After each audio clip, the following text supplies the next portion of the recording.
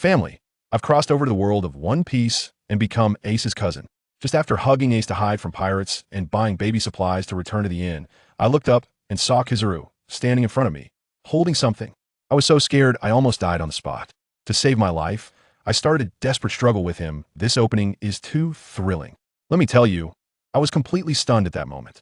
When I looked up, I saw a familiar, lewd face with an exaggerated grin. Kizaru, alive, moving. One of the 3 admirals of the Navy, Kizaru, was standing right in front of me, and he was even carrying 2 large bags of baby supplies for me. Family, who understands? I felt like I was about to get shot through by a laser, and my fragile little heart almost gave out. This all started when I first opened my eyes. When I woke up, wow, what a hellish start.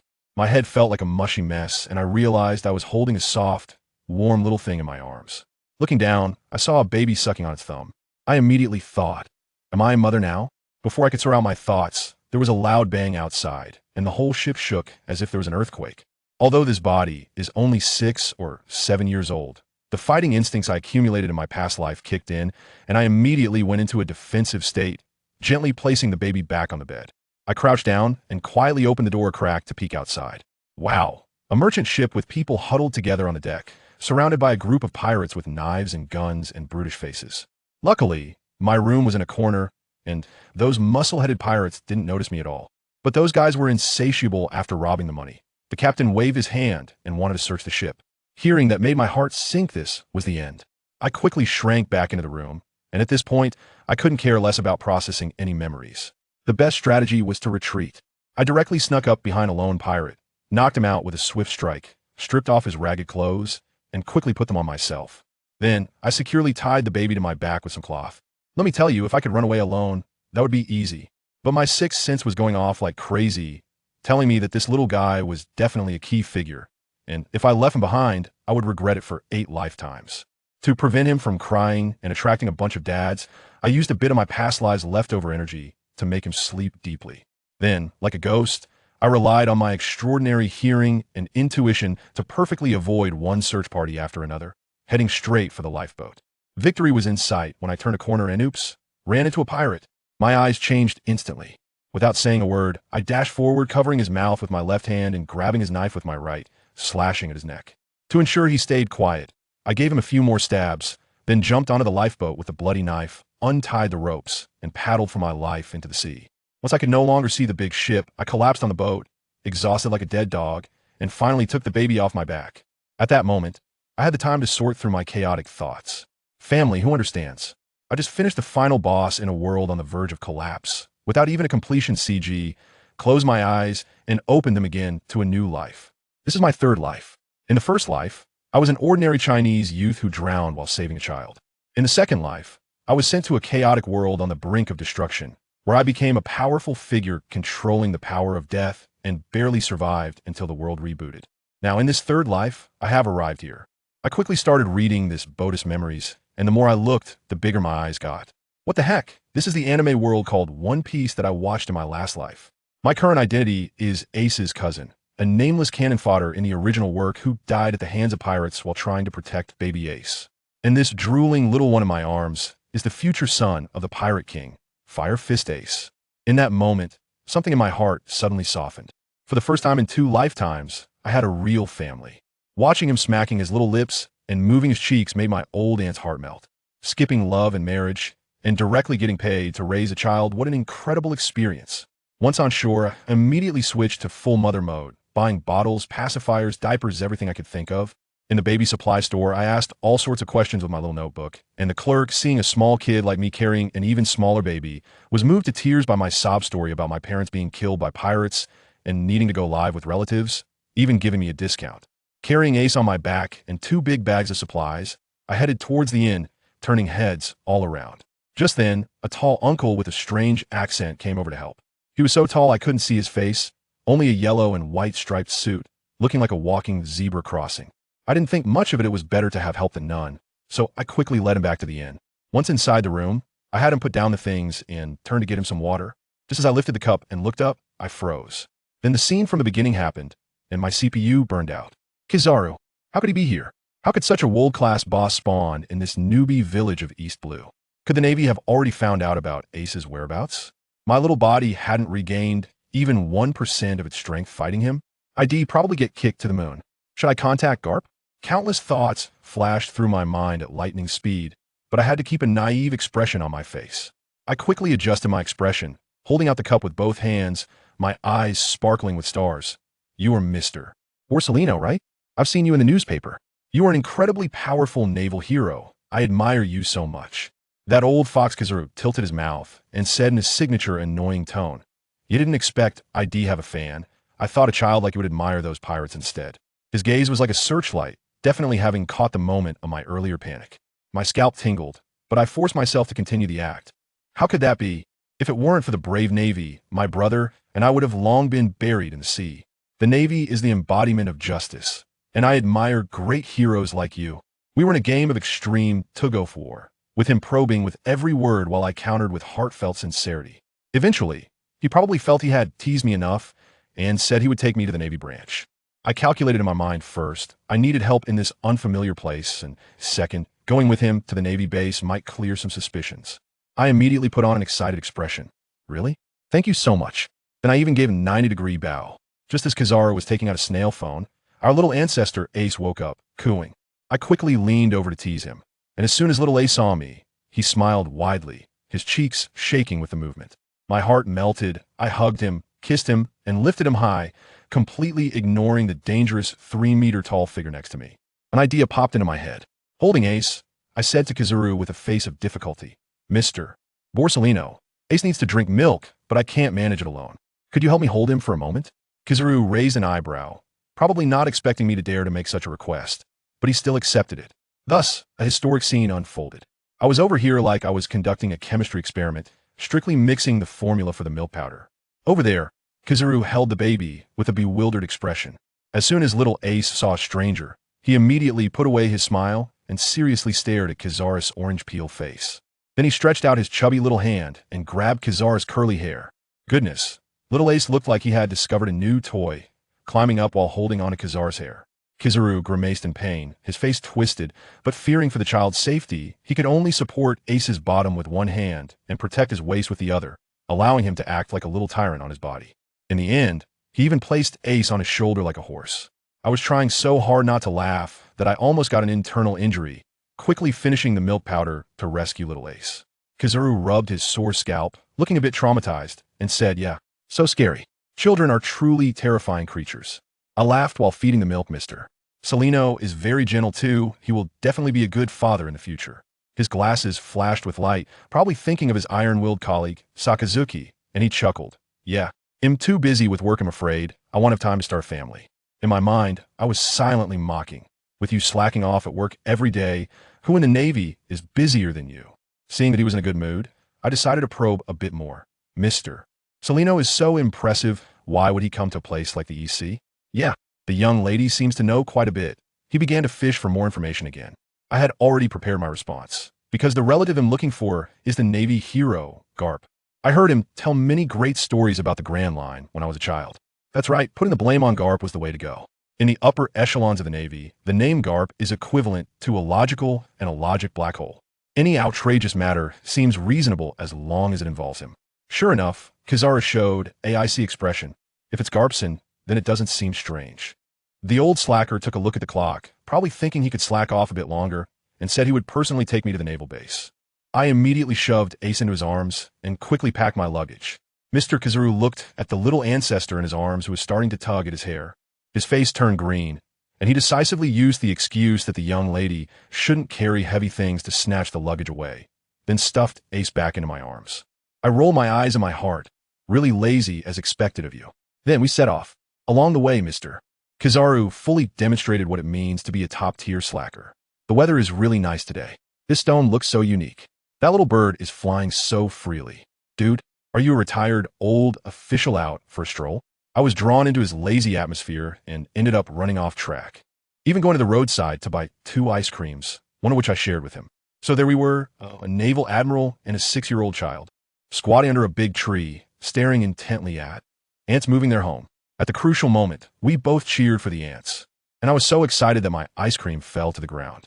It wasn't until the ants successfully carried the food into their hole that we both sighed in relief. I suddenly realized, who am I? Where am I? What am I doing? Why am I following this creepy old man to do such stupid things? Is being an idiot contagious? I turned my head and found that Kizaru was also looking at me, with a strange smile at the corner of his mouth. Then he reached out his big hand and rubbed my head vigorously, turning my hair into a complete mess. This old fox is definitely doing it on purpose. When he finally remembered the important matter, he grabbed us both, one in each hand, and rushed to the naval base at lightning speed. After he handed us over to the officers at the base, he borrowed a phone bug to contact Garp, and in just a few words, he smoothed things over perfectly, leaving no trace. Just as I was about to say a few words of thanks, the office door was knocked on, and a disgruntled Navy officer stormed in. It was Admiral Kizaru's aide, Saad. Admiral Kizaru, I called you 32 times. The patrol mission is still not completed. Kizaru lazily replied while taking out a nail clipper to trim his nails. Oh, I must have accidentally grabbed the wrong phone bug. As for the documents, just take a look for me and pack them up for Sakazuki later. He loves work the most. Sada's frustration was almost palpable. Seeing this situation, I quickly jumped into act, running in front of Kizaru, grabbing one of his fingers, and tearfully saying, Mr. Salino, I'm so grateful you took the time to come see me amidst your busy schedule. I wouldn't dare take any more of your precious time. So please go ahead and get back to work. After saying this, I turned around to pretend to wipe my tears. Kizaru probably didn't expect me to be so dismissive of him. His excuse for slacking off was gone, so he had to stand up. Before leaving, he meaningfully said, Little miss, I hope to see you in Marineford in the future. I felt a jolt in my heart and could only manage a dry smile. Watching Kizaru transform into a beam of light and disappear, leaving his poor lieutenant chasing after him frantically, I silently mourned for Mr. Saad for 3 seconds. Finally, that big Buddha was sent away. The base officer was very considerate and arranged for a female sailor to take care of us. That female soldier was very friendly. As soon as she saw Ace, she was smitten and played with him, even kissing his chubby little face. Watching this scene warmed my heart. In my first life, I was an orphan, and in my second life, I was lonely for millions of years. I longed for family too much. Now, looking at Ace's innocent smile, I finally felt that I was no longer a rootless drifter. Just as I was lost in thought, the female sailor waved her hand in front of me. Little friend, my name is Belmir, what's yours? I was stunned when I heard this name and blurted out, Beermel, you. I carefully examined her, the deep red long hair, the cool and handsome smile, and that iconic short hair at the temples. It's her, it really is her. The great mother who would be killed by Arlong in the future for Nami and Nojiko. My heart was in turmoil, but the words were swallowed back. What could I say? Should I tell her that she will die in the future? I'm not a savior. I just want to protect my only younger brother. Belle saw me hesitating to speak and smiled as she touched her short hair. This hairstyle is called A Woman Must Have Courage, and it brings me endless courage. Looking into her eyes, filled with pure longing for justice, I couldn't help but feel a bit emotional. Perhaps it is these pure soldiers who have not yet been tainted by the darkness of the higher-ups that truly uphold the justice of this world in the Navy. But the next day, my peaceful days came to an end. I was basking in the sun with little Ace when suddenly there was a huge roar. Goodness, the noise was like thunder, almost knocking my head off.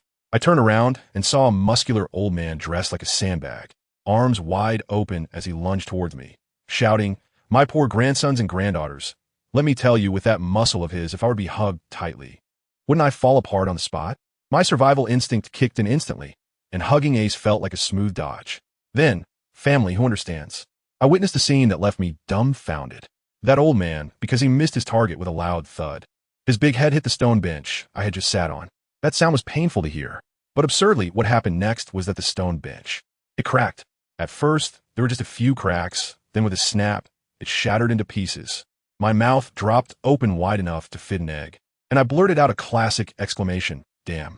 That old man, rubbing his head, got up looking aggrieved.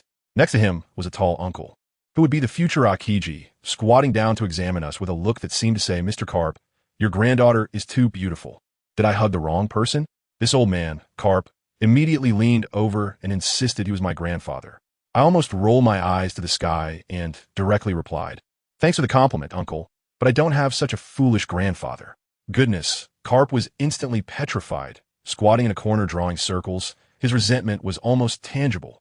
As soon as I saw this, I thought it wouldn't work. The situation was too awkward. I could only clear my throat and shout in a high-pitched voice, Old man. Even I was almost sickened by that sound. As a result, Karp instantly came back to life, rushed over, and picked me up, rubbing against me vigorously. His stubble scratched my face painfully, but that wasn't the main point. The main point was that he scared little Ace to tears. Let me tell you, in these past 10 days, Ace cried for the first time. I was so angry that I pushed Carp's big face away with a slap, but he held on tight. I couldn't take it anymore. I gathered my strength and threw a punch at his face. By the time he finally let go, his eyes were all bruised, but he was still there laughing and saying that my angry look was really cute. Cue my foot. I quickly jumped out of his arms, feeling like my bones were about to be crushed. I didn't pay attention to him and held Ace for several minutes until the little guy finally stopped sobbing, which broke my heart. After handing Ace over to Belmir, I angrily rushed towards Carp. I took a powerful leap, and he thought I was going to throw myself at him, wanting to catch me. Dream on. I did a somersault in the air and landed precisely on his shoulder, grabbing his hair with both hands and pulling hard. You old man, you didn't hold back at all. Ace is crying because of you. I darted around on his shoulder, and he was like a clumsy bear, unable to catch me. Kizura beside us was almost suffering from internal injuries from holding it in. In the end, it was Carp who begged for mercy in the gentlest tone of his life. Old man was wrong.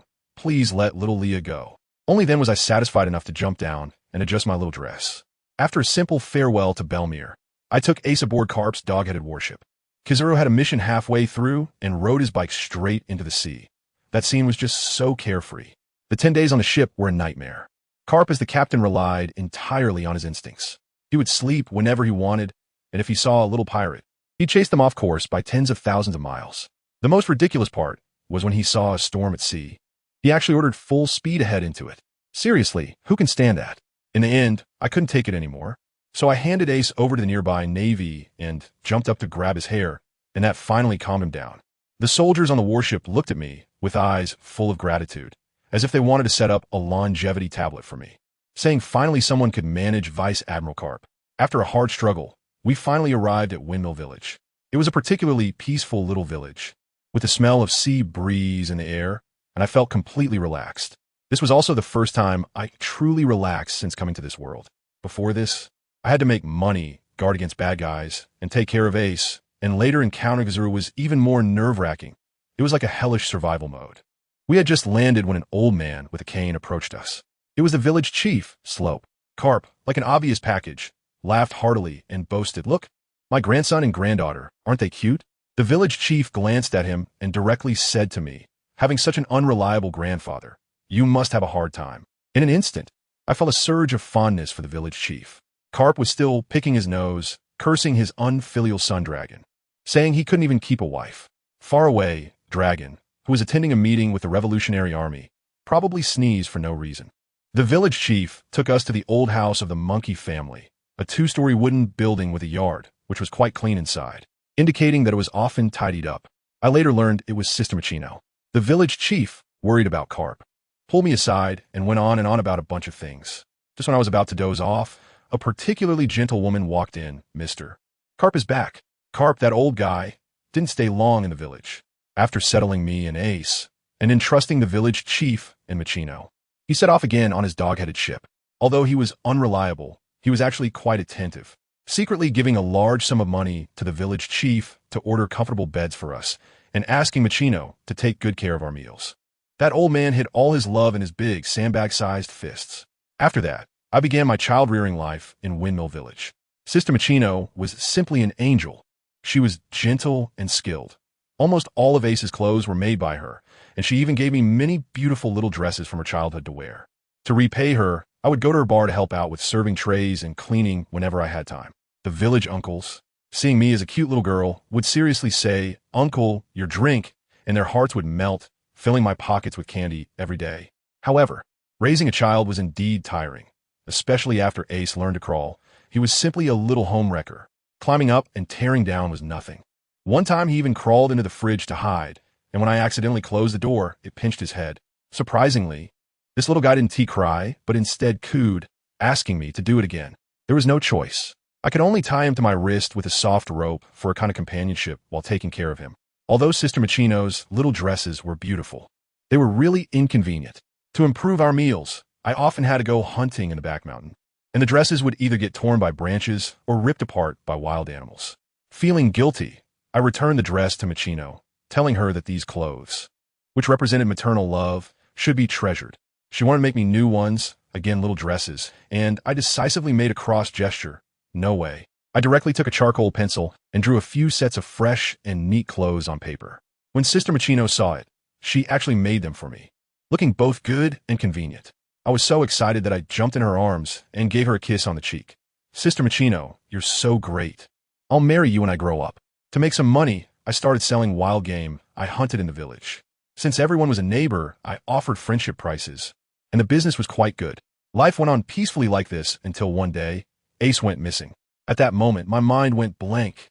In my panic, I captured all the pirates who caused a ruckus at Machino's bar that day, one by one, and tied them up in my yard to kneel. The whole Windmill Village could hear their wailing. The result? My 3-year-old Ace was happily playing alone on Corbo Mountain. This little guy is truly gifted. He secretly learned how to set the traps I had laid and caught 2 rabbits. He even imitated me from before, throwing stones at a beehive, then jumping into the pond to hide from the bees, and finally took the whole beehive home just to share it with me. He was spotted by Sister Machino on his way back to the village. When Machino said she thought pirates had kidnapped him, I had already tied up the pirates at home. Little Ace was stunned. His reasoning was peculiar. He didn't hear the word tied at all. He only heard pirates in my house, and his imagined scene was a group of bad guys in my house, and his weak sister was in danger.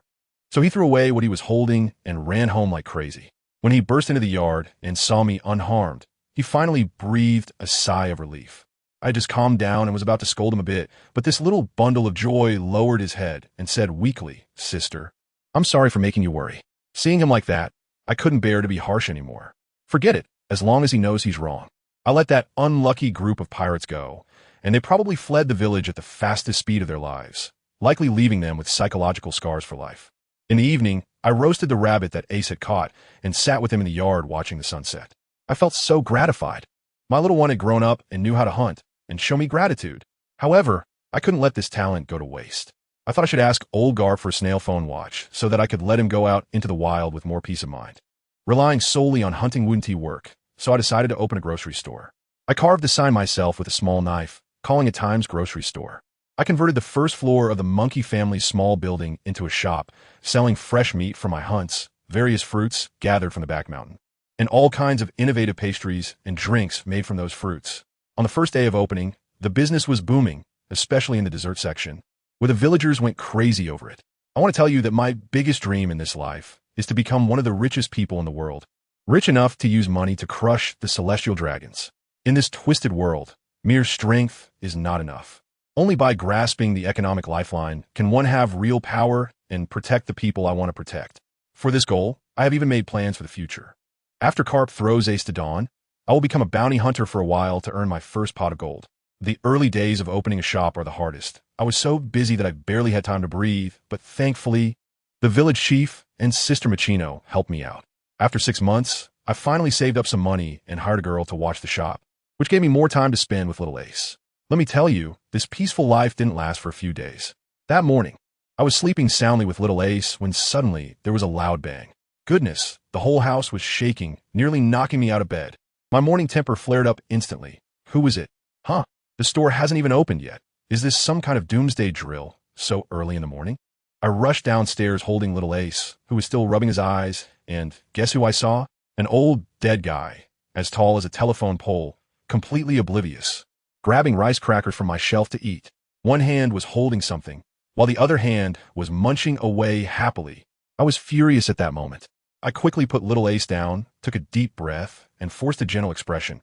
"Ace, be good. Sister has something to take care of. Can you go upstairs and change your clothes?" Little Ace, still a bit dazed, nodded obediently and went upstairs. As soon as he left, I tell you, I immediately started moving my wrists and threw a right hook straight at that old man's face. I can't believe it. That's for the customers. If you eat it now, what am I supposed to sell when the customers come? Air? As a result, that old man, Carp, was surprisingly agile, tilting his head to dodge while picking his nose and saying, "Oh, what's the big deal? Little Leah is so stingy. My blood pressure shot up to 180. Is this a matter of being stingy? Do you want to eat? Can I make you something later? Do you have to ruin my livelihood?" I couldn't hold back, so I jumped up and grabbed his hair. Don't ask me why his observation hockey didn't work. This move is specifically for dealing with hockey. Carp then yelled, "Ouch, ouch, ouch. Lily, I was wrong, let go." He was begging for mercy, sounding like he was coaxing a child, not taking it seriously at all. Our interaction was just a chaotic mess. Seeing that he finally came back, I was too lazy to really hold it against him, thinking about making him a hearty breakfast to welcome him back. As soon as I let go, I glared at him with my dead fish eyes and warned, "I'm going to cook. You better not steal any food." His eyes were wandering, refusing to look at me, clearly feeling guilty. I thought, forget it. It's pointless to say anything. But before I even reached the kitchen, I heard the sound of a baby crying, a soft sound that was almost like a kitten mewing.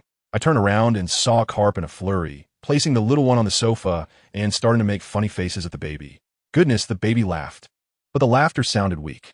My heart sank. This situation either meant the baby was naturally frail or that this unreliable old man had let the baby go hungry. Knowing him, I bet 100 berries it was the latter. And to be this hungry, yet still able to laugh, how thick-skinned can one be? I had a pretty good idea. This was definitely Luffy, no doubt about it. Only someone from the monkey family could have such ridiculous genes. I quickly ran over and picked up the little one, quickly checking him over. He had indigestion and malnutrition. I had some harsh words ready to say, but I swallowed them back. Saving a life was more important. I turned around and rushed into the kitchen to start cooking rice porridge. At this point, Garp also realized he was in trouble, sweating profusely as he walked back and forth holding little Luffy. Even when Ace came downstairs and shouted at him, calling him an old fool, Garp didn't have the heart to respond. He casually picked up Ace as well, one arm under each. Little Ace was also confused, suddenly quieting down as he leaned against Garp, curiously examining the wrinkled little bundle next to him that looked like a small monkey. I quickly cooked some rice porridge, cooled it down with cold water, and then fed it to him spoonful by spoonful. Let me tell you, that little guy ate like a whirlwind. I could barely keep up with his swallowing speed. He finished 2 small bowls in a row, and when I touched his little belly, it finally felt a bit round. Amazingly, just during that meal, his wrinkled little face visibly became rosy. Little Ace was watching eagerly beside us, and when I finished feeding, he reached out his chubby little hand and gently poked Luffy's cheek, which was soft. Luffy, feeling full, was getting sleepy, his eyes almost closing, but he still tried hard to lift his little hand and grabbed Ace's mischievous finger. In that moment, Ace was completely stunned, his eyes wide open. Even old Garp, who usually causes trouble, was unusually gentle, his gaze full of warmth. He patted Ace's head and softly said, "Ace, this is Luffy, my grandson." I squatted beside Ace, feeling warm in my heart. "Ace, you have a little brother now, are you happy?" Little Ace looked a bit confused and asked me, "Sister, what is a brother?" I told him, a brother is a bond that lasts a lifetime. Right now, Luffy is still small and needs you to protect him. When he grows up, he will do everything he can to protect you too. In the future, no matter who encounters danger, the other will go all out to save him. After listening, little Ace silently reached out and held Luffy's small hand, wrapping his whole tiny fist in his palm. Looking at Luffy's bright smile, he said, "Sister, although I don't quite understand yet, it sounds great." I quickly took out a photo snail and clicked to capture this historic moment. After that, I straightened my face and scolded Carp from head to toe. That old man listened attentively this time, knowing he was in the wrong. After we finished breakfast, we hurriedly took Luffy to the village doctor and got some digestive and nutritional supplements. In the following years, Ace grew to 5 years old.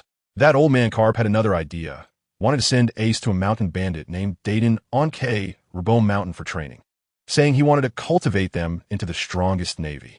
To be honest, I completely agreed with the idea of him getting stronger. You know, in this world of the survival of the fittest, being weak is a sin, let alone Ace wanting to go to sea in the future. But I would not agree to Carp's rule that he can't come back once he goes. A child alone in the deep mountains can easily develop psychological issues. So I used the same trick again, grabbing Carp's hair and arguing with him. In the end, we reached an agreement. Ace must come home every Saturday and Sunday to help me at the shop, and I would teach him foreign languages. On the day we sent Ace off, I packed a cart full of things, clothes, shoes, blankets, snacks, piled up like a small mountain. But that old man Carp waved his hand and confiscated all the food and drink, saying there was plenty in the forest and that he should figure it out himself. I was so angry that my teeth itched, but there was nothing I could do. Watching Ace, so small, dragging such a heavy load of luggage. Following the tall figure of Garp into the deep mountains, my eyes suddenly turned red. It felt so strange, like sending a child off to college. Except other families sent their kids to the city, while we sent ours to the mountains.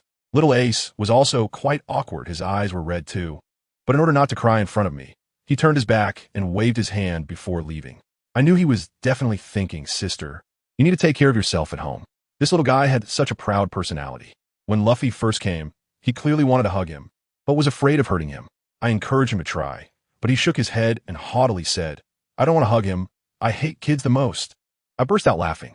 Ace, aren't you a kid too? Then he angrily shouted at me, Sister. After Ace left, Garp teased him as they walked, still a kid, wanting to cry when he leaves his sister. Ace exploded right then. Who wants to cry, you old man? I'm going to be a pirate in the future. Garp's face darkened at the mention of pirates. What? Pirates? Youth and Luffy are going to be Navy.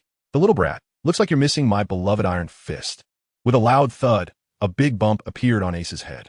The final outcome was that Garp carried the exhausted Ace on his back, pulling a cart with one hand, trudging towards the bandit den.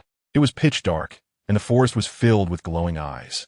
Those wild beasts regarded them as a late-night snack but didn't dare to approach, perhaps due to their instinct, sensing a huge threat from these two pieces of food. Garp certainly felt it, but he didn't care at all. As for Ace, he woke up the moment Garp sensed those gazes, struggling to get down from Garp's back.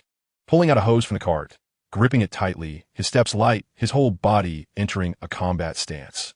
Although Garp didn't look back, I guess he must have sensed everything with his observation hockey, likely thinking, no wonder he's Roger's bloodline, this talent is incredible.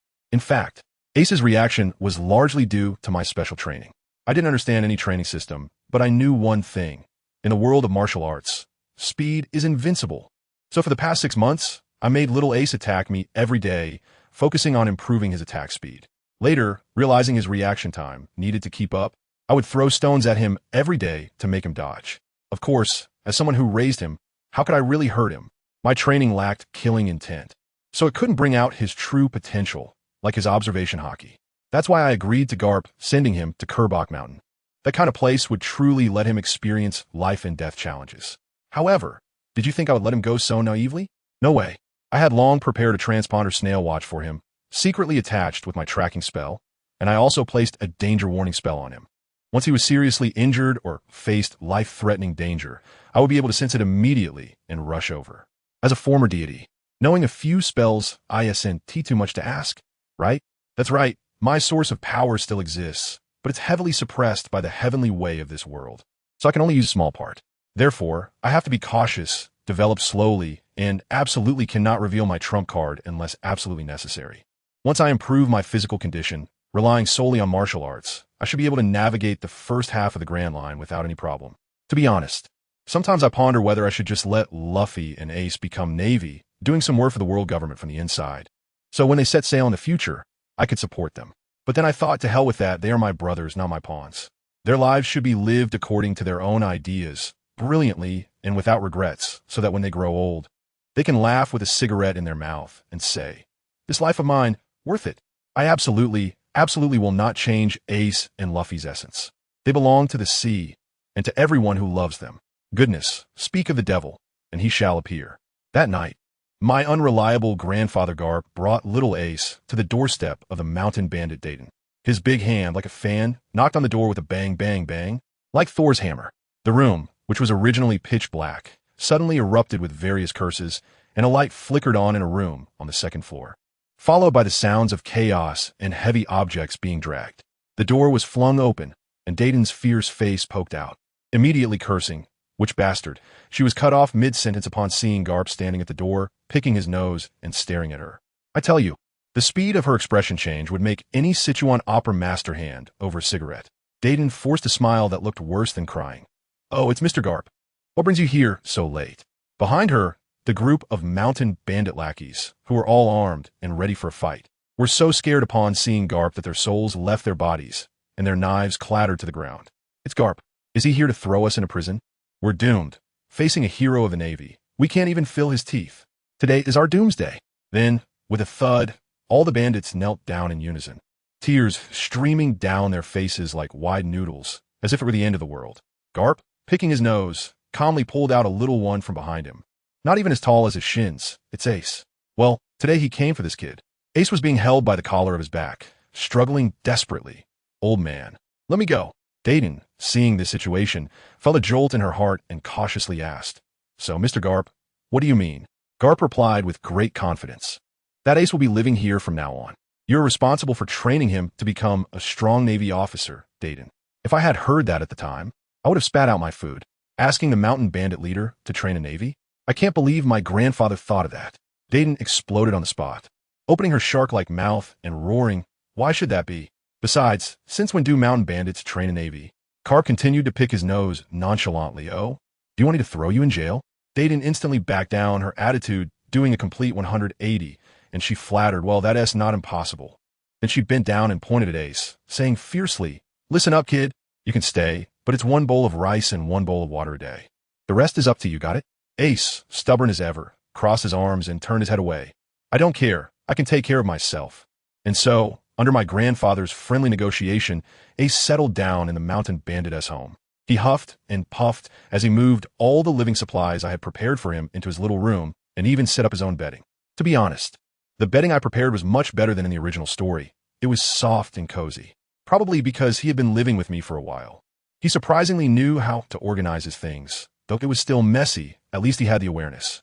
Carp returned to the headquarters on a warship that night, and Ace officially began his training journey in the mountain bandit's den. However, he had a steadfast rule. Every Friday, he would throw the wild beasts he hunted during the day to Dayton and rush to Windmill Village. He knew I would definitely have a big table of the dishes he loved waiting for him at home. When Ace returned, the happiest one was still little Luffy. Every Friday, that little fool would run to the village entrance early in the morning, and as soon as he saw Ace, with snot bubbles hanging from his nose and his little slippers flapping like wind wheels, he would shout and pounce over.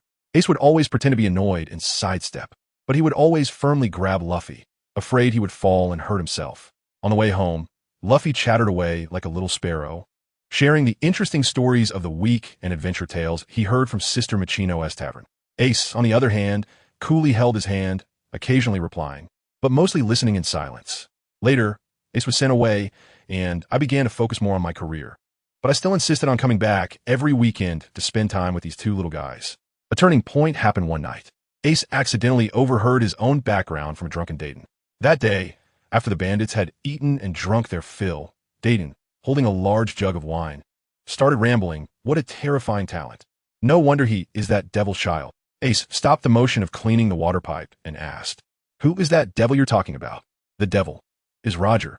Pirate King Roger. Dayton suddenly shouted. The little brothers nearby were so scared that they rushed over to cover her mouth. Boss, you can't say that. Mr. Carp will beat us to death. Ace didn't ask any further, silently went upstairs and slammed the door. Who understands the family? Once the door was closed, he slid down the door panel to sit on the floor. He had always been curious about his parents, but I always told him I'd tell him when he was a bit older. Now he knew, but in the cruelest way possible. My father is a devil. I am the child of a devil. No wonder my sister wouldn't tell me. He began to spiral into a corner. In fact, Ace had been quite content before. He had me as a sister, a grumpy but still family old man, a stubborn but soft-hearted village chief, and the gentle Sister Machino. He already had a lot, but the name Roger was like a poisonous thorn, piercing into his heart. He remembered going to the junkyard and hearing people curse Roger as a devil, blaming all their misfortunes on him. At that time, he was still young, and after hearing it many times, he subconsciously hated Roger. And now, the person he hated the most turned out to be his biological father. This blow was too great. Also at the junkyard, he met Sabo, and they fought to a standstill, becoming friends through their brawl. But the shadow of his background made Ace increasingly silent and suppressed. Of course, I couldn't hide that from me. His little thoughts were all written on his face. He spoke less and less, and his spirit grew dimmer. I decided that I had to have a good talk with him. This weekend, when Ace returned after dinner, I sent Luffy to play with Machino, then sat down face to face with Ace. I looked into his eyes and got straight to the point. Ace, why have you been so quiet lately? Are you facing any difficulties? He avoided my gaze, and his ears turned red. And no, it's nothing, sis. It's just, I can't beat that big tiger in the mountains. Goodness, his lies were so transparent, his acting skills were terrible, and it was obvious. I immediately turned into a drama queen, feigning sadness as I lower my head, my voice dropping by 8 tones. Sigh. Ace has grown up, and he doesn't share his worries with his sister anymore. I'm so sad. As I spoke, I even took out a tissue to wipe away non-existent tears. Now Ace was panicking. No, sister. He held back for a long time, and finally seemed to make up his mind, his head hanging low. His voice muffled as it came out. Sister, my biological father. Is Roger right? I spoke in a calm tone as if asking about the weather today. He suddenly became excited, as if my calmness caught him off guard. It's that pirate king Roger. I know, I nodded. They all say Roger is a demon. There was hesitation in his voice. I raised an eyebrow, my tone cooling. Who are they? Dayton, and those people at the scrapyard. Ace paused, finally voicing the deepest fear in his heart. Sister, they say Roger shouldn't have children. Does my existence as a demon's bloodline really mean anything to this world? Hearing this, I became furious, my voice rising. I don't know if it means anything to this world, but to me, to your mother Lugio, to Luffy, to Grandpa, it means a lot. I was so angry that my voice trembled. Ace, you've lived with me for so long. Why would you still ask such a silly question? Ace, your mother risked her life to give birth to you. You were born in blessing. Every child in this world is born out of love. Out of love, he murmured quietly, clearly still unable to fully understand. And besides, even if we take a step back, Roger is Roger, and you are you. What he did has nothing to do with you. This bloodline nonsense is something only those stupid celestial dragons would get tangled up in. I almost shouted, my eyes turning red. All I knew was that Ace's birth was incredibly good for me. We are blood-related, bound by a bond that even time cannot cut. I watched you grow up, and haven't you also accompanied me through those lonely years? Without you, I might just be a lonely ghost drifting in the sea. Ace, you are my most important brother. Sister. Ace's tears suddenly streamed down, and he threw himself into my arms. I held him tightly and continued, Ace, remember, you need to judge what kind of person Roger is for yourself, not just listen to those ignorant fools. He is strong enough to make the world fearful and the government wary. But precisely because of that fear, the world government distorts his reputation in a fit of rage. Those people are just blaming their dissatisfaction with the world on a strong individual. He may not understand all these profound truths yet. So I patted his head. You'll understand when you grow up. Sis, I won't doubt myself casually anymore, he said seriously. That's right. The answers in life need to be found by yourself. At that moment, Luffy's youthful yet loud voice came from the yard, boasting to Makino, I really like Ace. Just like I like my sister. Ace's face turned red, and he awkwardly muttered, that guy. Seriously, what did Roger do wrong? Wasn't it just taking his crew to the final island? Why should he be hunted down and annihilated, leaving no descendants? Over the past 800 years, there have been many strong individuals, so why did only he become the Pirate King? I have my suspicions. The key lies in D. Roger belongs to the D family, known as the enemy of the gods. In the previous era, D was silent, but Roger, with his death, opened the great pirate era and brought all those with D in their names into the spotlight. His surrender was not only to protect his crew, but also to create an opportunity for this era to overthrow the celestial dragons. And then there's Shanks.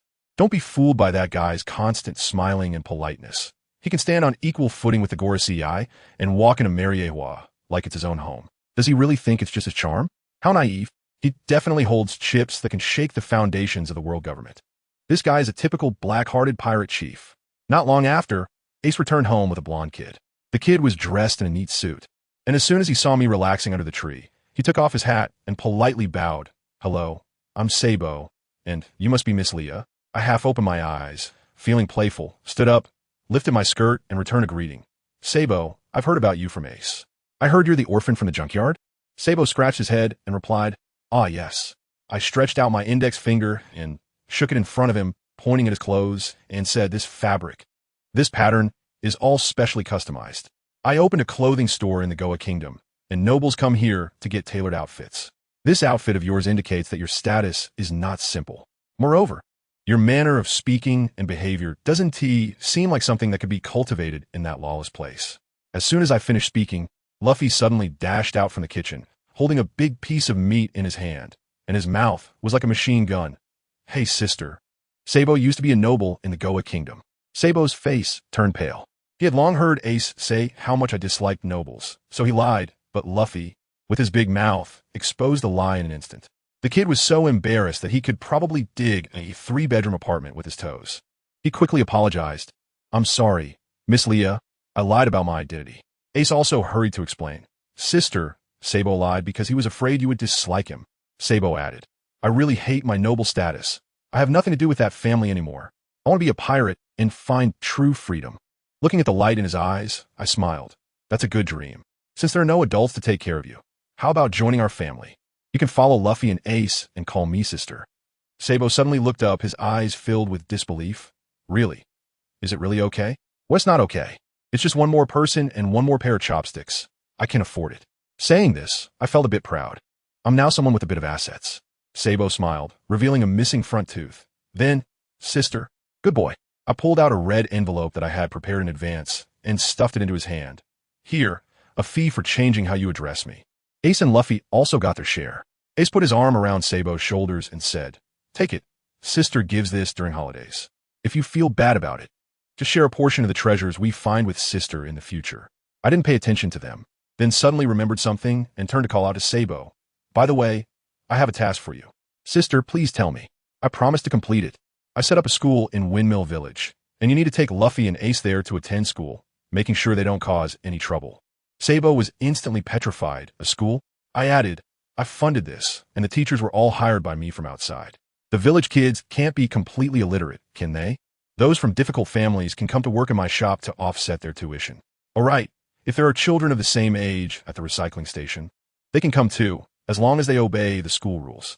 Sabo's heart was stirred with waves of emotion. He knew better than anyone how rebellious my actions were in this strictly hierarchical world. From that day on, the way this child looked at me was filled with admiration. As for Luffy and Ace, those two natural airheads, "Luffy, what is school? Can you eat it? Ace, is school fun?" I facepalm, "Forget it. The ones who will have a headache in the future will be the teachers and Sabo." I decisively sneaked into the kitchen to study new desserts. Time flew by, and in the blink of an eye, Luffy was 6 and Ace and Sabo were 9. One day, the three little ones were sitting in the tavern run by Machino, attentively listening to the boasting of some visiting pirates. Meanwhile, I, a grumpy person who finally got a day off, was helping out in the kitchen. What can I do? My sister treats me well, and the kids are also taken care of by her, so it's only right to lend a hand. The three little ones were very sensible, helping to serve plates and dishes during breaks in the storytelling, earning some pocket money to save for future voyages. Just then, a table of pirates in the tavern started talking about Roger, filled with curses and filthy language. Ace listened, his fists gradually tightening. Sabo's face also turned cold. Luffy sensed Ace's emotions and lifted his head from the meat platter. Sabo grabbed Luffy and Ace, who wanted to charge in and fight. "Don't start a fight here. It will damage Machino's shop. Wait until they go out to deal with them." But Ace didn't listen. He clenched his fists and walked up to the group of pirates. His eyes dark. "Have you seen Roger? If I had seen that devil, I wouldn't be standing here talking to you brats."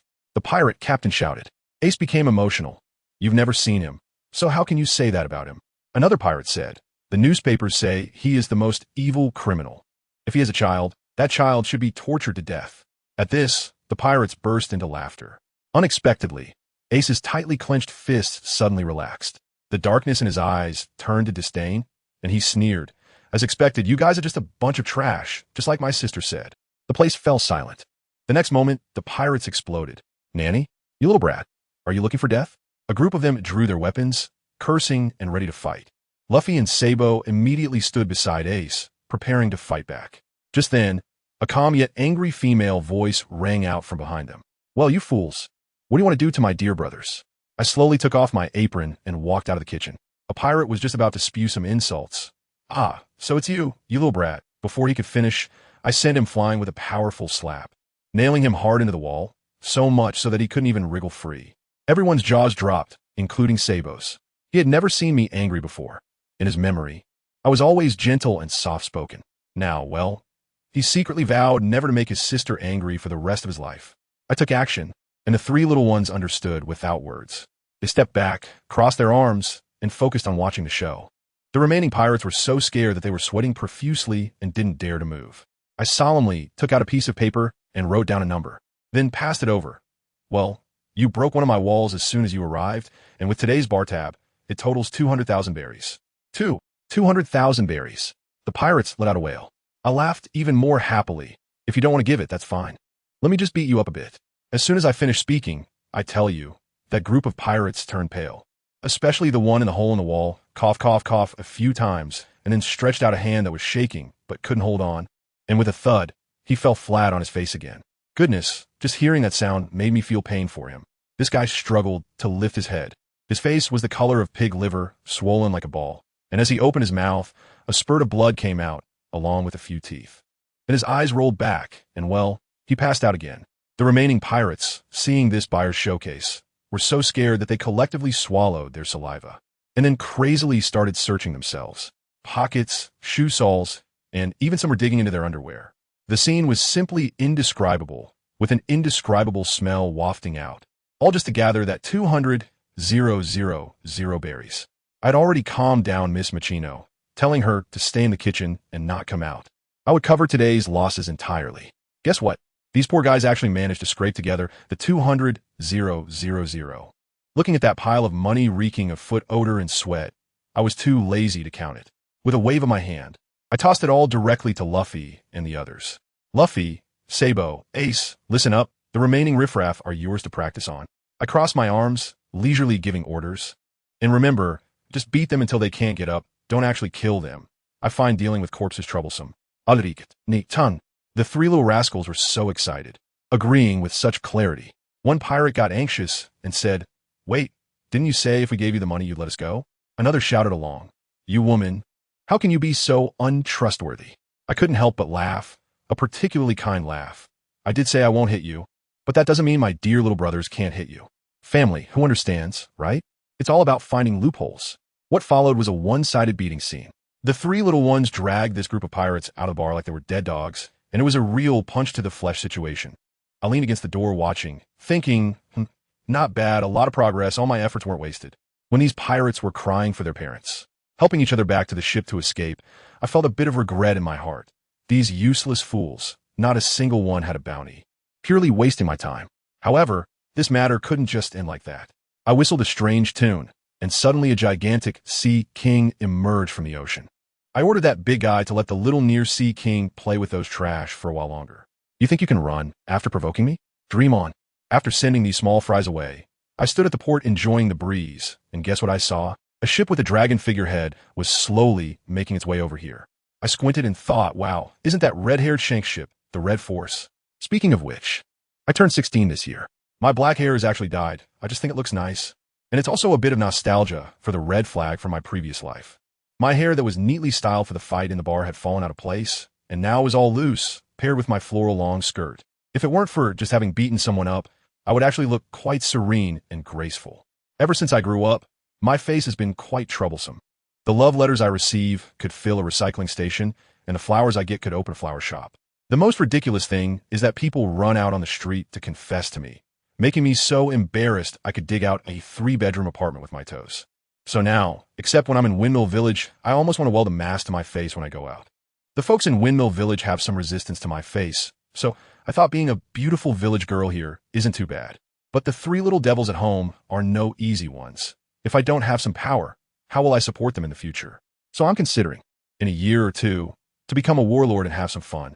As I saw a red-haired ship getting closer, I figured they were most likely coming to Windmill Village. I immediately had Luffy and the others split up. Luffy would find the village chief, while Sabo and Ace would inform the villagers. No matter what these people were here for, having the village chief handle it was always the right choice. Although the three little ones were worried about me being alone, their blind confidence in my fighting ability made them feel that even if I couldn't win, I could still run away. So notifying the villagers was more important. At that moment, on Red-Haired's ship, a sniper named Jesus Burgess had sharp eyes and was the first to spot me. "Captain, up ahead is Windmill Village." Upon hearing this, the red-haired Shanks jumped up from the deck, disheveled hair and smelling of alcohol, clearly just waking up from a hangover. He shook the bottle in his hand, took a big swig, and then shouted loudly, "Beckman, to celebrate our arrival at Windmill Village, let's have a feast later." The man next to him, with a cigarette and a strong aura of authority, was his first mate, Beckman. He slowly exhaled a puff of smoke, his hand itching. This month's finances are already in the red. Also, Shanks, are you still hungover from last night? Shanks dared to act cute, looking at him with a handsome face and puppy eyes. "What's the big deal, Beckman?" Goodness, I could see the veins on Beckman's forehead almost popping out. He directly punched Shanks on the head. I felt the pain from afar. Jesus Burgess shouted again. "Captain, there's a woman standing at the port. It's really strange. She actually isn't running upon seeing the pirate ship." Shanks, with a big bump on his head, foolishly smiled at me from a distance. I could feel his curiosity from so far away. "Beckman, maybe she will be a very interesting person. Let me tell you, Beckman is way more reliable than that incompetent captain of his. He must have noticed me too. I bet his observation hockey has already swept over me from head to toe." I can imagine him thinking, how did a girl with such presence come from this little fishing village? Isn't she afraid of us? Is there something wrong with the village's intel? And then considering that Old Man Garp always runs to the East Sea, I suspect this guy has already started to imagine an epic saga of family feuds revolving around the illegitimate child of the Pirate King. They probably came this time to gather information about me. By the time the Red Fourth docked, I was surrounded by villagers holding hoes and harpoons. And the three little ones were fiercely guarding me with water hoses, creating an incredibly tense atmosphere. Only I, with my arms crossed, was so bored I was about to yawn. First, I knew that Shanks and his crew weren't the type to kill innocents indiscriminately, and second, I really didn't want to deal with this kind of situation. If it weren't for fearing the kids causing trouble, I would have already gone to find someone to fix the walls of the Machino. However, I have a rather strange thing I find cute. For example, right now, that guy Shanks with his red hair and those big, shiny, eyes looking at me. I actually find it a bit adorable that a big man over 2 meters tall is looking at me like that. I even felt like reaching out to touch that tuft of hair on his head. Guess what happened? That guy Shanks has such sharp instincts. He saw right through my thoughts and walked straight up to me, lowering his red head down. "Hey, Lily-chan, do you want to touch my hair?" His voice was filled with amusement. I couldn't see his expression, but I could tell from the tips of my toes that he must be grinning like a fool. His crew around us, while drinking and playing games, were actually stealing glances our way. My hand was halfway out, then wanted to retract. Who would understand how weird it feels to pet the head of a Yonko in public? But then Shanks grabbed my wrist with quite a bit of strength and firmly pressed my hand onto his head. Fine, if we're doing it, then we're doing it. I compromised and started to ruffle his hair. To be honest, his hair felt really nice, but that tuft just wouldn't flatten down. As I stroked his hair, I felt incredibly pleased, and I couldn't help but let the corners of my mouth lift. The bar, yes. We did end up going to Machino's bar, went silent in an instant, followed by a flurry of whispers. My heart was about to leap out. Miss Leah's smile was just too beautiful. So it turns out Miss Leah likes to pet heads too. My head is also available.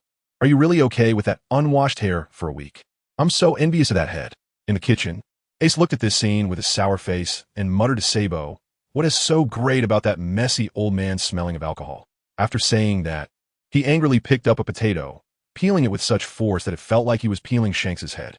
Sabo was stifling a laugh beside him, probably already jotting down in his little notebook. Next time when I don't want to eat vegetables, I can ask Nichan to pet my head. I'm having a great time. And Miss Machino called me over to help cook. Shanks finally freed his head. He raised it and looked at me with sparkling eyes. I seemed to see his big tail wagging behind him. Upon reflection, this guy is only 26, but he looks like a middle-aged bachelor, so messy. My gaze shifted to the gentle Miss Machino. Suddenly, I felt like our beautiful cabbage was about to be pushed around by the neighboring messy pig. However, this pig, despite being messy, is strong enough and has a decent personality, so he might just be a good match for our Miss Machino.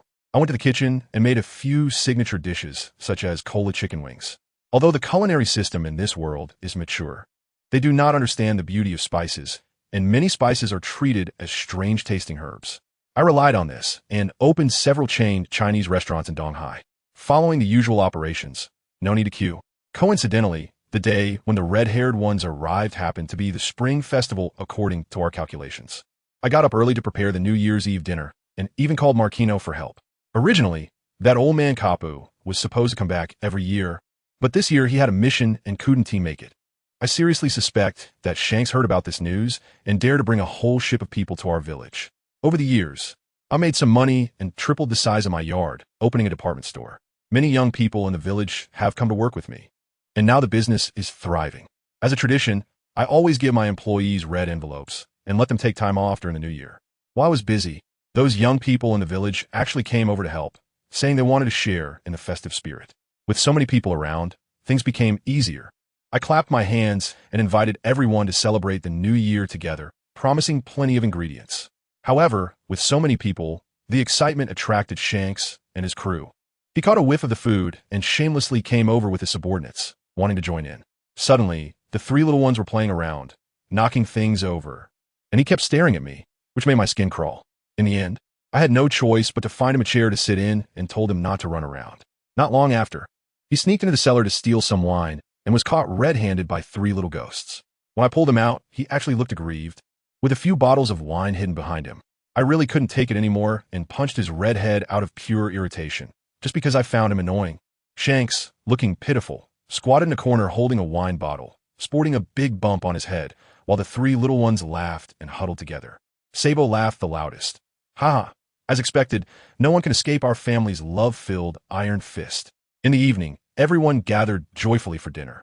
Beckman even took the time to understand what festival it was and prepared red envelopes for the three little ghosts. You see, People who look fierce have gentle hearts. After dinner, we set off fireworks, and once the young people left, I prepared a barbecue. Finally, under Beckman's supervision, the entire red-haired pirates crew was responsible for washing the dishes. After the commotion, I lay on a lounge chair in the yard watching the stars, while Shanks stood not far away, adjusting his straw hat, lost in thought. Later, Shanks and his crew stayed here for a year. The school I established was becoming more and more respectable. Why did I start a school? Let me tell you. I just can't stand seeing the village children destined to be fishermen and woodcutters, oppressed by the nobles. The ocean is so vast, with Fishman Island and Water 7. So many fun and delicious things to see, and I want to take them to explore. So I took the young people out to build their careers. But then came the problem. What about the children? I can't just run off with someone as parents like that red-haired guy and leave them behind, right? Therefore, the school had to be built. However, my school doesn't offer free education. Want to get something for nothing? No way. If you don't have money, you can work to pay off your debt, sign an IOU, and repay it when you earn money later. What I provide is an opportunity. If you can't seize it, that's your own problem. I don't want to invest money in people who have no value. My school's curriculum is different from others.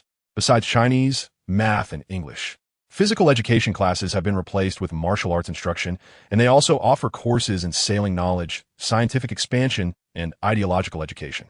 When I gain more influence in the future, I plan to introduce them to Marxism to broaden their horizons. The three little ones are practically a cheat code in martial arts class. Even the teacher can't beat them. As for Luffy, he struggles a lot with reading, which is quite frustrating. That guy Shanks has probably already seen every corner of my school and has figured out my little ambitions. But I'm not hiding anything. I even took the initiative to invite them for a tour. On such a leisurely afternoon, I received a new request.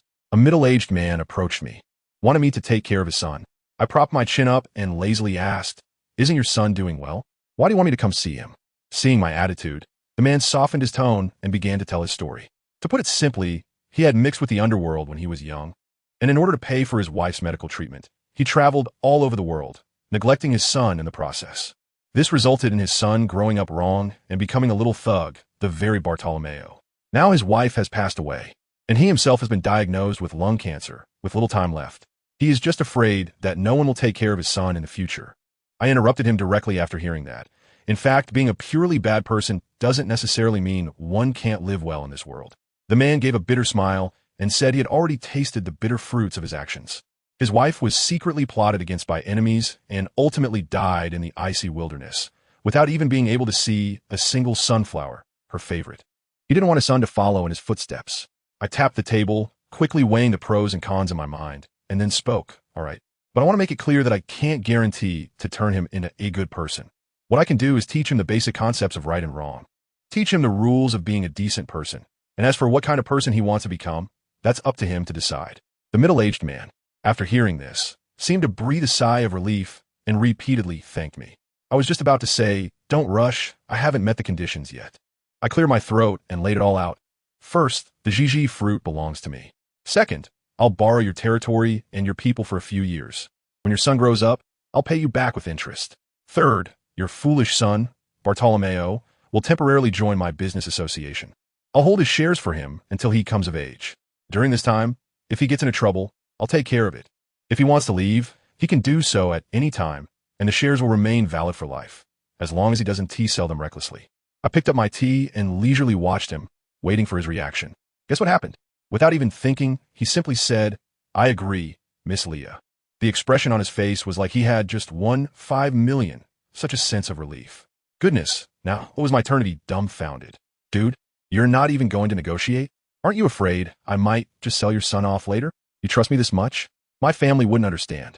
I was starting to doubt whether I had a face like a living bodhisattva. Later, I figured out that this old fox was using my knife to clean up the troublemakers in his territory who were close to his son, but whom he couldn't deal with himself. TSK, Old Ginger is still the spiciest. But I was still puzzled about why he trusted me, a person he had just met for the first time.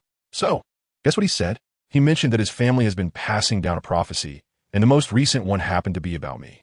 My heart skipped a beat. A seer? Such a broken profession? Would he see through all my secrets? At that moment, 100 ways to silence him flashed through my mind. But I maintained a calm demeanor and asked him, "Oh, what do the seers say about me?" He replied, "He said that you will be a significant person who changes the world in the future." Me, that's it. Him, that's it. I almost laughed out loud at the time. Is that it? You just entrusted your son and all your possessions to that? I jokingly said, so where's this prophet? Let's arrange to meet. I'm really curious. He calmly replied, he's dead.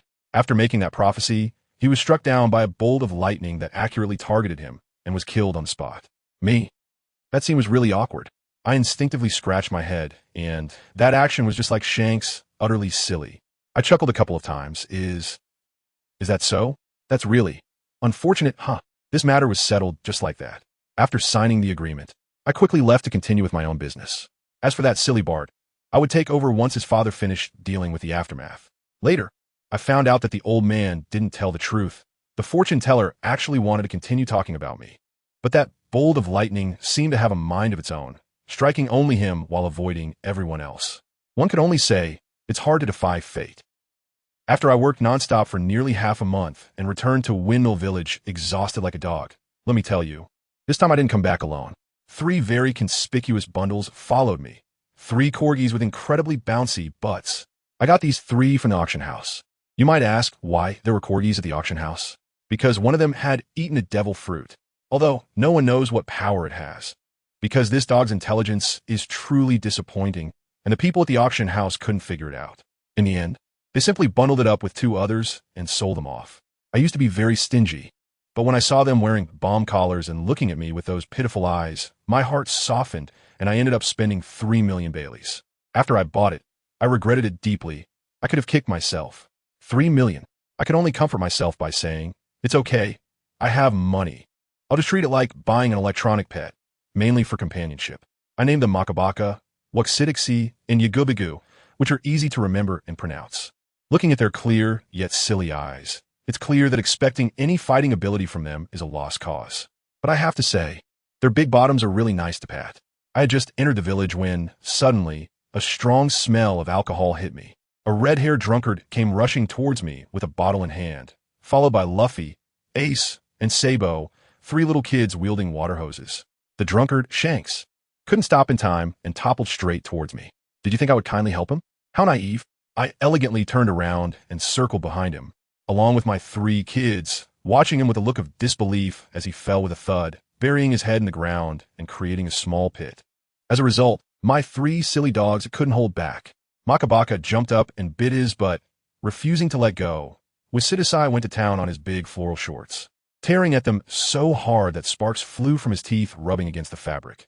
The fiercest was Yagubigu, who, after trying to bite, but failing, built up energy and prepared to take a chomp right at Shank's vulnerable area. The big guys from the red-haired crew were rolling on the ground laughing, completely losing their composure. Only Beckman, with a face as dark as a pot bottom, had broken his cigarette in his hand. Just at that critical moment, Shanks finally managed to pull his head out. My 3 silly dogs, being clever, instantly released their bites, swiftly darted behind me to line up, and looked at me with those clear yet foolish eyes, as if saying, we're innocent. I touched my chin, squatted down, and patted each of their dog heads. Well done. Dinner includes chicken legs. I completely ignored the tearful Shanks behind me. As soon as the 3 dogs heard this, their tails wagged like propellers, and they hid behind me barking at Shanks, acting all tough. At this moment, the 3 little ones also gathered around. Ace picked up Makabaka, and Sabo was vigorously petting Wuxidixi. As for Luffy, his naughty little hands kept slapping Igubigu's big butt, and with sparkling eyes, he asked me, Nichan, this meat is so bouncy. Is it for dinner? At that moment, I had a face like a confused black man. Help! Why are there so many seemingly not very smart people around me? At this moment, I completely understood why Beckman had already drawn his gun and pointed it at Shanks' head. Shanks covered his butt, dodged Beckman's bullets, and cried out in a spoiled tone, Beckman, I'm hurt, you Jesus. They all let out a chorus of disdainful hisses. I couldn't take it anymore and coldly asked Shanks, so what good deed did you do this time? Did you bully Luffy again? Shanks' gaze wandered around, refusing to look at me. Luffy ran straight to me and loudly complained, Nichan, Shanks stole the alcohol you buried under the big tree. My fist has hardened. I pressed down my anger and asked gently, Luffy, did you drink it all? Luffy shook his head and said no, he just took a sip, and we chased after him. Just as I let out a sigh of relief, Ace pointed to the broken bottle on the ground and added, but the wine is already shattered. I feel like I've been stabbed in the heart. Let me tell you, that was no ordinary liquor. That was a sauce-flavored white liquor that took me 3 whole years to make. using numerous complex processes like the purple soil burial method and breathing ceramic bottles. I finally managed to produce just 5 bottles. I haven't even had a sip, and just like that, it's shattered. Does anyone in the family understand? It hurts so much I can hardly breathe. At that moment, my face darkened, and without saying a word, I turned around with the 3 kids and 3 dogs. Not giving that red-haired guy another glance, Shanks reached out behind me, looking like a forsaken wife. His crew was still making a fuss, and Jesus Burgess directly exposed him. "Boss, stop pretending. With your build, how could a dog possibly injure you?" As a result, Shanks trembled and raised his hand, which indeed had blood on it. "But I really am injured." The whole place was shocked. Beckman, with a cigarette in his mouth, had a change in expression and said solemnly, "That dog is no ordinary dog." Now, these people started to speculate about what kind of hidden boss I was, each analyzing my identity. Beckman finally exhaled a puff of smoke, too lazy to deal with these idiots, saying he'd sent someone to investigate me long ago, only to find that both the Navy and the Revolutionary Army were obstructing it, making it impossible to uncover the truth. Now, my persona was completely imagined by them as some mysterious character far ahead of the game. I'm really angry now. Carefully putting away the remaining 4 bottles of precious wine into the cellar, my heart is bleeding. Looking at the 6 pairs of cute big eyes behind me, my mood improves just a little bit. Forget it. Let's take them out for a nice meal. Shanks is also in a hurry. He's had several stitches in his backside. Whether it hurts or not is secondary. The main thing is realizing that he has pissed me off, and he is at a loss. His crew members are coming up with increasingly absurd ideas, like sending jewelry, flowers, or weapons. In the end, Beckman cuts to the chase. "Shanks, use your strengths." Shanks is quite surprised. "I actually have strengths?" Beckman, with a deadpan face, replies, "Yes, like being shameless."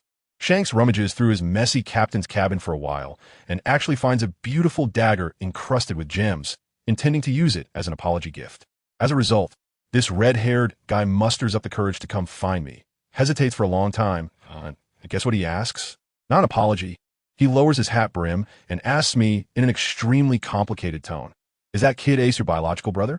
At that moment, my hand was already on the dagger at my waist, and the atmosphere instantly dropped to freezing point. He laid it all out directly, saying he was once an intern crew member on Captain Rogers' ship, and from the first time he saw their reaction, he felt something was off about me. What else can I say? I've completely let my guard down. No matter whether he is related to me by blood, he is still my brother. Anyone who wants to harm him, I will kill without hesitation. Shanks looked into my eyes, almost pleadingly, and said, "Ace, he is Captain Rogers' son, right?" Seeing his dejected expression, I softened a little and nodded silently. I have to tell you, in that moment, I really couldn't hold it together. I felt like a fraud, stealing someone else's life. That sense of drifting and loneliness surged back, and I felt like I was sinking. Just then, Shanks suddenly reached out, covering my eyes with one hand and gently placing the other on my head. He didn't say a word, but the warmth from his face made me feel a sense of reality. I blinked, and my long eyelashes brushed against his palm, making it feel ticklish. He silently lowered his hand, unsure of what to say next. I spoke softly and recounted the events of that year. "My full name is Protagonistwith, Leah, and Miss Rujiu is my aunt. Back then, at the age of 7, I escaped from the Navy's blockade with the newly born Ace." Shanks, this guy who is not good with words, just listened quietly. I looked into his eyes and threw the question back. "So, knowing all this, what do you plan to do?" Both Luffy and Ace have the dream of becoming the Pirate King. And your purpose for coming to Windmill Village this time? I'm afraid ISNT that simple, right? He didn't answer directly, only saying, "Luffy and I have a strong connection." I understand. Forget it, after all. It's my brother. No matter who becomes the Pirate King, the benefits will stay within the family. I sighed and said, a bit tired, "I can't stay in the village for long. Since you're here, please take care of the 3 of them for me. If you have the chance, you can talk to Ace about his bastard father. That kid lacks a sense of security."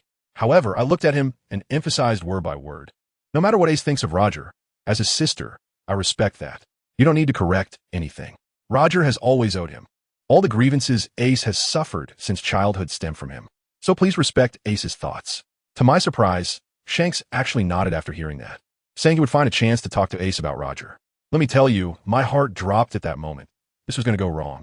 Sure enough, the next second, I got angry and directly grabbed his iconic red hair with both hands, messing it up into a bird's nest. "Lily, what are you doing?"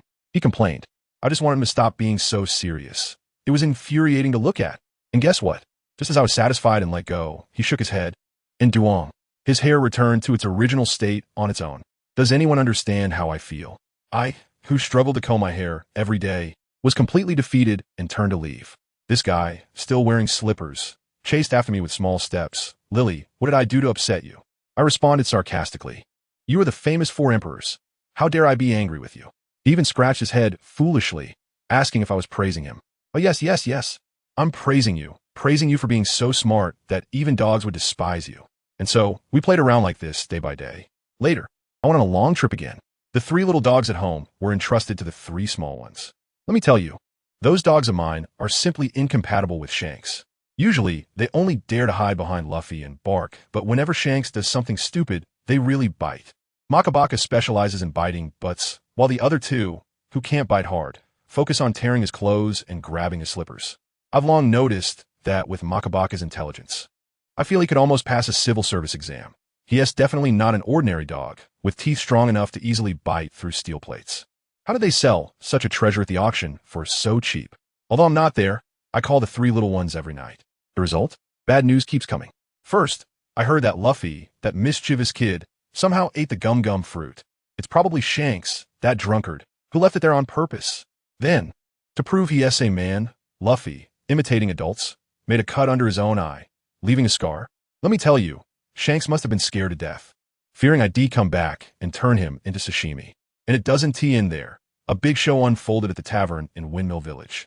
Wow, a heavyweight has arrived. The Mountain Bandit King, Sig, the legendary figure who smashes the 4 emperors with a bottle and steps on the future Pirate King, swaggered in. Without saying a word, he doused Shanks with a bottle of alcohol and boasted, I've already taken down 56 pirates like you. Shanks, acting as if nothing happened, sat on the ground laughing heartily. But our little ones couldn't take it. Ace and Sabo exchanged glances, claiming they needed to protect Miss Makino's tavern. But their bodies were more honest, grabbing pipes and rushing in. Luffy was even more direct, wanting to jump in and fight, but Shanks hugged him tightly.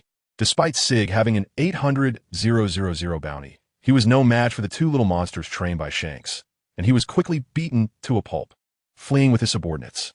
Originally, this should have been the end of it. But who would have thought that Luffy, that stubborn kid, would go looking for trouble again, all by himself? And what happened? He got kidnapped right away. Now the red-haired crew's faces changed. In the blink of an eye, Beckman took out that bunch of mountain bandits. Sig, the coward, got so scared he threw Luffy into the sea as a shield and ran away in a small boat. I was desperately trying to get back. Really, it felt like the whole world was against me. It was either a storm or a tsunami. When I finally arrived at the sea area of Windmill Village, I saw that huge Sea King, with its massive mouth wide open, swallowing that mountain bandit in one bite, and then it charged towards Luffy. Shanks didn't hesitate for a moment and rushed over. At that moment, my heart sank. The craziest part? I had tamed that Sea King before. I specifically made it remember the sense of the 3 kids, just in case they fell into the water. At least it could help pull them out. But Shanks didn't know that. He thought Luffy was going to be eaten, and without hesitation, he jumped in front of Luffy, using his own body as a shield. By the time I came to my senses, his left arm was already gone.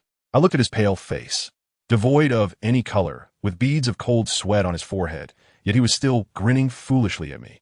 I was so angry that it felt like my liver was aching. I asked him, was it worth losing an arm to save Luffy? He actually managed to smile and said, Luffy is my friend, of course it's worth it.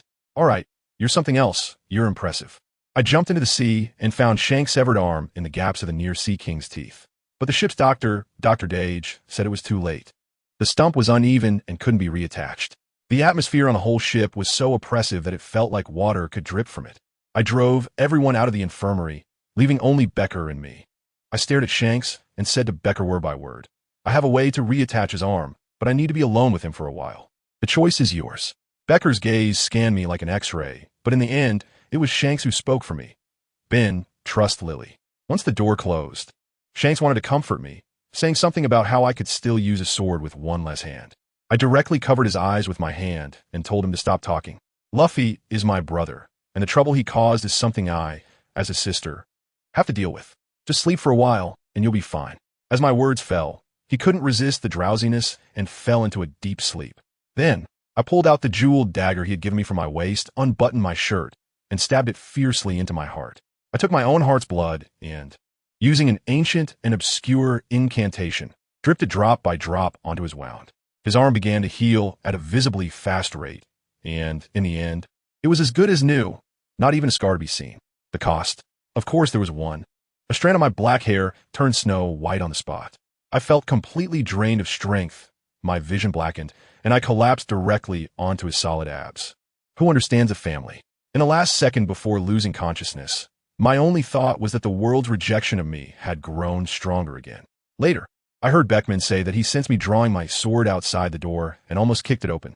When he came in, good heavens, the scene. Even an old hand like him was stunned. Just think about it. I was disheveled, lying on a big man's bare chest, blood blooming on my white shirt, with blood at the corner of my mouth. Beckman said the scene was too explosive, and he quickly blocked the rough men outside who wanted to rush in to watch the show, telling them it was VIP paid content, and they weren't worthy to see it. When I woke up again and opened my eyes, there was a magnified, handsome face right in front of me. Without thinking, my reflex was to throw a punch. That guy Shanks actually dodged it, then came over with a pitiful look and said, "The first thing Lily Chan does when she wakes up is hit me." So sad. I pushed his face away, asking, "Why are you getting so close?" He innocently replied, "Lily Chan has a nice scent. I just want to smell it." I don't believe you. Since that day, this guy seemed to have changed into a different person. He became incredibly clingy. Every day, he stuck to me like a big ornament, insisting on my nails, saying he wanted to make some life cards. I absolutely refused. How could I let you have access to my whereabouts? Seeing that I really didn't want to talk about saving him, he stopped asking. But he was so clingy. It's one thing for Luffy to be spoiled. After all, he's only 6. But what does it mean for a nearly 2-meter-tall man to be spoiled every day? When I went to the Gaia Kingdom to inspect shops, he insisted on following me and didn't bring any money. He wanted to eat everything he saw, then looked at me with those puppy eyes tugging at my clothes. I softened and ended up paying, but afterward, I felt the shop staff looking at me as if I were flowers stuck in a pile of cow dung. I was so embarrassed that I could dig out a whole city with my toes. The most ridiculous thing was that he learned to pretend to be drunk. Every banquet, he clung to me like a koala, and he was so strong that I couldn't push him away. The guys from the Red Circle were nearby, drinking and watching the show, their eyes filled with disdain. I was really going to die. In the end, he insisted that I take him back to the captain's quarters. Beckman couldn't stand it anymore and warned him not to go too far. Yet I foolishly told Beckman it was fine and helped him back to his room. My goodness, his entire weight was on me. The strong smell of alcohol mixed with his unique masculine scent enveloped me, and that feeling. Besides, hard to describe. I tell you, this person is really strange. You say you're 4 emperors, but how can you be like a piece of chewing gum that I can't shake off? I push you away again and again, and you cling to me time after time. What are you after? Do you treat everyone you're interested in like this, pulling and tugging to the extreme? After finally getting him to the captain's cabin, I was just about to throw him onto the bed when I lost my balance and almost fell down with him. Oh my goodness, why is he so hot? Is it normal for a drunk person to have a body temperature like a little furnace? That heat was penetrating through my clothes, making me feel like I was about to catch fire. Just when I was flustered and trying to cover him with something, suddenly, he reached out and pulled me into his arms. I was completely stunned. Our eyes met, and his gaze was hazy, but the grip on my arm was so tight that I couldn't break free no matter how hard I tried. And then he leaned in closer. At that moment, my mind went blank, and I thought, this is it, I'm going to be kissed forcefully. Instinctively, I closed my eyes. After waiting for a long time, I felt a warm kiss on my forehead. Me? Is that it? As soon as I opened my eyes, he let go of me. I hurriedly tried to get up and run, but my legs went weak and I fell back onto him. Who understands family? He looked at me with a sticky gaze and suddenly said, "Lily Chan, the moonlight is really beautiful tonight." I directly observed an elderly man on the subway looking at his phone. "Dude, are you trying to play artsy with me here?"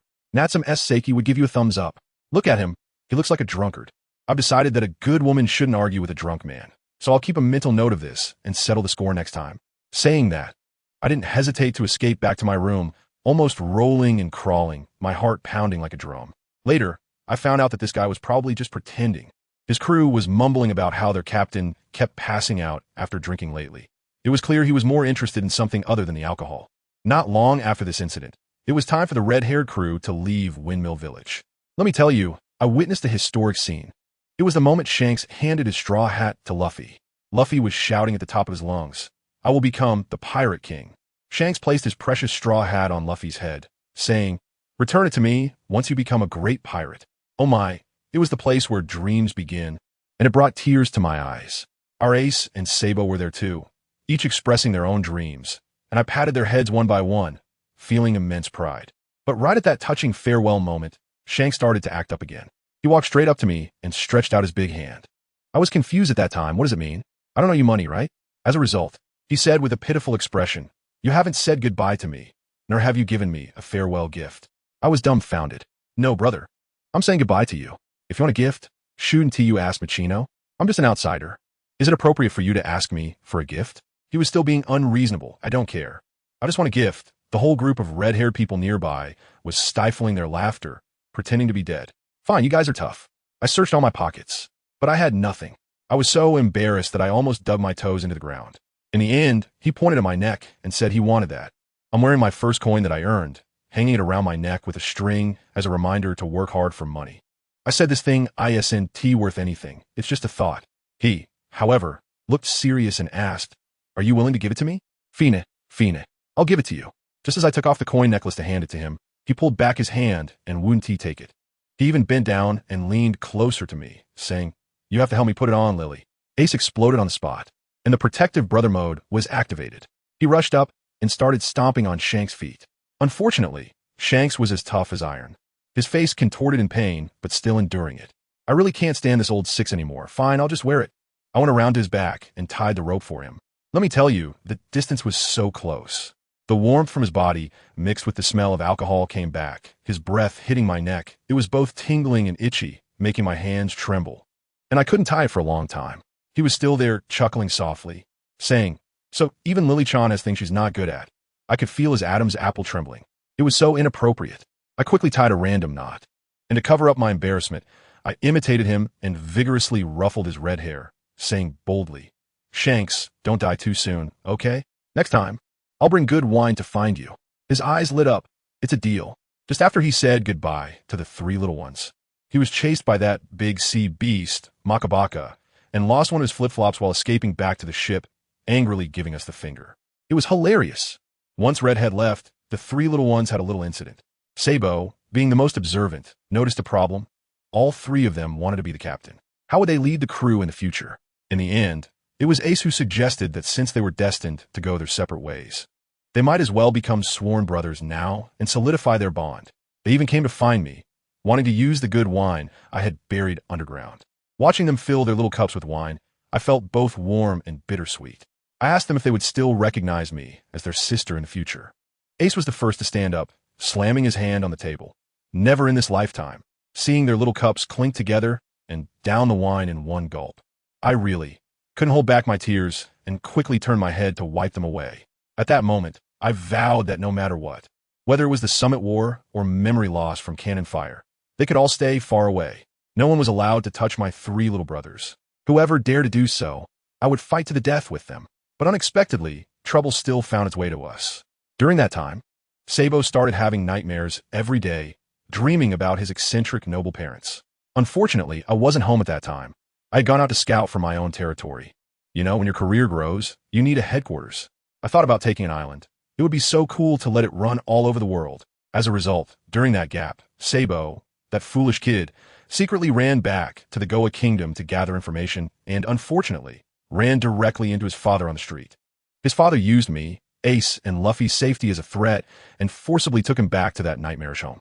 Even more shocking was that his cheap brother, Sturley, a kid with a wicked look in his eyes, gleefully told Sabo a top-secret message. The king and nobles were planning to burn down the entire uncertain terminal, the huge garbage dump, to welcome the celestial dragons for inspection, along with all the abandoned poor people inside, burning them all. Sabo went crazy on the spot. His friends and countless innocent people were there. He desperately ran against the crowd to save them. But by the time he exhausted his strength and arrived, it was all too late. The huge iron gate had already been locked tight, with flames shooting up inside and heart-wrenching screams echoing. He could only listen to those sounds go from fierce banging on the door to gradually weakening, eventually falling silent. The air was filled with the nauseating smell of burnt flesh. The guards outside were joking and laughing, discussing where to go for drinks that night. Sabo was completely desperate, his legs giving way as he collapsed to the ground. He struggled to crawl over and open the iron gate, but was pinned down by a guard's foot on his back, unable to move. He could only watch that hell on earth with wide eyes, making desperate whimpers. I tell you, those two guards were inhuman. They grabbed Sabo by the neck and lifted him up, their their words cutting like knives, saying things like how he, a young master, should behave properly instead of coming here to get himself killed. The Baron had long anticipated that he would come to cause trouble, and every word pierced like a dagger. At that moment, Sabo was nearly out of breath, with no strength left to struggle, watching helplessly as the flames turned the moon blood red.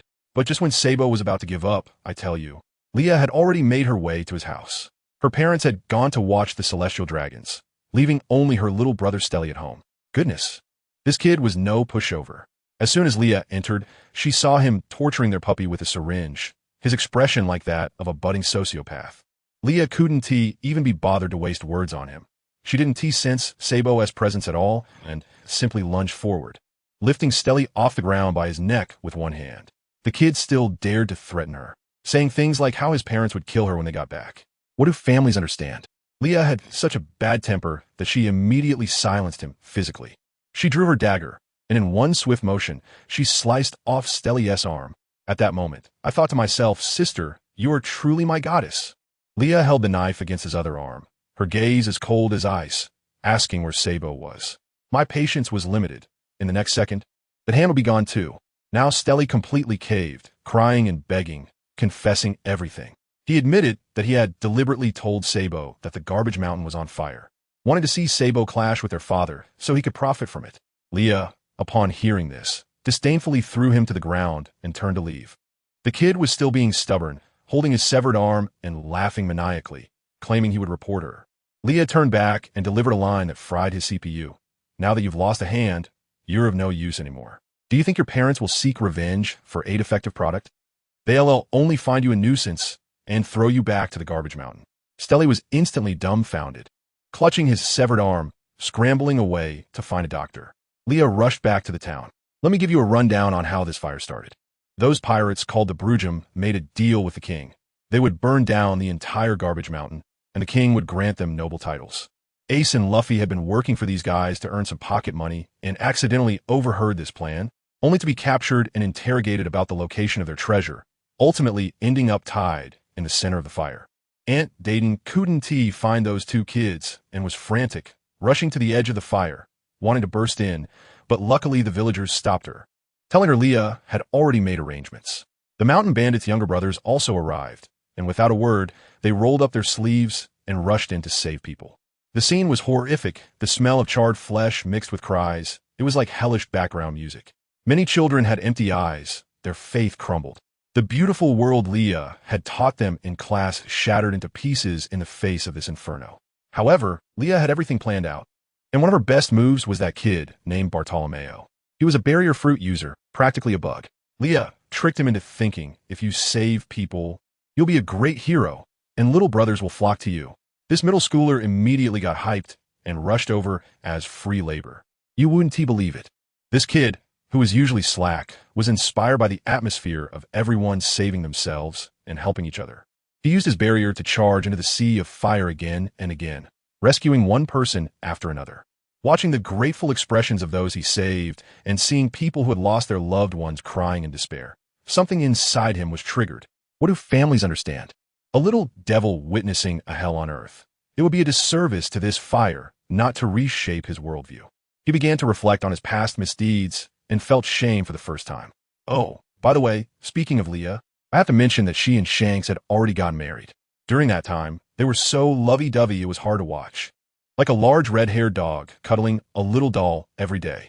This guy Shanks, in order to have Leah bear him child, was actually persuaded by her to quit drinking with the scientific reasoning that it would affect their offspring's quality, and he cried every day, begging for hugs. Beckman was overjoyed, saving a lot on the ship's expenses.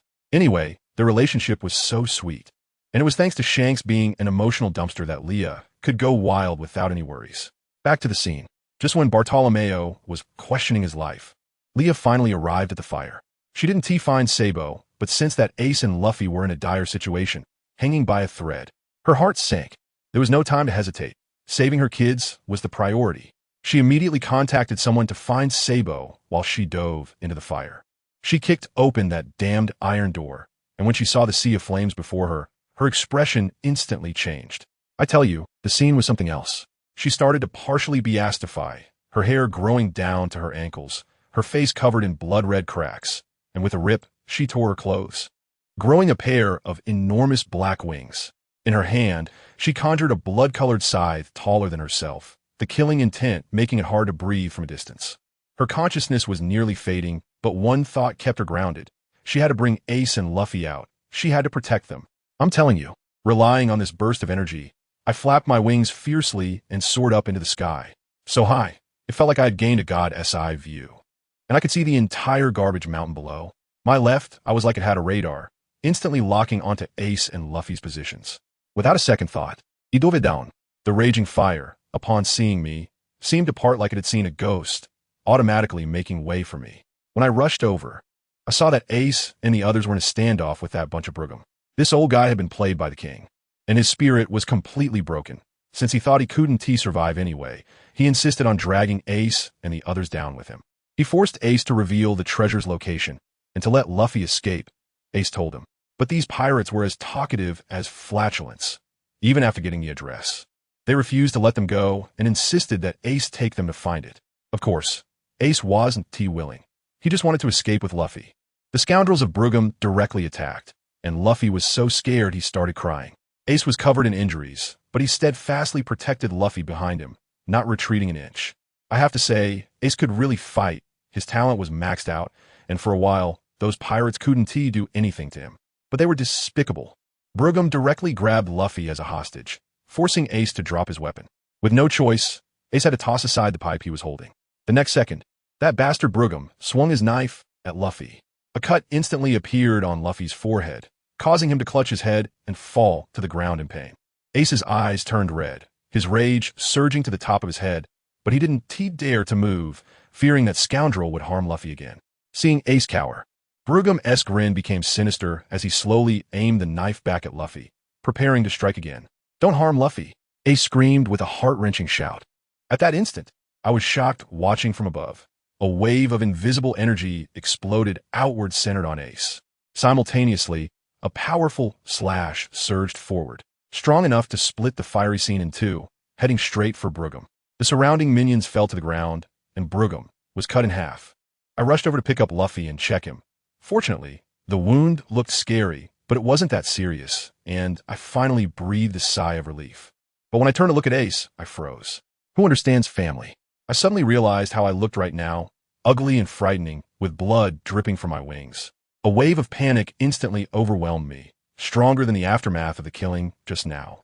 I was scared that Ace would dislike me for looking like this. Afraid that the little warmth I had just managed to obtain would disappear like that. But Ace, he was already crying like a baby. When he saw me come over, he couldn't hold back anymore, and like a little cannonball, he directly jumped into my arms, crying so hard he could hardly breathe. "Nichan, I almost lost Luffy. It's all my fault. I'm so weak." My little inner turmoil instantly disappeared, and I quickly patted his back to comfort him. "It's not your fault. It's my fault for not coming back on time." Luffy also calmed down, grabbing the corner of my clothes and wiping his snot and tears on me. "All right, it's polite, but not too much." Once Ace's emotions stabilized, I quietly asked the question I feared the most. "Are you guys not scared of me like this?" I feel like my voice is trembling. Luffy, that natural airhead, finally reacted, looking me up and down with his eyes full of little stars. "Nichan, you look so cool right now. I want big wings too." As for Ace, he hugged me tight again, burying his head in my legs, and said gloomily, "Nichan is still Nichan, no matter how you change." The restless killing intent in my heart began to surge again. As the fire was about to engulf me, I sheathed my scythe, grabbed Ace and Luffy, and soared into the sky. As for those pirates on the ground, they deserved to die. Not personally chopping them up was already a mercy on my part. Halfway through, I spotted Dayton and her group from a distance, but I didn't want them to see my ghastly appearance, so I placed Ace and Luffy a bit further away and told them to go over by themselves. I said I had to go into the city to find Sabo. After that, I flew away directly. What I didn't notice was that this whole series of actions was being watched by a man. Yes, it's that man with the flip-flop print on his face, Luffy's dad, Dragon. This guy's also quite conspicuous, and he actually followed me into the city quietly. Let me tell you, people who like to wrap themselves in cloaks are probably a bit strange, right? I quickly called Yuxia while flying to confirm Sabo's location and rushed over there. It turned out that Sabo was captured last night, but since he is the son of a noble, he wasn't killed. He was just sent to a small clinic. As soon as he woke up, He slipped away. Now he's in an excited mood, with just one thought: to go to sea. To leave this damn place. P.S. quite loyal too. He left a note for Ace and the others, took his share of the treasure, and stole a small boat to make his escape. I rushed to the clinic, but it was in vain. I sighed, well, no more searching. That iron-headed kid is definitely at the port now. I went straight to the port to confront him. The port was crowded, so I found a corner to transform back into my human form. Although my clothes were tattered from being stretched by my wings, I had to return to my shop to change into a new outfit before heading back to the port. To be honest, maintaining that combat form was particularly draining. I had to suppress my urge to kill, and even after transforming back, I felt particularly irritable for several days. That's why I really dislike using that power. When I arrived at the port, it was packed with people. Those usually arrogant nobles were all gathered together like little lapdogs, discussing how to please the celestial dragons who were about to arrive. The things they talked about made me feel nauseous. I heard that St. Charlos likes girls around 12 or 13 years old, and my daughter just turned 11. I wonder if she would catch the adult's eye. One noblewoman flirtatiously said. Another immediately chimed in. My daughter is 9. She could give it a try too. I clenched my fists in anger. These people would do anything to climb the social ladder. It's simply the 2025 award for high-quality abstract human behavior. Even worse, the way those men looked at me was so blatant, it felt like they wanted to strip my clothes off. Some women, seeing their men staring at me, started making snide remarks. Look at her, with that vixen look. She might be here to seduce the celestial dragon. Who knows? She might have just crawled out of some man-ass bed. Normally, I would have knocked them out one by one without hesitation. But I had to hold back now. I was afraid that if a scene broke out, I wouldn't be able to take care of Sabo, and he would end up losing his memory, just like in the original story. Fortunately, Sabo finally appeared. He was wearing a little suit, rowing a small shabby boat, and seemed to be in a pretty good mood. As soon as the surrounding nobles saw him, they were in an uproar. Whose child is this? Going out to sea at this time is a huge offense to the celestial dragons. Sabo's parents were also there. His mother maliciously said, if I had known today would happen, I should have suffocated him at birth. His father added, I shouldn't have brought him back.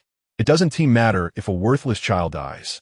I was furious when I heard that, and just then, a magnificent golden ship came from afar. At the bow stood an idiot wearing a fish tank helmet, clearly Charlos, a celestial dragon. I was still wondering how Sabo's small boat could row so fast. It was like it had a motor, directly charging into the path of the large ship. Wasn't that just asking for trouble? I wanted to find a boat to intercept him, but I discovered that the entire port had been cleared of ships by these little yappers, all to show their respect. I was so furious that I had no choice but to spread my wings again. As I flew up, I took revenge by using my wings to swat away a few of the chatty fools nearby. I flew quickly, hugging Sabo under the large ship, narrowly dodging Charos's cannon fire. The small boat was instantly blown to pieces. Sabo was so scared that he broke out in a cold sweat and clung tightly to my neck. I flew towards the shore with him, while Charos behind us was furious, shouting and firing cannon after cannon at us. I managed to evade them, all thanks to my agility. But he didn't care that there were people on the shore. The cannonballs blasted a large area, causing the crowd to panic and scatter in all directions.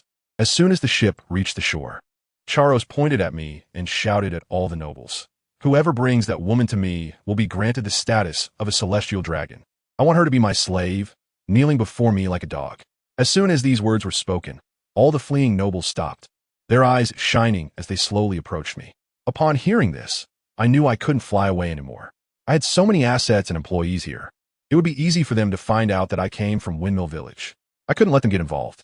A crazy thought formed in my mind. Why not join forces with the Revolutionary Army and overthrow the entire Goa kingdom? I held tightly onto Sabo, my form changing once again, gripping my scythe tightly, coldly staring at Charles. What did you just say you wanted me to do? My voice was not loud, but it echoed like thunder in everyone's hearts. As soon as I finished speaking, a blood-red slash capable of splitting a large ship in half whistled towards Charles. Wherever the slash went, the ground cracked open, creating a huge chasm, and those within its range couldn't even dodge before their bodies shattered into pieces. But just as the slash was about to hit Charles, it was suddenly deflected by a blade of wind, veering off course and directly slicing the luxurious ship in half. Charles was stunned, the ship tilted, and he slid directly into the sea, being rescued at the last moment by a slave who fought to save him, clinging to the railing and struggling. People on the ship fell into the sea like dumplings, and the entire port was thrown into chaos. I ignored those people and immediately heightened my perception to the maximum, searching for the one who blocked my attack. Soon, I spotted a tall figure wrapped in a cloak atop the port watchtower. The wind was so strong, yet his cloak remained perfectly still. I instinctively shielded Sabo behind me, keeping a vigilant eye on him. Suddenly, the man made a gesture, and people in all sorts of strange outfits rushed out from all directions, systematically beginning to take control of the situation. A massive submarine also surfaced in the sea, and at the bow stood a heavily made-up, giant-faced figure.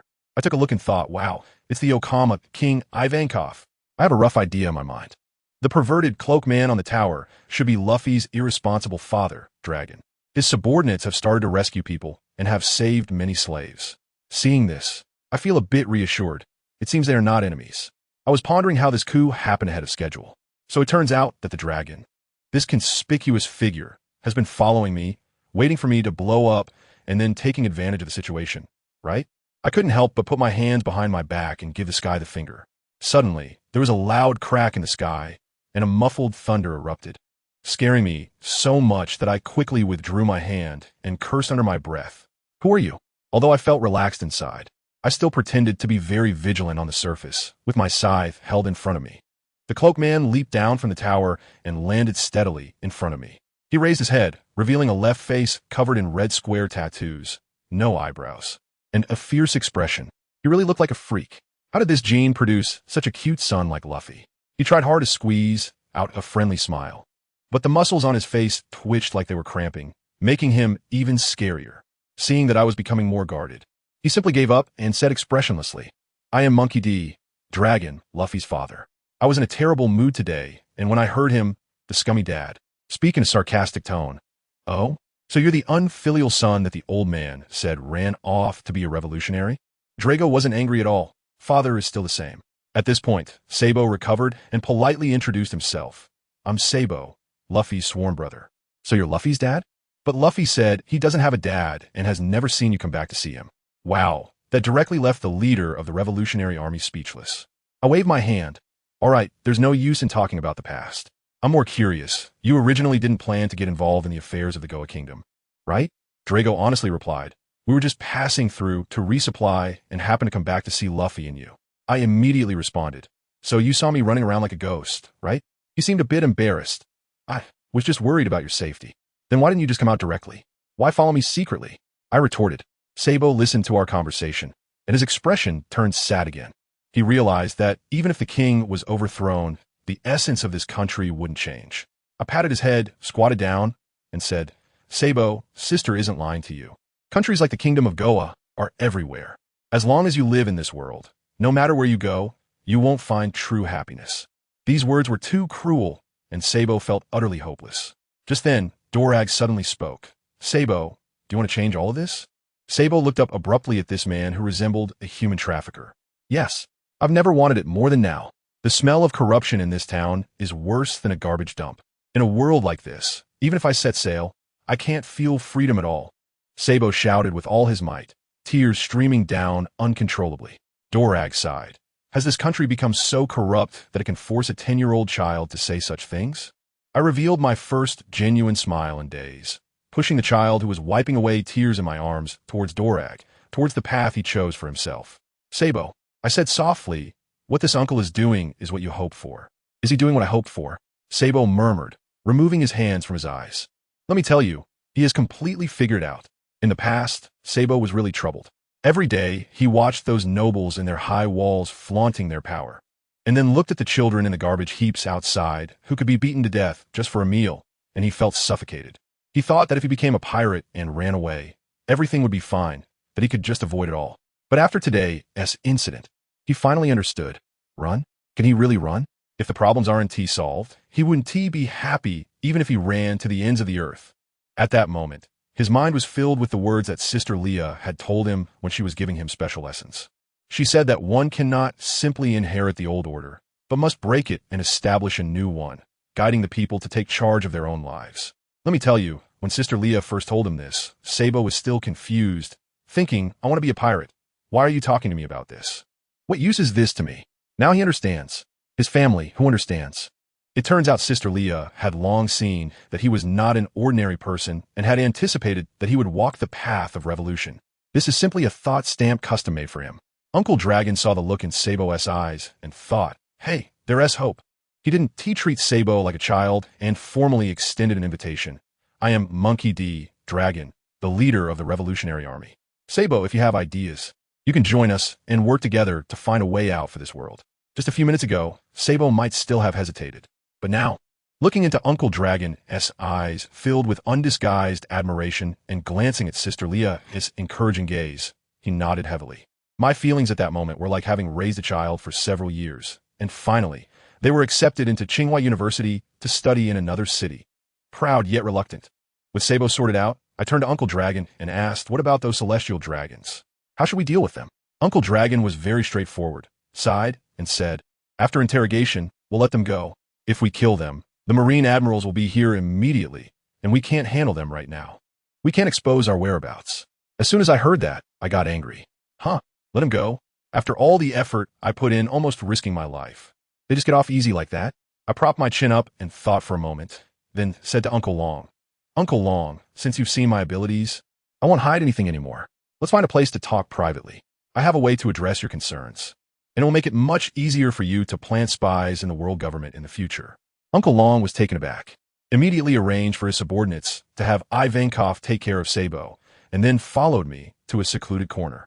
He even cautiously used his observation hockey to scan the area, confirming it was safe before signaling me to speak. I lowered my voice and got straight to the point. Uncle Long, don't you feel frustrated just letting those pigs go back? I smirked. I have a certain ability that I call puppet technique. Simply put, it involves making a small physical modification to a person's prefrontal cortex, turning them into an idiot. Then, I can completely control them mentally and even transfer that control to someone else. Uncle Long's eyes instantly lit up.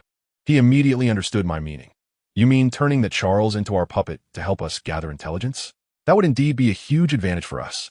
But Leah, why do you want to help us? I laughed. I'm generally not someone who discriminates. But I do discriminate against the celestial dragons. As long as they are unhappy. I feel happy. Is that reason enough? Uncle Long made me laugh too and said, what a bold idea. I seized the opportunity. Send someone to disguise as a slave of Charlos and follow him around. Who would suspect a foolish celestial dragon? His status among the celestial dragons is not low. So if you want to stir up some trouble within the world government later, it would be a piece of cake. Right? The key is to keep it under wraps. Uncle Long looked at me with shining eyes, as if he was calculating something, and his gaze softened. It seemed that his home was filled with rough men, and it was rare to see a pretty girl like me with a mischievous mind. Paternal affection was overflowing. When he was in a good mood, he spoke in a tone that was almost like coaxing a child. That sounds great. But since Leah is helping us so much, she must have her own ideas, right? Of course. I rolled my eyes and activated my business model. Uncle Long, your revolutionary army has been on the move for a long time, and food is a big issue, right? Uncle Long candidly replied, yes.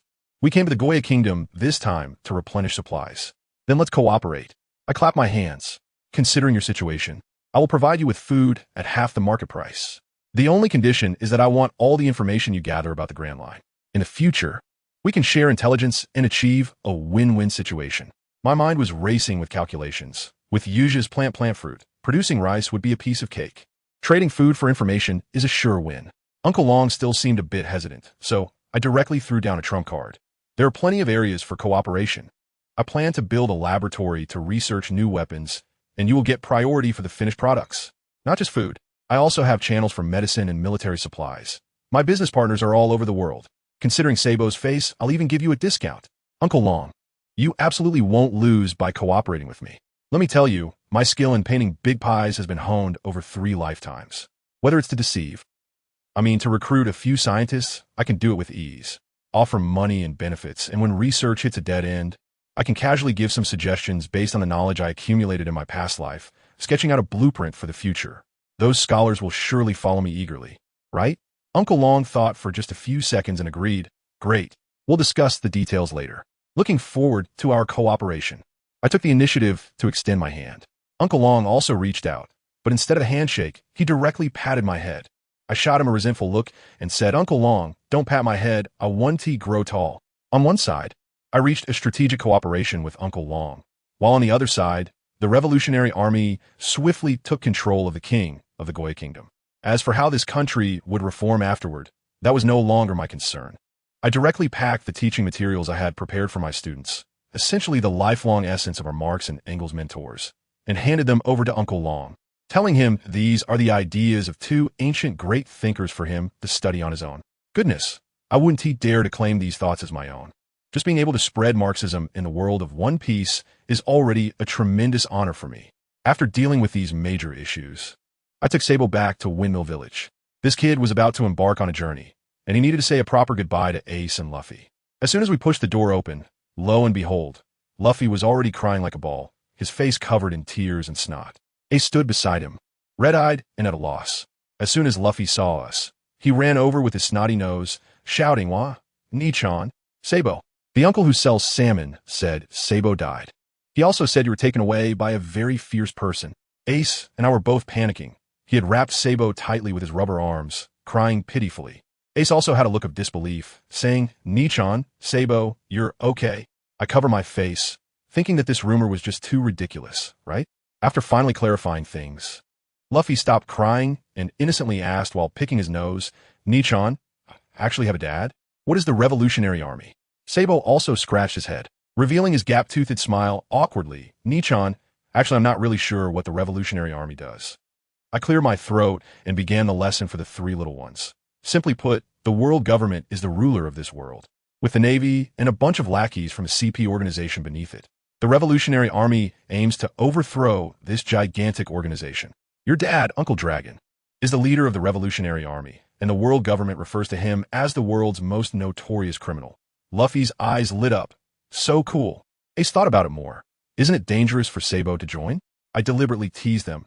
Hey, how can you two still talk about others? One wants to be the Pirate King and surpass Roger, and the other wants to be a man of the Pirate King. Isn't that dangerous? If you want safety, you should follow Old Man Garp and become a Marine. Absolutely not. Ace and Luffy shouted in unison. All right. I know you are both brave, little men who aren't afraid of danger. I smiled and patted their heads. Sister believes in you. After saying that, I went to pack up things for Sabo, leaving space for the three brothers. As I rummaged through boxes, I felt a surge of emotions. Clothes, shoes, books that Sabo loves to read, the little toys I made, and a new snail. I wished I could stuff the whole house into his bag. In the room, the three brothers were having a man-to-man conversation. Sabo spoke first. "Hey Ace, Luffy, sorry, I have to leave first. I'm setting sail before you." Ace, unusually not awkward, said with red ears, "What are you apologizing for? Isn't chasing your dreams a given? As brothers, of course, we support you." Luffy pouted, "Damn it. Sabo is getting ahead of us." Sabo laughed, patted Luffy on the shoulder, and said to Ace, "Ace, this guy Luffy is weak and cries a lot. When I'm not here, you'll have to take care of him." "Hey, I'm not weak," Luffy protested. "You don't even need to say that. I'm his brother too." Ace crossed his arms, looking proud. "So, let's make a pact here." Sabo extended his fist. Ace and Luffy also extended their fists, and the three little fists bumped tightly together. Sabo said, "When we meet next time, we will all be stronger. By then, Ace, you might not even be my opponent." Luffy shouted, "I'll get stronger too. I'll beat both of you." Ace, not wanting to lose, "The strongest will definitely be me." Then, Sabo's gaze was incredibly firm. "Let's all work hard and meet at the peak." Meet at the peak. Naihihi, meet at the peak. All right, the brotherly bond here has come to a pause. But I have to tell you something even more explosive. The celestial dragons, those self-righteous pigs, can you believe it? Among them, there's actually a top student. This girl is named Yuxia, a celestial dragon with exceptional intelligence and a wealth of knowledge. While others indulge in eating, drinking, and playing, she is studying crazily. And she is also a perfectionist, wanting to be the best at everything. She was even noticed by that bald old man with a mustache among the Gorosei, who was preparing to train her as an heir. But think about it. In a group of pigs, if you act like a human, doesn't that make you an outlier? The tree that stands out will be blown down. This girl's future is precarious. And let me tell you, these wasteful celestial dragons are really malicious. Their little schemes in their hearts are, why should we all be slacking off while you secretly work hard? We've been lying flat for 800 years. Who are you trying to impress? Only Yuxia knows how to put on a show in the whole Hua. Of course, they only dare to gossip behind her back. On the surface, who would dare to provoke someone favored by the Gorosei? But Yuxia doesn't have an easy life at home either. Her foolish brother, relying on being the heir, finds all sorts of ways to trip her up every day. And her parents? From a young age, they instilled one thing in her. Learn your skills, not for yourself, but so that you can climb up to the descendants of the Gorsi in the future and pave the way for your brother and the family. In short, she is just a commodity waiting to be sold. Yuxia sees this clearly. Fine, if you treat me as a commodity. Then I'll put myself in the most expensive display case and let you sell me for a sky-high price. With her brains, she managed to earn the recognition of the Gorsi. Now her parents' attitude did a complete 180, and they even wanted to kick her useless brother out and let her be the heir. Well, this completely offended her brother. So later, when Yuxia got a terminal illness, her brother was able to gleefully kick her out of Mariehua. In fact, Yuxia had long been fed up with those fools. The only thing that made her different from other celestial dragons is that she doesn't keep slaves. It's not that she has any human rights ideology. She purely thinks that it's something only the incapable do, which lowers her intelligence. As for her brother, she never regarded him highly. Those little tricks. If she wanted to compete, there were 100 ways to make him cry and roll away. Back to me and Yuxia. Actually, when I first met her, I felt that no matter how exquisitely she was made up, it couldn't hide the illness that clung to her. Her vitality was like a sandglass with a hole, leaking away rapidly. I could even calculate the day she would pass away. But at that moment, I just had one thought. There must be a huge trouble behind this, and I wouldn't get involved. But who can say clearly about fate? The first time I saw her, I took quite a liking to her, and that feeling even overshadowed my dislike for celestial dragons. There was a particularly contradictory aura in her eyes, half indifferent to everything, and half unable to hide her longing for the world. I had a gut feeling that this person would definitely be mine in the future. At first, I really just regarded her as a useful tool. With her celestial dragon status and endless money, my early business took off like a rocket. But as time went on, seeing how much she helped me and thinking about how she was dying, my conscience, rare as it was, stirred. So I thought, let us fulfill one of her wishes. She loves knowledge, right? Fine, I'll find her scholars. As a result, from initially finding her a tutor, I eventually poured real money into building her a top-notch laboratory. And I got sucked to myself. Yuxia, on the other hand, was like a kid with a new toy, following those scientists around every day, serving tea, taking notes, and enjoying herself immensely. She was most fascinated by a botany professor named Tutankhamun. That old man had traveled to every island in the North Sea to write a book titled Comprehensive Guide to North Sea Plants. And he and T even gotten married his whole life. I picked him up at sea, and at that time, he was sporting a Mediterranean hairstyle with green seaweed growing on his bald head. It was something else. This old professor was also a tough guy, nearing the end of his life. His body almost hollowed out, yet he worked almost day and night to perfect that book. Yuxia followed him every day. At first, she was curious, but later she truly couldn't understand why someone on the verge of coughing up a lung would still cling to their pen. Until the night the book was completed. The old professor seemed to have a moment of revival, his face as pale as a ghost, ready to kick the bucket at any second. Yet he smiled with immense relief. Yuxia, she was sitting by the bedside asking him, "Why can you still smile? Aren't you afraid of death?" The old professor touched the book that had consumed his entire life, saying intermittently that he had achieved his life's goal, and the only regret was not finding an heir. But it didn't matter. As long as the book could be left behind, someone would inherit his will. I tell you, at that moment, Yuxia's eyes completely changed. She said to the old professor, "Sir, perhaps you could hand the book over to me. Although I may not have many years left, I will do my utmost to expand its content." In the final days of Tutankhamun, it was Yuxia who provided companionship. In the end, the old professor truly handed that book, the culmination of his life's work, over to Yuxia. From that point on, Yuxia seemed to have found the main quest of her life, dedicating herself wholeheartedly to botany. Her health deteriorated day by day, but her brows relaxed more and more. She even started offering rewards for various rare plants under the identity of a celestial dragon, sparking a nationwide craze for plant hunting in the kingdom of Goya. She became increasingly kind to me, to the point where I began to suspect she had a crush on me. I initially wanted to keep my distance from her, but then this girl directly grasped my lifeline, jewelry. She made excuses every day for me to see her collection, and as long as I lingered on any piece for more than 30 seconds, she would wave her hand. "It's yours." Family. Who understands this kind of extravagant and ruthless financial attack? Who can withstand it? Looking at the jewelry she sent, it was like my electronic ibuprofen. All right, I admit, I was successfully bought off by her money and considered her a true friend. Later, my business grew larger and larger, and the accounts made my head bald from stress. Yuxia was extremely sensitive to numbers, so I simply handed over the accounts to her, and she handled them quickly and well. From that moment on, She was already one of my own in my heart.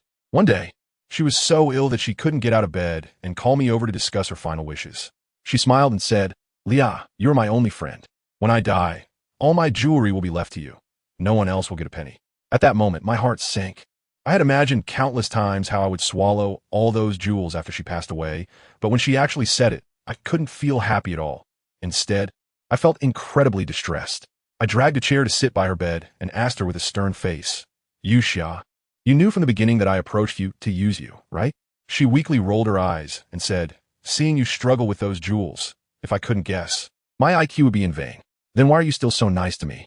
Do you enjoy being taken advantage of by me?" I am speechless. She suddenly laughed and said, "Because you look just like my favorite doll when I was a child." "Me, is that it?" "Just kidding."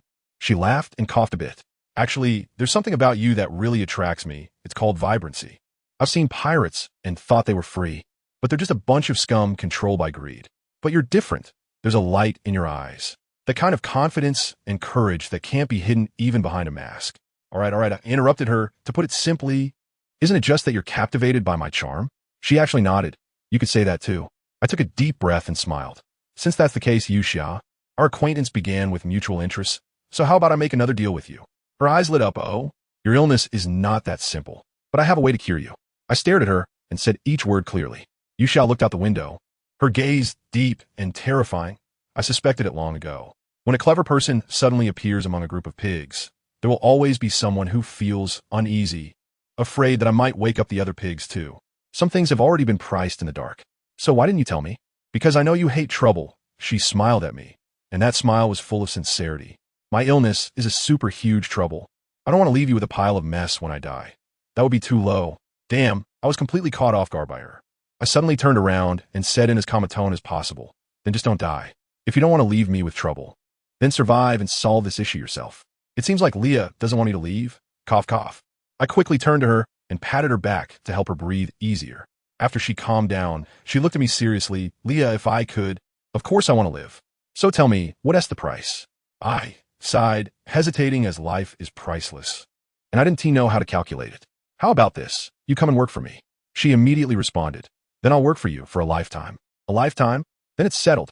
"Of course." A glow appeared on her pale face. "Leah, from now on you're my boss." "No," I corrected her. "You should call me Captain. I'm going to become one of the 7 warlords." I told her that there was only one way to cure her illness, which was to eat the Jiji fruit. Her body was like a deflating balloon, with her vitality continuously leaking away. This fruit was like a generator, capable of constantly supplying her with life force to keep her alive. But this was only a temporary solution.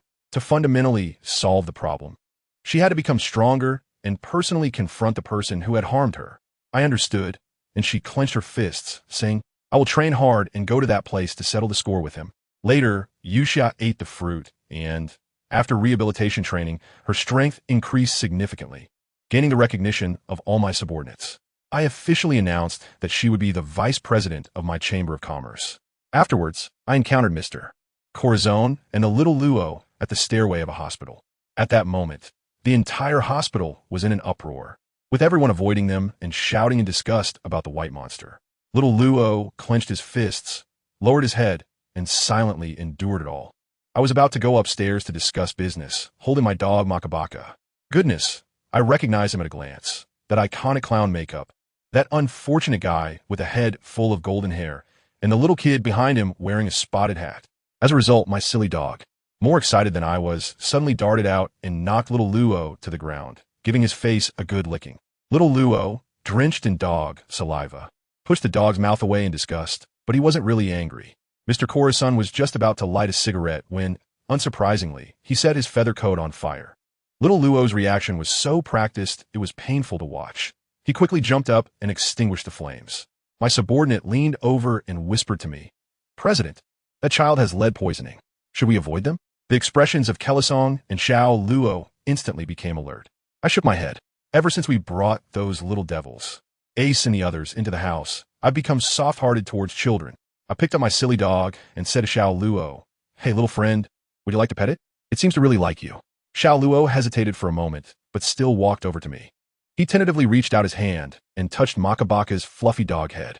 In that instant, the noise of the whole world seemed to disappear. He was just looking at my dog with those clear and slightly silly eyes.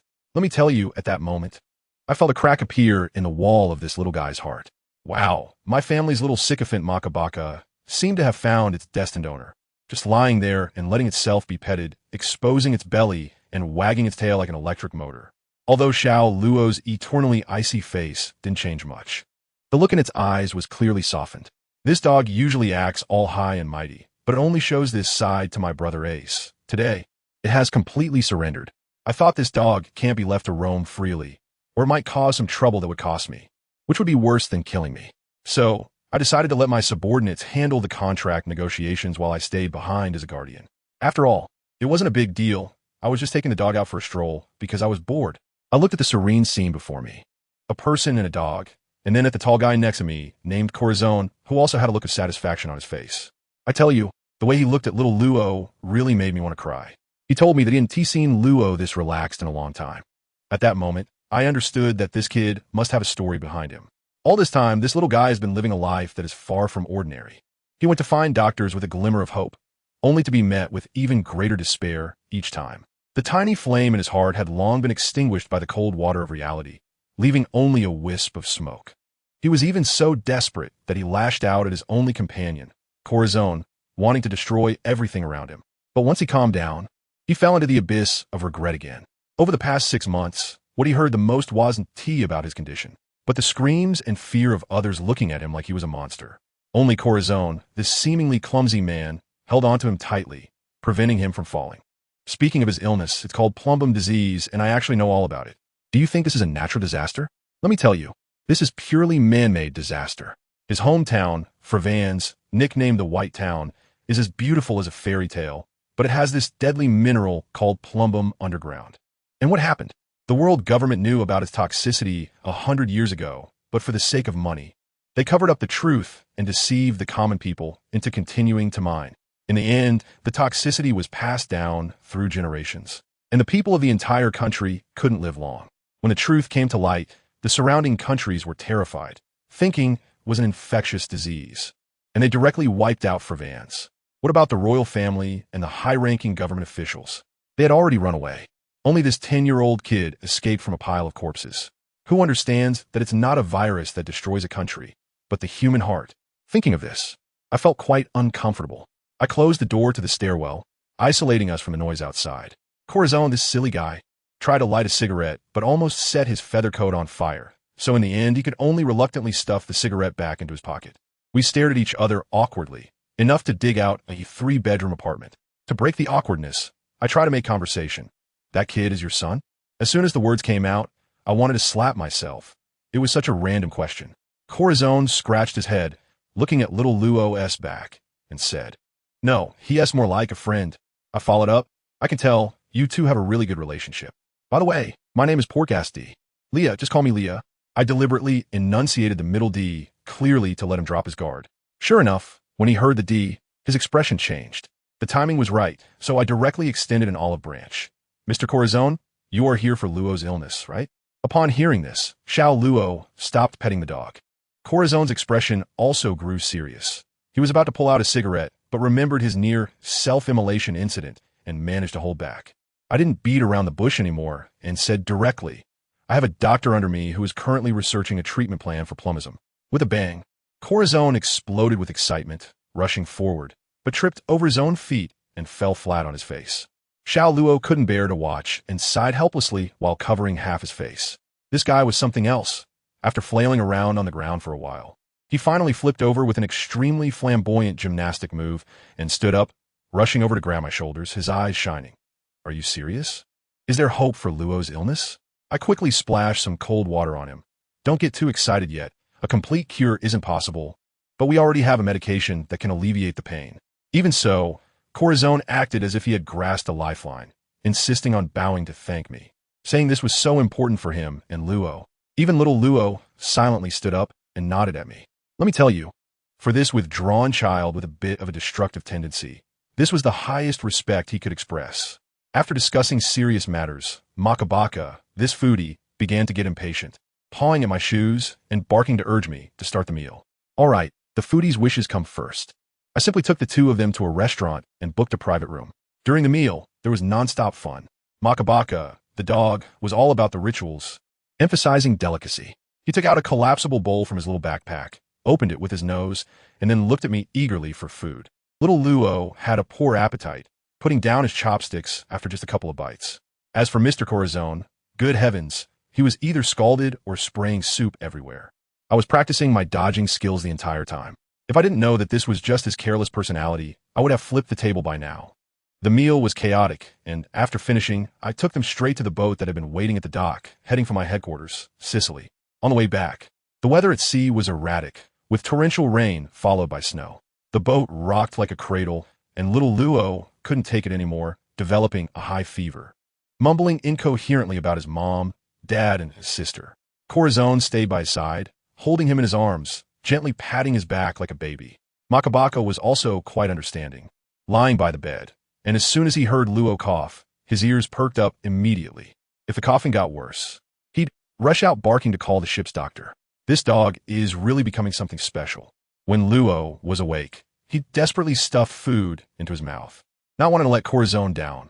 He wanted to survive. I could feel that flicker of survival instinct reigniting in this child's heart. After several days of bumps, we finally arrived at Sicily. This island, to put it simply, is the treasure trove and business empire I built myself. The front half of the peninsula is the commercial area, with shopping streets, food streets, bars, and large amusement parks. That roller coaster has tracks that wind through the mountains across the entire island, emphasizing a life-or-death speed. The back half of the peninsula is a resort area and primeval forest. And the most important laboratory is hidden in the tail of the dragon in the mountains. Having completely hollowed out the mountain, I didn't take them for a stroll. I led them straight to the laboratory. That pharmacologist, a typical research fanatic, looked at Xiao Luo as if he were a rare animal. Blood tests, urine tests, x-rays, ultrasounds. After a complete physical examination, the results came out. I was completely numb. This child isn't just sick. It's like he's going through a tribulation.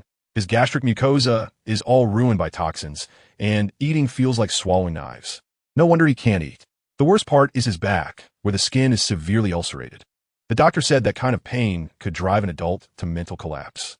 But this little guy, he hasn't said a word the entire way, keeping Kalasong and me completely in the dark. Kalasong couldn't hold it together and had red eyes, probably feeling so guilty he wanted to die. Little Luo remained silent, listening to the diagnosis with his head down, slowly putting on his clothes. Every time the fabric lightly touched his back, his brows would furrow tightly. The doctor was frank, stating that the chances of recovery were minimal. He first injected Luo with pain relief medication and then proposed the first treatment course, blood dialysis and plasma exchange. In simple terms, it involves cleaning all the blood in his body to remove heavy metal toxins. This process is unimaginably painful, with muscle spasms and irregular heart rates being commonplace. For the next 2 months, little Luo and Kalasong stayed on Sicily, round after round of blood dialysis. Although it significantly alleviated the deterioration of his body, it couldn't cure him because those toxins had long seeped into his bones. But let me tell you, that wasn't even the worst part. Little Luo's body was like a paper lantern, unable to withstand such high-intensity dialysis. If complications arose, he could just drop dead. Before each dialysis session, they had to use various exorbitant medicinal herbs to boost his physical condition, and the money burned through like water. Sister Lia was truly supportive, without saying much. She just poured money and resources into extending little Luo's life for another 2 months. But that was about it. In the end, the medical scientist shrugged, shook his head, and told us there was nothing more he could do. He could only prolong life, but not cure it, unless they could find the legendary surgical fruit. Goodness, fate really can't be escaped. After going in circles, the script returned to the starting point. There was no choice. Before we left, we decided to do a thorough plasma exchange for him one last time.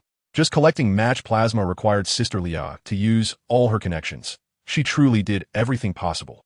Once the surgery was over, Kalasong took little Luo to prepare for the sea voyage. We bid farewell at the Sicily dock, and Sister Lia even provided them with a boat and 2 accompanying doctors. Talk about a nanny-level service. The scene was actually quite plain and not emotional at all. Yet halfway through, little Luo suddenly turned around and seriously shouted at Lia, "Sister Lia, if I can survive, I will definitely repay you." Sister Lia also nodded seriously and replied, "Luo, you must survive. Don't let Mr. Kalasong's efforts for you go to waste. You must not give up until the very last second. Little Luo didn't say anything more, just turned and waved his hand. Instead, it was Kalasong who cried like a waterfall, as if he had a 200-pound emotional outburst. And in the end, little Luo pulled him back into the cabin, complaining he was embarrassing. Watching their boat sail further away, my mind started racing. I kept pondering one thing. What does Kalasong want? Why is he so good to little Luo, pouring his heart out? Just because he is gentle. Nonsense. That reason doesn't hold water at all. I tell you, the water is deep in this matter. After pondering for a long time, I finally figured it out. Corazon's actions were not for law. He was seeking redemption. Redemption for whom? For his completely darkened, irredeemable brother, Doflamingo. Think about it. When Law first appeared in the Don Quixote family, he was in that state, nihilistic, crazy, wanting to destroy everything. Wasn't he just like Doflamingo when he was a child, being hunted down by the whole world? Corazon watched helplessly as his brother killed their father and walked step by step towards the abyss. He couldn't stop him. Now, a young Doflamingo appears before him. How could he possibly let go? This is his last chance. By saving Law, he is actually saving the young Doflamingo. Who among the family understands this extreme aesthetic of surrogate literature? So he betrays the Navy, betrays his only brother, and takes Law on the run.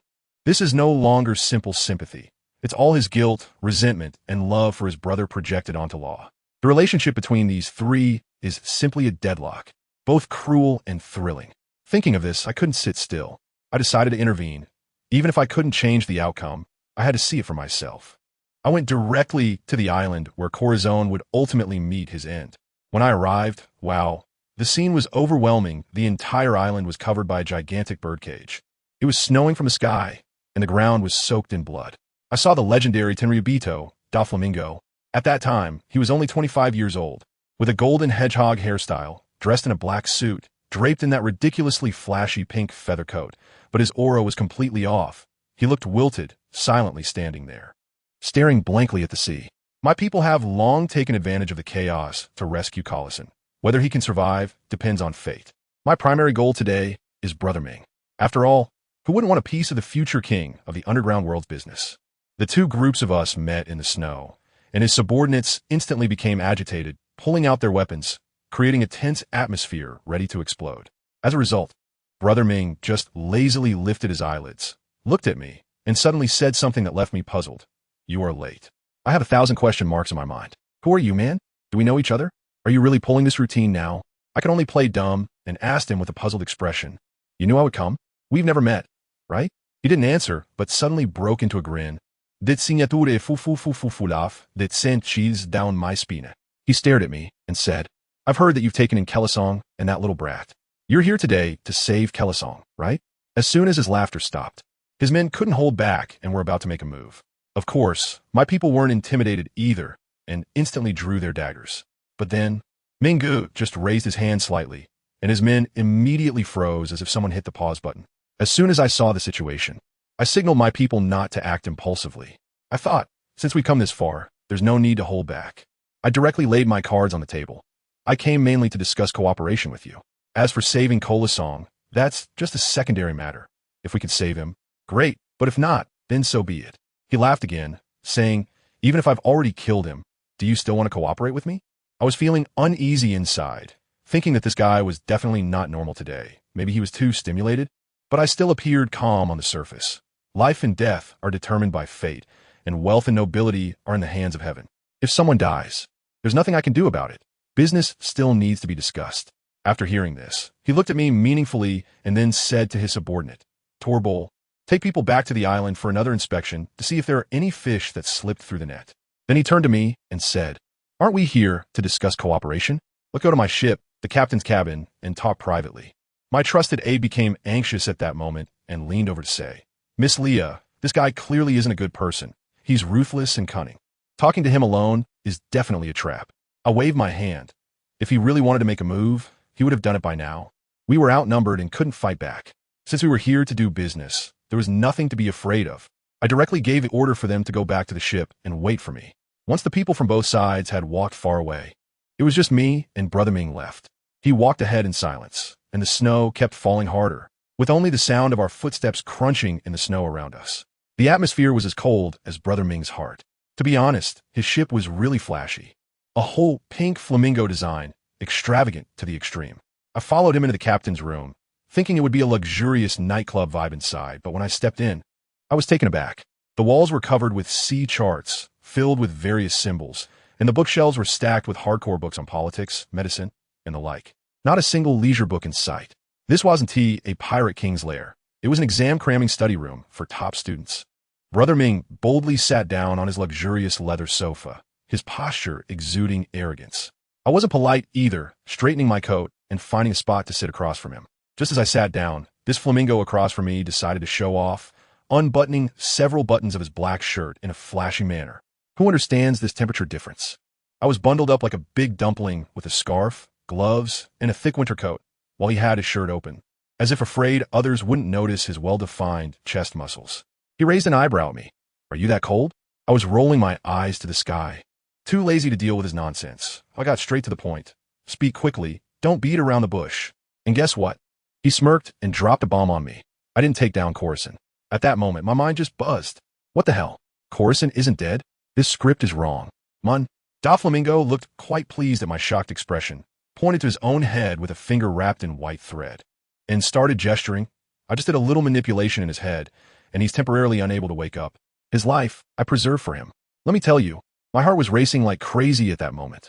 The plot, it really started to go wild. Corazon is a key character, and he didn't die. The butterfly effect must have caused a huge storm.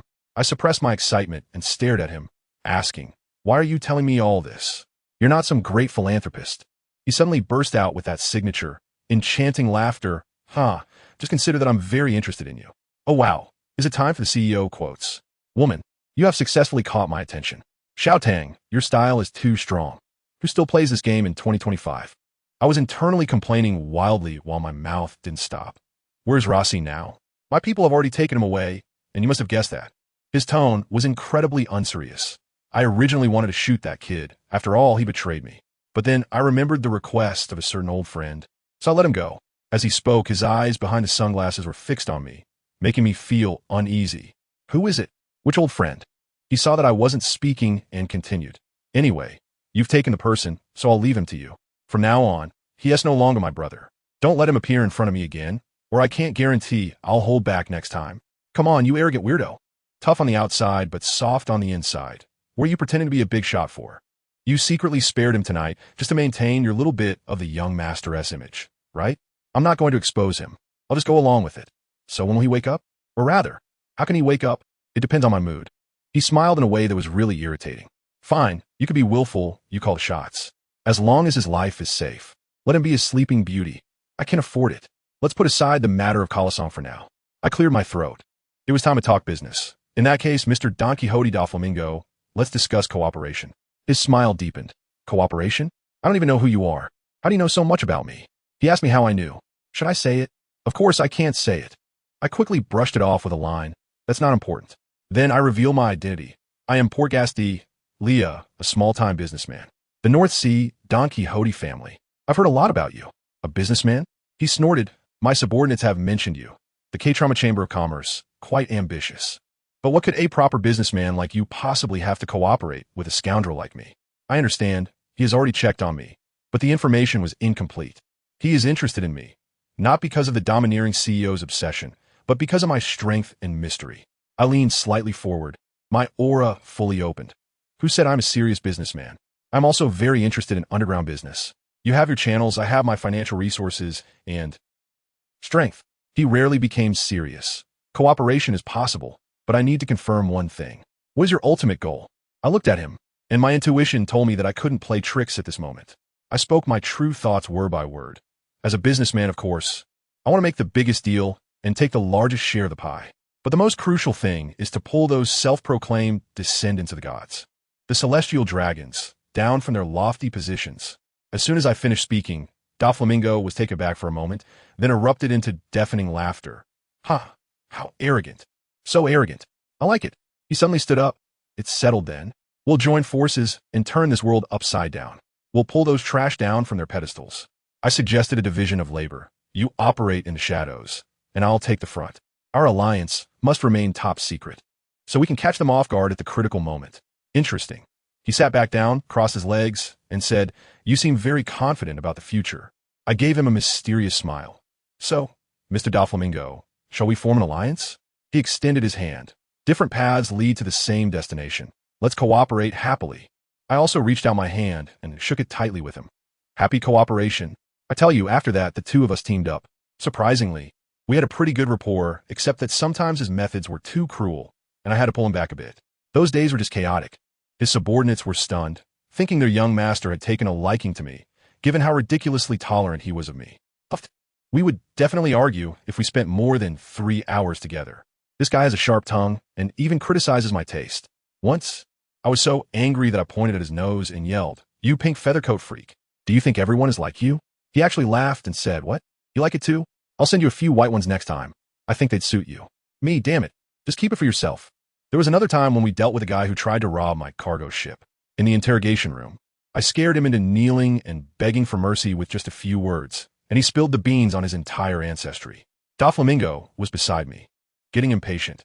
Why not just kill this kind of scum and be done with it? Why all the fuss? I covered my mouth and pretended to be a pure and innocent person. Oh dear, I am such a gentle and kind person. Killing is just too cruel. When that person heard this, they thought there was hope and looked at me excitedly. I immediately turned my gaze to Doflamingo. However, I can't make the decision on this matter. Bang! With the sound of a gunshot, Doflamingo directly resolved the issue. I took 2 steps back in disgust to avoid getting blood on my dress. Doff mocked me. Kindness? I wonder who just threatened his family's life, making him kneel here like a dog. My gaze instantly turned cold. You touch my cake and still want to live? What about my dead subordinates? I believe in cutting off the roots, you understand? I also took care of his whole family. Doflamingo didn't say anything else. He just silently opened the door and walked out. In the hallway, I followed behind him and suddenly spoke up. Speaking of which, you seem to be less bloodthirsty lately. He paused for a moment, his voice low. Didn't someone say that killing less would reduce one's merits? I scratched my head and chuckled. I was just saying that, and you really took it to heart. Your method is very efficient. He seemed to provide an explanation. I tentatively asked, so, Doflamingo, when will Rossi wake up? He can't really be a sleeping beauty for a lifetime, can he? He was silent for a long time, so long that I thought he wouldn't answer, before he finally said gloomily, after you go back this time, that kid should wake up. Great. I almost jumped up and quickly changed the subject. Well, since we can be considered friends now, how about coming over to my place to hang out? Since you invited me, of course I'll go. But I have to take care of the Dressrosa situation first. I immediately started to speak sarcastically. Oh my dear young master, you just tell me such an important thing like this? I'm so touched. Huh. Come on, what are you pretending for? He rubbed his forehead and asked, what do you think about the situation in Dressrosa? I looked up at him. To the victor belongs the spoils, to the defeated, the shame. You can do whatever you want, but the premise is to win the hearts of the people of Dressrosa. Later, Rossi really woke up. When I arrived at the lab, wow, the scene was quite shocking. Our bald professor was supporting Rossi, who had just come out of the nutrient pod, with his upper body bare, showcasing those abs, TSK. The professor was sycophantically offering him a cigarette, his gaze lewd and inappropriate. I actually wanted to ask who performed the brain surgery, eager to meet that miraculous person. I hurried over to rescue the person and told Rossi the whole story, including how Doflamingo had let him off the hook. He was silent for a long time, and then asked how Ro was doing. I told him that Luo was very safe studying medicine in a small town. He was so excited that he wanted to go find Luo immediately, but I stopped him. I half-truthfully confessed to him that I could foresee the future and told him that going to find Luo now would only cause trouble for Luo's growth. To my surprise, that honest guy, Luo Shi, actually believed me. He decided not to disturb Luo for the time being, and even went to teach at the elementary school I set up. Once things settled down, I began to ponder how to do something big. Luo Shi's ability to create tranquil fruits was simply an excellent tool for mischief, whether it was for home travel or, for doing bad things. Family, the opportunity to get rich has arrived. Let me tell you, at that moment, a brilliant idea suddenly popped in my mind, digging up the ancestral grave of the celestial dragon people. I took the honest man Rossi and drove the customized submarine to the Holy Land. I used my ability to cover the entire cemetery, and Rossi then used his ability to block out all sounds. We first tied up the guarding slaves, and then I picked up a shovel and got to work. The golden coffin, the golden tombstone, and the treasures we dug up nearly blinded me. I was grinning from ear to ear. Seeing us do this, the slaves, knowing they were doomed anyway, grew bolder and actually begged me to untie them so they could vent their anger too. As soon as I heard it, I thought, oh, this is great. I immediately released them. The scene that followed was a complete chaos. There was corpse whipping, spitting, and even a big man unzipping his pants and going wild on the remains. I was so excited that I recorded the whole thing with my phone bug. I even persuaded Rossi to join in. What are you standing there for? Whatever you dig is yours. Don't you want to travel the world with Luo? How can you travel without money? Rossi, that honest guy, was actually moved by my words and worked harder than anyone else with a shovel, saying the more he worked, the happier he felt. In the end, we packed up the treasure along with those slaves, even the golden tombstone. I left that graveyard, which was dug up and in disarray, wide open, afraid others wouldn't see it. After such a big score, how could I not share? I immediately sent that passionate video to Doflamingo using the latest equipment. Sure enough, he replied instantly, and the phone bug humorously mimicked his expression of disbelief with his hand on his forehead. You really can't sit still for a moment, huh? Tomorrow. I don't even know how Morgans will write about this. Who cares how he writes it? Anyway, I did it. Who can know? I told you. I just shrugged it off, playing it cool. Doflamingo's mouth almost stretched to the sky, and he pretended to tease me. Wow, it looks really enjoyable. Too bad I wasn't there. As soon as I heard this, I understood, good gracious, this guy is throwing shade at me. The subtext is, we agreed to do this together, and you sly old fox, actually went solo? I quickly laughed it off, saying it was a spur-of-the-moment decision, and I didn't have time to call him. Besides, didn't I share the video with you right away to spread the joy? But the next second, his expression turned serious, like a concerned father, frowning and saying to me, you recorded it, fine, but why did you include those dirty things? You're just a young girl. Don't look at those inappropriate things. It's not good for your eyes. I was blown away. First, I'm turning 18 next month. Thank you. Second, this little scene is nothing. I've seen it all. Let me tell you, my tone was so proud at that moment. When Doflamingo heard that, his forehead veins popped out, and he gritted his teeth, asking who taught me this nonsense. I was taken aback. I couldn't say I've lived 3 lifetimes and I've never seen a pig run. Could I? I could only quickly change the subject. Oh dear, don't mind the details. The next day, the whole world exploded. Morgan, that news king, worked through the night, and as soon as the sun rose, he distributed the newspapers to the world. Front page headline. Bold font. The ancestral grave of the celestial dragons has been dug up. The photos in the newspaper, wow, each one more explosive than the last. The coffin boards in the pit were shattered, and there were some indescribable things stuck to the bones. The most outrageous part was on the main tombstone, which was painted with red paint with 8 big characters. Celestial dragons are all trash. Let me tell you, when people around the world saw this sentence, they all felt one thing. The 5 elders turned pale, frantically searching for the culprit, but found not a single hair. In the end, they had no choice but to issue a blank bounty notice, offering 500 million berries. Families, who understands? Issuing a bounty without even knowing what the suspect looks like is simply adding another line to the pillar of shame. Once this news broke, the 4 emperors couldn't sit still. On red-haired Shank's ship, he was just punched awake from a hangover by his first mate Beckman. His head still stuck on the deck. He groggily pulled his head out, took a swig of alcohol, and when he saw the newspaper, his eyes instantly lit up. This is interesting. Beckman, find out who did this. I want to bring him onto my ship. Beckman's forehead was twitching. Our intel network can't find anything. What do you expect, you idiot captain? Over at Whitebeard's side, Marco handed the newspaper to old man Whitebeard. When Whitebeard saw it, he let out his iconic goo-la-la-la laugh. What an interesting little brat. I really want to meet him. Nearby, Sachi and Izo were also overjoyed, saying this news was so satisfying. Only Blackbeard Teach, while eating a cherry pie, squinted his eyes, not knowing what he was plotting in his mind. Auntie from Cake Island and Kaido from Wano had similar reactions, both giving the order, go investigate. Bring whoever is responsible into our crew. Even Mihawk, in his eerie old castle, stared at the newspaper and muttered 2 words, interesting. As for me, of course, I haven't been idle. In order to boost my record and secure a position among the 7 warlords, I set my sights directly on Gecko Moria. I brought enough sea salt to deal with his horde of zombies, and since he had fallen for over a decade, his strength was greatly diminished, so I quickly took care of him. However, there was a small incident midway. His crew member, a little girl named Perona, was scared unconscious by my subordinate, the 2-headed man, Quasimodo. When Moria saw this, he instantly went crazy, like a mother hen protecting her chicks, and wanted to fight me to the death. At that moment, I began to see him in a new light. I had originally thought he created a zombie army out of cowardice, but now I understood that it was because he had lost all his companions to Kaido's crew in the past. He was afraid of losing again, which is why he chose immortal zombies as his companions. I never intended to kill him, and seeing the situation made it even harder to do so. I directly returned Perona to him and even thoughtfully gifted him a few coffins, of course. They contained the corpses of celestial dragons. I told him that while these things may not have combat power, they sure make for great zombies. Moria received this gift with a very complex expression. Although he still didn't give me a good face, his attitude had clearly softened.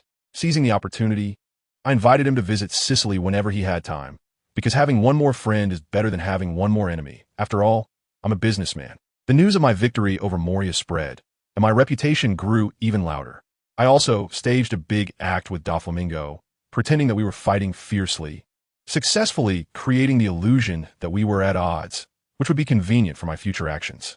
I had long since prepared the pirate ship, named the Statue of Liberty. With black wings on both sides, it could allow for brief flights and could also dive underwater. As for the name of the pirate crew, I really struggled with it.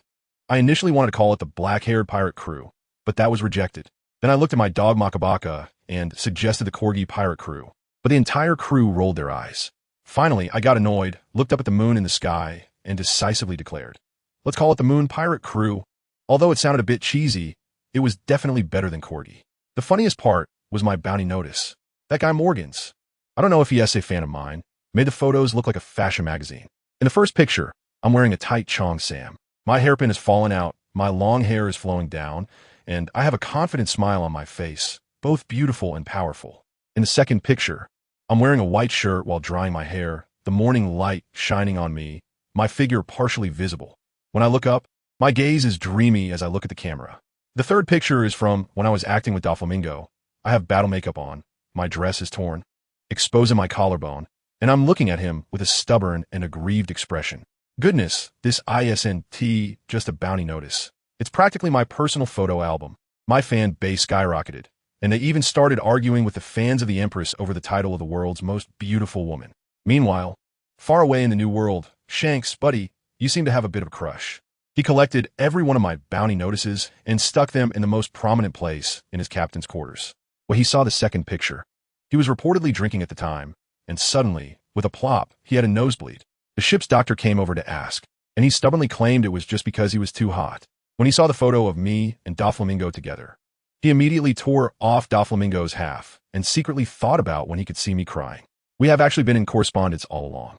He was worried that I wouldn't read the letters, so he sent them to me tucked among a pile of documents. When I had nothing to do, I treated it as reading a story collection. As time went by, we became pen pals. However, one time, something happened. I had an argument with Doflamingo, and that little girl baby 5 accidentally took a photo of us together. In the photo, Doflamingo was sitting, I was standing, and he was grinning mischievously while resting his hand on my forehead. Baby 5 secretly shipped us as a couple and stealthily slipped the photo into the envelope I was preparing to send to Shanks. I was so angry at the time that I didn't pay any attention. So, a letter stating that I had become good friends with Doflamingo and was happily studying business together, along with an intimate photo, was sent to Shanks. Well, someone's jealousy exploded right then and there. He scratched his head and thought for a long time, and suddenly slapped his thigh, realizing Doflamingo is a businessman, and I like doing business too, so he wants to learn how to do business. Then he kicked open Beckman's door and shouted, "Beckman, teach me how to do business. That way I can get closer to the girl." Beckman looked at the piles of documents, completely stunned. Of course, his plan to come to Dressrosa to hang out with me ultimately fell through, because an invitation from the Navy headquarters arrived in my hands. My actions successfully caught the attention of the Naval High Command, and I received an invitation from the 7 warlords of the sea. I gladly accepted and went straight to Marineford. There, I met my grandfather, Garp. The old man didn't say a word and silently led me into his office. The office was filled with senbei, and the most prominent item on the desk was a picture frame containing a photo of me at 12 years old, holding Luffy in one arm and Ace in the other. Seeing that photo made my nose tingle with emotion.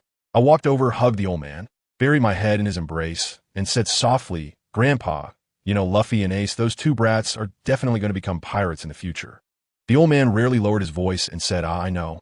So I continued, "Our family needs someone who can openly protect them before they grow up." I didn't finish my sentence, but I knew he understood.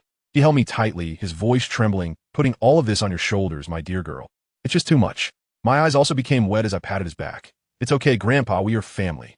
After leaving the office, I ran into Green Bull in the hallway. This guy still looked lazy, and upon seeing me, he somehow pulled out a rose and said, "Ah, this beautiful lady, do you have time for a date tonight?" I was left speechless. "Uncle Green Bull, it's me, Leah." He scratched his head.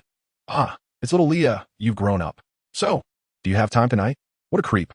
Just as I was saying this, Kizaru floated over and, in his annoyingly casual tone, said, "Wow, Mr. Karp's granddaughter. I didn't expect you to become a shichibukai." Then, for some reason, I found myself sitting in the Navy cafeteria eating with these two heavyweights. Who understands family? The whole cafeteria was so quiet you could hear a pin drop, and all the Navy personnel were craning their necks to look at our table. Kizaru even kindly got me an extra serving of food, all my favorites. With 800 curious eyes on me, I felt the pressure was too intense, almost suffocating, even worse than working overtime in the office. But let me tell you, it seemed like these big shots completely missed the bizarre atmosphere. Kizaru, with his eternally sleepy face, suddenly hit me with a soul-searching question. "Little Leah, do you have someone you like now?" Good grief. I instantly had the expression of an old person on the subway, looking at their phone. "You're a Navy admiral, the master of slacking off. Why are you suddenly interested in my gossip? Are we that close?" Green Bull also got into it, resting his chin on his hand, saying he was curious too, jokingly suggesting we go on a date. I almost roll my eyes to the sky. "Uncle Green Bull, do you want to go on a date with my grandpa's iron fist?" I swear, a flash of a red-haired figure crossed my mind for a split second, but I had to act tough and said, "No, stop talking nonsense. I'm a career woman, not into those romantic things." After hearing this, Kizaru's eyes behind his glasses flickered, and he said something like, "So that's how it is," in a tone that was deep and mysterious, leaving me completely confused. Just then, I tell you, the temperature in the cafeteria dropped 10 degrees. I turned around, and sure enough, Akainu had arrived. His face looked like everyone owed him 8 million. The entire Navy headquarters mobile air conditioning. He got his food, and surprisingly sat not far from us. Even more absurdly, he, a man who hates pirates the most, actually nodded at me. Who understands family? I was completely stunned. What was going on? Did the sun rise in the west, or was I hallucinating? Out of politeness, I could only stiffly nod back. It didn't end there. Admiral Sengoku and Vice Admiral Tsuru also arrived. As soon as the two old leaders saw me, they were so warm and friendly, just like seeing their own granddaughter.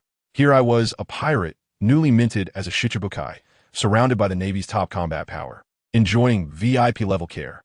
This scene was simply surreal. Later, I figured it all out. It was all my troublesome grandpa's doing.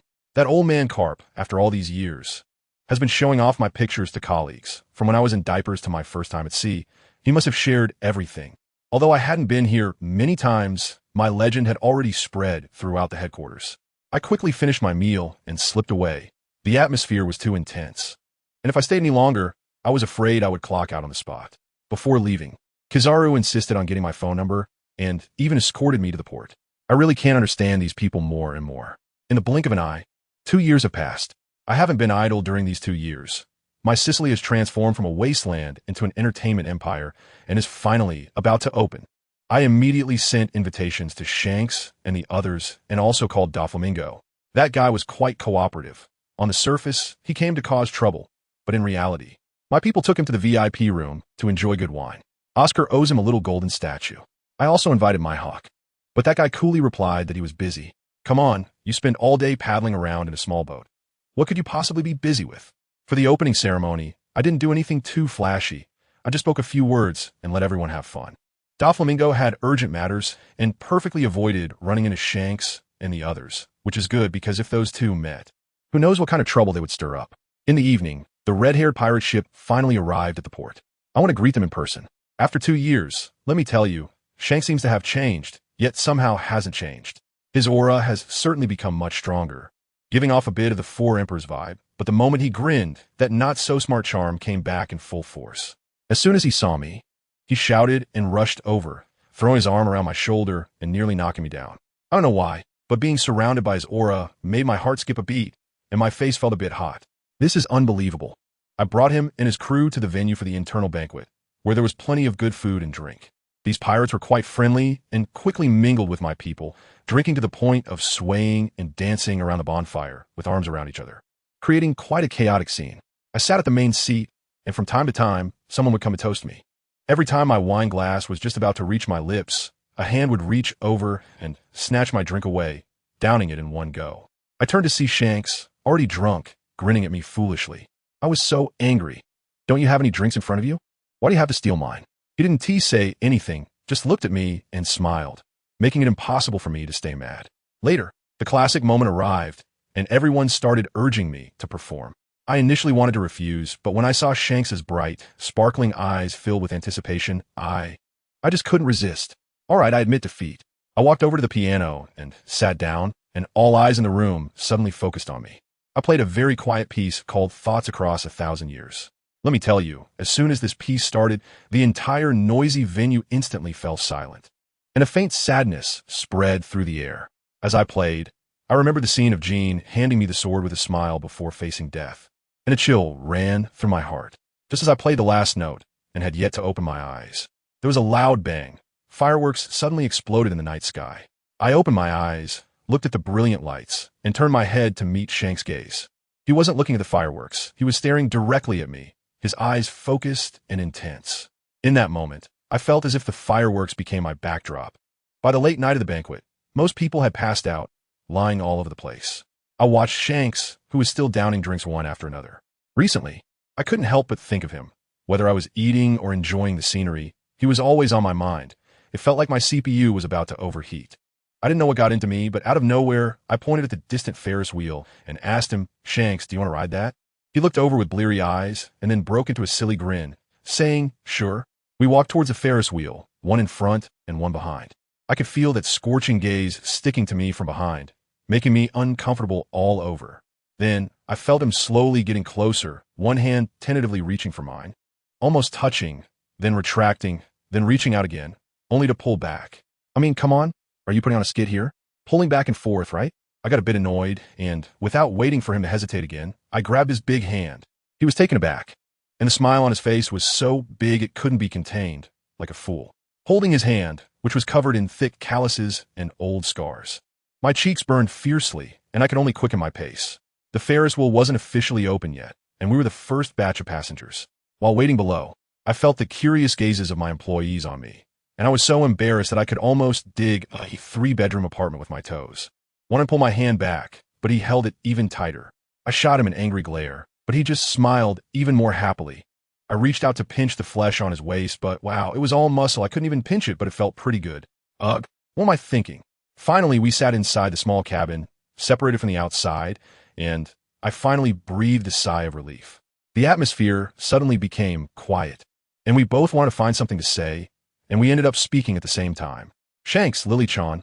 Our eyes met, and we both smiled. He looked at me, suddenly a bit flushed, and then very seriously he brought out the hand I had grabbed, which he usually kept hidden, and helped me tuck the stray hair by my cheek behind my ear, looking straight into my eyes, and said, "Leah, I like you. I've liked you for a long time. I told you, I just froze on the spot. My mind went blank. I had just realized that I might like him a bit." And then he confessed directly. I was a bit confused and instinctively asked, "Are you serious?" He nodded vigorously like a chick pecking at grain. I said, "But you don't know me at all. I'm not what you think." Before I could finish, he interrupted me. "I like you. No matter what kind of you, I like you." Saying that, he pulled me into his arms tightly. I was buried in his embrace. My voice a bit hoarse. "What if I say I don't like you?" He rested his head on my shoulder, his voice particularly gentle. "You don't need to do anything. Just stand there and wait for me. I will keep getting closer to you." I have to tell you, just this one sentence completely broke my defenses. I couldn't hold back anymore and reached out to tightly hug his waist. After a while, I finally whispered, "Actually, Shanks, I have some feelings for you too." I could feel his arms tightening around me for a moment, and he radiated immense joy.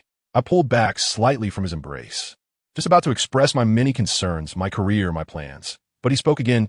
"None of that matters, Lily-chan. You are free. Whatever you want to do, I will support you. All you need to do is stand there and wait for me." I was completely at a loss for words and could only smile at him. I reached out my hand and gently stroked the scar on his face, especially the 3 lines by his left eye, my eyes filled with tenderness.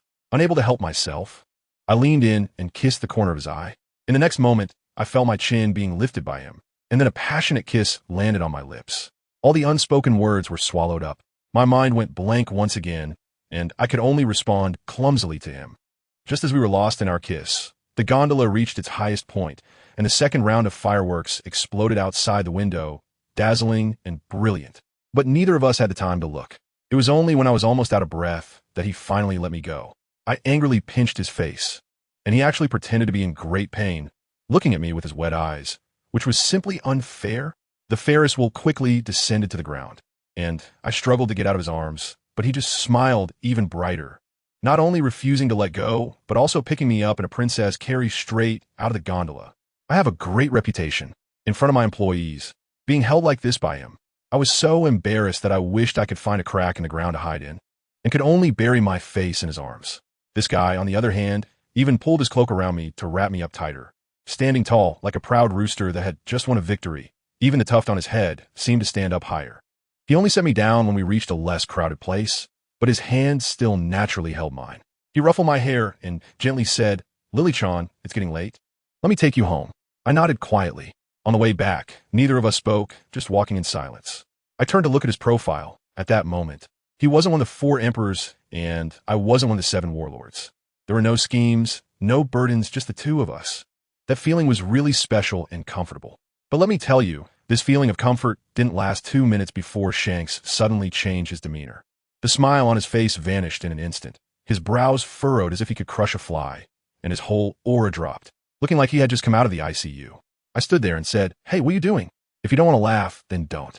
Your expression looks worse than crying. People who don't know might think I owe you 8 million Bailey." I asked him what he was really thinking, and he actually told me that he was a bit afraid something would happen to me. Who understands this? A Yonko telling me he's scared. At that moment, I understood. This is just a classic case of concern leading to chaos. When there are people you care about, your armor becomes your Achilles heel. I directly told him, "Shanks, don't underestimate me. I'm not the kind of delicate flower that needs to hide behind a man. What I want is to stand side by side with you, taking down people together. Besides, I deliberately clear my throat. I haven't agreed to anything yet, so why are you already worrying about things a husband should worry about?" As soon as he heard that, he couldn't help but laugh, bending down to look at me with such tenderness. Yes, our Lily-chan is the strongest. I'm the one who's lucky to have you. Then I must work twice as hard. Or what if someone else takes Lily-chan away? I took 2 steps forward with my hands behind my back and turned around to make a funny face at him. "You better work hard, or I'll find someone more handsome in no time." He laughed behind me and teased that with me being so outstanding, there would definitely be many people chasing after me, and he felt a lot of pressure and so on. But after the teasing, I stopped and seriously told him, "Shanks, listen, do whatever you want. Don't worry about me. I can handle it if the sky falls. The burden on your shoulders is already heavy enough. Don't add to it for me, or we'll start to worry too." He looked at me, and it seemed like something in his gaze was instantly set down. Just one word, "Okay, I'll tell you." He knew I understood. I definitely knew about the messy things behind him, like the celestial dragons and the world government. Although I didn't know how he knew that I knew, it didn't matter. What mattered was that we were absolutely on the same side. We both found those celestial dragons unpleasant.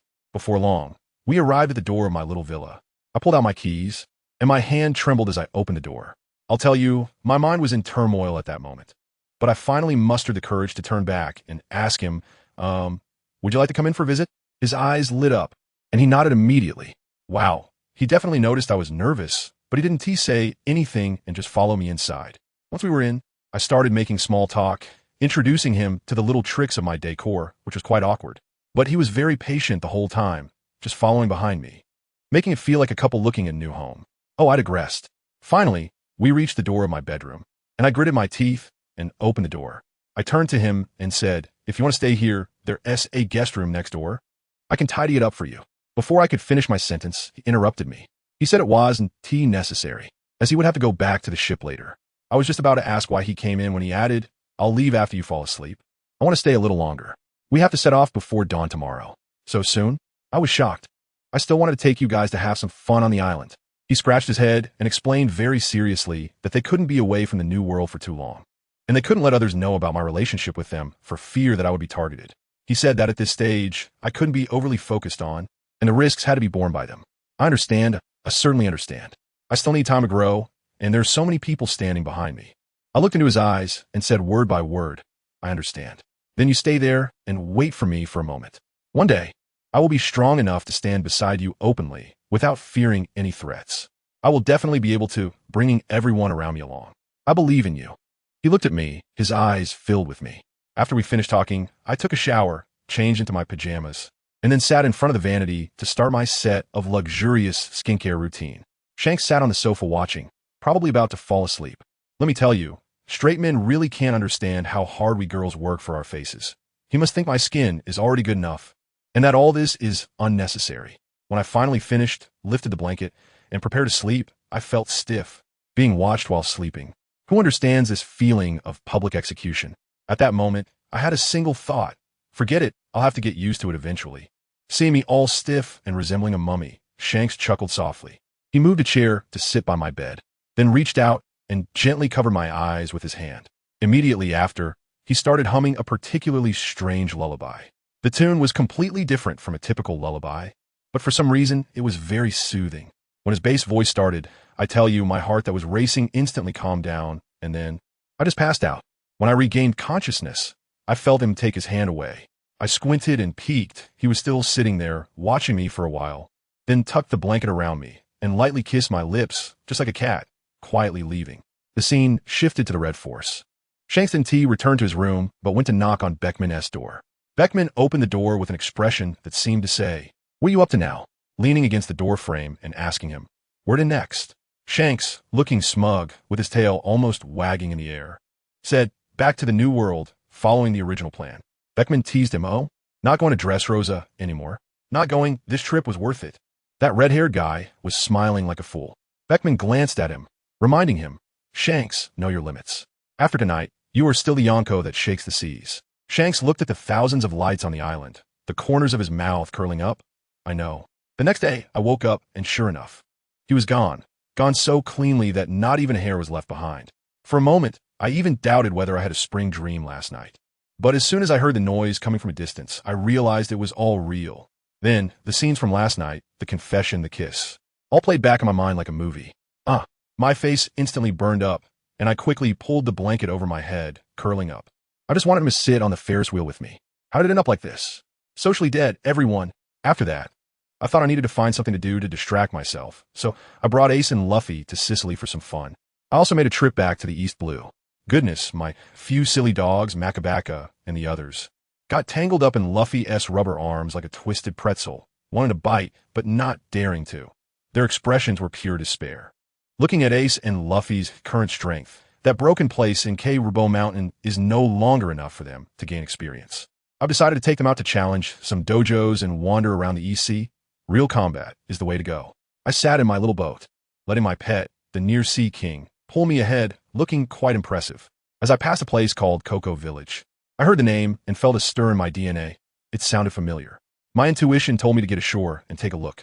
As soon as I landed, I sensed something was off. This village was as quiet as a ghost town, with every household's door tightly shut. I thought to myself, isn't the East Sea a beginner's village? Why does it feel like the entrance to a final dungeon? But who am I? With a swift motion, I walked right in. I reached an orange orchard, and to my surprise, the entire village was gathered there. I immediately spotted a familiar pink-haired figure in the crowd. Belmere. She was lying on the ground, her arm bleeding, and a hideously ugly fishman was standing on her arm, laughing maniacally. I instantly understood that this was Nami's special performance. I didn't rush up immediately because there were too many fishmen minions, and I was afraid they would take the villagers as hostages. I quietly blended into the crowd to observe first. I watched as Belmere, in order to not deny that Nami and Nojiko were her daughters, had a gun pointed to her forehead by that ugly creature named Arlong. Just as he was about to pull the trigger, my sister made a dazzling entrance. I pushed through the crowd and walked out with a professional smile on my face. "Hey, big fish man, I'm here to buy oranges." I took off the money pouch from my waist and handed it to him. "It's a big order, a whole 100,000 berries. This amount of money should be enough to buy 3 lives, right?" I was wearing a mask, and that fool Aaron definitely wouldn't recognize me. He hesitated and had his men count the money. There was not just 100,000 in my money bag, but also a pile of jewels. My heart was bleeding at that moment, but there was no way around it. Saving people was the priority. Aaron took the money, threw out a few harsh words, and left with his men. I sneered inwardly. Dare to take my money? Just wait. If I don't empty your family's coffers afterward, I won't be called Patkas. Once they left, Belmel asked me warily who I was. I slowly took off my mask and smiled at her. "It's been a while, Miss Belmel." She was directly shocked. "You are Leah?" I nodded. She was so excited that she was incoherent, thanking me and saying something about paying me back. I waved my hand directly and gritted my teeth, saying, "You don't need to pay me back. I'll personally get the money back from along, with interest. The villagers around were just staring blankly, and I was really in a bad mood, so I exploded. What are you looking at? Hurry up and go find a doctor to bandage her up. Are you all happy if she bleeds to death? These people finally reacted to my shout and hurriedly went to find a doctor. As for me, when I encounter indecision, I first shake someone up. I take out my phone and directly call my old man, Carp. As soon as the call connects, Carp's nose-picking face appears. Upon seeing it's me calling, his expression instantly changes from impatience to a blooming flower, and his voice becomes overly sweet. It's little Leah. Have you been eating well lately? I brewed my emotions for a moment, and as soon as I opened my mouth, I sounded like I was about to cry. Grandpa, someone is bullying me. He even stole my money. Woo-woo. He said he has colluded with the Navy in this area, so it's useless for me to report it. And he is even forcing the villagers to pay for their lives. I exaggeratedly recounted Along's crimes. After listening, the old man fell into an unusual silence. Finally, he said, I'll have Smoker go handle it. You stay there for now and protect the villagers. I quickly seized the opportunity. So, can I go and take back the embezzled money from him? I can return it to the villagers, and the rest can be used as school funding. I tell you, I just want to rob them openly, but in front of the elders, I need to find a grand reason. Cap didn't think twice before agreeing, and kept reminding me to pay attention to safety, to run if I couldn't win, and to gang up on them instead of going solo. We delved into a deep discussion on the art of scheming against others. After I completed this set of actions, Belmir and the nearby Nami were left dumbfounded, both staring blankly. I felt that Nami looked at me with eyes full of admiration. After hanging up the phone, I followed Belmir back to her home. That night, I had them inform all the villagers to stay indoors. Then, I took my scythe and charged into Arlong Park. I won't go into detail about the process. It was just a one-sided crushing. With a swing of my scythe coated in armament hockey, I left a large gash on Arlong's chest, and he collapsed on the ground. Unable to get up, he was spitting blood and still shouting wildly, claiming that humans were an inferior race. I didn't kill him. I just wanted to see what he would say before he died. And guess what? He actually started putting on a sob story, saying that everything was done by him alone, letting his subordinates take the blame. His little followers were also crying and shouting, Boss, Brother Long. I was directly amused by anger and mocked. Now you know what brotherly love is? When you were bullying the villagers, didn't you think about this day? Along still stubbornly retorted, What do you know? Everything I've done is for the future of the Fishman tribe. I couldn't help but laugh out loud. With your little bit of mediocre skill, how can you bear the fate of a whole race? The strength of the fish people is 10 times that of humans. They are inherently more noble than you. His expression was twisted, and he was still shouting there. I told him, when I heard his twisted reasoning, I almost couldn't hold back my laughter. I shot back at him directly. You ran from the depths of the ocean to the East Sea. Haven't you seen the fierce battles on the Grand Line? You know very well how powerful humanity is, yet you're here emphasizing the nobility of the fishmen. Isn't that just you trying to justify yourself in this fish pond? To put it bluntly, you're just incompetent and love to make noise. Goodness, he was so furious that he shouted, If you want to kill me, just do it. Stop talking nonsense. I immediately put away the blood scythe, stuffed my hands in my pockets, and looked at him. Who said I was going to kill you? My time is very precious. I don't have time to play these childish games with you. I got straight to the point. The money you stole from the villagers now belongs to me. Also, I have a job for you. Be the middleman in my business with the Fishman Island. Are you in? As soon as he heard this, he reacted like a cat whose tail had been stepped on, fur bristling, saying it was impossible. Ieto mans. I will never join forces with you. I couldn't help but laugh at that moment. I never asked you to forgive humanity. Those scumbags who bully you fishmen deserve to be dealt with harshly by me. An eye for an eye, double the payback. As soon as I said that, the Arlong people were stunned, staring at me blankly. But you are also human. Who understands? Family? It's already 2025, and there are still people playing the race discrimination game. I directly switched to my rhetorical mode. I treat all races equally, and I equally despise all the trash that bullies the weak. So I look down on you, Arlong. If you have the guts, go take revenge on the real strong who bully your kind, instead of picking on defenseless villagers. That's not revenge. That's impotent rage. He was still unconvinced and wanted to argue, but I didn't give him a chance. I wiped the smile off my face and went straight to the point. Stop making excuses for your weakness. Do you really think that building a Narlong park in the EC will change your people's fate? Too naive. Dignity only exists at the edge of the sword.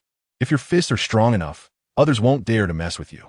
The fishmen need a powerful figure who can stand tall, but you, Arlong, have already compromised with reality, retreating with your people to the EC. You no longer have that qualification. I told you. Every word I said pierced his heart, directly shattering his psychological defenses. 1 second he was fierce and intimidating, and the next second he was completely broken down, tears streaming down his face, crying like a 300-pound child, telling me how he wished to live under the sun with his kin when he was young. Seeing him like that, I softened my tone a bit and pointed out 2 paths. If you want the fishmen to live under the sun, it's simple. I have an island where you can come, but you have to work for me. If you want to completely change the fishman's fate of being discriminated against, then you need to overthrow the world government and bring those celestial dragons down from their pedestal. This isn't something one generation can accomplish. But the first step is to have the capital to engage in equal dialogue with humans. I repeated my conditions. You act as the middleman, and I will be responsible for ensuring that the orphans in Fishman Street have books to read and jobs to do. As long as you don't provoke trouble, I will take as many people as you bring, treating everyone equally. He was a bit dazed by the words received education, hesitated for a while, and said he would go to the island and school. I mentioned to take a look before making a decision. Fine, an inspection is fine. I directly gave him a permanent pointer to my stronghold in Sicily and reminded him, the Navy will come to deal with that Colonel Mouse tomorrow. So if you don't want to go to the city and eat prison food, you better take your people and scram. After settling things with Arlong, I returned all that dirty money to the villagers and then headed straight to the naval branch. Goodness, that Colonel Mouse was simply the worst of the worst, colluding with pirates, forcibly taking women, and trafficking children, committing heinous acts. I recorded all his crimes over the years with a video snail, and of course, his ill-gotten gains had to be shared with me. The next day, Smoker arrived on the warship. By the time he got there, Arlong Park had collapsed, and everyone had fled. When he got to the naval branch, he saw that all the Navy personnel had been taken down by me, lying there like dead pigs. He kicked open the office door and was stunned. The scene was like a song of ice and fire. I was elegantly brewing tea with an alcohol lamp, enjoying a peaceful moment. Beneath his feet lay a mass that was no longer recognizable as human. That was Colonel Mouse, all limbs severed, covered in blood, barely clinging to life. Smoker's subordinates immediately vomited. He managed to hold himself together, his gaze sharp as a knife, just about to curse. When I tossed the video snail over to him, telling him to watch first. After he finished watching, he fell silent. It seemed his worldview was shaken a bit. His grandfather, Vice Admiral Garp, had repeatedly instructed him that his granddaughter was well-behaved and gentle, telling him not to scare me. He must have been filled with question marks. Is this it? This is called well-behaved? Is Vice Admiral Garp telling some incomprehensible hell joke? He took a deep breath, stepped over the mass on the floor, and slapped my bounty notice down on the coffee table, causing my teacup lid to fly off. I was instantly displeased, smirking as I swiftly moved behind him, my hand poised firmly at his neck. I tell you, his face turned pale at that time, and he was sweating cold. He probably even forgot to activate elementalization. I withdrew my hand, moved in front of him, raised my eyebrows, and waited for him to speak first. After holding in for a long time, he let out a cold snort. I won't hold this against you this time, but if I catch you harming civilians again, I'll personally send you to the city of advancement. I laughed at that moment and pretended to be scared. Oh no, I'm so scared. Did you forget that I'm one of the 7 warlords, a legally recognized pirate by the world government? Even if I rob, it's not illegal. What reason do you have to catch me? He was so angry that he clenched his fists, saying that the trash system of the 7 warlords shouldn't exist. Well, you're right, I nodded, but it already exists. All right, I'm not teasing you anymore. I'm helping your Navy clean up, and if you don't thank me, that's fine. But you come at me aggressively right away. How rude. After arguing with this stubborn guy, I went back to Windmill Village. It had been almost half a year since I saw Ace and Luffy, and I really missed them. When I got home, I was stunned. Dayton and those rough mountain bandits were actually feeding chickens, milking cows, and living a pastoral life in the yard. After asking, I found out it was all arranged by Ace, who said that the milk from outside had additives and wasn't healthy. So he wanted to give Luffy pure natural milk to help him grow taller. What kind of nurturing older brother is this? I am amazed. I went upstairs and saw. Good grief, Dayton, the woman who could split a bear in half with an axe, actually wearing reading glasses and mending shoes. She looked at me with a shocked expression and seemed quite proud, then showed me a wooden box full of shoes that Ace had worn since he was little, all neatly repaired. She said this was a memory. At that moment, I really... Sigh, the toughest guys are often the softest at heart. Just as I was feeling sentimental, the yard became lively, and Ace and Luffy came back dragging a huge bear. Ace had grown quite a bit, almost to my shoulder, and he was really happy to see me, but a bit shy because he was all dirty.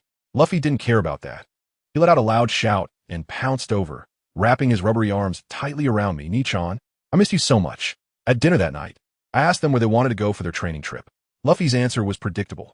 I want to go to a place with lots and lots of meat. Ace hesitated for a moment, looked down, and quietly said for the first time, Nichan, I want to go to the island where I was born. He said he wanted to see his mom and tell her that he was doing well now. I immediately pulled him in my arms. Ace was ready, and my sister would take you. Luffy, looking confused, asked beside us, does Ace have a mom? As a result, Ace punched him on the head. Idiot. You have a dad. So how could you not have a mom? Watching the two of them play around, I took out my notebook and noted down the first destination, South Sea, Barrier Island. After 2 days, we set off. I handed the helm to Ace so he could practice. As for Luffy, I just gave him a bunch of food and told him not to cause trouble. It turned out that poor Ace had to be both a dad and a mom on this journey.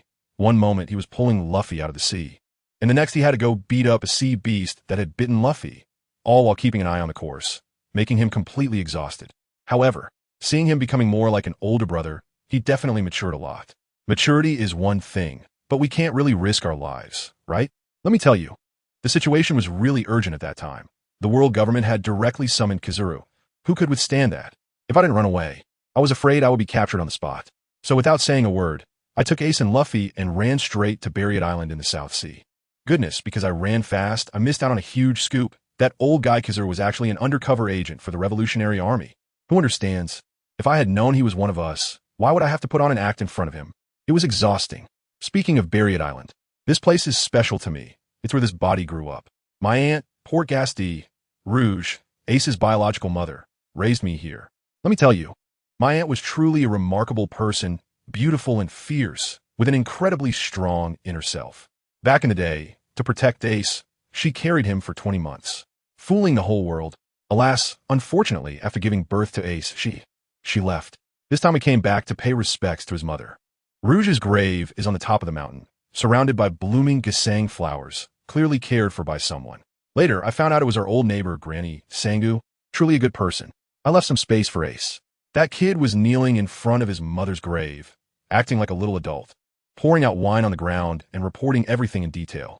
He said he now had brothers and wanted to go to sea to prove his worth. And he wanted to surpass that bastard father of his. It made my eyes a bit teary.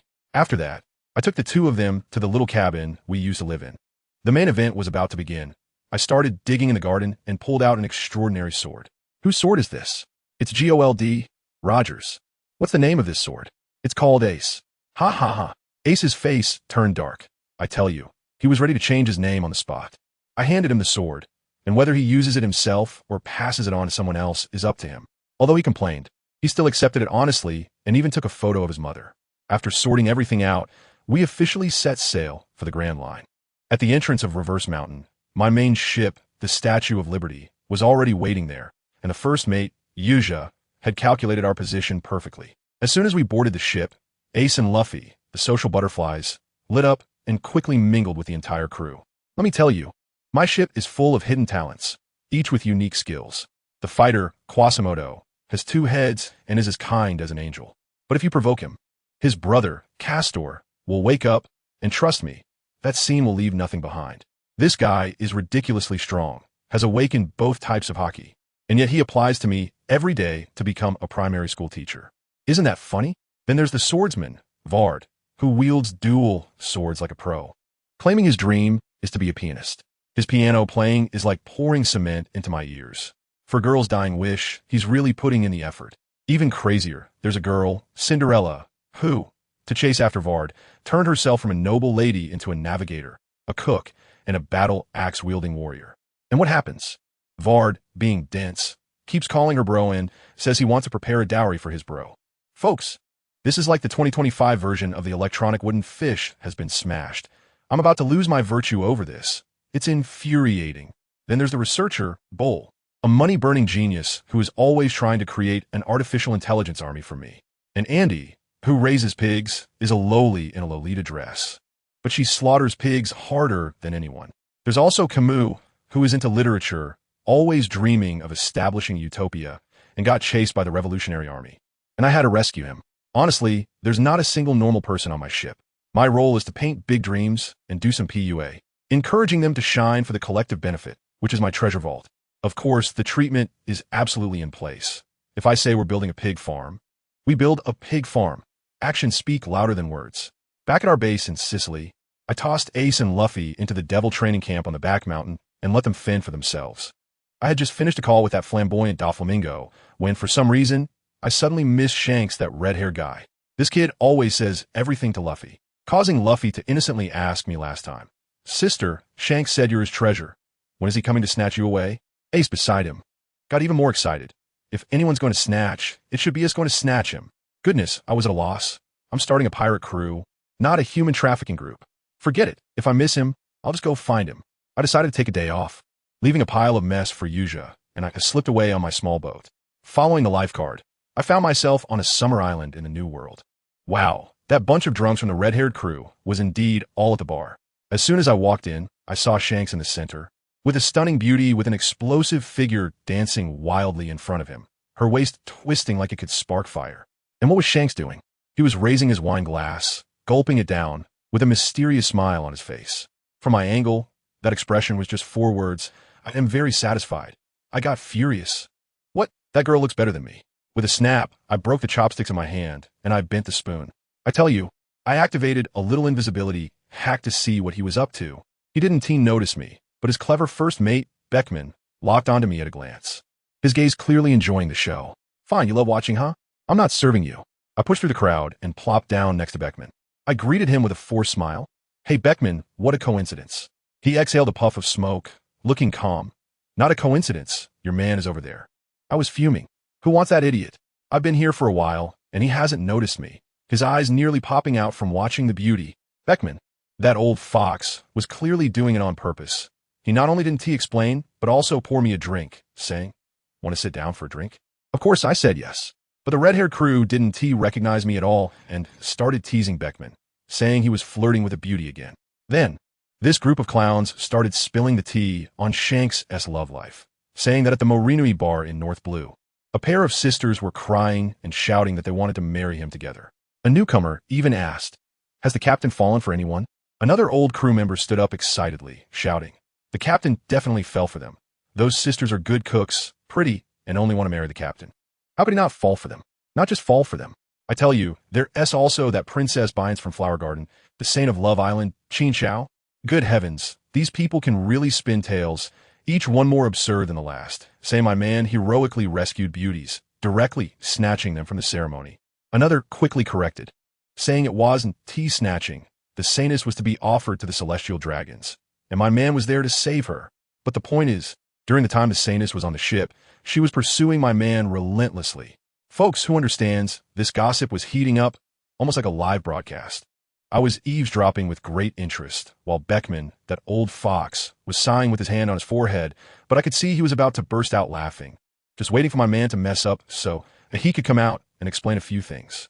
Just when this group was about to unveil the ultimate mystery of who the captain actually liked, my man, that red-haired idiot, finally pushed away the big-chested girl who was practically sitting on his lap, and with a dazed look, glanced over at me. He had drunk a bit too much. Probably couldn't even see clearly, but just from looking at my back, he lit up like a golden retriever finding its owner. But he didn't come over right away. Instead, he looked a bit aggrieved, as if to say, "Why didn't she come to find me first? Why did she go sit next to Beckman?" The next moment, he completely ignored everyone, including the girl who was knocked to the ground and looking confused, and marched over to me with a wine bottle. First, he gently patted my shoulder. I completely ignored him. Goodness, his red hair drooped down instantly, looking as pitiful as a 300-pound child. Beckman was dumbfounded, probably thinking how could this guy be so embarrassing. Seeing that I was ignoring him, he actually darted right in front of me, squeezing himself between me and Beckman. He squeezed so hard that the veins on Beckman's forehead were about to pop out. I bet at that moment, Beckman definitely wanted to pull out his gun and shoot him. Wow, it really is Lilychan. His eyes were shining like he had 2 suns in them. "Were you hiding here to give me a surprise?" I shot him a glare and turned to Beckman, my voice neither loud nor soft, just enough for everyone to hear. "Beckman, who is this? I don't recognize him. I specifically came to find you this time." Lilychan, I have to tell you, I was really furious at that time. I don't easily trust people, but Shanks is the exception. It's precisely because I care so much that I got this angry. But I ignored him and walked straight up to the beautiful woman he had pushed down, pulling her up. The look she gave me was full of hostility, but I didn't care. Today, I wanted to take this opportunity to see my own heart and also to see this man's heart. To put it simply, I approached him at first to pave the way for my business empire. My intentions were not pure. We haven't established a relationship yet, so it's not too late to backtrack. His performance today will directly determine how much sincerity I have for him in the future. I looked into the beautiful woman's eyes and asked directly, "Do you like Shanks?" She crossed her arms and replied with a disdainful expression, "So what if I do? So what if I don't? Who are you? Why do you have to question me here?" I stretched out my finger and shook it, laughing nonchalantly. "I'm not here to question you. I support your liking him. If possible, I would even help you pursue him." As soon as these words came out, the whole place fell silent. The crew members who were gossiping just now broke into a cold sweat. They finally realized that I had heard everything. Jesus Boo was stunned and ran over to ask them, "What's going on?" A poor guy with a long face said, "Brother Jesus Boo, isn't it obvious? It's a battlefield. I feel like we've gotten ourselves into big trouble." Then, right in front of everyone, I took that blonde bombshell aboard the Red Firth in the name of being a friend of Beckman. Once on the ship, I completely switched to the stay away from me mode. Shanks wanted to get close. Sorry, I couldn't see him. Instead, I spent every day hanging out with Beckman, even going so far as to give him a custom-made leather holster, discussing market expansion and resource utilization like we were speculating on the next big thing. As for Shanks, he was like a jilted lover. Wherever Beckman and I were, he had to squeeze onto the same table, and the sourness of it could be smelled from 800 miles away. The blonde beauty was also particularly proactive, always pestering Shanks and making him various delicious dishes. One time, Shanks wanted to show off his muscles in front of me, but the only one cheering him on was that beauty, going on about how amazing he was and wildly supporting him. Beckman couldn't stand it and directly pulled me into the conference room. The funniest part was during meals. I prepared some supplements for Beckman, saying he was overworked and needed to replenish. Then Shanks plopped down, and as soon as the dishes arrived, he touched every plate and then moved them all in front of himself, operating on the principle that if it got dirty, it was all his. He was shameless for food. But when it came to the dishes made by that blonde beauty, he remembered Beckman saying to cooperate with the investigation.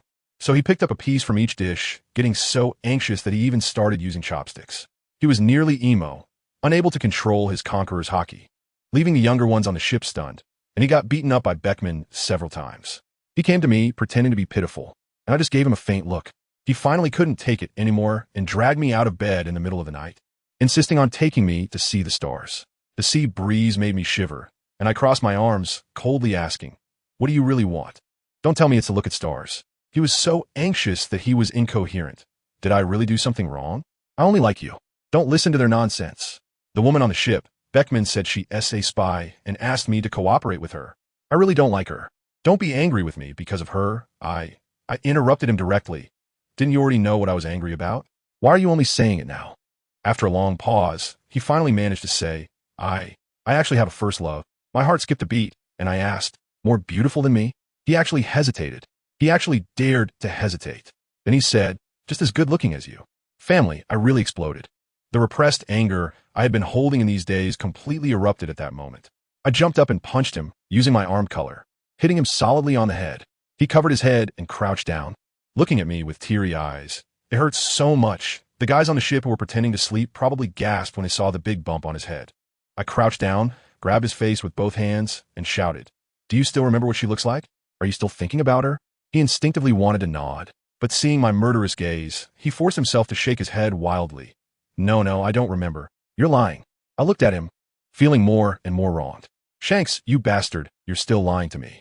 I pulled my hand away from his face and said sullenly, "I'm not feeling good staying here, and you're not happy either. Since we're both unhappy, I'm leaving tomorrow." After saying that, I ran back to my room, leaving him alone on the deck, petrified. I didn't notice that he had already clenched his fists. No matter what his plan was, that woman would be thrown off the ship first thing tomorrow morning.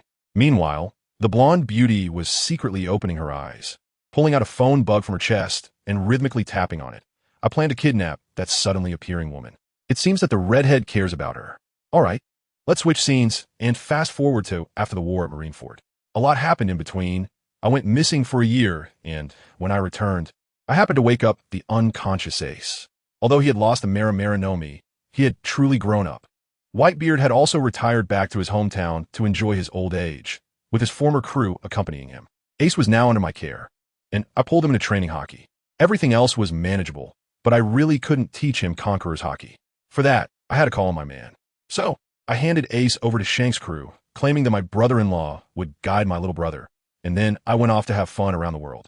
Shanks was furious, complaining to me every day through the phone bug, saying he had become my free high-level sparring partner. Ace was also holding his own, rapidly improving his strength after being trained by Shank's crew. Until one night, he looked at the sword left by his father, Roger, and the footage inside, which not only contained Roger's birthday wishes for him, but also a secret video of Roger battling the Golden Lion. Watching Roger's devastating move, Ace entered a mysterious state, instinctively clenched his fists, and a dark red aura surged upward. He finally grasped the Conqueror's haki. The commotion was so great that it directly woke up the drunken Shanks. Sensing Ace's breakthrough, he couldn't help but smile with satisfaction. This kid had finally made it. He could finally report back to me. The next day, just in time for Ace's birthday, I decided to throw him a rebirth party. I called everyone, the captains of the Whitebeard Pirates, Luffy, Sabo, the Empress, and even Dayton and Old Man Garp. That little island was like a battlefield of gods. At the party, the two old men, Garp and Whitebeard, were bickering like children. Luffy was being chased by the Empress, calling out for his big brother, while Ace and Sabo laughed and clinked their glasses on the side. Just at the moment of the most excitement, Shanks, in front of everyone, announced our engagement. His hands were shaking like he had Parkinson's, and he stumbled over his words, showing none of the demeanor of the pirate emperor. However, seeing his sincere and nervous expression, I still agreed. After all, we had known each other for 11 years. A huge cake was brought out, and I personally placed 22 candles on it for Ace. He closed his eyes to make a wish, and Dayton put on the red bead necklace she had worn for many years, replacing the one that had broken during the war at Marineford. Old Man Garp watched this scene with red eyes. The Revolutionary Army had officially gone to war with the world government, and the world was heading in a completely new direction. Ace looked into the distance. It was time for him to fulfill his promise to Wano. All of us were heading towards the new world. But on the other side of the new world, let me tell you, some people weren't as carefree. This woman, named Jessica, was the top star in the entertainment industry, a well-known social butterfly and part-time spy in the new world. Her boss had given her a strict order to obtain the weaknesses of Shank's crew at all costs. To be honest, I've seen all sorts of dirty tricks. Using my body as a weapon for a mission is just part of the job. I thought I had become numb to it all until I met Shanks. In that bar, filled with bright lights and alcohol, his first mate Beckman looked at us women with an undisguised desire. But Shanks, that redhead, only had eyes for the drink, treating the beautiful women in front of him like air. At that moment, I was intrigued. This man was different.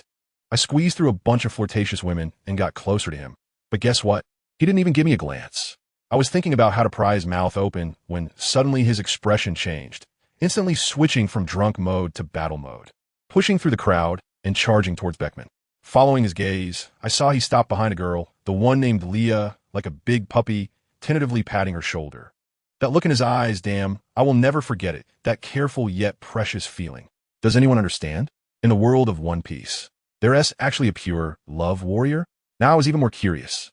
Later on the ship, Shanks stuck to Leah every day, while I used all my tricks to flirt with him, but he treated me like air, instead getting shot down daily by Leah, and Beckman's looks like I was a clown. I've never felt so humiliated in my life. Let me tell you, that feeling of shame was more embarrassing than anything I did to survive before. In a fit of anger, I resorted to the most direct method of revenge in our line of work: kidnapping. Of course, I'm not stupid. I knew everyone on that ship was protective of Leah, so I specially prepared Sea Prism Stone handcuffs. But what happened? The Sea Prism Stone had no effect on her at all. But Leah was even more impressive. She played along, pretended to drink the drug tea I made, and passed out right away. The most ridiculous part was, I, a weak woman, actually picked her up in a princess carry. At that moment, Leah must have been stunned, thinking this script is wrong. She probably guessed that this wasn't tea so simple, and that her cunning first mate Beckman was definitely behind it. And indeed, it was true. On the other side, Shanks was pacing frantically on the deck, like a child who lost their toy. Beckman, where's Lily-chan? I've searched everywhere. Did she leave because she's angry? Wah. He squatted down, drawing circles on the ground. Beckman, let me tell you that old fox leisurely exhaled smoke and calmly said, she hasn't left, she has just been kidnapped. Shanks was stunned for a moment, then quickly realized, what? Kidnapped. As for me, I opened my eyes again and found myself locked in a large cage. With Sea Prism Stone handcuffs on my hands and feet, I pretended to rub my head and looked around. There was a musty and bloody smell. Even though the walls were painted white, That eerie vibe was unmistakable, a classic interrogation room setup. When no one was watching, I quietly reached out and squeezed the iron bars of the cage, and hey, it deformed easily. Shaking the handcuffs, they felt light as a feather, clearly just for show. I had a hunch. Beckman, you sly old fox. You must have colluded with Jessica. Actually, I'd already looked into Jessica. Her boss behind the scenes was Shank's arch-nemesis, a near-emperor-level pirate named Soy, who operated in the gray area of the sex industry. Jessica was his mistress and one of the managers of this chain of enterprises. A woman who could thrive in the new world couldn't possibly act like a love-struck fool on the red-haired ship. The only explanation was that she was acting, performing for someone who was monitoring her. And Beckman, that old fox, must have seen through everything long ago. This whole act was probably a conspiracy between the two of them. Just as I was thinking about this, the iron door creaked open. Jessica walked in with a swagger, looking down at me. I actually felt relaxed and just stared at her. She moved her lips, held back for a long time, and pretended to be very arrogant, saying, "Don't you have anything you want to ask? You're my prisoner now." I was taken aback and calmly replied, "Nothing to ask. If no one is watching now, you don't have to use that stupid bimbo tone with me." Jessica's expression stiffened for a moment. Then she relaxed and squatted in front of me, saying, "You are very smart. If you cooperate well with me, you won't have any trouble." I shook the handcuffs. "Do you think I have any ability to resist right now?" She shook her head and said, "You don't have to worry about your safety." Originally, the person I planned to kidnap wasn't you. I asked impatiently, "Then why did you kidnap me?" She smiled meaningfully. "The original plan was to kidnap Jisusbu. But from my observations, kidnapping you is more effective than any of their cadres. Does anyone understand?" I suddenly felt completely exposed. My face burning. Her eyes were saying, "Everyone on the ship can see your childish squabbles with Shanks." I wanted to find a crack in the ground to hide in. It was so embarrassing. After all these years, how could I still be playing this childish game of ignoring each other like a little kid? Jessica ignored me again. She walked to a wall and pressed a button. The wall split open, revealing a huge screen. When the screen lit up, the sight made my blood run cold.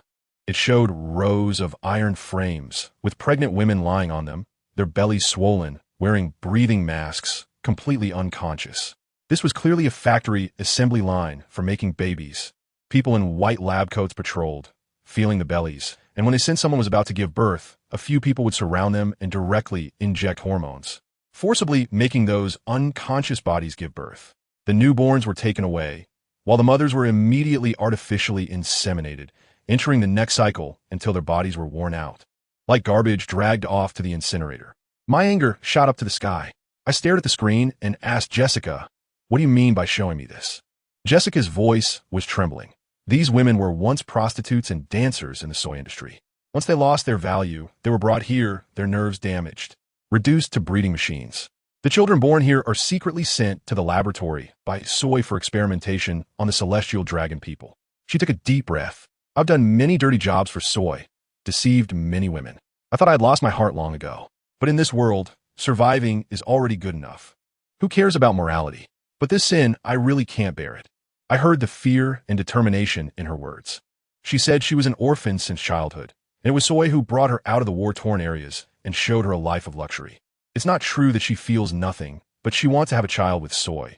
She wants to be a real mother. So she can't face all of this anymore. She secretly kept a child from Soy. Soy can't win against Shanks. A person like him will fight to the death if he loses. I have to survive and find a way out for myself and my child. I understand. I looked at the mothers being treated as tools on the screen and thought of Jessica feeling a mix of emotions. My hand gripping the iron railing tightened in anger, twisting the bar into a spiral. Those celestial dragons again. This endless desire of theirs. Why should it be satisfied with the bones and blood of others? In the following days, I played along, getting so bored in the cage that I felt like I was growing fur, spending my days fiddling with the bars. Jessica said that Soy had already taken people to negotiate with Shanks, but in reality, the red-haired pirates had already laid a trap, ready to take them all down. Shanks was fighting especially hard this time. Who knows if it was because his wife was kidnapped and he was anxious. That old six, Beckman, was probably enjoying a smoke on the battlefield, while secretly laughing. Finally, Jessica came with the key, her expression flustered, her hands trembling as she unlocked it. As soon as she opened the cage, the entire building began to shake violently. "Follow me." She pulled me and ran outside. Outside, there was a huge explosion, flames shooting into the sky. I felt that someone had locked onto our position, and the incoming people were incredibly strong, their aura as cold as that of assassins. Jessica gasped, "It's CP0. My heart sank, and I instantly understood everything. The battle between Soy and Shanks was about to end, and the world government was going to kill us to eliminate all the dirty evidence by blowing this place up and wipe out a country with one move. I wasn't surprised they would do something like this. Want to destroy the evidence? I want the whole world to know. I quickly pulled out a transponder snail from Jessica's pocket and called Morgan's. Big news. Send someone here fast. Coordinates XXX. After hanging up, I felt that those assassins were already closing in. I couldn't be bothered with small talk. My appearance changed in an instant, directly entering combat mode. A group of black-clad CP0 assassins emerged from the forest. Villains die from talking too much. I don't have time to waste with you. Let's get straight to it. I told you, the CP0 guys on the opposite side were completely stunned. Their intelligence probably still lingers in the last version, thinking I'm some soft persimmon. The leader. That guy, good heavens, over 4 meters tall, a walking signal tower. But what happened? His brain couldn't keep up with his hardware. He saw a woman charging at him with a scythe taller than himself and casually tried to block it. His face was full of arrogance, as if I was just giving him a gua sha treatment. He thought I was on the first level, but I was already in the atmosphere. Let me tell you, in that second he was posturing, the shadow beneath my feet came alive and spread across the entire arena. His subordinates hadn't even reacted before they were tightly entangled by their own shadows, unable to move. And me? I flipped my wrist, the scythe went around his blade, and headed straight for his neck. This guy was quick to react, instantly covering his neck with a layer of armed color hockey. Unfortunately, the quality was too poor. When my scythe struck, there was a crack, and his hockey shattered like an eggshell. I cleaved him straight into the ground, half of his body gone. I didn't give him a chance to breathe, jumped up, and kicked him right in the temple. Hockey? Who can't do that? As for his little brothers, they were even worse off. That wasn't just a shadow. It was all the malice and resentment I had accumulated. It was like an all-you-can-eat buffet. I just chomped down on those mooks. Who understands? The scene turned into a large-scale, hand-tearing battle against the devils, screams echoing, but not a drop of blood in sight. Focusing on environmental recycling. The fight with that signal tower guy had no suspense either. My scythe came with effects of continuous bleeding and aggravated wounds. All the blood he spilled became snacks for the shadow beneath my feet. The more I fought him, the weaker he got, and the more excited I became. After about 10 minutes, he couldn't hold on anymore, and with a spurt of old blood, he knelt down. I was interested in hearing his defeat speech. I grabbed his hair and slammed him to the ground, then stepped on his head. Soul searching, right?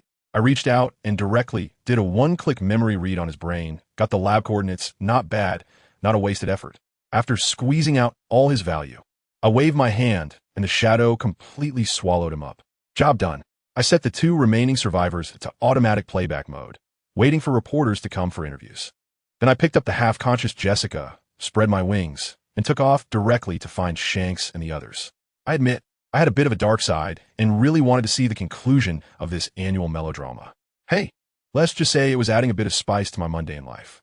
When I arrived at the location, good heavens, the battlefield was almost reduced to ruins.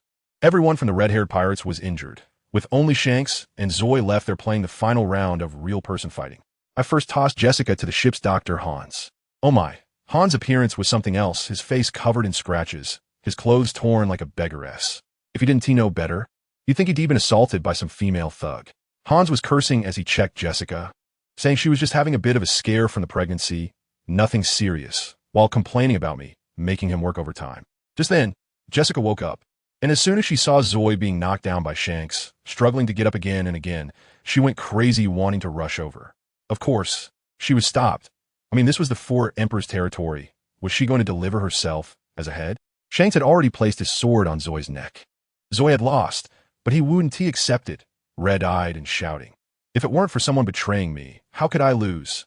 As soon as Jessica heard this, she went soft, tears streaming down her face like broken beads. I don't know what Beckman was thinking, but he actually had someone take Jessica over.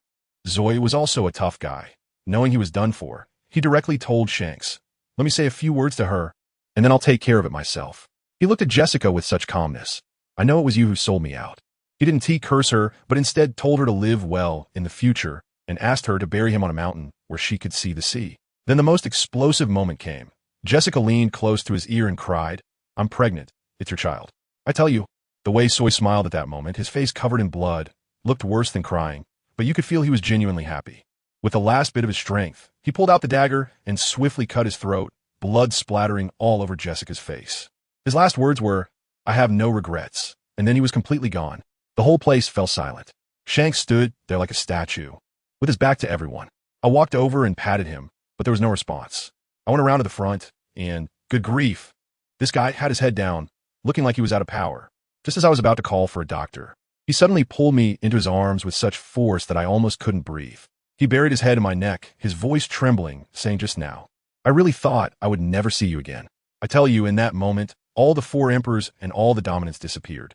In my arms, he was just an ordinary man afraid of losing me. I could only hold him back, gently patting his back, telling him, "It's okay, I'm here." This guy was still rubbing against my neck like a child, making me itch like crazy. I quickly pushed him away. All right, you're a grown man. Stop acting spoiled. Let me check your wound." Only then did he reluctantly let go, but his hand still held onto mine tightly. The way we were being lovey-dovey made the single crew members around us feel heartbroken. Shanks didn't care about that. He took my hand and raised it, shouting at the top of his lungs, "Hey, everyone, the banquet is on." In an instant, it was as if everyone came back to life, howling and starting a party wildly. After the banquet, I slipped away since I still had a lot of things to handle at home. Once I got back, good news came one after another. My little genius subordinate, Yuja, managed to turn the limited edition miracle drug into a renewable resource. Let me tell you, now I hold the key to the world's social connections.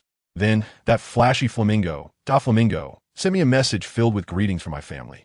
But the core message was simple. "I got something good to auction, you little brat. Come if you want, Dressrosa is waiting for you." Since he said that, how could I not go? I wanted to see what he was up to. This time, I brought Yuja along to let her see the world. Dressrosa may seem like a land of toys filled with love and passion, but in reality, it's just Doflamingo's large arena for beast fights. I wasn't interested in any of that and headed straight for his palace. I kicked open his bedroom door, and there he was, drinking alone. I couldn't be bothered with him and went straight over to hug his pet flamingo, Gigi, and gave it a good rub. "Hey, Gigi, has Dofu been angry with you lately?" Dofu's handsome face instantly darkened, and he put on his flashy pink feather coat and charged at me, shouting, "Don't call it such a disgusting name. Its name is Tiz. And when have I ever treated my subordinates poorly? It's all because of you, you stinky woman." The next second, let me tell you, I was lifted off the ground. He just grabbed the back of my collar with one hand. Seriously, who understands this? A guy who's 9 meters tall, did he grow up on fertilizer? But it's fine, at least now I can finally look him in the eye. Hanging in midair. I wasn't flustered at all and got straight to the point. "Are you short on money? Why not auction off the devil fruit? You're such a generous person." My sarcastic skill is definitely top-notch. He chuckled, set me back down on the ground, found a chair to sit on, and started to play along. I originally wanted to give it to my capable subordinates, but what? "You stinky flamingo, don't leave me in suspense."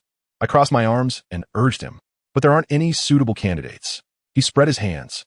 "This fruit's awakening can bring continuous wealth, but in the early stages, you need a massive amount of gold to feed it. If I had that kind of spare money, I'd invest in emerging industrial parks, start new projects, ISNT that faster for making money." At this point, he suddenly covered half of his face with his hand and started laughing wildly. "Haha, what I really want to do, ISNT something that can be accomplished just with money." I rolled my eyes at that moment and thought, hey, Doflamingo, can we not do such a childish action? I'm telling you, I did it on purpose. I know this guy too well. The happier he laughs, the more suppressed he feels inside. Who knows, he might want to destroy the world the next second. That's when I have to step in, irritate him, and use anger, this genuine emotion, to pull him out of that deadlock. You see, the veins on his forehead are popping out. His hands are itching to hit me, right? Hey, that's it. Of course, he's not stupid. He knows I'm concerned about him. So even though he's angry, he's never really laid a hand on me. As soon as I saw the atmosphere was about right, I quickly changed the topic. "So you want to use this auction to reel in a talented person and bring them into the family, right?" I can guess the look in his eyes behind those sunglasses. "It definitely says you're smart." But he said with a cheeky tone, "Pretty much. But if I can't find anyone, there's always you, the big fool. You're so rich, just buy someone and let them work for you." Do I really look like a fool? I pointed at my own nose and asked. "Not like one, you are one," he said firmly. Wow, this conversation is going nowhere.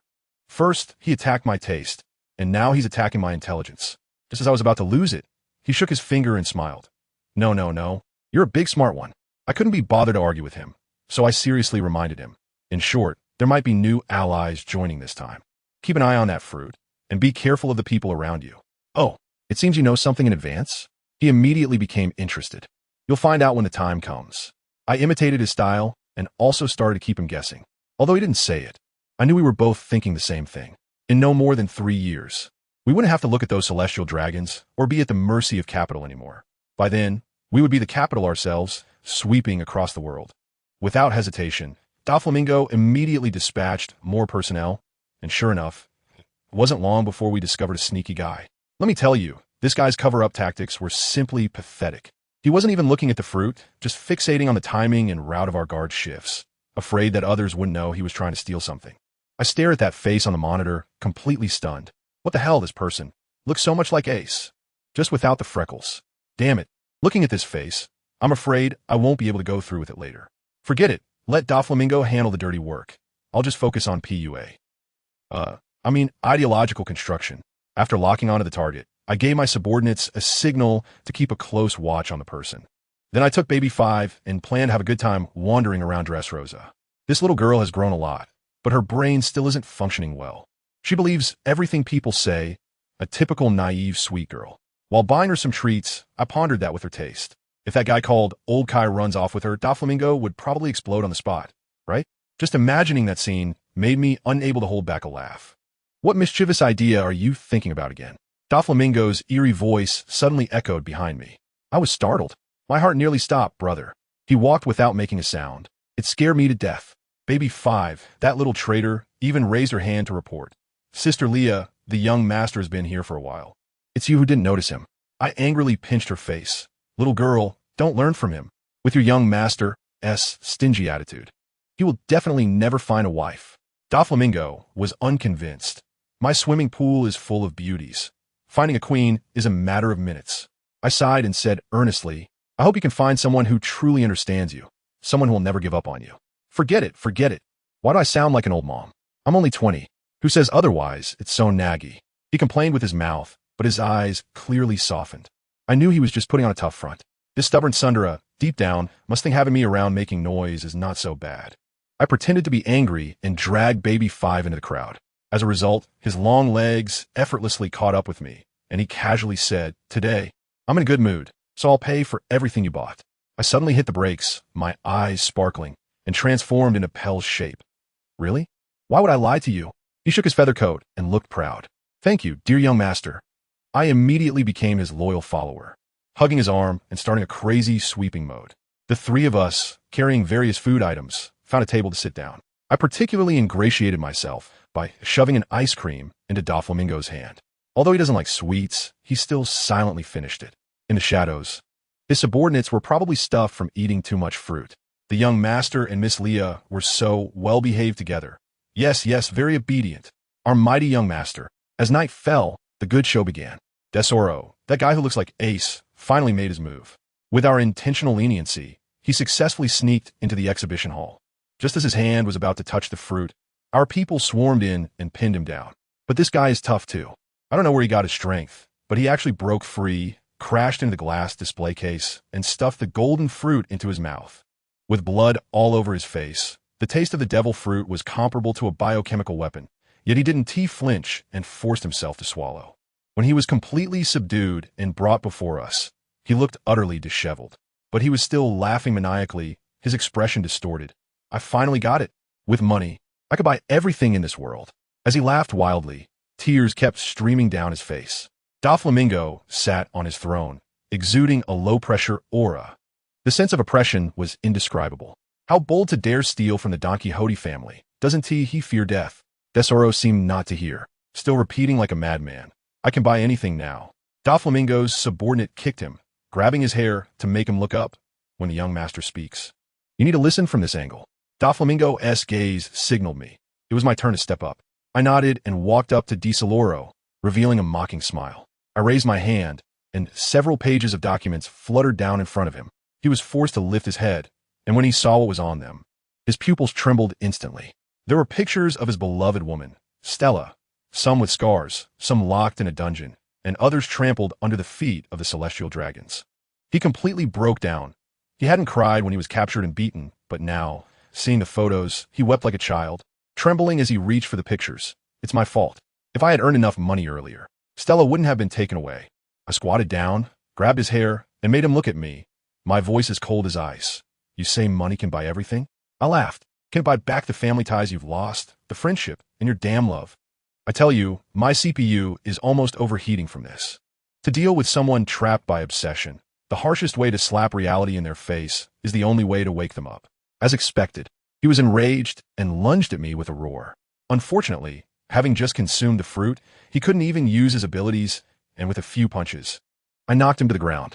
Once he had vented enough, and his brain finally started working, he gasped and asked, I ate your fruit. What is the price? Seeing that he finally understood, I smiled with satisfaction. I laid out our plan, to make him the head of the entertainment industry, to be our figurehead, attracting the world's attention. To make sure he completely devoted himself, I brought out my trump card, a recording bug. Inside it played a video of a celestial dragon being controlled by us, like a puppet for us to manipulate. DeSoloro's face turned pale as he looked at me and Doflamingo, filled with shock and disbelief. He understood our ambition was to overturn the entire world. So how about it? Join us, and I promise you a chance to take revenge on the celestial dragons with your own hand someday in the future. I looked down at him from a height. I agree. This time, he had no hesitation at all. I want to take revenge for Stella, and for myself. I patted him on the shoulder. Those who know how to adapt to the situation are truly talented. To reward your wisdom, I will give you another gift. I took an old letter out of my pocket and handed it to him. This is a letter Stella wrote to you before she died, which I had someone bring out from HuangYuan. In this world, there are always some things that money can't buy. I turned around and gave Doflamingo an okay gesture. He snorted lightly, a lot of cleverness. This is not just cleverness. I'm practically becoming the villain boss. Over the years, she has done many things, including, but not limited to, engaging in maritime trade with Fishman Island. Discussions were held with the Whitebeard pirates regarding precious medicinal materials and the establishment of a physical conditioning program aimed at the Yonko Whitebeard. Moreover, due to the special fruit that Yuja possesses, almost no one in the world dares to offend their trading company openly. Because once they become enemies, Leah can target that organization with drugs and economic measures. You must know that some extremely scarce medicines can almost all be traded with Leah's company. And in terms of production, most of the best-selling and nationwide products on the market are either produced by factories established under Leah's name or are jointly produced with Leah's investment. In the field of emerging products, nearly 80% of new convenience tools come from the trading company. Its market is immeasurable. Who would choose to use primitive tools when more efficient ones are available? In fact, it's not just tools.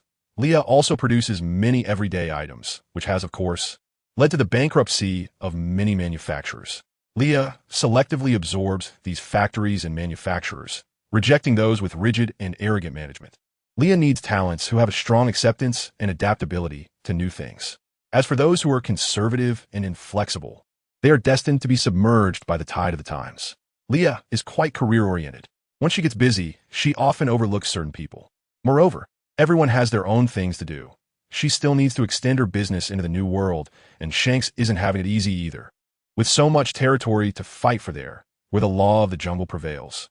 Sometimes, after finishing one battle, they have to prepare for the next one without even holding a banquet. So, the two of them might not see each other for several months. Because Leah and Doflamingo are allies, they often need to meet for negotiations. Therefore, their meetings are quite frequent. Doflamingo had proposed a plan for artificial devil fruits, intending to use it to establish a cooperative relationship with Kaido of the Beasts among the Yonko.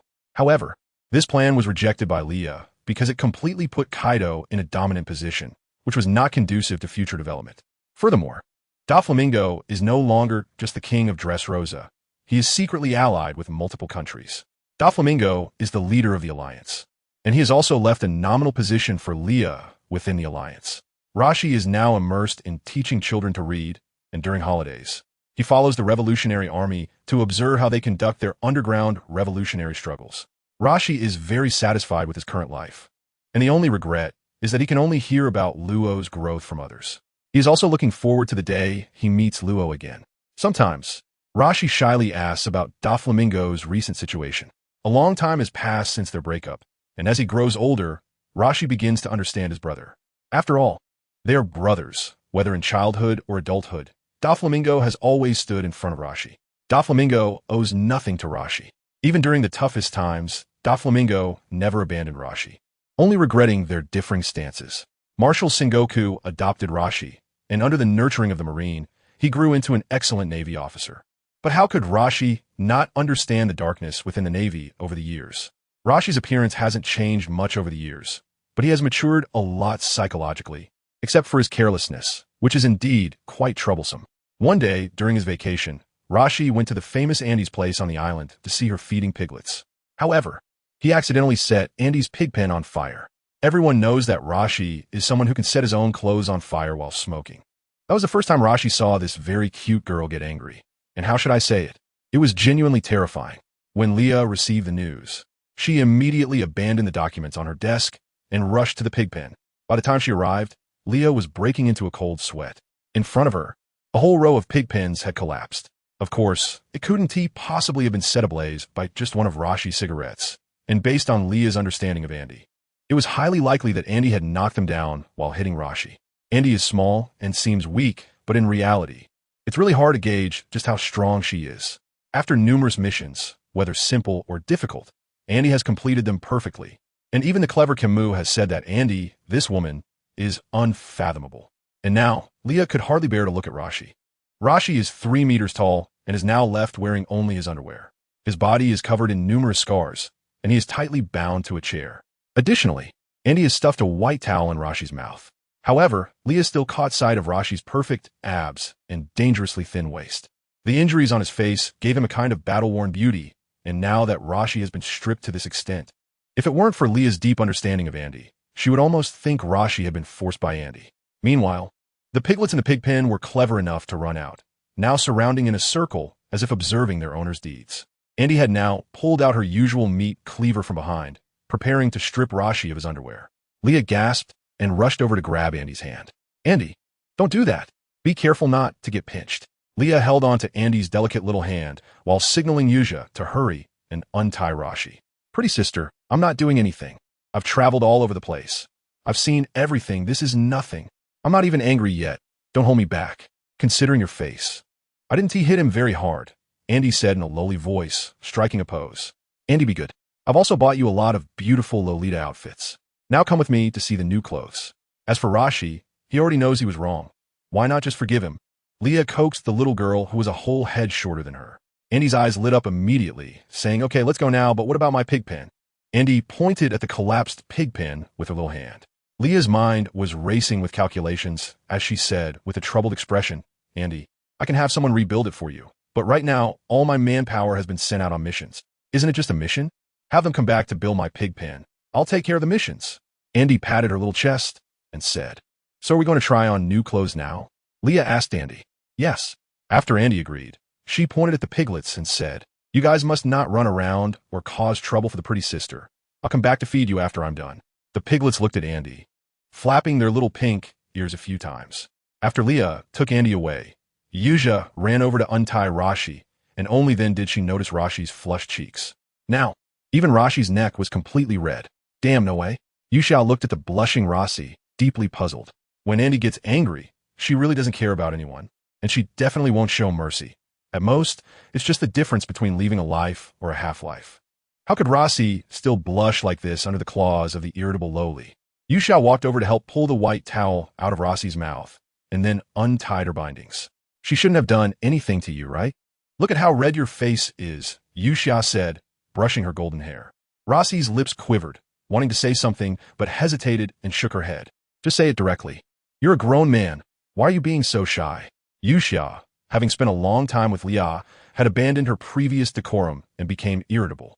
After all, her boss often threw the mess onto her and went out to have fun. Yuzha signaled the onlookers around to find some clothes for Rashi to wear. "Is Andy usually this direct?"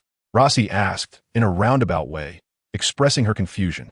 Yuzha looked at Rashi, who was left with only a pair of shorts, and said, "Well, that girl is a bit slow-witted. Don't hold it against her. Last time we went on a mission, the boss on the other side was playing poker with his mistress, and Andy just ran over and asked why they didn't find a spacious place to fight and had to do it on the bed. Then she didn't wait for an answer and directly chopped off both of their heads, blood soaking the whole bed. Then Andy turned around and smiled, asking the people next to her what they wanted to eat later. While saying this, Yuzha deliberately made a gloomy face and spoke in a chilling tone. Rashi wasn't scared at all. Instead, her face turned even redder. "Miss Andy is quite innocent, Yuzha. How many filters have been applied here?" Rossi, you haven't been influenced by Liao for too long, have you? Why are you so masochistic? Yusha touched the goosebumps that had appeared on her arms. Liao was helping Andy try on clothes when she suddenly sneezed. Andy asked, "Beautiful sister, are you okay?" Liao replied, "It's nothing. Probably someone is missing me. All right. Don't say anything more. Just put on the clothes. I'll go find Carmu for a cup of coffee." This world is getting more and more magical. Yusha now had a bit of disdain for Rossi like this. She didn't expect the usually well-behaved and gentle Rossi to actually like the strong-arm tactics. A bit perverted. Karma spent most of his time not only offering strategies, but also doing literary creation. However, the progress on this matter had not been smooth. He kept writing and tearing up his manuscripts, and there wasn't a single article he was satisfied with enough to want to publish. Karma's biggest dream was to awaken people's numb hearts through literature and inspire their determination to resist. To be honest, Liao had read his articles, and her evaluation was too much of a castle in the air, full of shouting, but lacking the ability to strike at the core of people's souls. Although Liao wasn't a literary figure, she still had basic appreciation skills for articles. To write works that can truly influence a generation, one must tear off the shroud of this era. Better to suffer than to be numb. Regardless of your writing style, whether soft or sharp, you must present the suffering of humanity to the public. Only through a shared, deep sorrow of the times can people awaken to fight for their own destiny. A sharp sword can cut through steel, and even a slight push can move 1,000 pounds. If there really is such a good article, it can indeed awaken a generation with just a stroke of the pen. Liao gave him a more practical suggestion to record his past life. As previously mentioned, Karma grew up in the midst of war, witnessing countless tragedies, separations, deaths, and the rise and fall of nations. Everything could change overnight. And the high positions of power are surrounded not only by supreme status, but also by the blood of countless pathmakers. Meanwhile, Vandal was also persistently playing the piano. It must be said that he had truly entered the realm of it. He could now say a little about piano. He had even started trying to compose music himself, as if he had suddenly had an epiphany. In terms of music creation, Liao felt there was a very important point, and coincidentally, this clueless kid Vandal had grasped it. This point is understanding for whom and why you compose your piece. Everything in the world has something to praise or criticize. It's important to understand why you play music. There are war songs and wars, national anthems. Music can represent a spirit, and it can also represent an emotion. If your music can resonate with people, it means it is a successful piece, not just a simple performance of notes. Vandal didn't have a musical talent, and his finger techniques were clumsy. But fortunately, he was persistent, and now he had finally entered the door. Vandal also had a shining advantage, which was his sensitivity to suffering. There were stories in his notes. This was something Liao realized after hearing Vandal play the piano fluently. Cinderella was also there, and she was even happier than Vandal himself. Just another silly woman, Liao shook her head in her heart. Liao didn't expect Vandal's progress to be so fast. This progress wasn't merely a technical improvement. It was a spiritual advancement for a performer. Such progress couldn't be learned through hard work, but could only come from insight. This progress also benefited not only music. Vandal's swordsmanship had improved significantly. His sword moves were no longer as aggressive as before. Instead, they had softened a lot, giving a feeling of spring rain, making it hard to defend against. In short, everyone on the island was making progress, and Lia's career was also flourishing. In terms of desserts, Liao had some unique insights. Therefore, relying on exquisite and delicious little desserts, Liao had also established some connections with Big Mom. The relationship wasn't particularly good, but wasn't bad either. They were partners who could make money together. Although the Four Emperors' Big Mom would eventually fall. That wasn't the case now. For now, it was best to play the role of a younger brother and not engage in meaningless battles. Lia's main goal at the moment was to make money.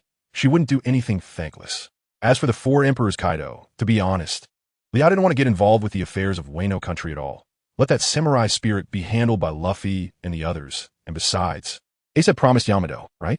Young people's matters should be left to the young people to resolve. Actually, I really don't like the princesses in One Piece. Not a single one. It feels like they're just leeching off Luffy and the others. Next chapter directly pulls the timeline and enters the main storyline.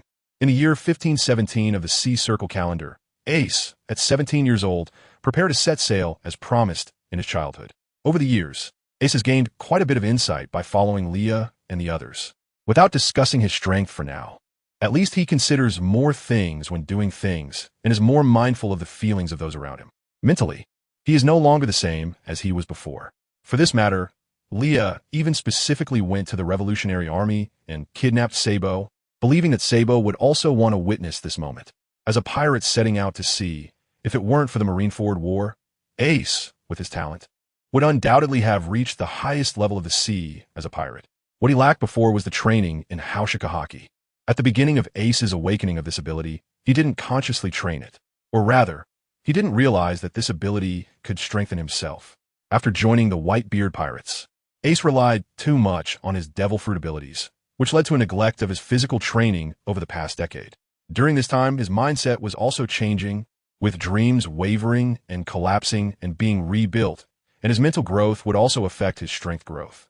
However, Whitebeard should have intentionally guided Ace to awaken his HuangYuan. Leah doesn't think Ace would tell others about his past with Luffy, so it's very likely that most people are unaware that Ace possesses an ability that could be found in only 1 in a million. But Whitebeard is likely aware of it. He probably privately wants to cultivate Ace to become the Pirate King.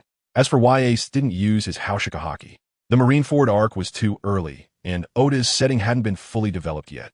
Among the people Leah knows, there are indeed those who can use HuangYuan, such as Doflamingo. However, Leah's intuition tells her that Ace and Doflamingo are not suitable to meet early. They're simply not the same kind of person. Moreover, Leah intentionally conceals her relationship with Ace and Luffy. In the early stages, she wasn't strong enough to be unafraid of anyone. If she were to expose that she had 2 younger brothers, her visible and potential enemies would inevitably target her weakness, which would not only hinder her actions, but also threaten Luffy and Ace's safety. Mihawk should also have HuangYuan, but he specializes in swordsmanship, and Haki is not his forte. As for Shanks, he is indeed a suitable candidate. However, Shanks mainly operates in the New World, where they still have to fight for territory. Given Ace's mindset and age, it would be very dangerous for him there, and he could easily be exploited by others. So, basically, the ability of HuangYuan has been something Ace has been exploring on his own over the years. One could say he can use it, but not for long, and it can intimidate smaller sea kings, etc. However, in terms of physical skills, he has also reached a new height, occasionally managing to evade the old man's iron fists. It's worth noting that Ace is only 17 years old and has not yet experienced a real life-and-death battle. So reaching such a level is already quite impressive. Children ultimately need to grow up. The world outside is vast, and they have their own worlds to conquer. There are many matters concerning the Revolutionary Army, and the revolutionary cause is thriving. Sabo, as the chief of staff of the Revolutionary Army, had a lot to manage, and he was originally supposed to handle post-war reconstruction in the kingdom. However, upon hearing about Ace's situation, he didn't hesitate much and temporarily handed over command to Koala, remotely controlling the situation through a den mushi. Over the 7 years, although the 3 of them have not met, they have often communicated, caring for each other in their hearts. They have grown in different places, silently improving their strength, waiting for their reunion. Now that Ace is setting out to sea, it is significant for them. Therefore, to send off his brother, it's not an excessive thing to temporarily set aside his work, regardless of their future positions or identities. As long as any of the 3 brothers need it, they would temporarily give up everything to help the one in need. At the port, Leah, who has now become a super rich person at sea, of course, would not let her brother set sail on a small wooden boat. However, to avoid making it too luxurious and attracting attention, Leah prepared a low-key yet sturdy ship for Ace. The interior of the ship is well-designed and equipped with many newly developed weapons. Unfortunately, Ace knows nothing about this, so he can only wait until he finds a shipbuilder later. At this moment, Ace stands on the small boat, while Luffy, Sabo, and Leah stand at the port. The siblings of his generation have already shared their goodbyes and hugs. Leah's eyes are a bit moist. She is Ace's sister and has watched him grow from a small child into a sunny, smiling young man. Over the years, they have countless memories worth reminiscing about. Leah made a photo album for Ace, Sabo, and Luffy, documenting every memorable moment of the 3 kids from childhood to now. We cannot stop time, but we can preserve it in the form of photos, keeping it in our shared memories. Dayton did not come to send off Ace. However, Leah understands that someone as proud as Dayton must be afraid of crying in front of the 3 kids and losing face. After all, she has watched them grow up. So how could she have no feelings at all? But it's okay. Leah is also preparing for the relocation. Separation is only temporary. Everyone knows this. Just look at the 3 of them with their tacit smiles, clearly full of confidence in each other's futures. Goodbye, Luffy. I'm setting sail first. Ace adjusted his hat, smiling proudly and recklessly. It's okay. I'll catch up with you in 3 years. We've promised to meet again at the pinnacle of piracy, Luffy replied, adjusting his straw hat confidently. What couple of headstrong guys, Sabo said, holding a hose and revealing a big smile. Ace, if you reach the Grand Line, come find me in Sicily. I have a gift for you that I can only give you then, Leah reminded him with a smile. I remember, Nissan, but I'm also curious about one question. Ace hesitated to ask. Just say it. Don't be so formal with your sister. Leah said, how are things between you and Shanks? Ace scratched his head, and he could probably guess. As a younger brother, it's not good to be so nosy about his sister's love life. At the same time, Sabo and Luffy's gazes also focused on Leah. Of this and that. Leah stammered, unsure how to answer the question. Seeing Leah like this, Ace smiled calmly and said, it's okay if Nissan doesn't answer. I'll just ask Shanks myself. Whether it's about Luffy or Nissan, I will personally ask him. Oh, really? Leah awkwardly scratched her head. That's right, this question is important. I will also confirm it with Shanks. At this moment, Sabo also spoke up. After all, neither Ace nor I will allow anyone to toy with Nissan's feelings. Even if that person is one of the 4 emperors of a new world. Nissan doesn't need to worry. This is a conversation between men. You are an important family member to both me and Sabo. We will never let anyone bully you, Ace added. In fact, he didn't bully me. I just need to not bully him. Ace did not hear this sentence, as he had already set sail quietly under the watch of his siblings. Ace embarked on his journey, while Xiao Jin actively sent him off, following behind Ace's ship until he left his territory. Xiao Jin popped its head out and spat a large mouthful of water into the sky, as if bidding farewell to Ace. Xiao Jin excitedly wagged its tail, creating huge waves. While steering the ship with one hand, Ace smiled and waved at Xiao Jin. Xiao Jin watched Ace leave and silently swam back to the nearby waters of the Goya Kingdom. Leah intentionally left Xiao Jin here. Firstly, Xiao Jin was relatively weak among the giant sea beasts, and bringing it to other waters could pose dangers. Secondly, although Xiao Jin was not strong among sea beasts, it still posed a significant threat to ordinary humans and was more than enough to deal with the pirates who usually cause trouble in Windmill Village. Leah intended for it to protect the residents living in Windmill Village. Leah was very busy. The island's immigrant population was increasing, and productivity was getting stronger. Leah established a complete industrial system on Sicily Island. Additionally, due to the introduction of mechanical production capacity, Leah had also mechanized the entire island. In case of danger, the island could transform into a high-strike island battleship. Leah continued to raise these 2 super-large sea kings, which helped to deter other sea kings. If an unexpected situation occurred, Leah could command the entire island to hide in the calm zone, coupled with the island's complete production system. Even if an emergency required temporary hiding, self-sufficiency could be achieved. Indeed, all of this had been planned and implemented by Leah 10 years ago, as a world-class catastrophic war would eventually break out. The lower-class people had been oppressed by the celestial dragons for too long. They would either erupt in silence or perish in silence. After so many years of effort, investing in education, instilling self-awareness, and liberating oneself from the servility caused by natural society, all of this accumulation was only for the final outburst. Every advancement of humanity requires countless sacrifices and efforts. Bartolomeo had been thriving in the underworld for the past 2 years, at least in the 4 seas. Wherever Bartolomeo went, others had to give him face. Most importantly, the Baroque Works proposed a cooperation plan with Bartolomeo. Baroque Works had originally been cultivated by Crocodile as spies spread throughout the first half of the Grand Line, and they gathered near Reverse Mountain to rob pirates entering the Grand Line from the 4 seas, thus obtaining first-hand information about newcomers on the sea. Bartolomeo was the leader of the underworld in the 4 seas. Although he officially belonged to Leah's trading company, the well-informed Crocodile knew that Leah granted Bartolomeo great autonomy. Aside from business-related matters, any changes in the affiliations of other forces were decided by Bartolomeo. Originally, Bartolomeo could have chosen to inherit his share of the trading company and leave it to be active at sea as a shareholder when he became an adult. However, Bartolomeo was a fervent fan of Luffy, and by extension, he also admired Ace. Of course, Bartolomeo also greatly admired Leah. Therefore, he chose not to withdraw from the trading company, but declared that he would serve Leah for life. Leah did not oppose this.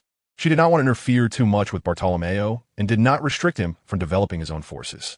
From another perspective, the more powerful Bartolomeo became, the stronger the influence of her trading company would be, allowing her to earn more money. Would Bartolomeo betray her?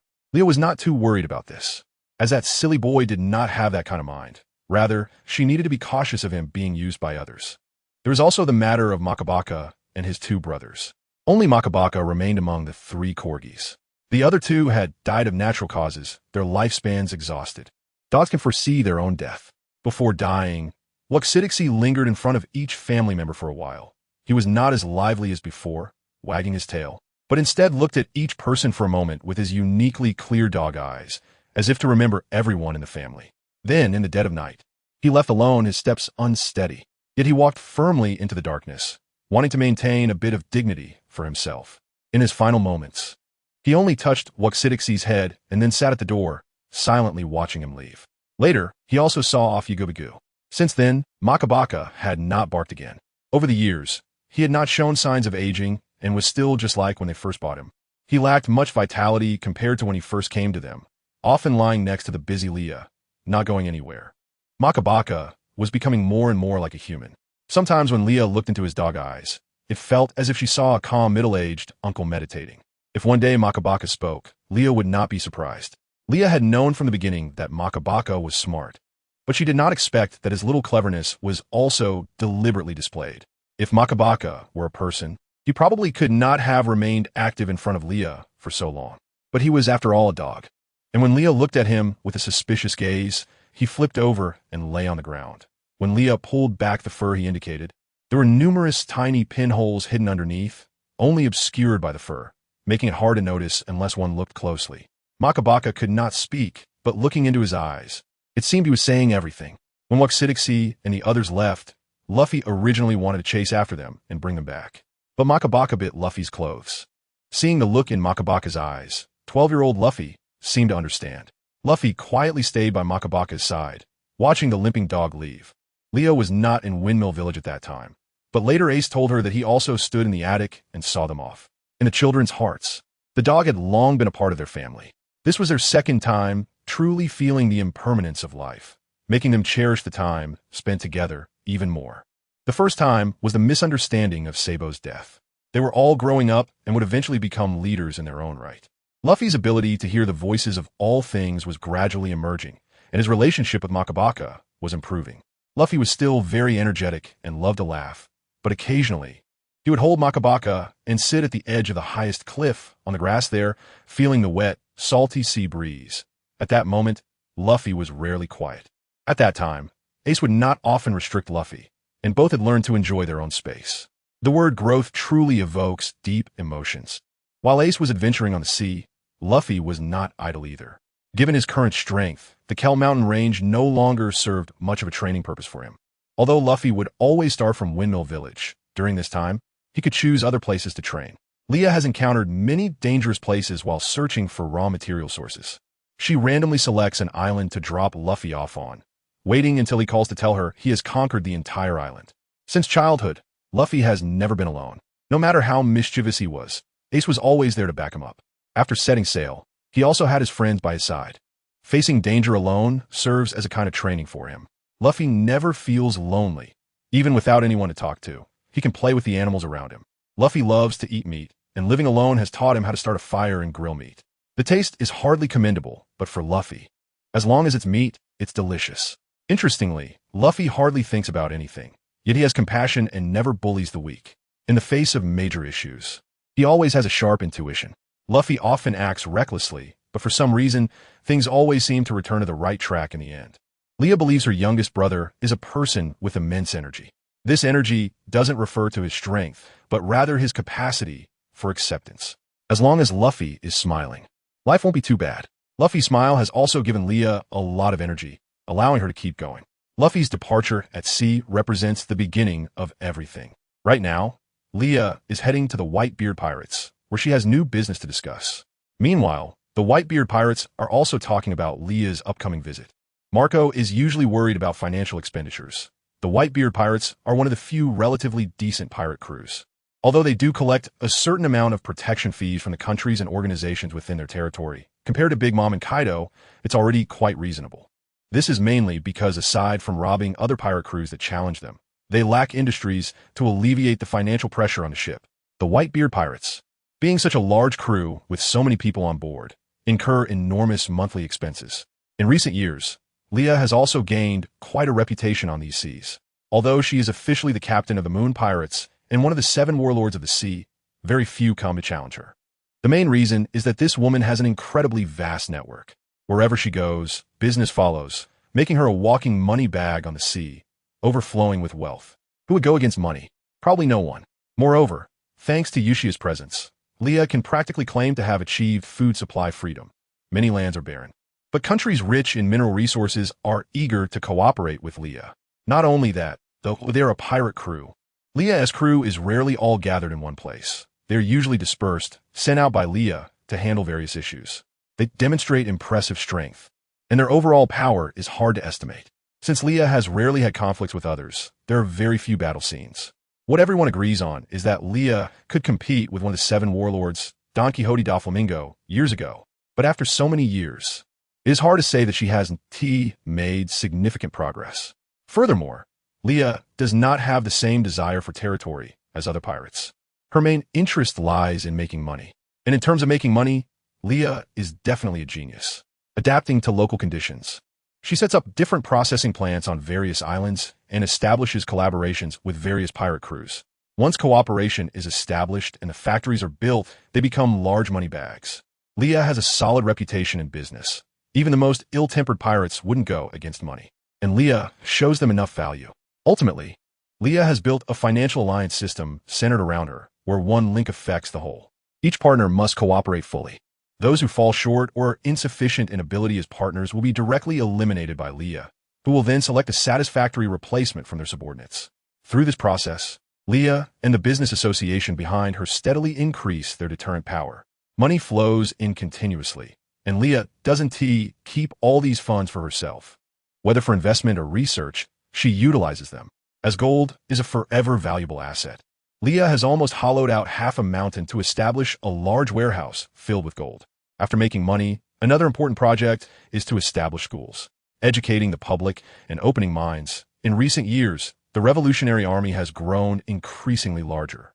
In terms of weapons, the laboratory has made significant initial investments.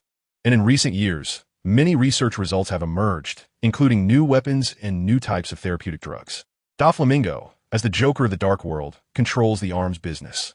With a complete industrial chain including weapons, medical supplies, food supply, and the recently highly profitable entertainment industry, there is immense potential for information dissemination that could impact the entire world. Moreover, after establishing schools, there is a vast potential for recruitment. If Leah mobilizes all her forces and networking resources to establish a country and form a strong army, this country will possess enormous war potential, even capable of posing a threat to the celestial dragons. This is also why Leah chooses to ally with Doflamingo and Desoro to divert the attention of high-ranking world government officials and pirates. The 3 maintain a rather poor public relationship, ensuring that there is no indication in anyone's intelligence network that they might unite. Only in this way can they avoid threatening many people's positions. To achieve all of this, Leah has laid out her plans starting from a small fishing village in the East Sea for a full decade. Moreover, not only her Sicily Island but also Doflamingo's Dressrosa and Desoro's Golden City have undergone technological transformations. On the surface, they are islands, but in reality, if war breaks out, they will become giant warships, super military warships with monopolized technology. It has been a tough journey, but Leah now has enough confidence to face any future challenges. She will never let anyone around her come to harm. For the goals she set from the beginning, Leah has spent a full 10 years. In reality, it has been more than 10 years. Marco stepped out of the infirmary, his brows furrowed even deeper at the enormous expenses in the account books. He adjusted his glasses and sighed helplessly. Meanwhile, the others on the ship were each doing their own thing. Some were sharpening swords, some were drinking, and everyone was preoccupied with their own activities. Even Blackbeard sat in a corner eating cherry pie, occasionally casting a shifty glance at others, but when someone looked over, he would revert to an innocent expression. News came that Leah was coming to visit, which lifted Marco's spirits after days of worry. No one visits without reason. Miss Moneybag loves money, so she must have her own agenda for coming here, but it's highly likely that she is here to discuss cooperation. Miss Moneybag is beautiful, strong, and holds a high status, but her choice of men is not very good. In Marco's view, Shanks, who pursues freedom so much, is actually not suitable to be with Miss Moneybag, because he cannot settle down. When Miss Moneybag encounters danger, he cannot appear in time, and when she is unhappy, he cannot be by her side. Marco thinks that Miss Moneybag, despite her young age, is truly an impressive sister who can handle so much on her own. However, when she first met him, she said he looked like a pineapple, which was a bit impolite. Speaking of pineapples, since her mood has improved, he decided to reward himself with one. Thinking this, Marco went to the kitchen, took out a key from his pocket, and unlocked the refrigerator. There was no choice. If the refrigerator wasn't locked, the bills would add up, as there were too many gluttons on the ship. After finishing their meals, they would soon come to the kitchen to steal food. Next came the classic scene of Marco eating a pineapple raw. Although Leah had seen this before, she couldn't help but laugh every time, thinking, doesn't eating a pineapple without peeling it make a mess? And she had never heard of a phoenix liking pineapples in any myth. Leah was the first to arrive at the kitchen where Sachi often stayed and happened to see Marco gnawing on a pineapple. Marco, doesn't your mouth hurt? Unable to hold back, Leah directly asked. Marco swallowed the pineapple in his mouth and replied, not at all. Why do you ask, Miss Leah? Although Marco often referred to Leah as Miss Moneybag in his mind, he still wanted to be polite in verbal communication. Forgetting about that issue, he asked, where's Dad? I brought some new medicine that can be tried on him. After a few more courses, his health issues should fundamentally improve. Leah said. Marco was a bit excited. He had been taking care of Dad for many years. Moreover, as a doctor himself, how could he not know that with age, Dad could no longer bear the side effects of the tremor fruit?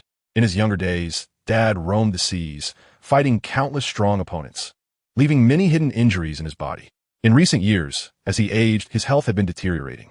The tremor fruit could tear space apart, but that same space was also tearing apart Whitebeard's body. However, the newly developed medicine could effectively curb these side effects, stimulating the division rate of primitive cells in the bone marrow to subtly repair the damaged organs in the body. This was also a new component extracted from newly discovered plant species in this world, where the laboratory mixed different herbal components to create many effective treatments for hidden injuries, tailoring treatment plans according to different individuals. Recently, there had been technical progress in the synthesis of these medicines in the laboratory. Not only had the cost decreased, but they had also been integrated into the industrial chain for mass production, allowing for large-scale promotion in the market.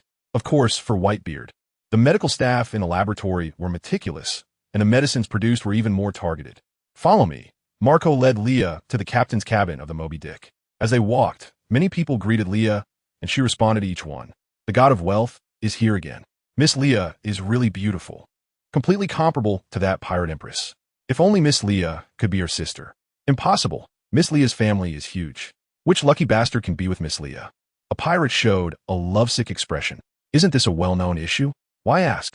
Don't you listen to gossip? Huh, what do we miss? Didn't Red-Haired become one of the new 4 emperors last year? He stands alongside Dad, but during the celebration banquet, he was kicked into the sea by an angry Miss Leah and didn't dare to come up, soaking in the water for a whole day. Is that so? What happened next? What happened next is that Red-Haired unilaterally announced his relationship with Miss Leah. Didn't you all know this? We don't pay much attention to these things. We care more about any noteworthy newcomers at sea. Because of being jealous and not discussing it with his wife, he was kicked. The stubble was too annoying, leading to him being kicked into the sea by his irritated wife. Red-Haired, isn't life meant to challenge limits? Leah, I was already annoyed during my period. Having that red head swaying in front of me was even more annoying. How has Beckman tolerated this guy for so long? Beckman stated, when I'm in a bad mood, I won't hold back if I hit him. Marco scratched his head, feeling a bit embarrassed after kicking those 2 muscle-headed pirates who broke the deck off the ship. Miss Leah, please don't mind. They are straightforward and mean no harm. The pirates among themselves had always been like this, saying whatever came to mind. However, Leah was a woman, and discussing her private life in front of others seemed disrespectful. Others might not consider this, but Marco could not overlook it. The Whitebeard pirates had many collaborations with Leah's trading company, and both sides maintained an equal trading relationship. Leah respected and admired Whitebeard, which was why she called him Dad. For better cooperation, Marco always respected Leah. Marco, just call me Leah. There's no need to be so formal. Are we already friends? All right, Leah. Marco recalled the gift Leah sent him last time. That card left a deep impression on him. It made him the target of laughter from his brothers for a long time. The card had a comic on it depicting his awkward teenage self transforming into a phoenix, trying to burrow into Dad's hands. It was cringe-worthy, especially since Dad was making that gesture in the picture. If it were my hawk, he might have chased Leah with a sword for months over something like this. Pushing open the door to the captain's cabin, a huge old man came into view. The aura of a strong man hid him, a powerful pirate who could stand alongside the Pirate King Roger in his youth. Leah, with her keen eyes, spotted Dad's small action of hiding a wine bottle and said, "Ah, Marco, is there something going on?" Given Marco's personality as a caretaker, it was expected. "Dad, you're drinking again. Haven tea, I told you many times." Marco stretched out his hand and continued, "Dad, give me the wine." "What kind of son supervises his father?" Dad said, a bit disgruntled about losing face in front of a younger generation. Usually, it was fine, but now there was a young lady present, and Marco showed him no mercy. "I've spent a lot of effort taking care of your health, Dad. Are you going to be willful and let us both down?" Marco adjusted his glasses and said helplessly, "What kind of son supervises his father?" Although Dad said this, he still obediently handed the wine over to Marco. "Hey, Dad." Dad ignored the helpless Marco, and then Whitebeard turned his gaze to Leah, who was standing aside. Facing the elder, Leah naturally greeted him first out of respect. "Dad, it's been a while. How have you been feeling lately?" "Little girl, you're back again." It's already annoying enough with Marco nagging in my ear. Dad suddenly realized he had spoken his true feelings out loud. It was also because that little girl made it too easy for people to let down their guard. And Whitebeard had a high opinion of this younger generation. Leah pretended to be sad and turned away, saying in a muffled voice, "It seems I've been disliked by Dad." "I'm so heartbroken." Leah respected her elders, especially someone like Whitebeard, who possessed both virtue and strength. Moreover, she was well aware that Whitebeard held an appreciative attitude toward her as a junior. Therefore, when facing Whitebeard, she could occasionally show a bit of her true self, which was harmless. Dad was amused by Leah's demeanor. Besides, what he said wasn't the truth. He viewed Leah as a very promising junior. The little girl was outstanding. No wonder that red-haired kid on Roger's ship was so obsessed with her. Time passed quickly. Nearly 20 years had gone by in the blink of an eye. How far away was the era that Roger had longed for? "All right, little girl, what are you planning to do this time?" "I've developed a new medicine for you, Dad. After using it, I estimate that within about 3 years, the hidden injuries in your body and the aftereffects of overusing your fruit ability can be maximally restored." However, Dad's expression remained unchanged. This was quite good news for him, because if he regained his strength, it meant he could better protect his sons and safeguard the treasures of his life. As a figure standing at the pinnacle of this sea, alongside Roger, how could he not see through the little girl's intentions? She seemed to only care about money, but every step she took had her own schemes. The current sea appeared to be divided, with factions still holding their ground. However, regarding that group of pigs, everyone's attitudes were subtly moving towards unity. This imperceptible, subtle influence was the most deadly. Conflict had already emerged. Now they just lacked an explosive point to trigger a drastic change in this era. "But what?" Dad asked straightforwardly. "I hope you can conceal the true state of your health. Aside from Marco and me, no one else can know about your condition," Leah said seriously. "Why do you want to do this?" "Little girl, you must give me a reason."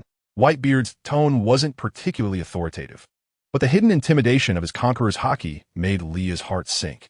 Leah understood that Dad was confirming whether her intentions would threaten the Whitebeard pirates and his sons. Marco was somewhat confused and instinctively wanted to speak up for Leah. However, at Leah's glance, he understood and first stepped out of the room. Dad's current physical condition was still a certain distance from his peak. However, even so, Dad exuded the greatest sense of pressure over everyone in this era. As long as he was alive, he was the mountain in everyone's hearts. For many, becoming a pirate meant defeating Whitebeard. For example, Crocodile aimed to defeat Whitebeard and even turned to ancient weapons, losing sight of what truly mattered. Even a battle-worn Whitebeard could instill such strong intimidation in so many people. If it were the young Whitebeard, it would be sheer despair. Leah knew that Shanks had been trying hard to maintain the balance of this sea.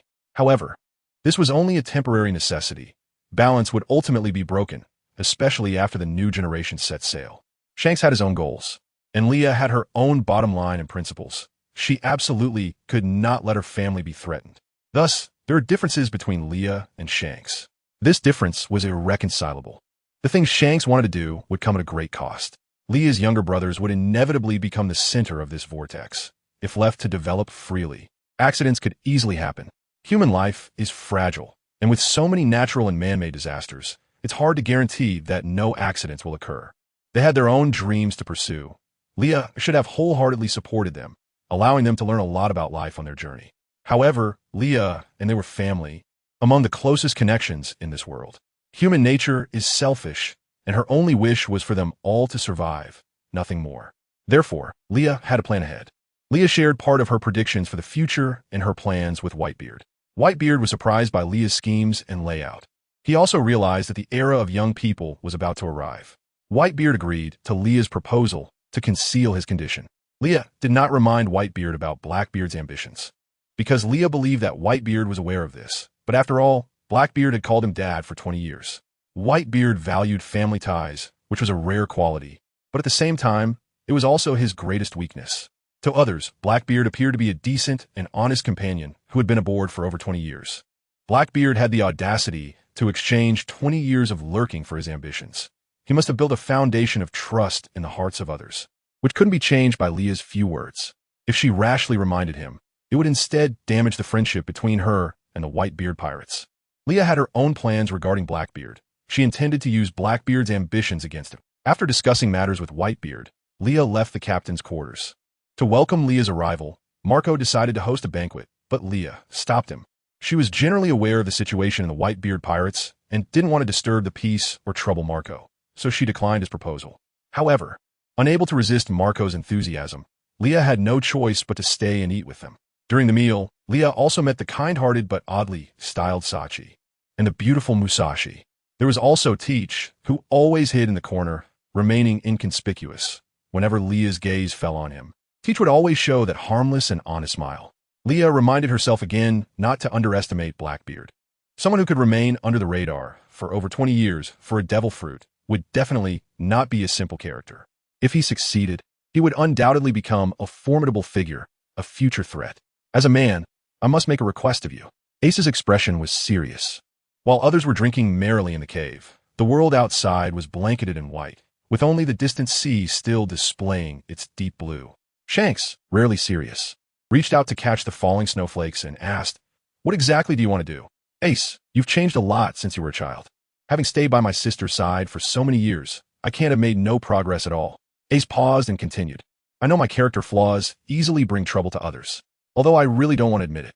If the world knew about my relationship with that bastard father of mine, I would probably be targeted by everyone, whether it's the world government or the Navy. They definitely wouldn't let me off easily. I'm not afraid of the targeting, but I'm afraid of dragging my sister and family into it. If one day I stand on the opposite side of everyone, then, Shanks, you have to help me keep my sister away." Given Anai's personality, even if I were to be enemies with the whole world, she would stand by my side as an enemy. Ace has never doubted this, but Ace doesn't want that. This is his fate, the path he has to walk. Life and death are determined by fate, and he won't easily give up his life. After all, there are so many people in the world who care about him. But one thing is certain, his own matters must not involve those he cares about. Shanks understood the unspoken words of Ace and suddenly laughed, saying, "I can't agree to this. If I do, your sister might never talk to me again. Besides, your sister isn't as simple as you think. If you can't even handle this small matter, I'm really worried you won't be able to protect her," Ace said angrily. "She doesn't need my protection. She's not my subordinate. Your sister is an independent individual." Shanks paused for a moment and continued, "Your sister doesn't wish for my help. At least in her career development, she and I are independent of each other." Shanks recalled what Leah had said when she stood at the highest point of Sicily. "I promise to be with you because I like you, not to use you to achieve some purpose. I will use my own power to reach the heights I want." Leah's words didn't sound very firm, as if they could scatter with a breeze, but they left a deep impression on Shanks. The kind of confidence emanating from her soul was more dazzling than any gem he had seen. Perhaps Leah's initial approach to Shanks was not so pure, but as they spent time together, she gradually accepted Shanks. Leah and Shanks are partners, but Leah doesn't need any form of help from Shanks. Life is full of surprises, and they may not end up together in the end. Only the things obtained entirely through one's own strength can be entirely protected by oneself. Leah never thought that being together necessitated support from a partner. She is strong enough on her own, needing no partner to bolster her. Shanks shared stories about his captain, Roger, with Ace. He didn't offer any subjective evaluations of Roger, because it was he who interacted with Roger, and it was he who benefited from Roger's kindness, not Ace. He couldn't force his subjective admiration onto Ace. Although Ace and Captain Roger are father and son, ultimately, Captain Roger owes Ace. Thus, Ace's view of Captain Roger can only be judged by himself. In this regard, Shanks and Leah share the same perspective. Time passed quickly, and Ace bid farewell to Shanks, embarking on his own journey. But what kind of choices he would make this time is hard to say. Just after Ace left, Leah came to find Shanks. It has become a common occurrence for Leah to come to see Shanks. Beckman nodded at Leah, acknowledging her presence. Lucky already went to prepare food for Leah, munching on a chicken leg. The red-haired pirates liked Leah very much, often treating her like a younger sister. Leah is beautiful, has a pleasant personality, and lacks the usual delicateness of young girls, making her relationship with everyone quite good. At least in the red-haired pirates, Leah's treatment is much better than Shanks. Leah is now 24 years old, which means she has known Shanks for 7 years. Both she and Shanks have things they want to accomplish. However, they never inquire about each other's ambitions and have never discussed such matters, as it would inevitably lead to arguments.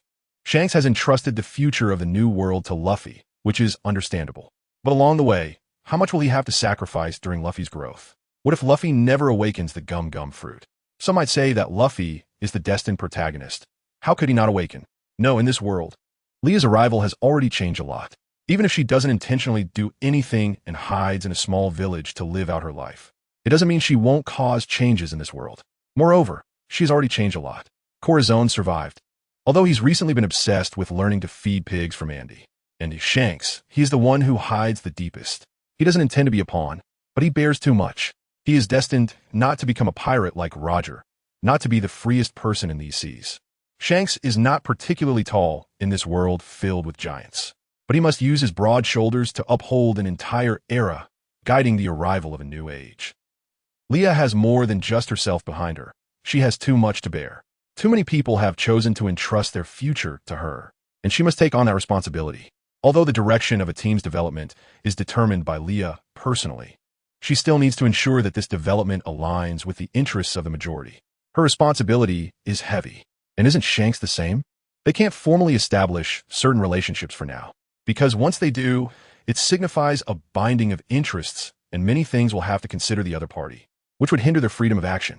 Shanks smiled foolishly, looking just like he did in the past, but there was clearly much more in his eyes, like chains binding him, preventing him from completely relaxing. However, when Shanks looked at Leah, his gaze remained as clear as ever. Am I good-looking? You've been staring at me, Leah said, crossing her arms, wanting to tease Shanks. You're beautiful, Shanks replied without hesitation.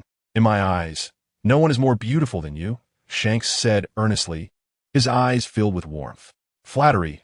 Leah knows she is beautiful. Countless people have praised her looks in the past, and she never cared much about it. She is not someone who values appearance. But now, when she hears Shanks compliment her beauty, she actually feels her face heat up. Shanks is indeed special to her. What do you think about the plan we discussed last time? Leah asked, feeling a bit shy and awkwardly trying to change the subject. I've considered it, but Lily, I don't want to agree, Shanks said, his smile fading significantly as he turned his face to look at the snowflakes drifting in the sky. The weather is very cold, and Leah couldn't help but tighten her coat. Glancing over, Shanks still showed no signs of adding more clothing, wearing only a thin white shirt that concealed his muscles. After standing for a while, a thin layer of white snow had already settled on his red hair. Why don't you agree? That's the way with the least loss. Leah extended her delicate hand to catch a small falling snowflake. Indeed, if everything goes smoothly, neither side would be harmed. But Lily-chan, you will bear the greatest pressure. I can't suppress the worries in my heart to execute this so-called perfect plan. Shanks turned to look at Leah, wanting to see Leah's soul through those beautiful eyes. You are very important to me, Shanks said somewhat dejectedly, his eyes dim. This was the first time Shanks showed negative emotions in front of Leah. He usually never expressed such feelings. Shanks is a powerful figure standing at the top of this sea. Yet even such a strong person shows this vulnerable side in front of Leah. Shanks, I understand, Lily-chan. No need to say more, I agree. I know you're not doing it for one person. Shanks paused, covered one eye with his hand, lowered his head, and said, I don't want you to be my choice of weighing pros and cons, Lily-chan. Do you really know your place in my heart? I know. Leah stepped forward, lifting the downcast red head with both hands, and said to Shanks, Aren't your eyes filled with me? Leah reached out to brush off the white layer on Shanks' head, saying, I want to die.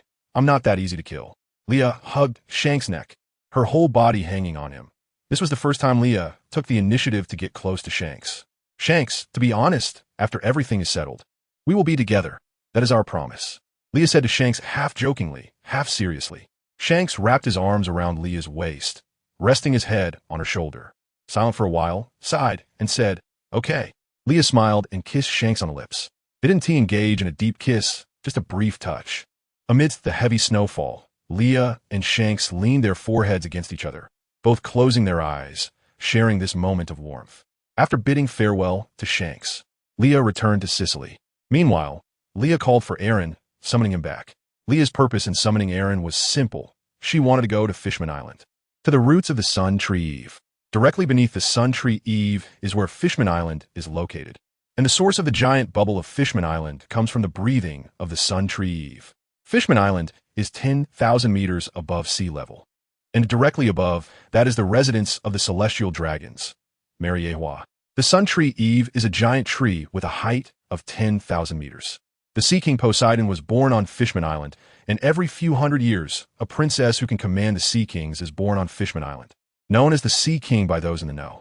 The celestial dragons possess a weapon that can instantly erase a country. Although Leah does not know exactly what this weapon refers to, she speculates that it is likely the legendary Heavenly King.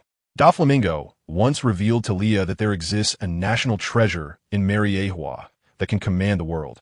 And knowing this secret has brought Doflamingo many benefits from the celestial dragons. Why did the great kingdom that was overthrown 800 years ago choose to reside in HuangYuan instead of their own country? Living at the top of the Sun Tree Eve, Leah speculates that there must be something in HuangYuan that they want but cannot take away. Something that can only be controlled by living there. Combined with some secrets revealed by Doflamingo, that thing is likely the national treasure he mentioned. Isn't it appealing to monopolize a place and be the king of that country? Yet, 19 kings are crammed into that small place in the Holy Land. Leah speculates that the gathering of 19 kings here is also to prevent other kings from monopolizing the Heavenly King and launching attacks on their countries, thus sharing the right to use it. It is very possible that both the Heavenly King and the Sea King are products of the Sun Tree Eve. And why did the Alabasta Kingdom, which also overthrew the rule of the Great Kingdom 800 years ago, choose to remain in Alabasta? Perhaps the rumors of the Underworld King are true. Vivi's ancestors may have indeed controlled this ancient weapon, and staying in Alabasta was to protect the secret of the Underworld King. However, as time passed, this secret was completely buried beneath the sands of Alabasta, unseen. Leah speculates that the Heavenly King grows at the top of the Sun Tree Eve, and her choice to dive down, passing through the 10,000 meters of deep sea to reach the roots of the Sun Tree Eve, is to observe the emergence of a new world consciousness. This is the seed she planted back then, long before she was targeted by the Heavenly Way during her first encounter with the thunder above her head. She was already considering how to completely pull down that lofty Heavenly Way. A person without long-term worries will have immediate concerns. In terms of planning, Leah has always been very cautious because it concerns the lives of herself and those around her. Aaron has also completely come to admire Leah. Over the years, not only has his strength steadily improved, but the quality of life for the orphans in Fishman Street has also visibly increased. The dream he once had as a child of going to the surface, going to the amusement park in the Shambadi Islands, is no longer just a vision. The orphans of Fishman Island no longer have to endure the loneliness brought by the vast sea like he did as a child. As long as they obey the rules, anyone can follow the merchant group to the land above and learn the skills to adapt to this world. Aaron is not an ungrateful person. It's just that the trauma from Tiger's death and the influence of his twisted childhood shaped Aaron's paranoid character. However, he has changed a lot now. There are still many rebellious fishmen in Fishman Street who resent humans.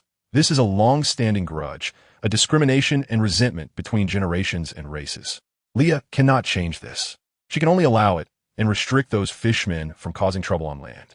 Surprisingly, Aaron did not oppose Leah's actions. On the contrary, he supported her. Those who know the times are the wise. Aaron understands the efforts Leah has made for them, and he cannot ask for more. For the safety of those fishmen, Aaron cannot let them roam the land and cause trouble. King Neptune, you've spilled all your secrets to me in such a short time. Aren't you afraid I'll sell you out? Leah said with a smile, stroking the bracelet that Shanks had somehow brought back for her. Yeah. After thinking for a moment, King Neptune said again, then let's just pretend you didn't hear it this time. Leah face-bombed in disbelief. Do you think that is possible? No more jokes. I believe you, Miss Lilia. I think you're a good person. King Neptune finally said seriously. So Leah, you said you wanted me to help rescue your daughter? Leah's finger lingered on the roundest gem of the bracelet as she spoke. That's right. I can pay a reward. As long as it doesn't harm the citizens of Fishman Island, I can give you anything I can offer, King Neptune said eagerly, but was interrupted by Leah with a gesture. Solving your daughter's issue isn't difficult. but the timing isn't right.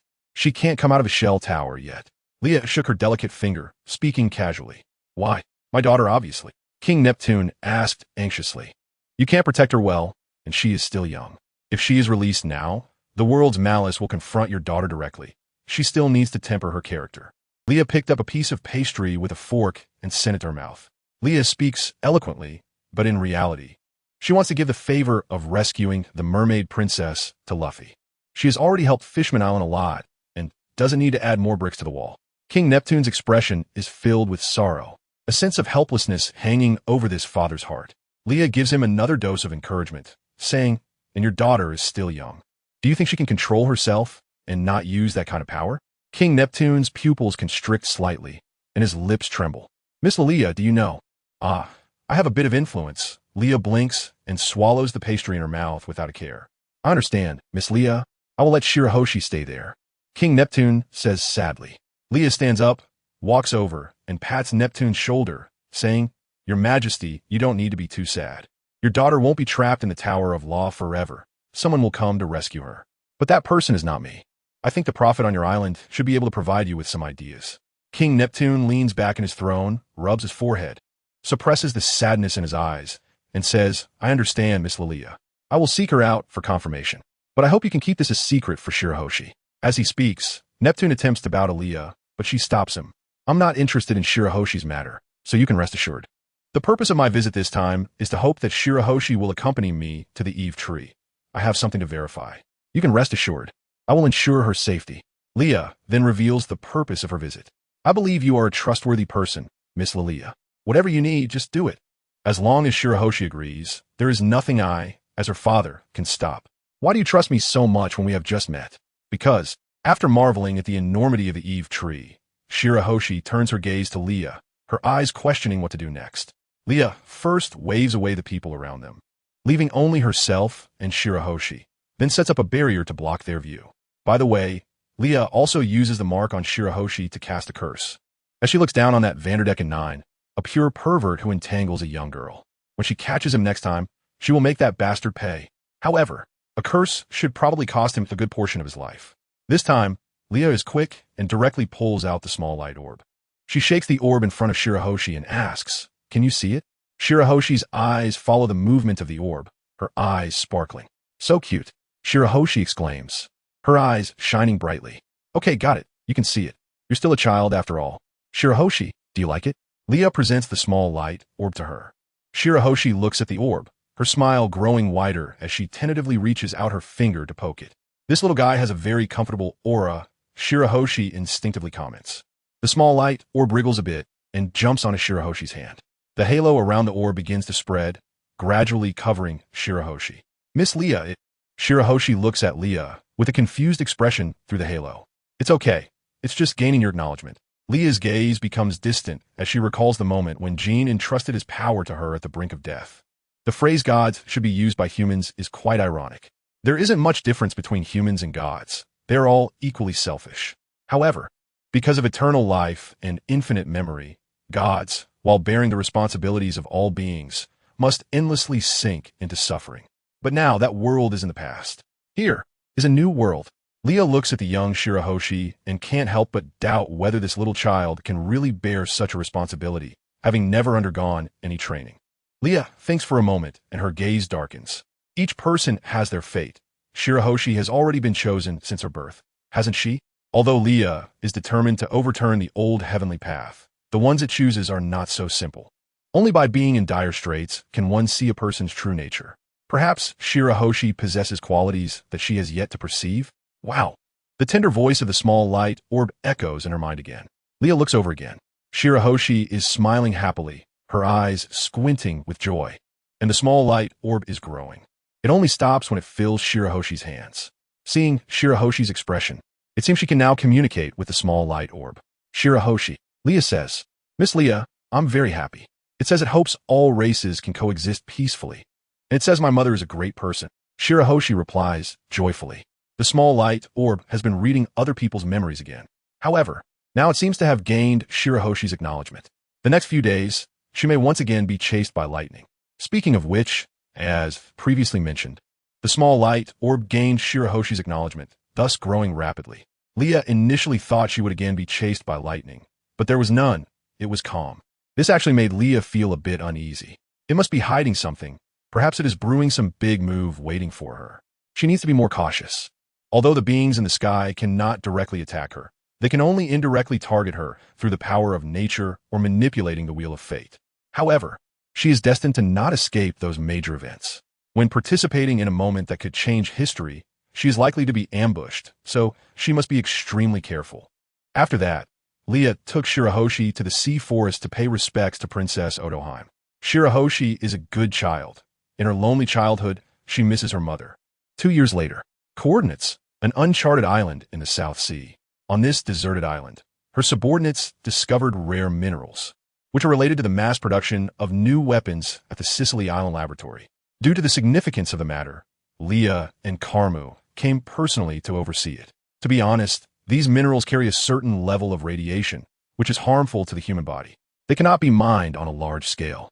Only special talents who have signed confidentiality agreements can work in shifts to mine. Of course, the salary Leah offers is also quite high. There were initially proposals to hire ordinary people at high prices to mine these minerals, sacrificing lives to increase production. However, this proposal was firmly rejected by Leah. Leah is not short of money.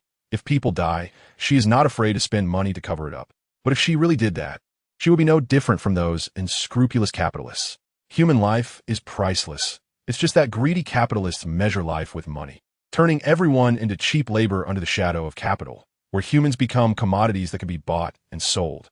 Just as the project was progressing vigorously, the subordinates reported that a small boat was drifting in from the sea, and the man steering the boat seemed to have had a conflict with the brothers on the shore. He accidentally damaged several boats. Leah felt this scenario was strangely familiar. However, damaging the boats without taking advantage of the other party didn't align with Leah's character. When she reached the shore, she saw the guy that Camus had restrained. A familiar face she hadn't met yet. Isn't that the green algae head who never gets lost? Speaking of which, has Zoro set sail this early? Leah thought it would be fun to tease such an interesting person. With this in mind, Leah deliberately put on a gloomy face. From a distance, she watched as Zoro, looking sullen and suppressed by Camus, wore an expression of defiance. Leah walked over and asked expressionlessly what happened. After Camus gestured, a bruised guy stepped forward and said, "This guy, without saying a word, came at me with a knife as soon as he saw me. My brothers only fought him to help me. I absolutely wouldn't stir up trouble. Boss, I've always remembered your teachings. If punishment is needed, just punish me. Don't involve the other brothers." The guy's face was swollen from the beating, and he spoke with difficulty, looking rather pitiful and like a good-natured child. He didn't seem like someone who would cause trouble. So, Leah turned her gaze to the gritting teeth of the green algae head. "What are you looking at me for? He called me green algae first," Zoro angrily retorted. The guy covering his face countered at that time. "You were lying in the small boat, only your head was showing, and you really looked like a piece of green algae. But then you said," Zoro fumed, "who told you to punch me without saying a word when you got here? Ah, wait. You two can argue about your matters later. Zoro, you've damaged my boat. What are you going to say about this?" Leah pretended to be very angry, but in reality, a few boats didn't mean much to her. It just delayed the progress of her project. However, she wanted to mess with Zoro and take advantage of Luffy's newbie gift package. "I could pay you back." Zoro tried to break free from Camus' hold, but struggled for a while and found he still couldn't escape. "Money isn't a big deal for me, but you have delayed my project," Leah said slowly. In fact, Zoro was quite handsome and very masculine. Based on his later performance, he was a reliable person. As for why he would do something like this today, one could only say he was young and just set sail. "So what do you want?" Zoro couldn't help but ask, feeling a bit worried. After all, he was at a disadvantage now, and most importantly, he needed to save money for the village. Where exactly had he drifted to? "Well, I have a rather special hobby, which is collecting human organs. If you can give me one of your kidneys, I won't hold today's incident against you." Leah smiled mischievously, and anyone with eyes could see she was just teasing him. But the straightforward green algae head couldn't pick up on it. "If you want it, I'll give it to you, but you really are a freak," Zoro said seriously. At this point, Camus had already released Zoro, as it was tiring to keep holding him. Camus knew Leah well enough to see that she didn't intend to make a big deal out of this with the kid. Once Camus let go, Zoro drew his sword and aimed for his kidney. "A man should be fearless. What the hell, are you serious?" Leah exclaimed. Saying this, Leah summoned her scythe and knocked the sword out of Zoro's hand. "Where did you get that scythe?" Zoro asked, touching his green short hair. "Oh, that's a good question. It's the first time someone has noticed it." Did Zoro's muscle brain just experience a flash of lightning? Leah didn't want to answer that question. Leah changed the subject and asked, "Why are you here? This place is hard to find without a locator." Zoro's expression changed, and he stuttered, "I came here for sightseeing." "Are you sure? Sightseeing in this godforsaken place?" Leah laughed maliciously. "Baka, what does it matter to you?" Zoro was fuming. "By the way, do you know where this is?" Leah asked again. "East Blue?" Zoro could only provide a rough range because he didn't know how many days he had drifted at sea. "Damn, why is Windmill Village so hard to find?" "Oh, but this is the South Sea, Nanny." In the end, Leah sent Zoro back to the East Blue. In return, Zoro agreed to help Leah with something that wouldn't go against his principles. Ace ultimately joined the Whitebeard Pirates. However, unlike before, Ace's purpose in joining the Whitebeard Pirates was no longer solely out of admiration. Jinbei still fought Ace like before, but this time, Ace emerged victorious. In fact, this was a misunderstanding. Under Leah's guidance, Ace wasn't as impulsive. Ace sought out Whitebeard to learn more about Roger, but he couldn't be sure whether Roger and Whitebeard were enemies.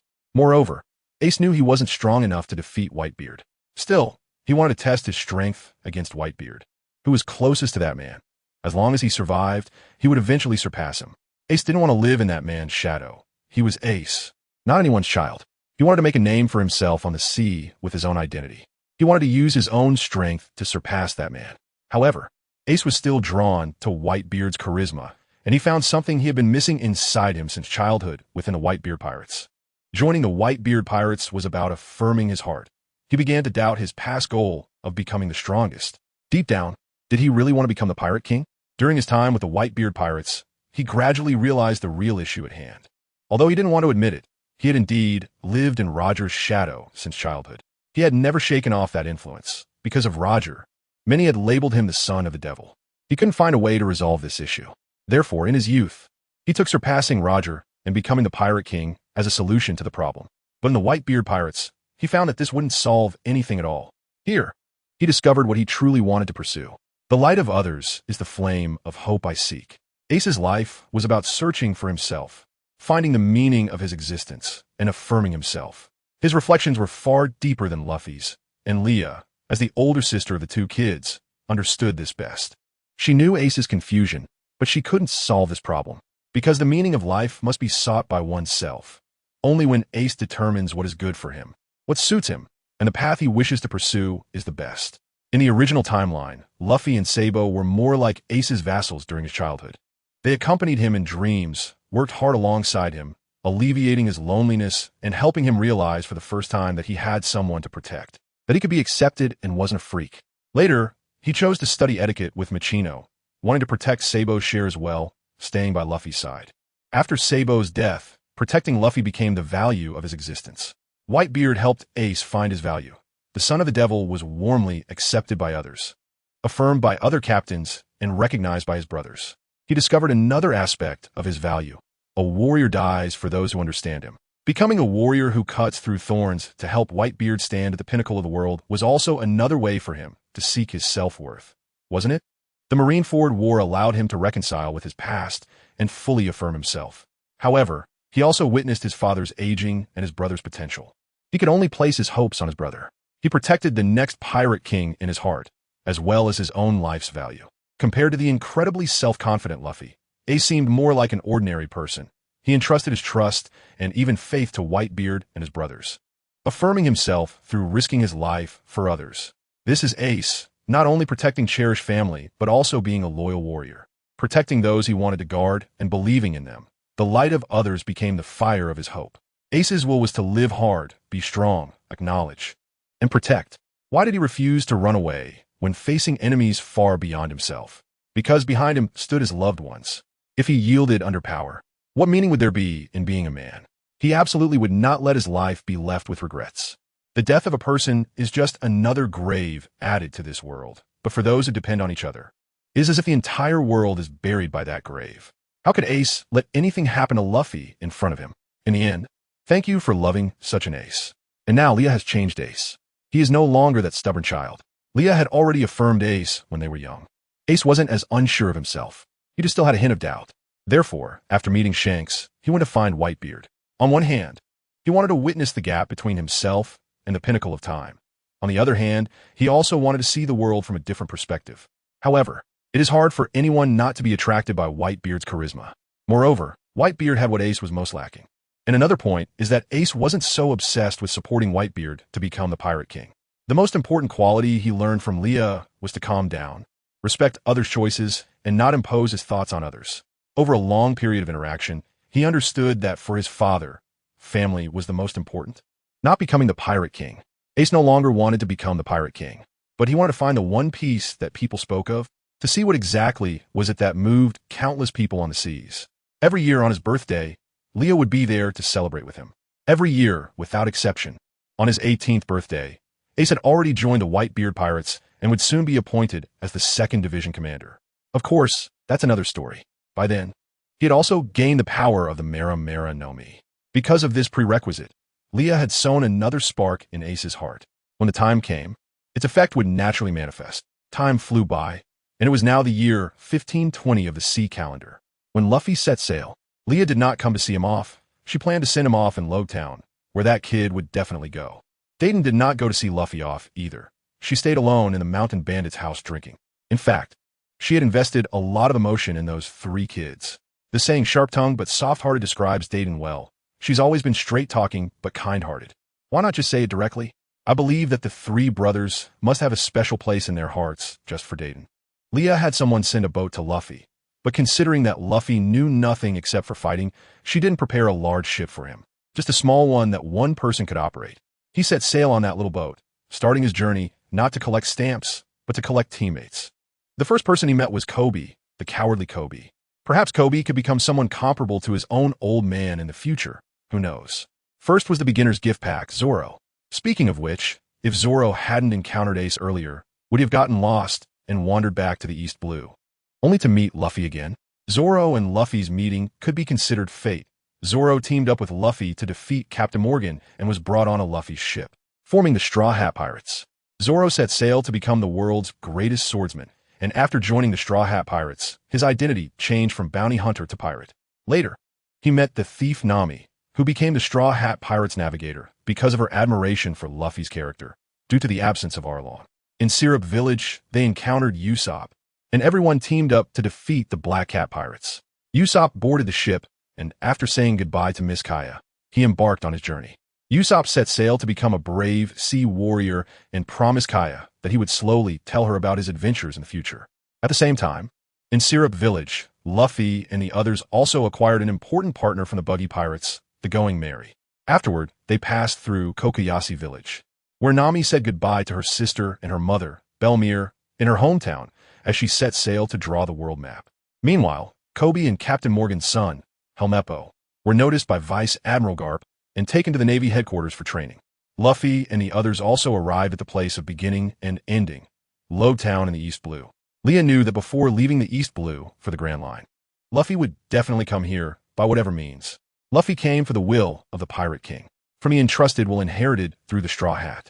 Luffy wore Roger's straw hat, fantasizing about the same dreams as Roger, unveiling the dawn of a new era. The last place he visited was the very place he would set sail from. This was the place where the greatest pirate in history met his end, and it was also the place that marked the beginning of the pirate era. The Straw Hat Pirates arrived at Lowtown in the East Blue, and at that moment, Leah was already waiting there. Gazing at the execution platform not far away, Leah thought, after Luffy becomes the Pirate King, will he return here with his crew? Lowtown is the symbol of peace, the Eastern Blue. Garp also said that Roger's death would make other pirates in the world surrender. The Eastern Blue is the symbol of peace. Roger turned the remaining seconds of his life into the flames that ignite the world. Leah felt that above Lowtown, the elegy of a hero was lingering. The dramatic change of heaven and earth occurred in an instant. Leah felt that dark clouds were slowly gathering above Lowtown. The execution platform is a place Luffy will definitely come to, and Leah is waiting here, certain that she will see her brother off on the path to his dreams. She stands here, personally sending her brother on his way. Just moments ago, the sun that illuminated the earth vanished in the blink of an eye, and dark clouds obscured all the light.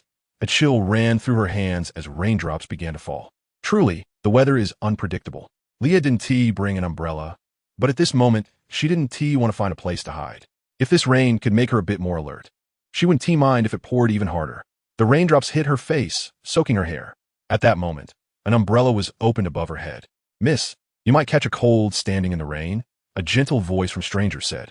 Leah turned her face, and her eyes were met with a man with golden hair and curly eyebrows. If his expression weren't so lewd, Leah might have thought he was a gentle gentleman.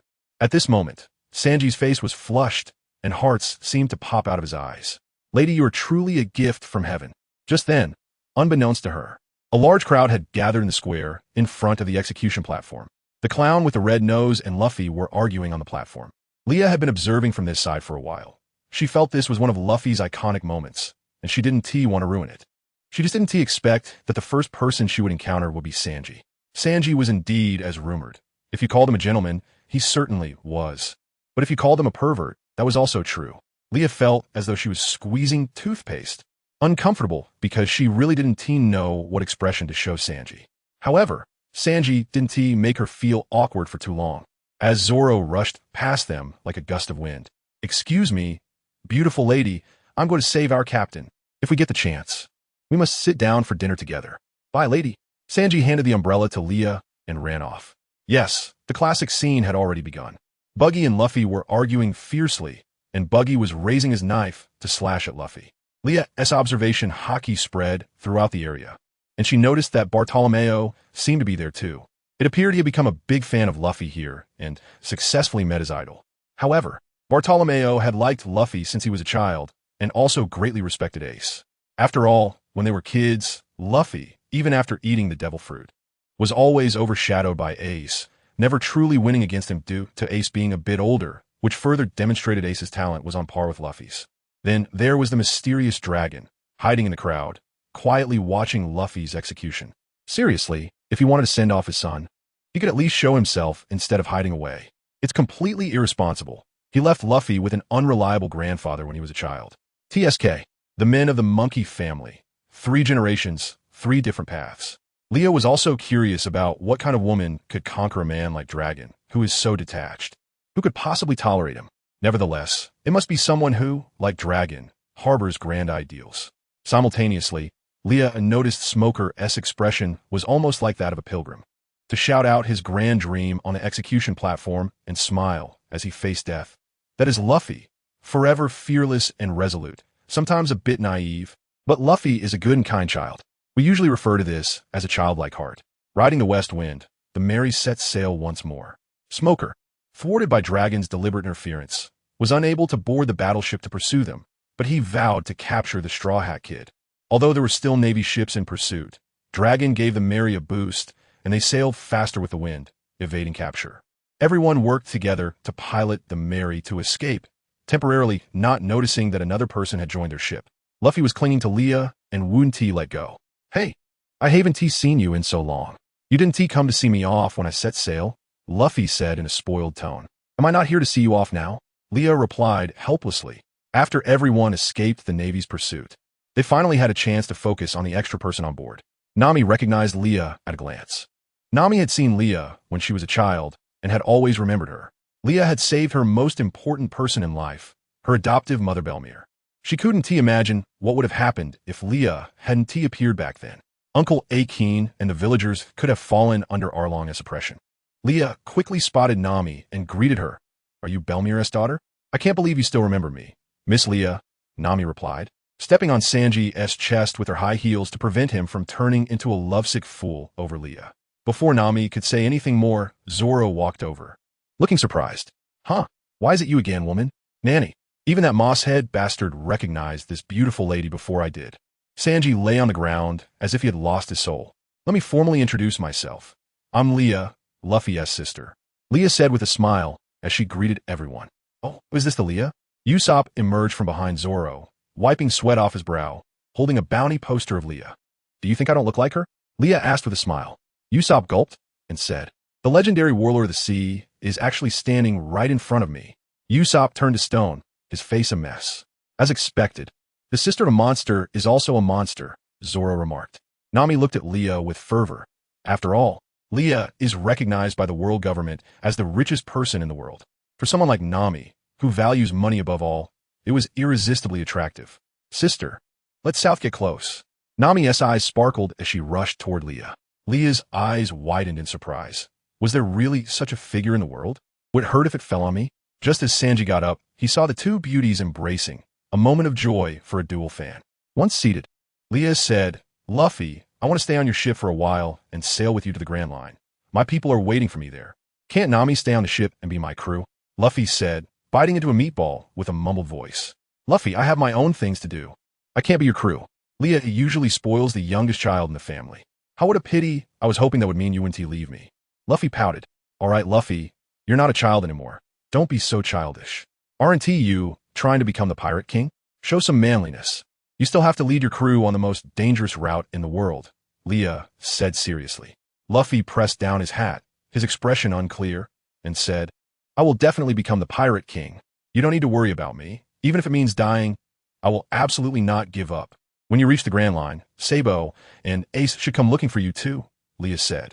Ace and Sabo. It's really been a long time since I've seen them. Maybe this time I can actually beat them. Nichan. Luffy adjusted his hat and chuckled foolishly. At this moment, Sanji was actively serving afternoon tea and refreshing drinks to the two girls. Nami-san, Miss Leah, please enjoy. This is specially prepared for the two beautiful ladies, Sanji said, hearts in his eyes, his body bending like a wave. Thank you. Leah smiled as she took a drink from the tray. No need to thank me, Miss Leah. It is a great honor to serve beautiful ladies, Sanji replied. By the way, who are Ace and Sabo? Usopp asked at this moment. Ace and Sabo are both my brothers. We three are sworn brothers, Luffy introduced with a smile. Usopp pulled out two bounty posters, feeling somewhat prepared. He swallowed and asked, Luffy, are the Sabo and Ace you mentioned really them? Leah leaned in closer to the bounty posters, examined them carefully, and said, yes, it's them. Usopp got excited, huddling in the corner with Nami, tears streaming down his face, saying, what kind of monster family is this? TSK, Whitebeard Pirates 2nd Division Commander Ace, Chief of Staff of the Revolutionary Army Sabo, and you, along with that person, are all among the 7 warlords of the sea. What kind of monsters are you siblings? Zoro said, taking a big gulp of his drink, the liquid flowing down to his strong abs. Hiss, so bitter, Zoro thought. Although he was a bit of a straight shooter, he was really handsome. If that guy home were a bit cleaner, he might not be so bad. But Shanks always slacks off, likes to be a messy uncle. It's always Leah who has to go find him before he thinks of tidying up his appearance. Just thinking about this made Leah feel disgusted. Shaking off the red hair guy from her mind, Leah got down to business. She took off a large bag from her waist, casually grabbed a handful of jewelry and stuffed it into Nami's hands, then rummaged around and handed Nami a discount card for all the stores under her name, saying, although he's my little brother, he's still a guest on the ship, so you all have to share the food expenses. And this discount card is a special gift I prepared for you, Nami. Leah's generosity truly lived up to her status as a billionaire. Is that really okay, big sister? Nami asked, though there was no hesitation in her actions of accepting the jewelry and card. Of course, Leah made a gesture and said, this little bit is nothing. By the way, Luffy, have you seen your father? Leah suddenly asked. Luffy, I don't even know what he looks like. How would I know if I've seen him? Luffy patted his round belly and said nonchalantly, well, that makes sense. Luffy learned for the first time at the age of 7 that he had a father, but he had never seen Dragon. It should be said that he had never seen him in person. Dragon had never appeared in front of Luffy or spoken to him. Every time he saw Luffy, he only hid in the shadows and observed, showing little concern for him. In comparison, Sabo seemed more like Dragon's son, and he was going to inherit his career. He came to Road Town to see you, Luffy, Leah said again. Really? Where? Luffy jumped up, looking around for the unfamiliar figure. Baga, we left Road Town a long time ago. What are you messing around with on the ship? Nami picked up the navigational chart that Luffy had thrown on the ground and punched him. Luffy covered his head, heat rising. A fresh big bag. After burping, Luffy's swollen belly gradually shrank. The eating capacity of the monkey family was beyond imagination. After digesting the food, it was as if Luffy had opened some meridian. Asking, is it the cloaked uncle blocking the smoke guy? Luffy picked his nose and asked. Leah nodded and said, that's him. So he's the uncle Sabo always calls to complain about. Sabo said he's super lame, loves to act cool, and makes even simple things sound mysterious. Luffy flicked the booger he dug out at Zoro, saying, that's your dad. Leah looked at Luffy helplessly and said, even if you want to complain, don't be so blatant about it. Just say it privately. Be careful or Grandpa's iron fist will hit you. Meanwhile, Zoro dodged the booger with a horrified expression and then drew his sword at Luffy. Luffy's eyes widened, his hands reaching toward the mainsail, and he suddenly sprang out to dodge Zoro's slash, shouting unhappily, "Zoro, why are you trying to cut me? Damn, Captain, at least pay attention. One day I'll definitely cut you." Zoro shouted angrily. Luffy somehow wrapped his hands around the ship's mast a few times, and when he loosened his grip, he was spun out. Zoro saw this scene, and, as if accustomed to it, had already taken off his outer coat, ready to fish Luffy out. Just as he was about to take off his coat, he saw huge black wings sweep past in front of him. Upon closer inspection, it turned out to be Leah, who flew up just in time to catch Luffy, who was about to fall into the sea. Luffy's face was just above the water's surface, and he let out a breath. To be honest, among those with devil fruit powers, there shouldn't be anyone who isn't afraid of seawater. After bringing Luffy back to the Mary, Sanji had a lovesick look and said, "Oh, Miss Leah, you are simply an angel." Just then, Usopp shouted in surprise while holding a telescope. "Look, over there, the seawater is climbing the mountain." Everyone was astonished and walked to the observation deck. "Nami, is it just as I predicted? Zoro, Nanny? Sanji, is that possible? Luffy, yo-ho-ho, the Mountain of Wonders." Leah walked over to explain. "This is Reverse Mountain. The canals of the four seas flow upstream. The ship had already been caught in the undercurrent. There was no turning back.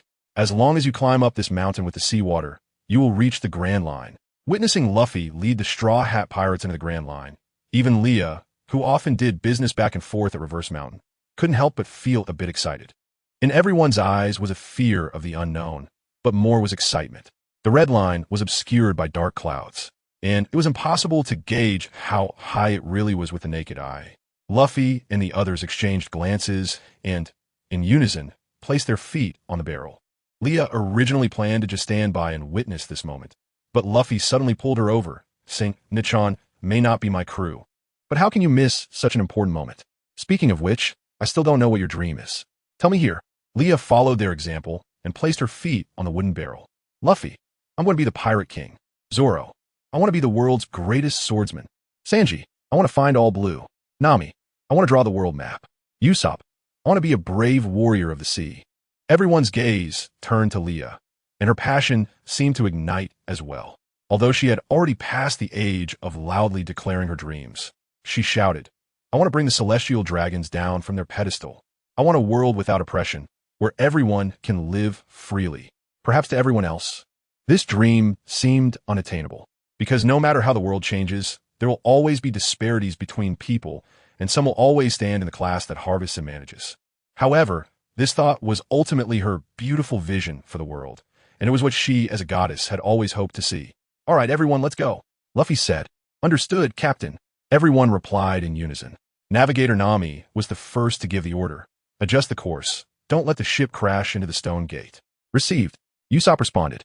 Leah hurried over to Usopp's side to help him control the helm. The closer they got, the clearer it became that the gap in the middle of Red Line was the canal leading from the East Blue to the Grand Line. 10 stone gates stood over the waterway, and the canal was wide enough for the Mary to sail through, but the current was too strong. Sanji, Usopp, and Leah couldn't hold onto the helm, and the lever broke. They were on the verge of crashing. Luckily, Luffy used his rubber balloon technique to correct the Mary's direction. In a critical moment, Zoro grabbed Luffy, who was about to plunge into the water, and they finally set foot on that waterway. Driven by the waves, the Mary surged toward the peak, quickly passing through the thick clouds. The white waves continuously washed over the top of Reverse Mountain, and the Mary leaped up, landing right at the entrance to the Grand Line. After descending the mountain, they were on that route, and everyone was smiling, Leah included. Even when she first traversed Reverse Mountain, she wasn't this excited. But now, she felt genuinely happy. Everyone was looking forward to the day their dreams would come true. Just then, they heard the sound of a whale, and Luffy was the first to spot a huge creature at the bottom of the mountain. "Oh no, I forgot to tell Luffy that Laboon is still here," Leah exclaimed. Luffy and the others passed through Reverse Mountain, only to find their path blocked by a whale larger than the island, and Laboon, in an unconscious state, damaged Luffy's special seat. Leah quickly hugged Luffy from behind, but it was too late to stop him, as Luffy's fist was already reaching out toward Laboon.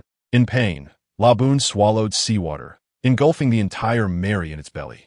Leah held on to Luffy, and the two sat dazed on Laboon's body. Realizing that his friend had been swallowed, Luffy immediately wanted to save his companion, but Leah stopped him at every turn. Leah pointed to a small iron door on Laboon and said, "They're fine. We can find them by going in there." "Luffy, don't be so reckless." Luffy lowered his head and said, "Got it, Nichan." The two entered through the small door, navigating the winding pipes and sliding down into Laboon's stomach. Leah spread her wings just in time to prevent both herself and Luffy from falling into Laboon's stomach acid. Who knows what was inside? As soon as they landed on the deck, before they could say anything, a giant octopus floated up from the stomach acid, partially decayed and utterly disgusting. Fortunately, she didn't fall into that mess. Otherwise, with her obsessive cleanliness, she might have rubbed her skin raw.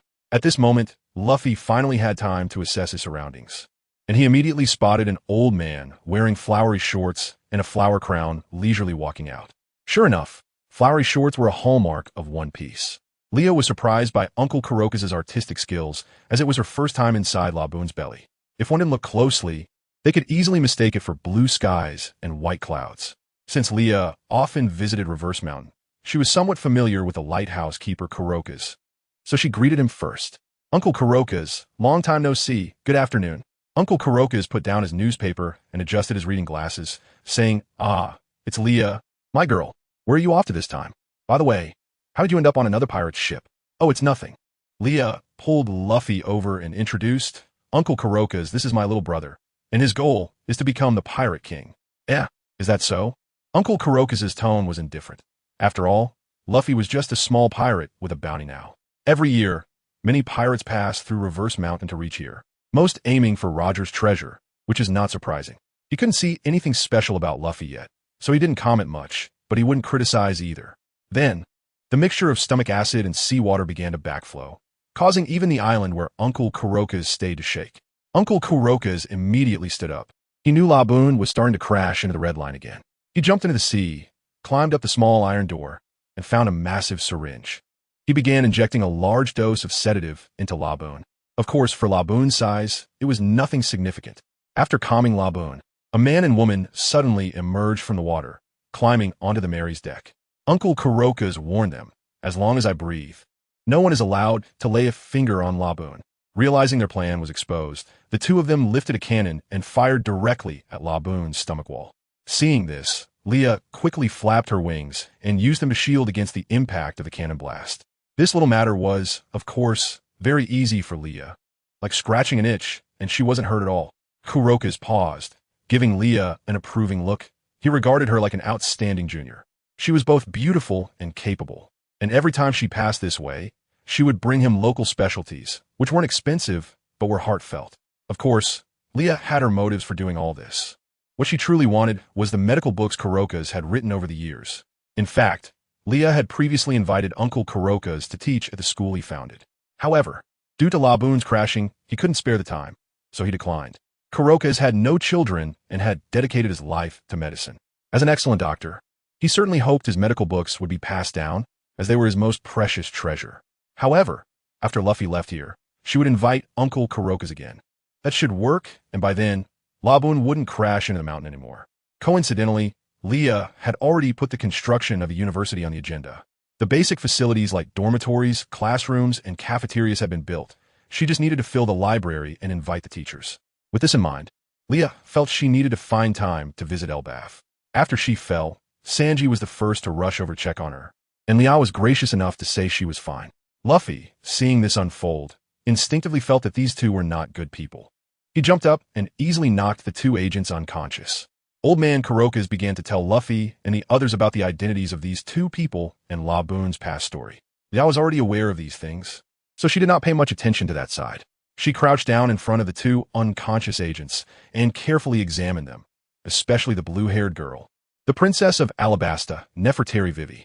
Being a girl, Liao refrained from playing any tricks on her. In fact, Liao didn't like this so-called princess much. Her strength was too weak, needing protection everywhere, and her mindset seemed like that of a child. How could such a person take on the responsibility of a country? Like Shirahoshi, she was too well protected. If it weren't for the turmoil in Alabasta, she might never grow up. Leah's expression changed as she came up with an idea.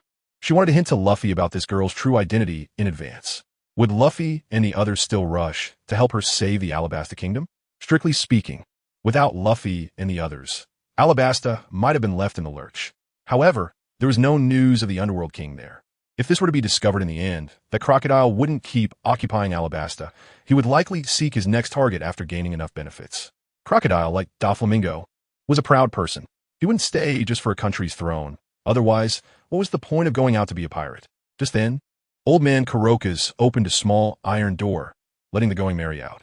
Actually, Lia thought Luffy wasn't foolish. Or rather, he wasn't as silly as he usually seemed. He could clearly distinguish between good and bad people, and sometimes his unexpected actions had deeper meanings. Like now, Luffy had aimed the main mast of the Going Merry at La Boone's head and forcefully planted the flag of liberation into La Boone's wound.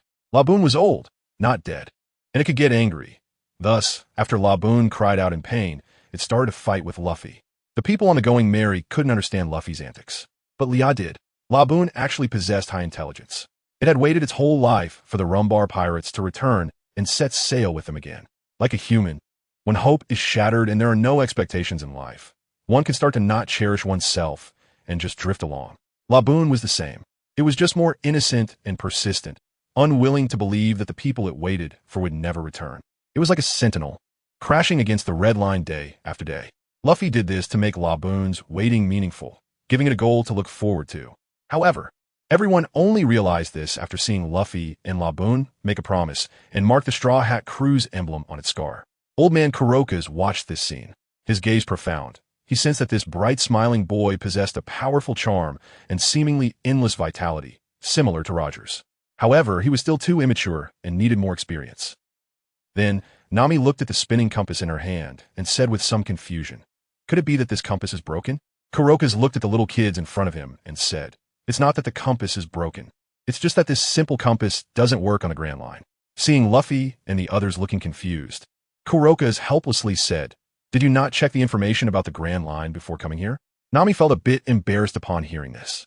As a navigator, encountering such a knowledge gap at sea was her negligence. Lia slapped her forehead. Ever since boarding Luffy's ship, things had been happening one after another, and she had forgotten to remind him about this. Kurokas continued, "The islands on the Grand Line are all connected by magnetic forces.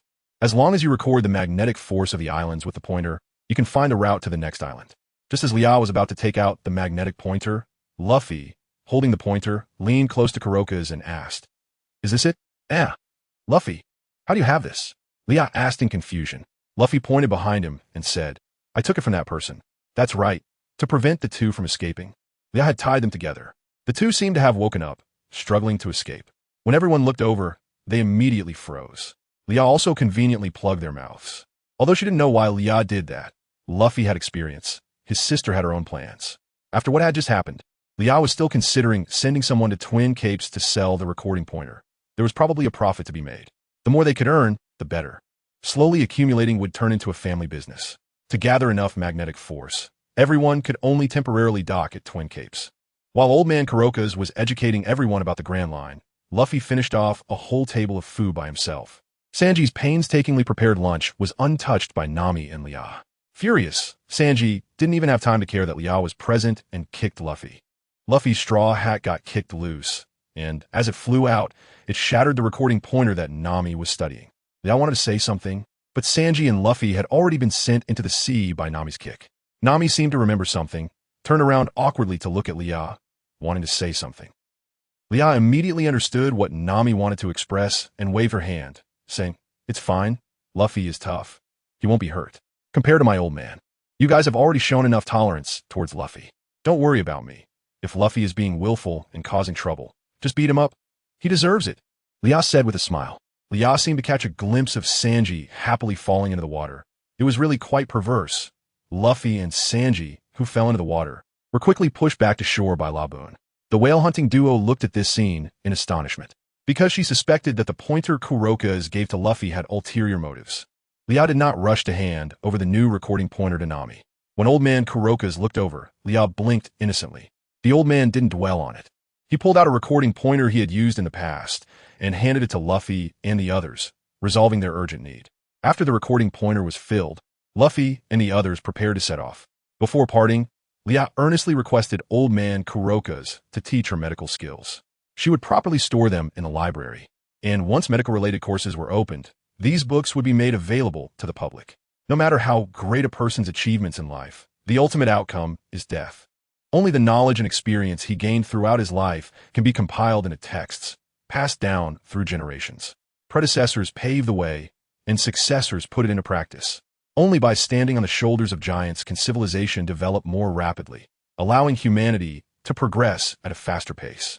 The medical books of Old Man Coloca's can help later scholars avoid many detours and enable future practitioners to continue developing medicine while standing on his shoulders. This is no longer just a personal matter. It represents the level of medical development in the entire human society. Leah truly enjoys meeting scholars who stand at the top of their fields. It is their collective efforts that promote the advancement of human society as a whole. Old Man Coloca's generally understands Leah's thoughts and happily agrees, feeling content to leave his most precious wealth to future generations. Although Leah is a bit too thoughtful, she is not a bad person and is an excellent junior. By handing the medical books to her, the old man can rest easy guarding Lebu and enjoy his old age. To avoid exposing what will happen later, Leah avoids others and quietly approaches Lebu. She tells Lebu that Brooke is still alive, just temporarily trapped and unable to find him, and that he needs to be a little more patient. Brooke will definitely come back for him. Brooke has never forgotten the promise he made to Lebu. After the Mary sets sail, the old man gazes at the ship's receding silhouette and murmurs, "Is it really the gum-gum fruit? Or, Nika, Roger, could he be the pirate you were waiting for?" After bidding farewell to Twin Cape, Leah begins her interrogation work. Leah covers half her face and removes the gag from the mouths of the two members of the Baroque works. These two are shameless. They request Luffy and the others to take them back to Whiskey Peak. Leah signals to Luffy and the others to agree first. Although aware that these two have ulterior motives, Luffy trusts that Leah won't do anything to harm them, so he is willing to follow her lead. After that, Leah locks Mr. Nine in another room and keeps the blue-haired woman who claims to be Ms. Wednesday. The Straw Hat crew gathered around, and the blue-haired woman looks a bit scared but still tries to maintain her composure. Leah encourages her and pulls out a piece of paper from her pocket. However, she doesn't rush to open it. Instead, she squats in front of the blue-haired woman, showing a creepy smile like a strange, ant-luring child, and says, "You look somewhat familiar, as if I've seen you somewhere before." Upon hearing this, sweat begins to bead on the blue-haired woman's forehead. Her reaction is too obvious, making it hard to believe, isn't it? "But I haven't seen you before." The blue-haired woman awkwardly laughs. "But I really do think you look familiar." Leah draws a short knife from her waist, slowly lifting her chin with the blade, and blood begins to seep from her neck. "You think we are what?" "We are pirates. You better tell the truth. Otherwise, what might happen, we can't say for sure. Right, Zoro?" Nami adds. Zoro responds with a smile that could scare a child. Sanji wants to say something, but seeing the situation, he holds back. Usopp is genuinely frightened by Leah and hides behind Luffy. Just then, Luffy doesn't do anything strange to break the atmosphere. He generally understands that his sister isn't serious. She's just scaring her. This kind of thing has happened many times in their years of interaction. Leah opens the paper in her hand, revealing a graceful Arab princess. The Straw Hat crew examines it closely, and indeed, she somewhat resembles the blue-haired woman in front of them, though the one in Leah's hand is a bit younger. I remember her name is Nefertari Vivi, the princess of the Alabasta Kingdom. What do you think would happen if we captured the princess of the Alabasta Kingdom and used her to threaten the king? Or control her to do some things we enjoy? Leah moves the knife away and says excitedly. The blue-haired woman visibly panics, and she stammers, trying to say something, but ultimately says nothing. "Mr. Ms., those are titles for senior agents of Baroque works, right?" Leah nonchalantly remarks while looking at her exquisite nails. "What is Baroque works?" Nami asks at this moment. Baroque works, abbreviated as BW, is a secret criminal organization based in Alabasta, formed by one of the Shichibukai. Crocodile, Leah briefly explains. The blue-haired woman appears extremely anxious. She seems to want to kneel down, but is pulled back by Leah. In desperation, she bows deeply to Leah, saying, "Please keep this confidential. Everything I do is to save the Alabasta Kingdom, where the people are suffering immensely." Leah avoids the bow because she never intended to get involved in the affairs of the Alabasta Kingdom. She only cares about Alabasta soil. Luffy watches this scene and silently lowers his straw hat. "I have no intention of exposing you. See, I've already sent your companion away," Leah says, spreading her hands. "What are you all talking about? Can you be clearer?" Zoro says, a bit irritated. Then, Vivi starts explaining to the Straw Hat crew about the troubles faced by Alabasta. When the Shichibukai is mentioned, everyone's gaze turns to Leah. Old Crocodile is quite difficult to deal with. Leah pauses for a moment and continues, "Given your current strength, It's almost impossible to defeat him. Frankly, that's quite discouraging. However, Crocodile's strength, how should I put it, feels like his devil fruit shouldn't be called the Sansan fruit. It should be called the 50-50 fruit, as he can go toe-to-toe with anyone. Of course, Leah hasn't fought him, so she isn't sure what his current level is. However, Crocodile is currently in a low point, desperately trying to use external forces to defeat Whitebeard. He shouldn't be too strong. But to say he is easy to deal with is also impossible. The current Shichibukai is indeed not just a name. Just as everyone is feeling the low pressure, Leah says, "By the way, Luffy, have you learned that technique Cammy taught you before? Nanny? Is it this?" Luffy says, extending his fist, now covered with something resembling steel. Leah nods, looking pleased and relieved. Luffy's talent is indeed good. He has already grasped Haki. Although he has taken quite a beating before, it was all worth it. Crocodile is a Sansan fruit user. If you encounter him in the future, when he uses his elemental ability, Luffy, you should use this move to hit him. Leah instructs. At this moment, Vivi doesn't know Luffy and the others well enough to rashly ask for help. Moreover, she has just been threatened. She is not that foolish. She should be eager to return to Whiskey Peak to reunite with Ikaram and then return to Alabasta together to reveal the truth and resolve the turmoil in her country. At this moment, Leah suddenly removed the mask covering her face and looked at Vivi, saying, "After the matters in Alabasta are resolved, I wonder if I will have the fortune to conduct some business with your country. You're the warlord of the sea, Port Gasti Leah." As an undercover agent working in Baroque works, Vivi had also seen Leah's introduction in intelligence materials. One could only say that Leah might be the most mysterious among the warlords. Even her father had once held her in admiration and caution. After having a conversation with Princess Vivi, Luffy and the others decided to head to Whiskey Peak. With Luffy's decision, the Straw Hat Pirates chose to help Vivi and the people of Alabasta. In fact, Leah had already guessed this, but she still wanted to confirm it again. Leah did not intend to continue sailing with Luffy and the others because she had already seen Luffy's lifestyle and approach to doing things after going to sea. She believed that Luffy could handle the upcoming challenge as well. Next, she wanted to find Shanks. Ace was not dead. He just sustained some minor injuries.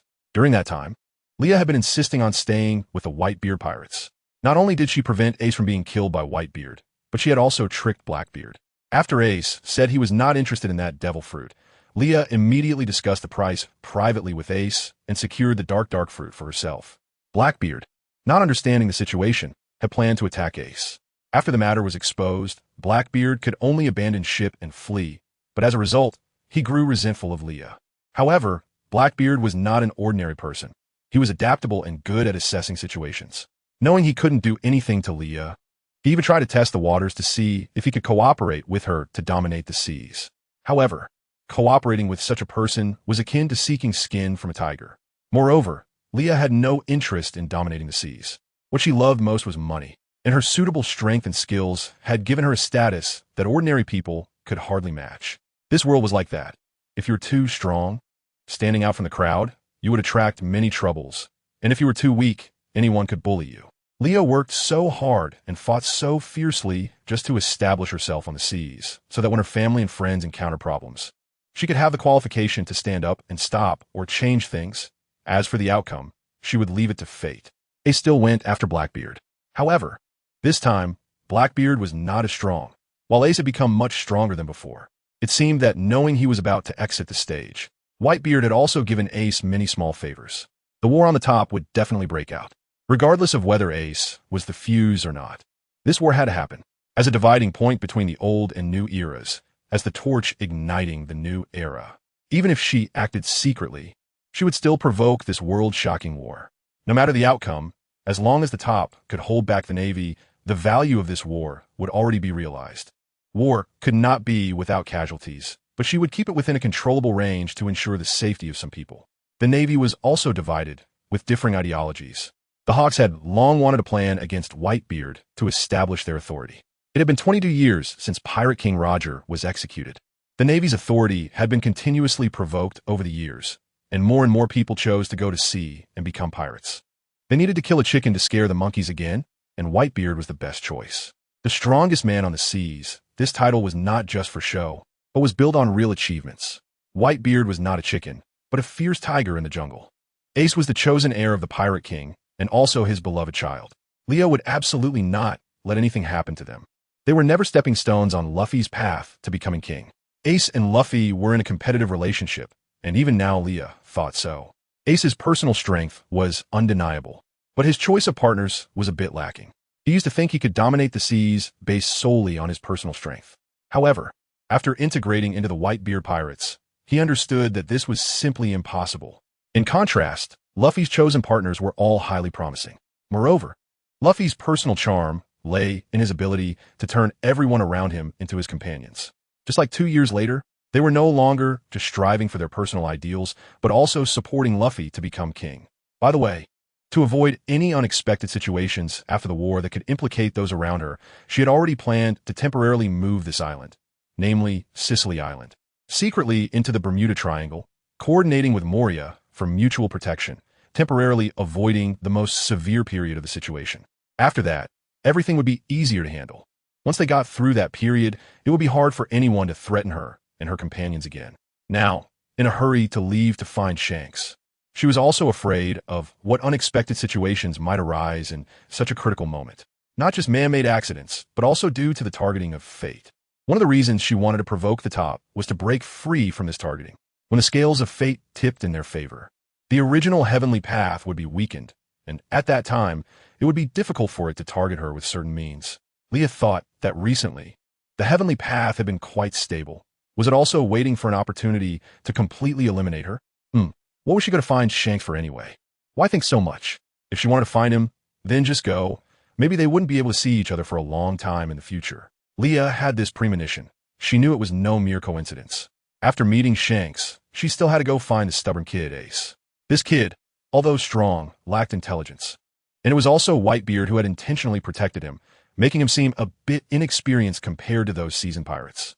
The monkey family had everything good, except that their brains were not very agile. It seemed that the brains of the family all grew on Uncle Dragon, while others lacked a few cunning thoughts. Ace was stubborn and easily manipulated. However, he was very sociable and could chat with anyone, so he had friends all over the world. Keeping him close and watching him a bit made Leah feel more at ease. After all, Ace's background was special. If the Navy learned some inside information, they would definitely pick Ace to stir up trouble. Also, the captains of the Whitebeard pirates couldn't be alone for a while. Any excuse could lead to being captured. Leah was also hiding this island to conceal the experimental data and newly developed technical means in her hands. Even if the buildings were destroyed and the entertainment street was smashed, as long as there was funding, they could be rebuilt. However, if the experimental data were lost, it would be impossible to recover in a short time, and the most important core research personnel had already been secretly killed some time ago. Leah suspected it might be the work of CP. However, she couldn't spare the energy to deal with them for now.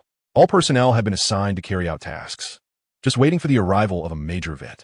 She needed to make the celestial dragons and the world government bleed. As for the businesses spread across other islands, Leah was not worried at all. Her collaborators have a complex makeup involving many classes, and even the world government does not dare to act rashly to seal them off. Because if those businesses are touched, it would be like moving the cake of capital. As long as they dare to act, the funding chain of the world government will face problems, and they might fall apart from within. Losing a bit of money for such a result is something Leah is happy to see. However, the 5 elders are not fools. They will not act rashly. When Leah found Shanks, he was excitedly sneaking a drink. The food that Lucky Roo had hidden with great difficulty was also dug out by him. He avoided everyone and enjoyed this afternoon with ease.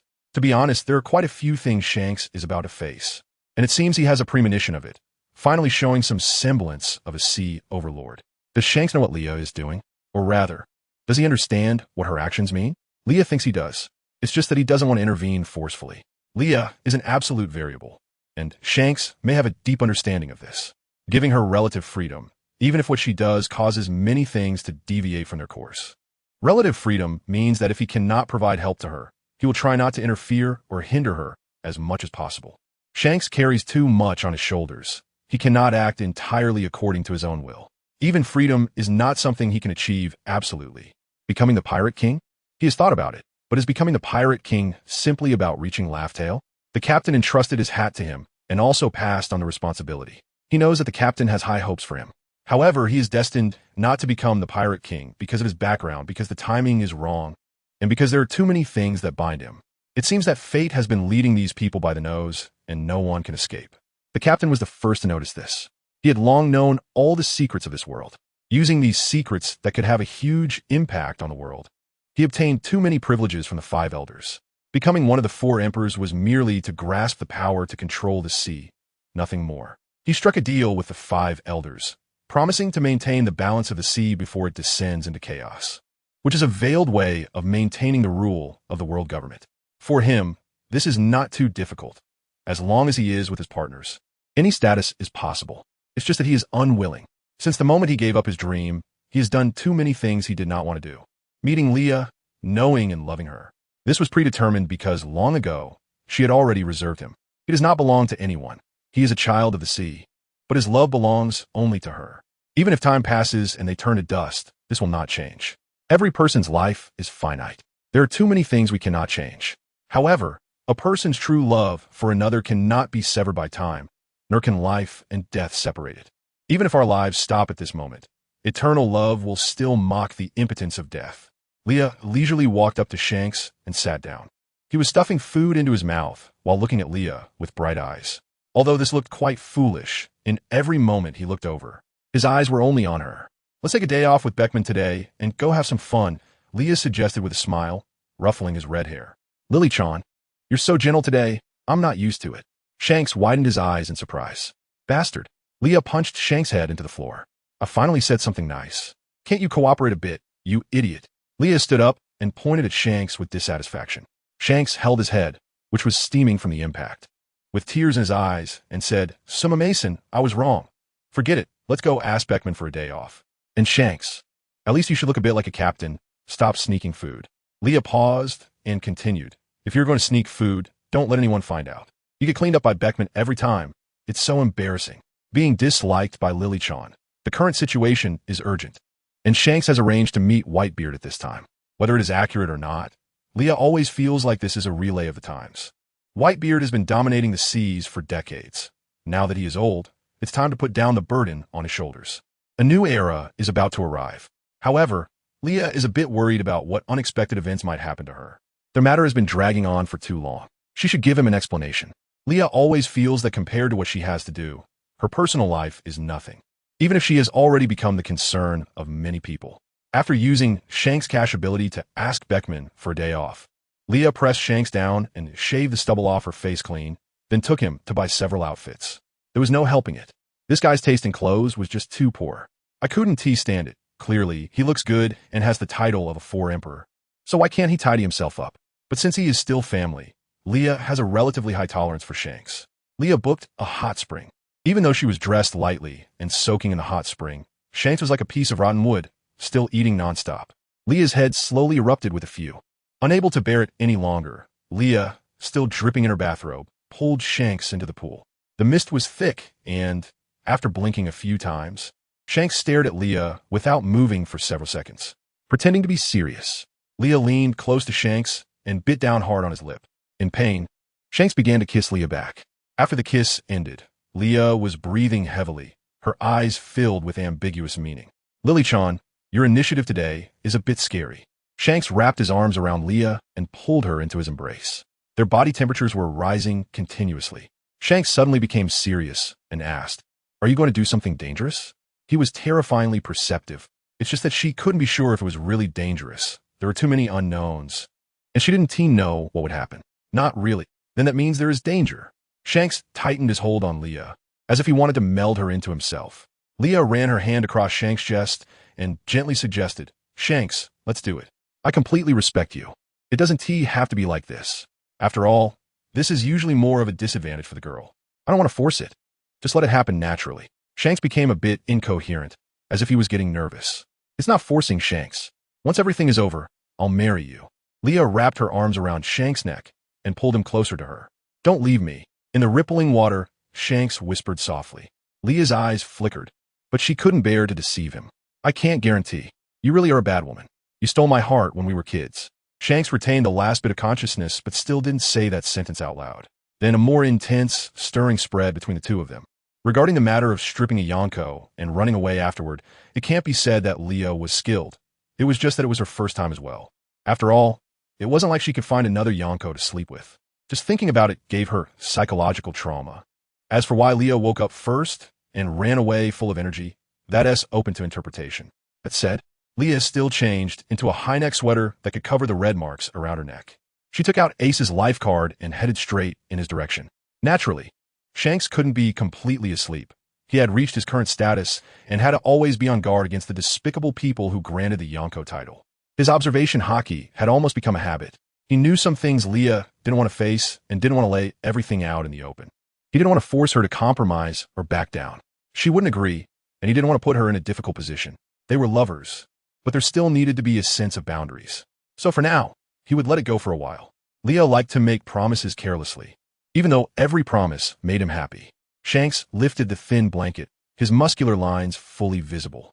After grabbing the clothes he had prepared earlier and taking a shower, he slowly got dressed and returned to the Red Force. To be honest, Leah was really considerate. She had left quite a bit of money on the bedside table. Shanks didn't hold back and took it to buy some drinks. Later, for some unknown reason, the other crew members found out about this and teased Leah like a prostitute, while Shanks was the one being prostituted. After sleeping together, she just left the money and ran away. Lucky joked, the captain was actually abandoned as usual. Ha ha. Beckman took a puff of his cigarette and didn't say anything, perhaps feeling it was too embarrassing to comment. The others were directly laughing so hard they couldn't get up from the deck. Shanks. Speaking of which, Ace really can run. He changes places every day, and every time they try to catch him, he has already moved to another location. Ace is now completely being led by Blackbeard. Perhaps Blackbeard had long predicted that Ace would come to hunt him down. This person is deeply scheming and must be guarded against. However, with this roundabout method, he probably hasn't found suitable companions, or rather, they shouldn't be called companions but collaborators, partners brought together for mutual benefit. However, without the dark fruit, Blackbeard has effectively cut off an arm, greatly diminishing his strength and lowering his upper limits. Theoretically, he shouldn't pose much of a threat to Ace. It's just that the seed Leah planted hasn't sprouted yet. The kind of power suitable for him to control hasn't awakened. Ace's mind has matured quite a bit, but he still hasn't completely made up his mind. He hasn't determined the path he ultimately wants to take. Before Leah could find Ace, she was called by Doflamingo to Dressrosa. Doflamingo was still the same, very flashy. Leah had previously sent him a fat bird that stood on Doflamingo's shoulder, quite proud. When Leah wanted to get a bit closer to observe the fat bird more carefully, Doflamingo extended a finger to press against her forehead. The fat bird, seeing this, adjusted its glasses with its wings and flapped away from Leah. Oh, it has been spoiled. Now this bird has been raised by Doflamingo to be just as arrogant and unapproachable as him. Doflamingo laughed recklessly at this sight. Unlike his usual teasing laughter, this was instead genuine joy. So what did you call me here for? Is it to entertain you? Leah pushed Doflamingo's finger away and said with exasperation, "Who told you to look like you're not very smart all day?" Doflamingo said leisurely, "Leah, I plan to stand by your side." Doflamingo's tone became a bit more serious, though not very noticeable, as he was usually indifferent.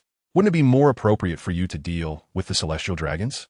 Leah looked up at Doflamingo and said, "You should be more at ease." Leah added. Doflamingo suddenly flicked Leah's forehead hard. Ouch. Leah squatted down, holding her forehead. "You damn flamingo, why did you flick me? It hurts. Do you really think I don't know? If you send me away, are you planning to do something dangerous?" Doflamingo propped his chin and said lightly, "You really can't hide anything from you." Leah stood up and continued, "Standing by my side might be quite dangerous. It should be said that we would be targeted. Like there might be friendly fire. There won't be any friendly fire. We are originally on the same side." "Targeting you means targeting me too." Doflamingo turned his face away and said somewhat awkwardly, "The sun has risen from the west." Which beauty is so powerful that Doflamingo's mouth has turned soft. Leah said, surprised, letting slip, dodging Doflamingo's long leg that kicked toward her.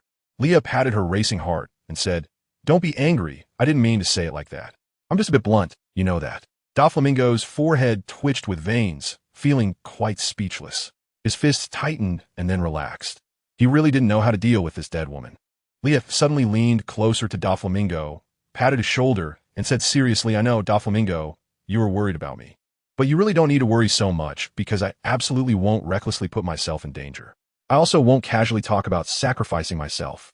I'm a businessman. Weighing pros and cons is my nature. I won't do anything without benefits." Doflamingo lightly replied, then added, "The celestial dragons can't be dealt with all at once anyway. I've left that matter to Desuller. His desire for revenge is even more urgent. Of course, I won't let those celestial dragons off easily. They're the ones who stirred the pot and caused our family's life to take a sharp turn for the worse. If it weren't for them, my mother wouldn't have suffered to the point where there was no cure left. Doflamingo's gaze was distant. I hate this world. Our family's issues are not caused by a single party. Even if I slaughtered everyone who hunted our family back then, the anger in my heart still hasn't disappeared. Instead, it has intensified. As long as I live one more day, I will turn this world upside down and never let it have peace. By the end, Doflamingo's expression became increasingly ferocious. Leah sighed softly and said, Doflamingo, why don't you really get married? Find something to do. Stop thinking about destroying the world every day. Find some fun in your life. Otherwise, isn't living too painful? Besides, Rossi is asking me about you every day. He has even fallen for Andy, that particularly quirky girl under my command. If they get together and have a kid, won't you become an uncle? Then you have a little kid to play with. Wouldn't that be quite interesting? Enough. Don't mention that stinky kid Rossi to me. Aw no, please don't think I'm being long-winded.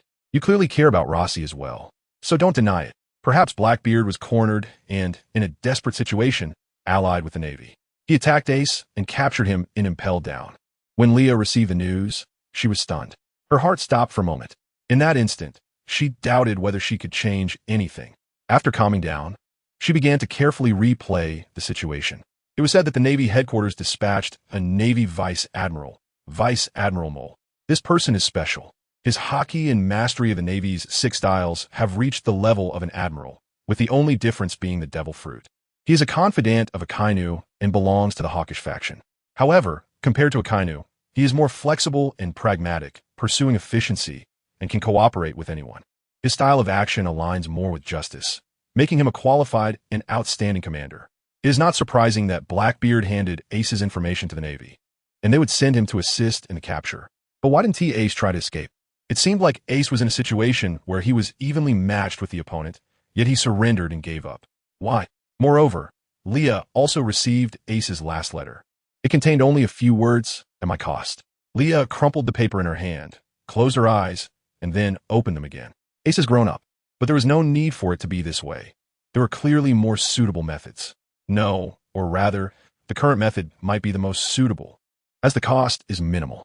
As a businessman, it is indeed appropriate to say so. However, how should one weigh emotions against interests? Leah could even imagine Blackbeard using Luffy as leverage, as well as her own actions being used as leverage against her. Was it destined? Ace is kneeling in the 6th-level prison of Impelled Down. He is badly injured, his hands shackled with C-Prism stone handcuffs. He looks disheveled, yet his pride remains unyielding. At a moment when no one is paying attention, a faint white flame ignites in his hand. Coincidentally, at the same time, the 4 emperors Shanks and Whitebeard are having a historic meeting. All parties are paying attention, and of course, they cannot ignore it. If the 2 emperors decide to unite and attack Navy headquarters, it would certainly be a serious problem for the Navy.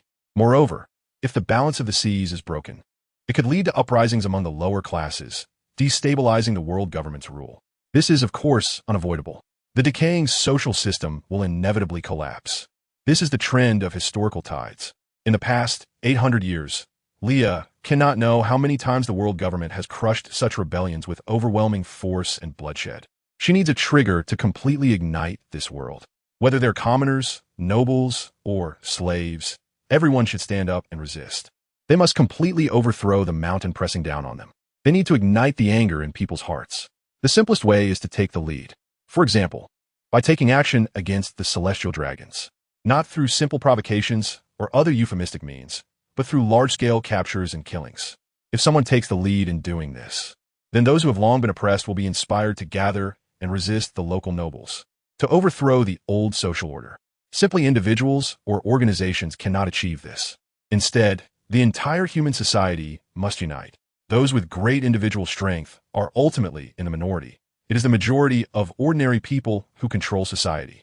They are the components that keep society running. Shanks' Jolly Roger has been modified multiple times. Many people have not noticed this, but Leah cannot overlook it. From the laughing skeleton of Windmill Village to the recent ordinary pirate flag, and the menacing, ghastly face from their last meeting, Shanks seems to have prepared to embrace the challenges of the new era. When he was on Roger's ship, Shanks certainly knew about the prophecy of Fishman Island. Can he find the Joy Boy who will open the new era? Risking offending the world government, Shanks led his crew to actively strike against CP9. seizing the devil fruit that could change the world. No, perhaps it should be called the Nika fruit. But who is the one who can awaken the Nika fruit? He has long been excluded from that selection due to his heritage. He has experienced two collapses in his life. One was during his confrontation with Blackbeard when he injured his eye. At that time, he almost thought he would go blind. This time, he deeply engraved the hidden Blackbeard in his heart while warning himself that there are always people stronger than you. The other was when he learned about his true heritage. His collapse is easy to imagine. He is actually a descendant of the person he despises the most. Can his dream still be realized? But the captain didn't team mind and told him, "You are a child who grew up on the Oro Jackson, a child of the sea. Whatever you want to do, you must do it bravely." To encourage him, the captain even gave him the straw hat that he treasured. Shanks understood the significance of this straw hat very well.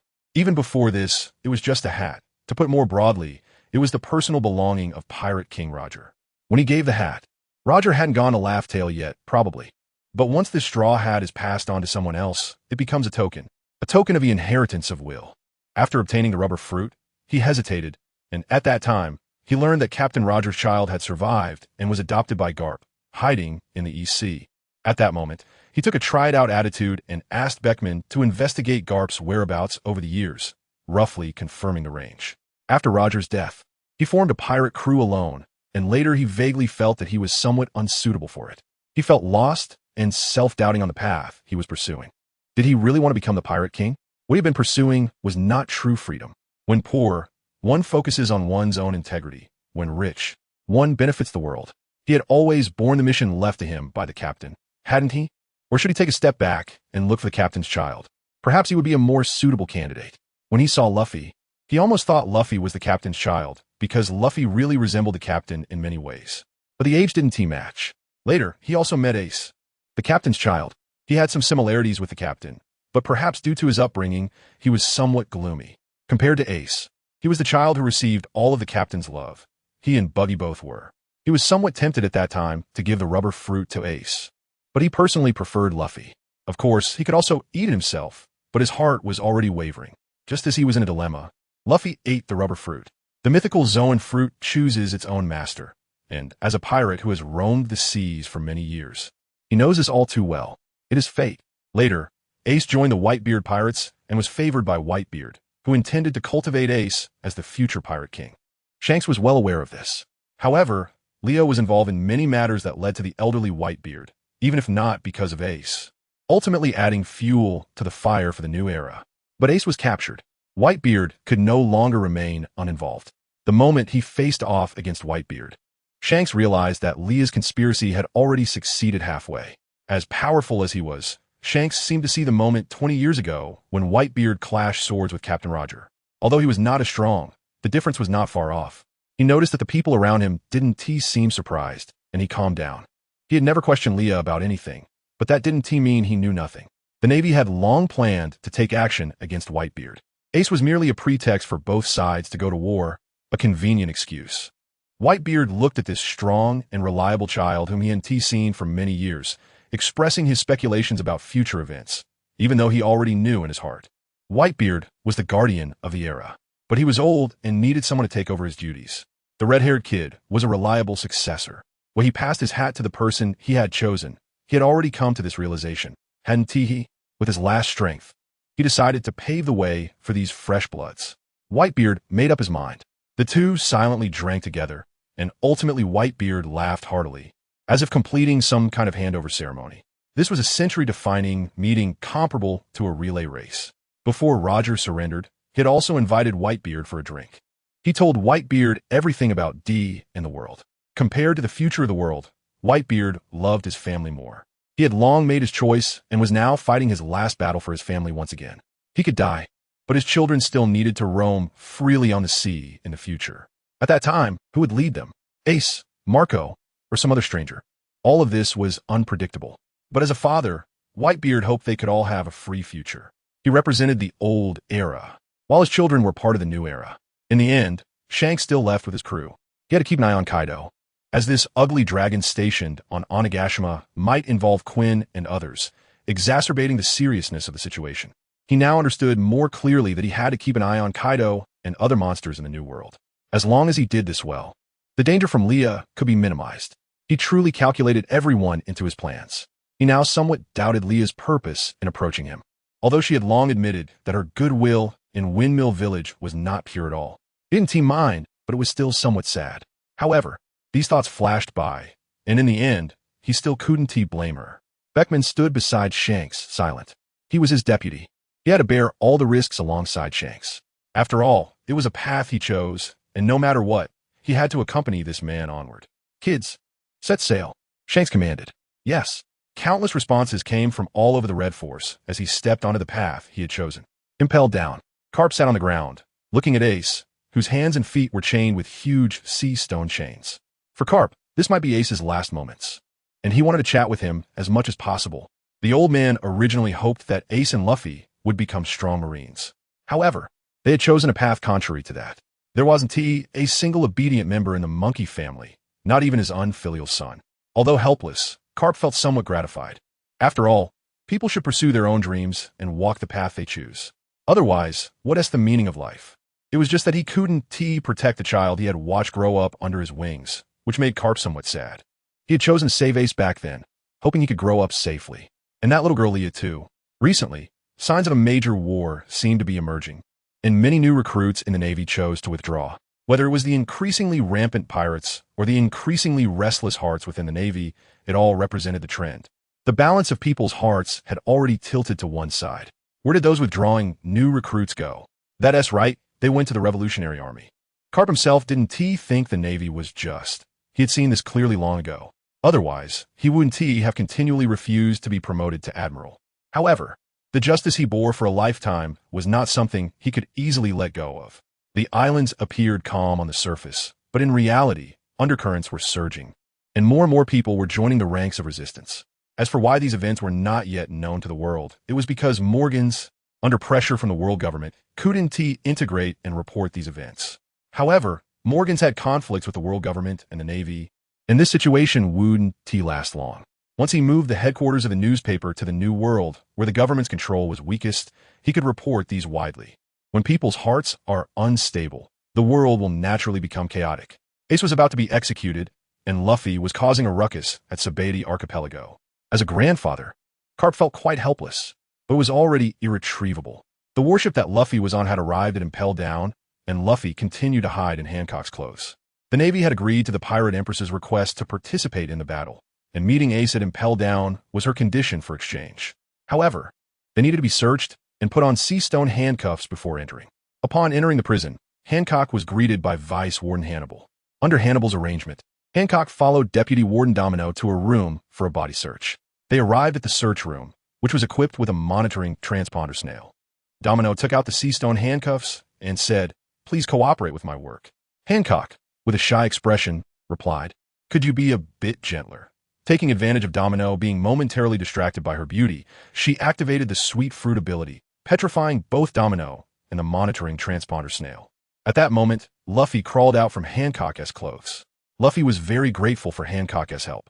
He grabbed her hand and said earnestly, "I won't forget this kindness. One day, I will repay you." Hancock's face turned bright red, and her mind began to run wild with a series of imaginations. Meanwhile, on the other side, Hannibal received a call from the monitoring room, where they reported the situation to the Vice Warden, asking if there was a problem as the image from the transponder snail in the room was interrupted. Hannibal realized something was wrong and hurriedly knocked on the door to inquire about the situation. Suddenly, the door was pushed open, and Hancock and Domino walked out of the room. Hancock changed the subject, and Luffy took this opportunity to shake off Hannibal and Vice Admiral Mole and others. Impel Down had 6 floors, all built underground. The first underground level of the prison holds the least serious offenders, known as the Red Lotus Hell. Here, there's a vast area resembling a forest, with sword trees whose leaves can cut through anything and needle grass that pierces the human body like needles. Prisoners run back and forth, chased by venomous spiders and guards, ultimately bleeding profusely from cuts inflicted by the leaves and grass, enduring constant pain and torment. The second underground level is the beast layer of the demon realm, also known as the Beast Hell. It houses various ferocious demon beasts, with the largest being the Bakarisk and the leader being the Sphinx, who is also the chief guard and commander of the Blue Gorillas. Prisoners here know they will eventually become food for the beasts and lack even the courage to be afraid. Amar 3 is imprisoned on this level. The third underground level is the hunger layer, or the hunger hell. After coming up from a scorching hell, prisoners in this level receive no food or warmth with MR. Two foam clay, also known as little foam, confined here. The fourth underground level is the scorching layer, or the scorching hell. This is the office of the warden, Magellan, where the temperature is extremely high, resembling a giant boiler filled with boiling blood pools and seas of fire. Prisoners must be sterilized by the heat before entering prison. MR. One is held on this level. The fifth underground level is the extreme cold hell. This level houses pirates with bounties over 100 million, where prisoners endure temperatures lower than that of a deep freezer, suffering severe frostbite until death. The frozen hell's forest is also home to many military wolves. Due to the extremely low temperature, no listening phone bugs are installed here. The 5 level is the newbie paradise. Entering through the prison's sewage system, prisoners can reach this secret paradise, Zone 5, by traversing an impossible route. The so-called Devil's Invitation, which causes many prisoners to mysteriously disappear, is merely a facade. The current king of the half-human, half-demon is Ivankov. Ace is imprisoned in the lowest level, which is the 6th underground level, Infinite Hell. Those who enter are extraordinary individuals. Inside are either death row inmates or those serving life sentences, criminals so heinous that they have been erased from history. Because the prisoners on this level have committed extremely cruel acts, ordinary people do not even know of its existence. Life cards can guide the way, and Luffy, holding a life card of Ace that is barely intact, heads underground. Meanwhile, Buggy has escaped from the prison, disregarding his fellow inmates and sneaking away. While fleeing is the best strategy, his luck runs out as he is caught by a monitoring phone bug around a corner. The staff in the monitoring room trigger the alarm and report Buggy's location. Soon, a group of blue gorilla guards rushes out to search for Buggy.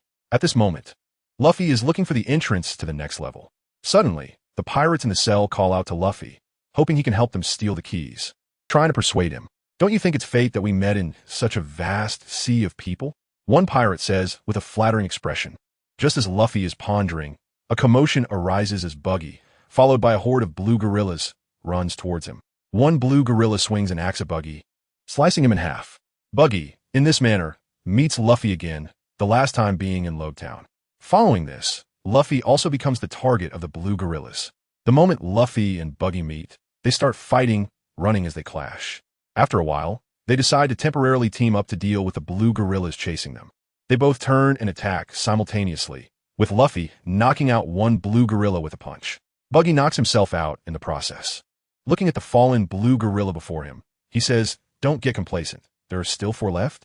Upon turning around, he finds that Luffy has already taken down the remaining 4 blue gorillas. Buggy is astonished, his eyes nearly popping out. Good job, they're all gone. By the way, can Buggy's fruit really only affect himself? Can it affect other things or people? He must be hiding something. After defeating the blue gorillas, Buggy picks up a large axe that had fallen to the ground and slings it over his shoulder. Once Buggy learns of Luffy's purpose for coming to the prison, he expresses his desire not to accompany Luffy to his death and wants to leave alone. However, Buggy notices the decorative item on Luffy's arm. It's a glass double ring bracelet that Nami had given him earlier and Luffy is wearing on his arm. Buggy's eyes light up upon seeing the bracelet. As he speaks, he even attempts to snatch it away. "If you give this to me, I'll lead you," Buggy says, clutching Luffy's arm with a twisted expression. After hearing this promise, Luffy finally stops. Subsequently, Buggy leads the way above while Luffy chases below, and now they head towards the 5th level of the Great Prison. Meanwhile, Hancock, under the leadership of the Moles and Domino, arrives at the 4th underground level. They are here to meet Warden Magellan. Magellan spends 10 hours a day in the bathroom. He is the user of the poison fruit, and even a casual breath from him can poison someone. Luffy and Buggy have now reached the 2nd underground level. They defeat the guards of the 2nd underground level. The keys to the cells fall to the ground, and the prisoners inside are shouting, "If possible, can you bring the keys over?" After some thought, Buggy picks up the keys from the ground and toys with them in his hands, saying, "I can save you, but you must know that it was Captain Buggy who saved you." After negotiating, Buggy opens the cell doors one by one, and the handcuffs on the prisoners are also released. However, they are unaware that the area is filled with micromonitoring soldier ants, which is also one of the new experimental results from Sicily. By studying the transmission principles of the phone bugs, Leah proposed a new concept and found an inconspicuous organism to replace the phone bugs. However, the experiment is still incomplete, only able to deliver in large numbers. and they possess a certain level of self-awareness. What they will record is still unknown. Moreover, due to the sheer number of deliveries, it truly tests the eyesight of those monitoring, as they must sift through vast amounts of video data to extract useful information and compile it. The prisoners are released in large numbers, surrounding Buggy and cheering, as if they have already taken him as their mainstay. Among these prisoners is MR3, an old rival of Luffy, who leans against the iron door, excitedly murmuring, "Looks like I haven't been completely abandoned by the gods yet." MR3 steps out, with shattered eyes, arrogantly saying, "Do you remember me?" After Luffy mistakenly calls him by the wrong name, MR3 ends up running alongside Luffy and Buggy. Mr. 3 is unaware that Luffy is heading for the 6th level. He thinks Luffy and Buggy are trying to escape. Like Buggy, upon learning of Luffy's intentions, MR3 immediately plans to flee. Luffy didn't let him leave, and when he suggested letting him go, it was to inform him where the entrance to the 3rd level was. At that moment, a larger soldier ant, looking like a leader, crawled onto Buggy's prison uniform and quietly hit on him. Meanwhile, Kimu, who was frantically rotating his eyes to filter the information behind him, immediately locked onto that particular frame, and with a swipe of his finger, zoomed in on it and dragged it to the center of the screen. Then, one of his eyes focused intently on this frame, while the other began to sift through nearly 1,000 frames. MR3 started to plot something sinister. The stairs between the 1st and 3rd levels were connected, and to get to the 1st level, he needed to distract the monsters on the 2nd level. After some consideration, he verbally agreed to Luffy's request, while actually planning to use Luffy to draw the monsters' attention away. They didn't run for long before they encountered the guardian of the stairs, a hideously ugly sphinx. This lion spoke human words and chased after the 3 of them. Mr. 3 had a sudden idea and created many wax figures that looked just like him. The lion had poor discrimination skills and couldn't tell which MR3 was real, so it started playing a whack-a-mole game, continuously stomping on the wax figures. Just as MR3 was about to take the opportunity to escape, the floor began to crack. The 3 of them, along with the lion, fell down to the -3rd level. Meanwhile, Jinbe and Ace were locked in a cell. Jinbe was sharing stories about their father with Ace. Whitebeard was a towering figure. He had once proclaimed loudly to everyone, "Fishman Island is my territory." With this statement, no one dared to set their sights on Fishman Island again. Jinbe greatly admired Whitebeard. He wanted to stop the war and save Ace, but he felt powerless. Suddenly, someone burst out laughing from the cell opposite Ace. It was the former warlord of the sea, Crocodile. "I lost my bet, I lost my bet." Ha, ha, ha, ha. Crocodile laughed as he spoke, then lowered his head and murmured, "As expected, she has foreseen it all. What a complex life." As if it's being controlled by someone. At that moment, at the Navy headquarters, Admiral Sengoku was furious. The news of Luffy causing chaos in the prison had reached him. He shouted at Carp, "Why is it your grandson again, Carp?" Sengoku pointed his finger angrily at Carp. Carp was laughing so hard he was in tears, giving a thumbs up and proudly saying, "He's really something. He's my grandson after all, just like his grandson. His grandfather was also like this." Sengoku, filled with anger, vented by snatching Carp's senbei. "This is mine, give it back." Carp extended his hand, asking Sengoku for it. "Shut up." Sengoku then poured a large bag of senbei into his own mouth. Akainu sat calmly on the sofa, saying nothing. After Akainu left, Sengoku finally released Carp's collar and pulled out a large stack of reports from his desk. He threw the entire stack in Carp's face, his expression turning serious as he said heavily, "Look at what your precious granddaughter has done. Her actions are overturning the entire world. Can your family really bear the cost of the world's upheaval?" Sengoku turned away, and if observed closely, his shoulders were slightly trembling, the justice behind him teetering. Carp squatted down, picking up the reports one by one, smiling. It seemed that at this moment, this powerful old man showed the first signs of aging, with wrinkles appearing on his face. "Sengoku, I'm old. It's a young person's world now." Sengoku's shoulders slumped, his voice distant as he said, "It's also an era of chaos." And impelled down at the underground 3rd level, Luffy, Buggy, and MR3 fell from the 2nd level, and the Sphinx was knocked out.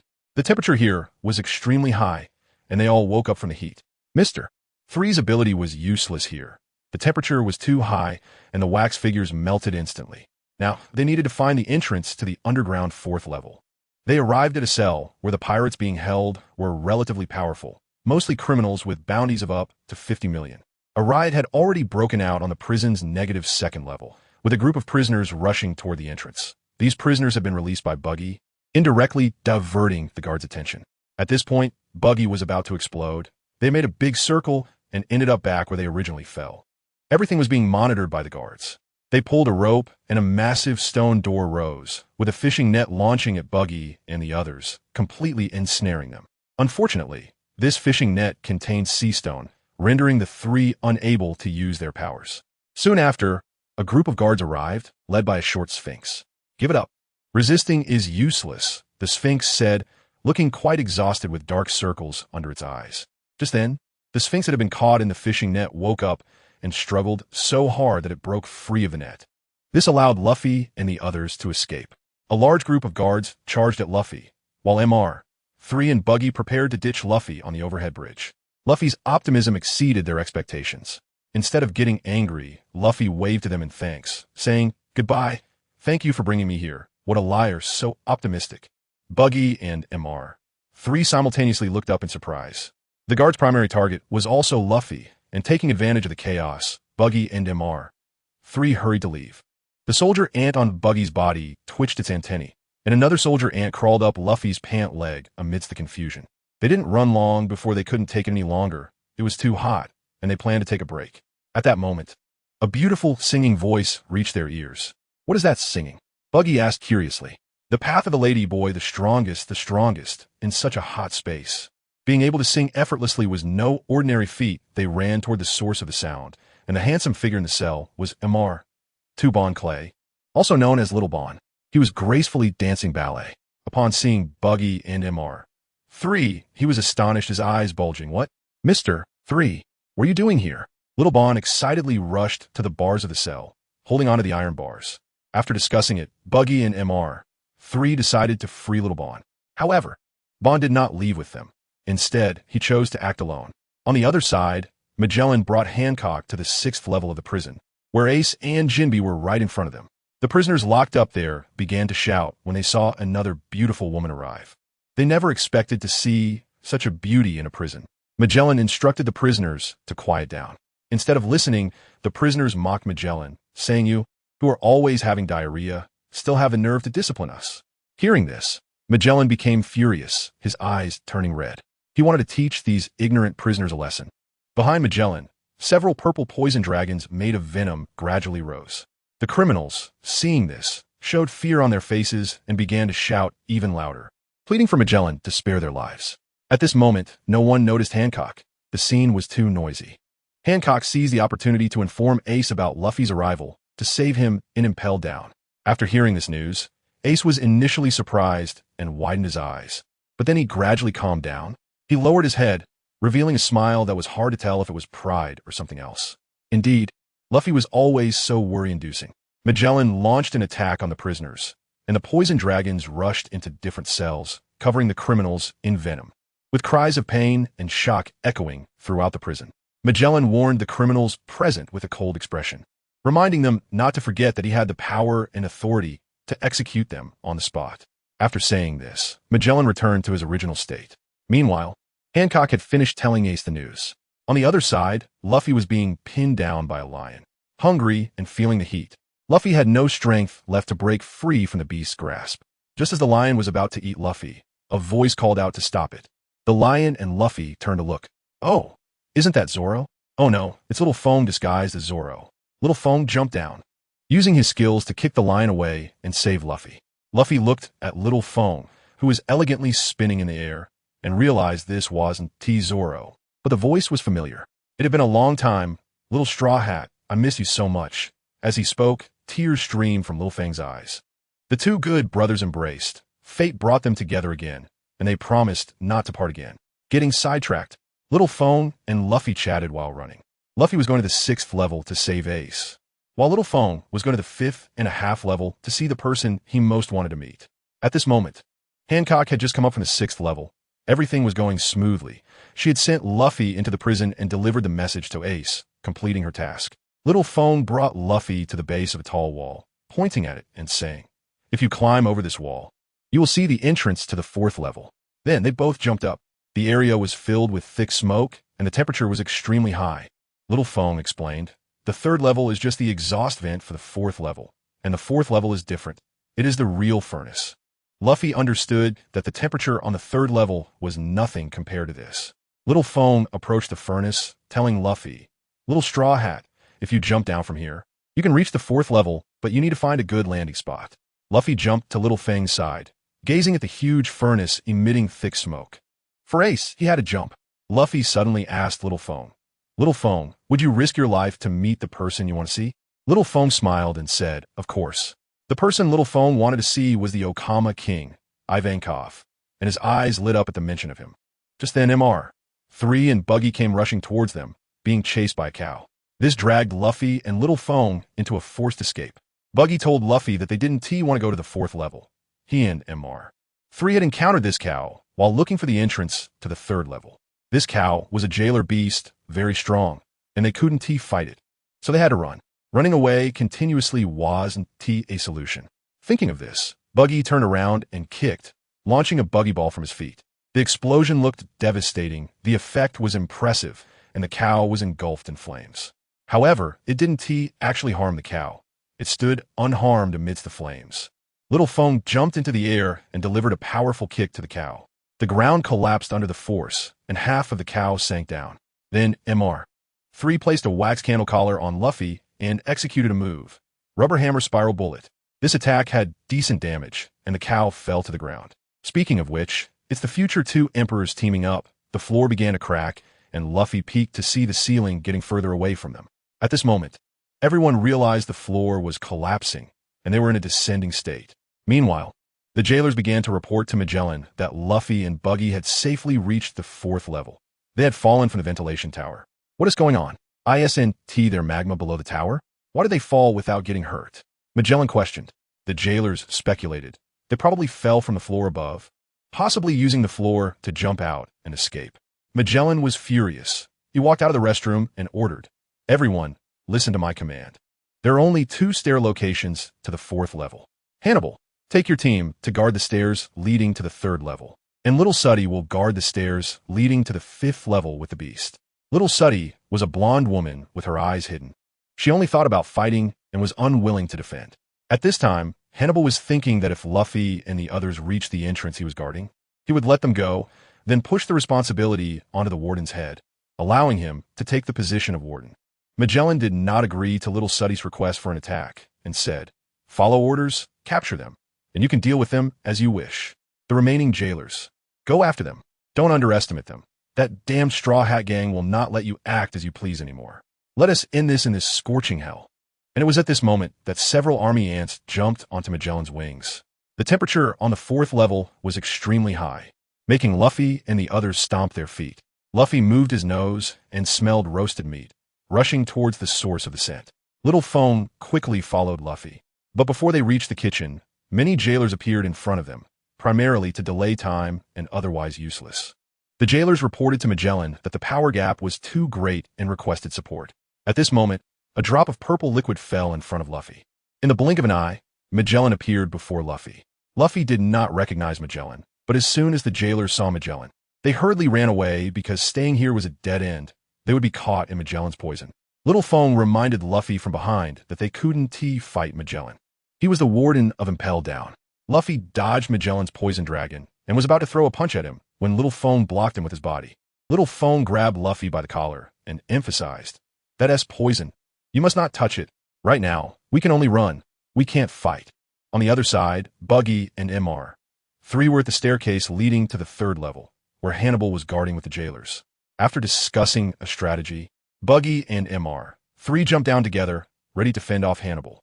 Just as they were about to fight, Hannibal called everyone to a halt, commanding, "Everyone, listen to my orders. Stay on standby here. Now let them go." With the Straw Hat Kids invasion, the higher-ups will definitely blame Magellan. By then, Hannibal will be able to take the position of warden. This plan is simply perfect. Immediately, Hannibal instructed the guards to give way for Buggy and the others. Magellan flatteringly said, "Sorry to keep you waiting. Come this way." Then he ordered the guards, "Hurry up and make way. It's rude to keep our guests waiting."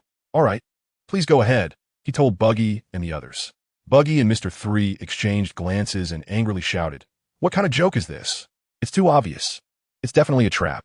As soon as the words left their mouths, the Conqueror's hockey activated, and Buggy's cannonball was fired. As the smoke cleared, Hannibal was completely unharmed. What couple of fools.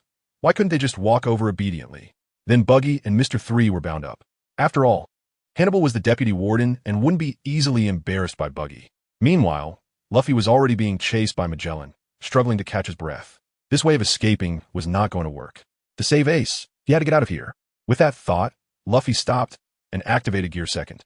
The rocket cannon struck Magellan's abdomen, and it was quite effective. Magellan knelt on the ground in pain, continuously spitting out venom. Luffy's hands were also covered in purple poison. The venom would numb the nerves, and Luffy was in so much pain he couldn't stand up, but the fight was not over. Both stood up again. Luffy attacked Magellan with the rocket cannon once more, while Magellan continuously spat out poison balls. While dodging, Luffy circled behind Magellan. A poisonous dragon took the opportunity to attack Luffy, but Luffy's air pistol hit the dragon right in the mouth. His attack dispersed the poisonous dragon, and the venom stuck to Luffy. Then, Magellan expelled a large amount of poisonous gas into the air, filling the entire space with purple gas, which was Magellan himself.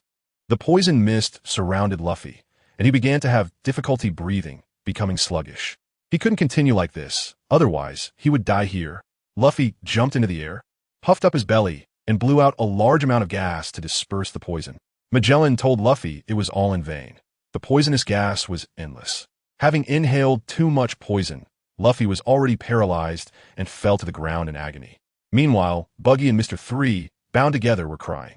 Just then, Little Foam arrived. He jumped down, kicking the guarding guards away, and rescued Buggy and Mr. 3. Little Foam then started fighting with Hannibal. Luffy was completely enveloped by the poison. It wouldn't be long before he would die from it. Magellan ordered the guards to imprison Luffy in the 5th underground level. When Magellan arrived at Hannibal's location, the guards had all been defeated. The guards reported to Magellan that a transgender person had used a beauty trick against the deputy warden, which led to Hannibal's defeat. Magellan ordered them to send the soldiers from the 4th underground level to the 3rd underground level, letting Little Suddy command and dispatch all the prison beasts. Magellan had a stomach ache. He needed to go to the bathroom, so he wouldn't participate in the capture. After Magellan left, Hannibal told the soldiers to get up and catch that transgender person. He himself wanted to take Buggy and Mr. 3 for questioning. He had important matters to ask them. Then, the two were thrown into the interrogation room. Once the door closed and was locked, Buggy and Mr. 3 revealed wicked smiles. It turned out this Hannibal was an imitation by Little Foam. Mr. 3 asked Little Foam what the next plan was, and Little Foam told them the next plan was to rescue Luffy. The two completely disagreed, saying, "We just barely escaped. Now we have to go and get ourselves killed." Moreover, the soldiers had said that the Straw Hat Kid had already been defeated by Magellan and was imprisoned in the 5th underground level. "Are you going to get yourself killed? The Straw Hat Kid is beyond saving," Buggy exclaimed. But Little Fang's attitude was exceptionally firm. "When I left Magellan and Little Straw Hat, I had already put my life on the line. No matter what, I will rescue Little Straw Hat. He's my friend." After saying this, Little Foam planned to find the antidote alone. Only by finding the antidote could he save Luffy. Then, Little Foam disguised himself as Hannibal and went to the medical room. After questioning the medical staff, Little Foam learned that there was no antidote for Magellan's poison. The poison was a mixture of various toxins, making it impossible to create an antidote. After that, Little Foam returned to the interrogation room, unsure of what to do. Suddenly, he had a brainwave. He thought of the transgender king, Ivankov. Little Foam continued to imitate Hannibal, and they would use the staff-only staircase to go to the 5th underground level to find Ivankov. He firmly believed that Miss Ivankov would definitely have a way to save Luffy. However, Buggy and Mr. 3 were reluctant, wearing long faces, but they still followed Little Foam. Did they think they were going to help Little Foam and Luffy? No, it was because being next to the deputy warden felt the safest, Buggy grumbled. When they reached the entrance, the soldiers, as usual, extended their hands and said, "As usual, please hand over your clothes for safekeeping." Little Foam was bewildered. "Do we have to take off our clothes?" The soldier replied, "Deputy Warden, didn't you always emphasize that you must enter the extreme cold hell without clothes? You even taught us, and the entire staff admires you." Little Foam, Buggy, and the other 3 were stripped of their clothes, and upon entering the extreme cold hell, they instantly began to freeze, their snot freezing in their mouths. Not only was the weather cold, but there were also many snow wolves. Buggy and Mr. 3 realized the situation was dire and quickly tried to escape. "Idiot, go deal with them alone." Little Foam was once again shocked by these two's lack of limits. Luffy was now imprisoned in the extreme cold hell, Magellan's poison covering his entire body, paralyzing him and making him feel worse than dead. Soon after, Severely frostbitten, little Feng came with the keys. Little Straw Hat, I'm here to save you, betting on this friendship. He apologized to Luffy, saying that he had run away when Luffy was fighting Magellan, and he regretted it deeply, realizing he shouldn't have left his partner behind. This time, he would not abandon Luffy. He was going to rescue Luffy. The cell was opened, and little Feng dragged the unconscious Luffy out of the cell.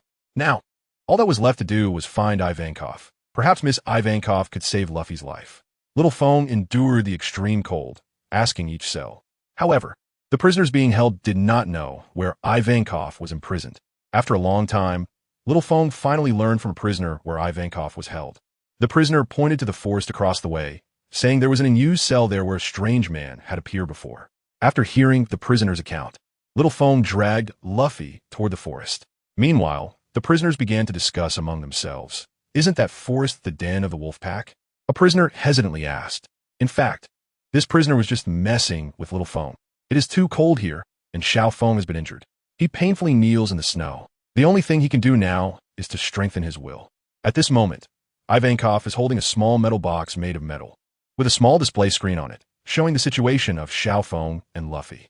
Another subordinate stands beside Ivankov and cautiously asks, should we set off to find the Straw Hat Kid? He doesn't seem to be in a good condition. If anything happens to him, Miss Leah might not supply us with food at a low price in the future. Ivankov reveals a mysterious smile and says, there's no need to rush. Let us send the video of saving the Straw Hat Boy to Miss Leah later. At that time, the boss can use this to negotiate the price with Leah. Ivankov claps his hands, calculating well. However, he can't let them get into trouble, so Ivankov still leads his men towards that direction. When they arrive, they see that Xiao Feng and the others should have been attacked by snow wolves, but along with the snow wolves, everyone has collapsed on the ground. Feeling the vibrations in the air, this is Conqueror's Haki. On the other side, Hannibal is hanging in midair, recalling the scenes that happened before. Xiao Feng transformed into Nami's appearance, trying to seduce Hannibal. Driven by lust, lets down his guard. He is drenched in sweat and feels terrible. Can you help me take off my clothes? Nami says as she lowers her prison uniform. Following that, the infatuated Hannibal, under Xiao Feng's instructions, opens the entrance door. Having stayed in the prison for too long is not good. There are too few women, making Hannibal unbearably hungry. Once inside the room, Xiao Feng seizes the opportunity to tie Hannibal up with ropes and then hangs him in the air. After Xiao Feng wakes up, the first thing he wants to do is find out where Luffy is. He hears someone talking, so he leans against the wall and slowly walks over. A door appears in front of him, and when he pushes it open, the bright light is particularly dazzling. It looks like a bar, where a group of people are eating, drinking, and having fun. The people inside warmly greet Xiao Feng. You're awake, bro. You've been sleeping for a long time. Do you want to come over for a drink, bro? What's going on? Is this heaven? A girl holding a glass of wine tells Xiao Feng, you slept for 10 hours. I saved you. Imisuna is Ivankov's subordinate. Xiao Feng remains cautious. Even if you saved us, what about the Straw Hat guy? Why haven't I seen him? Imisuna tells Xiao Feng to calm down. The answer you seek will be given to you by that gentleman. Ahead of them is the stage, and as the music starts playing, a figure appears in the center of the stage, followed by a spotlight shining on that person. This person is singing, their body wrapped in fishnet clothing, swaying and twisting energetically. The atmosphere in the entire bar is very lively, and Xiao Feng stands there, somewhat at a loss. The people around are shouting Lord Ivankov, and Xiao Feng realizes that the person in the center of the stage is the legendary queen of the transvestites, Ivankov. Xiao Feng kneels down immediately. He has a request. It's great to see you. I hope Lord Ivankov can save the Straw Hat Kid. Ivankov understands what Xiao Feng means and takes him to see Luffy. Along the way, Ivankov asks Xiao Feng, do you know why we treated you? Xiao Feng looks at the bandages on his body, confused, and asks why. Because the Straw Hat Boy begged me to save you. Ivankov pauses and continues, originally. I intended to fulfill Miss Leah's request, which was to inject the Straw Hat Boy with that serum and then help our leader.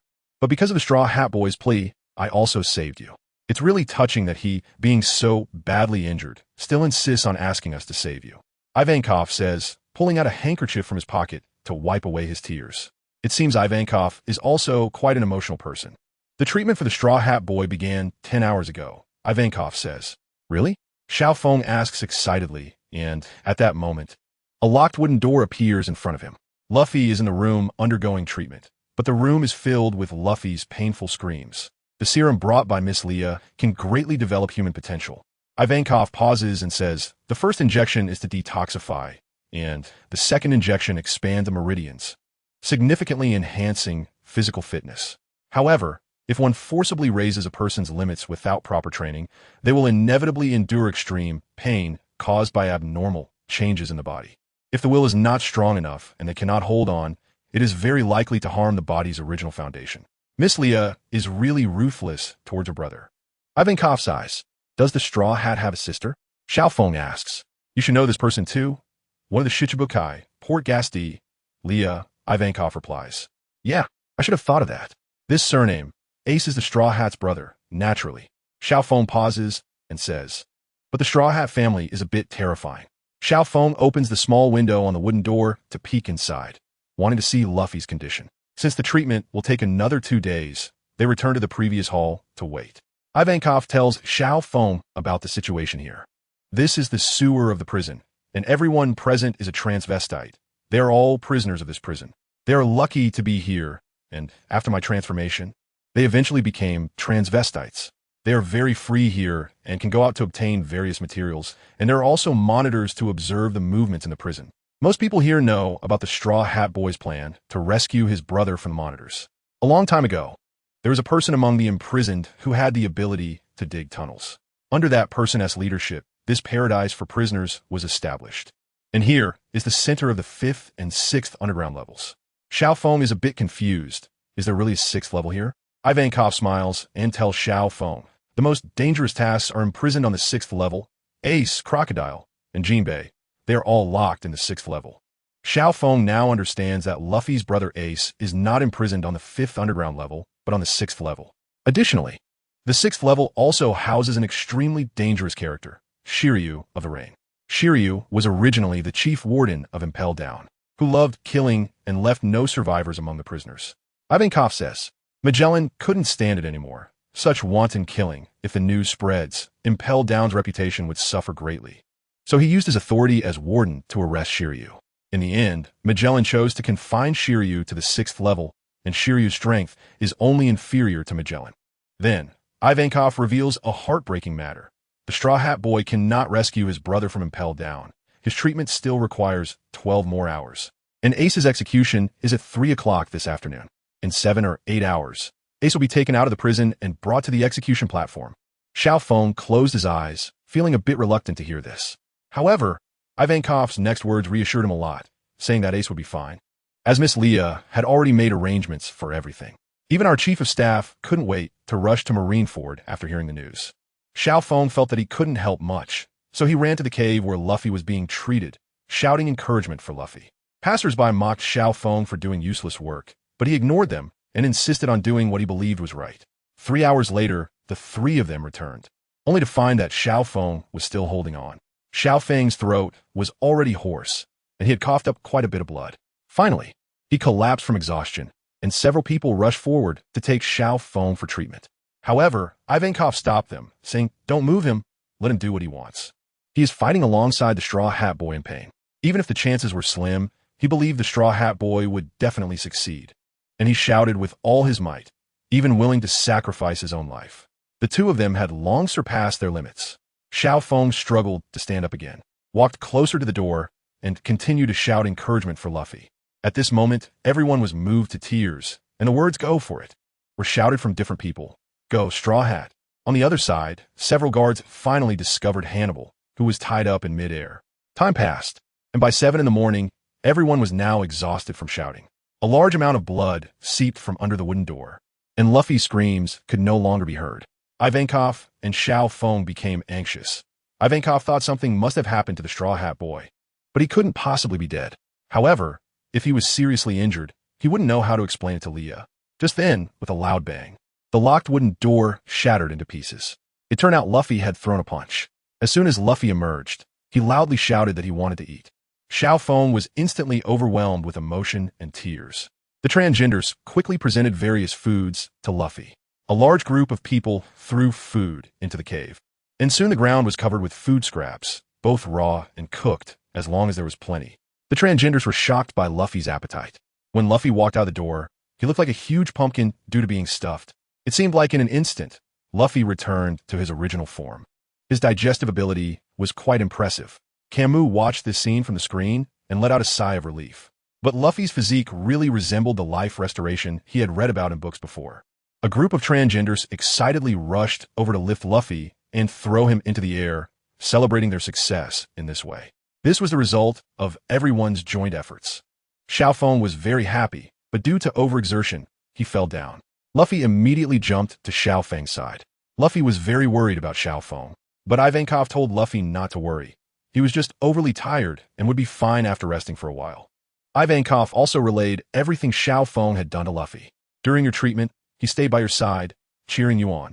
Luffy looked at the unconscious Xiao Feng and sincerely bowed his head to express his gratitude. Soon after, Imagina brought over Luffy's clothes and hat. Her intention was to let Luffy rest for a few days, as the treatment had taken a significant toll on his body. As for Ace, your sister has already made arrangements. You can stay here to recuperate for a while. Ivankov was saying this when Luffy suddenly interrupted him. I won't feel at ease until I see Ace rescued with my own eyes. I must go save Ace, even if it costs me my life. Luffy said firmly. Xiao Feng, I'll leave him to you. After this is over, I'll come back for him. Luffy was now full of energy and in much better shape. Ivankov could feel from Luffy's aura that he had become significantly stronger than before. After taking a few steps, Luffy suddenly recalled something and turned to Ivankov, asking, Aren't you coming with me to break out of prison? Xiao Feng came here to save you.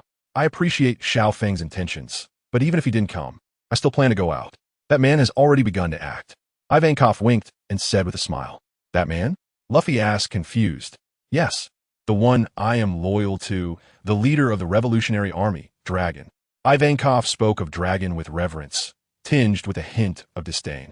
As he recalled how the previously aloof and mysterious leader had argued fiercely with Leah over prices, and how he had reluctantly agreed after being threatened by Leah. Miss Leah was one of the few people who could change Dragon's expression. In fact, threatening Uncle Dragon was quite simple. It only took a sentence. Uncle Dragon is deliberately underpricing. I'm going to tell Grandpa. The warning of Garp's slippers seemed to make Uncle Dragon vaguely feel a pain in his left cheek. Oh, so he's my dad, Luffy said calmly, as if it were not a big deal. Ivankov's face froze for a moment. Then he exclaimed in horror, Dad? The transgenders were equally shocked, exclaiming, You say he's your dad? Ivankov was so astonished that he seemed to embed himself into the wall, unable to believe that Luffy was bragging. Ivankov was so agitated that he was spitting everywhere. How could that rigid guy like Dragon possibly have a son? Luffy stood up, scratching his head innocently, and said, This is what my sister told me, and later my grandpa confirmed it. Anyway, I've never seen my dad, so I'm not sure. So, Miss Leah is Dragon's daughter. As a father, how shameless to take advantage of his own daughter. A strange voice came from the crowd. Ivankov's eyes trembled. He was somewhat skeptical of these matters, but not too much, because the Straw Hat Kid didn't seem like someone who would lie. And thinking of Leah, Ivankov suddenly felt that this matter became reasonable. Who would have thought that Dragon had a complete set of children so early? Where were you born? Ivankov asked. Luffy replied, The East Blue. Ivankov had previously noticed that Dragon seemed a bit unusual, as he often gazed towards the East Blue. It turned out he was looking at his loved ones with longing. Ivankov suddenly made a decision. He wouldn't rush to the Revolutionary Army anymore. He wanted to accompany the Straw Hat Kid to Marineford. At least he wanted to ensure his safety before he reached the battlefield. Ivankov asked, Wait, Miss Leah is your sister. Ace is your brother. So aren't they all Dragon's children? He immediately instructed Imagina to investigate the timing of Ace's transport. Go right now. It's urgent. Ace is the Straw Hat Boy's brother, which means Ace is also Dragon's son. I must go to Marineford to help Miss Leah and the Straw Hat Boy rescue Ace. Ivankov finally made up his mind. Thinking of this, Ivankov couldn't help but mock Dragon for being able to breed and hide so well. Not a single hint about his 3 children had leaked out. No, Ace and I are sworn brothers. Sister Leah is Ace's sister. Ace's father is Roger, and my father is Dragon. What? Roger? That Pirate King Roger? Ivan exclaimed. Luffy nodded in confusion, not understanding what was so shocking about it, while the mermen were so surprised that their jaws dropped to the ground. So who is your grandfather? Ivan asked again. I heard from Nami that he seems to be a vice admiral or something. Not too sure, but my grandfather's name is Garp, Luffy said while picking his nose. The marine hero Garp. I can't even begin to complain. What kind of monsters is this family? Just before setting off, Luffy ran to remind Little Feng to stay here and wait for him to come back. With Ivan's help, Luffy was filled with enthusiasm. Meanwhile, Magellan was leading people to the 6th level of the prison, where they needed to hand over the prisoners at the main gate of the prison at 9 o'clock in the morning. They were about to hand Ace over to the Marines. At the same time, Jinbe's massive body blocked the surveillance personnel, and a metal bracelet fell out from his collar. He picked it up with his mouth and put on Ace's arm. Jinbe whispered, "This was given to me by Arlong. He insisted that I come to rescue you. So he handed this to me on behalf of Miss Leah, telling me to give it to you if I got caught." Ace closed his eyes and murmured, "Nami." At the main entrance of Impel Down, to ensure the mission went smoothly, the Marine headquarters dispatched 5 warships and 5 vice admirals. They were responsible for escorting Ace to Marineford. Meanwhile, Luffy, Ivankov, and Imazuna hurriedly made their way to the 6th floor. Ever since Luffy woke up, he had been bursting with energy, strength continuously surging from his body. As they descended the stairs, the surveillance snail saw everything. Hannibal looked at the surveillance snail and ordered, "Get ready for battle. Inform Magellan that we must capture them this time." Hannibal continued. The guards tried to block Luffy and the others, but these small fry were no match for them. Ivankov grabbed a guard and threw him over his shoulder, signaling him to lead the way. When they arrived at the cell where Ace was held, it was already too late. Ace had been taken away, leaving only Jinbe still locked up. Jinbe saw Luffy's straw hat and remembered what Ace had told him before. He confirmed that this person was indeed Ace's brother. He looked at Luffy and told him that Ace had just been taken away and to hurry. There might still be time. Meanwhile, Ace was in the elevator, holding his head high with his eyes closed. He didn't seem like a prisoner about to face execution. The guards escorting him were surprised and puzzled, but they didn't dare to question him. The elevator could go straight to the exit and was moving quickly. Ivankov and the others realized they needed to catch up, but when they reached the elevator, the activation device was locked and they couldn't open it. Luffy wanted to climb up the chain, but Hannibal was watching everything. There was a mechanism above the elevator, and Hannibal pressed the activation button. The chain fell due to the mechanism's activation, which meant they couldn't climb up anymore.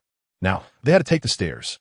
However, when they reached the stairs, they encountered more trouble. A railing fell down, locking the spiral staircase and completely blocking all exits. Luffy tried to open the iron railing, but the space gradually filled with sleeping gas. Luffy rushed forward and immediately fell asleep. Then, Imazuna's arms transformed into scissors, and the ground was easily cut open like fabric. The cut ground was spread at the staircase entrance, completely sealing off the sleeping gas. Imazuna had eaten the scissor fruit, allowing her to use cut objects like paper. Ivankov hurriedly shouted to wake Luffy. "Is it time to sleep now?" At the entrance of Impel Down, Magellan had already brought Domino and handed Ace over to the Marines. No matter what, Luffy and the others couldn't catch up. They were also troubled, as there was no exit to escape the 6th level now, let alone save Ace. Just then, all the surveillance snails malfunctioned, and the screen in front of Hannibal went completely black. Meanwhile, the marching ants had already spread throughout the entire prison. In a prison on the 5th floor, Jessica took off the human skin mask from her face. She had previously received a task assigned by Leah. That was to ensure the video of Luffy and the others escaping from Impel Down and Blackbeard's prison break was captured, which didn't require much strength, just a clever mind. After Soy's death, Jessica became an executive of the Chamber of Commerce, specifically responsible for handling dirty business. Jessica had a son who was currently studying in Sicily, and in order to secure a good future for her son, she had to take risks despite knowing the dangers. It can only be said that Leah had her reasons for placing her in this position. This woman was ruthless and more adept at manipulating people's hearts, and Leah fundamentally didn't trust her.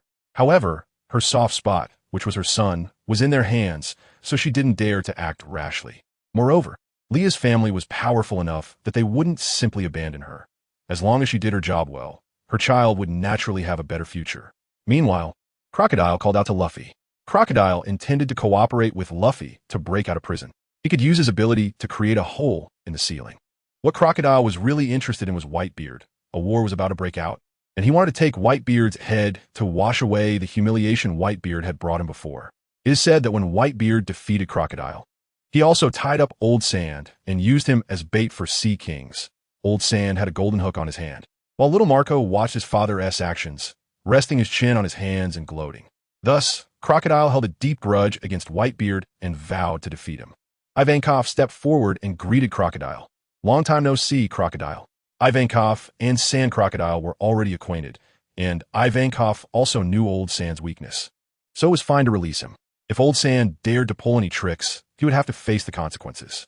These threatening words made Old Sand, who was usually calm, frown tightly, his forehead bulging with veins, clearly indicating that Ivankov's words had struck a nerve. It was quite uncomfortable to have someone hold evidence against him. Ivankov continued, "As long as you help us, I can keep your secret. You bastard." Old Sand gritted his teeth, biting down on a cigar. At that moment, Jimby spoke up. "Let me out too. Take me with you. I will definitely help you. I can also lend you a hand.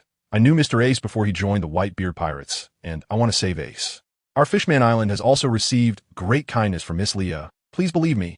The blue giant Jinby spoke earnestly. Luffy looked at Jinby. Although he didn't know him and wasn't sure if what he said was true, his instincts told him that Jinby was reliable. Imarizuna opposed. "We have no idea about this guy's danger and personality. How can we just let him out?" "It's fine, let him out," Luffy said. Jinbei nodded at Luffy and said, "Thank you so much." Imarizuna used scissors to unlock the door, and the iron gate was easily opened. Then Jinbei and Crocodile were released, and Luffy's group had just freed 2 warlords. Before long, the spiral staircase was blown open, and the guards, wearing gas masks and carrying cannons, charged into the 6th underground level. The scene before them left them dumbfounded. It turned out that Imarizuna had used his ability to create a floor folded a spiral staircase, and had already escaped back to the sewer where the transgenders gathered. Meanwhile, Xiao Feng, lying on the ground, asked Ivankov to arrange for him to receive excitement hormones. Ivankov agreed, and then his pink nails penetrated into Xiao Feng's body. Ivankov led the transgenders, standing in the icy underground 5th level, discussing strategies. The preliminary plan was to steal a warship after they got out, and also to release some prisoners to increase their companions. Leaving Impel down was not an easy task. There would definitely be sacrifices during the escape, and what they needed to do now was to release as many prisoners as possible on the way from the 5th underground level to the 1st underground level. As long as the prisoners caused a riot, they could reduce the enemy's combat power. "Let's create unprecedented panic in Impel Down." Ivankov encouraged everyone. Meanwhile, Luffy, Jinbei, and Crocodile were already charging ahead. It was now 10 o'clock in the morning, and Ace's execution time was 3 o'clock in the afternoon. There were still 5 hours left, and they had to speed up. The wooden door of the prison posed no obstacle. Crocodile directly turned the door into sand. The guard were also no match, and in just a few moves, Luffy, Jinbei, and the others had taken them all down. Upon reaching the 4th underground level, Crocodile saw his old subordinate, the Steel Warrior MR1, but Old Sand did not show any special reaction. Meanwhile, Buggy and MR3 had built a candle house, hiding inside, while peeking at a large group of blue gorillas surrounding Luffy and the others.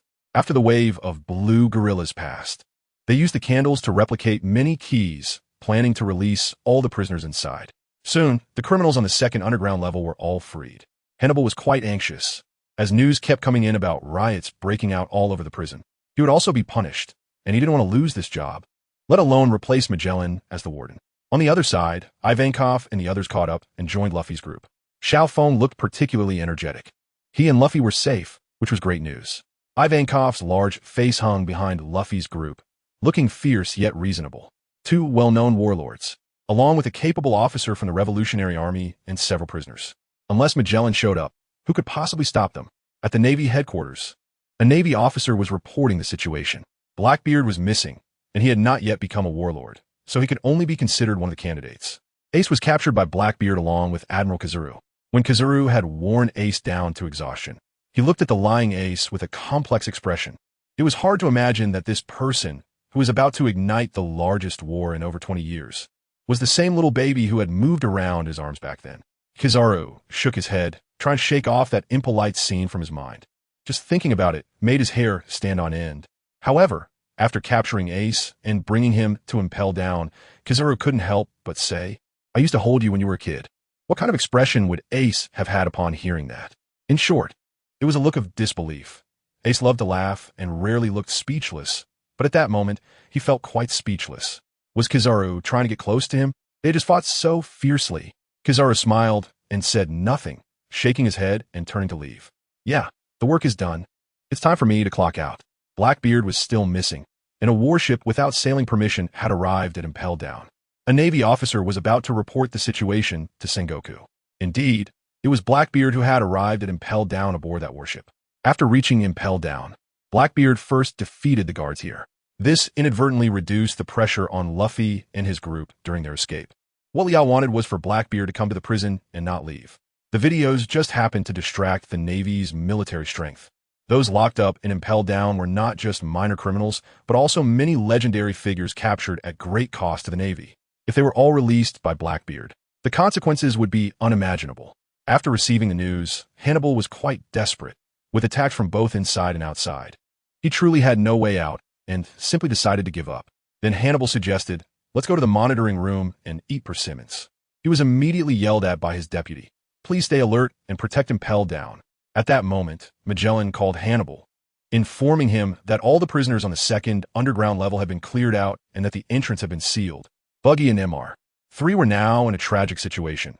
They had finally escaped to the second underground level, but the exit had been sealed by Magellan's poison blocks. Seeing the urgency of the situation, Magellan had no choice but to decide to release Shiryu of the rain. Arriving at the sixth underground level, several guards released Shiryu, who had a fierce appearance that made him look like a bad person. Magellan told Shiryu over the phone, "Blackbeard is in your hands. You're sentenced to death. And if you help me this time, I can delay your execution." Upon hearing this, Shiryu decisively hung up the phone, drew his sword, and killed the guard who had released him. "Kill without mercy," Shiryu said with a fierce expression. In the fourth underground level, the transgenders opened the cells, trying to release as many prisoners as possible to increase their combat strength. Blackbeard's crew was now on the first underground level, while Buggy and MR3 were on the second underground level. Magellan was on his way to the fourth underground level to pursue Luffy and the others. Without Magellan's main force to block them, Blackbeard's group could go unimpeded. However, they were also facing a strong opponent, Shiryu of the Rain. Shiryu was ruthless and indifferent to human life. Both sides were despicable villains. And despite meeting for the first time, Shiryu still joined Blackbeard's crew. Luffy and the others were still in the fourth underground level battling through the copy, with HuangYuan being combative, thus standing in front of Luffy and the others first. Just as Luffy was about to charge in to defeat HuangYuan, he was pulled back by Ivankov, saying, "Leave this kind of thing to me. You need to hurry and save Ace." Ivankov used his special ability, his pink nails piercing into his own large face, restoring his body to its normal size, and then he started fighting with HuangYuan. Imarizuna opened the exit to the third underground level, where Hannibal was blocking the way. As the deputy warden, Hannibal still had some real skills. He twirled the knife in his hand, and sparks began to fly. Luffy activated Gear Second and unleashed a spray of paint from his machine gun onto Hannibal's face. Hannibal couldn't hold on for long and was knocked unconscious by Luffy. In the midst of his fading consciousness, Hannibal recalled the scene when he first joined. At that time, he was very naive, and his first impression of Magellan was gloomy. However, over time, his impression of Magellan changed. Hannibal was careless and often got into trouble, but it was Magellan's tolerance that allowed him to continue serving as deputy warden. Hannibal stood up, seemingly enlightened, determined to uphold his duties as deputy warden with his life. He must hold on until Magellan arrives, Hannibal told himself. The previous thoughts of wanting to push Magellan out had unknowingly faded away. It was speculated that Blackbeard had 3 hearts, which allowed him to possess the abilities of 3 devil fruits. Previously, due to Leah's interference, Blackbeard did not obtain the dark fruit. However, he somehow acquired another fruit which had the ability to transfer matter. Thus, all the poison blocks Hannibal used to block the path were transferred away by Blackbeard. Soon, Blackbeard and his crew arrived at the 4th underground level, and Blackbeard stepped on Hannibal. To be honest, Hannibal was quite pitiful. He had been dealt with by so many people, and the enemies he faced were much stronger than him, while his side consisted of ordinary jailers who were easily taken down. At this moment, Luffy faced the cunning little man Blackbeard for the first time. The scene was chaotic, and Jinbei knew Blackbeard. Luffy understood everything when he heard their conversation. Ace had mentioned he was chasing someone, and that person was Blackbeard. Granny New had also said that the pirate claiming to be Blackbeard defeated Ace with the help of a marine admiral and became a candidate for the Shichibukai. The entire incident was triggered by the person in front of him. Luffy was extremely angry. He clenched his fists, and Blackbeard added fuel to the fire, saying, "If I hadn't shown up, you would have been the one to die, Straw Hat Kid." At this point, Luffy seemed to have comprehended everything. Not only did he activate Gear Second, but his arms were also covered with a metallic substance. Then, he jumped up and used a jet pistol against Blackbeard. The impact caused Blackbeard to crash through a wall and slide along the ground for quite a distance. Anger can sometimes be the best catalyst, Previously, Luffy struggled to control his haki, but now it flowed smoothly. Blackbeard, of course, was not so easily defeated. He was tough and quickly got back up. He instantly moved in front of Luffy and attempted to grab him to slam him into the ground. However, Luffy was faster, dodging his attack and kicking toward Blackbeard's head, using haki for that kick as well. At that moment, Luffy clearly demonstrated mastery of observation haki. Old Sand stood to the side, puzzled as to why the Straw Hat Kid had become so much stronger in such a short time, seemingly mastering this power. Blackbeard arrogantly stood there, declaring, "You are all no match for me. I can now transfer your attacks elsewhere. Come and challenge me if you dare." Just as Luffy was about to rush forward again, a familiar figure emerged from the corner, Carmel. Carmel maintained an elegant, noble demeanor, holding a glass of red wine, lightly swirling it, and said, "Oh really? Do you think I could give you a try?" Carmel was cunning. He knew exactly how to provoke people. With one hand holding the wine glass and the other using the dark fruit S ability, he showcased it right in front of Blackbeard. Seeing the ability he had long desired being wielded by someone else made even the psychologically strong Blackbeard lose his composure. Luffy paused, surprised, and asked Uncle Carmel, "What are you doing here?" Miss Leah said never to spare those who harmed Ace. Carmel replied lazily, but without hesitation, he launched an attack at Blackbeard. "Stay here, Blackbeard. Don't go out." Carmel leisurely initiated his assault, speaking casually. Blackbeard relied too heavily on his devil fruit. In terms of physical combat, he was even inferior to Luffy.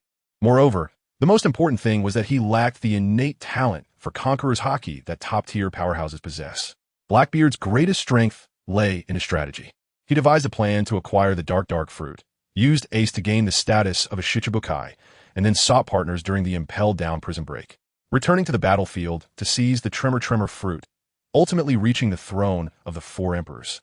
This strategy was exceptional, but if even one key point were to be disrupted, his subsequent plans would become exceedingly difficult. Jinbei looked at Luffy, who was still emitting steam, and said, "Mr. Luffy, calm down and think about what to do first. There is no time to waste here." Carmel also said, "Luffy, leave this to me. You should head to Marineford." After hearing Jinbei and Carmel's words, Luffy gradually calmed down and deactivated Gear Second. Old Sand, however, remained still, intently watching Carmel's moves, trying to figure out which style he was using. Old Sand also recognized Carmel. He remembered the scene a few years ago when this guy and Leah had threatened him over that matter. If not for the circumstances, Old Sand would have wanted to rush up and give that annoying guy a few hits. The two sides were a standoff for a few minutes when suddenly a person shouted, "Not good, Magellan is coming." The situation looked dire, and Luffy and Carmel exchanged glances and nodded to each other before Luffy began to run again. At this moment, a cow blocked their path, and Luffy, still filled with pent-up anger, decided to take it out on the cow. With a jet pistol, the cow was sent crashing into the wall, unable to get back up, taken down in one move. When Magellan arrived at the 4th underground level, he saw Suddy tied in the air, and in front of him was the Blackbeard pirates. Magellan was now filled with anger. Regardless of who it was, he unleashed his poison dragon. At this time, Carmel also followed Blackbeard and his crew here, intending to continue attacking them. But a massive poison dragon came crashing toward him. Even being calm and collected, Carmel couldn't help but curse, "Damn it." This phrase, whether appropriate or not, was something he learned from Leah. Fortunately, with mastery of the dark fruit, Magellan's poison dragon had little effect on him, and he could absorb it. Meanwhile, Blackbeard transferred the poison dragon away, and it headed straight for Luffy and the others. At this moment, it seemed Carmel recognized Magellan. They exchanged a glance and, without a word, stood together, preparing to engage Blackbeard and his crew. Dodging the poison dragon's attack, Luffy and the others reached the 2nd underground level. Jinbei felt strange. All the cells here were wide open, and the prisoners were nowhere to be seen. What they didn't expect was that this was all the work of Buggy and Mr. 3. Now, Buggy and Mr. 3 had started releasing the prisoners from the lower level, uniting with them to defeat the guards on the 1st and 2nd underground levels. Luffy and the others could now move freely, thanks to Buggy's luck with Haushika Haki. Not long after, they met up on the 1st underground level, where all the prisoners of the entire prison had been released. Everyone gathered on the 1st underground level, except for those who had been taken down. However, at that moment, even though Magellan was not present, his venom attacks were continuously hitting them. Just then, Mr. 3 played a crucial role, using his wax to block most of the venom attacks. Mr. 3 urged everyone to hurry and leave, saying he couldn't hold on much longer. Luffy made a decision. He would stay behind with Mr. 3 while Jinbei and Crocodile took everyone to seize a warship. Luffy and Mr. 3 leaned together, quietly discussing strategies. After they finished, they began a super transformation. Mr. 3 equipped Luffy with a suit of wax armor. Luffy looked at the armor on himself, his eyes shining with excitement, as if he were seeing Frankie's transformation 2 years later. Luffy felt he had reached the peak of his life. It was so cool, Luffy said, feeling energized. After Magellan defeated Blackbeard, he rushed towards Luffy and the others, ignoring Camu. Camu had been to Impel Down before and had even become friends with Magellan.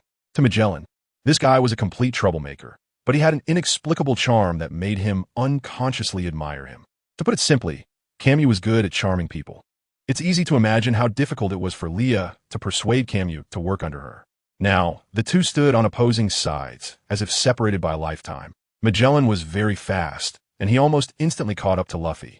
Camu couldn't stop Magellan's actions and had to follow him. Mr. 3 blocked Magellan's venom, and Luffy took the opportunity to launch an attack. Champion Spiral Shell. Magellan surprisingly blocked this move with just his arm. Seeing this, Camu realized he needed to get serious with Magellan. The darkness in his hand gradually expanded, wrapping around Magellan completely. Then he shouted to another corner. Jessica, have you recorded it? I've recorded it. Jessica, wearing protective gear against the venom, replied loudly. Then send it to Miss Leah. Let the Navy take action and lure them to Impel Down. Camu instructed, revealing Blackbeard's conspiracy and exaggerating the motives behind this action, along with the Revolutionary Army's actions in Mariehua, would surely stretch the Navy thin. Winning this battle would be very difficult. After that, Luffy and the others took the opportunity to pursue Jinbei and the others. Meanwhile, Buggy and his subordinates were ready to rush out, thinking that there would be many Navy warships outside Impel Down. They reached the main gate of Impel Down and were already prepared for battle. When the gate opened, they rushed out, but the sight before them left them dumbfounded. There wasn't a single Navy warship outside Impel Down. Was this the end? They were in a dilemma, with Magellan behind them and the sea in front. The prisoners felt utterly hopeless. Staying here would only lead to being caught and killed by Magellan. Impel Down was in a calm zone, the lair of sea kings, making it impossible to swim away. At that moment, Jinbei stepped forward, saying, "Look closely. The warship is right in front of them. It hasn't left." Jinbei tore down the gate of Impel Down, planning to use the wooden door as a boat to seize the warship. "Anyone with guts, come up." After saying this, Jinbei lifted the wooden door and jumped into the sea. Crocodile and Mr. 1 stood on the wooden board without hesitation. Jinbei was somewhat speechless, thinking, is it just these two? At that moment, Buggy jumped out, grinning widely, showing his white teeth for the first time, and said, "I can't believe I forgot about you guys. I guess I have no choice. I'll go with you." The prisoners behind him immediately started cheering. So bold. No wonder he's Captain Buggy, the so-called mouthy Emperor Buggy. Seeing this, Buggy felt he had to toughen up, with so many subordinates willing to follow him. He couldn't show weakness now. Soon, the group set off. Jinbei, being a fisherman, could exert his strongest abilities in the water. As they approached the warship, Jinbei released the door and dived deeper, using Fishman Karate, Spiral Shell against the door. A powerful current shot from Jinbei's hands, and a massive water column surged from the sea, pushing the door toward the warship. At the moment it fell, Crocodile and Mr. 3 jumped down, perfectly landing on the warship. Next, it was time to clear the Navy off the warship. Meanwhile, in the first underground level, Magellan seemed unable to suppress his inner anger. The venom on his body changed from purple to red. Camu, well-versed in such matters, realized this might be Magellan's fruit awakening. So he quickly led Magellan towards Blackbeard. Magellan's fruit was of the Paramecia type, and after awakening, his attack power would likely increase significantly. Blackbeard was easily subdued, and they could use Magellan to give him another dose. The red venom was completely different from the purple. Just a touch it would spread throughout the body like a virus. Camu didn't dare to directly confront Magellan's venom now. He said, "There are still many legendary criminals below. If you delay here with me any longer, they'll all be released by Blackbeard, and then your responsibility will be even greater." "What did you say?" Magellan controlled the red venom demon, chasing after Camu. Jessica was terrified, hiding in a corner, unable to move. But without Camu, she couldn't leave here alone, so she had no choice but to follow after Magellan. Meanwhile, Luffy and Mr. 3 hurried towards the first level of the sea. Ivan, who had been attacked by Magellan's purple venom earlier and had been unconscious, woke up now and injected himself with a stimulant hormone. Ivan also held Imisuna, Still weak, he fell to the ground but had a sudden idea. Using his death charm on the ground, he pushed himself upwards, crashing through the ceiling and landing right in front of Little Fong. Little Fong was so excited that he cried, "Lady Ivan, Imisuna is still alive." That's great. The transgender individuals following Little Fong cheered, "Lord Ivan." At this moment, Jinbei called to inform everyone that they had seized a warship. However, the warship was too far from Impel Down to come and pick them up, so they had to act according to his instructions. After hearing the instructions, Ivan enlarged his head again. Everyone grabbed Ivan's purple hair, and Ivan used the old trick again. He unleashed his death glare towards the walls of Impel Down again, using the recoil to smash Ivan's head against the protective bridge of the prison, which sent him flying straight towards the distant sea. At that moment, many whale sharks suddenly appeared in the ocean. The whale sharks caught Ivan and the others. It turned out they were summoned by Jinbei to rescue them. Jinbei was surprised that Ivan's head could become so large. With the help of the whale sharks, Luffy and the others successfully escaped from Impel Down. Jinbei communicated with the whale sharks, instructing them to transport these people to the warship. Soon, Luffy and the others arrived on the deck, and it could only be said that they had escaped danger. Fortunately, Magellan did not see this scene.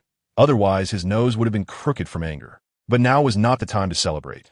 They still had to evade the pursuit of a large number of Navy soldiers, and ahead of them was the Justice Gate. If this gate did not open, they would have no way to leave this area. Mr. 3 exclaimed in despair, "Oh no, it can't open. We've come this far, but there's no way out." Luffy was also a bit annoyed. At this moment, the Navy was secretly pleased, thinking that Luffy and the others were already fish on a plate. However, before they could rejoice for 2 minutes, the Justice Gate opened. Why? What was going on? Why did the gate open? Although they didn't know what was happening, it indeed opened, and Luffy and the others couldn't help but cheer. Now, they could truly celebrate. Inside the control room, it turned out to be Little Fong disguised as Magellan, who issued the order to open the gate. Indeed, this was the kind of bold move that only a real man like Little Fong could pull off. Meanwhile, Magellan was busy chasing after Blackbeard and had no time to pay attention to the situation in the control room. Little Fong seized the opportunity to damage the power supply equipment, so no one could stop Luffy and the others from escaping. At this moment, Jinbei handed the Din Din Mushi to Luffy. This little Din Din Mushi had a very short signal range. If the Justice Gate closed, communication would be immediately cut off. Little Fong was happy, sacrificing himself to achieve the freedom of countless others. Luffy's voice came from the Din Din Mushi. "Why did you make the decision on your own? We clearly agreed to leave together. Back in Alabasta, you already sacrificed yourself once. Why are you doing this again now?" Luffy's voice gradually became somber. "I have no right to blame you because all of this is because I owe you again, Little Fong." Little Fong remained silent, as he was also in pain because he had to say goodbye to his friend again. At that moment, Jessica arrived at the control room, snatched the Din Din Mushi, and said, "You all go ahead. After we complete our mission, we'll take him with us." When the warship sailed out of the Justice Gate, Luffy finally said thank you to the Din Din Mushi. Little Fong also responded to Luffy at the last moment. "Straw Hat, you must save your brother." Then, the Justice Gate closed completely, and communication was entirely cut off.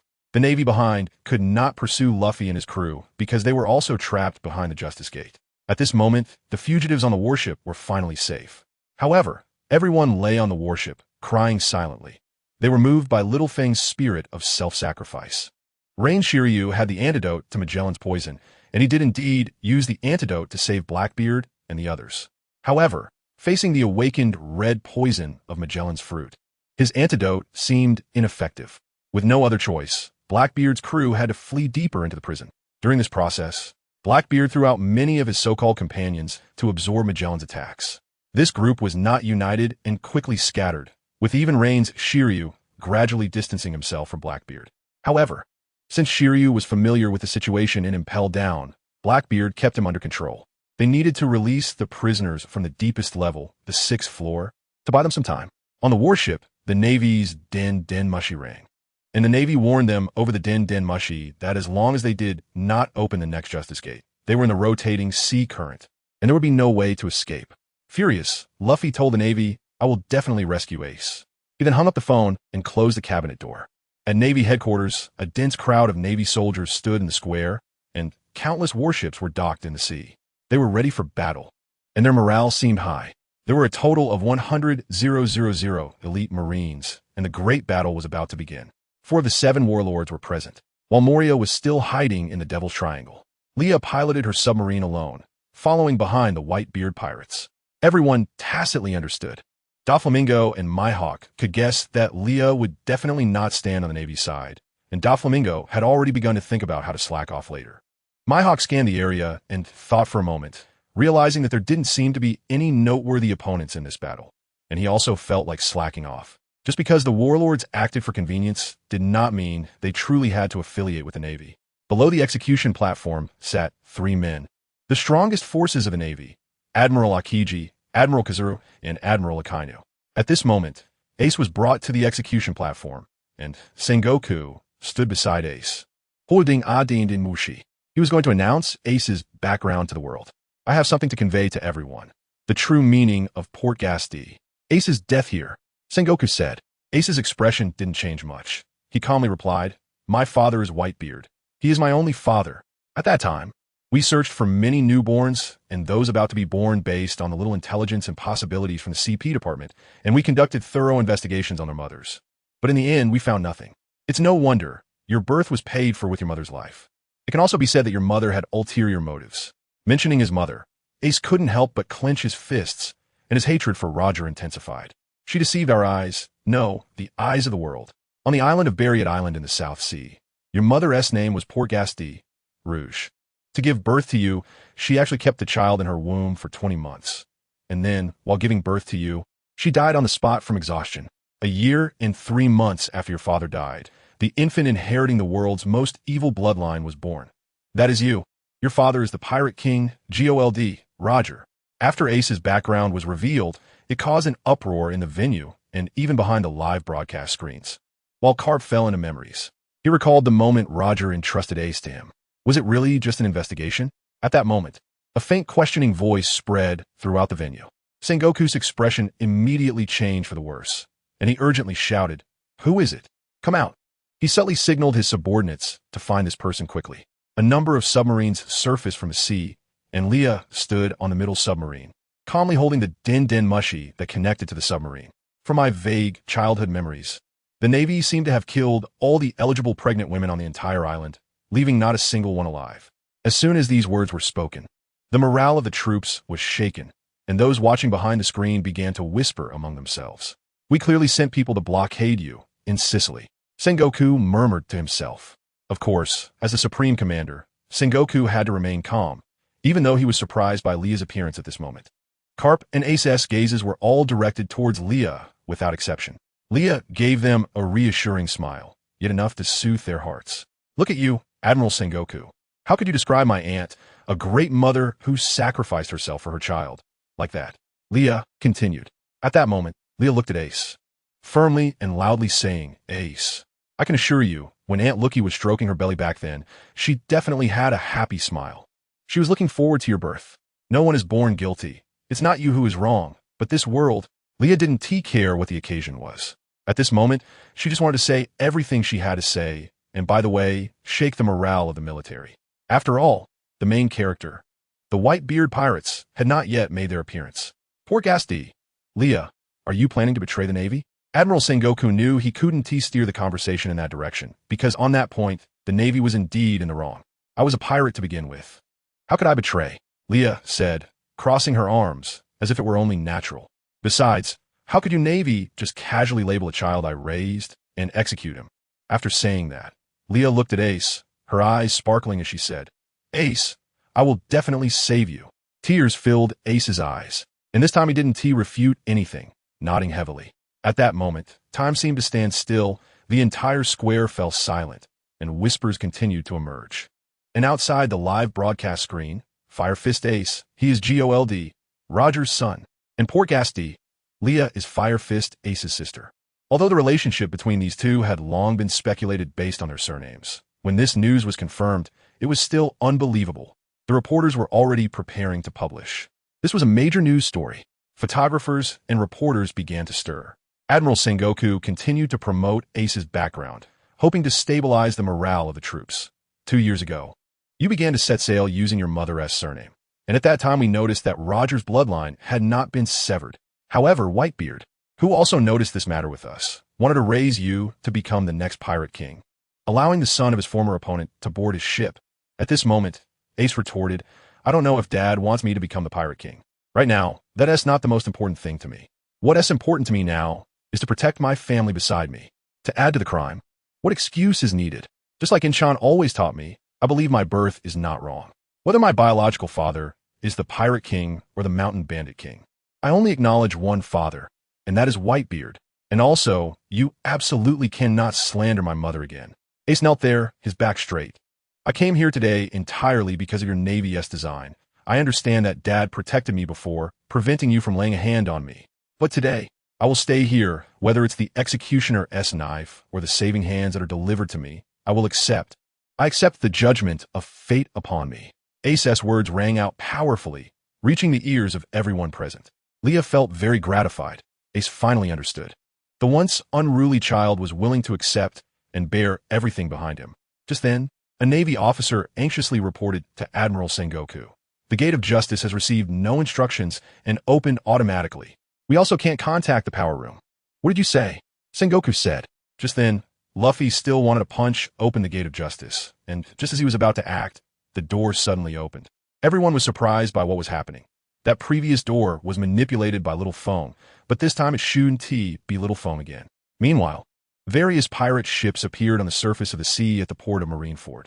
This war was already unavoidable. The Navy, with binoculars, carefully observed the distant pirates, searching for Whitebeard's figure, but after searching around, they did not see him.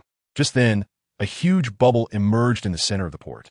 Sengoku looked at the bubble, cold sweat breaking out on his forehead, and speculated, could it be that they came from the seabed after coating? Indeed, Sengoku's guess was correct. In the blink of an eye, the Moby Dick docked right in the center of the port. But that wasn't all. 2 more sailing ships burst out from the sea. At this moment, Whitebeard walked slowly to the deck with his sword, HuangYuan cut, and greeted Sengoku with a smile. Sengoku, it's been decades. On the other side, Ivankov asked Luffy, speaking of which, Roger's old crewmates should be here too, right? Your captain's son is being executed. They should come and take a look. Luffy shook his head, saying he didn't know. Actually, I also can't quite understand. Even past opponents are risking their lives to save Ace. Yet his old crewmates, they don't seem to care. On the battlefield, Whitebeard posed and used the power of the Tremor fruit. Suddenly, cracks appeared in the space, and the air shook. Ace looked at his father, recalling the time when he disregarded everyone's advice and insisted on chasing after Blackbeard. Back then, he had fought Blackbeard and vaguely felt that Blackbeard was not his opponent. And those so-called companions beside Blackbeard were not either. He just didn't expect that Blackbeard would collude with the Navy. For Luffy's sake, he could not back down. But now, he felt a twinge of guilt in his heart for causing so many problems. However, at that time, he had already vaguely guessed what his sister was planning to do with the Revolutionary Army, and he was willing to pave the way for that matter. But if the person captured was not him, it could have been Marco or his other brothers. The Navy would not let the Whitebeard pirates go. Whitebeard's ability stirred up a massive tsunami. Even Leah, standing on the submarine, was amazed. However, surprisingly, the water surface around her was very calm, without a ripple. It was completely at odds with the tsunami over there. But this point was only noticed by the crew around her. Andy stood next to Leah, while Rosie was locked in the pigpen by Andy. Andy thought that kid was too clingy and quite a nuisance, and with his limited strength, there was no way he could let him follow him during this great battle. What Andy said was quite out of sync with her doll-like face, even a bit indiscreet. That old man is putting on quite a show, but it's all just bluster. Ugh. Leah felt a bit of toothache, speechless at this girl. After all, that was an emperor. Could you please pay a bit more attention? Sure enough, the people from the white-clad group had already started looking over here. Leah felt quite embarrassed, but the little lowly was still struggling in her arms. Andy suddenly pulled Leah's hand away and asked, Lily, why are you covering my mouth? Did I say something wrong? Andy was holding a pig slaughtering knife taller than herself, with a clear yet foolish expression. Leah covered her head, feeling somewhat helpless. She had nothing to say, so she directly instructed, if you see a giant wearing a hat later, follow him. Whoever attacks him, you chop them, understood? Andy calmly nodded, then pulled out a small knife from her pocket, waved it in front of Leah, and asked, can I use this? European goods, a pig slaughtering knife. This isn't a bad idea. No matter how strong a man is, if he gets hurt there, he definitely won't be able to stand up again. Leah, with a dark heart, encouraged Andy with a nod and even patted the little lowly's head. After this, when I have time, I'll buy you an island as a farm. Leah promised. Okay. Andy's eyes sparkled, sharpening her knife for the pigs and sheep. The two punches from Whitebeard caused a massive tsunami, and everyone's expressions froze. Is this the power of Whitebeard? Many people began to feel excited at the sight. Only Hancock was still worried about Luffy, praying that he would be safe. At that moment, the sea level began to drop, as if something extraordinary was about to happen. Kobe felt a chill, thinking it was too quiet as if time had stopped. Moments later, the ground shook, and an even stronger tsunami rushed towards the entire Marine headquarters. The towering tsunami completely surrounded Marineford. At the same time, the giant silhouette from the seabed began to emerge slightly. Many people saw the shadow of the colossal creature and started to panic, guessing what it could be. Leah felt somewhat helpless, as she originally wanted to hide for a bit longer. Although she said that, Leah still ordered Boar to control those giant killing machines to hide a little deeper. While the effect of the ambush might not be as obvious, it could still serve some purpose. At the very least, they could be used to clear out the small fry. Watching as the massive tsunami was about to engulf the square and drown the Marines, the next second, Aokiji whoosh shot out, activating his devil fruit ability. Ice Age. With this command, the tsunami rapidly froze into a giant ice wall, enclosing everyone in the center. Aokiji, you little brat, Whitebeard said jokingly to Aokiji. Meanwhile, Kobe and the others were nearly scared to death. Really, in that moment, they almost got drowned by the tsunami, their lives in danger. But the good show was just beginning. Aokiji conjured 3 ice spears and shot them at Whitebeard. Whitebeard threw a punch into the air, and the ice spears exploded into ice fragments. Seeing this, Aokiji elementalized himself and froze the entire sea. The Admiral Aokiji had already begun to take action, and the junior Marines below naturally started firing their cannons. Countless cannonballs flew towards the Whitebeard pirates and Leah's direction. But at that moment, a change occurred. Suddenly, several mechanical giants over 30 meters tall emerged around all the ships, each holding a shield in one hand and a spear in the other, easily blocking all the cannonballs.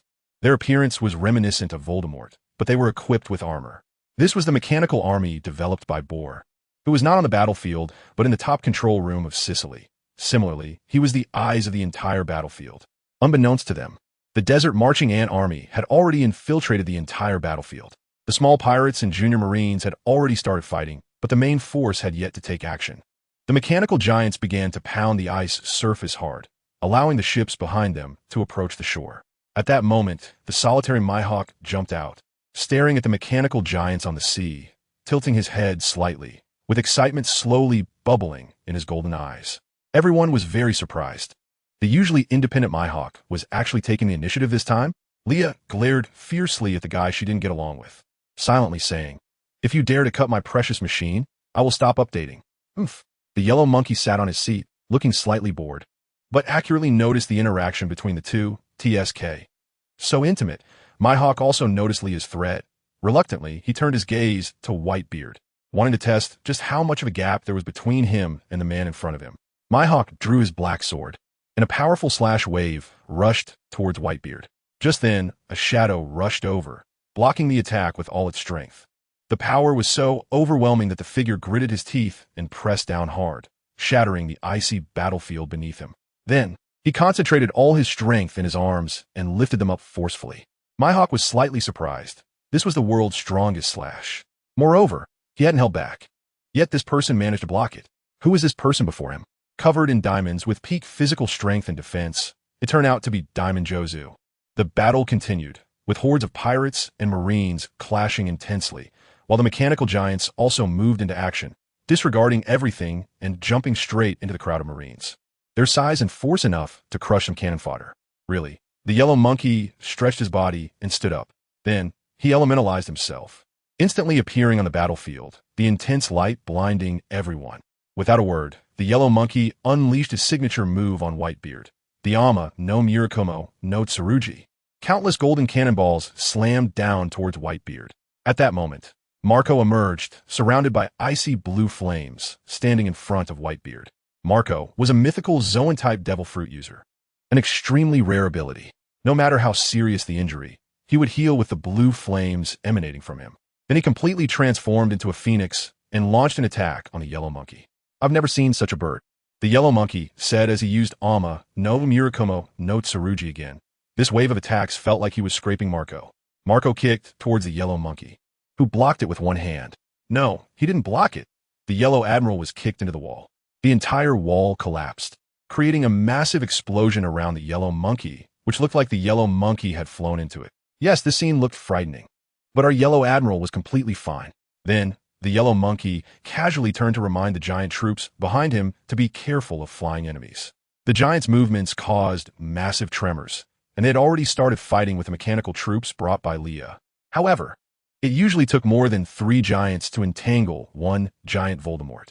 Moreover, mechanical Voldemorts were continuously emerging from the sea, making the scene look particularly terrifying. At that moment, Diamond Jozu charged up and shouted, "Everyone get out of my way!" Upon hearing the command, everyone retreated, clearing a space for Jaws. Jaws threw a heavy punch at the ice surface, causing it to crack. The fissures branched into 2 streams, ultimately converging into a circle. Then, Jaws pulled out a massive cylindrical block of ice from the icy sea. Wow, that's impressive. The little marine soldiers nearby were left dumbfounded. Jaws then hurled the giant ice pillar towards the Navy, which was over 2 meters tall, performing a feat that felt like a 20-meter height. As the ice pillar fell, those standing there felt as if a meteor was crashing down, fearing they would either die or be severely injured.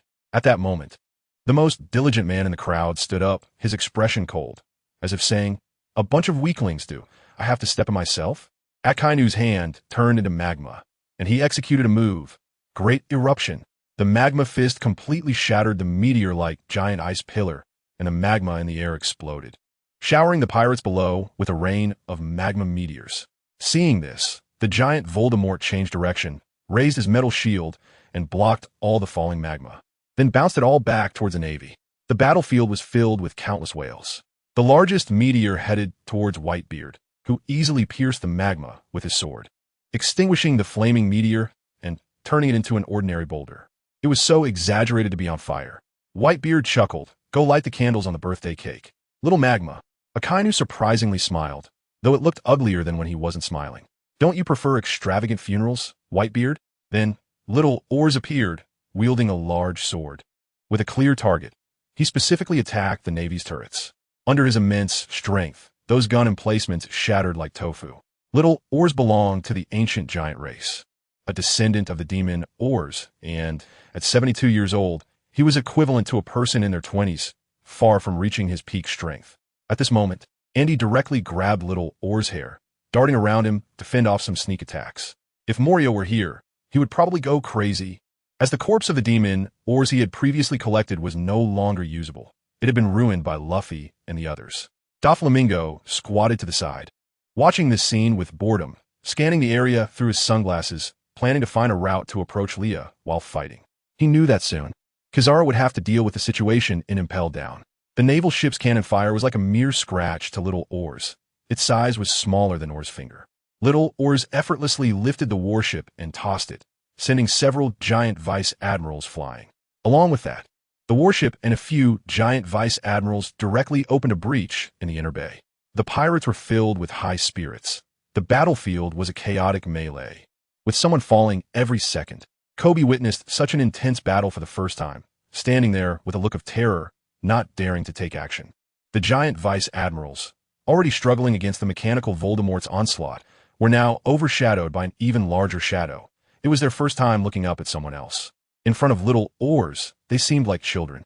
One giant vice admiral managed to break free and charged at Oars with a sword, but before he could defend himself, his sword was severed by little Oars, and with another slash, the so-called vice admiral fell to the ground. Then Andy leaped high, red slashes emanating from her butcher's knife, directly targeting the other giant vice admirals.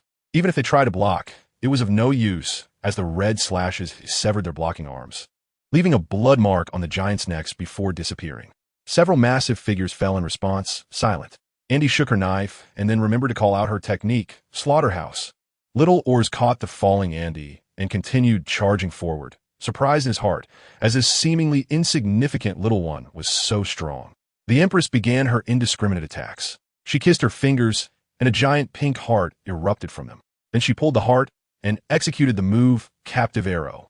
Countless pink arrows shot out, and those hit turned to stone. Whether Navy or pirate, they lost their lives on the spot. Following that, the Empress jumped and kicked, shattering those struck like stone statues. Indeed, don't provoke women. Regardless of who you are, those blocking me must die. One kick for one head, and the Navy was still kicked without mercy. At this moment, Tyrant Kuma moved. The balloon in his palm slowly expanded, growing larger, then compressed. As little oars approached, the balloon had shrunk to the size of a palm. This small energy ball was about to touch little oars when Andy struck it with her butcher's knife, sending it flying towards the Navy's turrets. The massive energy then released, and the power was genuinely terrifying. Those nearby were affected. The turret walls collapsed, creating a huge gap in the ground. Little oar straw was almost blown off by the shockwave, but Andy sat there to hold it down. Coincidentally, due to this attack, there was now a gap in the inner wall, and many pirates rushed towards those gaps, while the mechanical Voldemorts cleared the way in front. They were enormous and unafraid of pain. Unless the attack was strong enough to shatter the entire robot, it was challenging to restrict their movements. Doflamingo had now stood next to Leah, not making a move, obviously slacking off, but since everyone was fighting, no one paid him any mind. Doflamingo asked, "Aren't you going to make a move?" "I'm waiting for an opportunity to make a big move. Just wait and see," Leah replied calmly. Then she coolly held her walkie-talkie and issued a command. It seemed the entire situation was still under her control. The execution platform was right in front of them. But Whitebeard had given Little Oars the order to retreat. His main task was completed, and moving forward meant facing an admiral, an opponent he couldn't handle. It was time to leave it to others. At that moment, a giant Navy soldier unexpectedly approached Whitebeard, intending to ambush him.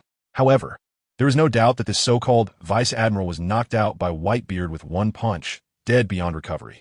Just then, Whitebeard ordered, "You lot charge." The battle commenced. Whether Navy or pirates, many had already sacrificed themselves. But no one retreated. They had to avenge their comrades. At this time, Kobe wanted to flee the battlefield. Reflecting on the fierce fighting, feeling his insignificance, such powerful individuals were taken down in one blow. And he was one of them. Behind him was the cowardly Barumabur, and the two brothers wanted to escape the battlefield. As they attempted to flee, they saw Admiral Akainu, who was not attacking the pirates, but standing guard to intercept any fleeing navy. He didn't listen to anyone's explanations. He only wanted to kill and silence them. This scene made Kobe and Barumabur's legs go weak with fear. It seemed that becoming a deserter was impossible. On the battlefield, a swarm of pirates had crossed the inner bay and charged in. Leah and the others followed closely behind.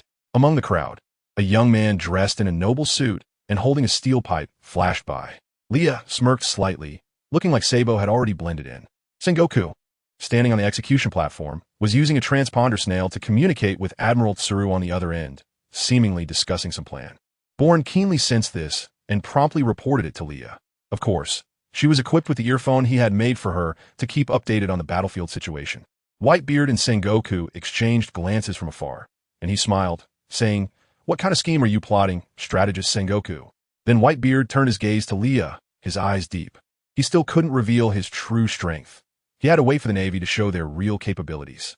Perhaps this was the most serious moment for Old Man Garp as he slowly walked up to the execution platform, reminiscing about the first time he met Leah and Ace. A little girl and a soft baby, both of whom he had watched grow up. Now one was fighting below, and the other was kneeling on the execution platform. The weight of justice on his back had become particularly heavy, making it hard for him to stand up straight. He sat down beside Ace, who suddenly realized that this usually strong old man had a head full of white hair. Tears shimmered in Garp's murky eyes. "Ace, you bastard. Why didn't you live your life the way I told you?" Tears streamed down the old man's face. Perhaps Ace never expected the Navy hero Garp would cry over his own issues. "Old man." Ace was somewhat dazed, feeling his own heart struggling. Just then, Leah's loudspeaker sounded. "Gigi-chan." Ace and Garp looked towards Leah simultaneously. "Old man, after this battle, you should retire. I'll take care of you."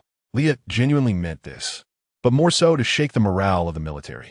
The old man's prestige in the Navy even surpassed that of the current fleet admiral Sengoku.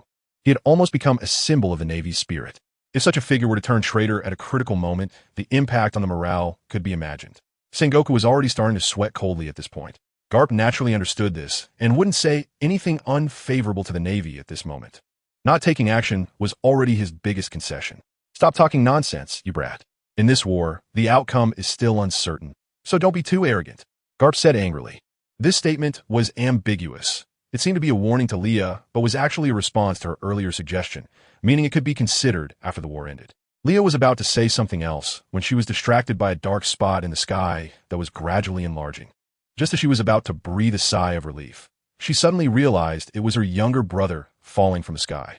Considering the timing was right, Leah no longer concealed anything. Her entire body transformed, black keratin covering her, deep red cracks appearing on her skin, and massive wings spreading wide. In her hand, she held a blood-colored scythe, and her entire aura underwent a tremendous change. Even the previously apologetic Quasimodo stopped to look at Leah. He had never seen his boss like this before, looking terrifying like the legendary demon, just as frightening as him. Yet the boss accepted everyone's scrutiny with such calmness. He was somewhat stunned, as his brother was already clamoring to come out, but without Leah's command, he didn't dare release him casually. It was the bloodshed of the battlefield that attracted his brother. Ace wasn't surprised by Leah's transformation, but Garp's gaze towards Leah was somewhat serious. The aura emanating from Leah was anything but gentle, and almost no one had seen her display her abilities. But instinct told everyone present that she was very dangerous now. After accumulating power for so long, it was time to unleash it all. As for why Luffy and the others were falling from the sky, it turned out that the warship they had been on was affected by Whitebeard's sea quake, with a towering tsunami crashing towards them. Faced with the tsunami, they could only confront it head-on. Under Jinbei's steering, the warship successfully rode the giant wave, reaching the top of the massive wave, where Akainu unleashed the Ice Age, freezing the giant tsunami. Thus, they remained at the top of the tsunami, looking down at the battlefield below.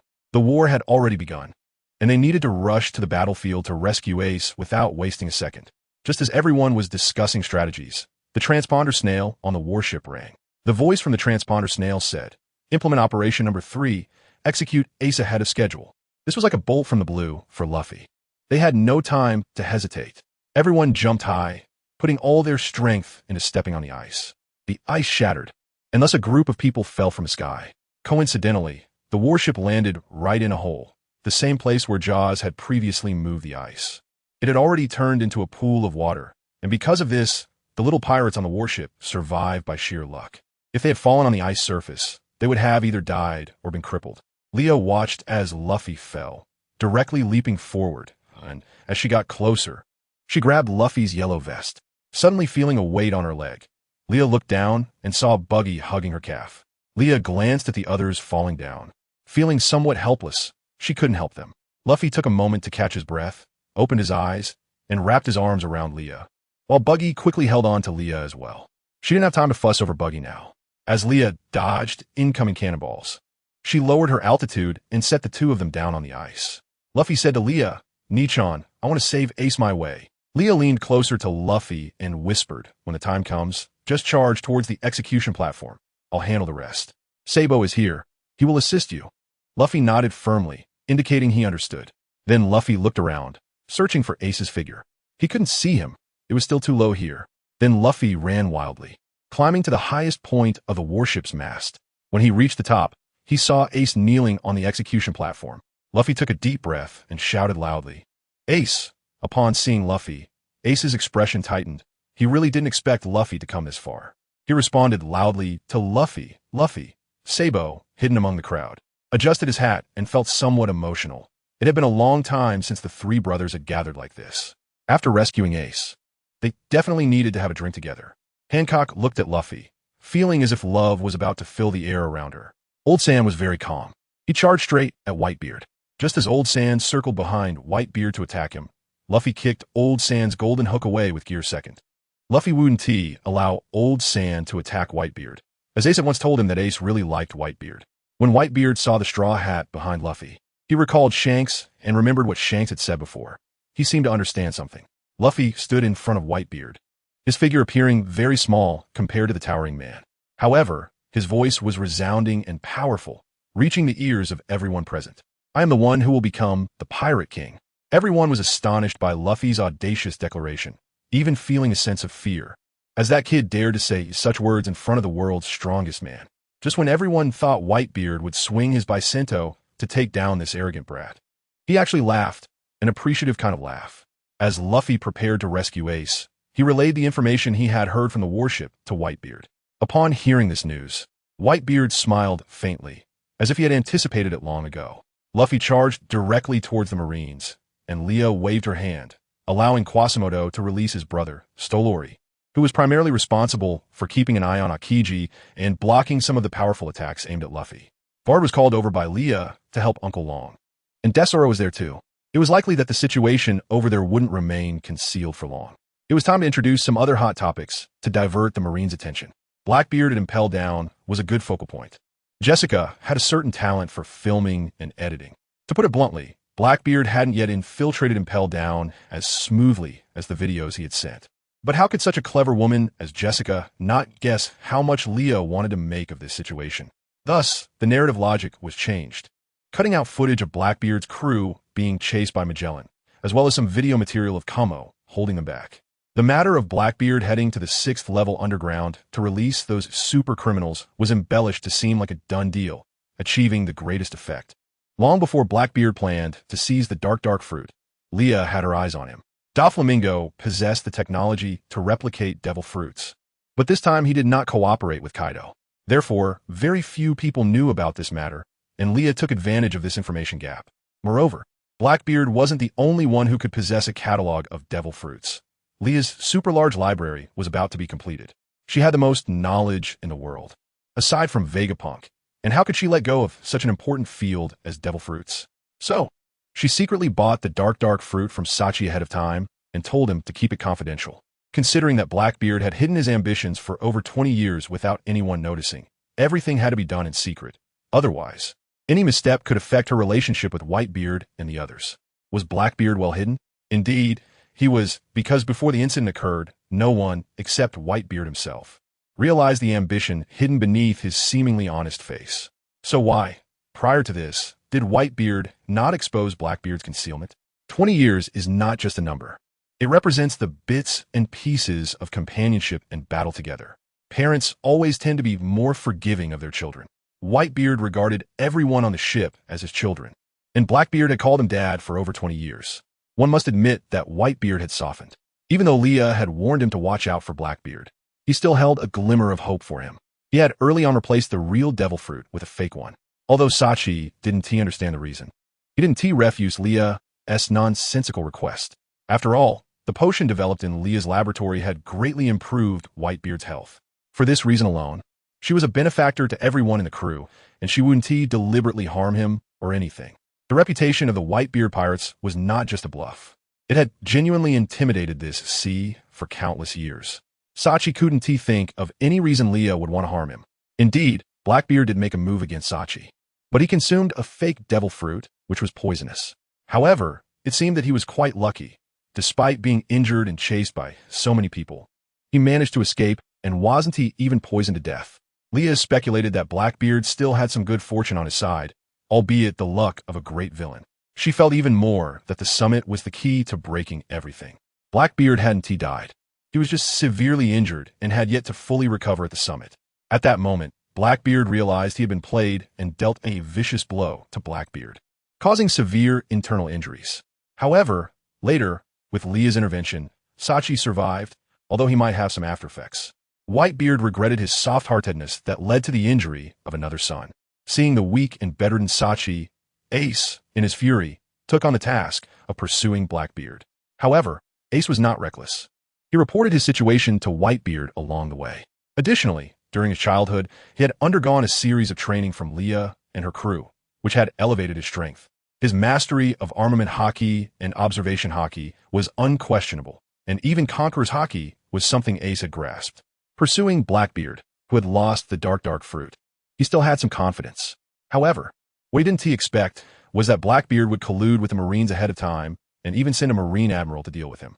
Considering that Luffy was still behind him, he couldn't back down until he was exhausted and captured.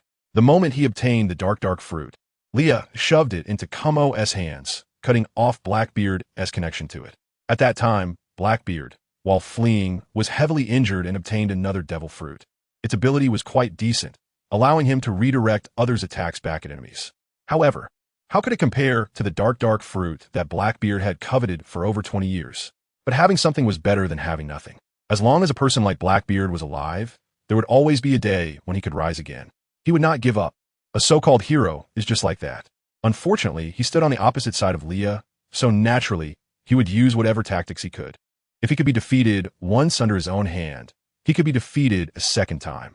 Leah's foresight was her greatest advantage, as there were too many things she could manipulate. With Luffy leading the way, everyone followed suit.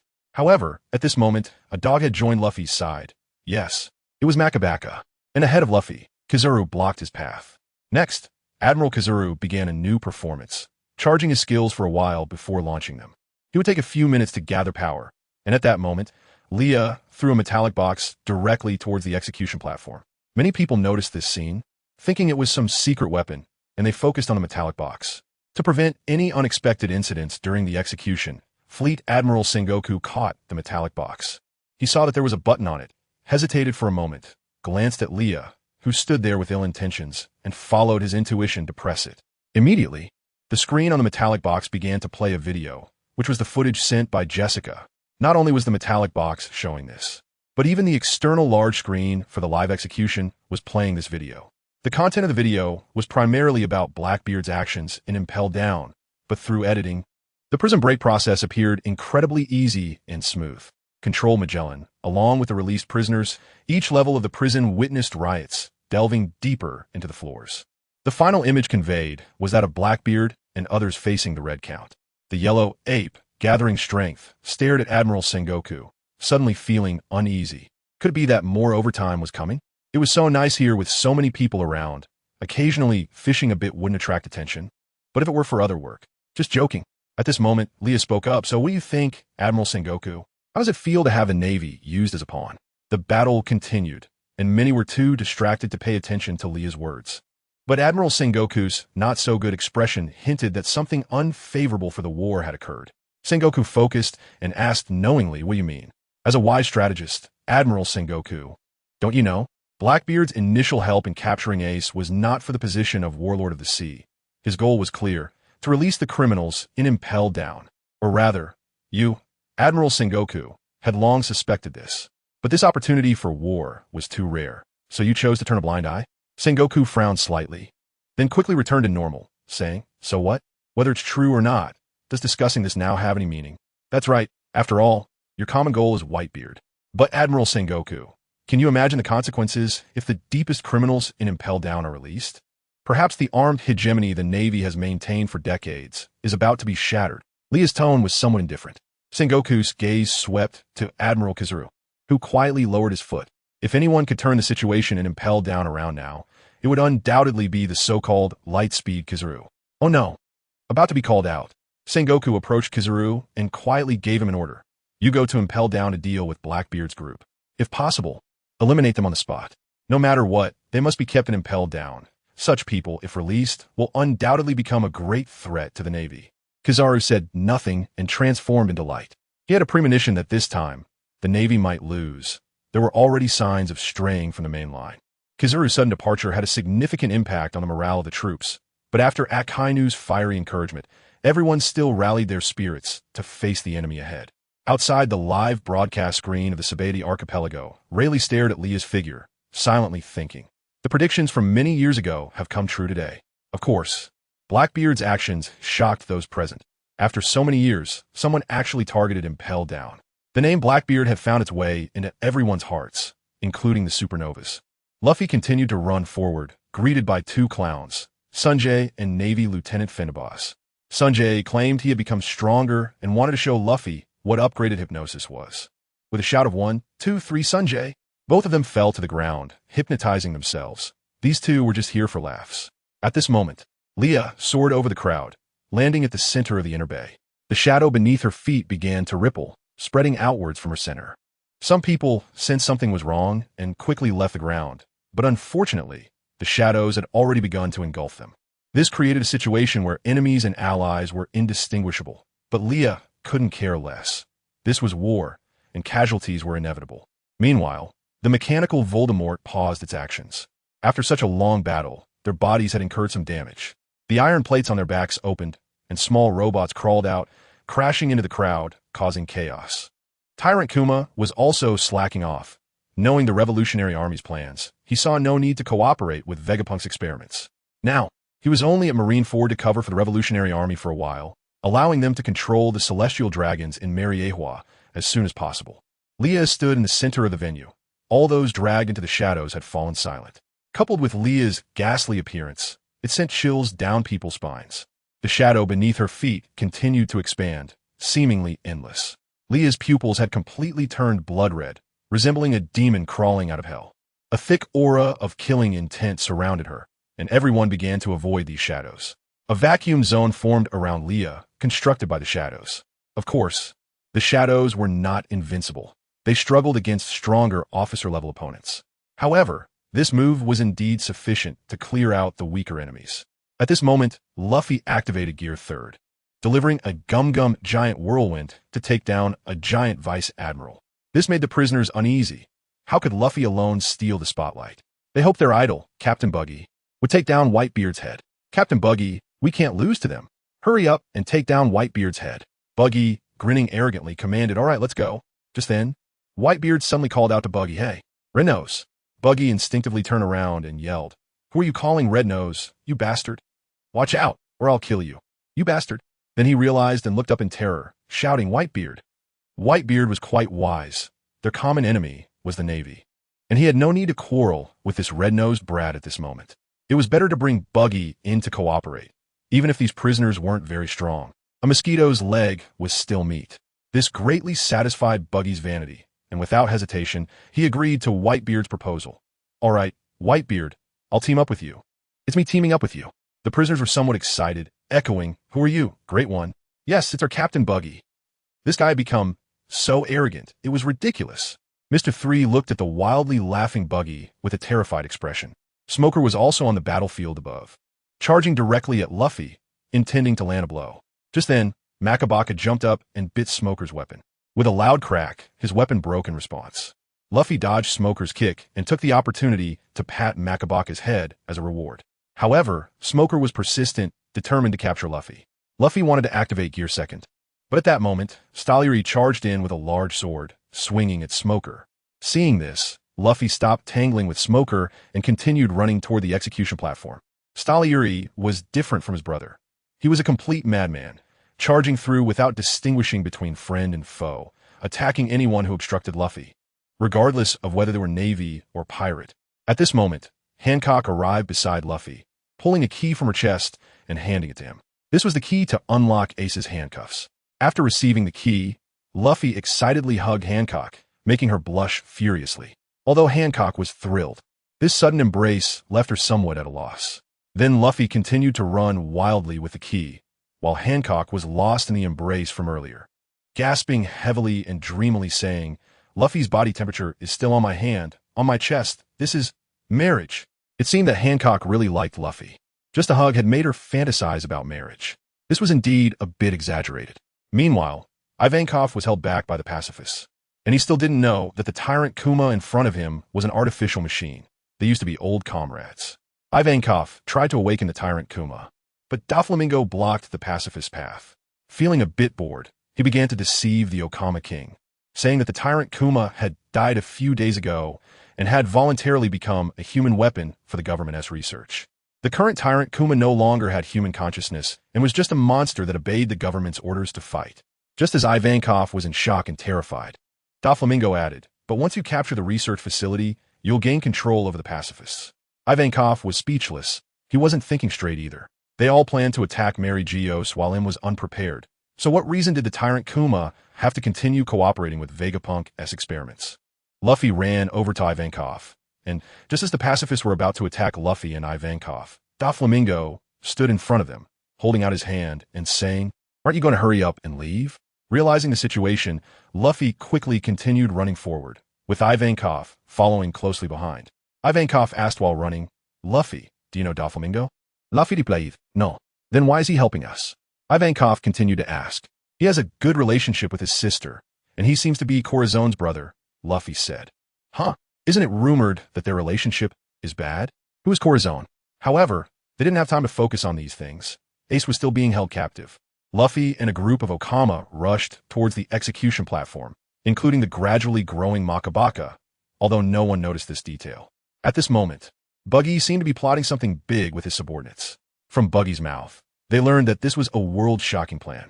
After finalizing the plan, they lifted the candle house built by Mr. 3, surprising the Marines outside, and then they charged towards the execution platform, chanting about Captain Buggy's great operation. At this time, Crocodile was still entangled with Whitebeard when suddenly, Jozu charged over, transforming into Diamond and crashing into Crocodile, causing him to spit blood. It seemed that taking Whitebeard's head was not an easy task. Just as Diamond Jozu was about to attack again, Doflamingo sat on Jozu's back, controlling his body. Doflamingo was a user of the string fruit, able to control his opponents like puppets, and this time he aimed to recruit Crocodile. To be honest, there weren't many people who could interest Doflamingo. Moreover, Leah speculated that Doflamingo also knew Crocodile's secret. When the two came together, Leah felt that the atmosphere was not quite right. She was still very relaxed. Without a true big shot intervening, she still had the energy to observe the battlefield. After all, Whitebeard hadn't officially made a move yet.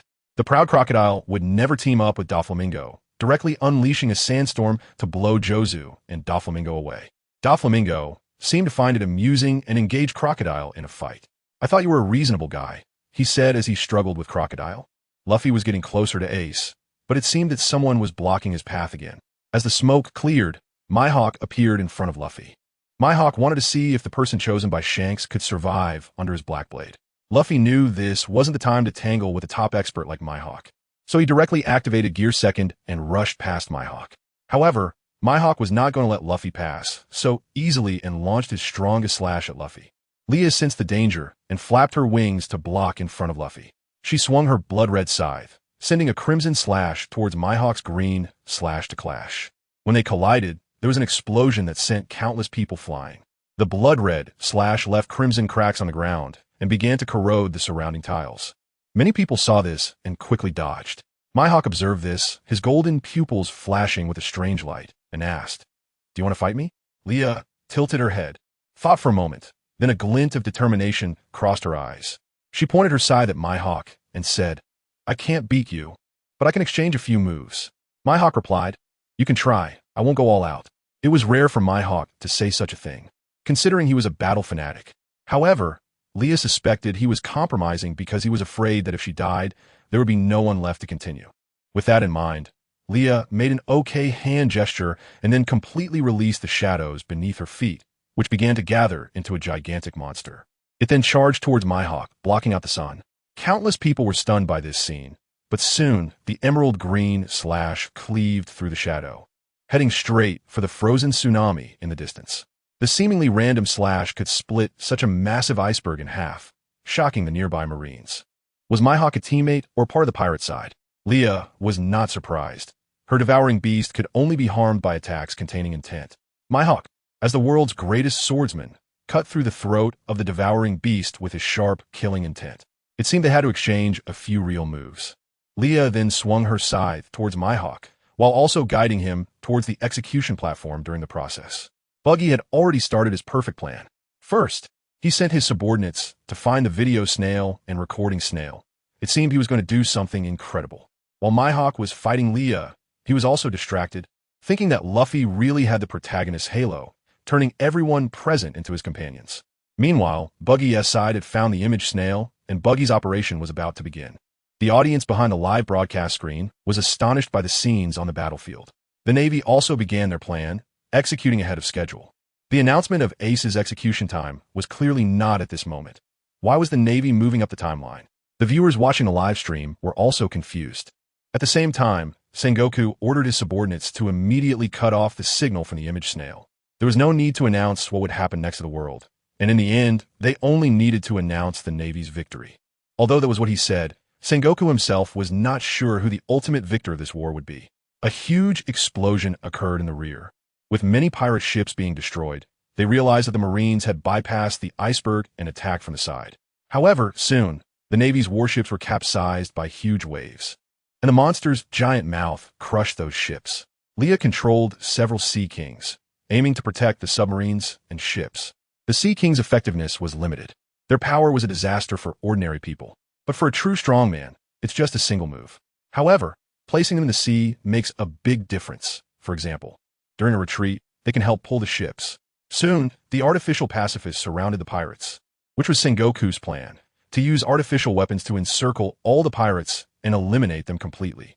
Leading the charge was Bartolomeo, wielding a giant axe, responsible for the scientific department, that is, the actions of the pacifists. The real tyrant, Kuma, mingled among the pacifists, planning to take advantage of the chaos. When the explosion began, Tyrant Kuma directly swatted away the pacifists, sending them flying, which was a reverse way of dealing with weapons of mass destruction. Bartolomeo was surprised. He didn't expect the real Tyrant Kuma to be there, as earlier rumors had claimed he had lost his personality and become a tool for Vegapunk's experiments. Alone, Bartolomeo couldn't possibly handle one of the 7 warlords, Tyrant Kuma. His giant axe was smashed to pieces by Kuma.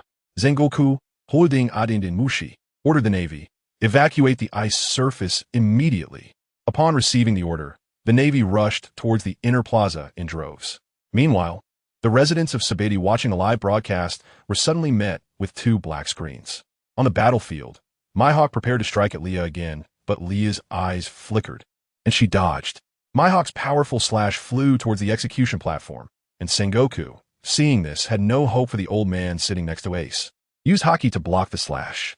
However, the execution platform was unharmed. The Navy headquarters building behind it was directly severed in half, ultimately turning into ruins. Sengoku was extremely angry and wanted to say something, but Mihawk, without even acknowledging him, sheathed his black sword and said, "I'm done fighting." Leah asked teasingly, "Really not going to fight?" Mihawk glanced at Leah and then looked at the many fallen Navy members, his meaning clear. "All right, fine, no fighting. You can go find someone else to play with. I'll call someone to bring you my new writing when I have time." Leah hurriedly waved her hands and said. Mihawk nodded and said nothing more. Then, the flower sword Bista approached, and Mihawk felt a bit bored. However, out of respect for swordsmen, he still engaged with Bista. Sengoku began questioning his subordinates at this time, because they had lost a Den Mushi. They were currently searching vigorously. A Navy report came in. The viewers of the live broadcast were also confused. Was this a live broadcast or a movie? Why did it suddenly go black? Could it be an advertisement? Bu wet. Meanwhile, the main character of the Den Mushi, Buggy, was carefully adjusting his clown makeup. Buggy needed to look good on camera. With a start, Buggy appeared on screen, facing away from everyone. "Thank you for waiting. There's sound." The voiceover cheered for Buggy. "Is it the great pirate Captain Buggy?" Buggy turned his face around, smiling arrogantly, and said, "That's me." This move really made Sengoku's face turn sour, and he was probably so angry he would lose a few years off his life. Sengoku angrily ordered, "Go stop them right now." At this moment, to Akainu's surprise, the great whirlpool spider, Squard, did not go through with the plan to assassinate Whitebeard. This was thanks to Ace himself, who grew up beside Leah and learned to perceive and understand others' emotions. Although he didn't want to admit Roger was his father, he and Squard were brothers and future crewmates who would fight side by side. After learning that Squard hated the animosity between them and Roger, he had actually fought with Squard before. Emotions need an outlet. Among pirates, saying too much is not as effective as just having a fight. After opening up for a while, the barriers might not disappear, but they would definitely improve. When Akainu secretly approached Squard, he hesitated. But in the end, he chose to trust his old man. He was the one who had been with Ace, and he had received his father's grace. There was no need to betray the Whitebeard pirates just because of a few incitements. Akainu was probably so angry his mouth was going to twist. At this point, Akainu was somewhat displeased and began to persuade other members of the Whitebeard pirates, hoping to influence them. Akainu's level of slander was exceptional. He claimed that Whitebeard had colluded with the Navy beforehand, and that this rescue of Ace was just a show, and in the end, they would all die here. The members of the Whitebeard pirates were inevitably influenced by Akainu's words, and they began to question Whitebeard, wanting to know the truth. "Dad, is what he said true? Please tell us, Dad, it's not true." Whitebeard himself had not yet stepped forward to refute, when Leah directly launched a slash at Akainu, mockingly saying, "You're talking nonsense. You won't harm them? Isn't your purpose in instigating this war to use Whitebeard as a warning to intimidate the seas? You won't harm them? You don't even draft your lies. Just based on what you did back then to capture Ace, killing all the babies and pregnant women on Barrier Island. How could you say you wouldn't harm anyone? It sounds like your Navy is some kind of charitable organization. As for the Demon Slaying Order, I don't even want to mention it. The Navy is just a violent enforcement agency for the world government to exploit the people, so don't elevate yourselves too high." Red Dog. Leah's barrage of words came out like a machine gun, without stopping for a moment, and of course, these words were also transmitted to the Sabeti archipelago through the live Den Mushi. Akainu heard Leah cursing him and felt a bit crude. He wanted to retort or curse back, but he found himself at a loss for words.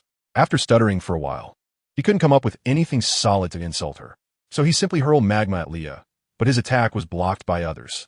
At that moment, The live broadcast team featuring Buggy instantly turned into ice sculptures. Akiji stated he no longer wanted to watch Buggy and their antics. At the same time, all the large screens in Sabaody went dark, and the residents of the Sabaody archipelago were unable to continue watching the live broadcast. However, at that moment, chain stores in the Sabaody archipelago began distributing free metal boxes that could receive video to local residents. Meanwhile, small robots, decomposed from mechanical Voldemort, started to spill out desert army ants. The pheromones would transmit the synthesized video to be uploaded into the metal boxes. Not only in Sabaody, but all businesses under Leah's Chamber of Commerce worldwide began distributing metal boxes. It would be a pity for such a lively event to only be watched by the residents of Sabaody.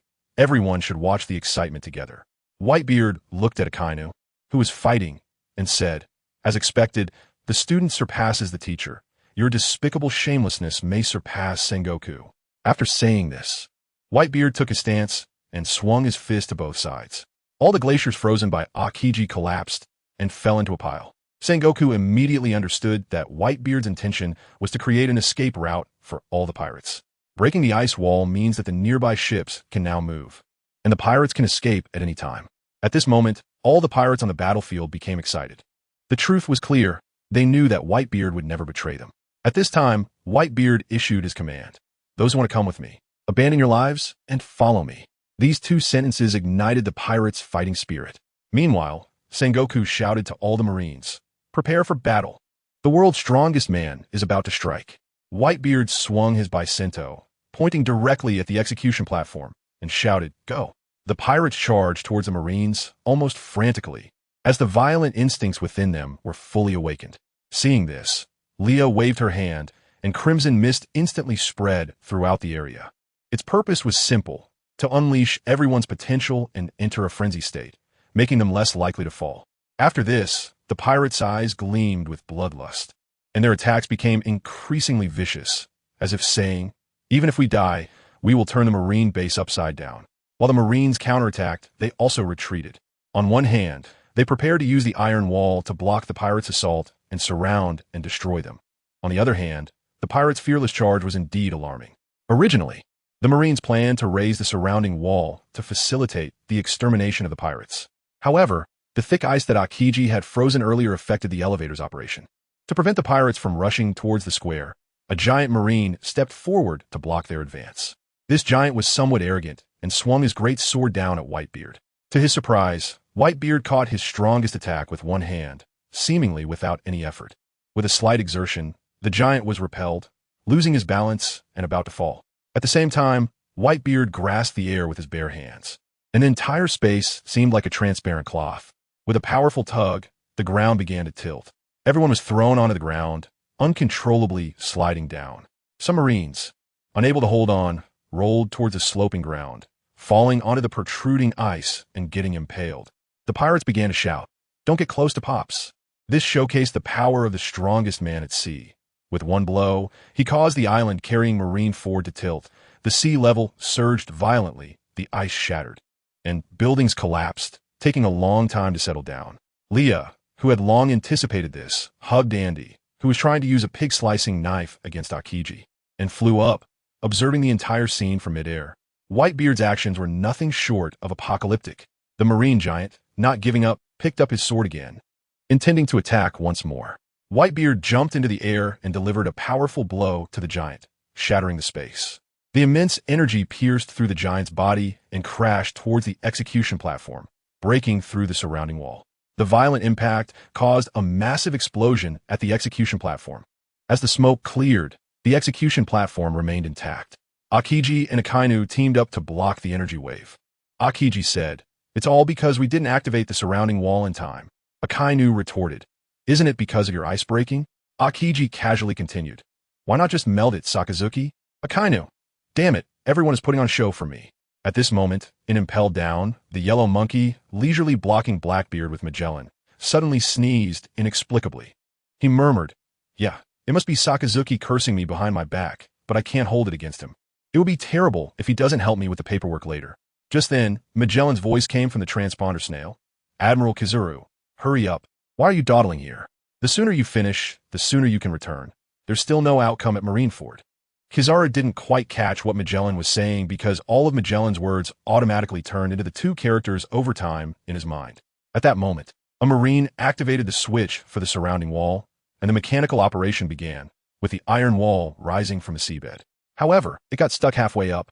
The iron wall had many openings with cannons set inside, and the position where it was stuck happened to be at the cannon mouth, making it impossible to go up or down, let alone extend outwards. The Marines could provoke their side, and Leah could spend a lot of money to bribe people on a Marine side. It was just a routine operation of war. Seeing the expressions of everyone on the field, Leah slightly smiled. Among them, Akainu looked the worst. He appeared serious at first, and now his mood had sunk even lower. Nothing was going right today. None of the planned operations had been achieved. Akainu stepped forward, magma rolling from his hands, unleashing a move called Meteor Volcano, with countless magma fists flying into the sky. Everyone looked up, unsure of what would happen next. Then, Akainu's magma fists fell like meteors. Although it looked beautiful, it would be deadly when they hit. The ground below was a frozen sea. Even if they didn't get hit, they would sink into the ocean. Just then, Leah formed hand seals with her hands, fingers dancing, and blood-colored threads wove into a giant net. It enveloped all the falling magma fists, and then with a strong pull, all the magma fists flew towards the Marine headquarters building and the iron wall behind it. Luffy stood up and ran towards the guards behind Little Oars.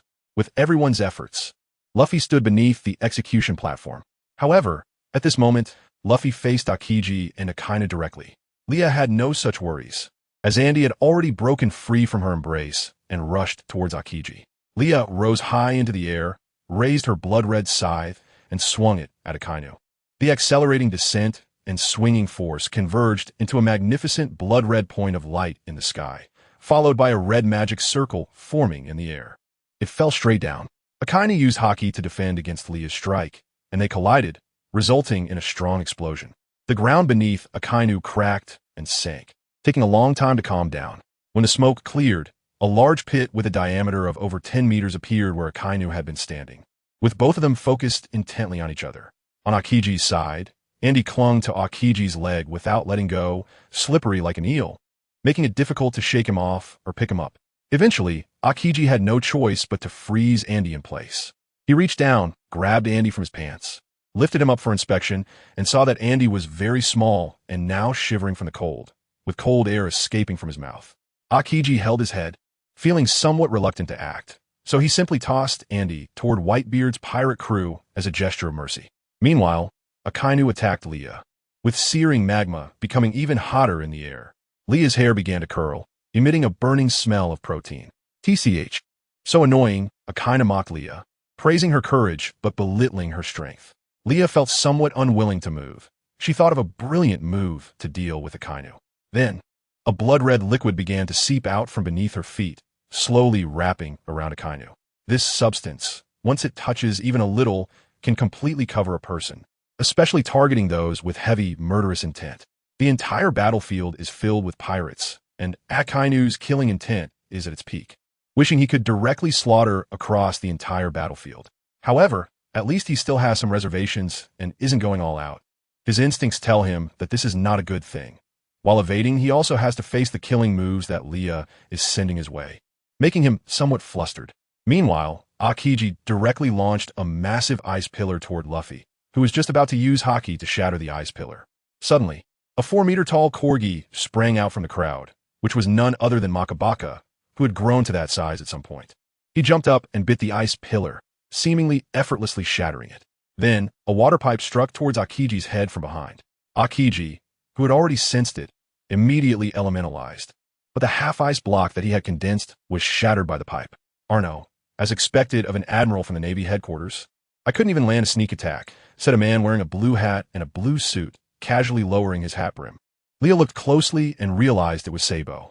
At the same time, Ace on the execution platform and Luffy below both exclaimed, "Sabo!" Many people present were surprised by the sudden appearance of this man, instinctively stopping their actions. This was definitely not a minor character. Someone had seen clearly that this person had suddenly appeared behind Akiji. Before this, no one had noticed his approach. Even those Navy personnel who had been knocked out by Sabo had not detected his presence on the battlefield. Sabo then extended his hand and waved to both Ace and Luffy, smiling brightly. "Hey Ace, Luffy, I'm here." Ace looked at Sabo, a bit excited, and said, I thought you would go over there. How could I rest easy without seeing you out of danger? You and Luffy are always my top priority. Only when you are safe can I pursue my dreams further. Sabo replied cheerfully. At that moment, Leah approached and punched Sabo in the stomach, asking irritably, what about me? Sabo scratched his head and said, of course, you're important too. You're all my most important people. That's more like it. What about that girl who has been following you around? Why haven't I seen her today? Leah asked. You mean Clara? I didn't tell her. I sneaked over here. She is probably still on another battlefield calling me with a snail, Sabo replied. While they were chatting casually, viewers watching the live broadcast had already uncovered Sabo's identity. The Chief of Staff of the Revolutionary Army. His status in the Revolutionary Army is second only to the world's most notorious criminal, the leader of the Revolutionary Army, Dragon. What a terrifying identity. At this moment, the two siblings' oblivious chatter infuriated Akainu, who was standing aside with veins bulging. He directly swung his fist at the two. They both dodged, exchanged a knowing glance, and each took a step. Akiji was about to strike Luffy when Sabo interrupted his move with a pipe, blocking in front of Luffy and casually tossing Luffy toward the execution platform. Sabo waved at Luffy and said, Luffy, you get to take the old man's iron fist.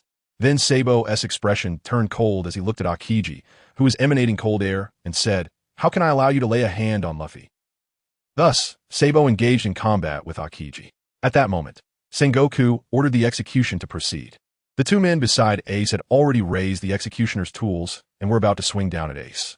Leah was not too anxious, as she had already placed her last insurance on Ace. She was very worried that something might happen to Ace, so she prepared this move. Everyone looked surprised. Could it really end like this? Then, blood from the executioners splattered high into the air. It turned out to be an attack launched by Crocodile. No one expected that Crocodile, who had been intent on claiming Whitebeard's head, would actually help Ace. Crocodile told Sengoku that he didn't want to see the Navy's delighted faces. Before he could finish speaking, Doflamingo flicked his finger and Crocodile's head flew off, though it didn't affect him much since he had already elementalized. Doflamingo laughed maniacally, and the two began a fight. Taking advantage of both admirals being occupied, Luffy charged directly toward the execution platform, and this time, a Navy rear admiral stood in his way. However, it was futile. Luffy nearly obliterated him in an instant. Sabo seemed to be struggling a bit while entangled with Akiji. At this moment, Bartolomeo kicked Akiji with his blue flame, sending him crashing into the wall. Now was the time to save Ace. This wasn't a situation to worry about chivalry or one-on-one fights, so both admirals were besieged. Just then, Mr. 3 broke into the Navy's inner sanctum, fearing for his life, thinking this was the safest place. The pirates outside the walls were in dire straits. The ice was melting, leaving them with no foothold, and they swam frantically toward the walls. At this time, a ship surfaced from beneath the sea. It was a coated ship slowly rising to the surface, and the pirates in the sea took this opportunity to climb aboard. This was a coated ship that had been lurking underwater. Leah's submarine also brought some pirates to the surface. The pirates who had escaped to the surface climbed onto the sailing ship and submarine, which were headed toward Oars. Oars was using his immense strength to pound on the enclosing wall, trying to break it back underground. When Oars saw the sailing ship approaching, he directly picked it up and slammed it against the enclosing wall. Now everyone was inside the Navy's enclosing wall, and the Navy's cannons couldn't be activated. It was time for a massacre. Whitebeard jumped off the sailing ship, first telling the children to stay away because he was about to unleash a big move. HuangYuan gathered an energy ball, and with a wave of his hand, Whitebeard hurled the energy ball toward the Navy. How many Navy personnel were there? It felt like they would never run out. Thinking of this, Leah couldn't help but frown, and when she looked again, she saw Kasimoto joyfully wielding his butcher's knife among the crowd. Seeing this, Leah hit Akainu even harder. Subsequently, the captains protecting their pirate crew came to Whitebeard's side, and after Whitebeard's command, their morale surged. Whitebeard was ready for a second attack, and this time the momentum was particularly different from before. During the build-up, the clouds in the sky began to churn. Just then, Akiji shook off Bartolomeo and charged toward Whitebeard, attempting to freeze him. Whitebeard was instantly encased in ice, but within 3 seconds, the ice developed cracks and shattered. Alala. It seems I can't freeze him, Akiji said, then jumped again, preparing to attack once more. Whitebeard raised HuangYuan and used Conqueror's Haki to pierce Akiji's chest in one strike. The Navy couldn't help but exclaim upon seeing this scene. Admiral Kazan, you've been hit by the Haki. The pirates then questioned, is he dead? Akiji, However, it was unfortunate that Akiji had predicted Whitebeard's actions in advance and had elementalized himself to create a hole. At that moment, Akiji held onto the cloud cutter and rebutted the pirates, saying, "No, don't say foolish things." Subsequently, the ice spread out from the cloud cutter towards Whitebeard. Ice blocks. Two-pronged spears. Just then, Diamond Joza charged in and directly neutralized Akiji's move. Joza said, "Dad, you go first." Whitebeard responded to Jozu, "I'm counting on you." Sabo also rushed over, and the two of them surrounded Akiji to buy time for Luffy. Whitebeard shouted, "Anyone who isn't afraid of death, come on." As long as Whitebeard struck a pose, he could scare the little navy.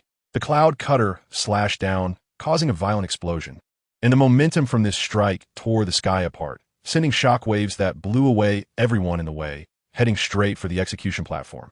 After the smoke cleared, Sengoku used his power to transform into Buddha Sengoku, barely managing to block the attack. His pupils couldn't help but dilate slightly. What was going on? The intelligence clearly stated that Whitebeard's body had deteriorated due to old injuries, and he could no longer support the use of his devil fruit. Why? Why was there still such great power? This was almost comparable to that monster from 20 years ago. At this moment, Carp couldn't help but stand up, thinking, has Whitebeard found a way to recover? Akainu swung away from Leah and charged at Whitebeard with a punch. Their fists collided, and like a withered tree being uprooted, Akainu was sent flying, landing with a crash that created a large crater. Just as he tried to prop himself up, he couldn't help but taste blood in his throat and spat out a mouthful of blood. This scene greatly affected the Navy's morale, with some unable to help but start to retreat. Meanwhile, those watching the live broadcast couldn't help but exclaim, as expected of the world's strongest man. He can knock an admiral of the Navy into this state with a single blow. It seemed he had internal injuries. Seizing the opportunity, Leah knew this principle well, so she directly unleashed her blood net toward Akainu. At the same time, the battle on the battlefield was everywhere. Hancock was still attacking indiscriminately. Be it pirates or Navy, whoever she could petrify, she would petrify. Leah's blood net could absorb people's life force, and the killing intent could make it even stronger, showing remarkable effects on those with heavy killing intent. Akainu, having been injured, was unfortunately ensnared by the blood net, and he began to struggle in pain. Seeing the situation, the Navy's desire to retreat grew even stronger. Just then, Carp jumped off the execution platform and charged at Whitebeard. He could no longer stand by. If the Navy didn't achieve some results, their morale would likely be completely worn down by these vicious pirates. To win without fighting would be the greatest shame since the Navy's establishment. Seeing that Dad had entangled the biggest variable of this war, Navy hero Carp, Marco flew towards the execution platform. The Navy's attacks below had no effect on Marco. At this moment, everyone's gaze was fixed on Marco. Would he succeed this time? However, at that moment, Admiral Sengoku jumped up. After Marco dodged Sengoku's attack, he lifted his foot and delivered a kick to Sengoku, sending him tumbling off the execution platform. The war had reached a fever pitch, especially with Whitebeard and Carp in the middle of the battlefield. Around them, there was almost a vacuum, as no one dared to approach the two in combat. Even a slightly weaker Navy soldier could be torn apart by the aftermath of their battle. "Whitebeard, your body." After throwing another punch, the old man Carp said somewhat solemnly, I have to thank that little girl Leah." Whitebeard had nothing to hide now. After all, he had already made his move. So it's that little girl, truly worthy of being my granddaughter. Always getting me into trouble. Seeing Carp's punches become more vigorous, one couldn't tell if he was truly proud of Leah, or felt bittersweet. Forcing the last line of defense of the execution platform to take action indicated that the balance of victory had shifted towards the pirates. Everyone knew that over 20 years ago, Carp had fought against Pirate King Roger multiple times, becoming famous worldwide. And before Roger became Pirate King, the Golden Lion, who was almost as famous as Roger, caused a ruckus at Marineford over Roger's execution. Carp and Sengoku teamed up to confront him, and in the end, it was Carp who defeated the Golden Lion and sent him to impel down. But seeing that Whitebeard could trade blows with Carp, the pirates became even more motivated. Everyone was giving their all. They could not be intimidated by Carp's reputation. Their dad was the world's strongest man, and all of this gave Luffy the opportunity. He took the keys and jumped onto the execution platform. Akainu wanted to rush to the execution platform, but the problem was that he was now trapped by Leah. Moreover, the blood net wrapped around him was tightening, and he could feel his strength gradually fading. Seizing the moment while everyone was entangled, he opened Ace's sea-stone handcuffs. Ace was released. The scorching flames engulfed the entire execution platform. Ace was free. Subsequently, white flames erupted from his fingertips. Leah's eyes lit up at this scene. Ace learned? With a wave of his hand, Ace knocked away a Navy soldier attempting to ambush Luffy, and the white flames burned a path for everyone to retreat. This flame wasn't very hot, making it easy for people to let their guard down. However, once it stuck, it would burn until there was nothing left. Seeing some people get caught in this unquenchable flame and turn to ash, scattering with the wind, everyone instinctively moved away from Ace. Luffy and Ace stood back to back, facing the surrounding enemies together, while also looking for a chance to retreat. Whitebeard and Carp were still fighting. Seeing Ace saved, Whitebeard's eyes gleamed with a smile. As long as Ace was saved, he had already achieved more than half of his goal today. But continuing to fight Carp, it was really hard to say who would win. So what he needed to do now was create an opportunity for his children to retreat. Little Marco had entangled Akiji again, and Akiji glanced at Akainu, who was trapped in the blood net, a hint of worry flashing in his eyes. Just then, the sky began to darken. A lightning bolt, as thick as a barrel, struck down towards Leah. Leah looked at the sky. Her expression changed, and she hurriedly dodged. While Akainu took the hit for her, the blood net was split by the lightning, and Akainu was freed, but at that moment his hat fell to the ground, emitting black smoke, and his hair stood on end from the lightning. However, currently, Admiral Akainu looked quite furious. TSK. Damn, this lightning is starting to chase Leah, one bolt after another, and a large hole appeared in the sky, as if the heavens were preparing a grand move. Akainu's primary target was still Ace, although he was quite furious with Leah and wanted to pierce her chest with his magma fist. He still chased after Ace and the others. Whitebeard ordered all pirates to retreat as he stayed behind for all his children. Everyone had to return alive and safely to the new world. As he fought, Whitebeard said, "With all my strength, I will show the Navy what true terror is." He swung hard, sending Carp flying far away, and then began to gather his strength. Whitebeard concentrated all his power into his arms, ready to demonstrate real horror to the Navy. He unleashed a punch, causing the air to explode continuously. Marineford shook, and dust filled the air. Whitebeard stood among the ruins of the Navy headquarters, not looking back. His back seemed to tell his children about the legends of his life. Do not look back. This is the change of an era. The new world can no longer carry Whitebeard's ship. Whitebeard believed he had become a remnant of the old era, and the new world should be explored by his sons. He thought his life should end here, but that little girl changed everything. Thinking of this, Whitebeard glanced distractedly at Leah, and, well, that little girl seemed to be having bad luck. Why was she being targeted alone? To be honest, Leah wasn't afraid of being struck by lightning. After all, it wouldn't kill her. She would just end up with a facial paralysis for a few days, which was quite embarrassing. On the battlefield, the pirates were retreating. They couldn't waste the opportunity that their father had created for them. In the end, Ace, Sabo, and Luffy stood together. They worked together to retreat, and this formation was nearly impossible to stop. They teamed up against Akiji. Then, Ace and Sabo exchanged a knowing glance and tossed Luffy to Ivankov, who was making his way over. The two of them punched together. Fire Fist, Dragon Claw Fist. The two unleashed this combined attack, intertwining white and red flames. It formed a massive pillar of fire that rushed towards Akiji. This combined strike successfully pushed Akiji back, and they exchanged another glance, tacitly escaping together. Leah also ordered her subordinates to leave. She looked at the enormous black hole appearing in the sky, her expression filled with worry. However, she soon felt relieved. Marshal Sengoku stood not far away, watching his subordinates report the intelligence about Mariehua. Cold sweat breaking out on his forehead as he clenched his fists. Mariehua was under attack. Slaves were freed, and numerous celestial dragons were captured. The key point was that the Revolutionary Army completed these actions and escaped from Mariehua with the captives and slaves, leaving no opportunity for pursuit. Moreover, the Navy's main forces had almost all been dispatched to Marineford to participate in the war. Even if they learned about it now, they simply couldn't spare manpower to deal with the situation there. Furthermore, the death toll of the celestial dragons was horrifying, with many being killed by the slaves who revolted and attacked. Capturing celestial dragons was for negotiation. Under pressure from the Gorosei, the Navy would inevitably agree to many unreasonable terms. Thinking of this, Sengoku's head throbbed even more. Those trash celestial dragons might as well all be wiped out, but they did ensure the Navy's funding. Without funding, the Navy could not sustain itself. Looking down at Carp, who was fighting more and more fiercely, with each clash causing the ground to crack, Sengoku realized that if this continued, Marineford would sink. Sengoku didn't hesitate for long, as one of the Gorosei, the bald Gorosei, had already called. He instructed Sengoku to send troops to pursue the revolutionary army with the strongest forces. After Carp and Whitebeard exchanged blows, Sengoku called Carp back. Reluctantly, Sengoku instructed Carp to take troops to Mariehua to investigate the situation. There was no choice. Now both Akiji and Akainu were not lightly injured, and Kizaru was still dealing with Blackbeard and Impel Down. Meanwhile, Sengoku had to stay in Marineford to handle the aftermath of the war. Carp instinctively wanted to refuse, but seeing Sengoku's more dejected expression than ever before, he silently nodded.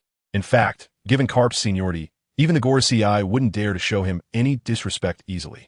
But facing the disgusting faces of the celestial dragons made him feel nauseated. Moreover, he also planned to resign from the position of admiral. He had to take responsibility for this war. At this moment, Ace and Sabo also retreated to Whitebeard's side. White flames erupted, surrounding the three of them. Ace looked at Whitebeard and suddenly knelt down before him. A man doesn't need many words. Hot tears flowed from the corners of his eyes, filled with gratitude towards Whitebeard. Ace, let me ask you a question, Whitebeard said. Am I a qualified father? Ace shouted, of course. Father and brothers made up for what he had been missing all along, and for that he felt immense gratitude. Whitebeard smiled with satisfaction. Then his expression turned serious as he said, Ace, let that little girl Leah go first. I'll hold them off for you. In fact, after Carp left, there was no one left who could stop Whitebeard. Sengoku knew this, so the Navy focused more on clearing out the retreating pirates. However, Whitebeard stood there, and no one could cross him to harm his children. Some Navy soldiers even felt their legs weaken at the sight of him. The defeat was evident, but as the Admiral of the Navy, he needed to uphold the justice of the Navy. At this moment, Akainu also stood up, seemingly having recovered a lot, aiming at Whitebeard, and they charged at each other. Even though they usually disagreed politically and belonged to different factions at this moment, they had to cooperate against the enemy out of necessity for the justice behind them. What was even more surprising was that just as Akainu's magma fist and Sengoku's transformation into a golden Buddha collided with Whitebeard's slash, the 6-meter-tall Whitebeard suddenly vanished. Then, Whitebeard and the crew of the Whitebeard pirates appeared on the Sea Kings controlled by Leah. It was almost like teleportation. Blood trickled from Leah's mouth, given the circumstances. Why fight anymore? She wiped the blood away. The price of using her powers was one she could afford. Ace was saved, so they needed to escape quickly. Staying here would surely get them caught up in it. Sengoku immediately sensed something was wrong and looked up at the sky. The black hole in the sky grew larger and larger. Sengoku had noticed this black hole before, but he initially thought it was caused by the clash of Conqueror's Haki between Whitebeard and Carp. But now it seemed otherwise. Lightning clashed violently between the clouds, and the airflow in the center of the black hole began to rotate. This created a cyclone that picked up the shattered bricks on the ground. First, it was bricks, then the small boats docked on the sea were also swept away. Continuous screams echoed, as some people were already lifted into the sky. It was devouring. This time, there was no need for Sengoku to issue orders, as many Navy soldiers fled. In the face of natural disasters, everyone was equal. It is clearly unrealistic to expend energy chasing the Whitebeard pirates now. There is no denying that there are indeed those in the Navy who sacrifice themselves for their noble beliefs, but now they have no choice but to retreat. They would rather die under the butcher's knife than succumb to this inexplicable natural disaster. Ace, Sabo, and Luffy, the three brothers, are searching everywhere for their sister's figure. However, after asking around, everyone says they haven't seen her. It's somewhat strange, as they are clearly still running, and they reach this place in almost an instant. Ace almost fell into the sea because he couldn't stop in time. Fortunately, Sabo beside him caught him, and then the two brothers pulled Luffy, who was still charging forward in a daze, back. The sharp-eyed Marco pointed to the center of the black hole. There stood a blurry figure. Ace quickly focused on that direction, confirming that it was indeed his sister. He immediately wanted to rush forward. However, the arm guard on his left hand began to heat up slightly, and then red bloodlines spread out, weaving into a huge blood net that enveloped the entire Sea King. Many people tried to break free, but they were all trapped inside. At the same time, this blood net also blocked the massive waves crashing toward them. The vortex at the center of the black hole was growing larger, with the possibility of swallowing the entire Marineford building. Thunder roared within the clouds, striking down toward Leah, who stood in the center of the black hole. But Leah dodged all of them. How is she managing to stay steady in such a place? Marco said in astonishment. It seemed that the little girl still held many secrets within her heart, Whitebeard thought. Ace struck the blood net with his hand, but it was of no use. Even when he burned it with white flames, it was completely ineffective. Sabo and Luffy also tried their best to break open the blood net. How could they allow their sister to face such a situation alone? Dad also tried using the Tremor fruit, but it had no effect at all. Could her strength have reached such a level? If so, she wouldn't need to prepare so many schemes. It seemed unlikely. At that moment, Leah's voice rang out in the wind, heard only by Sabo, Ace, and Luffy. This is a battle I chose for myself. I will be fine, so don't worry about me. Today, the old consciousness of the heavenly way was desperately trying to drive her away. But what was the point of driving her away now? Everything had already changed, and this world would head in a different direction. The little light group, nurtured by Leah in the Eve tree, could continue to grow until it devoured the old world consciousness. So, it knew that its time was up, and was making a final struggle. The direction of the world is not something Leah alone can decide. It is a collective choice of all people in this world. Even the world consciousness, which can influence this world to a certain extent, cannot determine the direction of the world. When a majority of conscious beings in this world have a common aspiration and choice, a new world consciousness will be born. Leah merely materialized it. This also does not mean that Leah cannot harm the world consciousness. Initially ignoring its targeting was out of respect. However, the increasingly aggressive targeting annoyed Leah, coupled with the fact that she had spent years expanding her business empire, encountering too many human tragedies. In fact, those who truly possess divinity tend to have more sympathy and compassion for such matters. Jean and Leah were both ancient gods at the beginning of creation in the second world, born from the emergence of a world. However, Leah ruled over death. Initially, she was a being of slaughter, her humanity and her divinity as a god of death intertwined in her mind, and she couldn't fully control her actions at that time. Later, as the world began to perish, Jean died in battles against outsiders and the divine race. But before he died, he passed his divinity to Leah. Because of Jean, Leah gained the ability to think independently and the right to decide her own actions. Compassion and sympathy were the gifts Jean left for Leah. He knew that in the end, everyone would turn to dust in the universe with the world's demise. Yet, he still hoped Leah could control her actions in her final moments. Thus, she did not intend to avoid this so-called world consciousness any longer. Over countless years, she ultimately overcame the inherent flaws of humanity. Perhaps she still loved wealth, was selfish and stingy, but she could also show a sincere smile for all the suffering people and choose to sacrifice something, whether as grand as her life or as small as her personal fate. This was something naturally inherited in her spiritual bloodline. Therefore, this was her chosen struggle, a revolution of self. No matter what happens afterwards or what she has to pay, she will not regret it.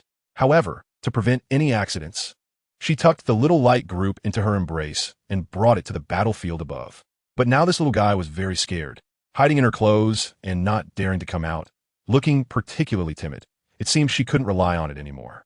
Then Leah began to gather her energy, and countless blood-red light points emanated from her body, quickly filling the air with these blood-colored light points.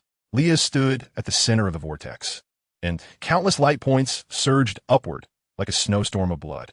Soon, the blood-red light points exploded rapidly at the center of the vortex, and the clouds began to churn more violently. Accompanied by a massive sonic boom, a gigantic purple lightning bolt struck down toward Leah from above. This time, she had no intention of dodging. The thunder coursed through her body, and crackling electricity sounded in her ears. Blood trickled slowly from the corner of her mouth, and Leah smirked slightly before swinging her blood-red scythe, the resulting slash seeming to split the heavens. The black hole appeared to become unstable, its opening shrinking significantly. Just then, a dragon-headed sailing ship appeared in the distance. It was the Red Force. Leah glanced over and saw Shanks anxiously looking this way from the bow of the ship. TCH. No matter how many calculations she made, she never expected them to show up. She originally thought she could explain the top war without Shanks being present. And indeed, that was the case. It was over, but wasn't there an unexpected situation?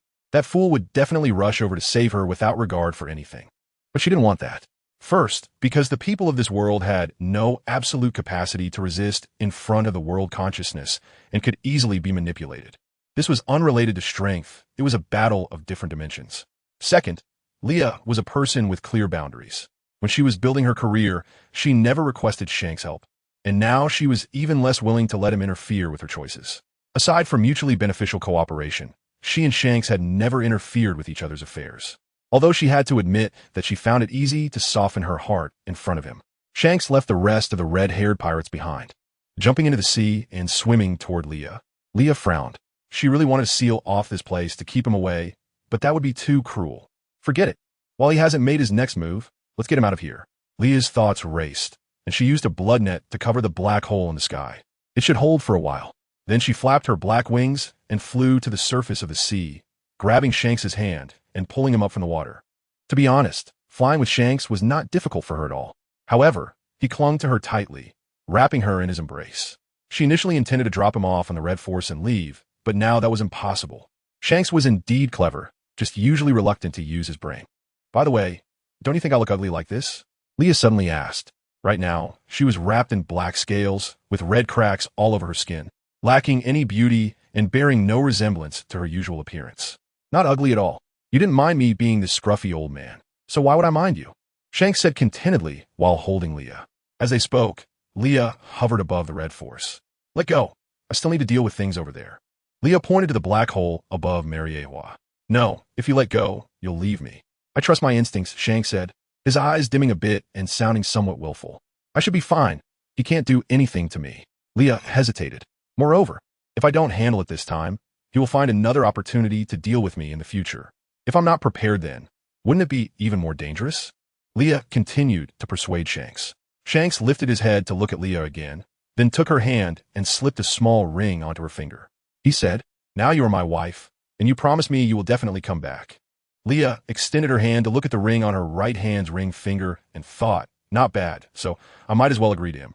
All right, I promise you, I will come back and marry you. Leah said with a smile. To be honest, proposing in such a situation was somewhat inappropriate. Shanks had imagined countless scenarios of proposing to Leah before, but now he felt he had to put this ring on her finger. He could hold countless fancy proposal ceremonies later. Right now, he urgently needed a sense of belonging. Leah was always like a gust of wind. No one could guess what she was really thinking, but as long as she made a promise, she would definitely fulfill it. He wanted a sense of belonging. They belonged to each other. Shanks jumped back onto the Red Force, watching Leah slowly fly away until she gradually became indistinct. Jesus Burgess reached out to embrace his captain and teased, Boss, I've noticed that you have that little wife vibe when you meet Miss Leah. Lockie was munching on a drumstick, nodding in agreement. Beckman looked at the black hole in the distance, lost in thought. Shanks scratched his head, proudly saying, How did you all know I proposed? And that it was successful? Bing Shan punched Shanks in the chest, slightly annoyed, and said, Nobody asked you that. How do you know that when Lily-chan agreed to me today? Her tone was very gentle. Shanks continued to dig his own grave.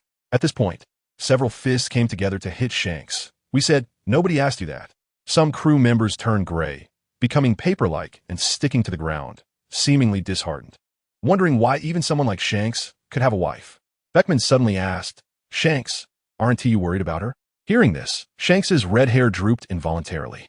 Worried, yes, but there's nothing I can do. I can't force her to leave. I respect every independent soul. I respect her choices. Her every action tells me that if I force her to do something she doesn't want to do, she will definitely choose to leave me.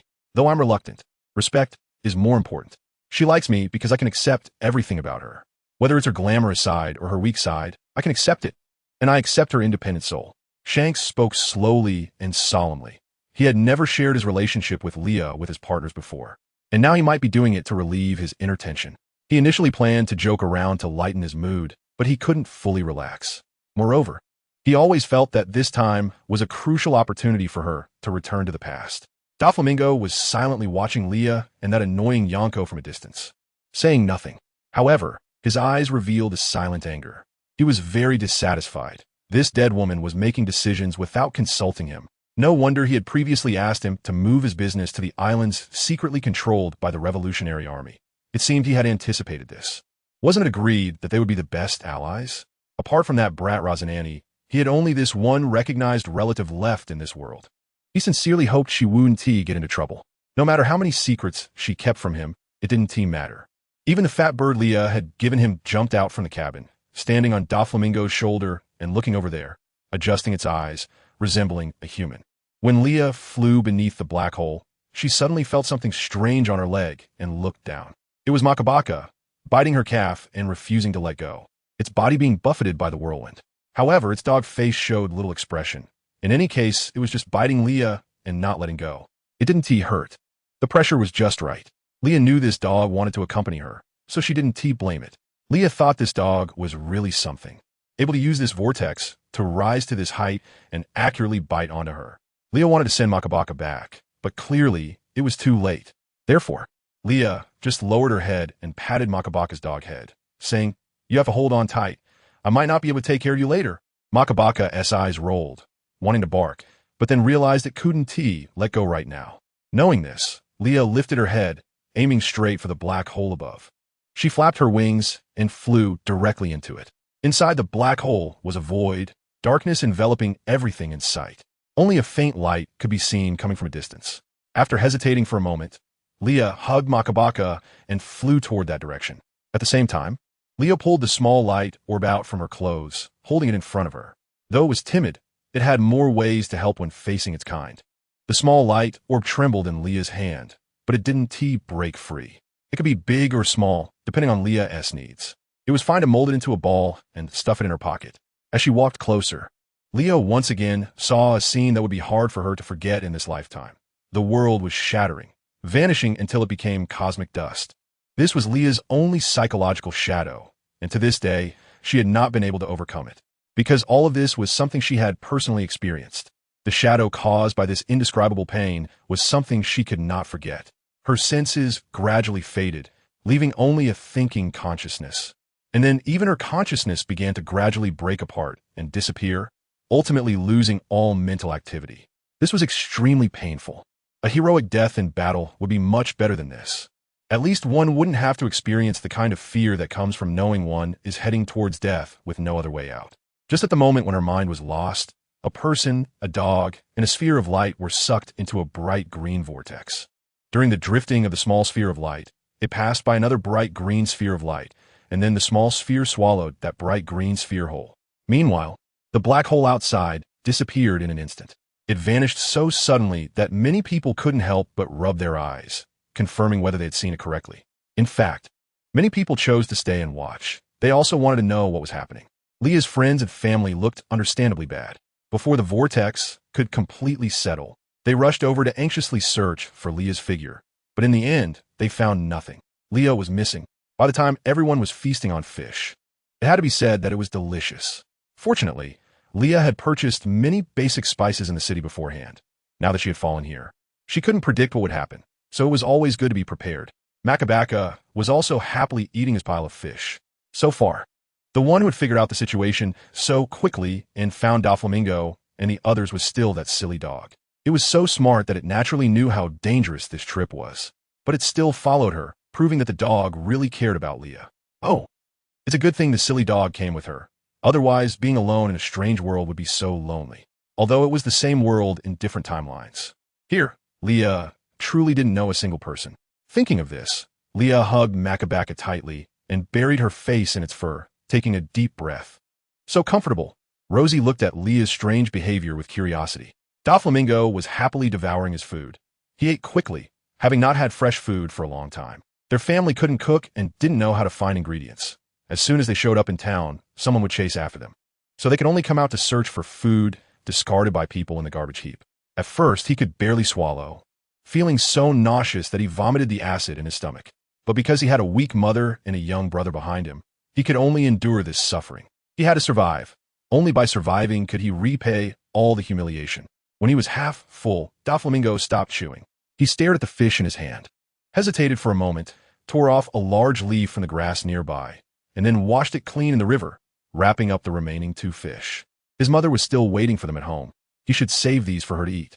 But Doflamingo's eyes just now clearly showed that he wanted to continue eating. However, he held back, as his first concern was still his mother. Rosie saw his brother's actions and imitated him, wrapping up a fish to take to their father.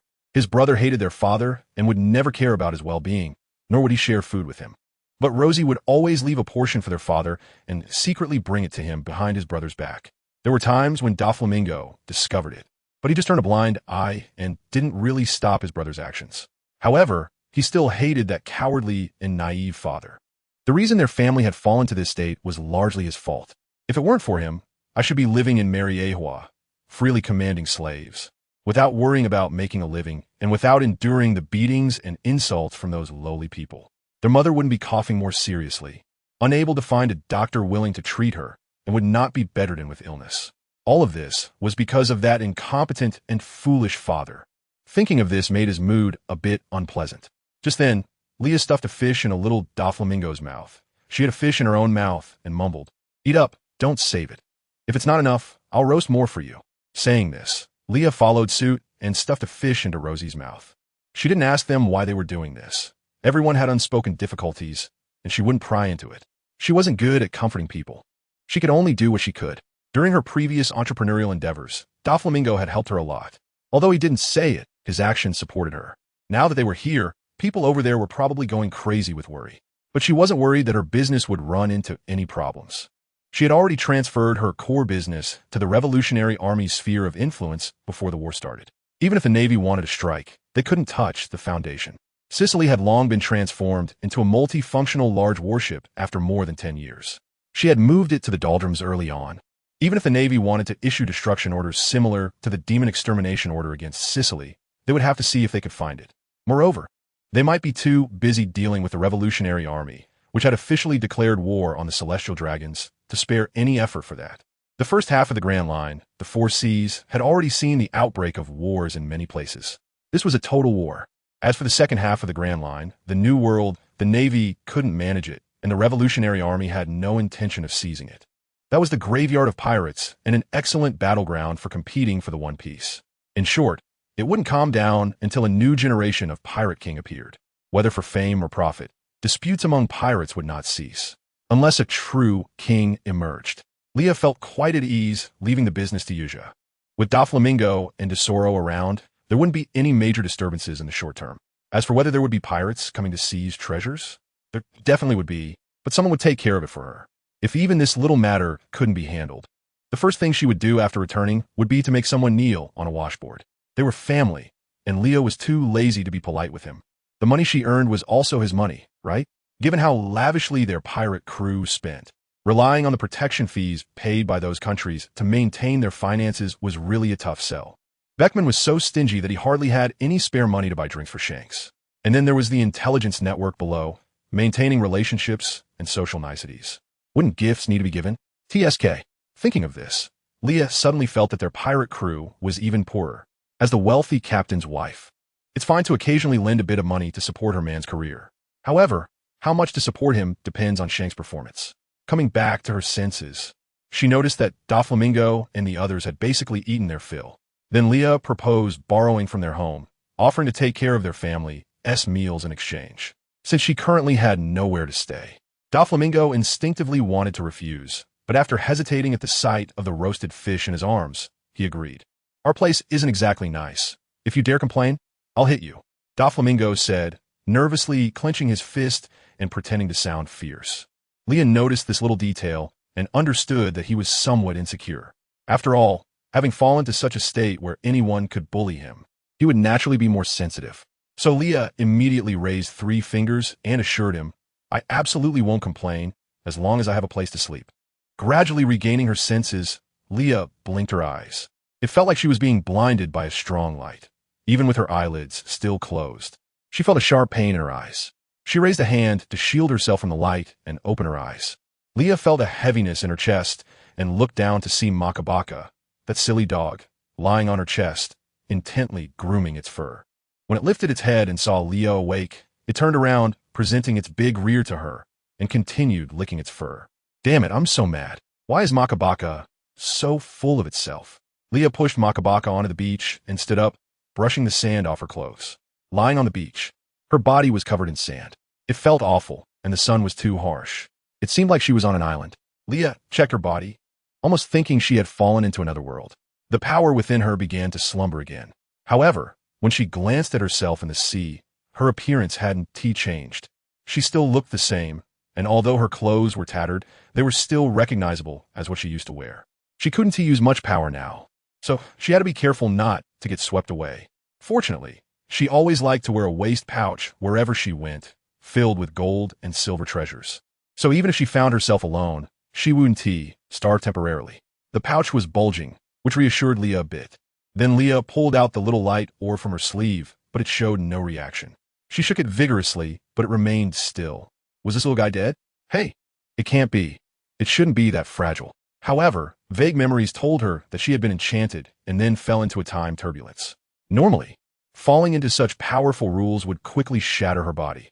In the chaos of time, only consciousness could exist. The fact that she could still maintain her current state must be due to the little light orb doing something, but had also resulted in it becoming half dead. Thinking of this, Leah squished the little orb into a small ball and stuffed it into her clothes, planning to find a place to settle down first before investigating the situation here.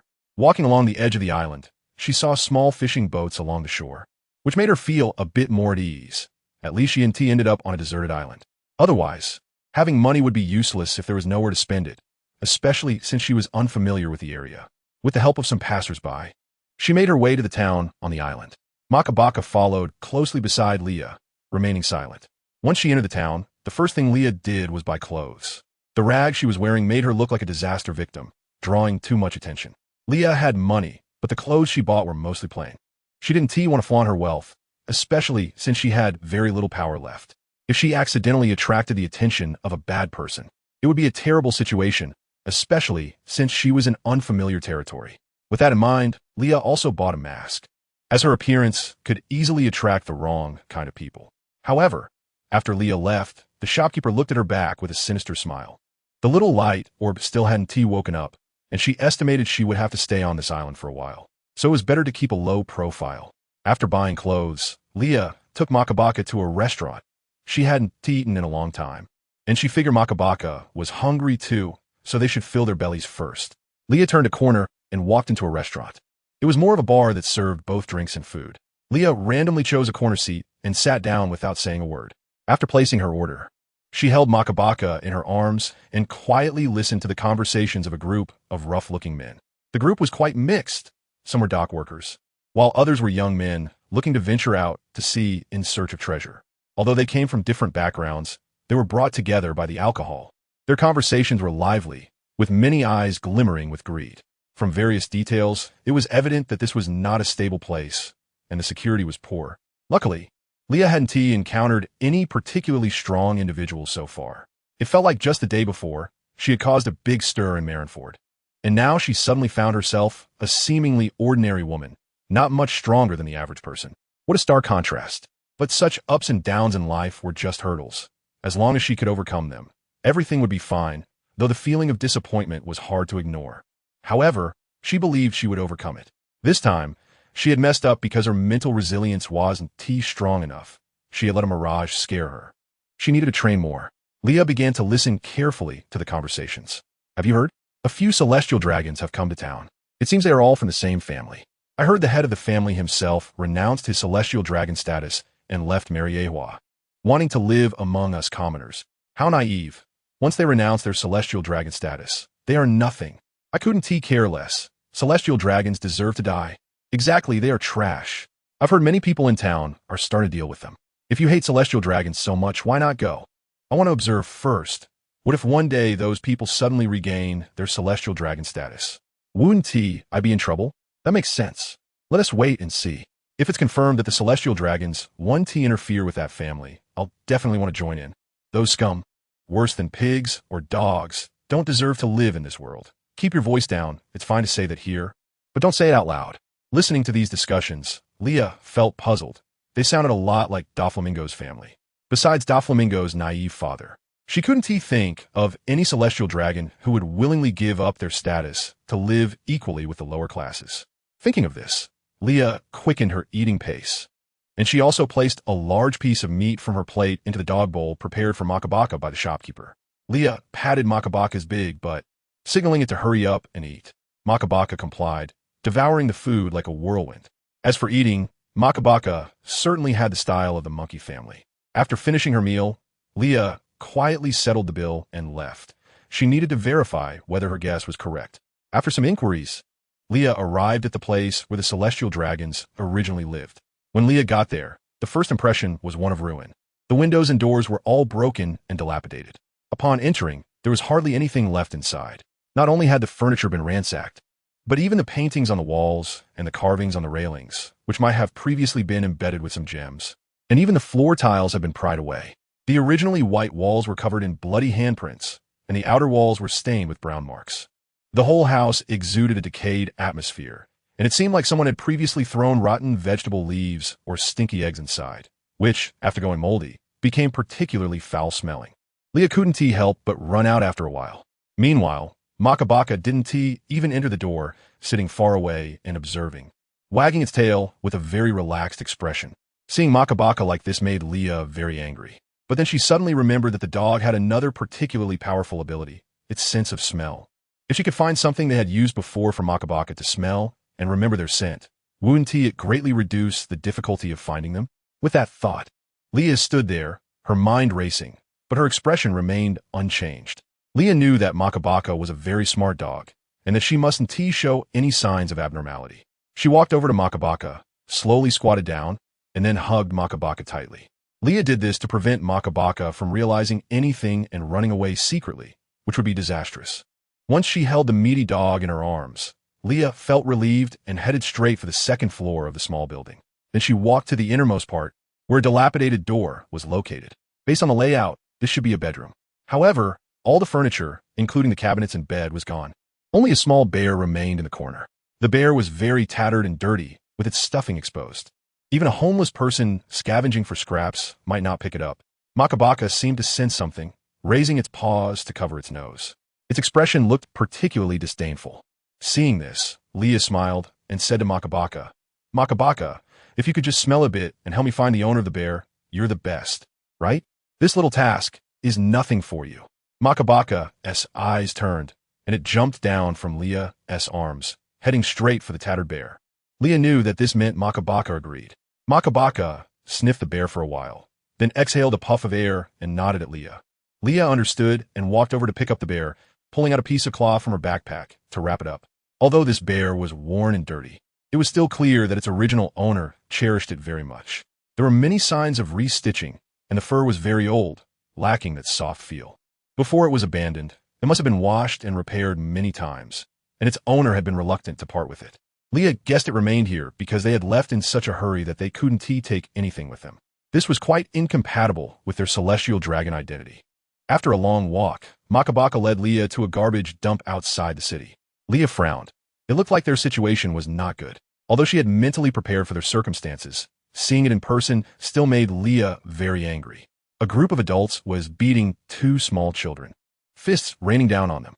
The child with a shaved head was shielding the long-haired child, causing most blows to land on the bigger child. The long-haired child was curled up under the shaved head child, crying loudly.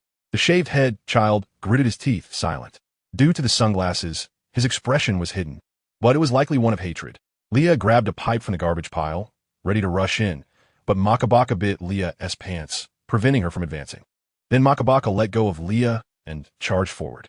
Its body gradually grew larger, becoming as big as a small villa, and it barreled towards the group like a truck. Before Makabaka could reach them, those people scattered in fear, fleeing with sticks in hand.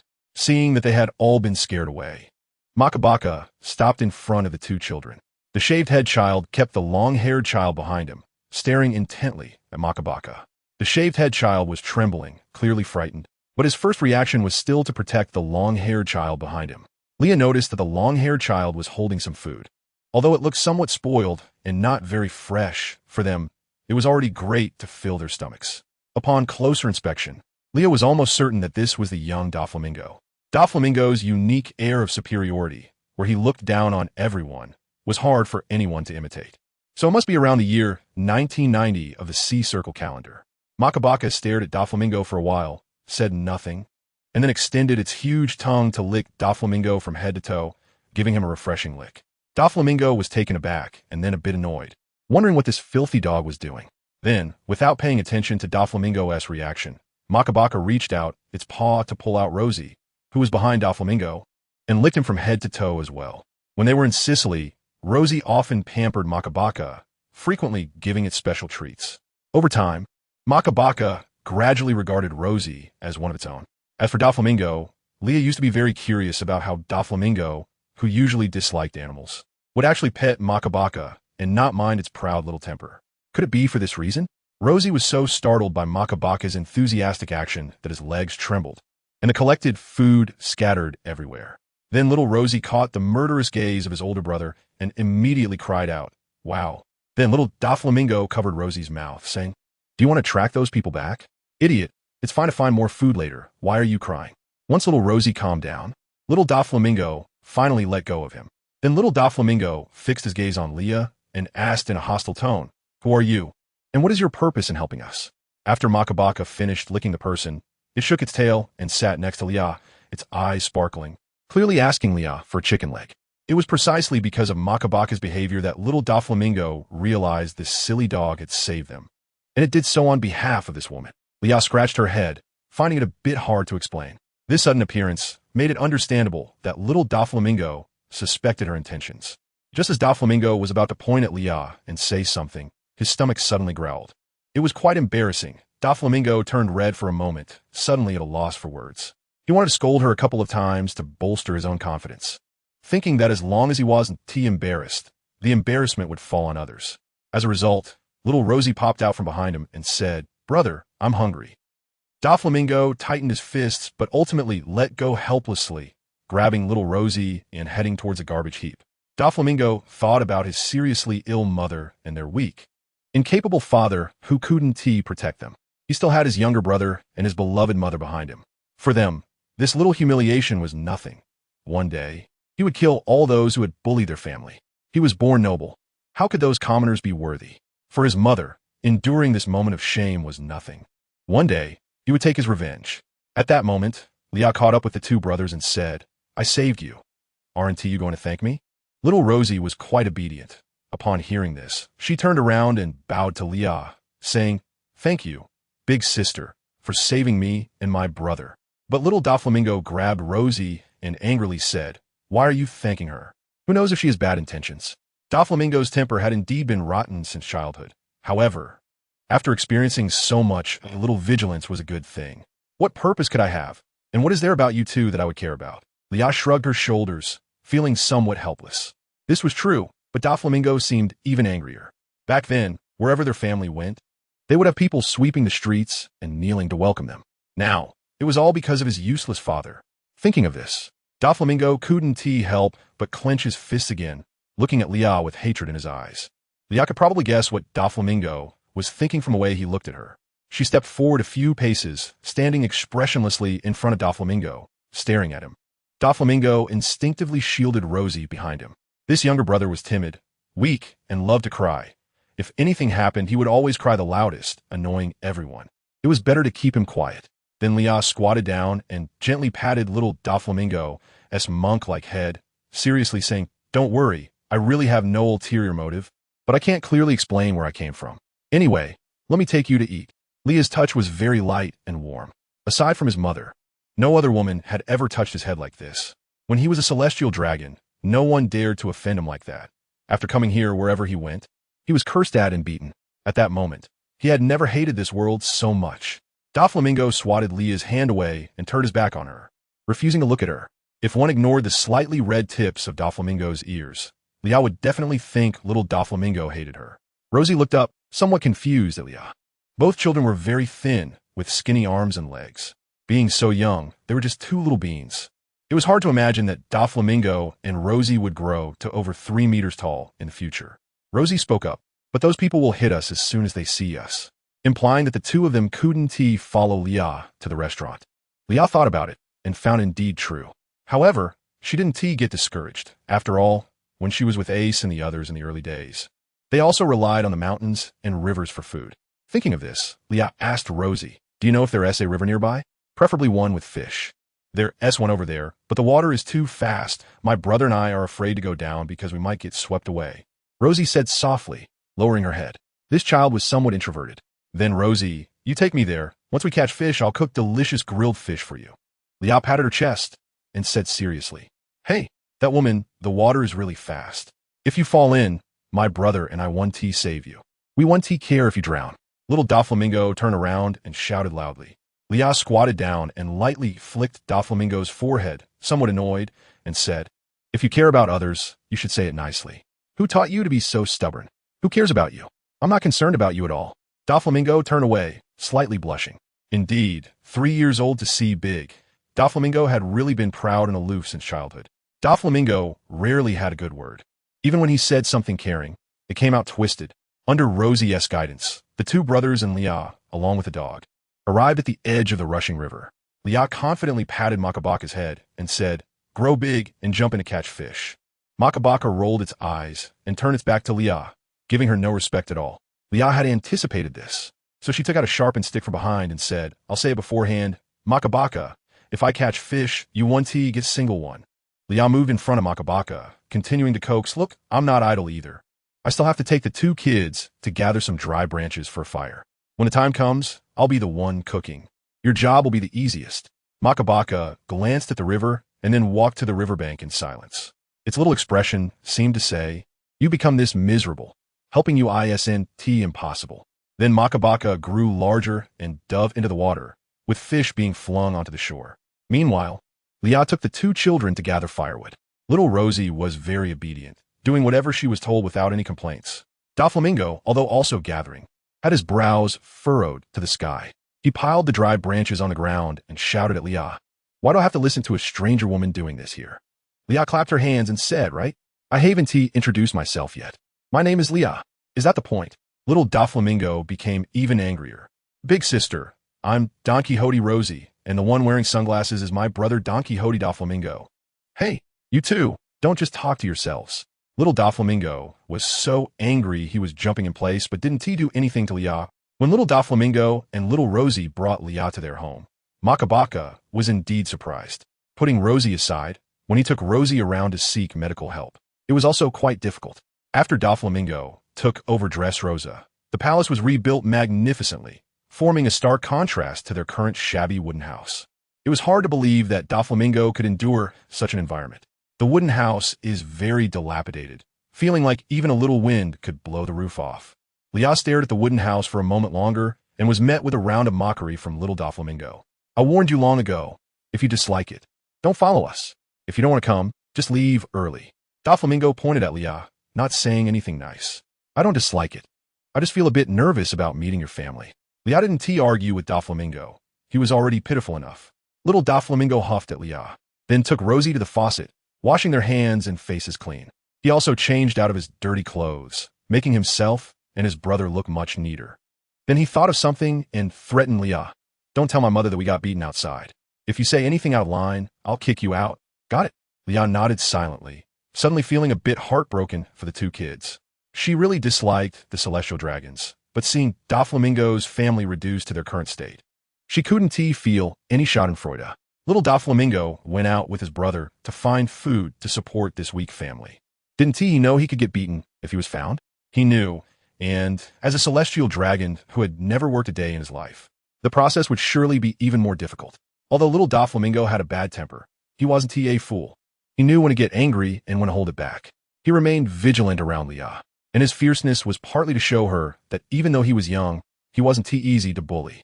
He was using a tough attitude to protect himself and his brother. The situation they were in couldn't be said to be entirely Doflamingo's family's fault. But the root cause wasn't them. It was this rotten world. Growing up in Mariehua, influenced by other celestial dragons, Doflamingo's temperament must have similarities with them. Fortunately, he had a pair of gentle parents who were always trying to correct Doflamingo's somewhat distorted perceptions. However, it seemed that their efforts had not been very effective. Not everyone can remain kind when faced with great changes. After the two kids got ready, they brought Lia inside. Observant Lia noticed that Doflamingo had hidden all his injuries, showing no signs of them, it seemed.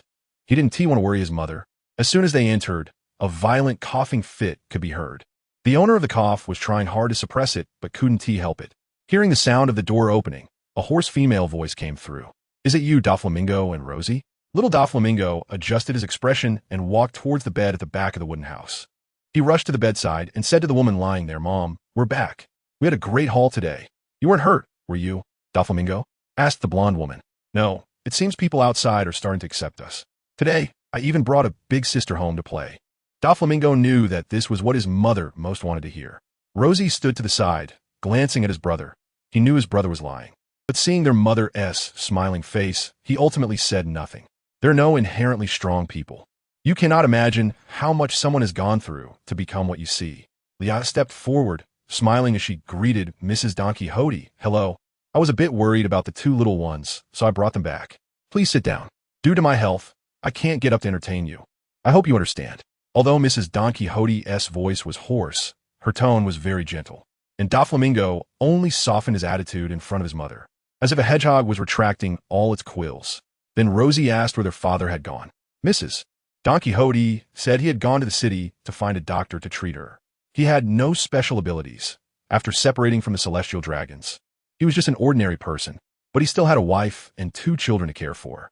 Even knowing he would face insults, curses, and perhaps even beatings, he couldn't just stand by and watch his wife's health decline day by day. Upon hearing this, Doflamingo's expression instantly turned tense as he asked, Mom, has your illness gotten worse? Not really. I think it's okay. It's just that your father is too worried about me. Mrs. Don Quixote spoke weakly, her words intermittent, coughing after every few words. Seeing this, Doflamingo became even more anxious. He straightened up and said, Mom, you can't go on like this. I will find a doctor for you. Saying this, Doflamingo jumped off the bed, intending to go outside. Mrs. Don Quixote wanted to stop him, but before she could speak, Leah interrupted. Doflamingo glared at Leah, harboring some resentment and starting to think that Leah had come to their home to harm them. Let us see what attitude those people in the city have towards your father when he returns. Leah paused here, then leaned close to Doflamingo's ear and whispered, If it doesn't work out, I'll accompany you to the city tonight to kidnap a doctor for your mother. We can't keep dragging this out. Mentioning this method, Doflamingo quieted down and sat back down. Then he took out the roasted fish he had brought back from the table, carefully picking out the fish bones. He then used a tool to break the fish meat into small pieces, took out dusty bowls and chopsticks from a cabinet, washed them, and began to feed his mother bit by bit. Doflamingo had learned a lot during these days of evasion. However, unfortunately, his mother's body was too weak. She started to vomit after eating very little, looking truly uncomfortable. Rosie frowned at his mother, feeling like crying. But remembering his brother's warning not to cry in front of their mother, he held back his tears and picked up a broom to clean the floor. Leah thought for a moment and asked, Is there any rice at home? It would be better for the patient to eat something lighter. In the evening, little Doflamingo led the way while Makabaka and Leah followed behind, planning to kidnap a doctor. Originally, they wanted to take little Rosie along to toughen him up, as he had indeed become a bit timid. However, considering that little Rosie was the type to trip while walking, which could very likely mess things up, Leah decided to leave him at home. Doflamingo's father also returned, and Leah greeted him. But Doflamingo ignored him, pulling Leah along and telling her not to pay attention to his father. To be honest, Mr. Don Quixote looked quite disheveled and had sustained quite a few injuries. However, Leah didn't feel much sympathy for him. She could only say that kindness is a good virtue, but it needs to be rational. Little Rosie, afraid of being scolded by his brother, waited until Leah and Doflamingo left the house before handing the roasted fish he had saved to his father. While the porridge was fed to Mrs. Don Quixote by Leah, it seemed that Mrs. Don Quixote's complexion improved a lot, and then Leah helped Mrs. Don Quixote to lie down. After that, she took Doflamingo out the door. While walking on the road, Leah asked Doflamingo, Do you have a specific doctor in mind that you want to find? Of course, I want to find the best doctor. Dover said matter-of-factly. It seems you already have someone in mind, Leah said. Well, I plan to go to the clinic in the most prime location in town, kidnap the attending physician there. I've had my eye on it for many days. There are descriptions of herbs like hypnotic powders in the books I've read before. I've been preparing for this, originally planning to partner with my useless father to bring the person back. But he is too conservative and talked it over with my mother, who also disagreed. So I can't do this alone. Dover then clenched his small fists and said with some resentment, A child's strength is really too weak. Even if I can make someone faint, I can't take them back. Why choose the clinic in the prime location? Leah asked deliberately. She knew Dover was certainly not mediocre and was curious about his true thoughts. Wealth tends to accumulate around capable people. He can network well and run a clinic in a prime location, which shows he has some real skills. Moreover, the richer people are, the more they fear death, making them easier to control. As long as I grasp their lifeline, they will naturally help my mother, Dover said. He then glanced at Leah with an ambiguous expression and continued. The hardest to deal with are those who have firm principles and beliefs. Wealth cannot shake their resolve. To uphold their principles, they might even sacrifice their lives. Encountering such people would make my efforts futile. Unless I kidnap their loved ones and threaten them, it would take more effort. Besides, With just me as a kid and you as a useless adult, we can't handle so many things. Dover pointed at Makabaka and said, that dog won't help either. Dover is only 8 or 9 years old now, yet he has such a mind. He is good material for the underworld. You mean there's actually a more suitable candidate, but for some reason, you can't do anything about him, so you settled for another doctor? Leah's mind turned quickly, immediately realizing the hidden meaning in Dover's words. Looking at your appearance, I originally thought you were an idiot. It turns out you're not that stupid. Little Dover chuckled teasingly. This annoying look overlapped with that of the irritating flamingo years later. Leah gritted her teeth in anger. But considering Dover was still a child and she was a 27-year-old adult, she didn't stoop to arguing with a little brat. There's indeed a doctor living at the dump who treats the poor for free and is very skilled, especially at difficult cases. But the old man is stubborn to death, and he hates the nobles who oppress the poor the most. Let alone our family is among the noblest of nobles, the celestial dragons. Dover couldn't hide his pride when he said this. Leah stepped forward and knocked Dover's monk's head, saying, you're getting proud. What good is being a celestial dragon? Think about why your family is hunted wherever they go. It's clear how much people despise celestial dragons. Right now, these people are being suppressed by the Navy and don't dare to resist. Their hearts are dead. But if one day their hearts come alive, what will be the fate of the celestial dragons? Then I really hope that day comes. If I can't have something, I won't let others have it either.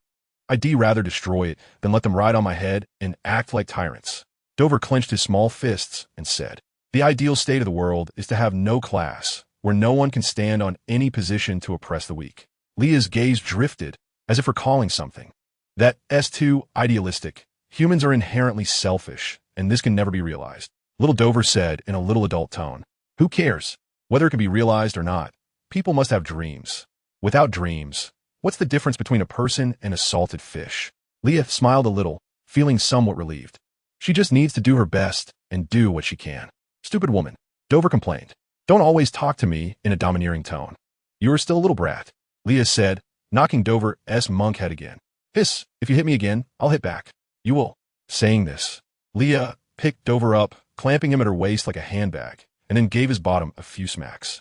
Perhaps the most embarrassing thing in Dover's life was experiencing this with Leah. The imagery was simply too wonderful. You idiot woman, Dover shouted at Leah, blushing and furious. Leah ignored him and led him to the edge of the city. Upon seeing the city wall, Dover finally unwillingly shut his mouth. Things went smoothly. Leah and Dover kidnapped the person out of the city. Then Makabaka grew larger and carried the person out of the city. After tossing him into a small grove, they stuffed him into a sack with only his head sticking out, then started beating him. No slapping, regardless of his threats or flattery. They just kept hitting him until he had no temper left, making him obedient to Leah and the others. Finally, Leah took a small pill from her waist and stuffed it into the doctor's mouth. She warned him that if he didn't obey, he would die from poisoning. Then, visibly, he became obedient.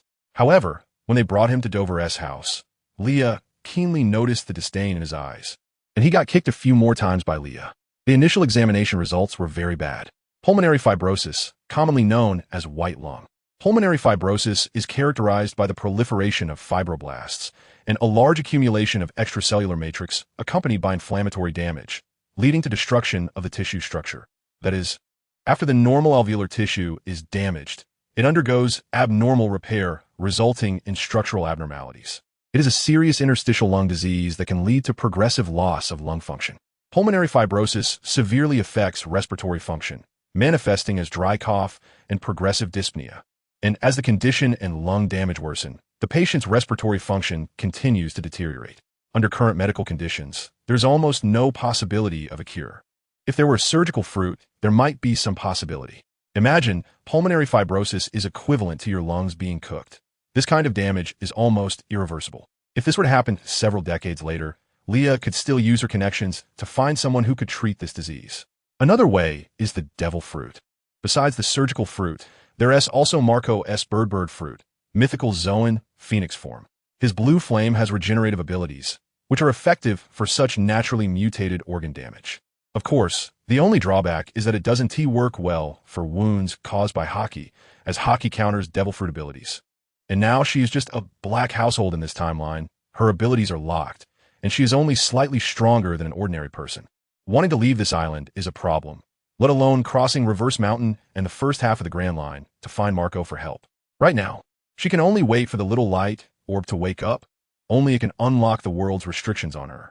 Moreover, Marco now completely does not know Leah, and she has no connection with the Whitebeard pirates. Why would they help her? Looking at the painful and restrained expression on little Doflamingo's face, Leah felt a bit reluctant. But sometimes reality is just that cruel. What is meant to come cannot be avoided. Little Rosanani was already sobbing, but because his mother was still inside, he was holding back his tears. The three men of the Don Quixote family simultaneously chose not to tell Lady Don Quixote the actual condition of her illness, just in case a miracle might happen. Leah held the two children in her arms and let them cry it out. As for the doctor, Leah did not let him go back. This person was able to thrive in the town. Once released, if he finds out he was not poisoned, he would surely find a way to take revenge. By then, not only the Doflamingo family, but even Leah would be in danger. Leah could not leave such a hidden danger behind. She directly killed him and dumped his body in the forest for the beasts to eat, leaving no trace at all. Leah was not a bloodthirsty person, but she was definitely not soft-hearted. Leah booked a hotel in the city. She basically returned to the city at night and did not choose to stay long-term at the Doflamingo house, as that would be too shameless.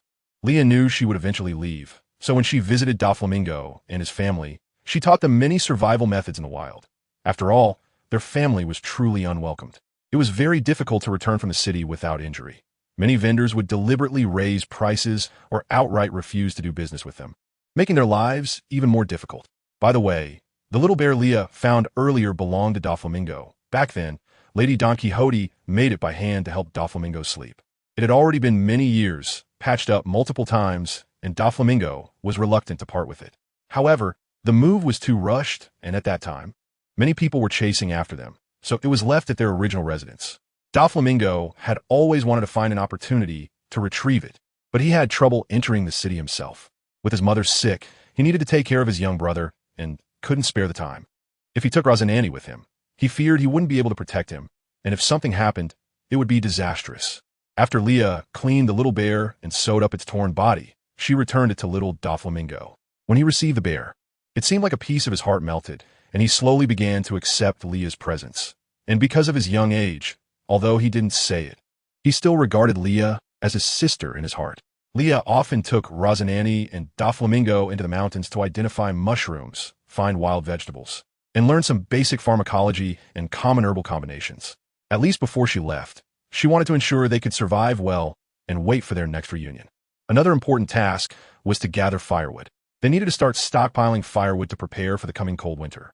Leah took the two children to swing axes, chopping down large trees and splitting them into smaller pieces to take back.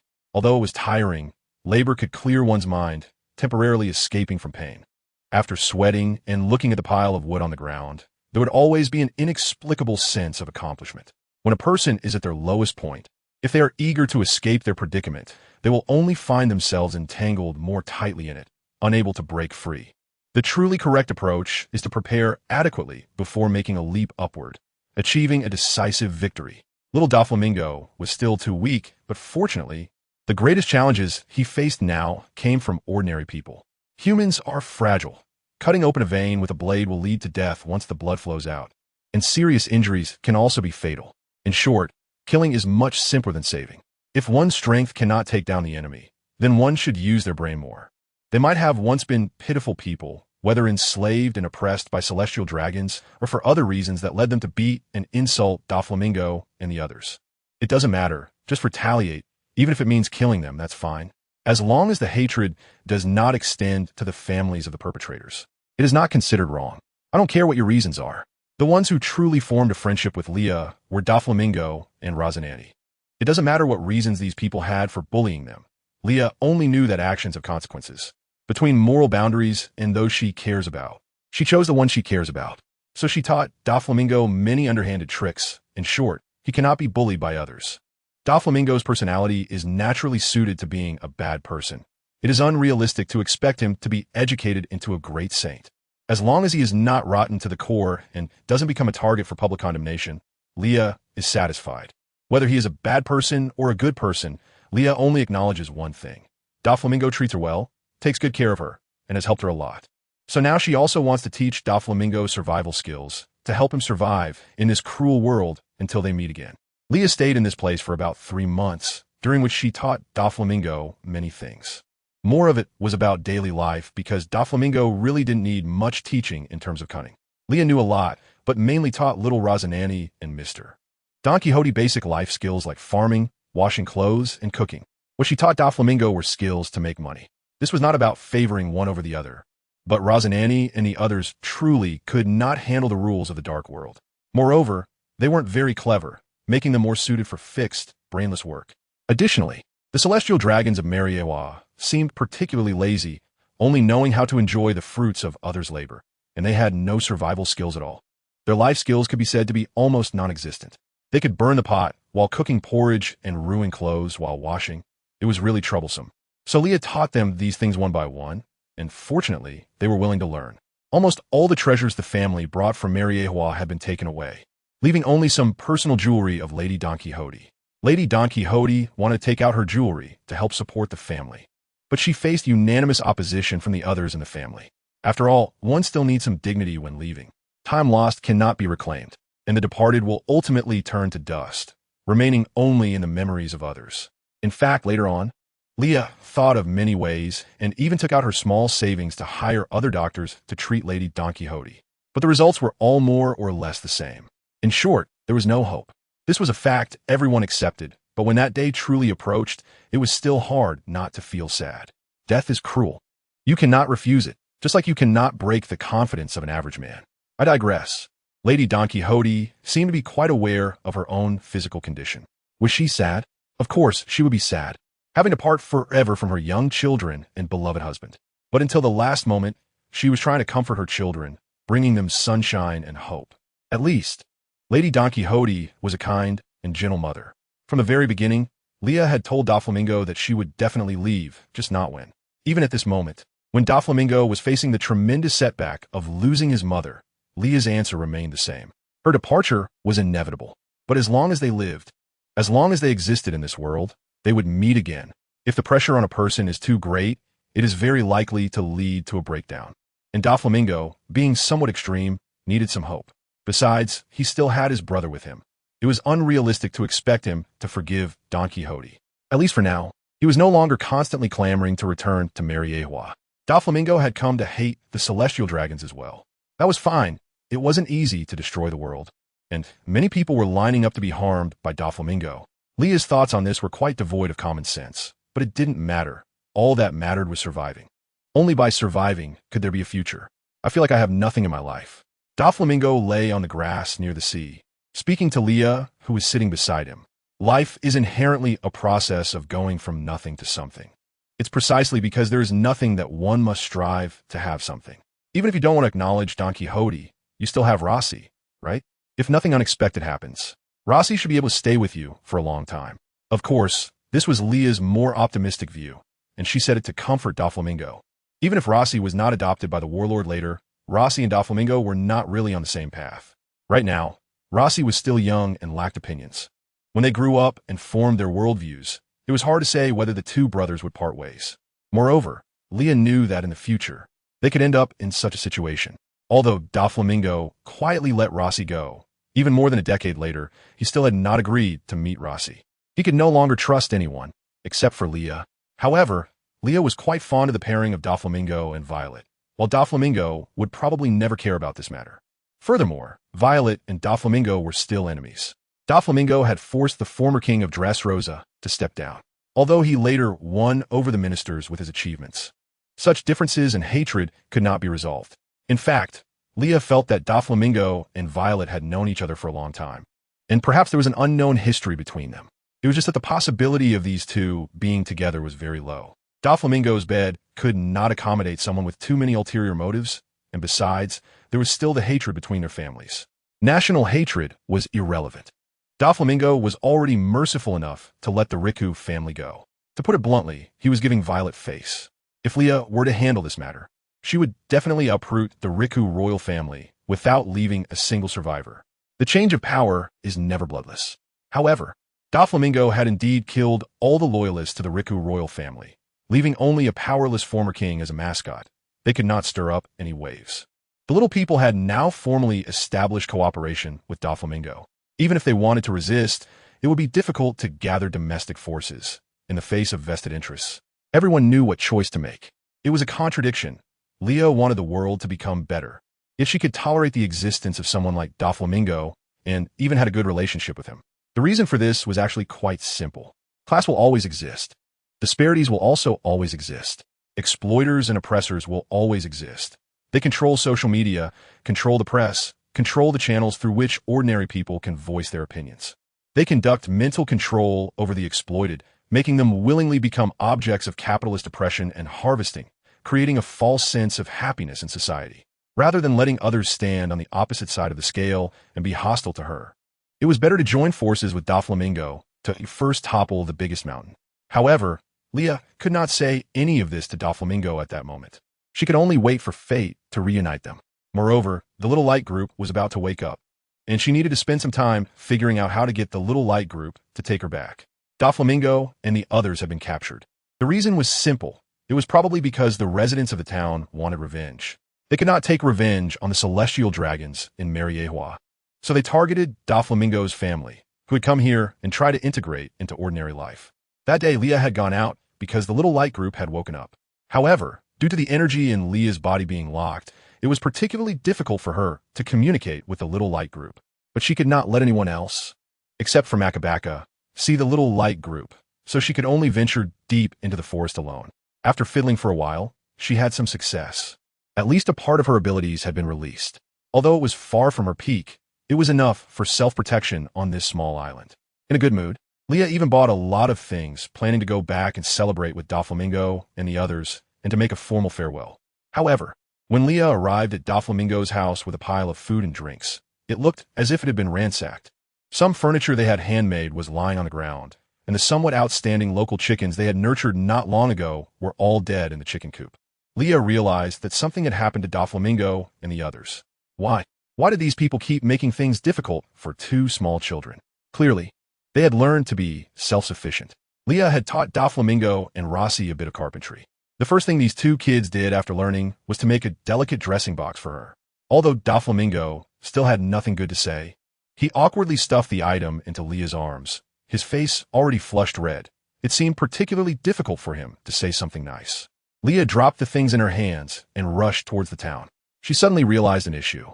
The people who had been bullying Doflamingo and the others had actually been dealt with by her and the ill-intentioned Doflamingo a few times. Logically, they shouldn't have had the courage to provoke Doflamingo and the others again. And the other ordinary residents should not have either.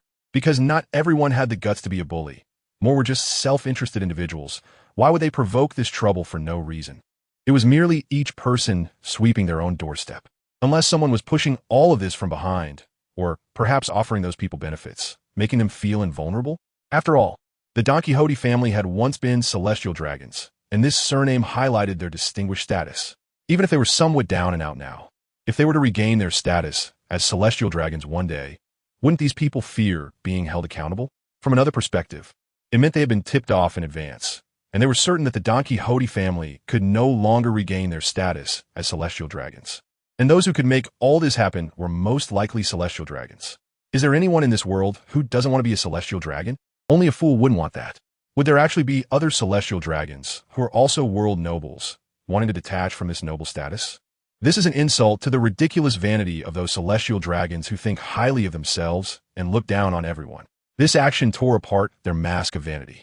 They are angry, they are furious. Only when such people completely disappear can this shame be washed away. The Don Quixote family is the shame of the celestial dragons. As celestial dragons, they lack self-respect and self-love, and they actually want to lower their dignity to coexist equally with those commoners. Such shame must be eradicated. Don Quixote, look at what you've done. Watching Rossi get shot in the arm with an arrow, he was also bound to the display of strength, and Doflamingo couldn't help but vent his pinned-up anger on his father. I'm just too weak. That's why I can't protect anything. Doflamingo's sunglasses were also lost. His eyes had been injured while fleeing from pursuers. Unable to stand strong light, he could only cover his eyes with a rag. But tears still flowed uncontrollably. Meanwhile, whispers from below continued to arise. They are celestial dragons. Now, they no longer have the identity of celestial dragons. Even if they kill them, the Navy won't intervene. God bless. Finally, there's a chance for revenge. I thought I would have to live this life, crying every night.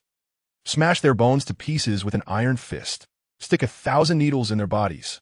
My wife was burned to death by the celestial dragons, and you never cared, did you? To hand over gold to you from the heavens. The entire country was destroyed due to famine. That person was emotionally charged, and then continued to loudly scold. Have you ever tasted the feeling of hunger? Those people died all skin and bones. My 2 children, only 5 and 2 years old, were shot 16 times just because they ran past the celestial dragons. Died on the spot, treating humans like ants. Do you know what pain is? What sadness is? What hardship is? He wiped the tears from his face and questioned painfully. Speak up. Celestial dragons. Aren't you supposed to be equivalent to gods? Aren't you supposed to be different from mortals? Such injuries definitely shouldn't be fatal. Right. Saying this, he drew his bow and shot another arrow at Doflamingo. Rossi, brother. Don Quixote anxiously said to the people below.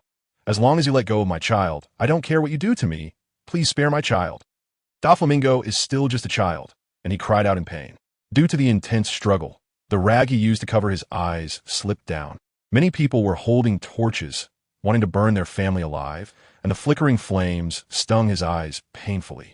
But he forced himself to hold back the bitterness and opened his eyes to remember these people. But soon, sweat dripped from his forehead, he gritted his teeth, and then laughed wildly, looking down at those people with a gaze full of hatred. He saw the hatred, anger, and sorrow in the eyes of those below. He saw countless emotions, but there was not a trace of pity in his heart. No matter what you have encountered, no matter whether these things are related to our family, I, Don Quixote, take full responsibility.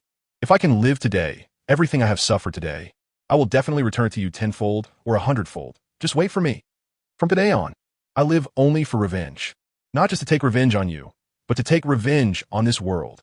It must be painful. When Leah arrived, everyone had collapsed. Feeling the residual waves in the air, it should have been the use of Conqueror's Haki. But this Conqueror's Haki was very basic. It was still hard for ordinary people to bear.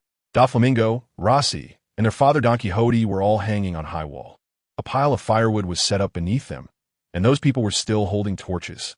But now those torches had fallen to the ground and had started to ignite. Doflamingo's eyes were bloodshot. Tears continuously slid down from the corners of his eyes, seemingly unable to dry. But the corners of his mouth held a smile. And whenever he wanted to stop smiling, he forced himself to maintain that smile.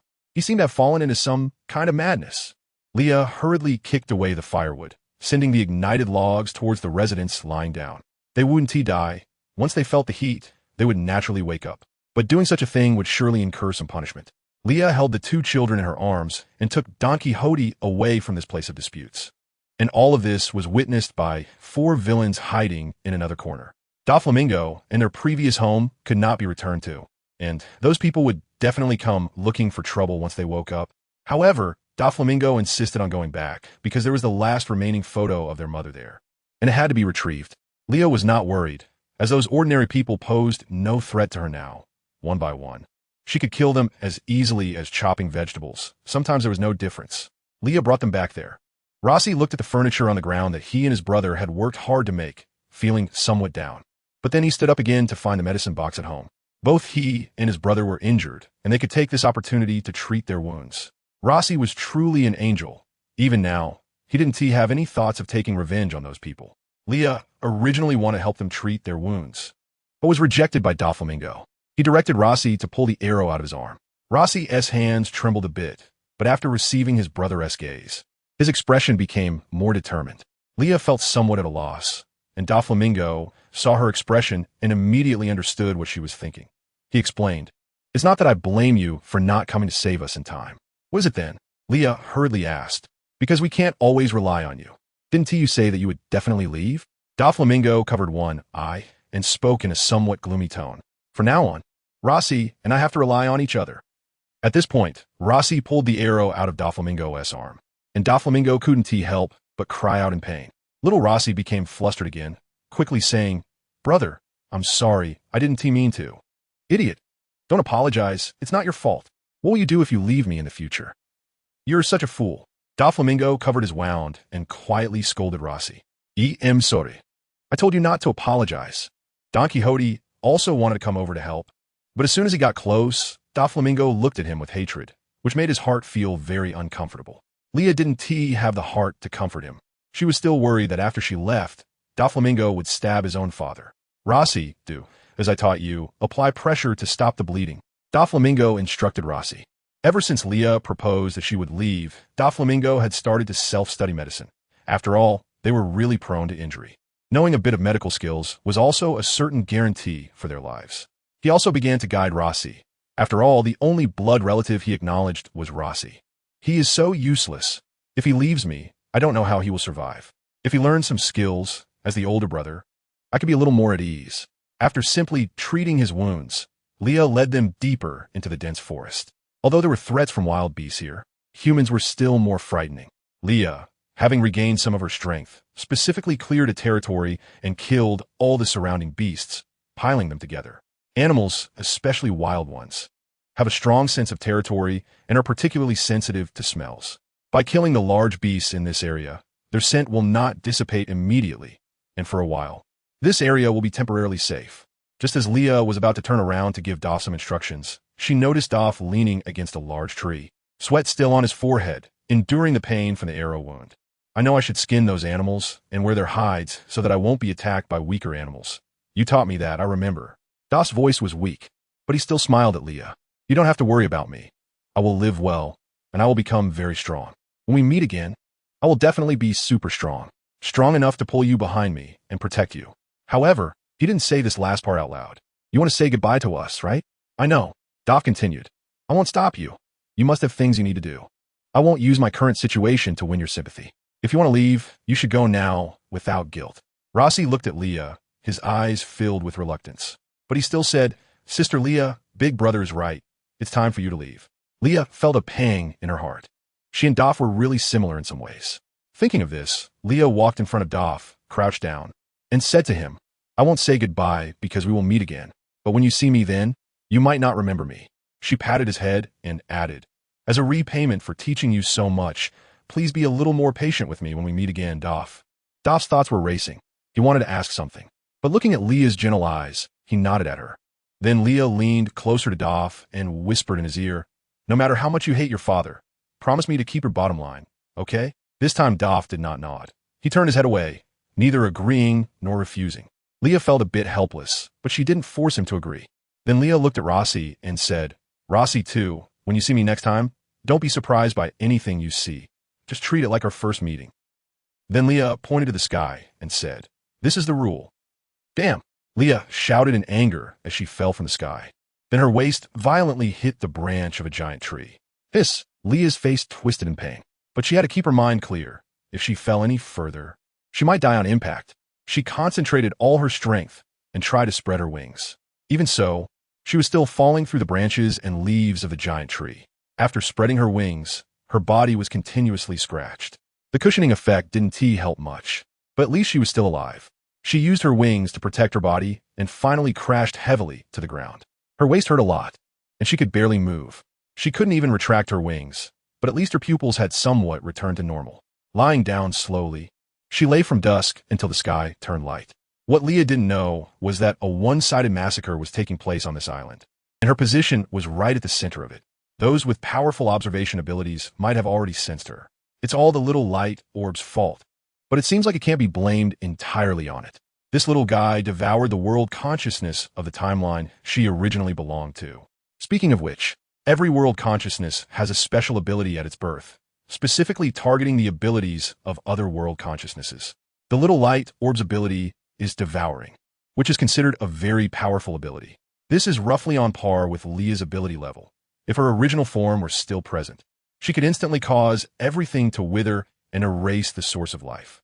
Unfortunately, in this world, she would never be able to unleash her full power, because not only is the world consciousness targeting her, but the world rules are also restricting her. Leah felt that this is the basic structure of the world.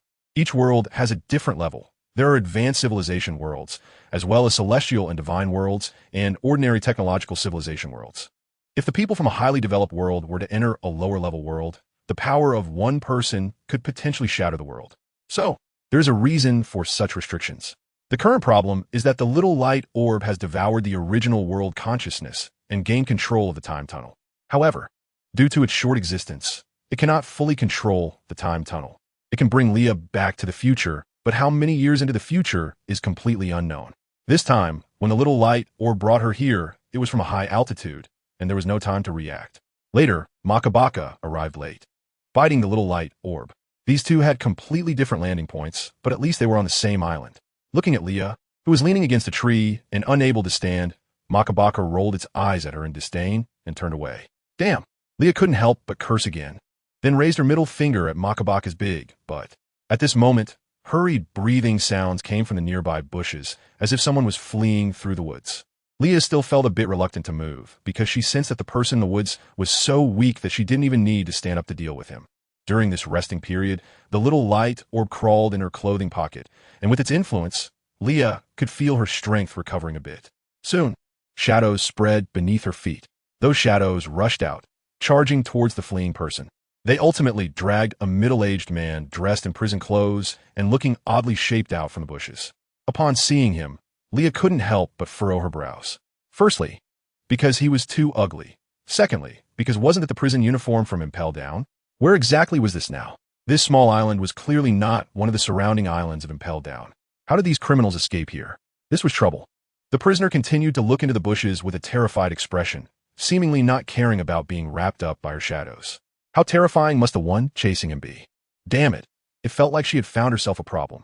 Just as she was about to quietly put the person back, a particularly tall man emerged from the bushes.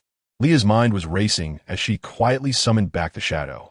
Makabaka was also quite accommodating, biting down on the prisoner's leg at Leah's signal, accompanied by the prisoner's screams. Blood seeped from his skin. Then, with a forceful tug, Makabaka knocked the prisoner unconscious. Yeah, Kawa one inner. A strange catchphrase was followed by slow footsteps approaching. That catchphrase sounded so familiar and a bit cheeky. Oh, how did this lady end up here? A man wearing orange fly sunglasses, a white knit hat, and a yellow leather jacket squatted in front of Leah. Leah pretended to weakly prop herself up, saying, I don't really know, sir. I've forgotten a lot of things. Just remember that my little dog, Pochi, and I fell from the sky. Saying this, Leah deliberately waved at Makabaka. Come here, Pochi. The man observed Leah, smiling without speaking. In fact, he had noticed this lady from a distance, not for any other reason, but because the scene was too beautiful. Leaning against a towering tree, Leah had visible scratches on her face from the branches, her complexion a bit pale, and her wings wrapped protectively around her body. The morning sunlight hit her face, and you could still see the particles swirling around her. Her long silver hair flowed down to the ground, and as she looked up, her eyelashes trembled slightly, and her purple pupils quivered, like some fragile doll. As a naval officer, he had seen many beauties and had countless girlfriends, hardly remembering their faces. But strangely, when he saw the woman in front of him, he remembered her at first glance. Perhaps it was because those other women covered themselves in thick makeup, using cosmetic techniques to make themselves increasingly similar, with no discernible features. Of course, there was also the reason that he viewed those women merely as tools to satisfy physical needs. After all, it was mutual consent, a trade of money for goods. Makabaka was helpless, wondering what this woman was doing to drive him mad. But with a stranger present, Makabaka happily ran to Leah's side, comfortably rubbing against her hand. Yeah. Miss, I'm Poliucelino. The man suddenly began to introduce himself. Leah's jaw nearly dropped in surprise, and she couldn't help but ask again. What did you say your name was? Poliucelino. Oh, Miss, it seems like Miss knows me. Poliucelino leaned on his hands, looking at Leah with interest. This scene felt familiar, and Leah was momentarily lost, as if she had returned to the moment she first arrived in this world. But is this really Kizaru? So handsome. If he stays this handsome in the future, Leah thought about falling for him. But there are no ifs.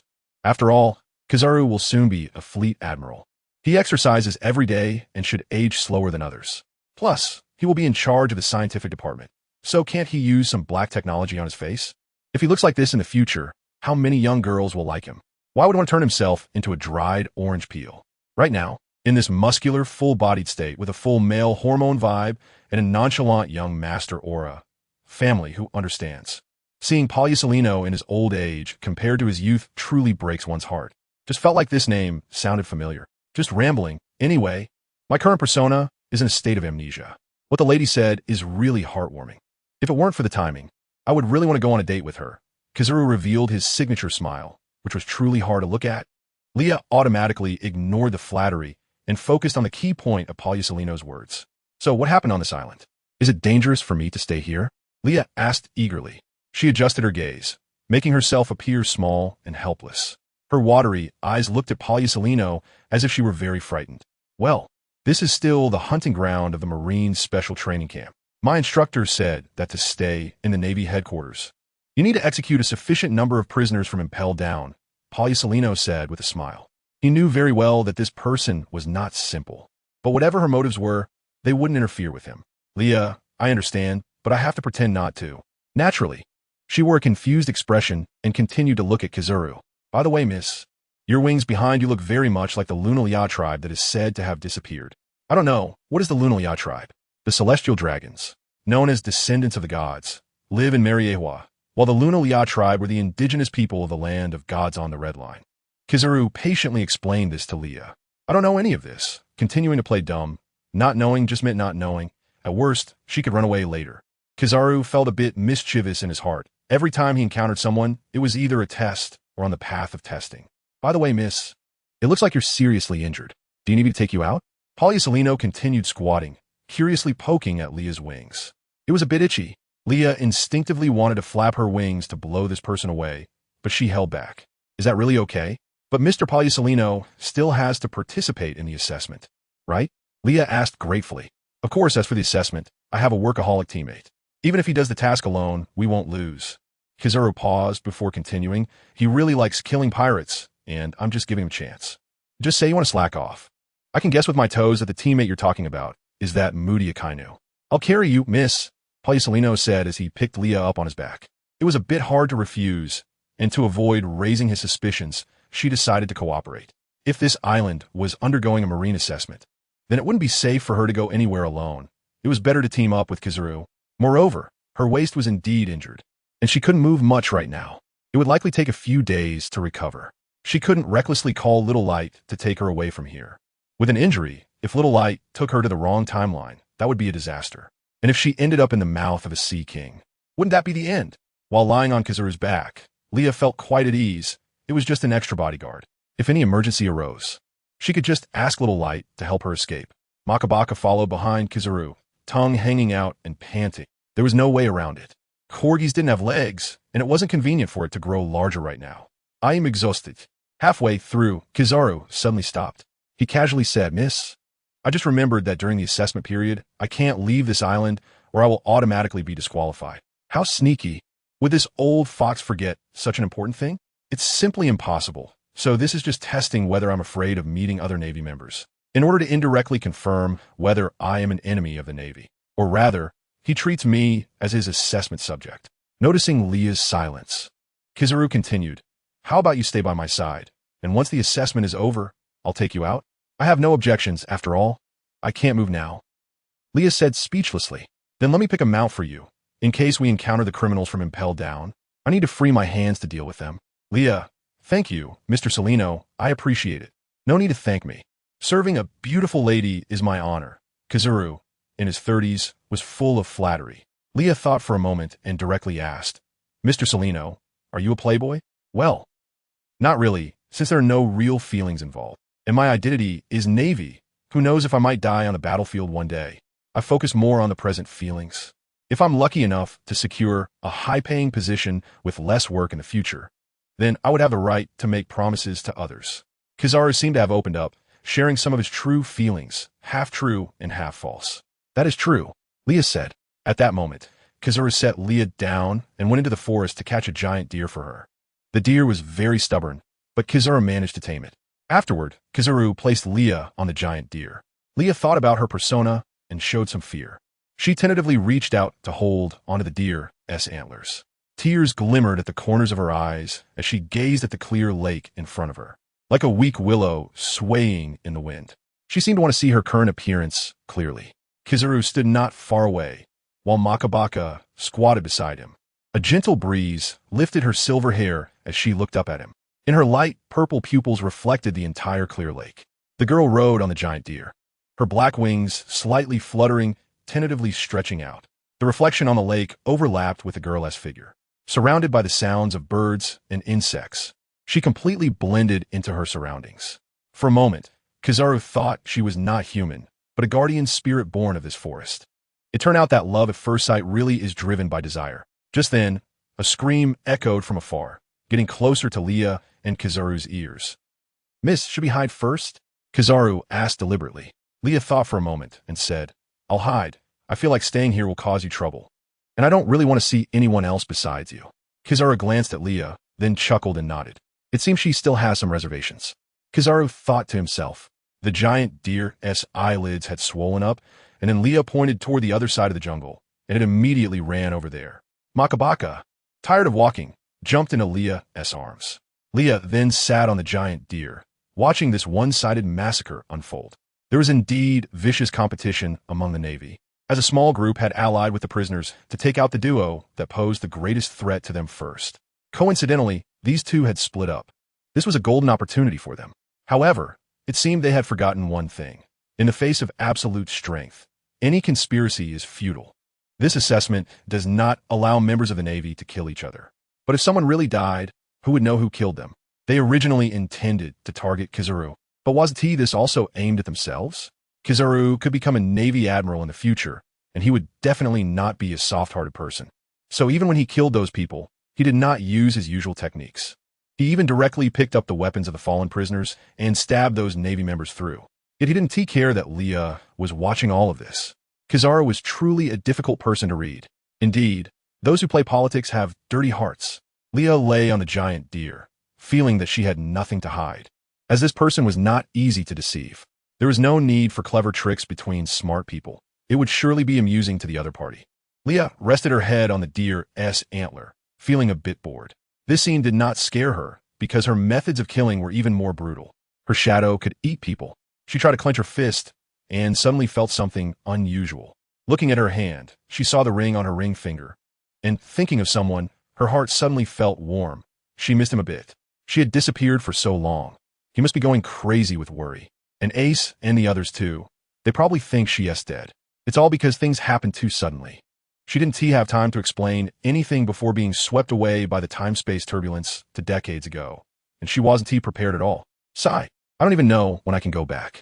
The small light group can take him back to the future, but who knows which future it will be. Now she has even seen a young Kizaru. Who knows if she will see a young Big Mom next time. To be honest, Leah really wanted to see her. Big Mom, over 8 meters tall, must have looked good when she was young.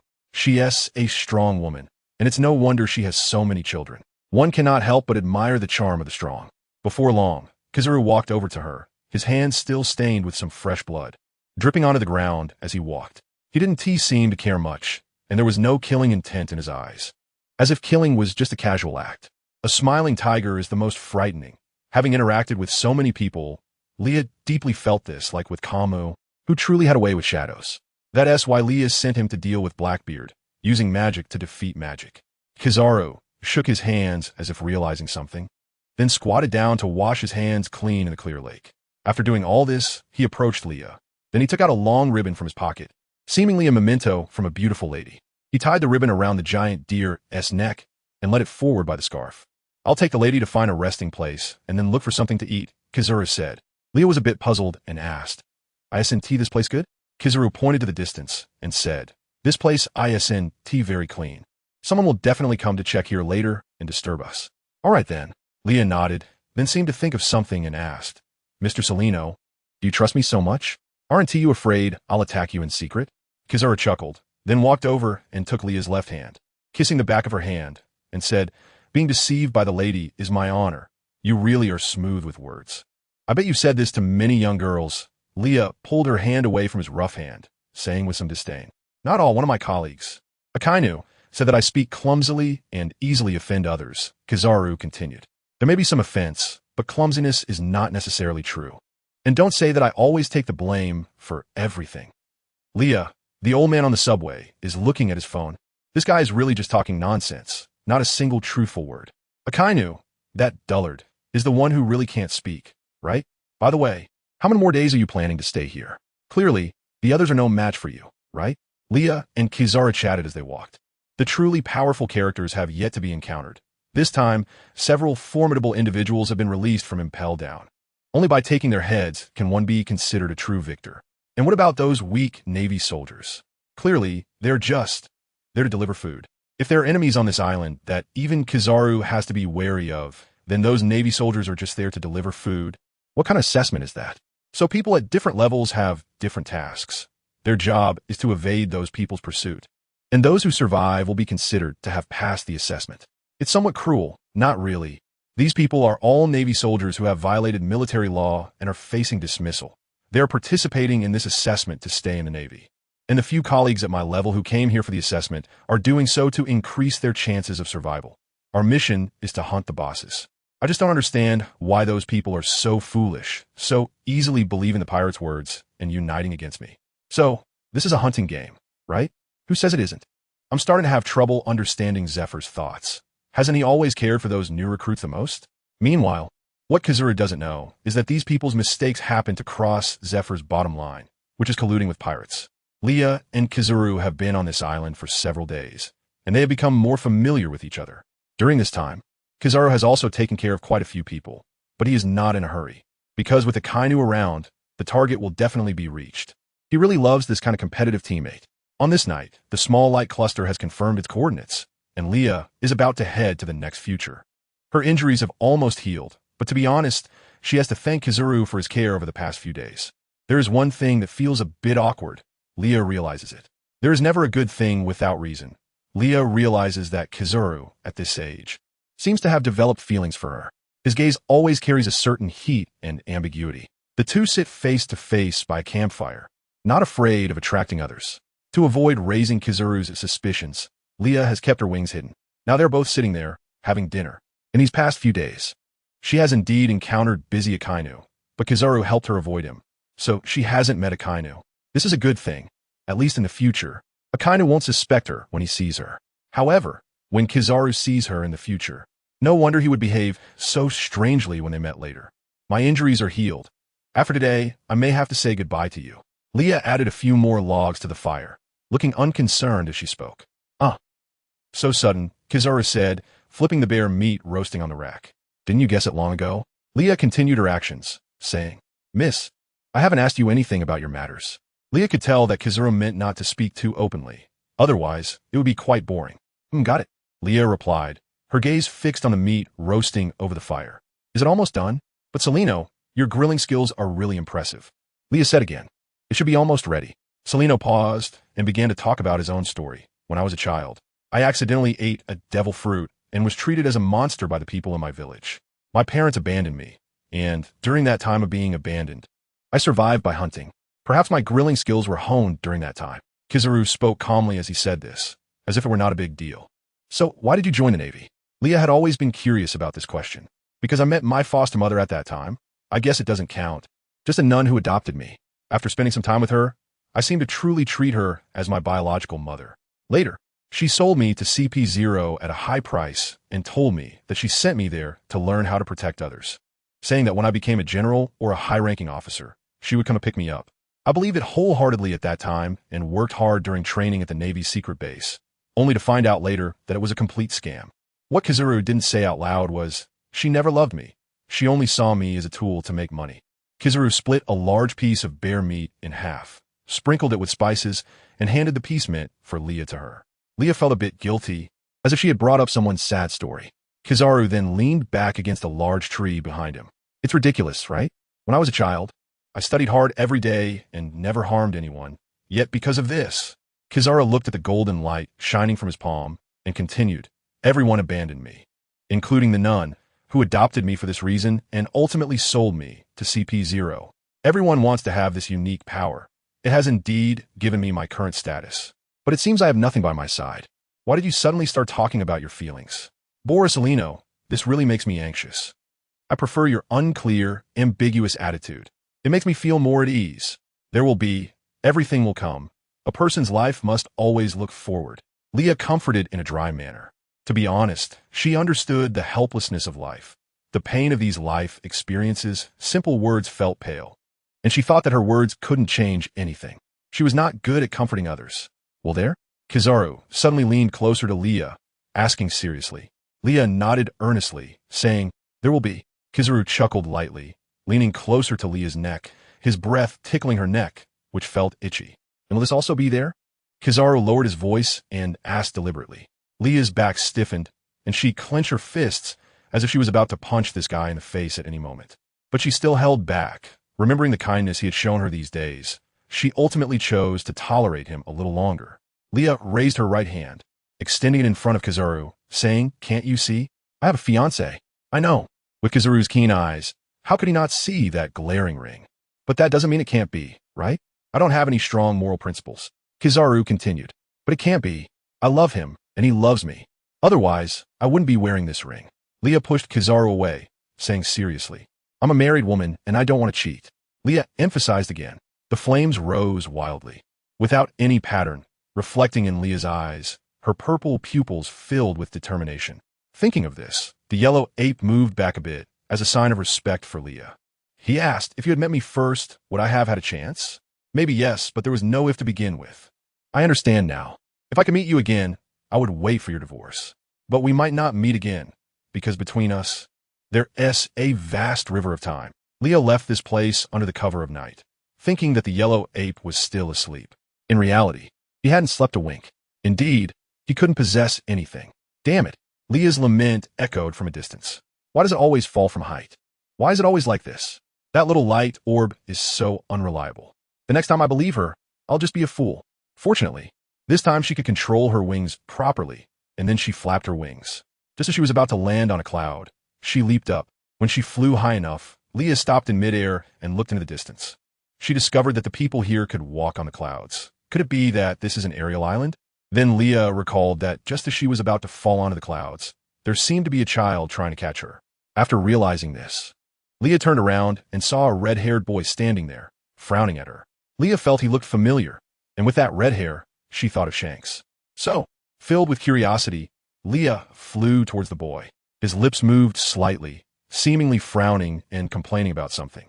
Leah instinctively used her observation hockey and heard him say, "I thought a big bird was falling, was about to catch it to add an afternoon tea for the ship, but it turns out to be a person." "Leah, damn, all you think about is eating." Leah was already in a bad mood, and hearing him say that, she deliberately crashed into him. When she was on top of the boy, Leah instinctively wanted to punch him in the face. After struggling in vain, the boy didn't use his hands to block his face, but instead protected the straw hat on his head with both hands. The straw hat. Leah then saw the familiar dumb straw hat. She froze. Then Leah lowered her gaze, carefully staring at the boy's face.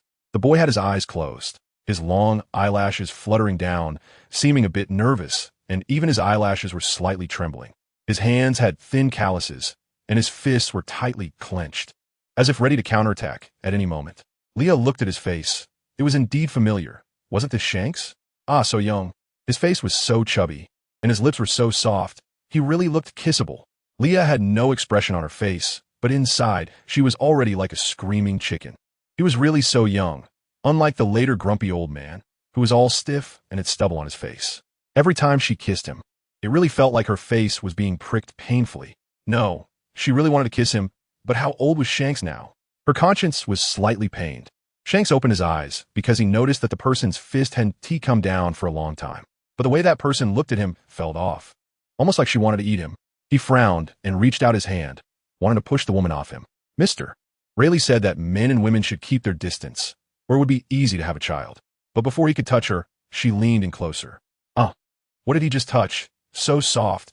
Then Shanks's pupils widened slightly because this woman actually violated him, but really felt so soft. Completely different from the boys like Buggy. A woman's body seemed to be all soft. Even her lips were soft. Wait, what was he thinking? Then, seemingly recalling the jokes made by the people on the ship, his mind couldn't stop fantasizing, and his face turned bright red. He hurriedly pushed Leah away and crawled out from under her.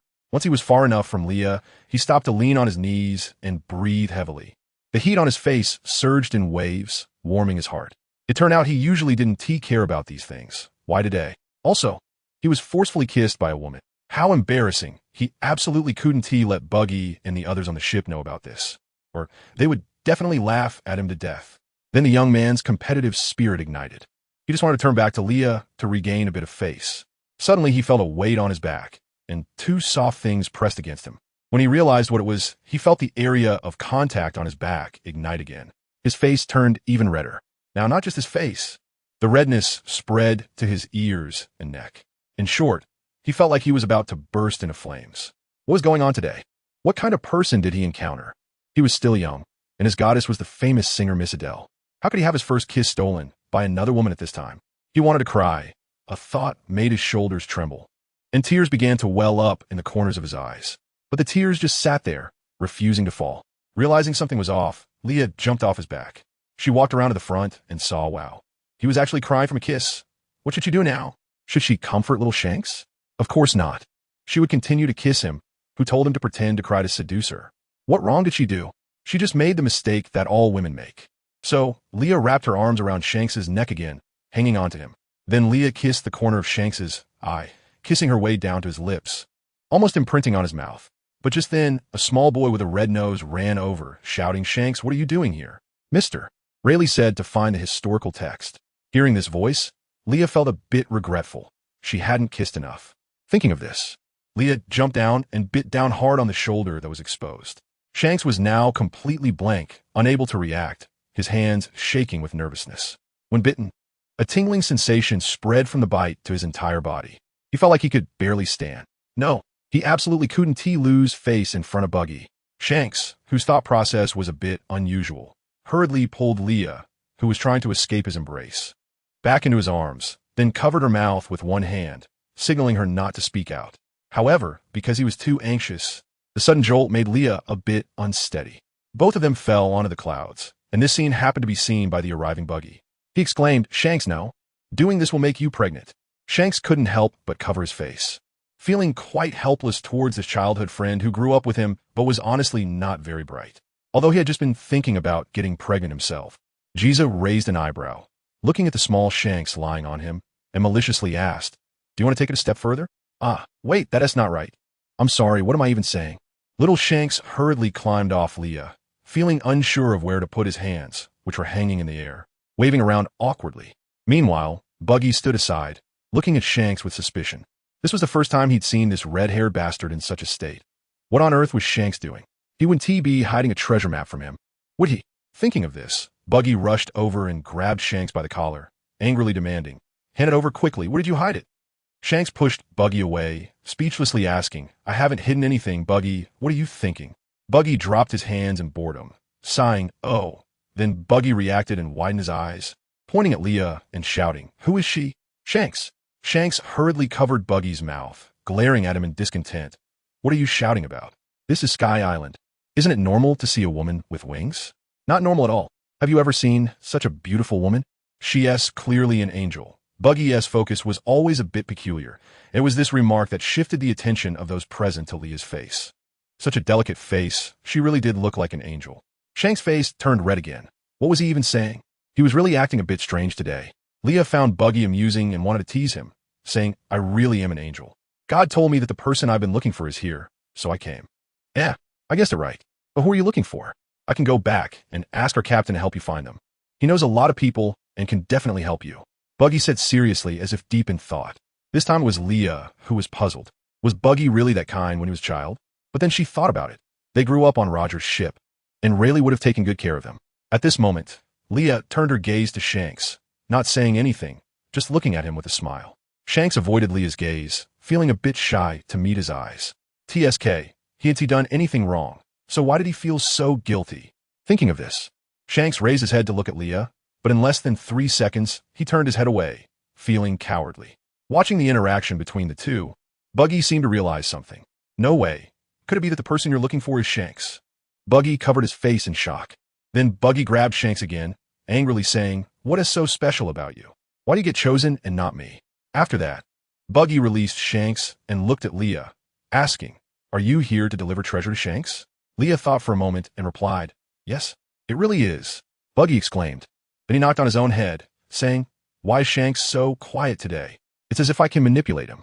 Is he planning something bad to trouble me again?" At this point, Shanks was slowly calming himself down. Hearing Buggy's words, he helplessly said, "Buggy, you said what's on your mind again?" "Yeah." Buggy hurriedly covered his mouth, although it didn't really help. Then little Shanks put on a serious face, looking at Leah, and asked, "What is your purpose in approaching me?" Now Shanks suspected that Leah might be a spy sent by some rival pirate crew or the Navy to gather intelligence on their pirate crew. No matter how you looked at it, this person was very suspicious. The beauty trap or something, it was really too cunning. Sure enough, Mr. Rayleigh was right. The more beautiful a woman, the less you can trust her. What purpose could I have? Leah deliberately teased. But what? Shanks frowned and asked. I just think you're cute and want to see what it feels like to kiss you. Leah was no longer the same Leah from before. Talking about such suggestive things was now effortless for her. Shanks' face turned crimson, and he felt like he was about to start steaming from his head. Buggy tilted his head and innocently said, Shanks just likes to fight with me all day long.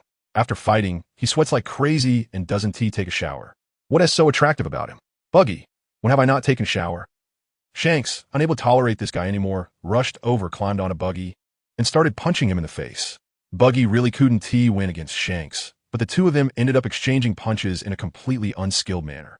Leah helplessly stood up, pulled each of them apart with one hand, and then asked, Your captain is Roger, right? Shanks waved his arms, saying that's right. Our captain is Roger, the greatest Captain Roger in the world. Buggy, covering his red nose, asked, Are you looking for our captain for something? Leah released Buggy and Shanks, stretched her joints, and said, I have a bit of a personal matter to discuss with him. Both of them looked shocked. Then Buggy and Shanks brought Leah to where the Golden Jackson was docked. They saw a messy middle-aged uncle in traditional medieval pirate attire being chased around by a familiar corgi who had a small glowing orb in his hand. Damn, this guy can actually see it too. Leah's eyes widened in surprise, but then she felt relieved. After all, this guy was the former pirate king. You could say he was the last chosen one, so it wasn't surprising that he could see it. What on earth is the captain doing? Buggy stood there looking puzzled. He always doing nonsensical things and then getting beaten by Mr. Rayleigh? I've long gotten used to it, Shanks said helplessly. Leah felt the same way, internally complaining, You're no different. All day long Beckman is just following behind you cleaning up your messes. You really deserve to be beaten. Shanks, having you is my blessing, Beckman. Do you want this blessing or not? When Roger ran up to Leah and the others, curiously staring at Leah, Makabaka jumped up and bit his butt. That hurts. Roger couldn't help but cry out in pain.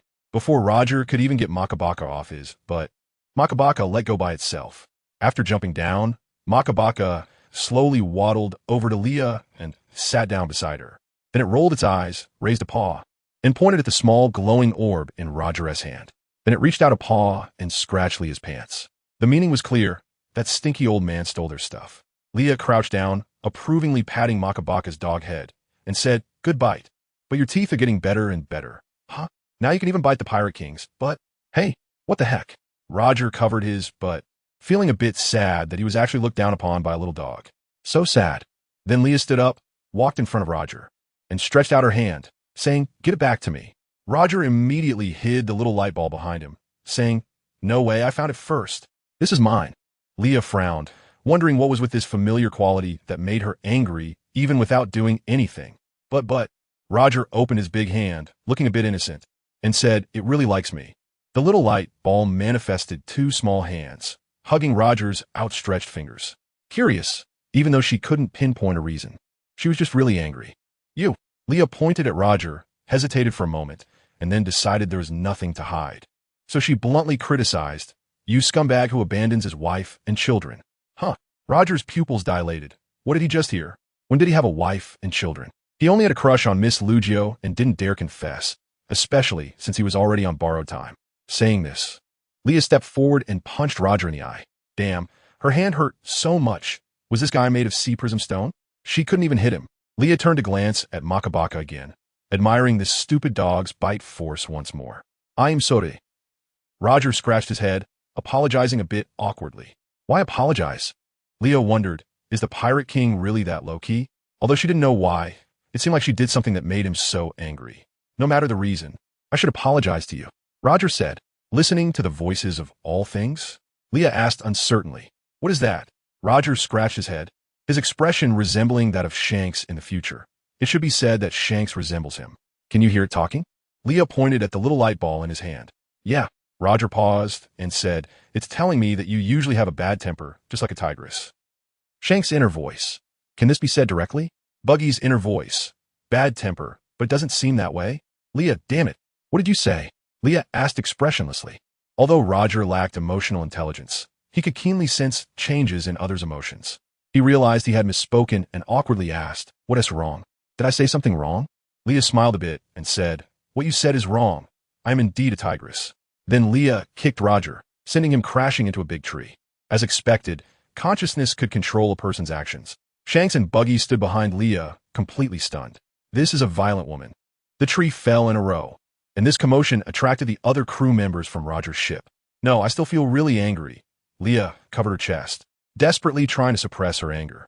When she raised her head again, Leah found that she was surrounded by a circle of people who seemed unfazed, pointing and talking about Roger, who was getting up in the distance. What did the captain do this time? Who knows? I remember last time he lifted a girl's skirt in the South Blue. The time before that, he ate everything from someone else's stall and made the first maid apologize and bow for money. And once he tied up Marco from Whitebeard's ship and hung him on our sails. Just thinking about it gives me a headache. If he has to compensate this time, our ship's expenses will go over budget. The captain will probably get beaten to death by Mr. Rayleigh. A few more beatings wouldn't be a problem, but the captain never learns. Then, a man with blonde hair, glasses, and a scar on his left, I walked out of the noisy crowd. He was smiling, but there was no hint of warmth in his eyes, which seemed filled with schemes and calculations. Leah's first impression of him was danger. She hated dealing with smiling tigers, and her internal alarm bells went off. As the atmosphere grew tense, little Shanks stepped in front of Leah, protecting her behind him, and said to the man, "Mr. Rayleigh, there seems to be a misunderstanding."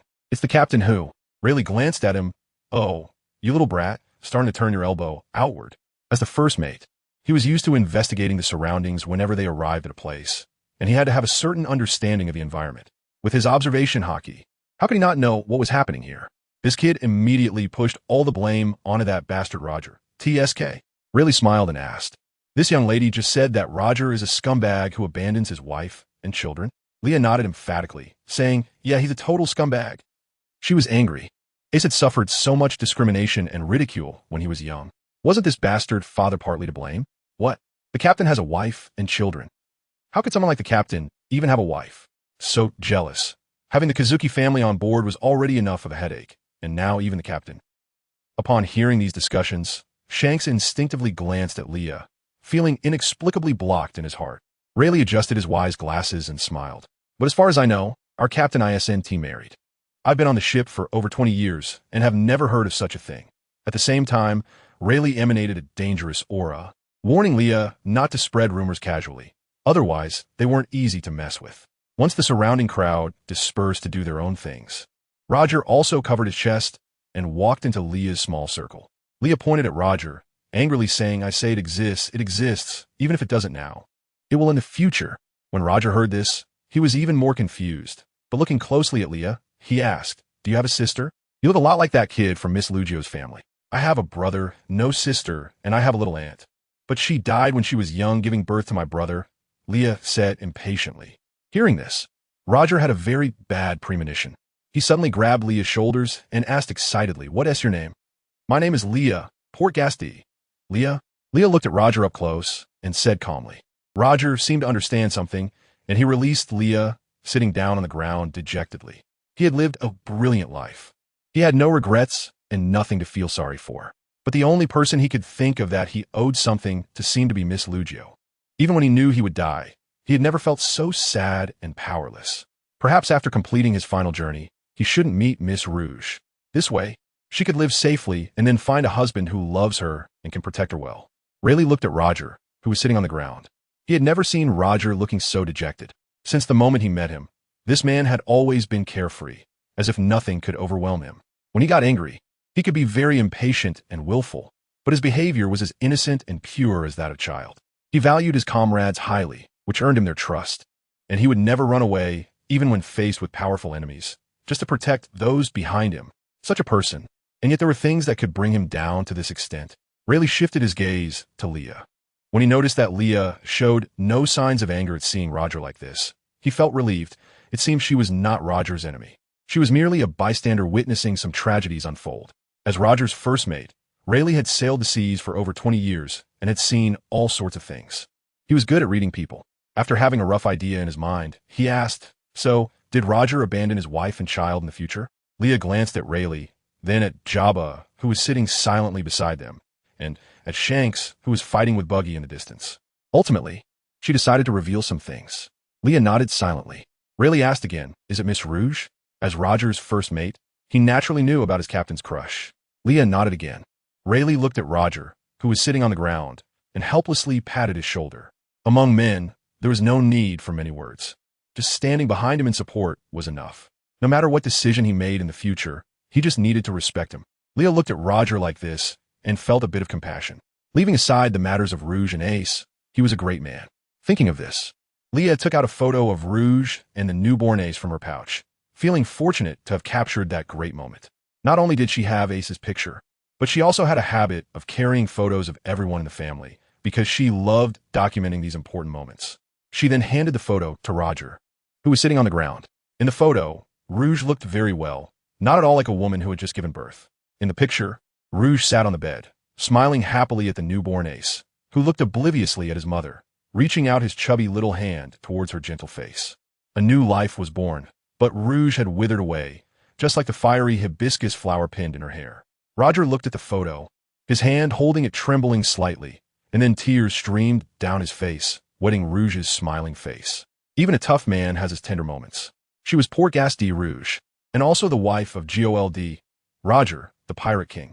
Leah paused for a moment before continuing. If it's a girl, she'll be named In. If it's a boy, he'll be named Ace. My aunt said this was a promise between her and you when naming Ace. And my aunt, to prevent the Navy from killing the remnants of the Pirate King's bloodline during their investigation, carried Ace for 20 months with all her strength and died exhausted after giving birth to him.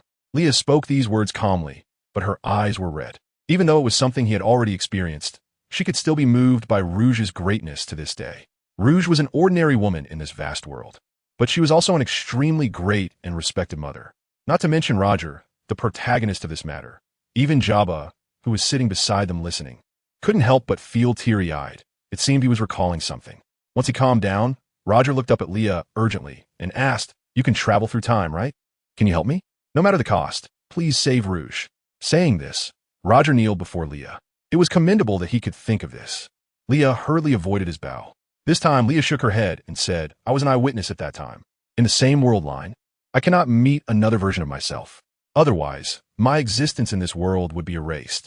Moreover, Rouge is my aunt, Ace's mother. If it were possible, I would have saved her long ago." Roger fell silent. "Then if I never meet Rouge again, won't she be able to live well?" Leah looked at Roger and asked, "If you don't see her, won't she come looking for you?"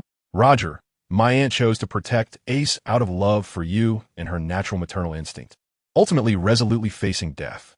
Throughout this entire process, she was happy, so you could discuss everything with her, but you absolutely cannot decide Aunt Rouge's choices based on your own subjectivity.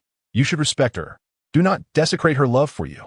Although I hated you when I was younger, at this age, I understand this principle more clearly and can comprehend Aunt Rouge's choice. In any case, do not evade your fate." After calming down, Roger finally made up his mind. He wanted to seek a protective umbrella for his wife and child. The price would be his life. It was clever. Even without Leah, Roger would probably have made this decision in the end. However now, Leah had become the catalyst for Roger to make this final decision. Leah then suggested that she would travel with them on their ship for a while, but she would not accompany them to the final island. Leah wanted to witness certain things and also needed to help the little light group gain recognition from the former Pirate King. I am certain there is another island. Reaching there will be truly unprecedented. It will be a journey around the world. The location of that island is indicated by 4 red stones engraved with these words. However, this was something the world government had long prohibited reading. The historical text. I originally thought it was just a cultural heritage, but unexpectedly, it turned out to be what we needed, indicating the map of the final island. The rumored final island, which is said to hide many treasures. If we can reach there, we will be the world's #1 pirate crew. Roger raised his hands high, embracing the distant white sea, and declared such a bold statement. Later, I borrowed Odin from Whitebeard. With him around, we will definitely be able to reach that place. Roger pointed at Odin, laughing heartily. At this moment, it seemed he had forgotten the sadness Leah brought him. But Leah understood very well that he had never forgotten for a moment. It was just that his time was running out, and reaching the final island was his last wish. He could not allow his life to leave any regrets. Odin scratched his head, feeling a bit shy, and when he pulled his wife, Kazuki Toki, closer, he took a big swig of sake. A Among men, there was no need to say much more. Just toasting with drinks was enough. I am honored to witness the final chapter of Roger's life-altering adventure. Odin said, "This is a banquet held to welcome Leah's brief visit." Leah sits there, feeling that the atmosphere is truly delightful. Even though she cannot see Roger ascend to the final island, just thinking about that scene ignites a passionate fire within her heart. Meanwhile, Shanks at the banquet seems a bit distracted, not enjoying himself as much as he usually does. He can't help but sneak glances at Leah, but he's also afraid she'll notice, feeling truly conflicted inside. Rayleigh, who is strategically observing from the center of the room, naturally notices his child's reaction and smirks, clearly understanding the situation. Barrett, sitting in a corner, cannot understand why the captain would accept such a seemingly weak woman on their ship. After that, Roger and his crew embark on a new adventure. They first find the stone tablet that records the history. Odin approaches the historical text, touches the inscription, and says, "Convey the true meaning to the heart." Without saying anything, "We are the weavers of history," together with the sound of the great clock tower. Roger perceives and finds the golden bell through his ability to listen to the voice of all things. Buggy immediately asks, "Captain, how are we going to bring this back? It's so big." Roger helplessly replies, "I don't have time anymore. When you become captain in the future, you can come and get it yourself, Buggy." Roger mentions that the voice within this stone is very powerful and asks Kazuki Odin if it recorded a powerful weapon. Odin responds that it records a weapon called Poseidon. Roger instructs Kazuki Odin to carve a message on the steps of the golden bell that directs the history of Sky Island towards Raftel. "I came to this place," guiding this text to the final destination. Pirate Gol di Roger. Afterward, he brings everyone back to the Blue Sea. During the descent, it is still unique. With an octopus hot air balloon, such a romantic fantasy. Upon reaching the Blue Sea, like Luffy and the others, Roger and his crew's first city is Water 7. Mr. Tom, seeing Roger, excitedly exclaims, "You came in style, Roger." Before Roger can respond, everyone on the ship warmly greets Mr. Tom, while Buggy has already climbed onto Mr. Tom's back. "Long time no see, Roger." Mr. Tom also greets him. "I miss you so much." Roger replies warmly. After a brief stay, they continue their journey. During this process, Odin's daughter, Hiyori, is born. After returning to the Blue Sea, they lead the crew to Fishman Island to seek the truth about Poseidon. Upon arriving at Fishman Island, they find Neptune guarding the gates with soldiers. Neptune says that the Fishman fortune teller Shirahoshi recently predicted that the gates of Fishman Island would be destroyed, so he has brought soldiers to guard the area. However, shortly after Roger and Neptune enter Fishman Island, the gates are still destroyed by the Sea Kings, who also kidnap the mischievous Shanks. Fortunately, not long after, Leah brings Shanks back. Originally, Roger wanted to retrieve Shanks himself, but he was stopped by Rayleigh, who was smiling knowingly. After all this time, he had seen many things. Madame Kazuki Toki, also stifling a laugh, seems to sense something, while the few men present are puzzled. Seeing Shanks being kidnapped, Buggy is almost in tears, complaining about the captains. Although he and Shanks have never gotten along well since childhood, they grew up together, and if anything were to happen to Shanks, Buggy would be the first to panic. After calming little Buggy down, Leah returns with a sleeping Shanks in her arms. Now, Shanks is just a teenager. After settling Shanks down, Roger takes the crew to meet the fortune teller Shirahoshi. Upon meeting Shirahoshi, she tells everyone that the reason the Sea Kings are causing such a commotion is that they are waiting for the birth of the mermaid princess. Roger asks Neptune, "Is your daughter the weapon that will destroy the world?" Neptune replies, "The use of power varies, and the results will also differ." Roger then inquires when a mermaid princess will be born, and Shirahoshi answers, 10 years from now. Leah again takes Roger to the Eve tree, this time with just the two of them. Little Light immediately wants to stay under the tree. However, Leah ultimately allows Roger and Little Light to complete the ceremony, just like they did with Princess Shirahoshi. In the halo, Roger seems to see the silly smile of a boy. He feels a bit relieved and somewhat comforted. Everyone will have their moment to shine, and he has things that he must complete. At night, Shanks has a rare nightmare, and because of the fright, his forehead feels a bit warm. This is the first time in his life that he experiences the feeling of being unwell. It's uncomfortable, and he feels weak all over. With no energy left to argue with Buggy, Leah comes to his small room, taking care of him and soothing his restless sleep. This is his first time being so intimate with a woman, but he does not feel embarrassed. Instead, he feels an immense sense of security. At this moment, Shanks thinks about spending his life with this woman. Young people often have different fantasies about the opposite sex, and the face of that singer gradually fades in his heart. leaving only Leah's purple eyes. Shanks gradually falls into a deep sleep, and Leah looks at his youthful face, silently smiling. The current scene seems to overlap with years ago. Time is indeed a wondrous thing. It cannot be taken away or removed, yet it allows fated people to meet in different times and spaces. The waning moon hangs low, and Roger's journey will continue. After the Roger pirates learn the truth, they leave Fishman Island. During the ascent, Roger hears the conversation among the Sea Kings. The Sea Kings say, "Our king is about to be born. There is one in the distant sea as well. The two kings will meet again one day. We have been waiting for that day, and it is coming soon. This time it will surely go smoothly." The ocean's waves remain unchanged, and they continue to sail. Everyone begins to sing Bing Sake. Here, Estu, Bing Sake. On the great ocean, we stand out alone, waves like pillows. Our ships are nests, skull flags fluttering in the wind. Under the vast sky, thunder and wind rise. Waves dance, war drums thunder. Tomorrow will surely clear after the rain. Brave men, unafraid of difficulties. Amidst these songs, the Roger pirates pass through the Mink country and make a promise with Pedro. "Roger, Lord Odin, I want to go too. Please take me with you." Little Pedro says with longing. Roger steps forward and pats Pedro's head. "Saint Kid, you should stay on standby for now. Listen well, everyone will have their moment to shine. And when that time comes, you must come to help me." Roger laughs heartily. "Got it. I will definitely come to help you then." Pedro replies with a smile. Turning his back to Pedro, Roger waved goodbye to him, saying, "Goodbye, Pedro. This is a final farewell."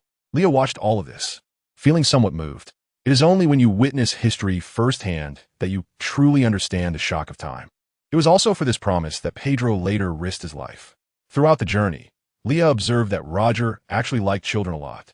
Although he appeared to be a rough captain, he was very patient when holding and comforting kids. Especially when dealing with Tama and little Odama, he was quite skilled. He must have taken care of young Shanks and Buggy quite a bit in the past. Unfortunately, he never held Ace. As time went on, Roger and the others gathered several pieces of the historical text and 4 pieces of the road sign historical text. The end of their adventure was approaching. At that moment, whether it was lucky or unlucky, the pirate apprentice Buggy suddenly developed a high fever. Therefore, he was unable to go to the final island. Shanks decided to stay on the island closest to the final island to take care of the feverish Buggy. However, Shanks didn't seem too upset. He still looked full of energy. Leah also stayed behind. She never intended to follow Roger and the others to the final island, as she had no interest in the so-called great treasure, because she already possessed everything worth cherishing in this world. Of course, no one would force Leah, but when saying goodbye to Roger, Leah gifted him that photo. He would never keep just one precious photo. Instead, he would make many backups, placing them in different locations to prevent loss. Naturally, the most complete one was kept in the place where they initially set sail, that small fishing village in the East Blue, Windmill Village. Roger also handed Leah the handwritten letter he wrote to Ace, knowing that he would never meet Ace. Yet, he had this opportunity to leave behind some words. Meanwhile, Shanks had the mind to tease the sleeping Buggy by his bedside, saying, "You caught a cold on the eve of the great adventure. Are you a child?" Buggy immediately propped himself up to retort, "Shut up. Didn't I say I was already better?" His face was already flushed, so Shanks advised him to behave himself. Shanks helplessly remarked, but he hadn't mentioned that Buggy's nose was already glowing red from the fever. Hearing this, Buggy got even angrier. He climbed up and grabbed Shanks' collar, shouting in dissatisfaction, "Who says my nose is red and big? I didn't say that." Amid their tussle, Buggy had already rolled over to his captain's side. Then he got up and hugged Roger's leg, pleading, "Captain, take me with you." As he spoke, Buggy began to cry sadly. Shanks supported himself with his hands, becoming even more helpless, thinking, "Are you a monster?" It's hard to say whether their relationship was good or bad. Shanks chose to stay behind to care for Buggy just before they reached the final island. Even in his sleep, Buggy was still mumbling, "Please take me with you." The night before their departure, Yoda and Roger entered the 2 children's room and asked, "Is it okay for you not to go, even though Buggy is always so rowdy?" Red Taro, "Mr. Yoda, Captain, if we go, we'll take our own ship." Roger felt relieved and walked over to pat Shanks' straw, hat-covered head, seemingly recognizing the boy once again. Leah sat aside, watching the spirited Shanks, recalling the time when he willingly sacrificed his arm to save Luffy.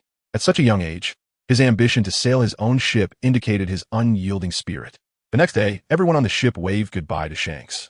Shanks smiled back at them in response. He was so carefree and cool. Just like that time, he stood in front of Luffy and although he lost an arm, he showed no sign of frustration. Luffy was crying, but he comforted Luffy, saying he was a real man. "You're fighting for us. Hey, don't cry, aren't you a man? But Shanks, your hand. It's just one hand, no big deal. As long as you're okay." Shanks hugged Luffy and smiled without a care. Shanks was still Shanks, no matter the age. He remained the Shanks he liked. What was the reason for falling in love with him? Who knows? Love itself is the most unreasonable thing in this world. And now, it was also her time to say goodbye to Shanks. It was time to return to the future. She was very satisfied with this journey. Leo was now sitting face to face with Shanks, but neither of them spoke. After a moment of hesitation, Leah decided to wait until Roger and the others returned from the final island before going back to the future. Buggy was still in a deep sleep due to his high fever. Just as Leah was deep in thought, Shanks suddenly leaned closer to her and asked, "Do you have something to say to me?" Leah found it hard to say because what she wanted to express was a farewell. "Let me go first. I also have something to say to you," Shanks said with a smile. "I really like you. So, can you wait for me a few years? Until I become a captain, until I can stand on my own." Shanks paused for a moment and continued, "Then I will come to pursue you. I asked the seniors on the ship, and this is a more polite way to confess." Huh? Leah was a bit surprised. Was it so sudden? Although she had previously acted on her feelings and kissed her future man a couple of times, she didn't expect Shanks to like her this early. "But I heard Buggy say you like to sing her." When she heard that before, Leah was quite angry. But thinking back, she did nothing because she had no right to interfere in his affairs before they confirmed their relationship. However, little Shanks was really easy to kiss, soft and cuddly, much better than the older guys. In fact, Shanks had been an intern on Roger's ship since he was young, and in terms of gender awareness, he was much more mature than his peers. Pirates are wild and rough, often expressing their desires more directly through strong drinks. Whether it be power, status, or money, they openly voice their ambitions. Shanks was one of these pirates, and inevitably, his personality bore these traits. Unlike in the future, the teenage Shanks was full of youthful spirit and pride. He had the ambition to embrace the vast sea. Likewise, when it came to the opposite sex he was fond of, he dared to express his feelings and make promises, rather than being entangled by worldly matters like in the future. If Leah hadn't later proactively responded to Shanks, they might not have ended up together. Buggy, that big mouth. "No, I just really like her songs. They're free-spirited, and the messages conveyed in her music are beautiful. She hopes for women like her to find happiness and freedom." Shanks hurriedly clarified, but this was indeed the reason he liked that singer. In the context of a great era, having the courage to use song to voice for the weak and convey hope requires immense bravery. In fact, his taste had never changed over the years. He liked independent, brave women. He is looking for a woman who can progress alongside him, a partner who can rise together. He is a natural strong man who has witnessed the fiercest storms on this sea since childhood, and naturally seeks a partner who can accompany him for life, rather than a temporary bedmate. Moreover, he admires strong women, but he does not discriminate against weaker ones. Women are inherently soft-hearted. The captain was his ideological enlightenment, giving him a preliminary understanding of the world. However, it was countless women who softened his views on the world. It is hard to imagine what this world would be like if it only had men. The existence of women brings more warmth to the world. Many of the gentle yet strong figures he knew before were influenced by their mothers. To be honest as a man, he has to admit that it is hard for men to control their desires. Therefore, they can easily become sinful because of their desires. In matters of love, Shanks dares to say that for the vast majority of men, it is based on a woman's appearance or physical beauty, and they ultimately pursue sex. A man should have the spirit of standing tall, as the captain told him. Mr. Rayleigh taught him to respect the weak. Being weak is not a reason to bully others. He yearns for women, but first and foremost, he needs to respect their wishes. This has been Shanks's understanding since childhood, which is why he respects Leah so much in the future and does not interfere in her matters. Although he is jealous of a certain flamingo's good relationship with his wife, he still would not question him about it. He knows very well the boundaries of Leah, and he chooses to trust and respect her interactions with the opposite sex. There are people who once questioned Shanks for not contributing enough to his relationship with Leah. Shanks admitted decisively that he indeed contributed very little. He and Leah are two independent, autonomous individuals, both with their own careers. Their business collaborations are inherently a strong partnership. Contribution? What kind of contribution are you referring to? They do not need any sacrifices of themselves to maintain their relationship. He is a renowned sea emperor, and she is a famous businesswoman with enterprises all over the world. They are both complete circles. There is no need to elevate their status or wealth through a partner. So why must there be a contribution? After Leah promised to wait for Shanks to grow up, she said goodbye to him in advance. She instructed him to treat their next meeting as if it were their first. Although he did not quite understand why Leah made such a request, he agreed nonetheless. Years later, after he had sailed across the entire sea without finding that person, he understood everything when he encountered her again in Windmill Village.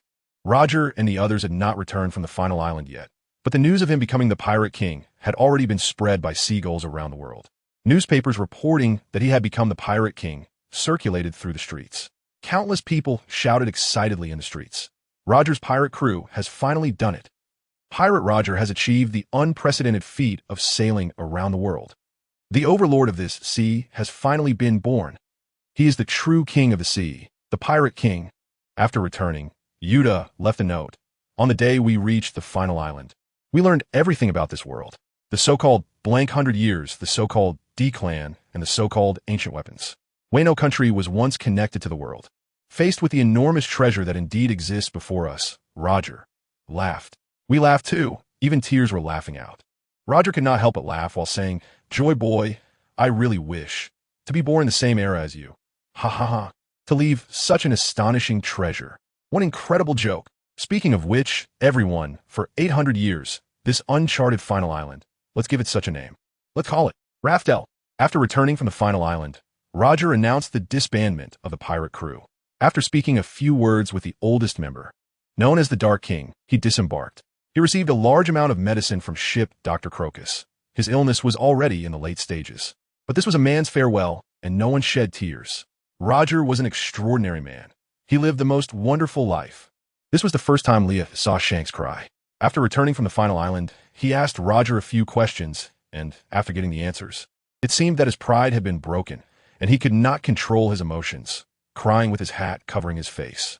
However, he held back and did not make a sound. Leah did not ask him what was wrong, because she knew this was probably one of the important reasons why Shanks later chose to hand a straw hat to Luffy.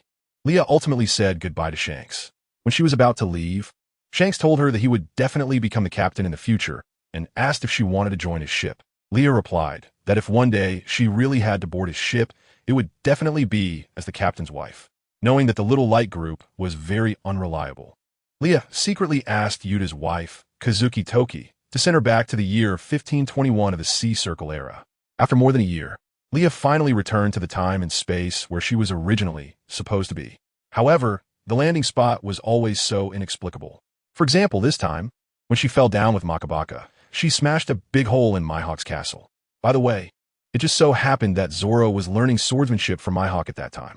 When Leah fell, Mihawk happened to be sitting in his designated spot reading the newspaper. Then Leah, along with a dog, crashed into his arms. It was quite dramatic. The stone chair was smashed to pieces, and Leah held her waist, staring at Mihawk in shock. Then, covering her heart, she quickly pushed him away, thinking, damn, making eye contact with this guy is simply terrifying. Leah felt that if she didn't run away, she might be cut down by Mihawk with his big black sword in the next second. Leah was now sitting on the ground of the castle, rapidly retreating. Mihawk looked at Leah, stunned for 3 seconds, then stood up and brushed off the dust from his clothes. He slowly approached Leah. Hey, Mihawk, I really didn't mean to. I didn't know I would fall into your castle, and I just happened to crash into you. Don't come any closer, Leah said, while backing away. Mihawk ignored what Leah said. He just walked towards her with a blank expression. Soon Leah had nowhere to retreat because she had backed against the wall. Mihawk's outfit was very casual.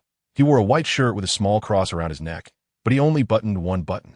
He did not wear the usual black top hat with white fur, and his gaze was not as sharp, filled with a sense of life. To be honest, Mihawk now looked much less dangerous and aggressive than usual. But who would have thought that Leah had done something bad, and now she felt quite guilty. Then, Mihawk approached Leah and crouched down in front of her, gazing at the woman who had disappeared for so long.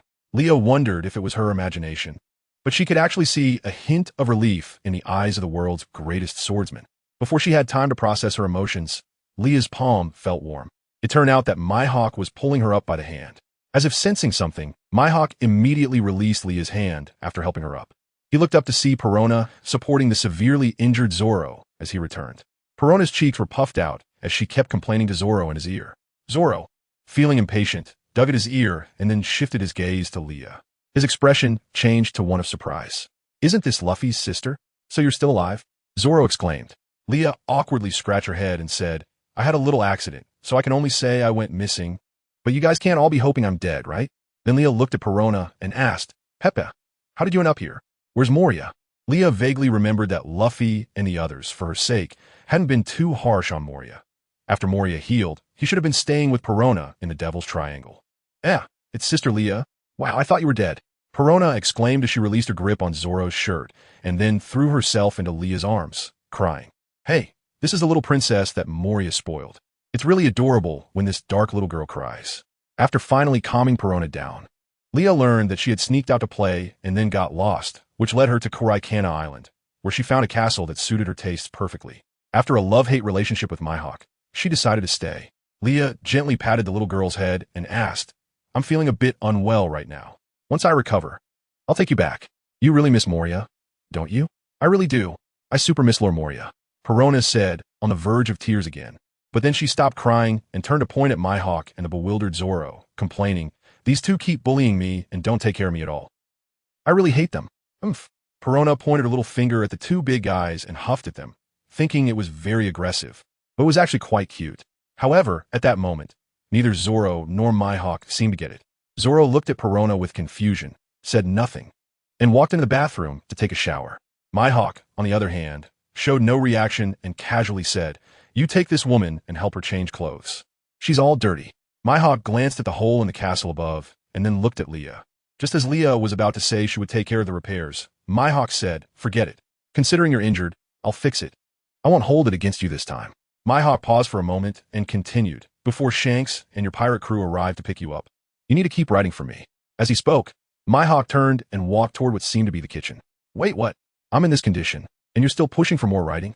Leah said with her hands on her hips, feeling indignant. Mihawk walked a few steps, turned around, and said, "Uchiha hasn't sent me the sequel." This statement was abrupt, and after saying it, Mihawk walked into the kitchen, leaving Leah unable to see his expression anymore. However, Leah read a lot from that sentence. It was like a thank you for still thinking of him before she went missing, and also a relief that she could continue writing the sequel, among other complex emotions. But with Mihawk's personality, he would never say such things out loud. After Perona helped Leah change, and she took a shower, Leah went downstairs to find the food already laid out. To be honest, Mihawk was a very disciplined man, completely the opposite of the messy and drunkard Shanks. This could be seen from the dishes on the table.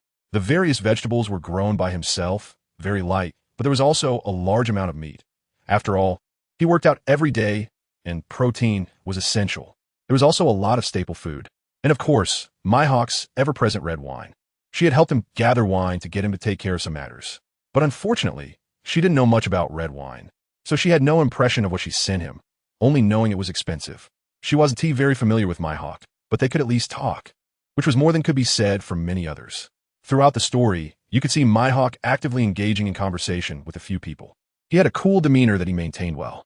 Another detail was that Mihawk needed to control his surroundings and the people around him within a certain range. The food he prepared for Perona, Zoro, and Leah was all different and in varying amounts, just right, no more, no less. He was appropriately controlling everything around him. In short, this not overly intense need for control was not off-putting. Who could tell her why her pirate crew and Shanks were all so busy? Why didn't they even have time to send a ship to pick her up? Shouldn't they be welcoming her back with open arms and rushing to find her? Why? There's no love left. And now, Perona was watching Zoro train, bringing him back to the castle afterward to prevent him from accidentally getting lost and ending up in Raftel. Meanwhile, Mihawk had set up a small shelter for Leah next to the vegetable garden, with a table and chairs underneath. She sat there writing for Mihawk while he used his black sword to plow the fields. He had just harvested a batch of vegetables, and now that it was the season, he planned to plant something else. Bored and stuck on her writing, Leah found herself staring at Mihawk. She had initially suggested helping him with the vegetables, but Mihawk just stared at her with his golden pupils, saying nothing. All right, I was just joking. I know I can't move around too much right now, because I'm injured," Leah said, waving her hand helplessly. When the weather got a bit warmer, Leah suggested that Mihawk come the evening. After Mihawk shook his head to refuse, Leah, who really didn't want to sit still any longer, proposed going back to the castle to get him a sun hat. Mihawk thought for a moment and nodded in agreement. When Leah returned with the hat, Mihawk was bending down to sprinkle seeds into small holes in the soil. Leah ran over, wearing Perona's Lolita dress, and placed the hat on his head. Then she stood to the side, satisfied, clapping her hands and smiling brightly. Mihawk was very tall. When he straightened up, he didn't say anything, but just stare at Leah. Leah felt a shiver run down her spine under his gaze because she was genuinely afraid that Mihawk, the proud man, would get angry and chase her with his black sword. And last time, she had witnessed him using his black sword to row a boat. And now she was watching him plow the fields with it. Although the black blade's plowing effect is excellent, it absolutely cannot be revealed. I'll tell Shanks when I get back. The world's #1 swordsman must maintain some prestige. I was wrong. Just as I was about to admit defeat decisively, Mihawk said, "Thank you." Huh? Mihawk, have you been possessed by something strange? You actually thank someone? Leah was quite taken aback. Mihawk ignored Leah, lowered his head, and continued sowing seeds, while Leah didn't want to embarrass herself further and return to her small shed. What she didn't know was that in his heart, Mihawk wanted to express gratitude as a friend for her tolerance of his lack of eloquence. But in the end, the only words that slipped out were these two: "Thank you. This is just a personal interpretation. Please don't criticize." In fact, Mihawk is quite considerate towards familiar people. He just doesn't say it. Of course, he thinks about hitting Shanks every day. For instance, right now, Mihawk and Pepe are comparing how many times they've cooked. Are you speaking ill of Lord Moria? You ungrateful guy. I don't owe him any favors. And you owe me, right? Do you think I've cooked for you so many times? I've cooked more times than you. I even helped out in the fields. Did I let you stay here? You're really not cute. I don't want to stay here anymore. Sister Leah, let's hurry to Lord Moria's place. Pepe pounced into Leah's arms. Leah scratched her head, then patted Perona's head, and then she dryly laughed a few times at Mihawk, saying, "Mihawk, you're really a good home man." Another example is when Mihawk imposed a drinking ban on Zoro. Mihawk asked Zoro, "Has your sword ever been broken?" Zoro raised an eyebrow and said a few times, "One of them was broken by you. If you infuse your haki into the sword, even the same sword won't break. Even if there are chips on the blade. It's a disgrace. All swords can become black blades." Black blade? You cannot drink until you understand this. Huh.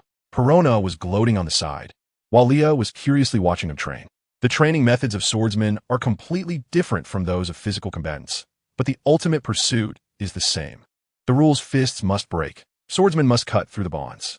Leah was watching with great interest, then she took out her red scythe. Mihawk looked at her and asked, "Are you looking to spar again?" Leah quickly shook her hands and said, "I want to try to use haki to train my slashes. I don't have the heart to become a king, and without Conqueror's haki, I can't reach the peak. But I want to try the other 2 types of haki, as it can save stamina." Mihawk nodded, indicating his understanding. Then a large black blade swung towards Leah. 2 days later, Leah had mastered this unique technique. Not to mention anything else, her comprehension ability was quite strong, but it was still her innate ability that had the advantage. In terms of teaching swordsmanship, Mihawk is professional, but it is limited to talent-type players. If someone has very ordinary qualifications, what Mihawk says might be incomprehensible, and even if understood, it might not be achievable. Also, after Leah arrived here, she brought some bad habits, the most significant being dragging Pepe to eat late-night snacks. Later, Zoro also joined in, and in the end, Mihawk was also dragged in by Leah to help with the barbecue. In short, life on Claykana Island is still quite enjoyable. Unexpectedly, the first person to come looking for her would actually be Doflamingo. "Where have you been all this time, dead woman?" Doflamingo stood on his flamingo pirate ship. Looking somewhat happy, Leah was thinking about the gold chain Doflamingo had in his hand and didn't say anything. After running over, she lightly tapped her foot on the ground and jumped onto Doflamingo's pirate ship. Leah stared intently at the gold chain in his hand and said somewhat unhappily, "Who calls me dead woman after such a long time without seeing me? I'm not dead yet. You can call me that after I die. TCH, it's good to be back." Saying this, Doflamingo hung the gold chain around Leah's neck. "If I told you I haven't gone anywhere in the past year, just staying here with Mihawk, would you believe me?" Leah carefully examined the gold chain, wanting to tease Doflamingo a bit. "I believe you, sure. That red-haired emperor has already circled around several routes looking for you," implying that it was impossible for her to hide. Moreover, Doflamingo was just docking the ship here and not getting off because he didn't want tomorrow's newspaper to have headlines about 2 warlords going to war. Behind his sunglasses, Leah couldn't see Doflamingo's gaze, but Leah knew he was watching her at that moment. Then, Doflamingo's tall figure overshadowed Leah as he embraced her tightly. Their heartbeats synchronized for a moment, and Doflamingo whispered in her ear, "Don't leave so casually in the future." This hug almost ended as soon as it began, exceptionally measured. "I won't leave again Unless my life comes to an end, don't worry. Seeing the young Doflamingo, Leah clearly understood how insecure he was. He had lost too much. I followed your advice and met that Rashi kid. I forgave him, Doflamingo suddenly said. That's really great. By the way, how is he and Andy? Leah asked curiously. Doflamingo smirked and said, You'll find out when you go back and see for yourself. I won't tell you in advance. Leah paused, then brought up the main topic, what happened in the war. Doflamingo knew Leah was asking about Mariehua. As for Marineford, it was almost sunk by the massive thunder that fell from the black hole later on. The surviving navy was also quite strong. The casualties among pirates were significant as well, because a strong tsunami later occurred in that area, and many people were forever buried in the sea. Under such circumstances, Leah was at the center of the disaster, and many thought she wouldn't survive. But those people didn't believe that. As long as they hadn't found her body, it meant she was very likely hiding in some corner of this world, watching them panic. After all, she had always been so vicious. The Revolutionary Army had officially declared war on the Celestial Dragons, and the Navy was left with some old troops. The former Marine Admiral resigned and turned to the Revolutionary Army with his faction. Akainu became the new Marine Admiral, but he seemed reluctant to let the Navy be driven by the Celestial Dragons, engaging in many small actions. However, constrained by military funding, the Navy still publicly served the Celestial Dragons. Among the member states of the world government, some had formed alliances openly supporting the Revolutionary Army, with Nefertari Vivi, the king of Alabasta, at the forefront. More countries that couldn't afford the heavenly gold joined the ranks of resistance. In short, the power of the Revolutionary Army was continuously growing, and the two sides were at a stalemate in battle, currently barely equal in strength. Among them, your assistant, Yuxia, has temporarily taken over your decision-making and has provided significant support to the Revolutionary Army in logistics and medical care. Their ability to hold on until now is largely thanks to her assistance. During your absence, she has handled these matters very well.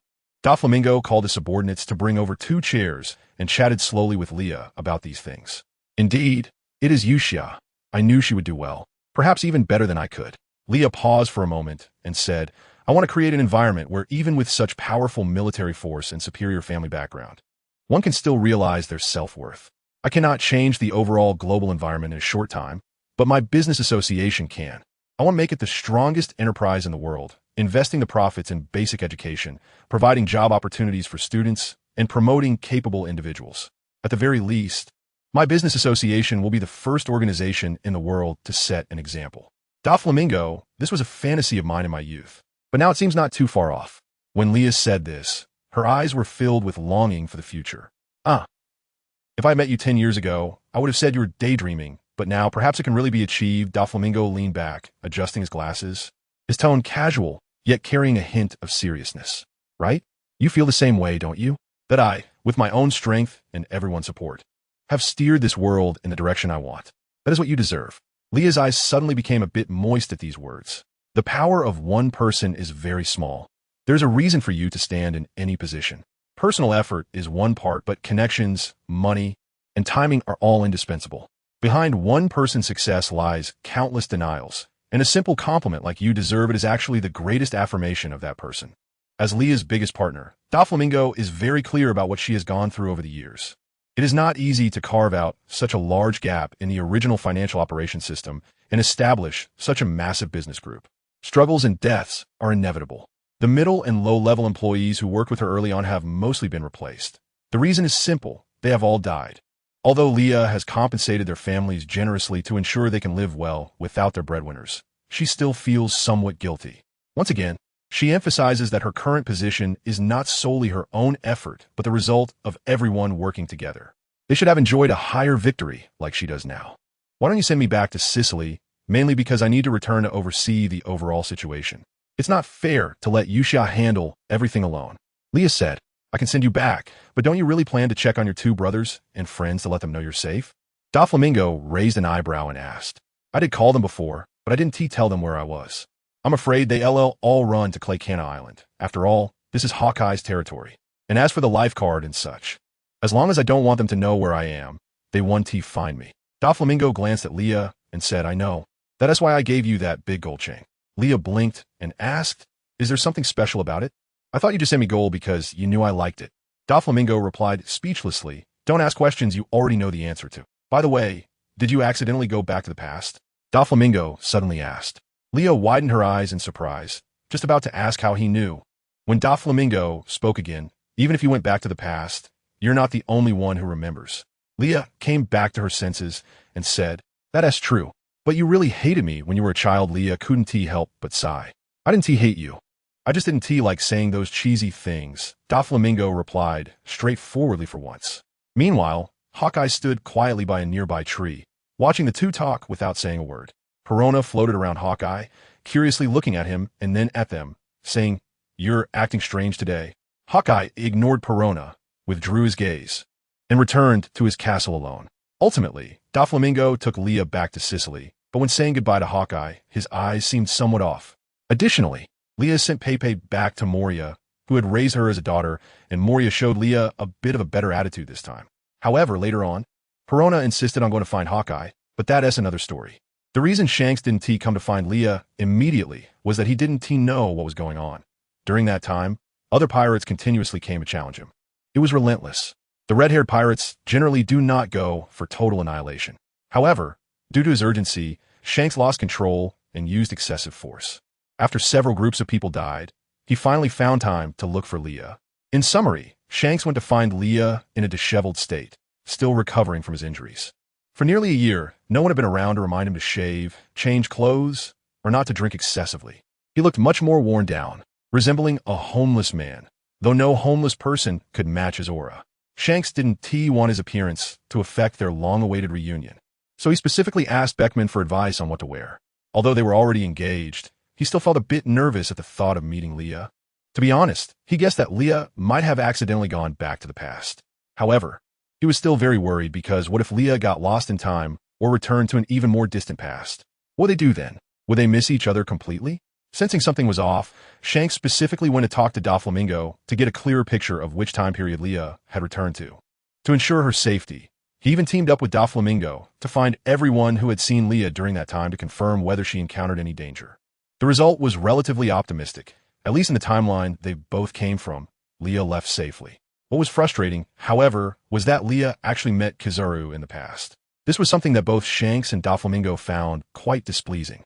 As for why they knew, it was because the old man, Kizaru, knowing that certain things had already been set in motion, intentionally mentioned it to irritate Shanks, to gather information, even though Kizaru spoke very ambiguously about that period. Shanks had no choice but to frown and listen to the end. Although he knew some things happened because Leah was injured, he still felt unhappy. This dissatisfaction can't be blamed on his dear wife. He can only subtly express his displeasure towards Kizaru. Unfortunately, the old man Kizaru is too shrewd. As long as it's not a matter of sheer strength, it's hard for anyone in this world to get the better of him. When they met, Shanks gave Leah a big hug. The others, witnessing this scene, consciously stepped aside to give the two some space, marking the first time the red-haired crew showed Shanks such respect. Perhaps it was because they had witnessed the state of despair Shanks was in during Leah's disappearance. This was the second time Shanks cried in front of Leah, but this time it was tears of joy. Only when he touched her could Shanks feel the tangible return of his loved one. Crying was embarrassing, but crying in front of his wife wasn't too shameful. They agreed to hold a formal wedding after their ultimate victory in battle. The first thing Leah did after returning was to officially establish a university on Sicily. Now, with the war intensifying, the lives of the impoverished masses were not easy, and there were many refugees. However, it is during such times that geniuses and extraordinary talents often emerge, playing a crucial role in the future development of the world. War gives birth to true heroes. Establishing a school at this time was precisely to ensure that those seeds of wisdom were preserved. After discussing with Uncle Dragon, hundreds of thousands of books collected in Elbaf were stored in the library of the Sicily University. Many years later, Sicily became a holy land for countless scholars. The tombstone of Leah's teacher was among the first to leave seeds of wisdom in the university, and it was regarded as a symbol of the spirit of knowledge, forever preserved there. After meeting Shanks, Leah also went to see Ace. Whitebeard survived the Marineford War, but due to his age, he ultimately retired to his hometown to enjoy his later years. Marco stayed by Whitebeard's side to take care of him. Ace inherited Whitebeard's will, and after mastering the White Flames, his strength increased significantly. As for hockey, under Leah's influence, Shanks took over Ace's training in hockey. When Leah returned and saw Ace again, she felt he had matured a lot. He had become a true captain capable of standing on his own. The Whitebeard pirates had disbanded. But many former members chose to continue following Ace, forming a new pirate crew to compete for the ultimate treasure. Luffy, under Rayleigh's tutelage, made rapid progress in strength over the 2 years, and similarly, the Straw Hat crew members also significantly improved. But Ace was no exception. After obtaining the White Flames and mastering them, his strength also saw a great boost. The unique aspect of these White Flames, which Leah had obtained in the previous world, was that they had no temperature limit. As long as there was something to burn, they could continue to ignite. They could burn until everything flammable was destroyed, showcasing immense destructive power. Even in the ocean, they could continue burning until all surrounding moisture was completely evaporated. Moreover, Shanks guided Ace in hockey training. One could say that Shanks' mastery of hockey was top tier, making him a highly suitable instructor for Ace. Ace's overall strength was rapidly increasing. After 2 years of training, Ace returned to the pirate crew, but this time he was the one taking on the main responsibilities. A confrontation between him and Luffy was inevitable. And during the final competition for the ultimate treasure, who would win and who would lose remained uncertain. Ace might not have the ambition for One Piece and didn't necessarily aspire to become the Pirate King, but he indeed wanted to know what Roger left behind. He wanted to know all the answers. Law mistakenly believed that Rosinante had been killed by Doflamingo. Therefore, after becoming a supernova, he constantly thought about causing trouble for Doflamingo, even temporarily becoming a warlord for that purpose. Doflamingo knew where the blame lay, but he was not the type to patiently explain things to his former subordinates. Instead, he found the idea of competing with Law quite amusing. In short, watching the little brat, who was determined to defeat him, become exasperated brought Doflamingo a lot of joy, adding excitement to his otherwise dull life. Until this matter was discovered by Rosinante. Rosinante had a good temper, and he still felt somewhat guilty toward his older brother. At least, no matter what kind of person Doflamingo was or what position he held, he had never treated him harshly. In fact, he had been surprisingly good to him. Upon learning the truth, Law felt relieved but did not seek to ease the tension between himself and Doflamingo. The two of them had fundamentally incompatible auras. As the war between the Revolutionary Army and the Celestial Dragons reached its peak, Uchiha revealed the information she had been holding on to. The Celestial Dragons had secretly been conducting longevity experiments using human subjects, attempting to rule the world forever through this method. Most importantly, the process of these experiments was extremely brutal. Moreover, many of the subjects included powerful offspring of old aristocrats, although they were not celestial dragons. These individuals could control the economic lifelines of several countries, making them difficult to deal with. Due to the prolonged stalemate of the war, they were uncertain about which side to support, seeing their own kin treated so inhumanely by the celestial dragons. They decided to withdraw their support for them and instead back the Revolutionary Army, injecting a large amount of funds. One could only say that the Celestial Dragon's power was waning. A series of reports about the Celestial Dragon's actions against the common people sparked denunciations and uprisings worldwide, regardless of individual combat strength. It was this kind of global outcry and resistance that was the most terrifying. No matter how powerful you are, can you really eliminate all the dissent in the world? The 5 elders, witnessing the out-of-control situation, requested him to use the Celestial Dragon to eliminate the leaders of the Revolutionary Army, just as in the past. After eradicating the main forces, those commoners would naturally fade away. But could they really eliminate them all? Anyone could become a rebel. When an avalanche occurs, no snowflake is innocent. Moreover, the seeds of freedom have already been planted through education, and those students would carry these seeds to various parts of the world. This highlights the importance of education. Only those with spirit and independent pursuit can be regarded as complete individuals. Of course, the world government likes to keep people ignorant, but Leah is determined to prevent them from being so. She wants to give them the opportunity to pursue the lives they desire, instead of being forever trampled by the nobility, wasting their lives. Like everyone else in this world, she is waiting for the ultimate liberation. The ultimate romance of this world is to hold a grand feast that all the people can attend. However, in reality, true liberation will not be achieved by pirates, but by those revolutionaries, countless unnamed liberators who strive so that future generations will no longer suffer oppression. When they engaged in revolutionary struggles and sacrificed their lives for it, they did not know whether they would ultimately succeed. However, at that time, their hearts must have yearned for humanity's ultimate aspiration. Heroes are nameless because they have transformed into a spirit of striving forward, inspiring generations after generations. When all the forces united and stormed into the world government's joint building, bringing down the flag that symbolized the supremacy of the celestial dragons, tears filled everyone's eyes. The war lasted a full 7 years, and they finally arrived here, carrying the beliefs of all the sacrifices, achieving the final victory. Perhaps it was a tacit understanding. Although the pirates were still competing for the ultimate ruler of this sea during the final battle, they coincidentally formed a coalition to join the fight against the Five Elders and him. To form this coalition, Shanks and his crew fought hard, conquering through force or other means. In short, Luffy, Ace, and the others united the power of the pirates. Pirates are inherently unruly, especially those who have entered the New World. How could they be content to live under others? Their ability to form a coalition must have come with great effort. They participated in the final campaign against their foes. Moreover, with Sengoku retiring, Garp also left the Navy as promised to his granddaughter, taking refuge in Sicily. Naturally, Kobe followed Garp's footsteps and exited the Navy as well. However, Akainu, long dissatisfied with the Navy being driven by the Celestial Dragons, saw the situation and switched sides to the Revolutionary Army during the war. But it was only a temporary cooperation. He would later form a new navy, a new force to defeat the pirates. After experiencing countless brutal wars, Kobe's strength steadily improved. He had a new goal, to form a team that truly serves the people, fighting for the safety of their lives and property. Coincidentally, the new Admiral Fujitora, after the massive conscription, had similar thoughts, and the two quickly hit it off, embarking on a new round of team formation. After the ultimate victory in the war, Shanks and Leah's wedding also arrived. The wedding took place on a beautiful island with stunning natural scenery. In fact, he had been preparing for it for a long time. This island was discovered during his travels in his early years, and its scenery was exceptional. Among them, he valued the grand waterfall on the island the most, as it was quite spectacular. The island had lush vegetation.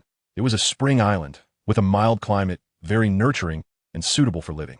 He had long fantasized that after he stopped being a pirate, he would bring Leah here to settle down. There were also natural hot springs, which Leah would surely love. However, Leah was quite delicate, and if he were to bring her here, he would have to prepare a lot of things. Shanks took this into account, so he began to cut back on his usual spending, which often put his crew in a financial deficit due to his drinking and feasting. He started saving the pocket money that Beckman usually gave him. He planned to build a house with his own hands. He diligently recalled all of Leah's preferences and incorporated what she liked into the design. In fact, only he could understand his design sketches. Others could not make sense of his scribbles. But as a pirate, he had done his best. He could not manage intricate compositions. However, once he began building the house, he proved to have decent hands-on skills, applying his imaginative concepts to the construction. Because he was personally building the house, he was very particular about every detail, even dismantling and redoing many parts multiple times. This was the first time Beckman saw Shanks so earnestly devoted to a task. To be honest, Leah was now one of the richest people in the world.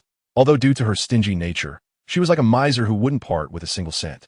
However, it was indeed difficult for her to feel even the slightest ripple in her heart towards expensive items. But really, when she saw the wooden villa that Shanks had gradually built for her, she was genuinely touched. Shanks, such a careless person, actually had the patience to do carpentry work. All the furniture in the little villa was made by his own hands. For this, he even specifically inquired about Leah's preferences, such as styles and patterns, things that only a woman would pay attention to. He was very thoughtful and devoted a significant amount of time and energy to it. Because their pirate crew often sailed around, being nomadic, he could only spend about half a month on this island each time, while other crew members came here for vacation. Shanks was solely focused on building this small house. Every time he thought about living here with Leah in the future, potentially having their children, Shanks felt motivated. Watching Shanks work alone, the red-haired pirates felt a bit embarrassed and wanted to help, but he refused them all. He wanted to complete this gift for Leah independently. He was very poor. One could say he was the poorest among the four emperors.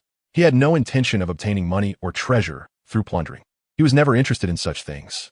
Moreover, the ship's finances were managed by Beckman, making him live even more frugally, sometimes not even having enough money for drinks.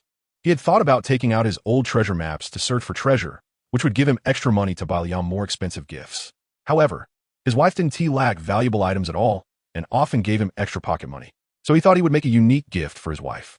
The only thing that could be considered one of a kind was the house he built himself, because he would never build for another person. He was already devoted to Leah for life, leaving no room for anyone else. This island was large, with abundant fruits and other resources, making it suitable for hosting banquets and weddings. He had never thought that a person could look so beautiful in a wedding dress, even exuding a sense of sanctity. When she was led toward him by Old Man Garp, he even felt a sense of unreality. He was very nervous, and his palms were sweating. The moment should have been a joyous one, but he felt like crying. It wasn't until he held the bride's hand that he felt a sense of reality. It was that feeling of today is my wedding day, and Leah is my bride.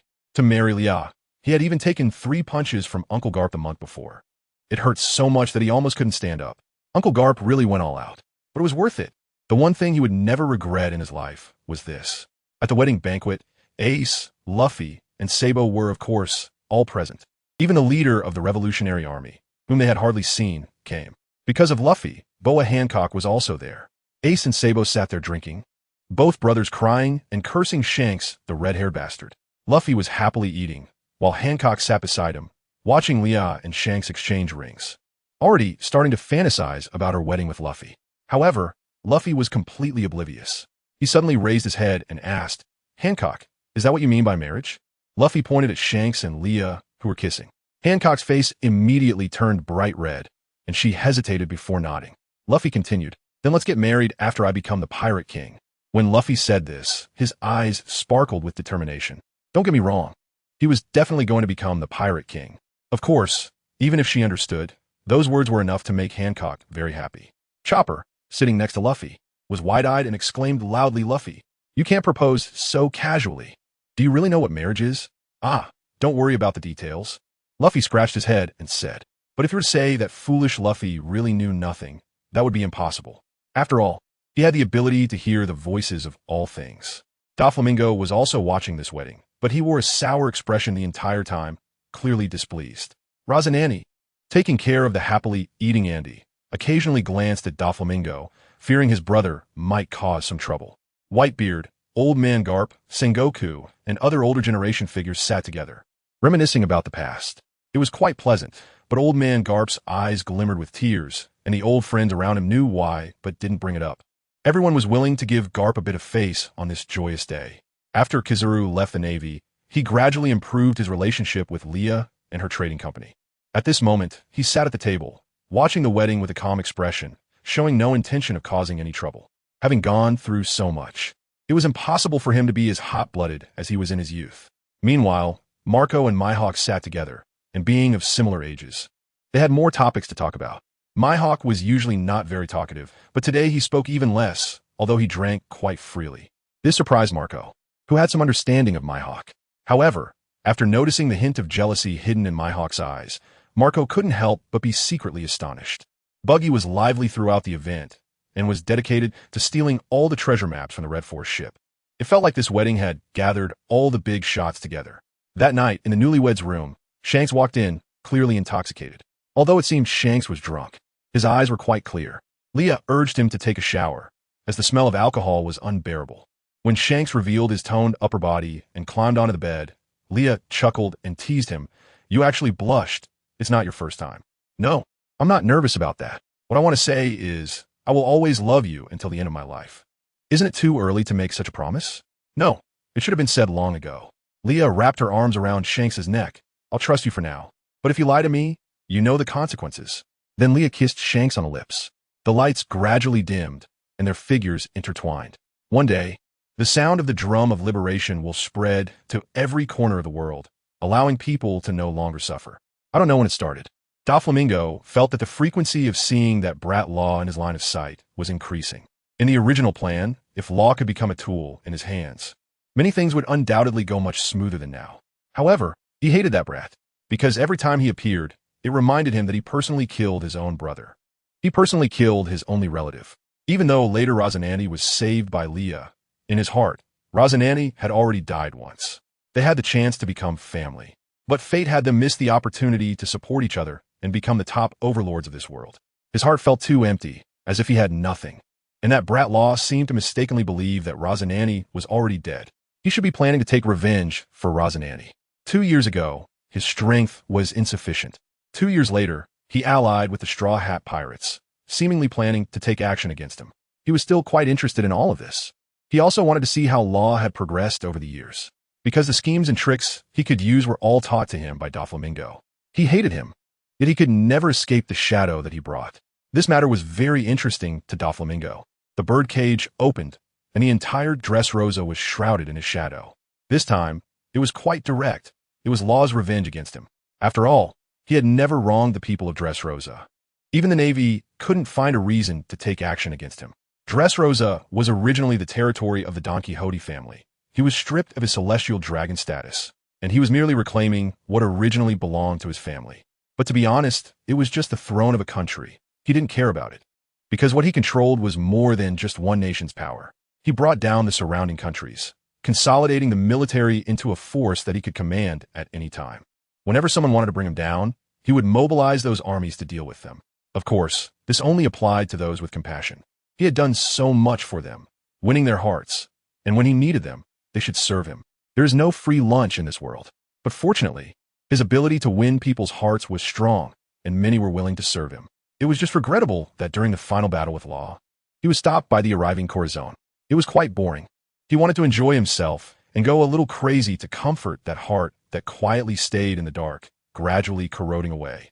When overly focused on one person, the atmosphere always becomes inexplicably tense.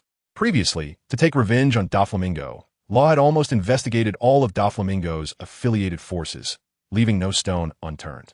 But after truly verifying it, Law found that Doflamingo was too cunning, with very complex interpersonal relationships.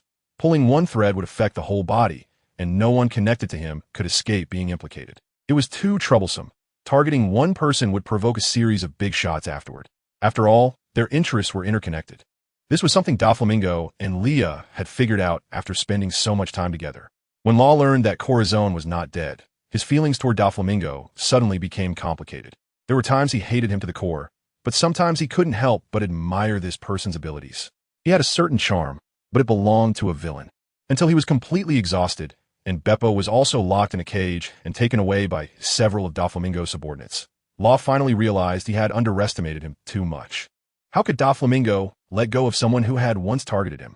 With no strength left, and with sea-stone handcuffs on his ankles, he found himself trapped in the resplendent palace of Dressrosa, with no way to call for help. Moreover, he was still inside the birdcage created by Doflamingo. To get out, he could only defeat him. The original agreement with the Straw Hat Captain to challenge Kaido now seems impossible. The lights gradually dimmed, leaving only a small, faint glow on Law's face. He felt increasingly weak and could only lie on the cold ground, breathing heavily. What kind of drug is this that has such a strong effect? Even trying to use his ope, no need to intervene, was impossible. Doflamingo's footsteps drew closer, and Law helplessly clenched his sleeves, feeling utterly powerless. In fact, this drug was something Leah had previously developed for a prank. It was colorless and tasteless, but it rendered people completely weak. Moreover, unless the drug's effects wore off, there was no antidote. Doflamingo's arrogant, unrestrained laughter drew nearer, and Law glared at him with hatred. A strange fragrance wafted through the air again. Law instinctively wanted to cover his mouth and nose, but it was useless as Doflamingo grabbed his neck and lifted him up. Then, fine threads emerged from Doflamingo's back, weaving into a white hammock high up in the giant birdcage. Doflamingo seemed never to be without his feather coat wherever he went. He took off his coat and wrapped it around Law completely, at a height of 2 meters and 98 centimeters. It was easy for him to envelop Law in his embrace. Doflamingo then leaped high, tossing Law onto the hammock made of threads. In the shadow of Doflamingo, Law weakly gritted his teeth and asked, "What do you want? Isn't it obvious, kid?" Doflamingo laughed arrogantly. "You were supposed to be my most loyal subordinate, and even if you betray me, I've accepted it.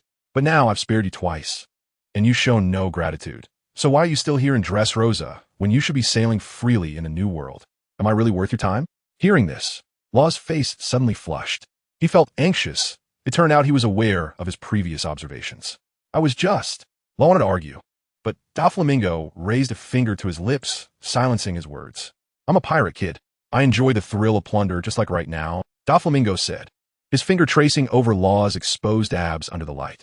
"If you dare to come to my territory, be prepared for my revenge." At that moment, Doflamingo buried his head in Law's neck. Cold sweat broke out on Law's forehead because Doflamingo was biting him. The blue veins twitched slightly with a heartbeat, further igniting Doflamingo's desires.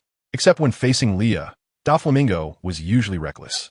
Just like now, facing the increasingly flushed kid, he decisively lifted Law's shirt. A man's body is different from a woman's, but undoubtedly, both are beautiful. Law's athletic physique ignited Doflamingo's wild desire for conquest. He didn't care whether it was a man or a woman, as long as it satisfied his desires and kept him from rotting in dark corners. Doflamingo's massive figure loomed over Law, the pink feather coat covering both of them. The two intertwined figures swayed, and the coat seemed insufficient to cover them, exposing the spring scene that couldn't be hidden. When the gossiping Leah learned of this, she couldn't help but give Doflamingo a thumbs up. "You really don't have any standards." Leah saw the veins bulging on Doflamingo's forehead and, with a change of tone, said, "You really have an eye for talent. You've conquered someone with Law's explosive personality." Doflamingo raised an eyebrow, non-committal. Meanwhile, in the submarine, Law, wrapped in a black feather coat, couldn't help but sneeze again. Strangely, ever since they escaped from Dressrosa, their captain had caught a cold, and it showed no signs of improvement. The captain was skilled in medicine, so the others had no way to help. Only Beepo silently watched the red marks occasionally exposed on his captain's neck. Note, this story assumes Leah is not with Shanks. The timeline is set when Leah is 23 years old. Please do not enter if you dislike this. Mihawk found Leah to be a very troublesome woman, always talking and never quiet. Wherever she was, you couldn't find a moment of peace. Like his friend, she was always a headache. When did his perception of her begin to change? Perhaps it was when she went to great lengths to find him a variety of red wines to please him. Or maybe it was when he, bored and wanting to ignore her, she thought he was angry and brought him a large bag of seeds she had somehow found. Wearing a smile of goodwill, his temperament was very calm. There were few things in this world that could shake his heart. So, there were really very few things in life that mattered to him. Women were the most boring creatures in the world, he had always thought. They were troublesome, pursuing things that made them look more like butterflies, or getting angry over inexplicable things, even going so far as to undergo surgery or go to great lengths to become more beautiful. He didn't understand why women pursued such superficial things. But later experiences taught him that superficiality wasn't limited to women. Humanity had common flaws. But all of this should have nothing to do with him. He only needed to pursue the pinnacle of his swordsmanship. Of course, Leah also pursued these things. She did so even more meticulously due to her better financial situation. When he casually asked her if doing all this was a hassle, she replied it wasn't, as she did it to please herself. Seeing her smooth, fair skin in the mirror every day, wearing beautiful clothes, made her very happy. She said this was to please herself. When he saw her radiant smile, he suddenly understood. They were just pursuing the things they liked. It was not much different from his pursuit of excellence in swordsmanship. It was just a different choice in life. This was not about value, for in the act of pleasing oneself, their pursuit of beauty and his pursuit of swordsmanship yielded the same results. Just saying this, Leah seemed not much different from other women. No, she was very different. She could wear exquisite dresses to attend various events held by her business association, or wear plain clothes to cause trouble in the fields he personally managed. She had some dirt on her nose, and when he pointed it out, she wiped her face with her small, dirty hand. As a result, her profile was also smudged with dirt. Even so, she took out a mirror to check her face and burst into laughter. Although her body and face were dirty, under normal circumstances, he should have frowned and called her a messy girl. But listening to her clear and natural laughter echoing in his ears, he felt that she was cleaner at that moment than at any other time. It seems that she only becomes so carefree and reckless when she is by his side. By the time he snapped back to reality, Leah's face was already very close to him. "Mihawk, what are you daydreaming about? This feels so strange. Are you remembering how I knocked over your vegetables last time? Just to be clear, I've already bribed. No, I've already apologized, so don't pick on me," Leah said with a guarded expression, her hands crossed in front of her. "No, I was just thinking that it seems to be dinner time." Looking at the face that seemed so near yet far away, Mihawk reminded himself not to have such illusions. After thinking for a moment, his eyes flickered, and he put down his farming tools, planning to return to the castle.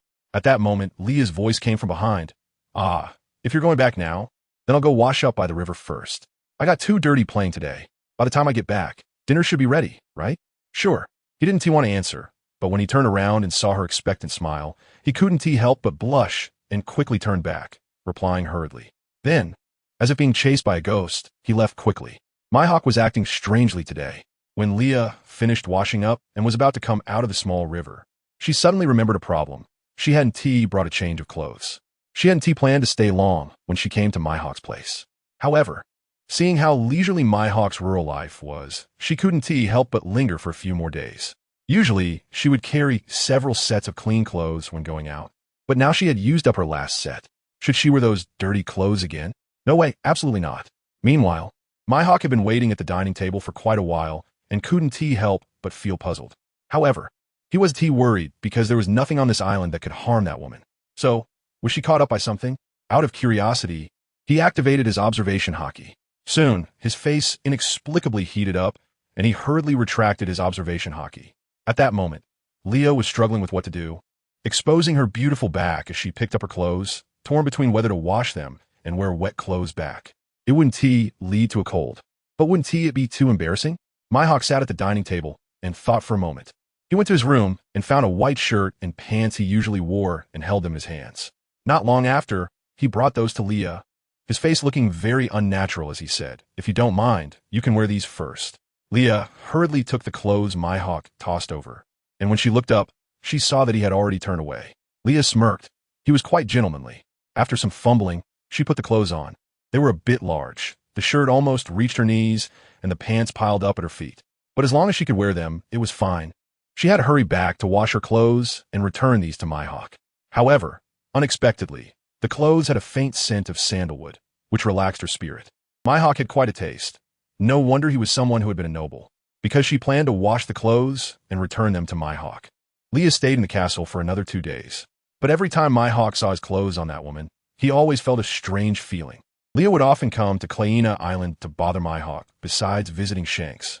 Over time, she and Mihawk gradually became familiar. For example, right now, she was wearing Mihawk's clothes, living in Mihawk's castle, and eating Mihawk's cooking. It must be said, this was really enjoyable. However, Leah suddenly realized that this situation was very much like an old married couple. Only when one person develops an interest does he become curious about her inner world and want to know her thoughts beyond superficial meanings. Mihawk put down his wine glass and asked, "Why are you so obsessed with making money?" "Because money allows me to do the things I want to do," Leah replied, taking a bite of her food. "What is it that you want to do?" Mihawk raised his wine glass and took another sip, asking, "Besides material satisfaction, I want everyone to be able to bravely speak out their dreams. I want to create such a society," Leah said passionately. "People who are burdened and oppressed dare not speak out their dreams. I want to create a society where they can bravely pursue their true selves." As Leah spoke about these things, there seemed to be light in her eyes. Upon hearing these words, Mihawk instinctively frowned. He knew too well how difficult it was to achieve such things. It seemed impossible at the moment. Mihawk said objectively, without deliberately denying Leah's viewpoint, that everyone's dreams deserved respect. "It's okay. I'm not doing this alone. There are so many people behind me working towards our common belief. Even if my generation can't achieve it, there will definitely be those who come after, carrying my belief to continue this endeavor. As long as there are people persevering, I won't consider it a failure," Leah said, putting down her chopsticks. Yes, even though they were having Western food, Leah still preferred to use chopsticks. High-end or low-end. As long as it's comfortable for me, that's all that matters. But what if it can never be achieved? He had to admit that he hated the vast majority of this world. However, in order to live more freely, he had made many compromises with this world, such as becoming a warlord. Then it's fine if it can't be done. I've started doing it, step by step. That's what's important. Isn't it? Leah shrugged and continued. After all, I'm just an ordinary person. I can't do everything, right? But from your usual tone, it seems you really hate this world. Why do so much for it? Mihawk continued to ask. Because it's disgusting and loathsome. That's why I want to make it better. Leah raised her head, smiling. No matter how much the world disgusts me, there are always some things that make me choose to stay. I am working hard for the people I cherish. The feeling of having a belief supporting me forward is wonderful. Just like you constantly accepting challenges from various swordsmen with the belief of becoming the strongest, I'm also fighting for them. Life is so short. To have dreams, beliefs, and things I want to do that I can't grasp is a very fortunate thing. In this short life, I don't want to live in a muddle. Mihawk nodded at Leah, his gaze carrying a hint of appreciation. He enjoyed being around people like her. They made him feel that he was not living in this world alone. There are many people in this world, many like him, still on the journey. Perhaps this was a turning point. After this conversation, Mihawk and Leah gradually talked more when they were together. Eventually, they even talked about Zoro, and he later showed Leah Zoro's bounty notice. There are high expectations for Zoro. Of course, the relationship between the two is subtly changing. Leah often hangs out with Shanks and Mihawk. It's more accurate to say they gather together to chat rather than just talk. Of course, it's not just the three of them. There are other members from the red-haired pirates as well. Mihawk speaks very little and often struggles to keep up with Leah's thoughts when discussing certain topics. After all, her ideas are quite out there, something a normal person might not be able to follow. However, unlike Mihawk, when Leah talks about things they can't grasp, Shanks, even if he doesn't understand, actively supports her. Mihawk has a burden, but it's not too heavy. Especially when faced with familiar people, he feels no burden at all. Every time he sees himself sitting alone there, coldly sipping red wine, it's simply because he has a reserved personality. He particularly dislikes foolish people, those who are so dense that they require him to waste words on a single matter. But Leah clearly isn't one of them. And Shanks also doesn't seem like someone who can engage in deep conversations. Reflecting on it, it seems the only person he can truly confide in is Leah. Realizing this, Mihawk feels a rare sense of inner conflict. Across the jumping fire, he sees Leah mingling with the red-haired pirates, especially as Shanks brazenly puts his arm around Leah's shoulder. He suddenly feels a bit uncomfortable. This feeling is strange. He has never felt it before. Shanks' habit of heavy drinking is something he can't change. And wanting to confirm his thoughts, Mihawk holds back his impatience and doesn't leave with his black sword at that moment. He quietly watches Leah and Shanks play games and drink, looking very happy. He sees them downing bottle after bottle of alcohol and can't help but frown. It's not that he's worried Shanks will drink himself to death. With Shanks' physique, even if someone stabbed him with a knife, it would still be questionable whether it would pierce his skin. There's no need to worry. This guy's metabolism and recovery abilities are frighteningly strong. It's just Leah. Will she have any issues? When Beckman catches sight of Mihawk's expression, he exhales a puff of smoke, his eyes showing some surprise. Beckman has never seen Mihawk interested in anyone other than swordsmen. This is. However, Beckman is one to keep things to himself, as discussing many matters often takes away their meaning. Leah's face is flushed, teetering on the edge of drunkenness. She hasn't passed out yet, but Shanks is already slumped over the table, fast asleep. The other pirates are still cheering around them, celebrating Leah's victory in drinking. Leah struggles to open her eyes and waves to the pirates surrounding her, expressing her gratitude for their support. She's really quite tipsy now, but she can't stand steadily, swaying back and forth. Mihawk doesn't struggle with this for long, as if he doesn't intervene soon, Leah may end up collapsing onto the hard wooden table. With no other choice, Mihawk wraps his arms around Leah. The surrounding air falls silent for a moment, then resumes its noise. It turns out the members of the red-haired pirates aren't completely drunk after all, but Mihawk should have a sense of this. He doesn't want to pay attention to it at all. As long as he follows his heart's desires and grabs what he wants, isn't that enough? So what does he truly want? Mihawk carries Leah onto the Red Force, where rooms have long been prepared for them. He lays her down on the clean sheets. As soon as he sets her down, Leah reaches out and clings to his hand, holding on tightly, making it hard for him to pull away. He could easily break free if he wanted, but he doesn't want to wake her up right now. He's actually quite concerned, isn't he? Leah has stayed in her castle before, and he knows she has a habit of hugging stuffed animals or pillows while sleeping. Thus, he places another empty pillow into her arms. Sure enough, after feeling something in her embrace, Leah releases her hold on Mihawk and instead hugs the pillow tightly. Perhaps he should carefully consider the relationship between him and her. He pulls up a chair and quietly sits by the bed, watching the blush on Leah's side profile. The moonlight casts on her face, and the impression of Leah in his heart grows increasingly vague. Perhaps he also yearns to know everything about her. Shanks understands this woman far better than he does, but whenever Mihawk has shown interest in asking, the usually nonsensical Shanks has fallen silent. Shanks is hiding some things for her. These secrets could lead to many changes, which is why even someone as carefree as Shanks chooses to keep them hidden for her. Feeling a bit of a headache, he realizes he seems to care more and more about this woman. The next day, when he opens the door to go out, he finds a crowd of red-haired pirates packed at the doorway. When he suddenly opens the door, they nearly tumble over each other.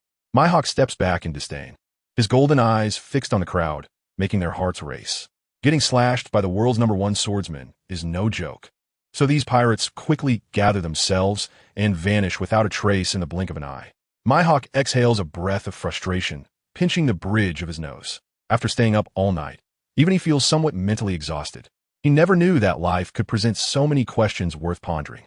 When he lifts his head, he meets Beckman's gaze, who is smoking outside. Under Beckman's scrutinizing look, Mihawk is the first to avert his eyes. After this incident, Myhawk starts to intentionally avoid Leah.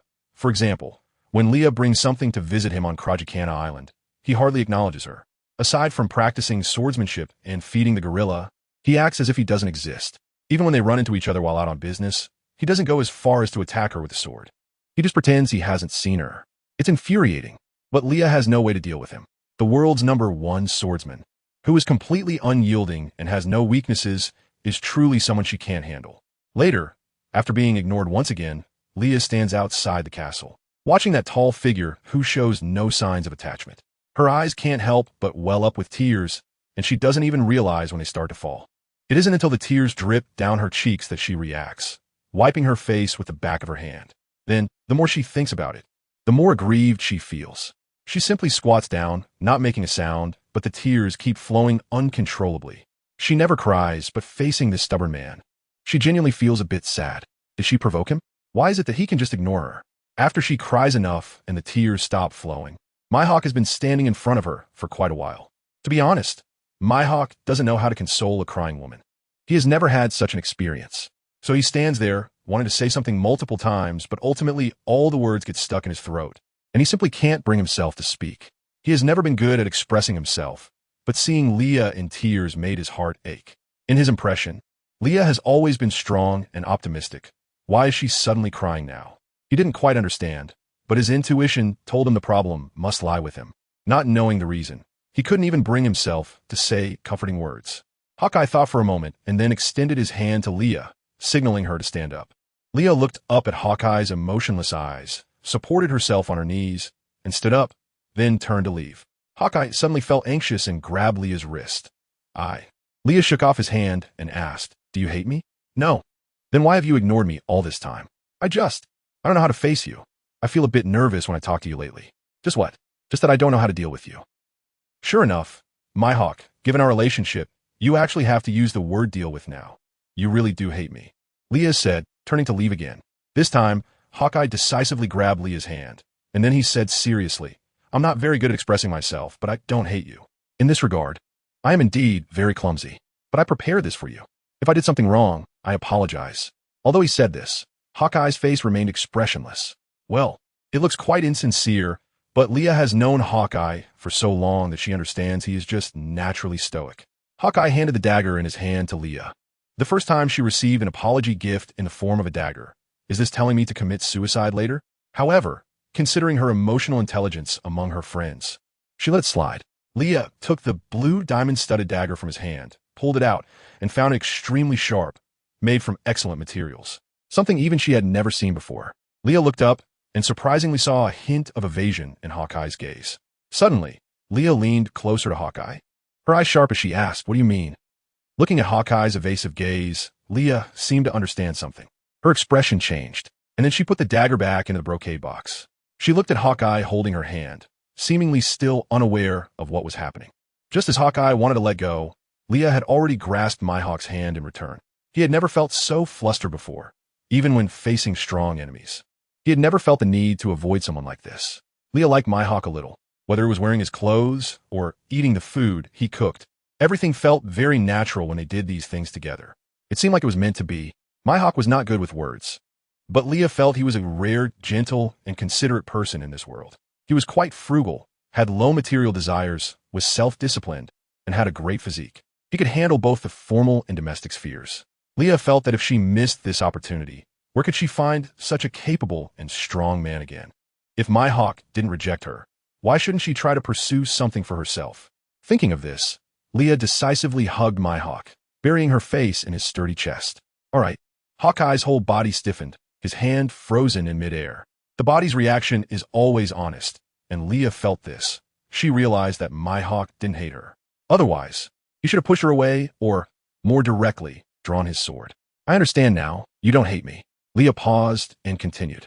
So do you like me? You don't need to rush to answer. Since you don't hate me, why can't we try to spend time together? How we spend time together? This question already implied consent. Let's live together and see.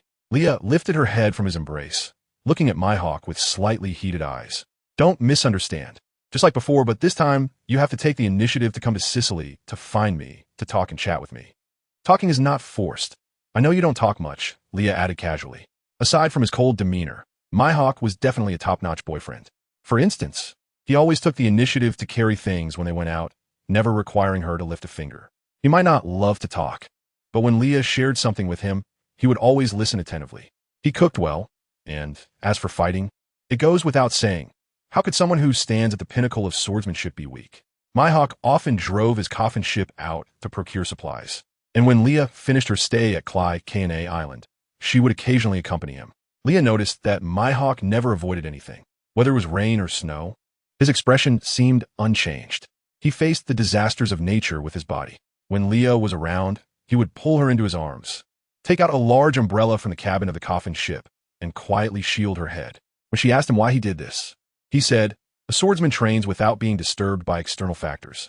Although Leah didn't quite understand his reasoning, she respected it. What troubled her the most was that Mihawk never took the initiative when it came to intimate contact. He seemed somewhat resistant to it. And when Leah sincerely asked this question, Mihawk lowered the newspaper covering his face, looking at Leah with a perplexed expression. He didn't expect Leah to be so direct. He did not want to get closer to her, but he preferred to respect her. He wanted her to receive the same respect every girl should have. For this, he was willing to endure and accommodate her more, and to take care of her feelings. Hawkeye put down the newspaper and moved closer to Leah. Then, he wrapped his arms around her slender waist, looked into Leah's sparkling eyes, leaned down, and kissed her lips. He was not good with words, but he could respond to her through actions. Leah blinked. They were kissing, but both kept their eyes open, looking into each other's eyes. What should have been an awkward scene now seemed to have a hint of understanding. The smile in Leah's eyes grew stronger. She mischievously bit Mihawk's lip. As she slid her hand inside his shirt, roaming over his hard abs. After that, she closed her eyes, her soft tongue prying open the man's defenses, recklessly invading all of him. Leah was never a pure saint. She always had a strong possessiveness over what belonged to her. This was not only reflected in her words, but also in her actions. Mihawk watched the woman in front of him with fluttering eyelashes and sighed helplessly in his heart. Then he closed his eyes, actively starting to respond to Leah. The two were like competing with each other, neither willing to give in.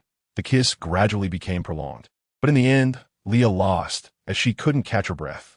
She leaned on Mihawk's shoulder, breathing heavily, one breath after another. Then Leah gently laughed.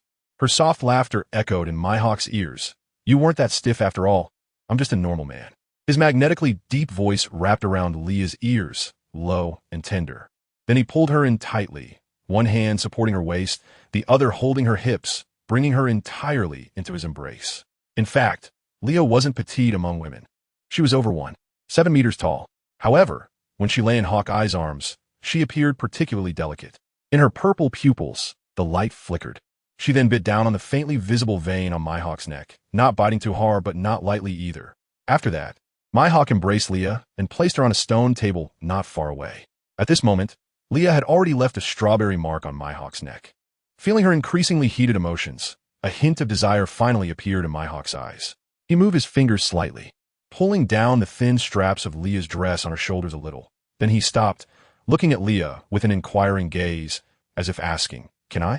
Leah didn't speak, only responded with a delicate kiss. The sound of fabric tearing echoed in the air as the sky darkened, and the temperature gradually dropped. But the atmosphere between the two became increasingly dense. Feeling the man on top of her breathe more urgently, Leah chuckled to herself, realizing he had this side to him as well. "The mountain does not see me, I will go see the mountain." Climbing the proud, snowy mountain and then melting it away. This process intrigued her immensely. In Wano country, Sanji faced Quinn, unsure if he could defeat the enemy before him, unless he used the technology of the Vinsmoke family. But if he did that, he would gradually lose his emotions as a normal person. At that moment, he suddenly thought of the figure that had fought alongside him countless times. At this point, was the first person he thought of really him? Thinking of this, Sanji took out a transponder snail and called Zoro, who was fighting somewhere. Zoro answered, but accompanied by what seemed to be intense fighting sounds. "Will we defeat the beast pirates?" Sanji suddenly asked, hearing the fierce clashing of swords and knives through the transponder snail. "Of course, even facing a formidable enemy." Zoro promptly responded to Sanji. However, it seemed that the two of them were naturally incompatible in terms of aura. They never spoke softly to each other. Sanji thought of this and felt a bit self-mocking. But then he thought of that aspect, and his expression became particularly serious. "If after the final battle, I become abnormal, just kill me." Sanji said this calmly, but his mind began to imagine that fighting figure. Sanji knew that with Luffy's personality, he would definitely be unable to make a decision at that time. This matter could only be entrusted to the more stable Zoro, who could support him and the entire Straw Hat Pirates. Zoro closed his eyes, a hint of bitterness suddenly rising in his heart. But he was not good at grasping those fleeting feelings, treating it as a normal bond between comrades. Between him and the curly-browed cook, it seemed there was nothing but arguments and fights. Right? There was an understanding between them that others could never comprehend. Even if they were arguing 1 second, the next second they could back each other up against an enemy. Okay, I got it. I'll kill you properly. Zoro did not hesitate and directly agreed to Sanji's request. Although he didn't know what would happen, there was indeed an anticipation for the final battle. In that case, you have to live well until then. Zoro hoped in this awkward roundabout way that Sanji would be safe. A bit tangled, he fought with a belief in victory. But thinking about Sanji asking him to kill him, his heart felt like it was being struck by a heavy hammer, unable to calm down. Rather than excitement, it was more like panic. Sanji was special to him, but as a swordsman with a heart as hard as iron, he was destined to be unable to express these inner feelings in words. But after thinking about what the curly-browed cook might do that would be irreversible, Zoro frowned again. Sorry. After saying this, Sanji hung up the phone. Seeing this, Zoro became even more restless, and when facing the enemy, he became even more ruthless. Sanji recalled the past. What are you saying? Your sword is really inferior compared to that guy's. This was something Sanji said when defeating a swordsman who claimed to be stronger than Zoro. Meanwhile, Zoro also defeated an enemy known for his kicking techniques. There's actually a man in this world who can kick better than you, even though he always makes me angry. They always argued nonstop when facing each other. However, when separated to fight enemies, they couldn't tolerate anyone insulting the other in any way. Both of them were tsundere. Perhaps when someone finally exposed this matter face to face, neither of them would ever admit to complimenting the other. Sanji, I was talking about Hawkeye's. Zoro, I was talking about Kizaru. Sanji and Zoro, turning their heads away from each other, Zoro recalled that time when he faced the warlord Kuma alone. After Sanji woke up, he limped over to him, angrily scolding. What if you die? What about your ambitions? Idiot. You. At that time, he was stunned to see Sanji. And even though they were in such a predicament now, he still felt that Sanji was so spirited, with amazement and warmth flowing in his heart. Sanji then stood in front of him, facing the giant Kuma, saying, compared to this algae-headed swordsman, take my life instead. Although the Navy still underestimates me, in the future, the most troublesome existence among us will be me, Blackleg Sanji. How could he let him bear all this alone? Zoro stood up and knocked Sanji out. You bastard, Sanji said before passing out. Later, he bore everything alone, and by the next day. Hey, where did that warlord go? Sanji naturally asked when he woke up, but his eyes were checking for serious wounds on his body. What an idiot. Can't you even hide it now? It's too obvious. Even though he was bleeding all over and his body was shaking, Zoro still stood there, guarding all his unconscious comrades. What on earth was this blood loss about? Hey, are you still alive? Don't scare me. Where did that guy go? Hey, Zoro, algae-headed swordsman. Sanji stood there looking at the heavily injured Zoro, even afraid to touch him, his lips trembling as he called out to him. What happened here? Algae head, say something. And nothing happened. Holding on to his last breath, Zoro said this. Sanji supported the fallen Zoro, feeling a panic that was beyond measure. You are the person I absolutely cannot lose. I wanted to say this to the green algae head a long time ago, right? I should have said it during that phone call. But he still lacks some courage. If he said it and ended up without even a partner, what would he do? Zoro swung his sword again, and as he watched the enemy fall, he got a moment to catch his breath. In the face of life-threatening danger, the thing he wanted most was to bicker with that curly-browed cook, washing dishes with him in the kitchen. Although he was infuriating when he thought about it, being with him was truly enjoyable. After the battle with Kaido and Big Mom temporarily ended, Sanji took care of Zoro's wounds. Can you wrap a bandage? Zoro lay there unable to move, looking silently at Sanji who was fumbling with the bandages, and said, Isn't it simple? It's just like wrapping ham, right? Sanji replied with a hint of a smile. Oh, I'm home. Although he wanted to sit up and argue with the curly-browed chef, he really didn't have the strength. You're not as good as ham, Sanji instinctively shot back. So, who made you get hurt like this? Sanji held his cigarette over the burning candle, took a puff, and exhaled a smoke ring while asking. Kaido and Big Mom. No wonder. You really made it to the rooftop, huh? Is Luffy okay? It seems he has a plan. He will win. I know that without you saying. Looking at Zoro, who was wrapped up with only his face showing. Sanji extinguished the candle. In the darkness, in the mutual understanding between them, Sanji leaned in and gently kissed Zoro's lips. A brief touch, and then they separated. Nothing happened. Sanji said awkwardly, "Ah, I see. I understand the feelings we share. Note, this piece is slightly cheesy. Please don't enter if you dislike it." Starting from the top, the battle at Marineford began when Jozu collided with Crocodile, causing him to spit blood. Doflamingo noticed this and rushed out to control Jozu. Doflamingo greeted Crocodile, asking how he was doing in prison, trying to persuade him to join his pirate crew, saying that if Crocodile teamed up with them, Whitebeard's era would end. Doflamingo knew how deep Crocodile's obsession with Whitebeard was, so he deliberately used this to tempt him. Crocodile hesitated for a moment, then retorted, "Shouldn't it be you who becomes my subordinate?" Saying this, Crocodile used his powers to blow Doflamingo away, breaking this so-called deal. Watching Crocodile distance himself, Doflamingo couldn't help but grit his teeth, feeling helpless. The issue was that he was drawn to Crocodile's unwillingness to be subservient, no matter the situation. Then Leah caught up, and since they were on the battlefield, they had to be wary of sudden enemy attacks. So she was always on guard, naturally aware of what was happening. Leah then slashed through the people surrounding Doflamingo, standing back-to-back with him. Remembering something, Leah suddenly asked, "By the way, Doflamingo, you seem particularly concerned about Crocodile?" Doflamingo's expression stiffened, and he awkwardly replied, "Stop rambling." "No, Doflamingo, if you're really interested in him, I have a way, even if it's a bit risky.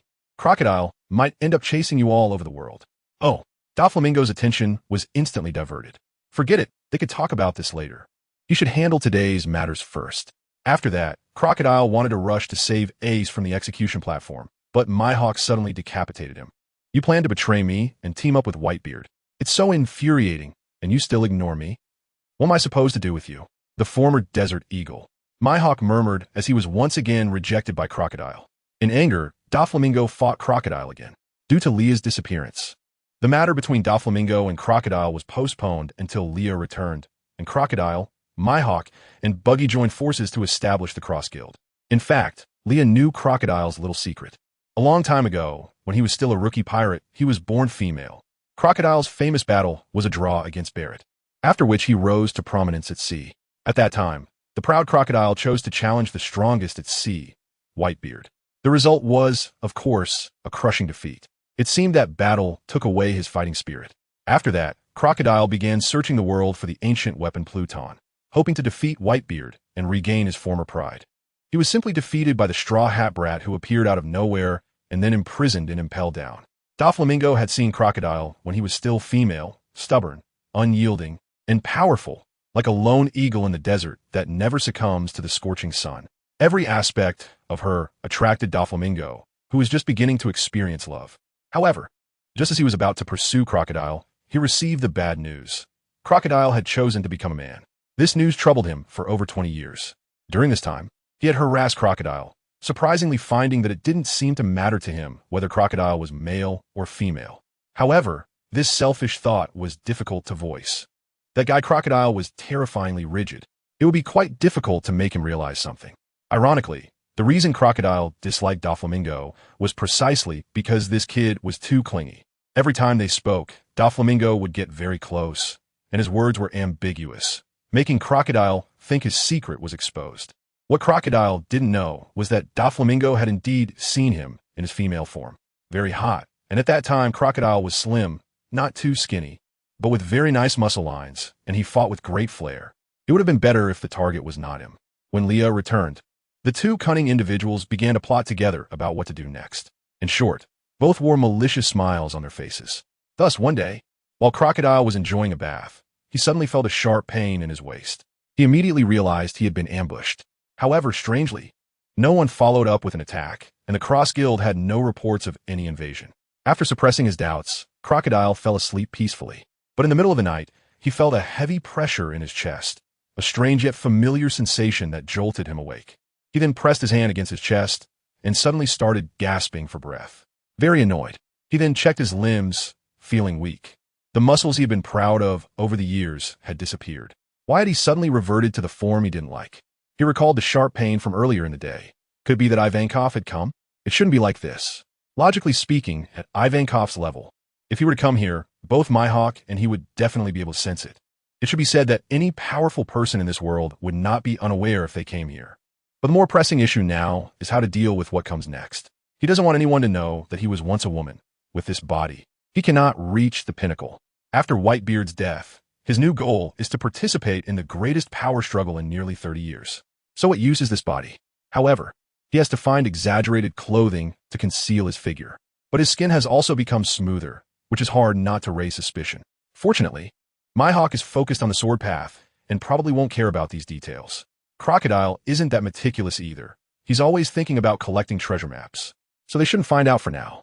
Once he handles the matters at hand, he must go to Revolutionary Army to find Ivankov. They have no grievances from the past. So why is he toying with him like this? There's no other option. So far, Ivankov is the only person he can think of who can change gender. But why, after dawn, is that Doflamingo guy lingering around the Cross Guild, using that lame excuse about taking on missions? How can someone who plays with that dead woman, Leah, possibly be short on money? It's really frustrating. Does that flamingo really have nothing to do? He just stays here pestering him. Whenever Crocodile wants to drive him away, that guy will come up with some excuse about negotiating cooperation with the Cross Guild, presenting some nonsensical proposal, completely out of touch with reality. It's too clingy, making it hard for him to find an opportunity to restore his body. Over the past 2 days, Mihawk has been looking at him with a strange gaze. If this drags on, he might be exposed. In a moment of unbearable frustration, Crocodile finally exploded. Previously, he was hesitant to tear his face with the annoying flamingo due to its background, and Mihawk had a decent relationship with that red-haired emperor. Aside from pestering him, the flamingo hasn't done anything particularly excessive. That fake smile with a mask is truly annoying. What do you want? After pushing Doflamingo's big face away again, Crocodile frowned in dissatisfaction. I feel like you've been acting strangely these past few days, Doflamingo said, adjusting his sunglasses with a smile. What is strange? When Crocodile heard this, he felt a moment of guilt, but with his mindset, he naturally couldn't show it, so he calmly retorted. Doflamingo raised an eyebrow and casually said, for example, "You've been wrapping yourself up tightly recently. It's clearly summer. Are you cold?" Then Doflamingo took a few steps closer to Crocodile and asked, "Or are you sick? A kind of illness that's hard to talk about?" "I'm not sick, and you don't need to worry so much," Crocodile replied unhappily. "Upon closer inspection, it seems your skin has become quite delicate. You're not like that dead woman Leah, spending all day researching this stuff, are you, Sand Crocodile?" Doflamingo's expression began to show disdain. Of course, all of this was the result of his and Leah's collaboration. Even so, he couldn't say it now. Otherwise, Sand Crocodile might directly cut him down. Crocodile sent a sand whirlwind towards Doflamingo, trying to shut his mouth. But this harmless attack was easily dodged by Doflamingo. It seems that since his body has turned into a woman, Crocodile has been feeling increasingly anxious lately, unable to control his emotions. This isn't due to any other factors. Crocodile definitely wouldn't lose his composure over the minor issue of suddenly turning back into a woman. This abnormal emotional state is mainly due to hormonal imbalances, commonly known as endocrine disorders. Just think about it. A few days ago, he was still secreting male hormones, but now, with his body's changes, it has rapidly started secreting female hormones. This feeling would be uncomfortable for anyone. What is most frustrating for Crocodile is that he can't control his tear glands. If something doesn't go his way, tears start to well up in his eyes. It has made him want to wear a hood to cover his face these past few days. A notorious pirate in the Grand Line, and the second in command of the Cross Guild, crying at any moment is quite a disgrace. But honestly, seeing that flamingo is annoying. It's gotten to the point where he feels disgusted at the sight of pink. However, to be fair, he is also suspicious. That annoying flamingo isn't a person with a good temper. On the contrary, he is notorious in the New World for being vengeful and a powerful underworld figure. He once even tried to get involved in human trafficking. Doflamingo doesn't have a conscience. Many things he chooses not to do are just to cater to Leah's feelings. So why is he still here treating him this way? And why is he smiling at him so kindly? It's quite irritating, and within that irritation, he also senses a hint of indulgence from the flamingo. Just thinking about it makes his skin crawl. What is he trying to accomplish? After finally getting rid of the annoying flamingo, Crocodile was just about to enjoy a moment of bathing alone when the flamingo barged in. It was so awkward he wanted to turn into a mist on the spot. But unfortunately, this is a hot spring. If he turns into mist, he won't be able to take it back. Also, if he were in a man's body, standing up boldly wouldn't be a problem. But now he is in a woman's body. He has to hide. He doesn't want that flamingo to know his secret and mock him afterward. He naturally submerged himself in the hot spring. The sound of water masked his movements, and it seemed Doflamingo didn't notice anything. He just stood there commenting on the hot spring, then pretended to call out a few times to confirm no one was there before he took off his pink feather coat. Then he entered the water. After turning into a woman, Crocodile's reaction time seems to have slowed down somewhat. By the time Doflamingo swam in front of him, he panicked and wanted to escape. However, Doflamingo certainly wouldn't let him have his way. Doflamingo reached out and grabbed the fleeing woman, pretending not to recognize that this was Crocodile after the gender change. "Beautiful lady, your waist is so slim. Let go," Crocodile shouted as he kicked at Doflamingo.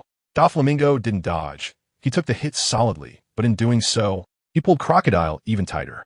He even pinched Crocodile's waist, just as Crocodile was about to risk exposure and give this bastard a good beating.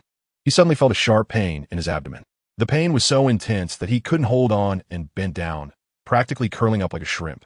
This familiar, extremely annoying feeling of weakness was something he hadn't felt in nearly 20 years. Being a woman is such a hassle. Doflamingo looked at Crocodile, whose lips were starting to turn pale, and immediately raised his hands, saying, "Hey, I didn't do anything to you. Besides, you just kicked me earlier. I wasn't planning to hold it against you, so don't play the victim. Get lost, you bastard flamingo," Crocodile forcefully retorted, struggling to keep his composure. "Hey, miss, this is our first meeting, and you already gave me such a nickname. You really do adore me, don't you? I adore you. And I adore your 8 generations of ancestors." Crocodile cursed, clearly frustrated. "Wow, you really pushed Crocodile to curse. Impressive, Doflamingo," Leah thought to herself while hiding in the shadows and eavesdropping. Crocodile didn't know whether to be angry or in pain. His face gradually began to pale, and even the strength of his insults weakened significantly. Doflamingo seemed to realize something was off and hurried over. Crocodile instinctively resisted Doflamingo's approach, but his feeble pushback resembled a tactic of feigned resistance. In her female form, Crocodile looked incredibly sexy, and her voice had a neutral tone that added a seductive allure when she glared. Seeing that Crocodile wasn't in good shape, Doflamingo stopped teasing her. He picked her up and wrapped her naked body in his heavy feather coat. Feeling Crocodile's resistance, Doflamingo understood her thoughts and decided to hold her even tighter, covering her face with the coat. He knew she didn't want anyone else to know her secret. As they moved, her smooth and delicate legs occasionally showed, which was unavoidable because Crocodile was struggling violently in Doflamingo's arms. She struggled so much that Doflamingo almost couldn't hold onto her. Those around them assumed Doflamingo had found a rebellious little mare somewhere, which wasn't surprising among pirates. Not everyone was as abstinent as the second and third in command of their cross guild. For pirates, seizing what they liked was the way to go. And whether the woman in Doflamingo's arms was willing didn't concern them.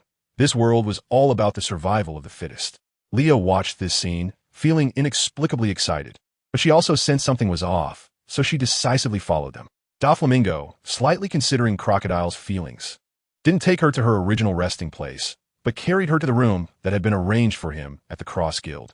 To make matters worse, Crocodile was not only without clothes, but the red feather coat wrapping around her body was also beginning to stain with spots of blood. Seeing this, Leah immediately understood what had happened. Poor Crocodile, she thought, covering her mouth to suppress her laughter. She really couldn't laugh in front of him, as Crocodile held grudges, and she feared he might throw sand at her in the future. However, she also recalled that Doflamingo had said earlier that he would take all the blame for this situation. Suddenly, Leah felt emboldened, as if she had become more assertive. But when facing Crocodile's scrutinizing gaze, she inexplicably became a bit evasive. All right, she was just too sexy and beautiful, hitting Leah right in her preferences. She really wanted to get close. In summary, Doflamingo, you were so lucky. As a woman, Leah could certainly help Crocodile deal with her issues well. After this incident, Crocodile's gaze towards Leah finally became a bit friendlier, but she genuinely hoped Leah wouldn't discover her secret of using black technology to prank him. The main raw materials came from Ivankov, as only he could resolve Crocodile's issues. It was just unfortunate that it coincided with her period, which was quite troublesome. Moreover, as a transgender person, Crocodile experienced pain far worse than that of an ordinary woman.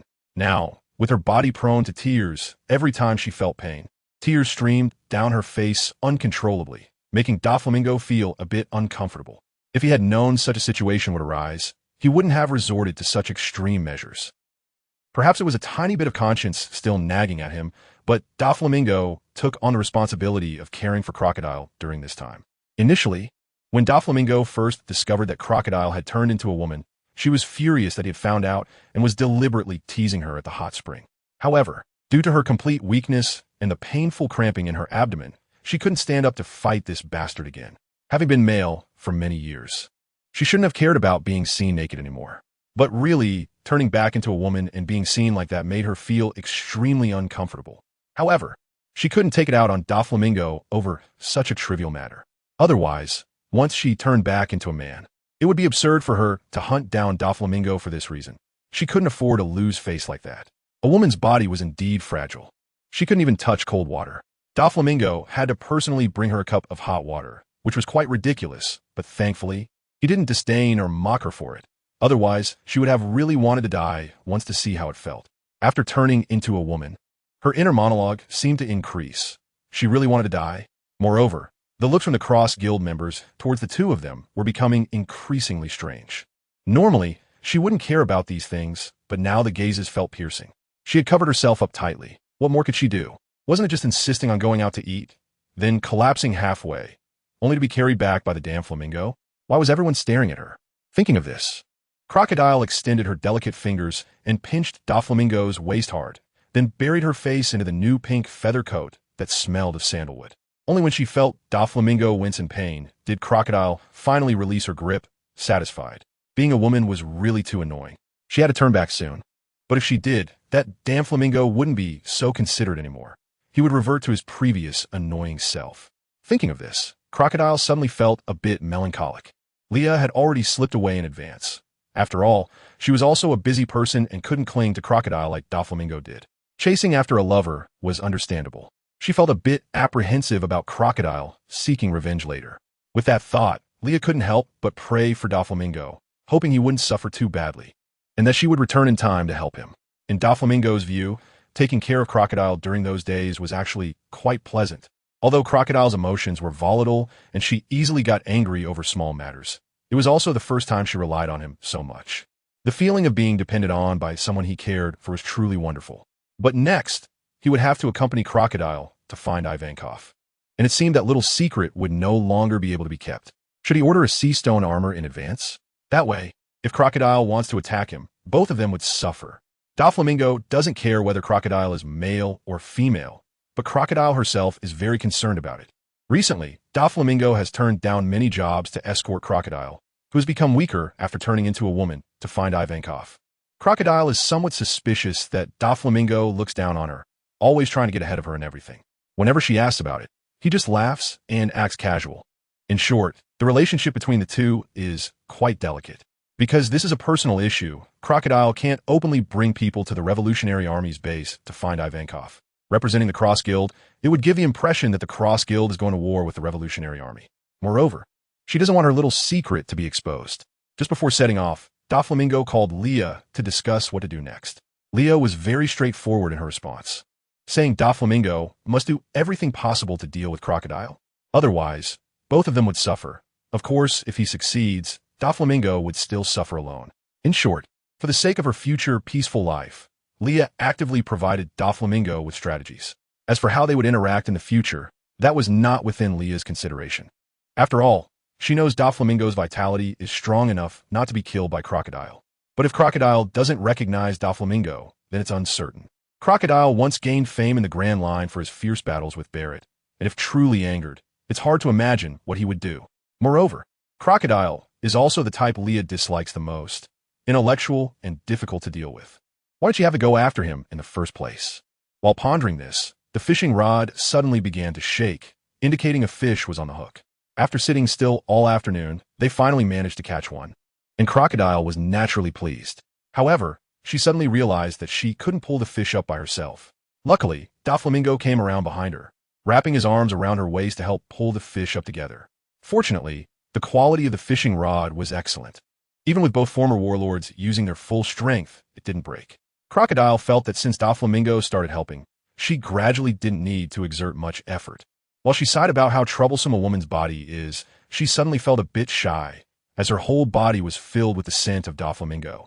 That aside, what was even more unusual was that she was gradually getting used to Doflamingo's closeness, accustomed to his questions and quirks when dealing with people, and to the wild, desirous look in his eyes when he looked at her. The pirate world is straightforward. She's known this for many years. Crocodile isn't a fool, but aside from aiming for the top, she hasn't considered this aspect over the years.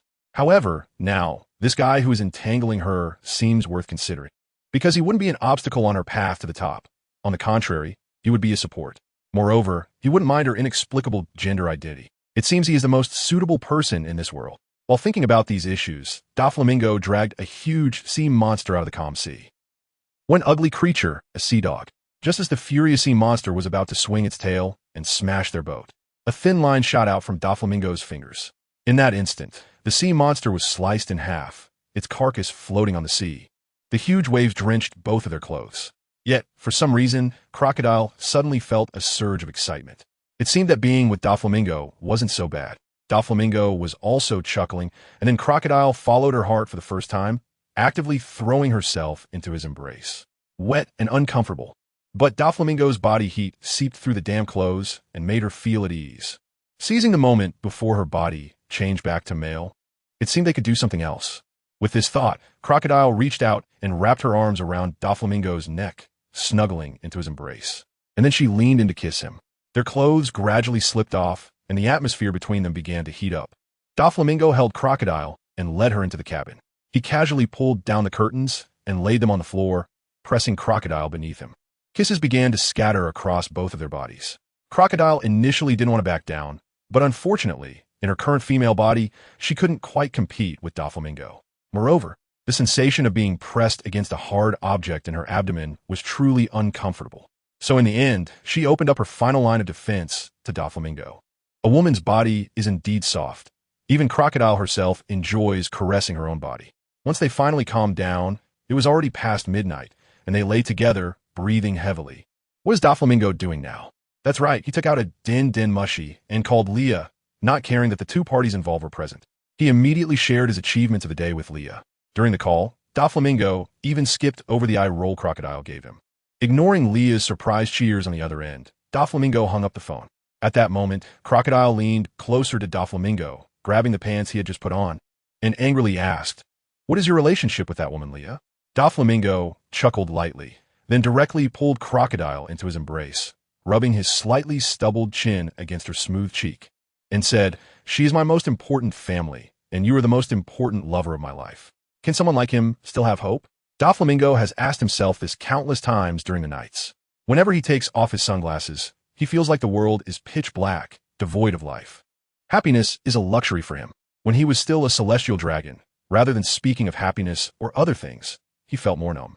The celestial dragons are like puppets raised by the Gorosei and the highest rulers in Mariehua, made to be stupid and arrogant, causing everyone to attribute all the suffering of society to them. Perhaps leaving there is a kind of luck? At that time, I didn't understand, but looking back now, it truly is.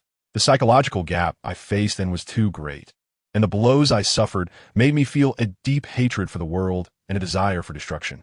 Leah's existence was like a ray of light in my life. Recalling the entire process of getting to know her, I genuinely feel lucky. There will never be anyone like her in this world. Even knowing that she has no disdain for most of my thoughts in her heart, Leah, on the basis of respecting me, offered some of the best suggestions. She never forced me to accept her advice, nor did she ever demand that I must become a good person. She is the only one who truly understands what kind of person I am and is still willing to stand by my side. We really share some similarities in personality and possess an unmatched tacit understanding.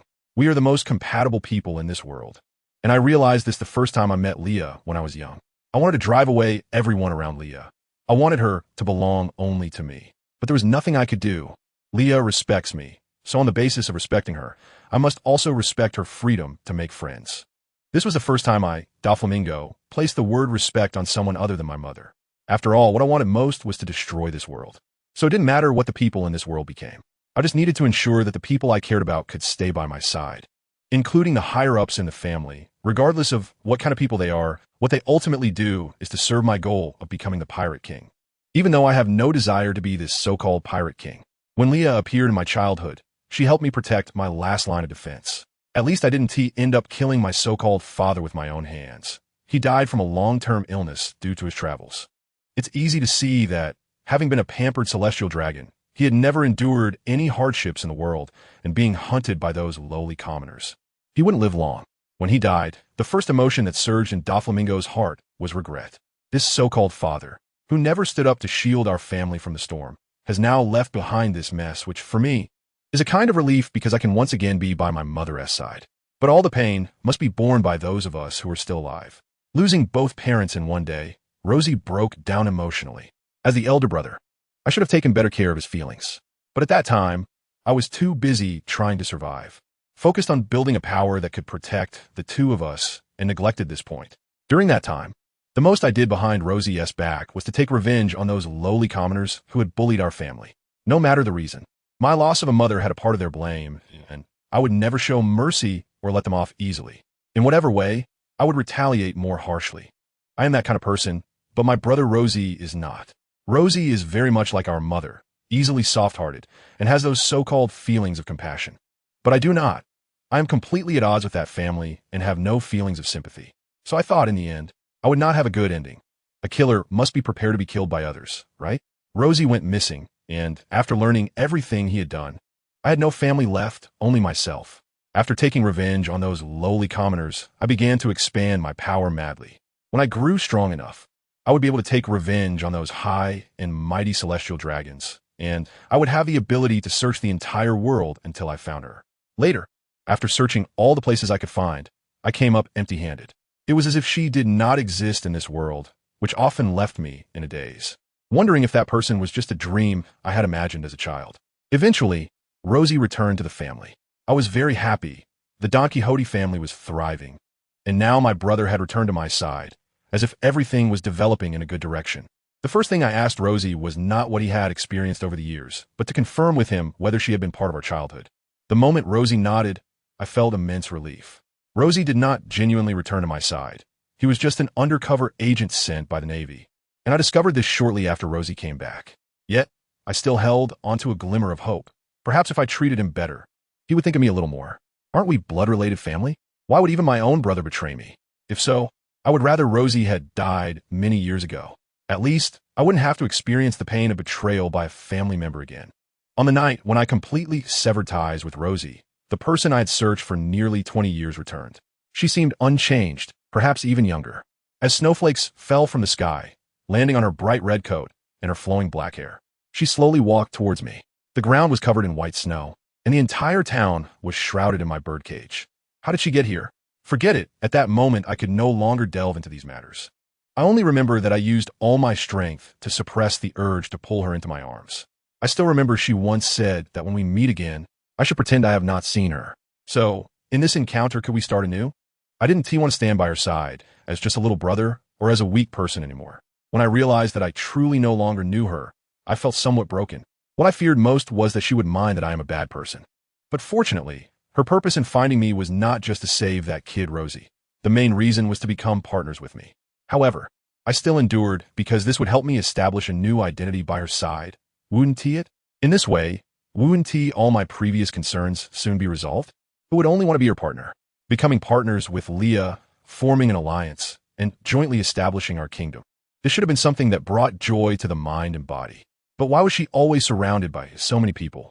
I should have expected that with her outgoing yet measured personality, she would attract many people around her, especially since her ambition is truly considerable. But one point they shared was that they both wanted to bring down the celestial dragons. What this world should be like should not be decided by that small group of people. It should be decided collectively by everyone in this world. This was Leah's thought, and I had scoffed at it before. But after some things changed subtly, I gradually began to agree with her from the bottom of my heart. If the world could become better and make her happy, then this world has its necessary value for existence. He is willing to offer all the beautiful things with both hands, leaving all the darkness for himself to digest alone. But Leah says she is willing to bear everything with him. To win together, to cry together, they should always stand together. It's hard not to be moved by that. He really wants to stand by her for a lifetime. For this goal, what is so difficult about being a little accommodating to her, listening to her suggestions that aren't too excessive? In this world, you will always meet someone for whom you are willing to take a step back, even if it's someone as bad as him. If he had to name the person he hated the most, it would have definitely been the celestial dragons in the past. But now it's Shanks, the red-haired emperor, because he's really clingy, especially when it comes to Leah, which he is quite dissatisfied with. One could say that they are simply incompatible and wouldn't even talk if they met. Although they inevitably have overlapping cooperation in some projects because they both know Leah, their relationship is still not good. This is rare for Shanks because he makes friends wherever he goes and rarely encounters someone he can't get along with. But Doflamingo really counts as one of those. But does it matter? They wouldn't actually fight over it. If they did, not only would there be losses, but Leo would probably be very angry. He doesn't want to make things difficult for her, so as long as the two of them don't meet, that would be fine. Fortunately, he usually signs contracts with the vice captain of the red-haired pirates. Beckman is a steady and cunning partner, never letting go of profits. But at least he is reassuring. If it were Shanks who was in charge of these matters, he would really need to think it over. Every year, Leah holds an annual meeting to celebrate the profits of the year. Their scale has grown to a surprising extent, and the investment projects are growing at a terrifying speed every year, with profits that are not just considerable, but rather terrifying. Leah is indeed a person with a great business mind, extremely insightful and visionary. But that is not the reason he likes her. What he likes is the sense of security she brings him. Even the closest people can betray him. He has long been deeply aware of this. But he is certain of one thing. Leah will not betray him. Even if he is thrown into the depths of hell, Leah would be the one standing at the edge of hell, desperately trying to pull him up. As long as she is alive for one more day, he is willing to continue living in this hell on earth. This sense of spiritual belonging gives him hope for the future. Perhaps they can never stand together as lovers, but as long as they accompany each other, that is enough. At the annual meeting, they invite each other to dance, visit each other's homes. And if Leah is in the mood, she sometimes cooks herself and invites close friends to feast together. This is far more warm and refreshing than the large annual meetings held by the business association. At least, after dinner, when he and Leah sit together watching the stars, he feels that their hearts are very close. Looking at the twinkling stars in the sky, Doflamingo feels that there are many things they can do together in the future, and he wants to go back and make a list. He wants to spend the rest of his life with her, even if only as friends. As long as there are no other people standing by her side, he still has a chance, right? He just didn't expect the change to come so suddenly. He originally thought that after the Marineford War, they would hold a huge celebration banquet, because by then, the Revolutionary Army would officially declare war on the Celestial Dragons, and their power would relatively increase. Moreover, since Yuja is a plant fruit user, wherever she stands represents that side has unlimited food supplies. Therefore, they would inevitably become the targets of both sides in the war. Furthermore, the enormous wealth they had accumulated over the years was enough for them to do a lot during the war. It was clearly their time to officially step onto the historical stage. Why did she have an accident at this time? She went missing, and they searched the place many times, almost turning the ground upside down without finding a single clue about her. Just like when he was looking for her many years ago. Would she disappear from this world forever? Once this thought arose in his mind, he found it hard to suppress his destructive impulses. During that time, he killed quite a few people he used to dislike. Doflamingo thought Leah was dead and came to discuss with him about replacing Leah as the leader of the business association, so he could advance further. The moment this idea was proposed, Doflamingo beat him up badly. No one can replace Leah's position in his heart. Therefore, no one should covet her things, including himself. He knows too well how much Leah has sacrificed for what she is now. Living beings have the instinct to compete. Relying solely on himself is not enough to fend off those sharks wanting a piece of the pie. Fortunately, Leah's subordinates, family, and that annoying red-haired emperor firmly protected everything that belonged to her during her disappearance. They would never tolerate anyone touching even a bit of it. In some aspects, even the world's strongest swordsman, who usually doesn't concern himself with worldly affairs, stood up. His intuition told him that Leah would come back. But he is very afraid that this is just his wishful thinking. After forcing himself to calm down, he reviewed everything that had happened since Leah and he met. He vaguely guessed that Leah might have accidentally returned to the past while fighting against the unknown force of the black hole. Of course, this is the best-case scenario. Leah has been missing, and no one can verify whether she is alive or dead. Actually, this can be considered good news. At least, she still has the hope of returning. He promises that if Leah can come back, he will not miss any opportunity, even if he is scolded for being thick-skinned. It doesn't matter. Even if she kicks him away, it doesn't matter. He will cling to her until she accepts him. Only after losing did he realize that the relationships in life are very shallow. If you don't take the initiative to fight for them, you can easily lose them. She is redemption, a beam of light that falls when life descends into the deepest darkness. So he doesn't want to lose her again and doesn't want to give her to anyone else. The moment he learned she was back, he wanted to see her immediately, wanting her to stay by his side forever. But he can't.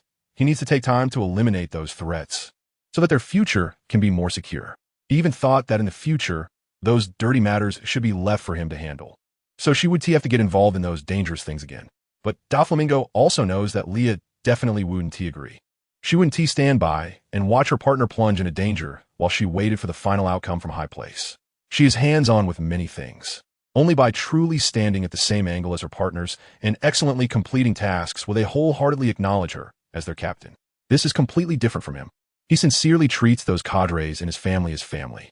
But when necessary, he would also make them pay with their lives to achieve his goals. This is his principle of action. But Leah wouldn't. As long as she brings someone into her circle, even if doing those things costs her benefits, she will still find a way to save her friends. Alright, even so, it doesn't matter. He still likes her, and at worst, he will help her protect everything she cares about. As long as she can be happy, that's enough. So, he will diligently handle anything that might disturb her mood, and then go to see her with the best attitude. Then, he will express his feelings to her. Even if she doesn't agree, it doesn't matter. He absolutely won't leave her again, although she is also looking out for others around her. It's precisely because of this that she extended a helping hand to him when he was young and annoying. So, he will support and respect her choices because, after all, he is also a beneficiary of this. Being enveloped in kindness feels really good, but what he wants is more than that. He wants to have more love that belongs solely to him. She is still the same. When she gets excited, she forgets everything else. There is still some dust on her face, but her smile is truly beautiful. The sunlight is glaring, but the warmth she brings him is just right. She runs towards him barefoot, looking forward to seeing him.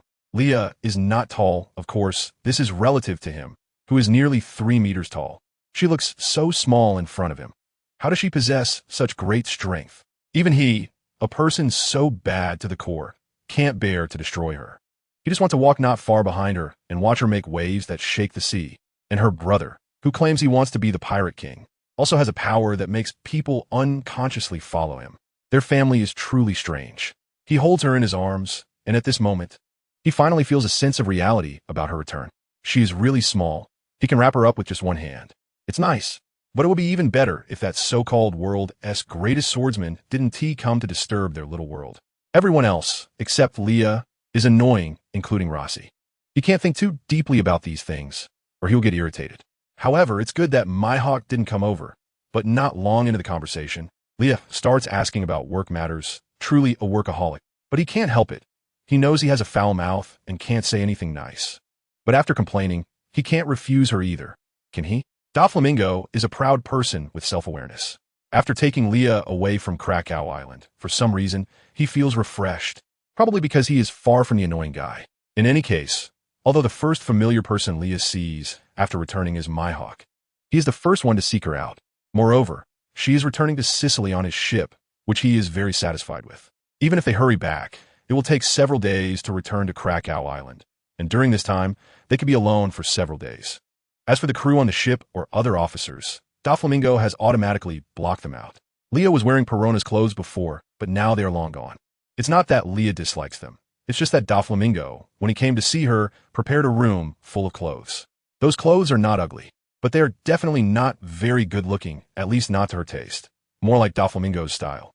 That's enough. Where did he find so many strange clothes? After she struggles to find a somewhat decent outfit from that pile, the previous Lolita outfit has already disappeared. But once she puts it on, it's really too sexy. She can't quite handle it. Her figure can pull it off, but psychologically, she isn't used to this type of clothing. This really suits you. Doflamingo calmly comments as he walks in. Leah turns around and looks at him speechlessly, asking, "How much have you fantasized about me in private?" This room, full of tight, lace waist-revealing dresses, and the cuts in the front are too big, where the back has no fabric at all. How am I supposed to wear this out? Am I supposed to just stick a Band-Aid on my chest? Leah points at her chest and says. Doflamingo rests his chin in thought and says that's not impossible. Leah punches Doflamingo in the chest, somewhat annoyed, and says, "Just because you like showing your chest doesn't mean I do, you stinky flamingo. Who said you had to wear it out? You just need to wear it in front of me." As he speaks, Doflamingo wraps Leah tightly in his pink feather coat, turning her into a ball. "This is fine for going out," he says. After wrapping her up, he even ruffles Leah's hair, indicating his satisfaction. Leah rolls her eyes and, speechlessly, removes the heavy coat, tossing it aside, saying, "Please, look at what the weather is like now. Are you trying to make me hot?" Doflamingo shrugs, expressing helplessness. "By the way, Doflamingo, after coming back this time, you've become much more straightforward. You used to always have to belittle or attack me before expressing your true feelings. I used to only listen to the second half of what you said. Leah continues. It feels like you're being proud about not listening to me seriously. Doflamingo asks. Hearing this tone, Leah thinks Doflamingo is about to get angry again, and she plans to quickly back down, but Doflamingo continues. If you don't seriously listen to me, then I can just say it a few more times. I will always have the greatest patience for you. Hey, you're being really strange. Leah covers her mouth exaggeratedly. Really, I'm not used to not hearing you insult me for a day. Leah continues.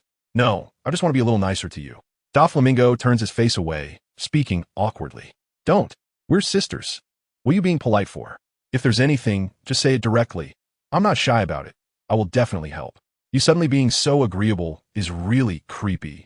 Leah says as she boldly pats Doflamingo's shoulder. You really are a headache. Doflamingo can't help but hold his forehead. Let me tell you, dead woman, you are neither my family, nor do I cherish you as just a friend. So don't bring up those nonsensical terms with me anymore. Who wants to be your so-called sister? Doflamingo stands up, gradually approaching Leah. Leah blinks her eyes, not panicking much. Until Doflamingo gets very close, she says, Doflamingo, you're really low. You don't think ahead about confessing, saying some touching words, and no flowers. These were originally things I wanted to prepare and say more formally. But you kept teasing me, so in a moment of excitement, I blurted it out. Doflamingo seems a bit nervous now, which is somewhat rare. What if I say I don't like you? Leah asks. If you don't like me, then you like me even more. Just to be clear, you are not allowed to dodge me. Doflamingo's tone is very firm, but the content of what he says is quite calm and even somewhat humble. In short, it makes people feel both thick-skinned and a bit adorable. So Leah laughs without hesitation. Doflamingo like this is truly charming, even more so than when he doesn't speak. Doflamingo watches Leah laughing so hard that she can hardly stand up, feeling somewhat helpless.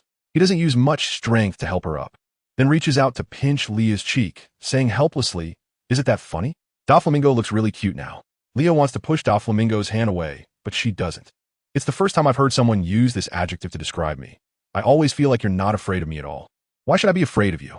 You wouldn't eat people. Leah also stretches her hand to try to pinch him back. Seeing her move, Doflamingo immediately understands what she wants to do and actively leans his face closer. Now Leah is satisfied, and she really manages to pinch him. This time, the distance between the two has become very close.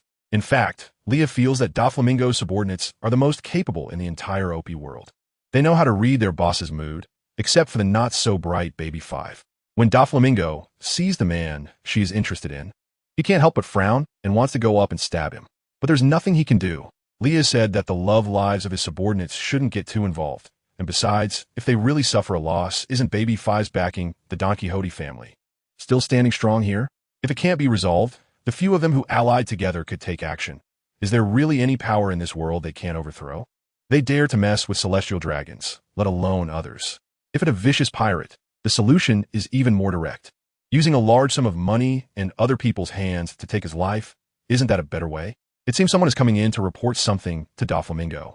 But when they saw the scene through the small window outside the room, they decisively left quietly. Truly clever. They made eye contact, but Doflamingo is still wearing sunglasses, which always makes Leah feel a bit disadvantaged. So she reaches out and takes off Doflamingo's sunglasses. The light in the room isn't strong, and Leah isn't worried about hurting Doflamingo's eyes. She knows he got injured as a child and has long been used to wearing sunglasses. But now, the sunglasses serve more to hide his emotions. So Leah looks directly into his eyes. In them, she can understand everything about him and feel his mood at this moment. When she first heard Doflamingo say that, she thought he was joking and intended to brush it off casually. But now it seems that's not the case. Reflected in his eyes is her shadow. So, when did she move into his eyes? Doflamingo suddenly asks, "Do you really not like me at all? Your eyes clearly aren't emotionless. Is it okay to say you don't dislike me and have some fondness?" Leah blinks and replies, "That's good." Doflamingo chuckles lightly. Leah's gaze is completely focused on his Adam's apple. For some reason, she suddenly feels that Doflamingo looks so cool like this. From this angle, Doflamingo also looks quite handsome with a typical rogue charm. But it's strange that after Rosanani removes his makeup, he looks like an honest person. They are clearly biological brothers. Yet their styles are completely opposite. Indeed, appearances reveal a lot, but Leah doesn't mind. She often thinks about trivial matters, just as she is lost in thought. Doflamingo pulls her into his embrace, and he is very direct, not bothering to be polite and kisses her directly. Seeing Leah's surprised, wide-open eyes, Doflamingo instead focuses even more on the kiss. Leah's fair cheeks gradually turn crimson, and she closes her eyes, focusing on enjoying this moment. She is no longer a child. They are all adults now, and after being a pirate for so long, she knows what someone means with just a glance. So, it might as well be straightforward. She doesn't dislike Doflamingo.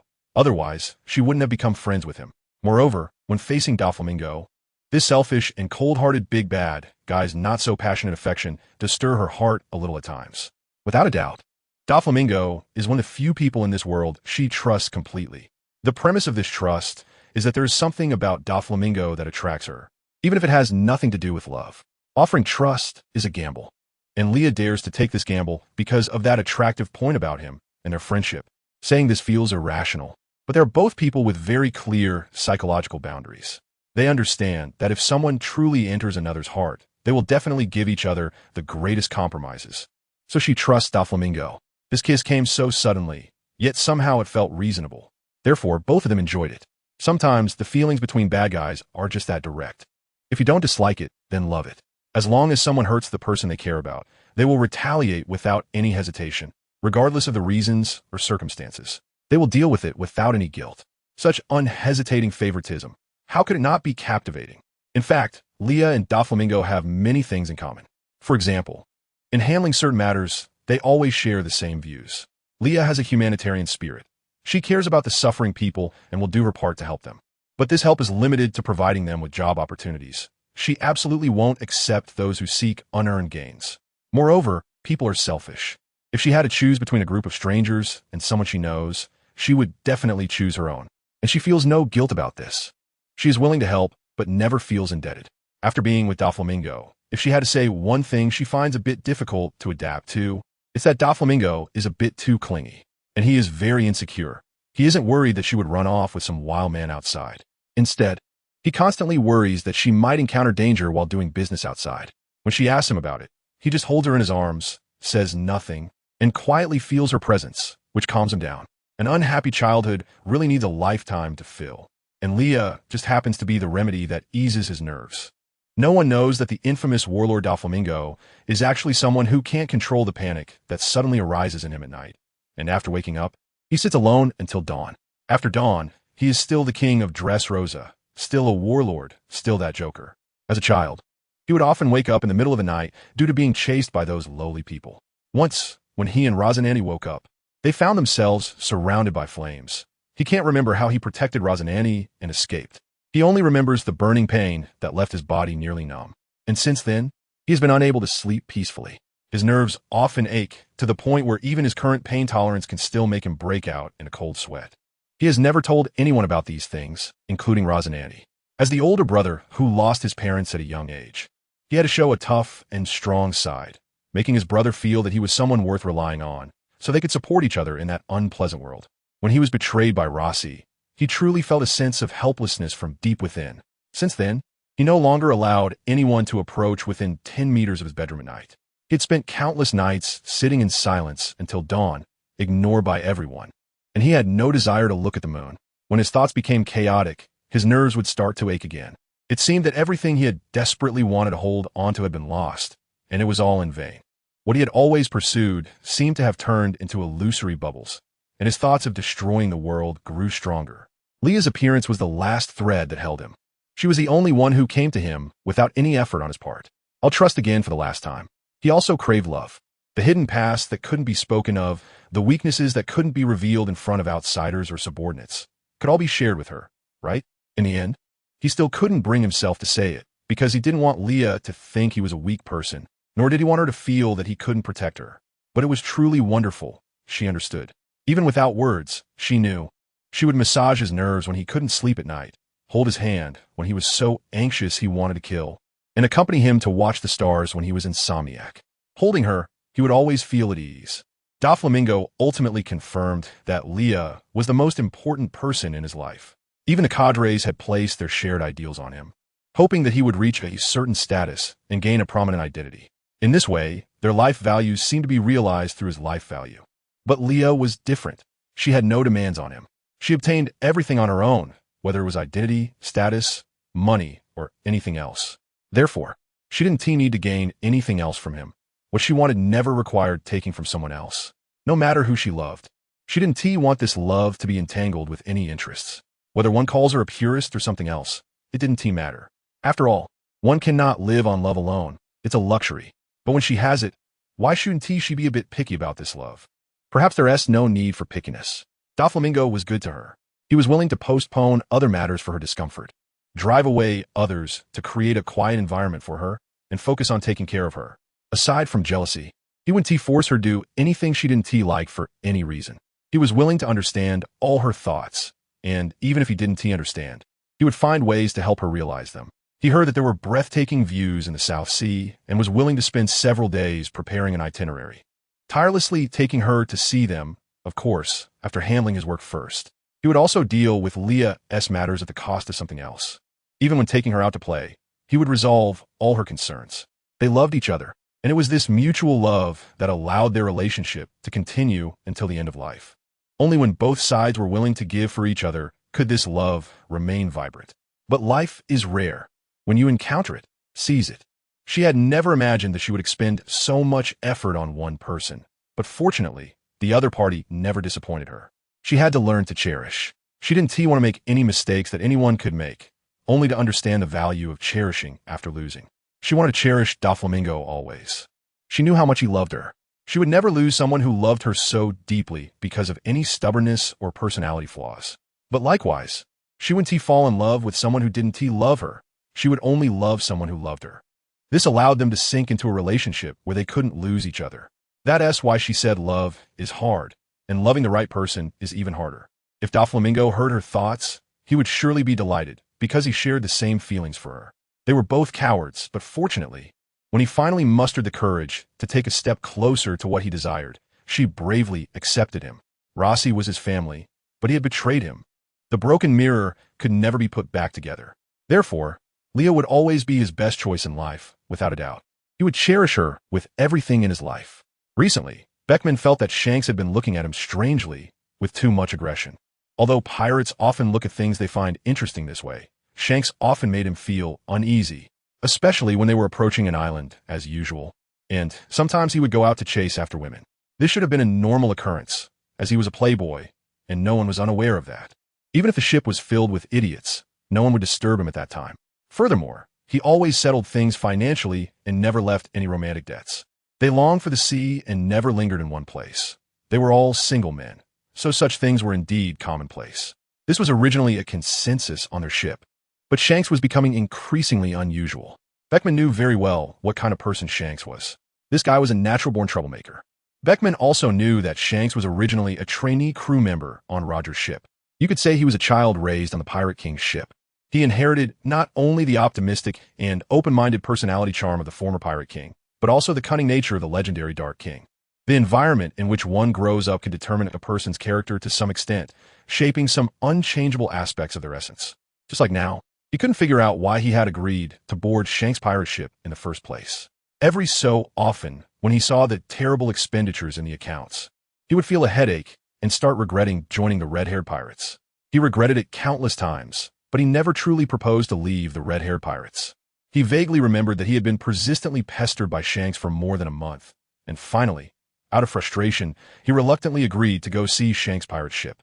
But when he got there, it was just a small fishing boat, and Shanks took him far away from the island he lived on without giving him a moment to react.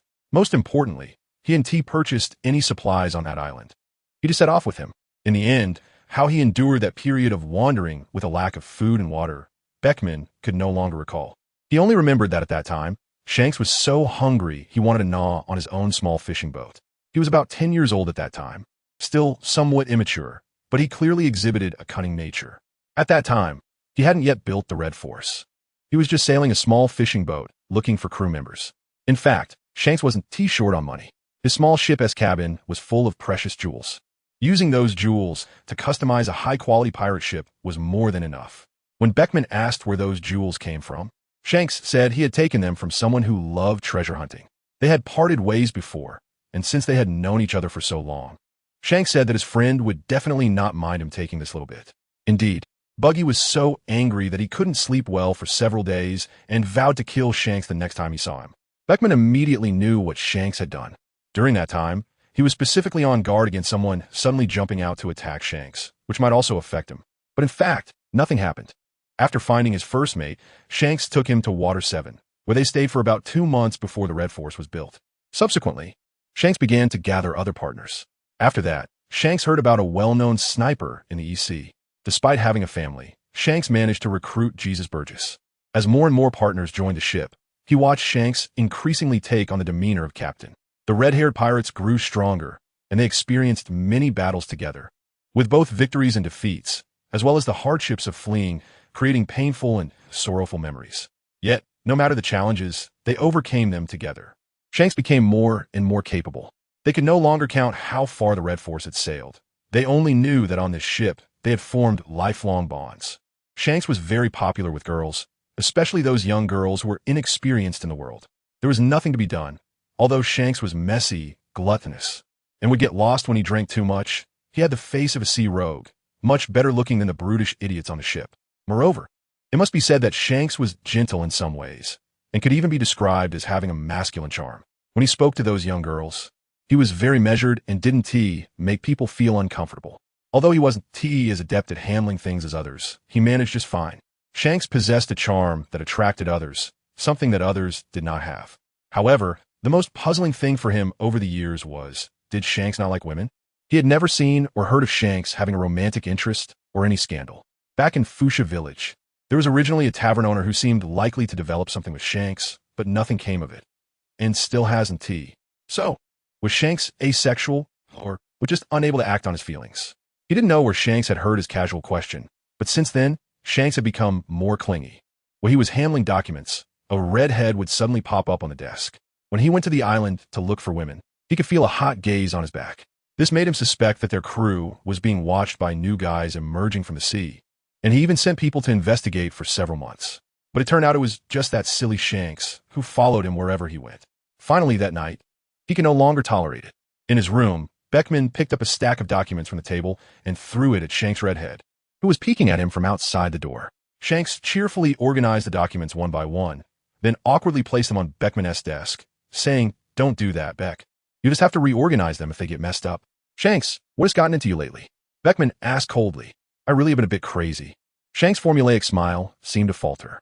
Beckman frowned in confusion, then noticed Shanks' gaze was focused on his collar. Looking down, he realized there was a kiss mark left by some woman. For him, this was a common occurrence. But when he looked up, Shanks had gotten very close to him. "You are clearly my first mate, whom I worked hard to bring on board, something that belongs to me. Why are you still thinking about others?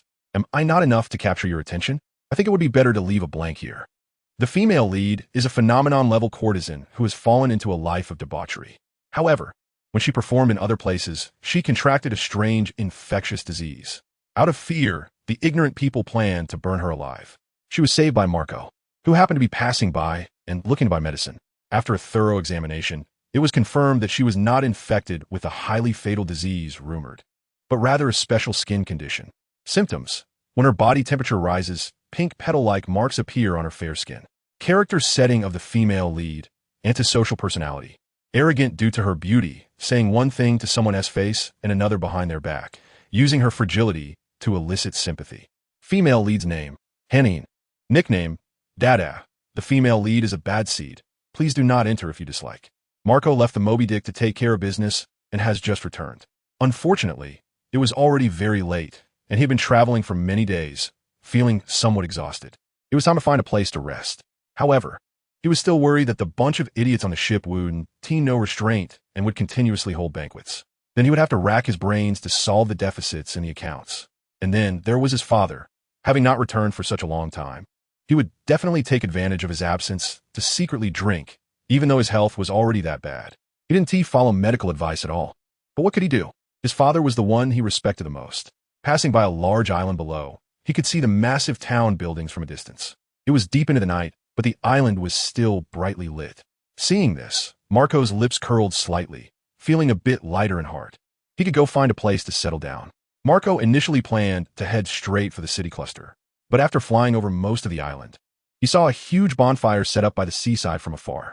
People were dancing around the bonfire with torches, looking particularly joyful. Marco thought it was a local traditional folk activity and felt a bit curious.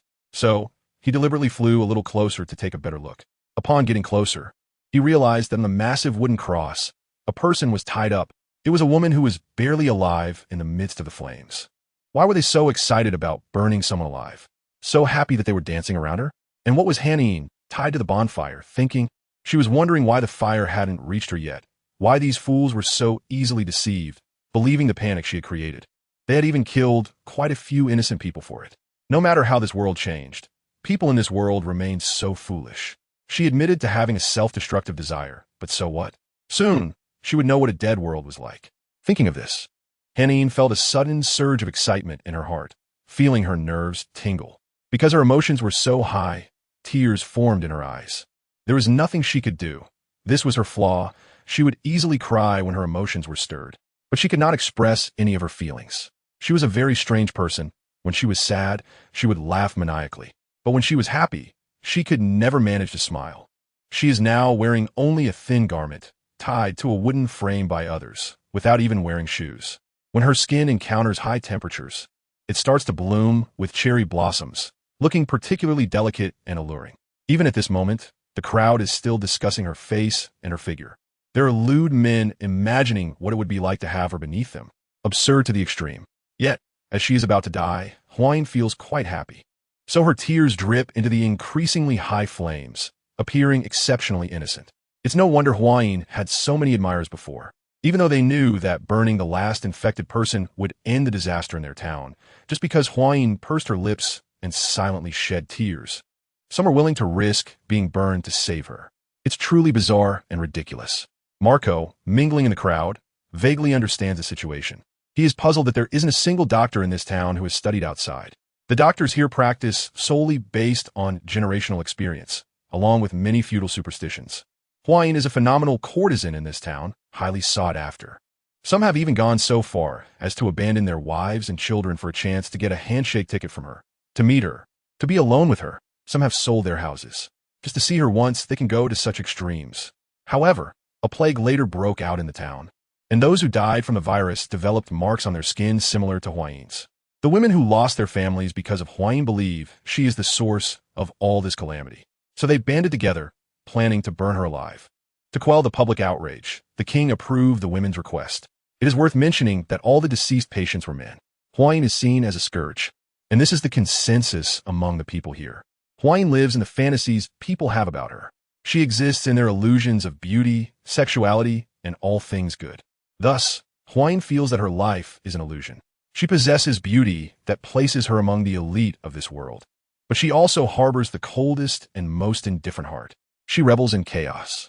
She hopes everyone suffers. She longs for great turmoil every day, as she can only feel real amidst pain. She is a naturally bad seed, possessing the most perfect exterior while her heart is rotten to the core. HuangYuan's forehead begins to sweat as the temperature around her rises. Her skin starts to feel a burning sensation, but this stimulation excites her even more, causing her tears to flow faster. To Marco, this girl, even in pain, remains silent, her lips pressed tightly together. He hears the gossip about her in the crowd and sees the women's scornful remarks. But when he looks at her pained and enduring expression, he wonders, could there be some misunderstanding? Ultimately, he cannot bear to watch a young girl be burned alive in front of him. The blue flames burst from her body, and Marco saves HuangYuan. The cross is engulfed by the flames below, crashing down amidst the terrified screams of the crowd. HuangYuan opens her eyes, feeling the rapid change in height, her nerves becoming excited. She sees the blue flames up close and can't help but reach out to touch them, surprisingly feeling no burning sensation. Instead, it brings her comfort throughout her body. Thus, her tears flow even more fiercely, and she grips Marco's clothing tighter with one hand. Sensing the tension of the girl in his arms, Marco earnestly reassures her, "It's okay, don't be afraid." "Who are you?" HuangYuan asks as Marco sets her down. She has never left that island, and she is curious about this outsider. HuangYuan feels no fear towards this unknown man. Even if Marco were to kill her in the next moment, she would not be surprised. Even though she has moved far away, her skin still hasn't cooled down, the delicate cherry blossoms occasionally peeking out from her shoulder as if beckoning to desire. Marco instinctively averts his gaze. HuangYuan, this woman, seems to embody desire itself, and just seeing her easily leads to undesirable associations. She wears only a white garment, her long black hair cascading down, standing on the shore. The moonlight reflecting on the shimmering sea, accentuating her fair face. Moreover, with Marco's keen observation, he notices the red veins in her eyes, clearly indicating she has been crying heartily. But what is with that doe-eyed look now? Although Marco is the captain of the Whitebeard Pirates First Division and has seen many beautiful women, he is not particularly adept at dealing with them. After all, he spends all day with a bunch of rough pirates, and who would have the experience to handle women in such a situation? Even though there are quite a few who have partners on their ship, generally, only those aboard know about it. There's no choice with so many enemies. If such news were to leak, it could easily provoke retaliation from other ruthless pirates. Thus, few pirates dare to settle down, let alone have children. However, within Whitebeard's territory, it is quite normal to have a few familiar companions. But Marco does not. He had someone he was younger, but now he has outgrown that youthful, passionate age filled with longing for women. His greatest hobby now is self-cultivation and eating pineapples. His biggest wish is to take good care of his father's health and ensure that his brothers on the ship can ease his worries a bit. If he can just maintain the status quo, that would be wonderful. Life is full of uncertainties. For instance, Marco, no matter how much of a straight man he is, realizes that women are different from men. It wouldn't he do to be in the same place with a girl wearing only a thin garment. So, even though he's also wearing just a light coat, Marco takes it off to drape it over Huang. His toned muscles are undeniably exposed. As soon as Marco removes his jacket, Huang instinctively wraps her arms around his waist, pressing her small face against his chest, appearing as if she is allowing him to do whatever he wants. Hey, don't do that. It's dangerous to act like this with a man you just met. Little girl. Marco's words sound firm, but in reality, his ears are already turning red, though it's not obvious under the night sky. But Mama San says, this is the only way someone would like me. If I lose my value, I'll go hungry and be abandoned. The only one I can rely on now is you. ISNT it, mister. Huang leans against Marco's chest, her breath sweet as she speaks in a delicate tone, her fingers gently sliding over his muscles.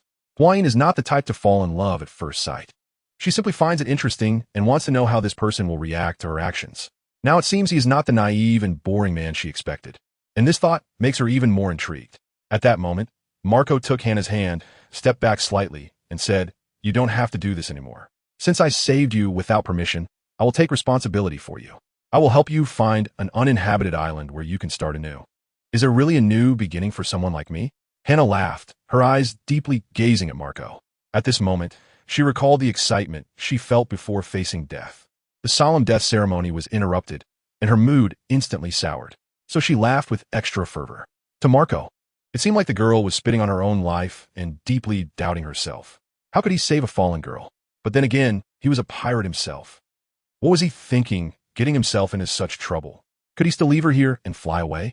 The girl in front of him looked at him, tears shimmering in her eyes, but she was desperately holding them back. She was dressed lightly, without even shoes, looking fragile and delicate. How was she supposed to survive in this desolate place? Maybe he should take her back to the Whitebeard Pirates first, and then they could decide where to settle her once he got the map. But right now, he really didn't want to keep going. He could easily solve his own problem by finding a random tree to lie under for the night. But she couldn't do that. It was clear she had been raised in comfort, had never experienced hardship, and her skin would probably show marks with just a gentle touch. What a hassle. Marco rubbed his temples, accustomed to considering others. Although he was currently troubled, he wasn't overly impatient. So he began to gather some soft leaves in the forest, cleared a flat patch of ground, and laid down the leaves. He managed to make a space just big enough for one person to lie on. After finishing all this, Marco looked at Hannah and pointed to the large tree above, indicating that he would sleep up there while she lay below, and he would keep an eye out for any wild beasts. Hannah wrapped herself in Marco's purple coat, shivering slightly, and nodded gently. Yes, the temperature had dropped, and with his physique, he naturally didn't notice these subtle changes. But the girl was just an ordinary person. Hannah was indeed mentally complaining about why he found her such a rudimentary place. It was freezing. Then she looked up at Marco, seemingly having an idea, and stepped forward to grab his hand. Their eyes met. Hannah exerted a bit of force to pull Marco down. Marco thought she wanted to say something and, fearing he might accidentally hurt her, moved in the direction she was pulling. Unexpectedly, she pulled him down into her embrace, and then she laid back against Marco. Just as Marco was about to push her away and stand up, Hannah said, "My name is Ishihara Hannah, but you can call me Dada. I won't do anything to you, sir. Thank you for taking care of me today. I'm really too cold, so please don't resist," Hannah softly said in Marco's embrace. Marco pinched his brow, feeling that he had gotten himself into trouble again. But he couldn't bring himself to push Hannah away at this point. "I'm Marco. I really can't do anything about you," he said. That said, Marco's hands honestly wrapped around the girl's waist to prevent her from falling out of his embrace. "Hey, are you sexually cold?" Hannah asked, shifting slightly to find a comfortable position where she could see Marco's expression. At that moment, Marco was bare-chested, shielding his eyes from the glaring sunlight filtering through the branches above. It was indeed blinding. The sunlight also hit Hannah's face, reflecting in her dark pupils without bouncing back. Marco covered his forehead with his hand and helplessly said, "Why is the first thing you say when you wake up this?" "It's just that I feel like I've suddenly lost my appeal," Hannah replied nonchalantly, resting her chin on her arm against Marco's chest. "Aren't you going to continue pretending?" Marco asked. "If you want to keep playing along with me, I'm more than happy to continue pretending, because the crying child gets the candy." Hannah paused, then continued, "You don't have to criticize me from a moral standpoint. Can you honestly say you saved me without being a little tempted by my beauty? It's just lust. I don't owe you anything, and I was actually enjoying that process of dying. You interrupted me yesterday, so you owe me compensation," Hannah stated matter-of-factly. "And I'll send you back," Marco said, propping his head with his hand and peering up at the dense branches of the tree. "I don't want to see the same faces and the same acts as those people again. It's meaningless. Just like you said, find me a new place. I want to seek new pleasures." Hannah reached out to touch Marco's lips gently, and he felt a slight tickle. "What kind of pleasures are you looking for?" Marco suddenly asked. "I'm just a delicate vase that can't bear burdens or fight back." "Of course, a vase has its own ways of seeking enjoyment," Hannah said, grabbing Marco's belt, her eyes sparkling, and asked, "Do you want to try my way of having fun with a tree?" As she spoke, Hannah had already started to loosen the buckle with force. Marco grabbed her hand and said, "Don't mess around. I admit there were factors of that nature in saving you. You may be beautiful enough to captivate hearts, but you're not my type." "Not your type?" Hannah looked at Marco, raising an eyebrow in disbelief, and then said, "I'll remember that." He had a bad feeling, but recalling the image he had imagined of marrying a gentle girl and taking care of his father together, Marco brushed that fleeting feeling aside. While he was lost in thought, Hannah had already climbed off Marco and stood up, stretching her body. "Take me to find a water source. I want to wash up," Hannah said. "Sure," Marco replied casually. He remembered there seemed to be a river over there. So when Marco turned his back to guard Hannah while she bathed, he regretted it immensely. He had really let his guard down completely. No, if he were to do something to her, she might actually be more willing. Marco felt that ever since he met Hannah, something had been off about him. It was as if the bad things hidden inside him were being slowly drawn out. So far, he hadn't done anything worse because of his strong self-control. After finishing her bath, HuangYuan casually wrapped her clothes around herself and ran straight to Marco, jumping into his arms, saying, "Take me away. I belong to you now." The clothes were thin and short, and HuangYuan had wrapped them around herself a few times, so they barely covered her thighs. Marco awkwardly lifted HuangYuan's perky bottom, feeling her wanting to slide down a bit, and instinctively adjusted her position. With a face so red it seemed about to burst, Marco said, "So soft." HuangYuan, with a look of interest, immediately saw what Marco was thinking. She wrapped her arms around Marco's neck, getting close, and asked, "Is it soft?" Marco, caught off guard, thought, "I bet it's not just below that S soft." As she said this, HuangYuan playfully squeezed her chest. The size is really not bad. What am I thinking today?" Fortunately, Marco didn't continue to respond. Blue flames erupted around him, and then he stepped back a bit, taking HuangYuan with him as they leapt into the sky. This feeling of flying was exhilarating, at least for HuangYuan. With Marco holding her, she boldly spread her arms wide, embracing the clear blue sky. "Hey, be careful, okay?" "Yua." Marco tightened his grip around HuangYuan's waist and continued, "What if I just let go right now? What would you do?" "Would you?" HuangYuan asked Marco, looking at him. "Maybe I would. It's the simplest way to solve this trouble you've caused," Marco said with deadpan eyes. "Then go ahead and let go. I'll just die from the fall." "I've never tried dying from a high fall before." HuangYuan became excited again, but her tears began to well up. "Don't cry, I was just joking," Marco said, a bit flustered upon seeing HuangYuan's tears. HuangYuan wiped her cheeks and choked out, "If I say I can't control this, would you believe me?" "I understand. It's normal for people to lose control of their emotions sometimes. It's okay for girls to cry." Marco replied. Then, as if he thought of something, he enveloped HuangYuan in blue flames, making her feel comfortable. However, they couldn't play around forever. After HuangYuan asked Marco to do a few exciting flips and jumps, she seemed to get a little bored and closed her eyes, saying, "I'll take a break for a bit." Remember to call me when we arrive, Uncle Marco. Hey, don't call me uncle. Marco can plan helplessly.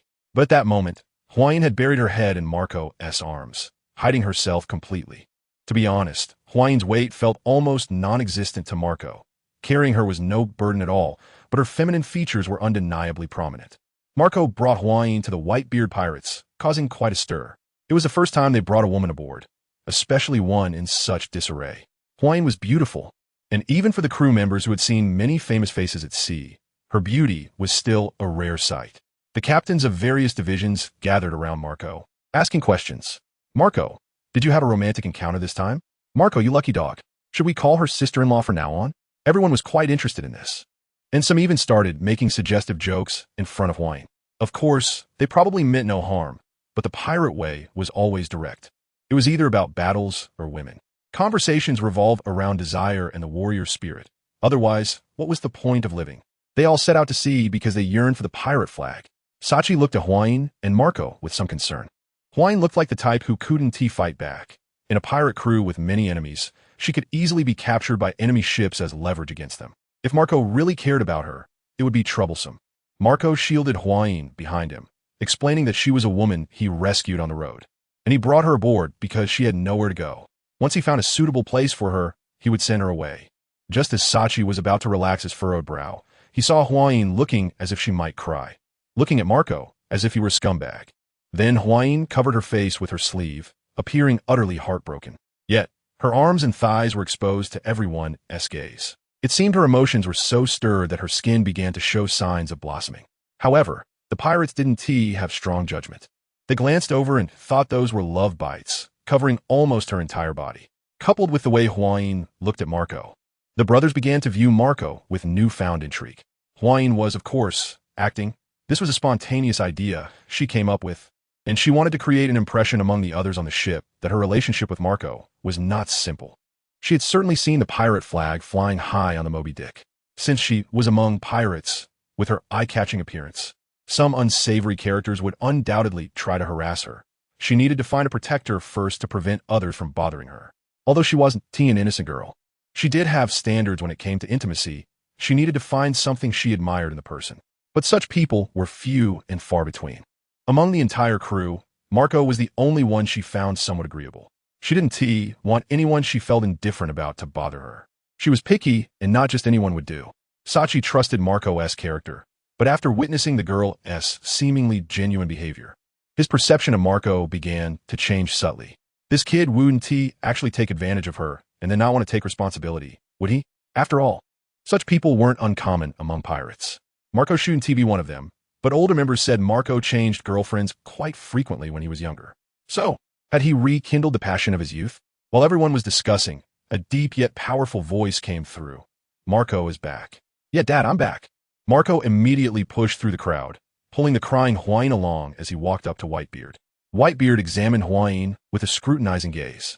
Feeling the immense pressure, HuangYuan lowered her sleeve, looking up at the towering giant with tearful eyes. To HuangYuan, Dad was indeed a giant. After all, she had never seen anyone so tall. Even though Dad was hooked up to IVs, he still looked like an old man, casually sitting but exuding the aura of a strong man. HuangYuan wasn't afraid. Rather, her curiosity stopped her tears. She walked up to Whitebeard and curiously poked his calf with her hand, wanting to confirm that the person in front of her truly existed in this world. HuangYuan thought to herself that the touch felt just like an ordinary person's. Although many people saw HuangYuan's actions as somewhat offensive, her bold and fearless behavior made Whitebeard laugh. He asked with a smile, "Little girl, aren't you afraid of me?" HuangYuan shook her head and said, "Although I don't know why, the first time I saw you, I thought you looked very kind and wouldn't harm a weak girl like me." "Ha ha, you're quite interesting, little girl," Whitebeard replied, his laughter sounding particularly deep and resonant, filling the air with a rich tone. "Were you crying so sadly just now because my silly sons on the ship bullied you?" Whitebeard asked kindly. "Not really.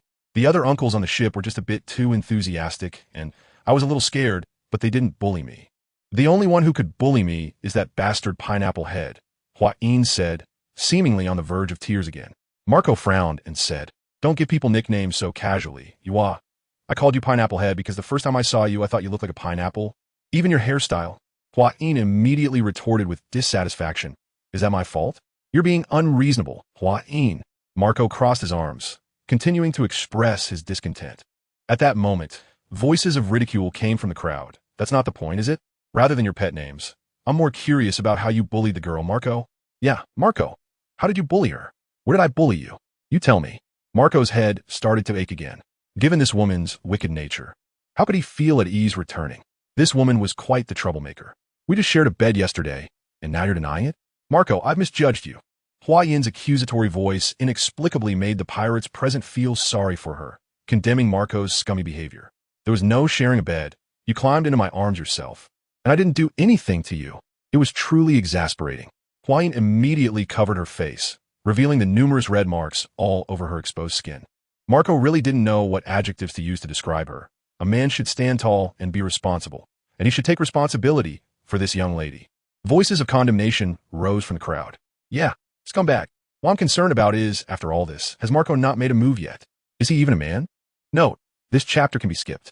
NetEase Technology News, March 26th. Writer HuangYuan wrote an article titled In Defense of Writers Against Baidu on his blog, urging writers to consider their livelihoods and denounce Baidu. The full article is as follows. Yesterday, March 24th. My friends who represent the industry had a negotiation with Baidu that fell through.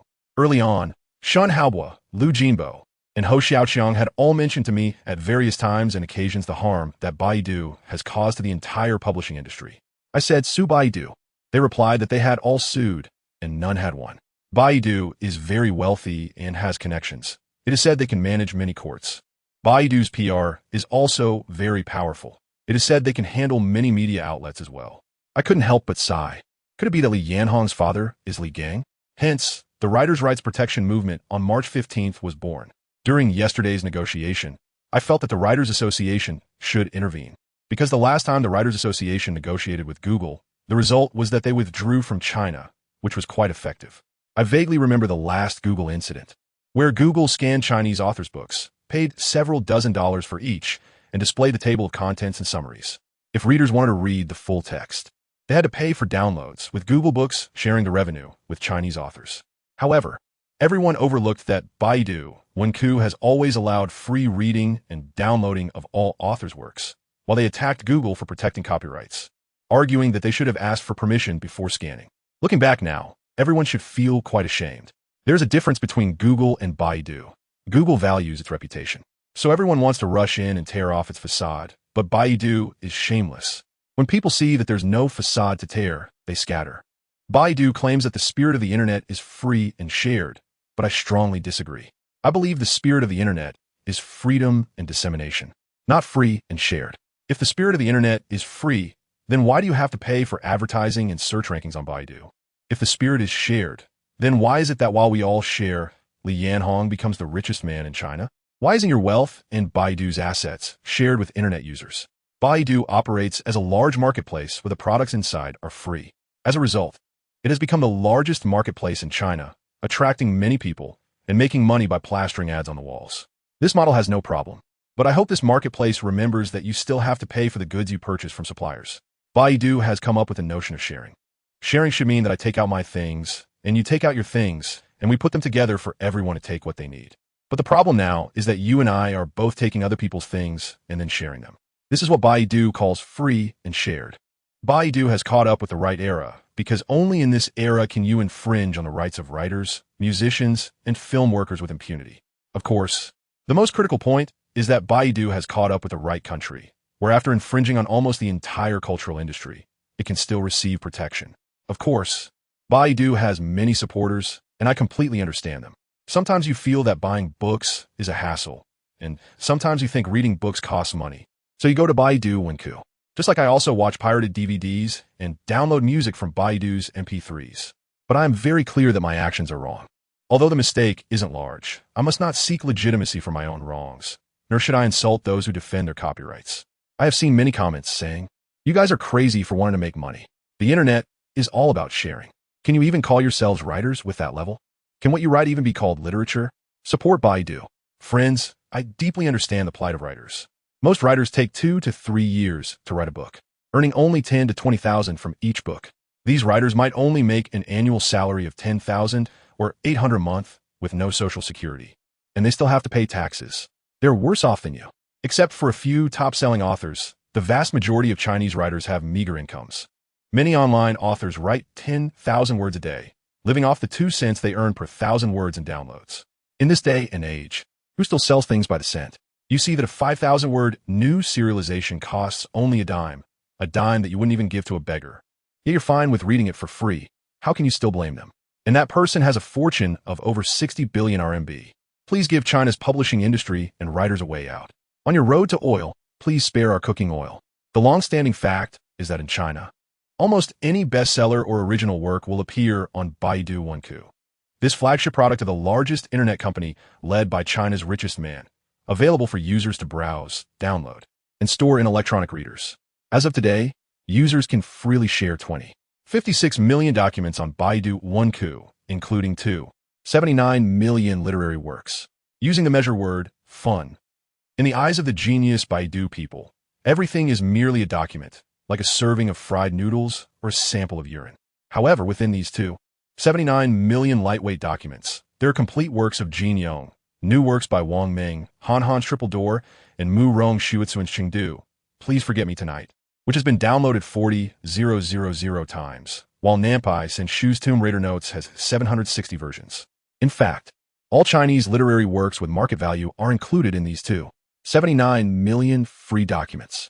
Baidu's defense is, how do I know that Jin Yong, Wang Ming Han, Mu Rong Shuetsuan, and Nampai Sin Shu didn't upload these works themselves for users to share? Yes, you don't know. You don't know how authors spend years creating a document word by word, stroke by stroke. You don't know that copyright is a sacred and inviolable property right.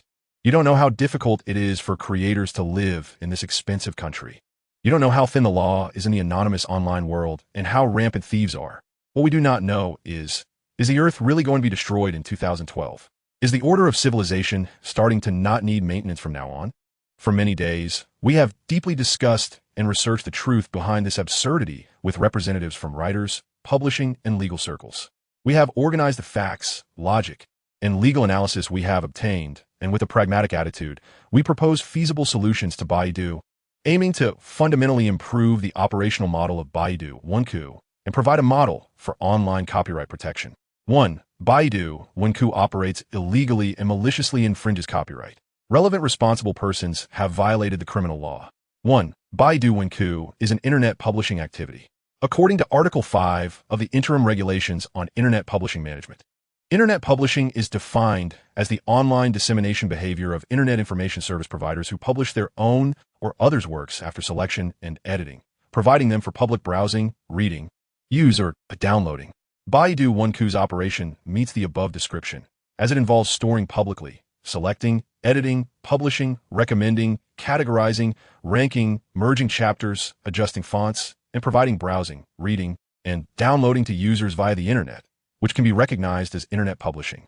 In just a year or two, Baidu Wenku has published 56 million works, including 79 million literary works, with tens of millions of users and hundreds of millions of distributions, seeking substantial economic benefits. Further explanation on economic benefits follows. It is currently the largest scale of internet publishing commercial activity. 2. It has been verified that Baidu does not possess the Internet Publishing Business License approved and issued by the State Administration of Press, Publication, Radio, Film, and Television, and has been operating illegally.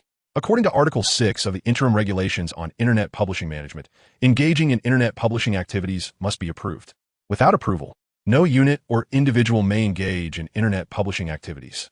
Article 24 states that those who engage in internet publishing activities without approval shall be banned by the Press and Publication Administrative Departments of the autonomous region or municipality directly under the central government or the State Administration of Press, Publication, Radio, Film, and Television, and shall have the main equipment, special tools, and illegal gains confiscated. If the illegal business amount exceeds 10,000 yuan, a fine of more than 5 times and less than 10 times the illegal business amount shall be imposed. If the illegal business amount is less than 10,000 yuan, a fine of more than 10,000 yuan and less than 50,000 yuan shall be imposed. 3. In the factual internet publishing commercial behavior, Baidu maliciously exploits the safe harbor principle to infringe copyright on a large scale. Article 22 of the Regulations on the Protection of the Right of Communication through Information Network states, Network service providers that provide information storage space for service objects to provide works, performances, and audiovisual products to the public through the information network, and meet the following conditions. Shall not bear compensation liability. 3. Did not know and had no reasonable grounds to know that the works, performances, and audiovisual products provided by the service object were infringing. 4. Did not directly obtain economic benefit from the works, performances, and audiovisual products provided by the service object. Analyzing point by point. 2. According to the third clause. There are many works by well-known authors and best-selling books among the works included in Baidu Wenku, all of which are infringing works. And Baidu Wenku has sufficient reason to should know. The Chinese publishing industry and the writer community have continuously protested against Baidu Wenku's infringement in various media over the past 2 years. A typical case. On December 2, 2010, 22 online writers, including Nampai Senshu, issued an open letter condemning Baidu Wenku's piracy, which attracted widespread media coverage. Yet, the works of these 22 online writers still exist in large numbers on Baidu Wenku. According to a search conducted on Baidu Wenku on March 23, 2011, there are 760 infringing documents from just Nampai Senshu. Therefore, Baidu Wenku has no reason not to know that it has serious infringement issues. Even searching for Baidu Wenku in the Baidu search box immediately shows a large number of reports on Baidu Wenku's infringement. So Baidu Wenku must know and should know about its serious infringement behavior. Attached, screenshot from Baidu Wenku showing 760 works by Nampai Senshu search, word LM0 OD0. 3. According to the fourth clause, Baidu Wenku is a subdomain of the Baidu website, with other subdomains providing direct access. And its huge traffic brings Baidu significant direct advertising revenue and other benefits. Recently, the Baikan Reader launched in collaboration with Patriot and Baidu explicitly states in public advertisements. Patriot and Baidu Wenku cooperate to support wireless internet access. Logging into Baidu Wenku, Baidu Zhidao, Baidu Baiki, etc., allowing easy downloads of millions of documents, which is tantamount to directly selling stolen goods. Additionally, Baidu Wenku uses a point system to encourage users to upload documents, and these points to be directly exchanged for physical goods, demonstrating that the point system is indeed a commercial behavior. Attached, advertisement about Baikan ebook in Baidu Wenku on how to earn points. In summary, Baidu Wenku does not indicate the detailed information of the uploaders. Baidu is aware of its infringing behavior. Baidu derives significant profits from its infringing actions.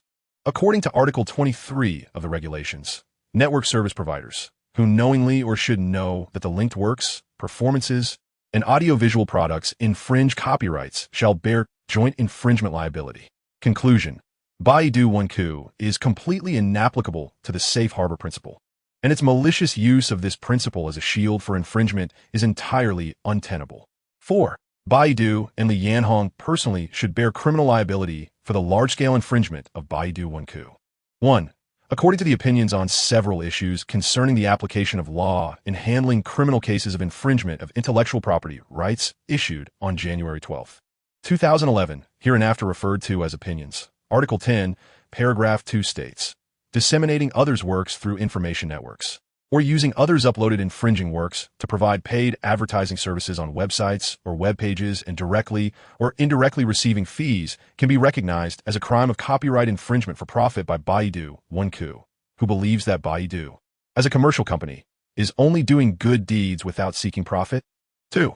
According to Article 11 of the opinions, in cases involving numerous types of works and dispersed rights holders, it is indeed difficult to obtain the above evidence one by one. There is evidence to prove that the copies involved in the case were illegally published and distributed, and that the publisher and distributor cannot provide relevant proof of obtaining permission from the copyright holder, which can be recognized as a case of copyright infringement without the permission of the copyright holder. 3. According to the clear definition in Article 12 of the opinions, distribution includes general distribution, wholesale, retail, dissemination through information networks, as well as rental, exhibition, and sales activities. Illegal publication, reproduction, and distribution of others' works that constitute a crime of copyright infringement shall be punished according to the crime of copyright infringement and shall not be classified as illegal business operations or other crimes. Therefore, Baidu Wenku can be recognized as a crime of copyright infringement through the illegal distribution of others' works. 4. According to the above 3 points in Article 13 of the opinions, if the total number of disseminated works exceeds 500 copies, the actual number of clicks on the disseminated works exceeds 50,000, or the number of registered members disseminating others' works reaches over 1,000. It falls under other serious circumstances stipulated by criminal law. If the behavior specified in the previous paragraph reaches the amounts or quantities mentioned in items 1 to 5 of the previous paragraph. Since then, Huang has lived with Marco. Although Marco often mentions finding a suitable place for Huang, everyone knows how reluctant he is to part with the girl. He often hides her from others, probably fearing that if they see her too much, he would become jealous. They never knew that Marco was such a possessive person. In fact, Marco does not necessarily have to be with Huang every day. When he asked Huang what special skill she had, her answer was seducing men. When he asked Huang what she wanted to do for a living in the future, her answer was opening a cabaret in Kabukicho and being a mama-san. So how could he let her go? He always knew that Huang was a cold-hearted person who might have a slight affection for him, but it was definitely not deep. Huang had previously called him scumbag, but she herself was essentially a complete scumbag. The notion of forgetting someone after sleeping with them, or turning around to fall in love with someone else, was completely basic for her. The way she couldn't walk away when she saw a handsome man made Marco somewhat neurotic. He indeed liked Huang, and as a renowned pirate, how could he allow his woman to covet other men? However, he could at least guess that simple physical attraction could not captivate Huang. Otherwise, the uncle in her eyes would have no advantage. At least so far, Huang seemed most interested in him. He was still at ease until Ace went out on a mission and returned with his crew. Marco did not deny that Ace possessed the pride and vigor unique to his age. However, he also had the charm that belonged solely to mature men. It was just that Ace was indeed in the position of a favored child of heaven. His talent was among the strongest Marco had seen, but his temperament was slightly lacking. However, he was still young, with infinite possibilities, and, thinking this way, he was indeed very attractive to young girls. But Huang belonged to him. Marco was quite clear about this. Not to mention that Ace had no intention of competing with him. Even if he did, he would not allow it. Seeing Huang sitting with Ace, chatting happily, Marco felt that today's pineapple was not as delicious as usual. Of course, Huang initially listened with great interest, but soon she became bored, because the young vice captain named Ace kept talking about his brother. The brother he mentioned was indeed interesting, but he couldn't keep talking about him. It seemed that this guy was even more of a straight man than Marco. He was handsome, but he didn't seem to be her type. She preferred someone with more sexual tension.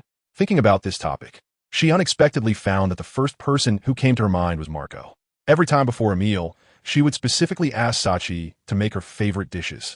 And when going to some islands to purchase supplies, she would specifically inquire about what girls like. Then he would bring back a bunch of beautiful little trinkets. He would pay attention to what she was thinking, care about her inner thoughts, and want to make her happy. Is this liking? Perhaps it is. In the past, when she was a courtesan, there was no shortage of people spending lavishly just to make her smile. But that kind of happiness was very short-lived, because their ultimate goal was always to possess her. If she didn't have this beautiful appearance, perhaps what she had would be greatly discounted, but the people she interacted with would also be more genuine. When you don't have something that others covet, you don't have to guess why those people approach you, because you no longer have anything worth their effort to scheme over. Did Marco's interest in her arise from her looks? There is almost no doubt about the answer. Yes. But did the subsequent respect, patience, and care really stem from her face? Marco would jump into the sea without hesitation to grab her hand when she wanted to commit suicide by drowning. Marco is a devil fruit user. Jumping into the sea without someone to save him would mean certain death. Moreover, Huang even tied a heavy stone to her ankle to ensure her suicide succeeded. Huang held her breath in the water, watching Marco continuously blowing bubbles from his mouth while not letting go of her hand, suddenly feeling a bit puzzled. She always thought they were just engaging in a physical transaction. Moreover, the first time, it was she who intentionally seduced him. She was that confident. She believed no one could resist her after spending time with her. Marco was not surprised. Since then, he often had a moment with her, but due to technical reasons, Huang did not reject it too much. She just still wanted to die. No one could stop her from doing anything, including Marco. He was just one of her countless lovers. So, with such a simple relationship, why didn't he let go? Seeing Marco's face growing paler, yet still not giving up on holding her hand, and the white-beard pirates kept their distance to give them a world of their own, Huang comforted herself that her actions now were to avoid being targeted by the renowned 4 emperors in the future. She pulled out a dagger from her clothes and cut the rope around her ankle. Then she swam closer to Marco, grabbed his collar, and kissed him to give him air. After that, she used all her strength to pull Marco towards the surface of the sea. It was really troublesome. She usually didn't like overly clingy partners. It was annoying. Why do you have to cling to her even when she wanted to die? If Marco were to accompany her to fall into this deep sea today, perhaps after her death, this guy would continue to cling to her, right? It was as if even in death, he wouldn't let her have a moment of peace. Marco was very annoying. But now HuangYuan found herself somewhat reluctant to leave him. Thinking of this, HuangYuan stood up, suppressing the thought of using that trick on Ace. Let's change to someone else. They are brothers, and if they really did this, it would cause a lot of pain for Marco, right? Although it doesn't really concern her whether it hurts or not. She still feels a bit sorry for him, doesn't she? Even if he stays up late to approve documents. He still remembers to prepare fresh milk for her the next day, knowing she likes desserts. So when he was discussing business with Cake Island, he specifically asked about new desserts to bring back for her. His many caring gestures are reflected in the details. How could someone as perceptive as her not notice? KO stood up and waved at Ace, then pointed at the man with the pineapple head hiding in the corner, shrugging her shoulders. Even someone as slow as Ace caught on, smiling and nodding at KO to show he understood. Then KO kicked off her shoes and rushed toward Marco. Marco caught KO steadily and playfully pinched her cheek, showing a hint of dissatisfaction. Marco, I'm hungry. KO didn't care about that. In front of him, she could be a little willful. After the war at the summit, Marco returned to his father's hometown to live in seclusion. Of course, he brought KO with him. One beautiful spring day, as cherry blossoms were falling, KO asked Marco in a flat tone, Marco, do you want to be a dad? What? What do you mean? Leah sometimes wonders why fate is so clever. Reunions can be unexpected. Just when Leah announced her intention to form her own pirate crew and officially spread her wings to compete in various industries, she was caught by Garp and brought to the Navy headquarters for supervision. Garp wasn't entirely against Leah starting her own business. It's just, he couldn't quite accept her being a pirate. Those brats like Luffy are one thing. Once they're out at sea, they have their own adventures. And boys don't easily suffer. As a Marine Vice Admiral, he knows too well the dirty business of the sea. If Leah were just a merchant, he could use his position to protect and favor her endlessly. But if she becomes a pirate, they would become enemies. In fact, no one in the family would agree to anyone becoming a pirate. But Leah is a girl, and his concern is even more urgent. In short, after failing to argue Leah into submission, Garp brought her to the Navy headquarters, hoping she would feel the atmosphere of the Navy and dispel her desire to form a pirate crew. But that was impossible. Leah's decision to form a pirate crew wasn't made lightly. She considered many factors before coming to her conclusion. She is not someone who acts recklessly just because of her passion. She thinks about the circumstances and thoughts of those supporting her behind the scenes. After all, she is not alone. So overall, Garp's actions had little effect on Leah. She just needed to stay at the Navy headquarters for a while. During that time, Leah and Garp lived in a villa arranged by the Navy for families. He watched her closely every day, but there was really no need to be so tight. She wouldn't suddenly run away. Even when he went to work at the Navy headquarters, Garp would take her along. Leah thought that if her abilities hadn't been unsuitable for the recruit training camp, Garp might have actually thrown her in there. Moreover, Leah had no intention of becoming a Marine at all. She couldn't stand that nonsense. Just the thought of working hard to become a Marine officer only to be treated like a dog by the Celestial Dragons was more unbearable than death. There are indeed those who join the Marines to uphold justice, but she is not one of them. She isn't that's strongly driven by a sense of justice. She can be described as both righteous and wicked. She lacks that spirit of self-sacrifice. She believes that being able to do things her way is already doing good. Only by changing the bigger environment can everyone benefit, right? But even so, it doesn't mean everyone will be taken care of. When faced with personal tragedies, she is powerless because she can't save everyone. Human effort has its limits. During her days at the Navy headquarters, Leah discovered that there is a high-ranking Marine admiral who is even more morally ambiguous than she is. Although this wasn't their first meeting, each time she saw him, Leah felt impressed. He was lazy, lacked any motivation, and always left work on time. There were no particular matters he cared about, nor any particular people. For some reason, she always felt that this person had a great deal of contradictions. Moreover, Leah had seen him when she was a child. It had only been 10 years, but the way he looked at her always felt strange. Overall, it was different from how he looked at others. Was there a hint of curiosity mixed with longing? Leah was originally uncertain, but once Garp was dispatched for a mission and left the only remaining admiral, Kazu, to keep an eye on her and ensure she didn't make any mistakes, Leah slowly confirmed her suspicions after Garp returned. She was getting a little impatient. thinking about whether she should just go beat up a celestial dragon, and once the bounty was issued, becoming a pirate would seem reasonable. However, going out to sea in this way would indeed affect part of her plans. Garp, noticing her thoughts, tasked Kizuru with watching her. Normal outings were fine, but he hoped she wouldn't do anything beyond the limits. Even if she wanted to be a pirate, in such an environment, taking action against the celestial dragons would be completely different in nature. The real confrontation would be the pursuit by the marine admirals. Once Garp set off, Leo was sent to Kizuru's office. Borsalino's day was quite simple. When the pile of documents on his desk reached a certain level, he would call his aide to secretly slip them onto Akainu's desk. Akainu, buried under work, rarely noticed this detail. He handled whatever came his way, a complete workaholic. Having Akainu really is a blessing for the Marine headquarters, because Akiji would also naturally slip documents onto Akainu's desk.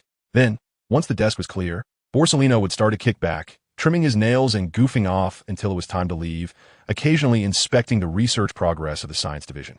Akiji also slacked off, but when he did, he preferred to take the team out on patrol. Whether or not they caught pirates, and how many they caught depended entirely on his mood, as long as he met that month's quota. However, he definitely would catch those pirates who were truly heinous. For those who posed little threat, Akiji mostly chose to let them go, and he would also help refugees in need along the way. Overall, he was a bit lazy but still a competent Marine. Borsalino was different. He would avoid any unnecessary movement, never meddling in others' affairs, and the moment it was time to leave, he would leave without staying a second longer in the office. Being with Leah made her a bit lazy too. As long as she could push work onto Yuja, she absolutely wouldn't do it herself. When Admiral Crane entered Admiral Kizuru's office to report on his work, he saw Palyasalino sprawled over his office chair, motionless like a yellow-skinned salted fish. Leo was also dressed in pajamas, lying on the office sofa like a spread-out pancake. The two of them were in sync, staring at the ceiling as if they had lost their souls. Admiral Crane was momentarily at a loss for words and didn't know how to make a sarcastic comment. He could only finish his report and leave. Now he was thinking about whether to ask Leah to socialize with some of the young girls in his team. Staying with such a salted fish would inevitably lead to assimilation. Moreover, Akainu was out on a mission. It felt like their workload had increased by more than double. Relying on that guy Kizaru was completely out of the question. The nickname Admiral Money wasn't just for show. Kizaru was trying to avoid getting a fist in the face from Old Man Garp when he returned. Therefore, for the past few days, he had been sticking close to Leah. Leah probably understood his predicament, so she didn't reject him too much. However, the more challenging problem was that it was quite awkward for them to sleep at night. They obviously couldn't sleep together. Palyasalino's house was big, with many rooms, but there wasn't much extra stuff. His furniture was limited to basic living necessities, and there wasn't even anything that reflected personal interests. Many rooms were empty, except for his own room. It had a large bed that was 4 meters long and 3 meters wide, a big wardrobe, a bedside table, and a small lamp. The furnishings were minimal, resembling a temporary lodging while traveling. There was hardly any sign of life. The most lively place was his study. There were so many books that a 3-meter-tall person would need a ladder to reach them. Of course, it was not tidy at all. The books on the shelves were okay, but the ones he had taken out were scattered all over the room. During his days off, he sometimes covered his face with a book and closed his eyes in the afternoon sun, sometimes staying like that for an entire afternoon. Why did Leah know this? Because since Old Man Garp went on a business trip, Palyasalino had brought her back to his home. He didn't force her to do anything. He just asked her not to leave his sight. Even if she wanted to go out to play, he had to go with her, to avoid awkwardness. Palyasalino also asked his aide to book another bed, giving Leah a room of her own. Although it was only a temporary stay, Palyasalino still tried to show respect for Leah as much as possible. They got along quite harmoniously. This was reflected in the fact that when Palyasalino took a nap in his office chair, Leah also looked sleepy. Sometimes she could fall asleep just leaning against the wall. To be honest, Leah hadn't lived such a leisurely life in a long time. As an admiral, with someone who always wanted to join the Navy by his side, how could he completely relax and fall asleep? Even though they had met before, it was still impossible. In observing the details of daily life, Palyasalino clearly saw that she was not the same as she used to be. In many ways, Leah appeared quite immature. One could say she hadn't developed a fierce heart yet. She didn't have a strong pursuit of life, and in her heart, there wasn't the intense longing for a person she had mentioned before. He felt a bit moved, but he enjoyed the current state of being with her even more. She had fallen asleep in front of a man she wasn't very familiar with. Did he really deserve her trust? Palyasalino stood up and picked up the sleeping Leah. He made not a single sound and did nothing extra. He carried Leah to her room. He gently grasped the edge of the thin blanket and covered her up softly. At that moment, he felt completely unmotivated in life, as if continuing like this wasn't so bad. After taking one last look at her peaceful, sleeping face, he opened the door and left without any reluctance. He was no longer young. However, the dream he once had continued to play out in countless midnights. Life was supposed to have countless outcomes. If he continued like this, he could see the final result of his life. Although it was dull, at least it was within his control. He had already passed the age of pursuing a thrilling life. As for the Navy, he felt he had nearly reached the end of that path. Becoming an admiral was Sakazuki's goal, and he had no interest in it at all. He never joined the Navy voluntarily to protect justice or to become a high-ranking official. From the beginning to the end, he was the one who was abandoned. As for why he continued to stay in the Navy, the reasons were complex. Even though the training in his childhood was brutal, the Navy had indeed nurtured him. Staying here provided a salary and performance bonuses, and it was still a government job, which could be considered a good position in this chaotic world. The most fundamental reason was that he seemed to have nowhere else to go. It was as if he didn't choose to stay in the Navy. Rather, the Navy took him in. He and Sakazuki were the first batch of students under Zephyr. However, his relationship with Zephyr had never been very good. Perhaps teachers always preferred diligent and ambitious students, and Sakazuki was just that. Meanwhile, he had always been lazy. If he didn't have talent, it would be one thing. But he and Sakazuki were the two most talented in that batch. He lacked the determination and will that other colleagues had to defend their sense of justice. In truth, he didn't want to manage anything. He just wanted to take care of himself. Because, in reality, no one in this world truly cared about him or his life. He had had girlfriends before. However, he could never find that feeling. What was called a girlfriend was less profound than a one-night stand. And those who approached him didn't have pure intentions. It was really boring.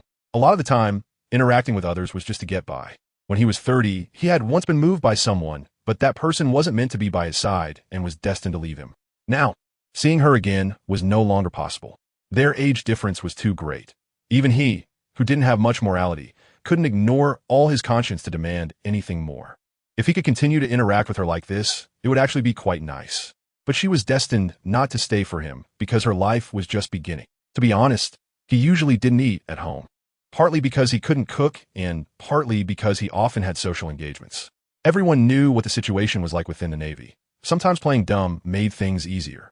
When he was with Leah, seeing his terrible daily routine made her frown. However, she wouldn't advise him like his aide did. Leah corrected his bad habits through actions. For example, when it came to breakfast, if he had to go to work, he generally wouldn't eat. Because arriving at the Navy headquarters even a second early to clock and would be a disservice to his fruitability. And when he was at home, during his rest, he would wake up early. But because he had to keep an eye on Leah, he could only wake up when she did. Then Leah would also make breakfast for him.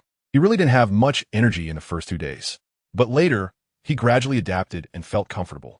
He liked reading and had many books of various types. Books were a true reflection of the human spirit. Facing those was much better than dealing with colleagues who were power-hungry and duplicitous. Of course, he didn't intend to belittle such behavior, as he was also quite skilled in this regard. However, people get tired, and having reached the rank of admiral, there were some things he really could let go of. There was no need for it. At this moment, he recalled the little moments spent with Leah, which were relaxed and natural. She was not someone who liked to cause trouble for others. Therefore, in many aspects, she would follow his wishes and try her best not to trouble him during this borrowed time. However, their interactions were not distant. For example, during leisurely afternoons with tea and reading, Leah would casually remind him to bring back pastries from a particular place. She would also doze off in front of him at times. He was more laid back. Aside from dining with her, he basically did things at his own pace. While Leah participated in what she could, they didn't lack interaction. Thinking about it, it's hard for someone like Leah to have conflicts with others. In fact, Leah didn't have much guard against Kizuru. This was not only because they had no conflicts of interest, but also because Leah's intuition told her that even if she did something remarkable, he would keep a secret for her. Fatigue seemed to be contagious. After spending a long time with Kizuru, Leah felt herself getting more easily drowsy. By now, she had been at the Navy headquarters for over a month, and her life living with Kizuru had also lasted over a week. Leah initially thought that as long as she could hold out until Garp returned, it would be fine, and it was quite enjoyable to be lazy with Kizuru. However, Kizuru received a last-minute mission requiring him to take a warship out, and he was quite conflicted about where to leave Leah. He knew that if Leah didn't give him face, they could end up in a fight, and she certainly had the ability to escape if she wanted to. He simply didn't want his personal matters to affect her daily life. So, with Leah's agreement, Kizaru brought her along on the warship, and the two leisurely went on vacation. Generally speaking, if the mission location wasn't in the New World, it was just a vacation for him. For him personally, the events that could happen in the first half of the Grand Line shouldn't be too difficult. Often, it was just that others were busy and couldn't spare the time, so they sent him. In more extreme cases, he was called because the Navy couldn't handle certain issues, to maintain the so-called prestige or false justice of the Navy. He likely needed to eliminate any threats to the Navy, even if it involved innocent people who would just have to accept their misfortune. He really didn't have a strong sense of empathy. He only knew that the Navy paid his salary and that he reached his current position because of the Navy. Living so clearly was exhausting. It was better to pretend not to see. Even though he usually didn't want to take on missions and was quite lazy, his strength was evident, and no one dared to say much. The warship he usually used was equipped with chefs, so there was no need to worry about food. There was also a mess hall on the ship. However, it was somewhat uncomfortable that many people in the mess hall were secretly sizing Leah up. These were sailors who had worked under him for a long time. Leah was the first woman allowed to accompany her admiral during a mission, so they were naturally curious. Moreover, Leah's appearance was quite striking. Being the center of attention was often troublesome, as it felt like someone was always watching her except when she was in her room. Of course, because they were friends, she and Kizaru would sit together for meals. Did that mean they had to pretend not to know each other to reduce the attention? Of course, Leah had never seen Kizaru lose his temper. His subordinates probably hadn't either. But Leah witnessed what it meant to command respect without anger. After a graceful meal, Kizaru smiled and scanned the entire mess hall, and everyone who met his gaze automatically disappeared. There was no way around it. They still had to be mindful of his mood. Otherwise, the admiral would smile and call you to stoke the boiler. He didn't show any anger. But the admiral could be quite difficult. They suspected that their admiral must have been harsh when he first joined the Navy. Otherwise, where did all those underhanded tricks come from? Moreover, they could clearly see that their admiral cared a lot about this girl. Normally, based on their understanding of the admiral, he should be a gentleman with elegance, but he definitely wouldn't lack aggression. However, things were completely off. He was acting too calm. Even if he cared, he wouldn't show it in front of her. Sometimes, the girl would experiment with desserts on the warship, and she would share them with the soldiers on duty. Yes, receiving delicate pastries from a beautiful girl was indeed something to be happy about. However, their admiral was also smiling while sizing up this soldier and Miss Leah, and it wouldn't be long before that soldier might find himself assigned to stoke the boiler that very night. Moreover, he would be off the deck for quite some time. The admiral held grudges and was quite jealous, but he would keep it all bottled up inside and never show it. Only those who had been with the admiral for a long time could see through it. Ordinary girls really couldn't tell. They couldn't understand why the admiral was so reserved. Besides, working under the admiral, they felt they could leave the Navy at any time because their admiral seemed indifferent to it. It should be said that the admiral was indifferent to everything. Having finally developed a special interest in someone, why was there no desire to conquer? So, these spectators were quite anxious. The more anxious they got, the more they wanted to see the progress between these two, and then they continued stoking the boiler. Fortunately, the admiral seemed to finally put some thought into it. That day, the admiral summoned all the married soldiers to the conference room. It wasn't really a serious meeting. He just wanted to ask them what gifts they would give when pursuing girls. He had never really studied this kind of thing before, even when going out on dates. It was his aide, Saad, who worried about the little details like gifts. Now, he couldn't think of what Leah might lack. She absolutely didn't lack money. Could someone with money lack good things? Although his salary was substantial, he couldn't think of what to buy for her. Indeed, after much deliberation, he decided to finally fight for something in his life. He wanted very little, but once he encountered it, he didn't want to let go. Furthermore, after spending these days together, she didn't seem to mind his little gestures of thoughtfulness.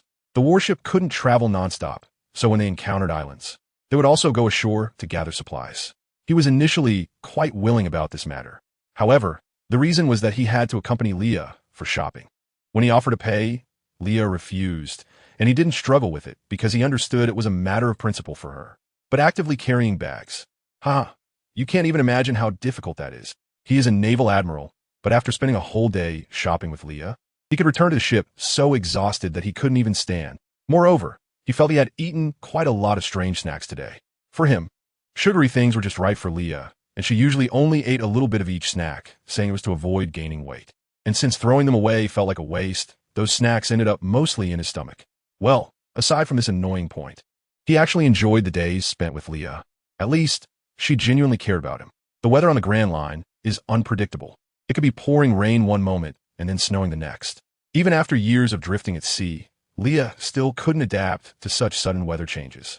When she was on her own merchant ship, she would prepare clothes for all seasons and heating devices like stoves.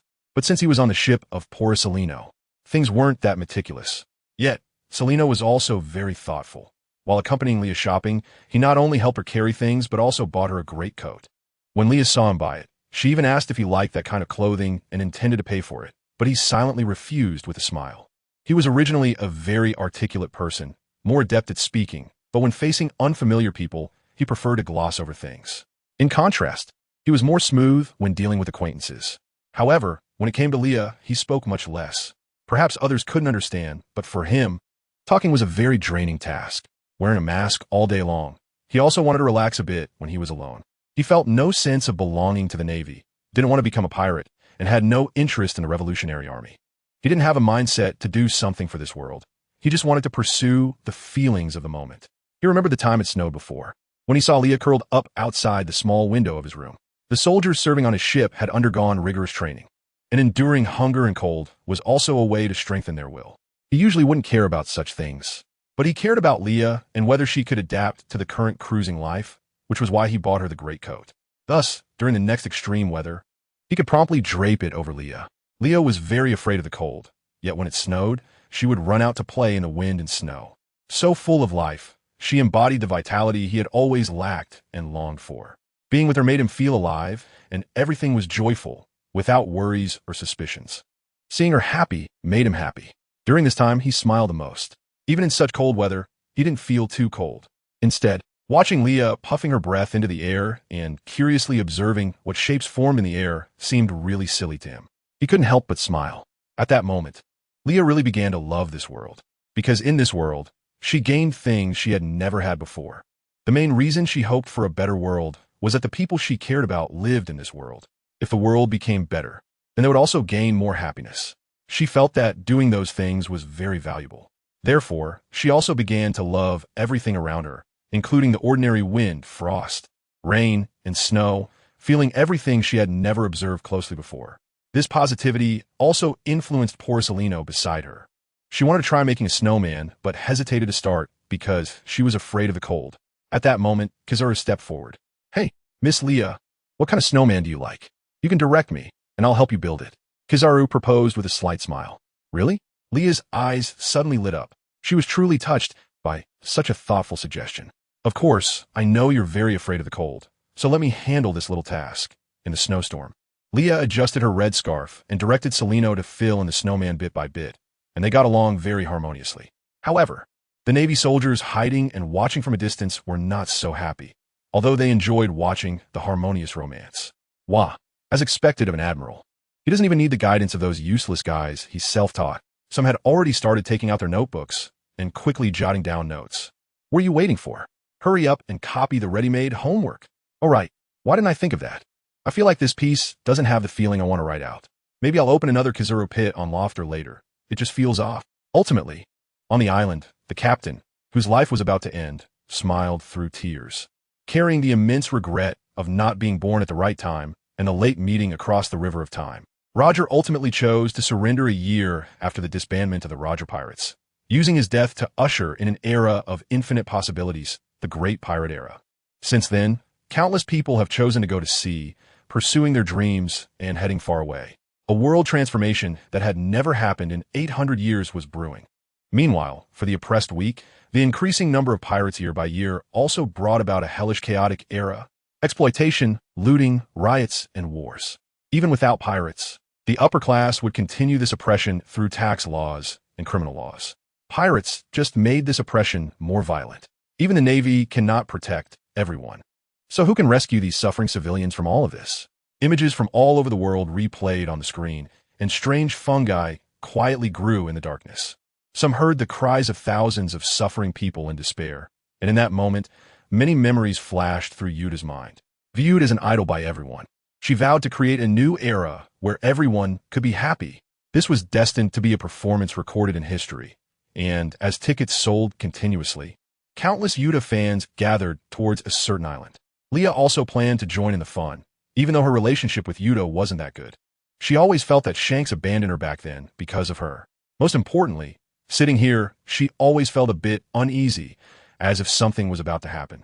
She had a bad premonition. Yuta had a great talent for writing and singing songs, and in these 2 years, her popularity had skyrocketed, almost rivaling the world superstar Desoro. However, Desoro's concerts were extravagantly luxurious, piling up gold like it was worthless, focusing solely on grandeur. She wondered if the ticket sales could cover the gold losses from a single concert. The Straw Hat crew also arrived here. Today is the day when the world-famous diva Yuta holds her first live concert. Usopp and Chopper, as Yuta's fans, dressed to the nines, and, in order to help them get the limited edition badges, the crew was forced to put on flashy new outfits. Leah sat in the stands, enjoying the performance of the superstar Yuta along with the thousands of other audience members. After a quarrel between Sanji and Zoro, the opening song New Era echoed across the nearby seas, and Yuta's melodious voice dispelled the faint black mist surrounding the island. This is the music capital, Eregia. The opening performance is almost on par with Desoro's concert. New Era boasts a stunning stage design, and unlike the entertainment king who manipulates desires, Yuta sings about inclusivity that transcends oceans, races, ages, and class differences.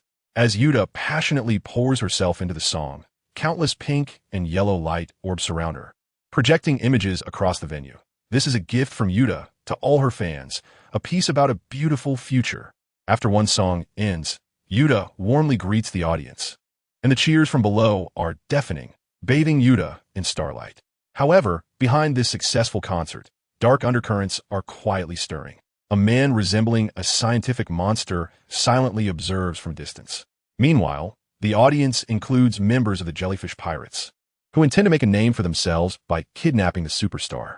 To everyone's surprise, in the next moment, Luffy stretches his arm to wrap around a large ice pillar extending from the stage, launching himself directly onto the stage. He may forget others' names and be face-blind, but he would never mistake the girl before him. Yuta and Luffy have known each other since childhood, and they affectionately hug each other in front of the crowd, making Sanji's teeth grind in frustration. The other crew members are also shocked, and they begin to question their idiot captain. Why are you so familiar with Yuta? Luffy then casually announces the shocking news that Yuta is actually Shanks' daughter. Upon hearing this, the Jellyfish Pirates are even more determined in their intentions. To be honest, this unknown pirate crew shouldn't be called the Jellyfish Pirates. They should be called the Ironhead Pirates. What were they thinking offending Yonko? Meanwhile, Yuta's fans are left in shock as their idol's persona crumbles. Robin recalls having heard similar rumors in the past. Leah, sitting in the stands, rests her chin on her hand, looking at Yuta with a hint of helplessness. She previously thought that Shanks had a deceased white moonlight. However, this was just a misunderstanding. Yuta is Shanks' adopted daughter, who was very cute as a child and has now grown into a beautiful woman. Her purpose for being here this time is to clarify the real reason why Shanks left her here. She truly doesn't want to continue taking the blame. Yuta seems to sense something, scanning the crowd until her gaze suddenly meets Leah's. Leah, resting her chin on her hand, offers Yuta a friendly smile. However, Yuta merely turns away expressionlessly, completely ignoring her. Leah touches her nose, feeling as if she has hit a wall. She wouldn't blame Yuta, considering Yuta's perspective. It's understandable that she wouldn't be friendly since her father, whom she has respected since childhood, abandoned her for a bad woman. It's all Shanks' fault for not speaking up and making her take the blame. It's really frustrating. Yuta then shifts her focus to Luffy. After being unexpectedly exposed by Luffy, Yuta helplessly covers her forehead and smiles. Before everyone can recover from their shock, an unexpected turn of events occurs on stage. With the sound of gunfire as a signal, the Jellyfish Pirates surround Luffy and Yuta. Leah remains seated in the stands, her expression unchanged. How could this group of weaklings possibly threaten Luffy and the others? Leah is unaware of Yuta's fruit abilities, only having heard Shanks mention that it seems to be a very dangerous power. At that time, Shanks was kneeling on a washboard, explaining that he really didn't have any ex-girlfriends or ex-wives. Leah's anger is never directed at children, only at Shanks, who caused all of this. If Shanks really had an ex-wife, what would Leah do? She would probably quietly leave. She doesn't want to be the bad woman who ruins Yuta's childhood. And she doesn't like feeling wronged. The world doesn't revolve around her alone. The group of weaklings below mistakenly believes they have seized the weakness of the Yonko, red-haired Shanks, unaware that the mantis stalks the cicada while the yellow Oriole waits behind. A scorching punch descends from the sky, exploding among the crowd. And the Big Mom pirates reveal themselves, with a large number of their minions pouring out from mirrors thanks to Brulee's fruit powers. The order to take Yuta was personally given by Big Mom. As chaos looms, the Straw Hat Pirates cannot stand by and watch. These guys actually dare to attack Luffy's childhood friend. Sanji, Brook, and Zoro step forward, followed closely by Nami, Chopper, and Frankie. Behind them, the big brother Jinbe rides a massive wave shaped like a shark onto the stage, sweeping away numerous minions. Oven and Jinbe, as well as Frankie, find themselves in a brief stalemate, just as Robin transforms countless arms into a giant net to ensnare the enemies. Usopp prepares to deliver the final blow. At this critical moment, Yuta stops the continuation of the battle. She tells everyone that all present are her fans. Computer Oven and Brulee mock her naivety. Even as the Straw Hat crew repeatedly reminds Yuta, these people are here to capture you. Yuta maintains her calm and forgiving demeanor throughout. Seeing this, Leah furrows her brows deeper, feeling an increasingly strong sense of foreboding. And then, as expected, amidst various looks of surprise and suspicion, Yuta opens her mouth, and her voice, empowered by the Song fruit, sweeps across the venue like a tide. Her voice blurs the boundaries between dream and reality, filling the space with fantastical creatures and colorful musical notes. Yuta herself transforms into a knight wearing heavy armor and wielding a long spear. Even as the pirates attack with all their might, they cannot break through the temporary shield Yuta constructs.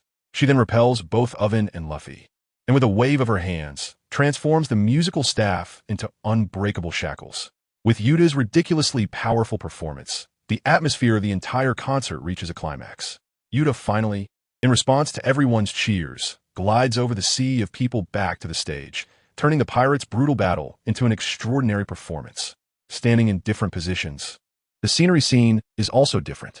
The fans witness Yuta's realization and ability to convey hope and joy through her singing, enough to make them overlook the fact that she is the daughter of the notorious pirate Shanks. The Straw Hat crew is amazed by the girl's immense power and decides not to interfere, returning to their high seats to enjoy the concert. Only Oven and Brulee, among others, find themselves trapped on the musical staff, struggling in vain, undoubtedly feeling a mix of shame and anger. Before continuing to sing, Yuta announces two things. First, that this performance will be recorded for everyone to keep and watch later. Second, Yuta openly warns all pirates, the world government, and the Navy not to interfere with the performance, or they will regret it. Leah felt increasingly uneasy, and she always had the sense that something deep beneath the ground here was drawing her in. Yuta firmly reiterated her belief. I am Yuta, the singer who will usher in a new era. I want to make everyone happy with my voice. At the same time, she made this bold declaration. Far away in Mary Geos, the five elders were watching the live broadcast. They believed that this girl was undoubtedly the daughter of red-haired Shanks. Additionally, as reported in the newspapers, a completely new enemy had emerged, one that entirely denied the era of the great pirates. The elders were not only worried about the terrifying influence of this idol girl, but also mentioned the possible connection to the Fillet family, which entangled some troublesome monsters. In fact, I suspect that red-haired Shanks belongs to this family. Everyone should watch the movie for more details. Meanwhile, the conversation between Akainu and Kizaru further revealed more information. To prevent the ancient sealed monsters from returning to the world during this incident, Admiral Akainu issued an order to spare no effort. A massive fleet composed of Admirals Kizaru and Fujitora, along with nearly 100 warships, was immediately dispatched, with the Navy's main force heading to Elijah in full force. At this moment, Yuta's concert had entered the intermission phase. The ability of the Song fruit could easily create food, toys, and other items, showing no signs of limitations. Faced with such comprehensive and powerful abilities, Big Mom's crew was even more excited about Yuta, especially since she was the daughter of Shanks. Yet, her mother and eldest son were only concerned with the songstress and the troublesome Straw Hat Kid, while in the shadows, only Katakuri was worried about his missing family members, Brulee and Owen. The atmosphere of Big Mom's crew remained as it always was, prioritizing interests over familial ties. Leah felt the dreamlike sensations around her and suddenly realized that this was not the real world at all.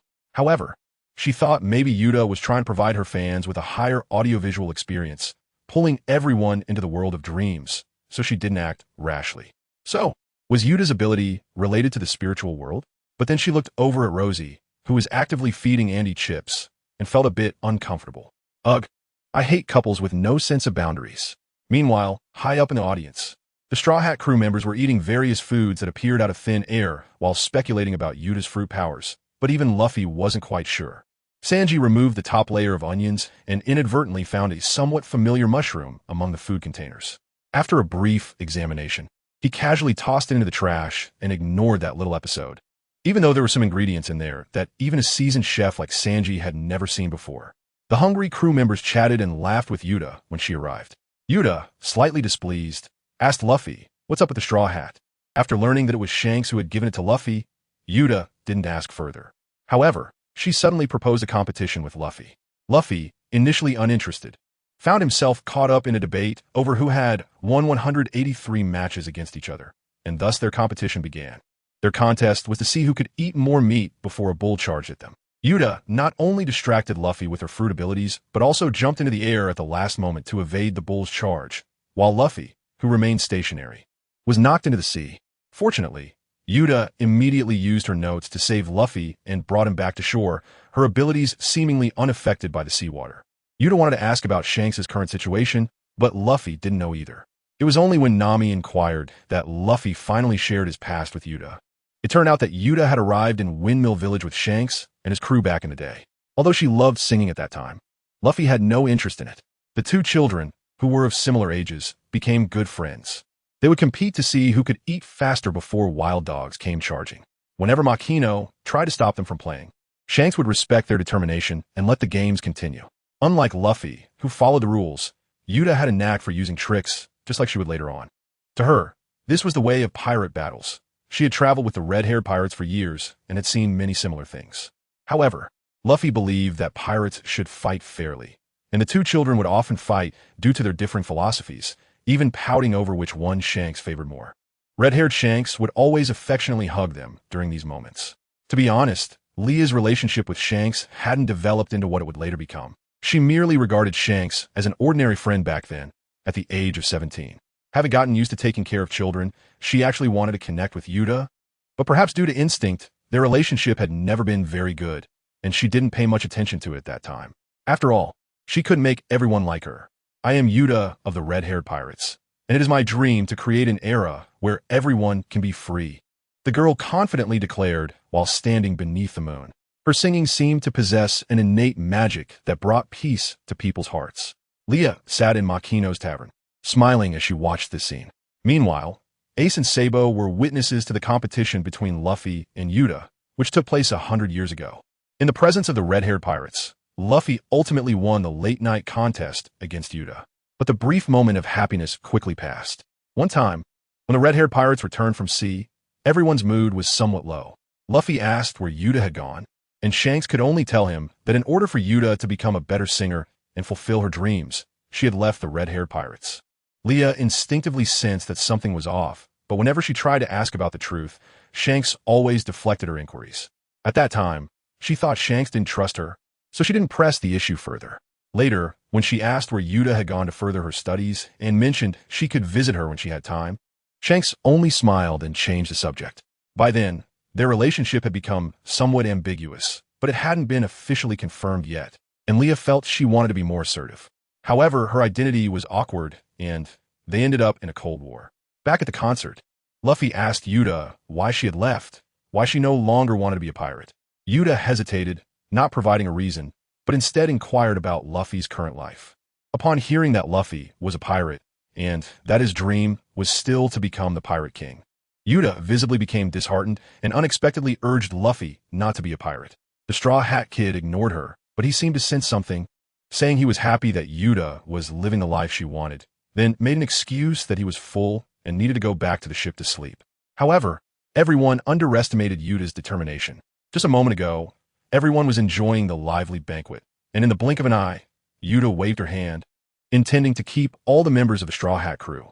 Nami, Sanji, and the others, caught off guard, faced the same imprisonment treatment as Owen and Bruley.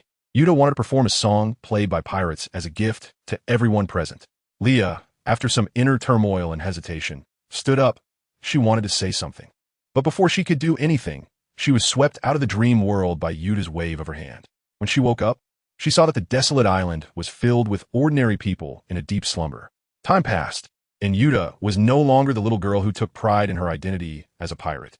The cheers of the crowd outlined another side of the world's idol, one that was deeply rooted in a hatred for pirates, cultivated by countless sufferings. As Yuta's mindset changed, the joyful notes that once filled the air transformed into fierce note knights, rushing towards the few remaining people. Although Zoro, Jinbei, and Frankie could easily tear them apart, these knights could be reborn the moment they perished. Luffy, Robin, and Chopper were also drawn into the battle. Even as the conflict escalated, the figures of the few fighting were overwhelmed by a multitude of knights. The continuous roars of battle were drowned out by Yuta's nearly roaring anger. She spread her two-colored wings, as if she were about to break free from her cocoon and become a butterfly. Yuta sealed off the performance venue above, turning it into a larger cocoon, one that was nurturing a new era. Soon after, the entire Straw Hat crew was predictably captured by Yuta, and Luffy didn't even activate his second gear throughout the ordeal. The unequal awareness between the two sides was the biggest reason for their defeat in this battle. How should they deal with the pirates? Faced with countless weaklings and a bleak world, Yuta posed a question whose answer had long been determined. Usopp defended Luffy, arguing that he was not that kind of pirate, but once the people's anger was ignited, how easy would it be to extinguish? Even if Luffy broke free from his restraints, angry fans had already surged onto the stage, targeting the ability user with seawater. Below the stage, Balloon Bar couldn't stand by any longer and wanted to defend Luffy and the others, but was calmly stopped by Kobe. At a critical moment, the little fanboy Bartolomeo came to the rescue. Yuta initially dismissed him, but when the two vanished along with the barrier, Yuta realized that there were other pirates hiding in the area, and a dangerous aura immediately surrounded her. Meanwhile, on a distant overpass away from the stage, it turned out that Law had saved them, with the sound effect-equipped Beepo by his side. Law and Luffy were still discussing whether to fight or flee when Yuta suddenly found them, with Yuta issuing a command to hunt them down. A strange ship resembling a piano sailed across the sky, followed by a parade of fans.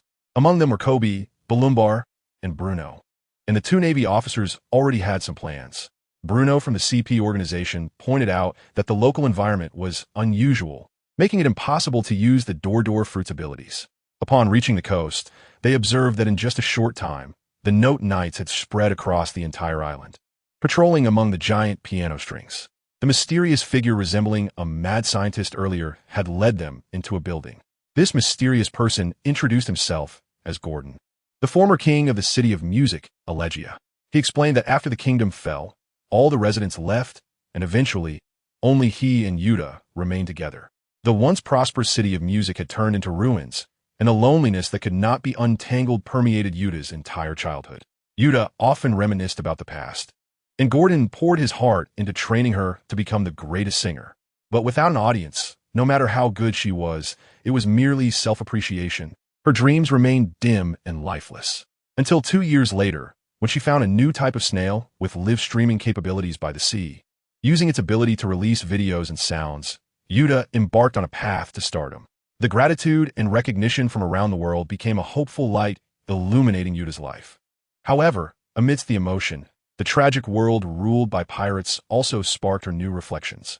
With more and more fans elevating idols to the status of saviors, Yuta devised a grand plan that would surely change the world. Gordon intended to stop all of this, but before he could articulate the specifics of the plan, Yuta found them again, and Beepo was instantly transformed into a mini bear by Yuta's ability. When it came to Shanks, Yuta suddenly became extraordinarily agitated. She used her powers to snatch Shanks' straw hat, denying the existence of One Piece, the Pirate King, and the significance of the hat in the new era. But how could Luffy agree to give up his dream and continue living? The two parted ways unhappily again, and Law used his abilities to relocate his allies. Before Yuta left with her fans, she had a brief conversation with Gordon, requesting his support. However, Gordon felt that her plan was doomed to fail, because the Navy and the world government had yet to take action. To his surprise, Yuta revealed the score of the forbidden song hidden in the basement, which was her greatest trump card. Gordon was struck with immense fear, but Yuta no longer gave her adoptive father a chance to persuade her and turned to leave. Meanwhile, Luffy and his group had finally escaped to the seaside, but Luffy was shocked to discover, where did my huge Sunny go? Moments later, a small, wet lion emerged from the water, calling out Sunny. Luffy and Bartolomeo were astonished. Could this be the Sunny? Yuta's powers were indeed terrifying. But could the power of a single fruit truly be so comprehensive and invincible? On the other side, the Navy's main forces followed headquarters orders and climbed onto the island despite the light rain. At this moment, Leah stood in the rain, contemplating how to resolve the day's events. To be honest, compared to physical force, her strongest abilities were in the mental realm. Otherwise, how could she have controlled Huang so effectively to help the pirates escape from Marineford? However, she didn't like using such abilities. She always felt it went against her principles, wishing for everyone to be independent, able to freely do whatever they wanted, rather than being manipulated like puppets. Everyone present was drawn into Yuta's dream world, which was akin to an almost unsolvable, complete hypnotic ability. The Mouse General and others found themselves momentarily at a loss. As the behind-the-scenes boss, Yuta unexpectedly showed no intention of hiding. She calmly stepped forward, stating that as long as she was alive, no one could return to reality. Leah frowned, but felt awkward about taking action against Yuta. After all, she was Shanks' daughter, and they had conflicts. If they fought, wouldn't their disagreements deepen? Yuta allowed the army to surround her. Admiral Fujitora almost drew his sword, but Yuta just smiled teasingly. I don't think you need to. After some hesitation, Leah watched as Yuta consumed the deadly sleepless mushroom, which would prevent anyone from sleeping and ultimately lead to death. Thinking of all the civilians who would be buried with her, the mouse couldn't help but step forward, and Fujitora threatened her. At that moment, Leah stepped forward and stood in front of Yuta, silently facing the Navy. Even without uttering any threatening words, her presence alone was a significant deterrent. Fujitora then asked, "You have always been a reasonable person. Now that so many people are in danger because of her, are you really going to stand by her side? Reasoning must also consider the situation. If a child we know makes a mistake, we, as elders, should naturally find a way to handle the aftermath." Leah said lightly. At this moment, Yuta excitedly pushed Leah away, exclaiming, "Who are you to meddle in my affairs?" Leah stumbled back from the push, furrowing her brow before asking Yuta, "Can you handle them? Or can they threaten you?" Yuta retorted, "I already said I don't need your help. They can't touch me." After saying this, Yuta launched an attack on the Navy. This time, Leah did not hesitate and decisively let Yuta take action herself. During a rebellious phase, one needs an outlet for their emotions, and of course, it shouldn't be directed at innocent civilians. The Navy's mission was to capture Yuta, making them a perfect target for her to vent her feelings. Yuta could control everyone in their dreams, while the Navy couldn't harm innocent civilians. Thus, the balance of power shifted instantly. As long as they removed their earplugs, the distant Navy forces would quickly become Yuta's puppets. The haunting melody drove thousands of troops to attack the general, with figures like Bruno, Beppo, and Law among them. Within the time it took to sing one song, the Navy was in disarray. However, Leah was unaffected by the music. Given Yuta's current level, it was difficult to influence her. In her mental world, countless monsters hidden in the darkness were imprisoned. Although her own crew was trapped in the dream world, she was not worried at all. As Luffy and the others were there, they wouldn't easily encounter danger. Meanwhile, in the dream world, the Straw Hat crew and pirates like Owen and the Bore siblings were trapped on a musical score, unable to move. They struggled desperately, but it was futile. Brook was trying to adjust his position to catch a glimpse of Nami's underwear. Ultimately, the reliable Robin steered the conversation back on track, speculating that there should be a staff behind everyone. But unfortunately, Brook couldn't see the whole picture. Suddenly, Bruno, Kobe, and Balumeb arrived using the Door Fruit's ability. With Kobe's help, Brook immediately sang the notes to rescue his companions. Seeing this, Owen also requested the Straw Hat's assistance, while Balumeb's condition was that they had to cooperate with the Navy. After that, the group split into several paths. Most of the Straw Hat members accompanied Robin to the castle of their homeland, Elgia, to see if they could find a way to break Yuta's abilities from the history of their fallen nation. In the library, they suffered a massive puppet attack, and under the cover of her companions, Robin deciphered the patterns on the ceiling, finally discovering some unfortunate truths. Meanwhile, Bruno and Kobe came to find Luffy and the others to explain Yuta's singing fruit abilities. Anyone who had heard her sing would have their souls transported to the singing world. Worse still, Yuta had eaten a highly toxic sleepless mushroom. If Yuta died, everyone would be trapped there. This was Yuta's ultimate plan. In fact, it wasn't just the tens of thousands at the concert. The most terrifying aspect of the singing fruit was its combination with the use of video snail, continuously broadcasting the concert in the dream world. No matter what sea they were in, the power of the song spread through the images, burning the whole world like an unquenchable fire. According to Lucci's report to the Gorosei, in just 1 hour, 70 of the world's population would be hypnotized, a power that exceeded the higher-ups' expectations. While speaking, some celestial dragons were already caught up in the dream world. The celestial dragon immediately ordered the nearby navy to capture Yuta, as he had taken a liking to her. Initially, Yuta didn't want to be ruthless, trying to express the idea of equality, which only further enraged the celestial dragon. When the celestial dragon shot his subordinates, who couldn't succeed, and when the navy, under the pressure of the celestial dragon, went after Yuta against their own beliefs, Yuta no longer hesitated and swiftly dealt with them. However, such actions did not earn her fan support. The celestial dragons were seen as gods, and they were scared. The vast majority lacked the courage to resist. Taking advantage of the fans' moment of hesitation, Bruno and Kobe took to the stage to reveal Yuta's plan to the public.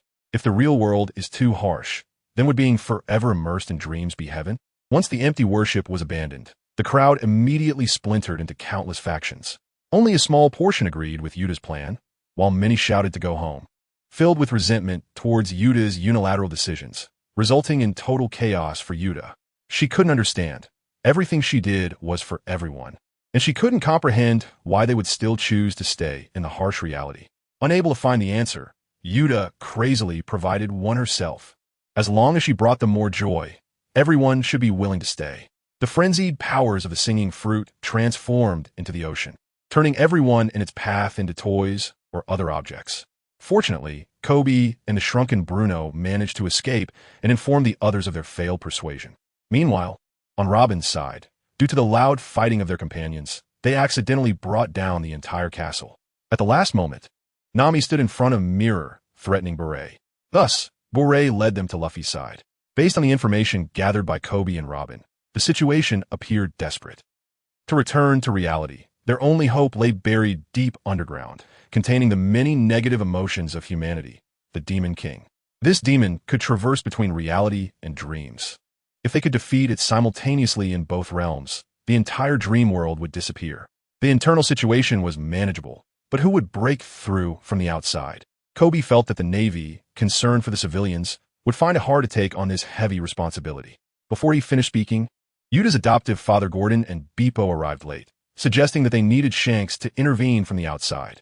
Luffy asked what had happened between Yuta and Shanks. Gordon was evasive, and Luffy decided not to think too much about it, setting off alone to challenge Yuta. Zoro clarified the essence of Luffy's actions. They just needed to keep attacking. No matter who was outside, they just needed to synchronize with the external offensive. Moreover, Luffy's sister had been kicked out of the dream world by Yuta. That woman was not simple. Even though he wasn't present at the time and only saw the events in the newspaper, he still felt a chill.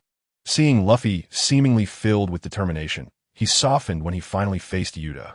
Even if Yuta tore his straw hat, he was unwilling to go all out against her. Yuta felt that her hatred for Shanks stemmed from the red-haired pirate's abandonment, and Shanks' destruction of Helpsthe left her with an unhealable wound. However, as Luffy said, how could Shanks do such a thing? He would definitely come, but not to save me. He would come to save you, Yuta. Luffy clenched his fists and said. After hearing this, Yuta still did not change her mind. She believed Shanks would not come, thinking he didn't care about her. Before leaving Helpsthe, Yuta had asked him if he liked Leah, and he had nodded clearly. Moreover, after doing such a thing, he had left without a care. In reality, Yuta commanded the puppets to attack Leah, taking advantage of the moment to do something very important. Leah looked at the ordinary people attacking her and couldn't help but frown, but then she felt somewhat relieved. She directly unleashed shadows, pressing all the uncontrolled individuals to the ground. Leah noticed that a small black creature had stuffed someone's leg into its mouth, and just as it was about to bite down, Leah slapped it flat. As Leah's attention was diverted, Yuta drew a dagger, preparing to kill Luffy. She absolutely would not allow the new era that Luffy wanted.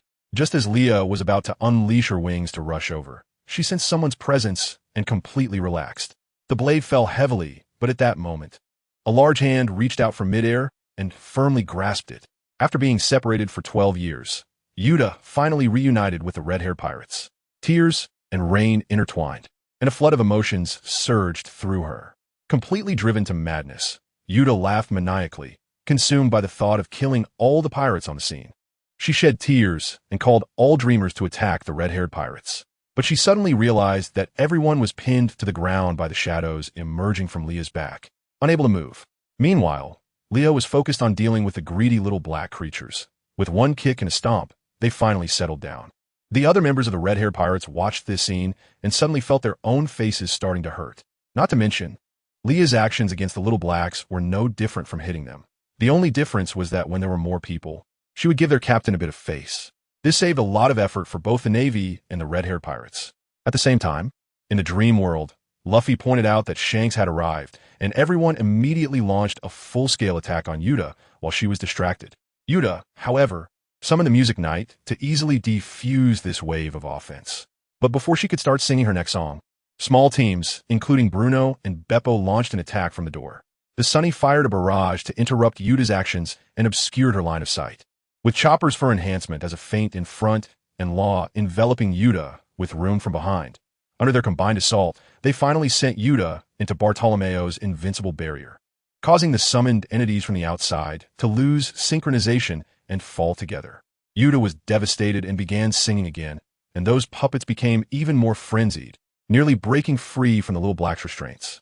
Shanks, however, maintained a smile while watching Yuta. Seeing her this way, a hint of sadness appeared on his face.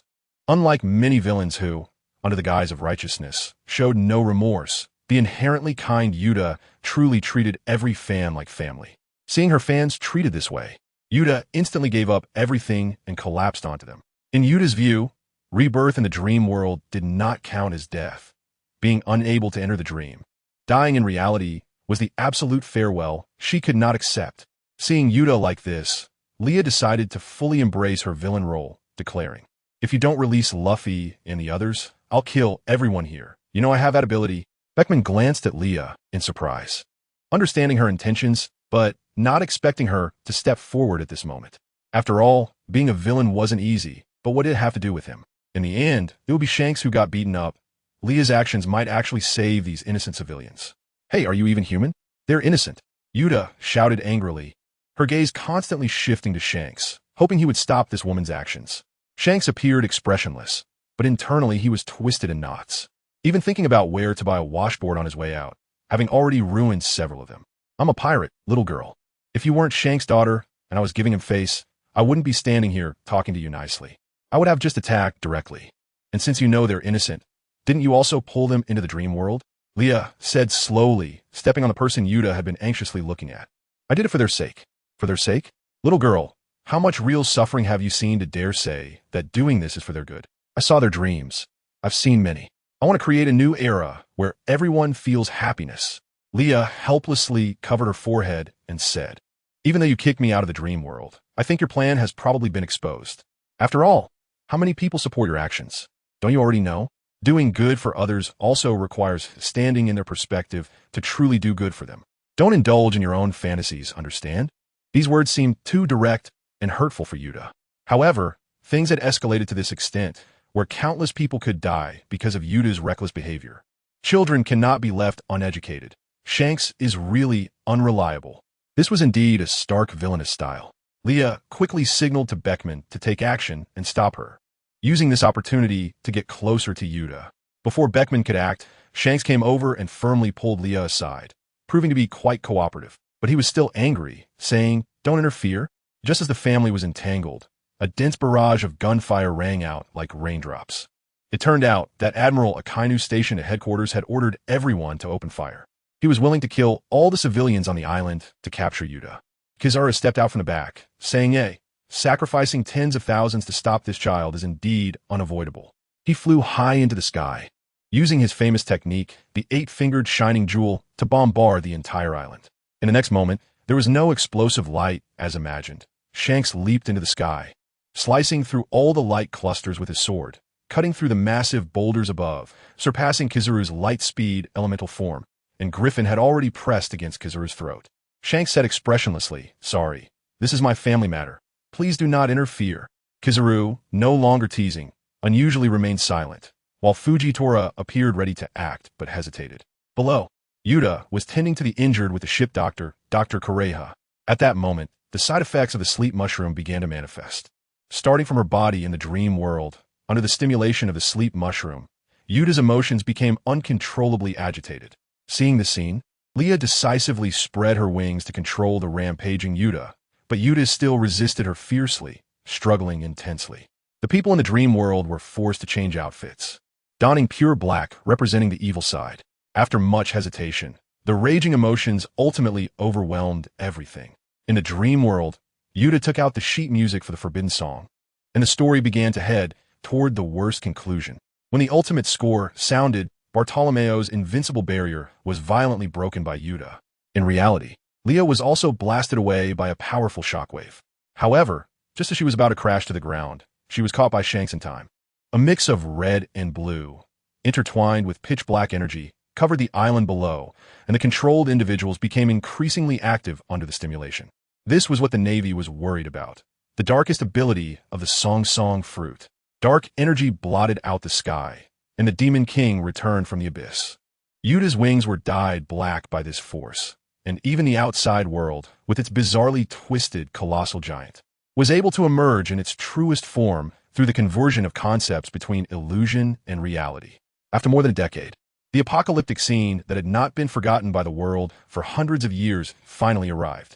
In reality, the members of the red-haired pirates were on high alert, and Leah also stood up, staring at the gigantic monster. Unlike the tension of others, her eyes revealed extreme excitement and desire. In the dream, the coalition of all forces charged towards the dark Yuta. Only Shanks and Luffy, who had always been the absolute core of the team, did not rush to join the battlefield. Far away in Mary Geos, the Gorosei had no way to cut off the live broadcast in front of them. Because of the incredible ability of the Song fruit, the dream and reality were connecting with each other. This was definitely not the result Yuta originally wanted. She could no longer hear the cries of those pulled into the dream. After a few rounds, Luffy raised his gear third giant fist and joined the battle. But despite everyone's strengths, they were continuously defeating the Music Knights, getting closer to Yuta. In reality, various factions were fighting individually, and they had not achieved much for a long time. In the battle circle, Usopp was the first to be knocked back, and then others were gradually pushed back as well. However, they were not discouraged. Instead, they realized the importance of working together. But Luffy didn't want to fight at all. He charged forward, enduring the lashes of dark energy time and again, yet he never fought back. He shouted Yuta's name loudly, hoping to awaken her original nature. But in response came even fiercer attacks. Yuta ended the battle with a thrust of her spear. At the critical moment, her adoptive father, Gordon, used a once-in-a-lifetime flash to block Yuta's spear. Ignoring his pain, he sorrowfully yet helplessly revealed the truth behind the destruction of the music capital, Elegia. It turned out that the culprit behind that disaster was not the red-haired pirates as rumored. Years ago, Shanks had specifically sent Yuta to the Music Academy for further study. But unexpectedly, the forbidden song score, which had been hidden deep underground, appeared at the banquet. Upon encountering the score, Yuta's fruit awakened on the spot, and the tune she inadvertently hummed awakened the monster that had been asleep for hundreds of years. Thus, the music capital turned to ashes overnight at the hands of the rampaging ability user. Shanks and his companions fought with all their might to slay the monster and save Yuta. But it was already too late. How could a young Yuta face the heavy guilt of slaughtering an entire nation? What would she do afterward? Without hesitation, Shanks entrusted Gordon to blame the disaster on the red-haired pirates when reporting to the Navy. He hoped Yuta could have a happy life. The choice of the old king, Gordon, was even more incomprehensible. Backed by the Burning Kingdom, he chose to bear the pain of the nation's destruction alone, simply because Shanks said that singing was not a crime. Gordon forgave Yuta and took on the responsibility of nurturing her into a singer who could bring happiness to the world, pouring all his remaining energy into her. While enduring the inner reluctance and pain, Shanks and the others laughed heartily and left, laden with treasure. Luffy thought that once Yuta learned the truth, she would be able to resolve her inner conflict. So he happily rushed towards Yuta, but what awaited him was an even stronger beam. However, Luffy quickly found a breakthrough, which was the rough symbol of the new era that the two had drawn in their childhood, still worn on Yuta's arm. Her original intention had never changed. Stop deceiving yourself. Look at the chaotic world around you. Is this the free new era you dreamed of? Luffy's words hit the core, and Yuta, who had awakened from a dream, was already in tears. However, the forbidden song had manifested for so long that it was no longer a power that someone of Yuta's level could control. The collapsing dream world was left with only a void of chaos and distorted monsters emitting indescribable sounds. Meanwhile, the puppets in the outside world became more active, and Beckman had no choice but to aim his gun at Kizaru's face, warning him not to attack civilians. The scene before them was indeed filled with irony. The Navy sought to take the lives of civilians, while the pirates were striving to protect them. Beckman and others had no choice but to take the Navy's bullets with their bodies to save people. Unlike 12 years ago, Yuta, who had eaten the sleepless mushroom, found a luxury to even faint. The boundary of the dream world was continuously expanding with the growth of the nightmare. How much of reality would be devoured by the illusion? In a deeper layer of her inner world, Yuta bore the curses of all the victims from the Elegia kingdom. Yuta's true feelings gradually revealed that she had known the truth of her city's destruction for a year. The notorious Shanks was merely helping his daughter bear the blame. On one side were fans who regarded her as the hope of the new era, and on the other was her true self, filled with pain and guilt to the point of wanting to die. In an extremely unstable mental state, Yuta was propelled to sacrifice herself, creating a mad plan to let all those who wanted to escape the tragic era live on in the dream world. She walked step by step towards the road of no return that would lead to destruction, and Yuta, whose mind was already unclear, could no longer stop the forbidden apocalypse. Just then, Leah closed her eyes and entered Yuta's inner world. She took Yuta's hand and said, "For things that cannot be undone, you must learn to bear them. You are no longer that helpless little girl who could do nothing, are you?" Yuta looked at Leah, her expression somewhat complicated. The father she had always respected, Shanks, had looked at this woman differently upon their first meeting. Fearing that she would take away Shanks's love for her, she had initially excluded Leah a bit. But this woman, she was indeed not a bad person. What she said just now was merely to provoke Yuta to release people, and she simply hadn't reacted in time. If you can bear all the curses against you, then the music demon will no longer be able to control you. You need to learn to master it. This will greatly benefit your future music career. Leah said, "Is there still a possibility for my music career to continue?" Yuta murmured. In this extremely insecure inner world, Yuta did not shake off Leah's hand.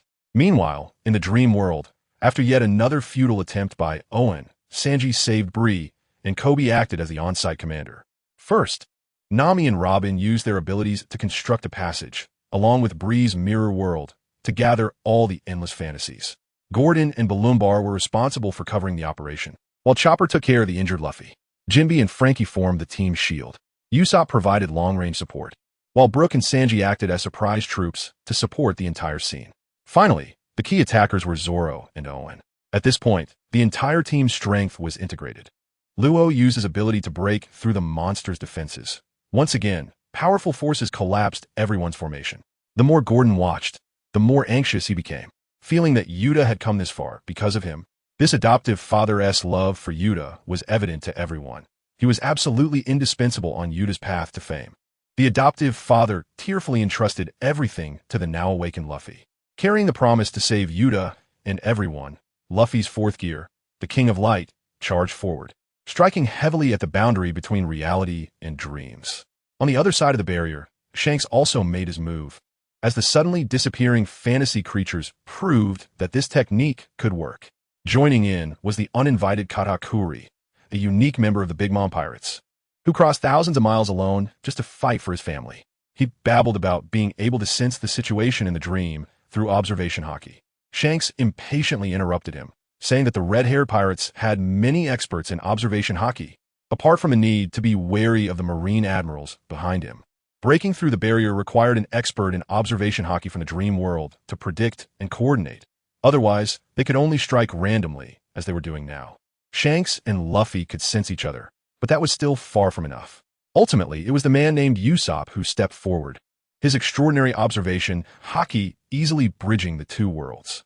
Jesus Burgess and Usopp, father and son, were closely connected through the perspective of observation haki, becoming the eyes of their respective teams.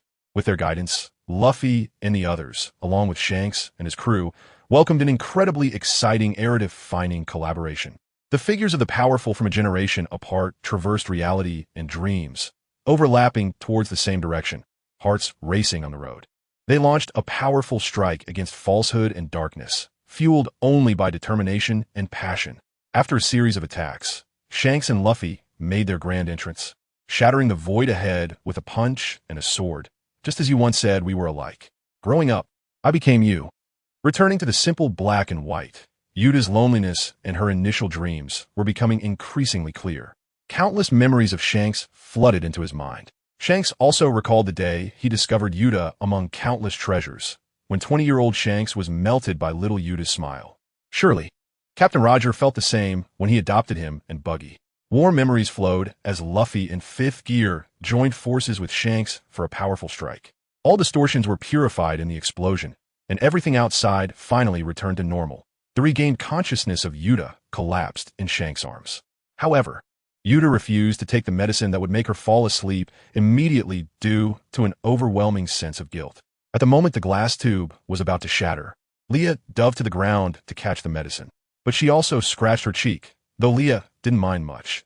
She stood up, brushed off her dress, and helplessly asked, "Did you too forget about me? I can wake those people up too. I don't need you to sacrifice anything, little girl." Yuda lowered her head, feeling a bit dejected, and said, "But I feel like I no longer deserve to live. Avoiding it is useless. What has happened has happened. Even if you die now, it won't change anything," Leah said expressionlessly. Shanks seemed to want to argue for Yuda, but he held back because he knew Leah was not that kind of person. Sure enough, Leah slightly opened her hand, presenting the struggling little light ball to Yuda, asking, "Guess what this is? Is this a music devil?" Yuda said uncertainly. Leah nodded enthusiastically and then explained the negative emotions it carries. Simply put, "I consumed them. Now it has turned into a little lump. In short, this guy can grow. I heard Luffy say you want to become a musician who brings happiness to people. So use your singing to bring happiness and hope to others. Cultivate it with positive emotions, and it will grow in harmony with your music. The revolutionary anthem is waiting for you to compose it. Consider it a redemption for your past unintentional mistakes. Please sing freely and bring happiness to people. It's much better than silently dying now," Leah said with a smile. Seemingly inspired by Leah, Yuda nodded heavily with tears in her eyes, then resolutely took the antidote and drank it down. Shanks respected his daughter's choice. They held each other's hands, and the gap of over a decade vanished. The girl weakly walked towards the stage, and the warrior brought over a transponder snail. The angelic melody fell like starlight on the chaotic crowd in the sunset, and everyone fell into a deep sleep in a beautiful dream. Leah had already begun to project her consciousness to wake those people from their beautiful dreams. As each one woke up, they gasped for air while clutching their chests. The red-haired crew watched from the sidelines, somewhat helpless, but at least everyone was alive, right? Yuda and Luffy sat down to talk in a certain layer of dreams, where Luffy's fists, which he believed were mightier than bullets and cannons, felt soft in Yuda's memory. After that, Yuda returned Shank's straw hat to Luffy, believing that Luffy would definitely become the Pirate King. The red-haired pirates gathered together, watching the child they had seen grow up, now shining brightly, all smiling in unison. In such a warm moment, only Kizaru was still thinking about capturing Yuda. Facing the two admirals, the crew dared not be careless, but at that moment, they heard Shanks say, "She is my daughter. If you want to take her away, then you can die." No need for excessive words. The Conqueror's haki surged forth, impacting all directions. Even the admirals retreated under the terrifying pressure that crushed heaven and earth. Ultimately, the Navy came in full force but returned empty-handed. Accompanied by a gentle singing of past memories, the final curtain fell on Yuda's performance. After Shanks took his daughter away, the audience gradually woke up, and when Luffy regained consciousness, the red-haired pirates had already departed. Meanwhile, Leah had begun to consider what path Yuda should take to debut, but Shanks still needed to be dealt with. Some things needed to be clarified, as she had carried the blame for over a decade. "You bastard!" Leah chased after the fleeing Shanks, while Yuda watched this scene, eating the little desserts Leah had prepared, and suddenly smiled, saying, "It seems that living like this isn't so bad after all." Synopsis. Upon waking up, Leah finds herself in the pirate world, deciding to become the richest person in the OP world, save Ace, and reach the peak of her life. However, on the path to her dream, a red-headed guy shamelessly entangles with her. While working on her career, perhaps she can also find love, start a school, and first survive before fully enjoying herself. Spending delicate daily life with ASL in Windmill Village.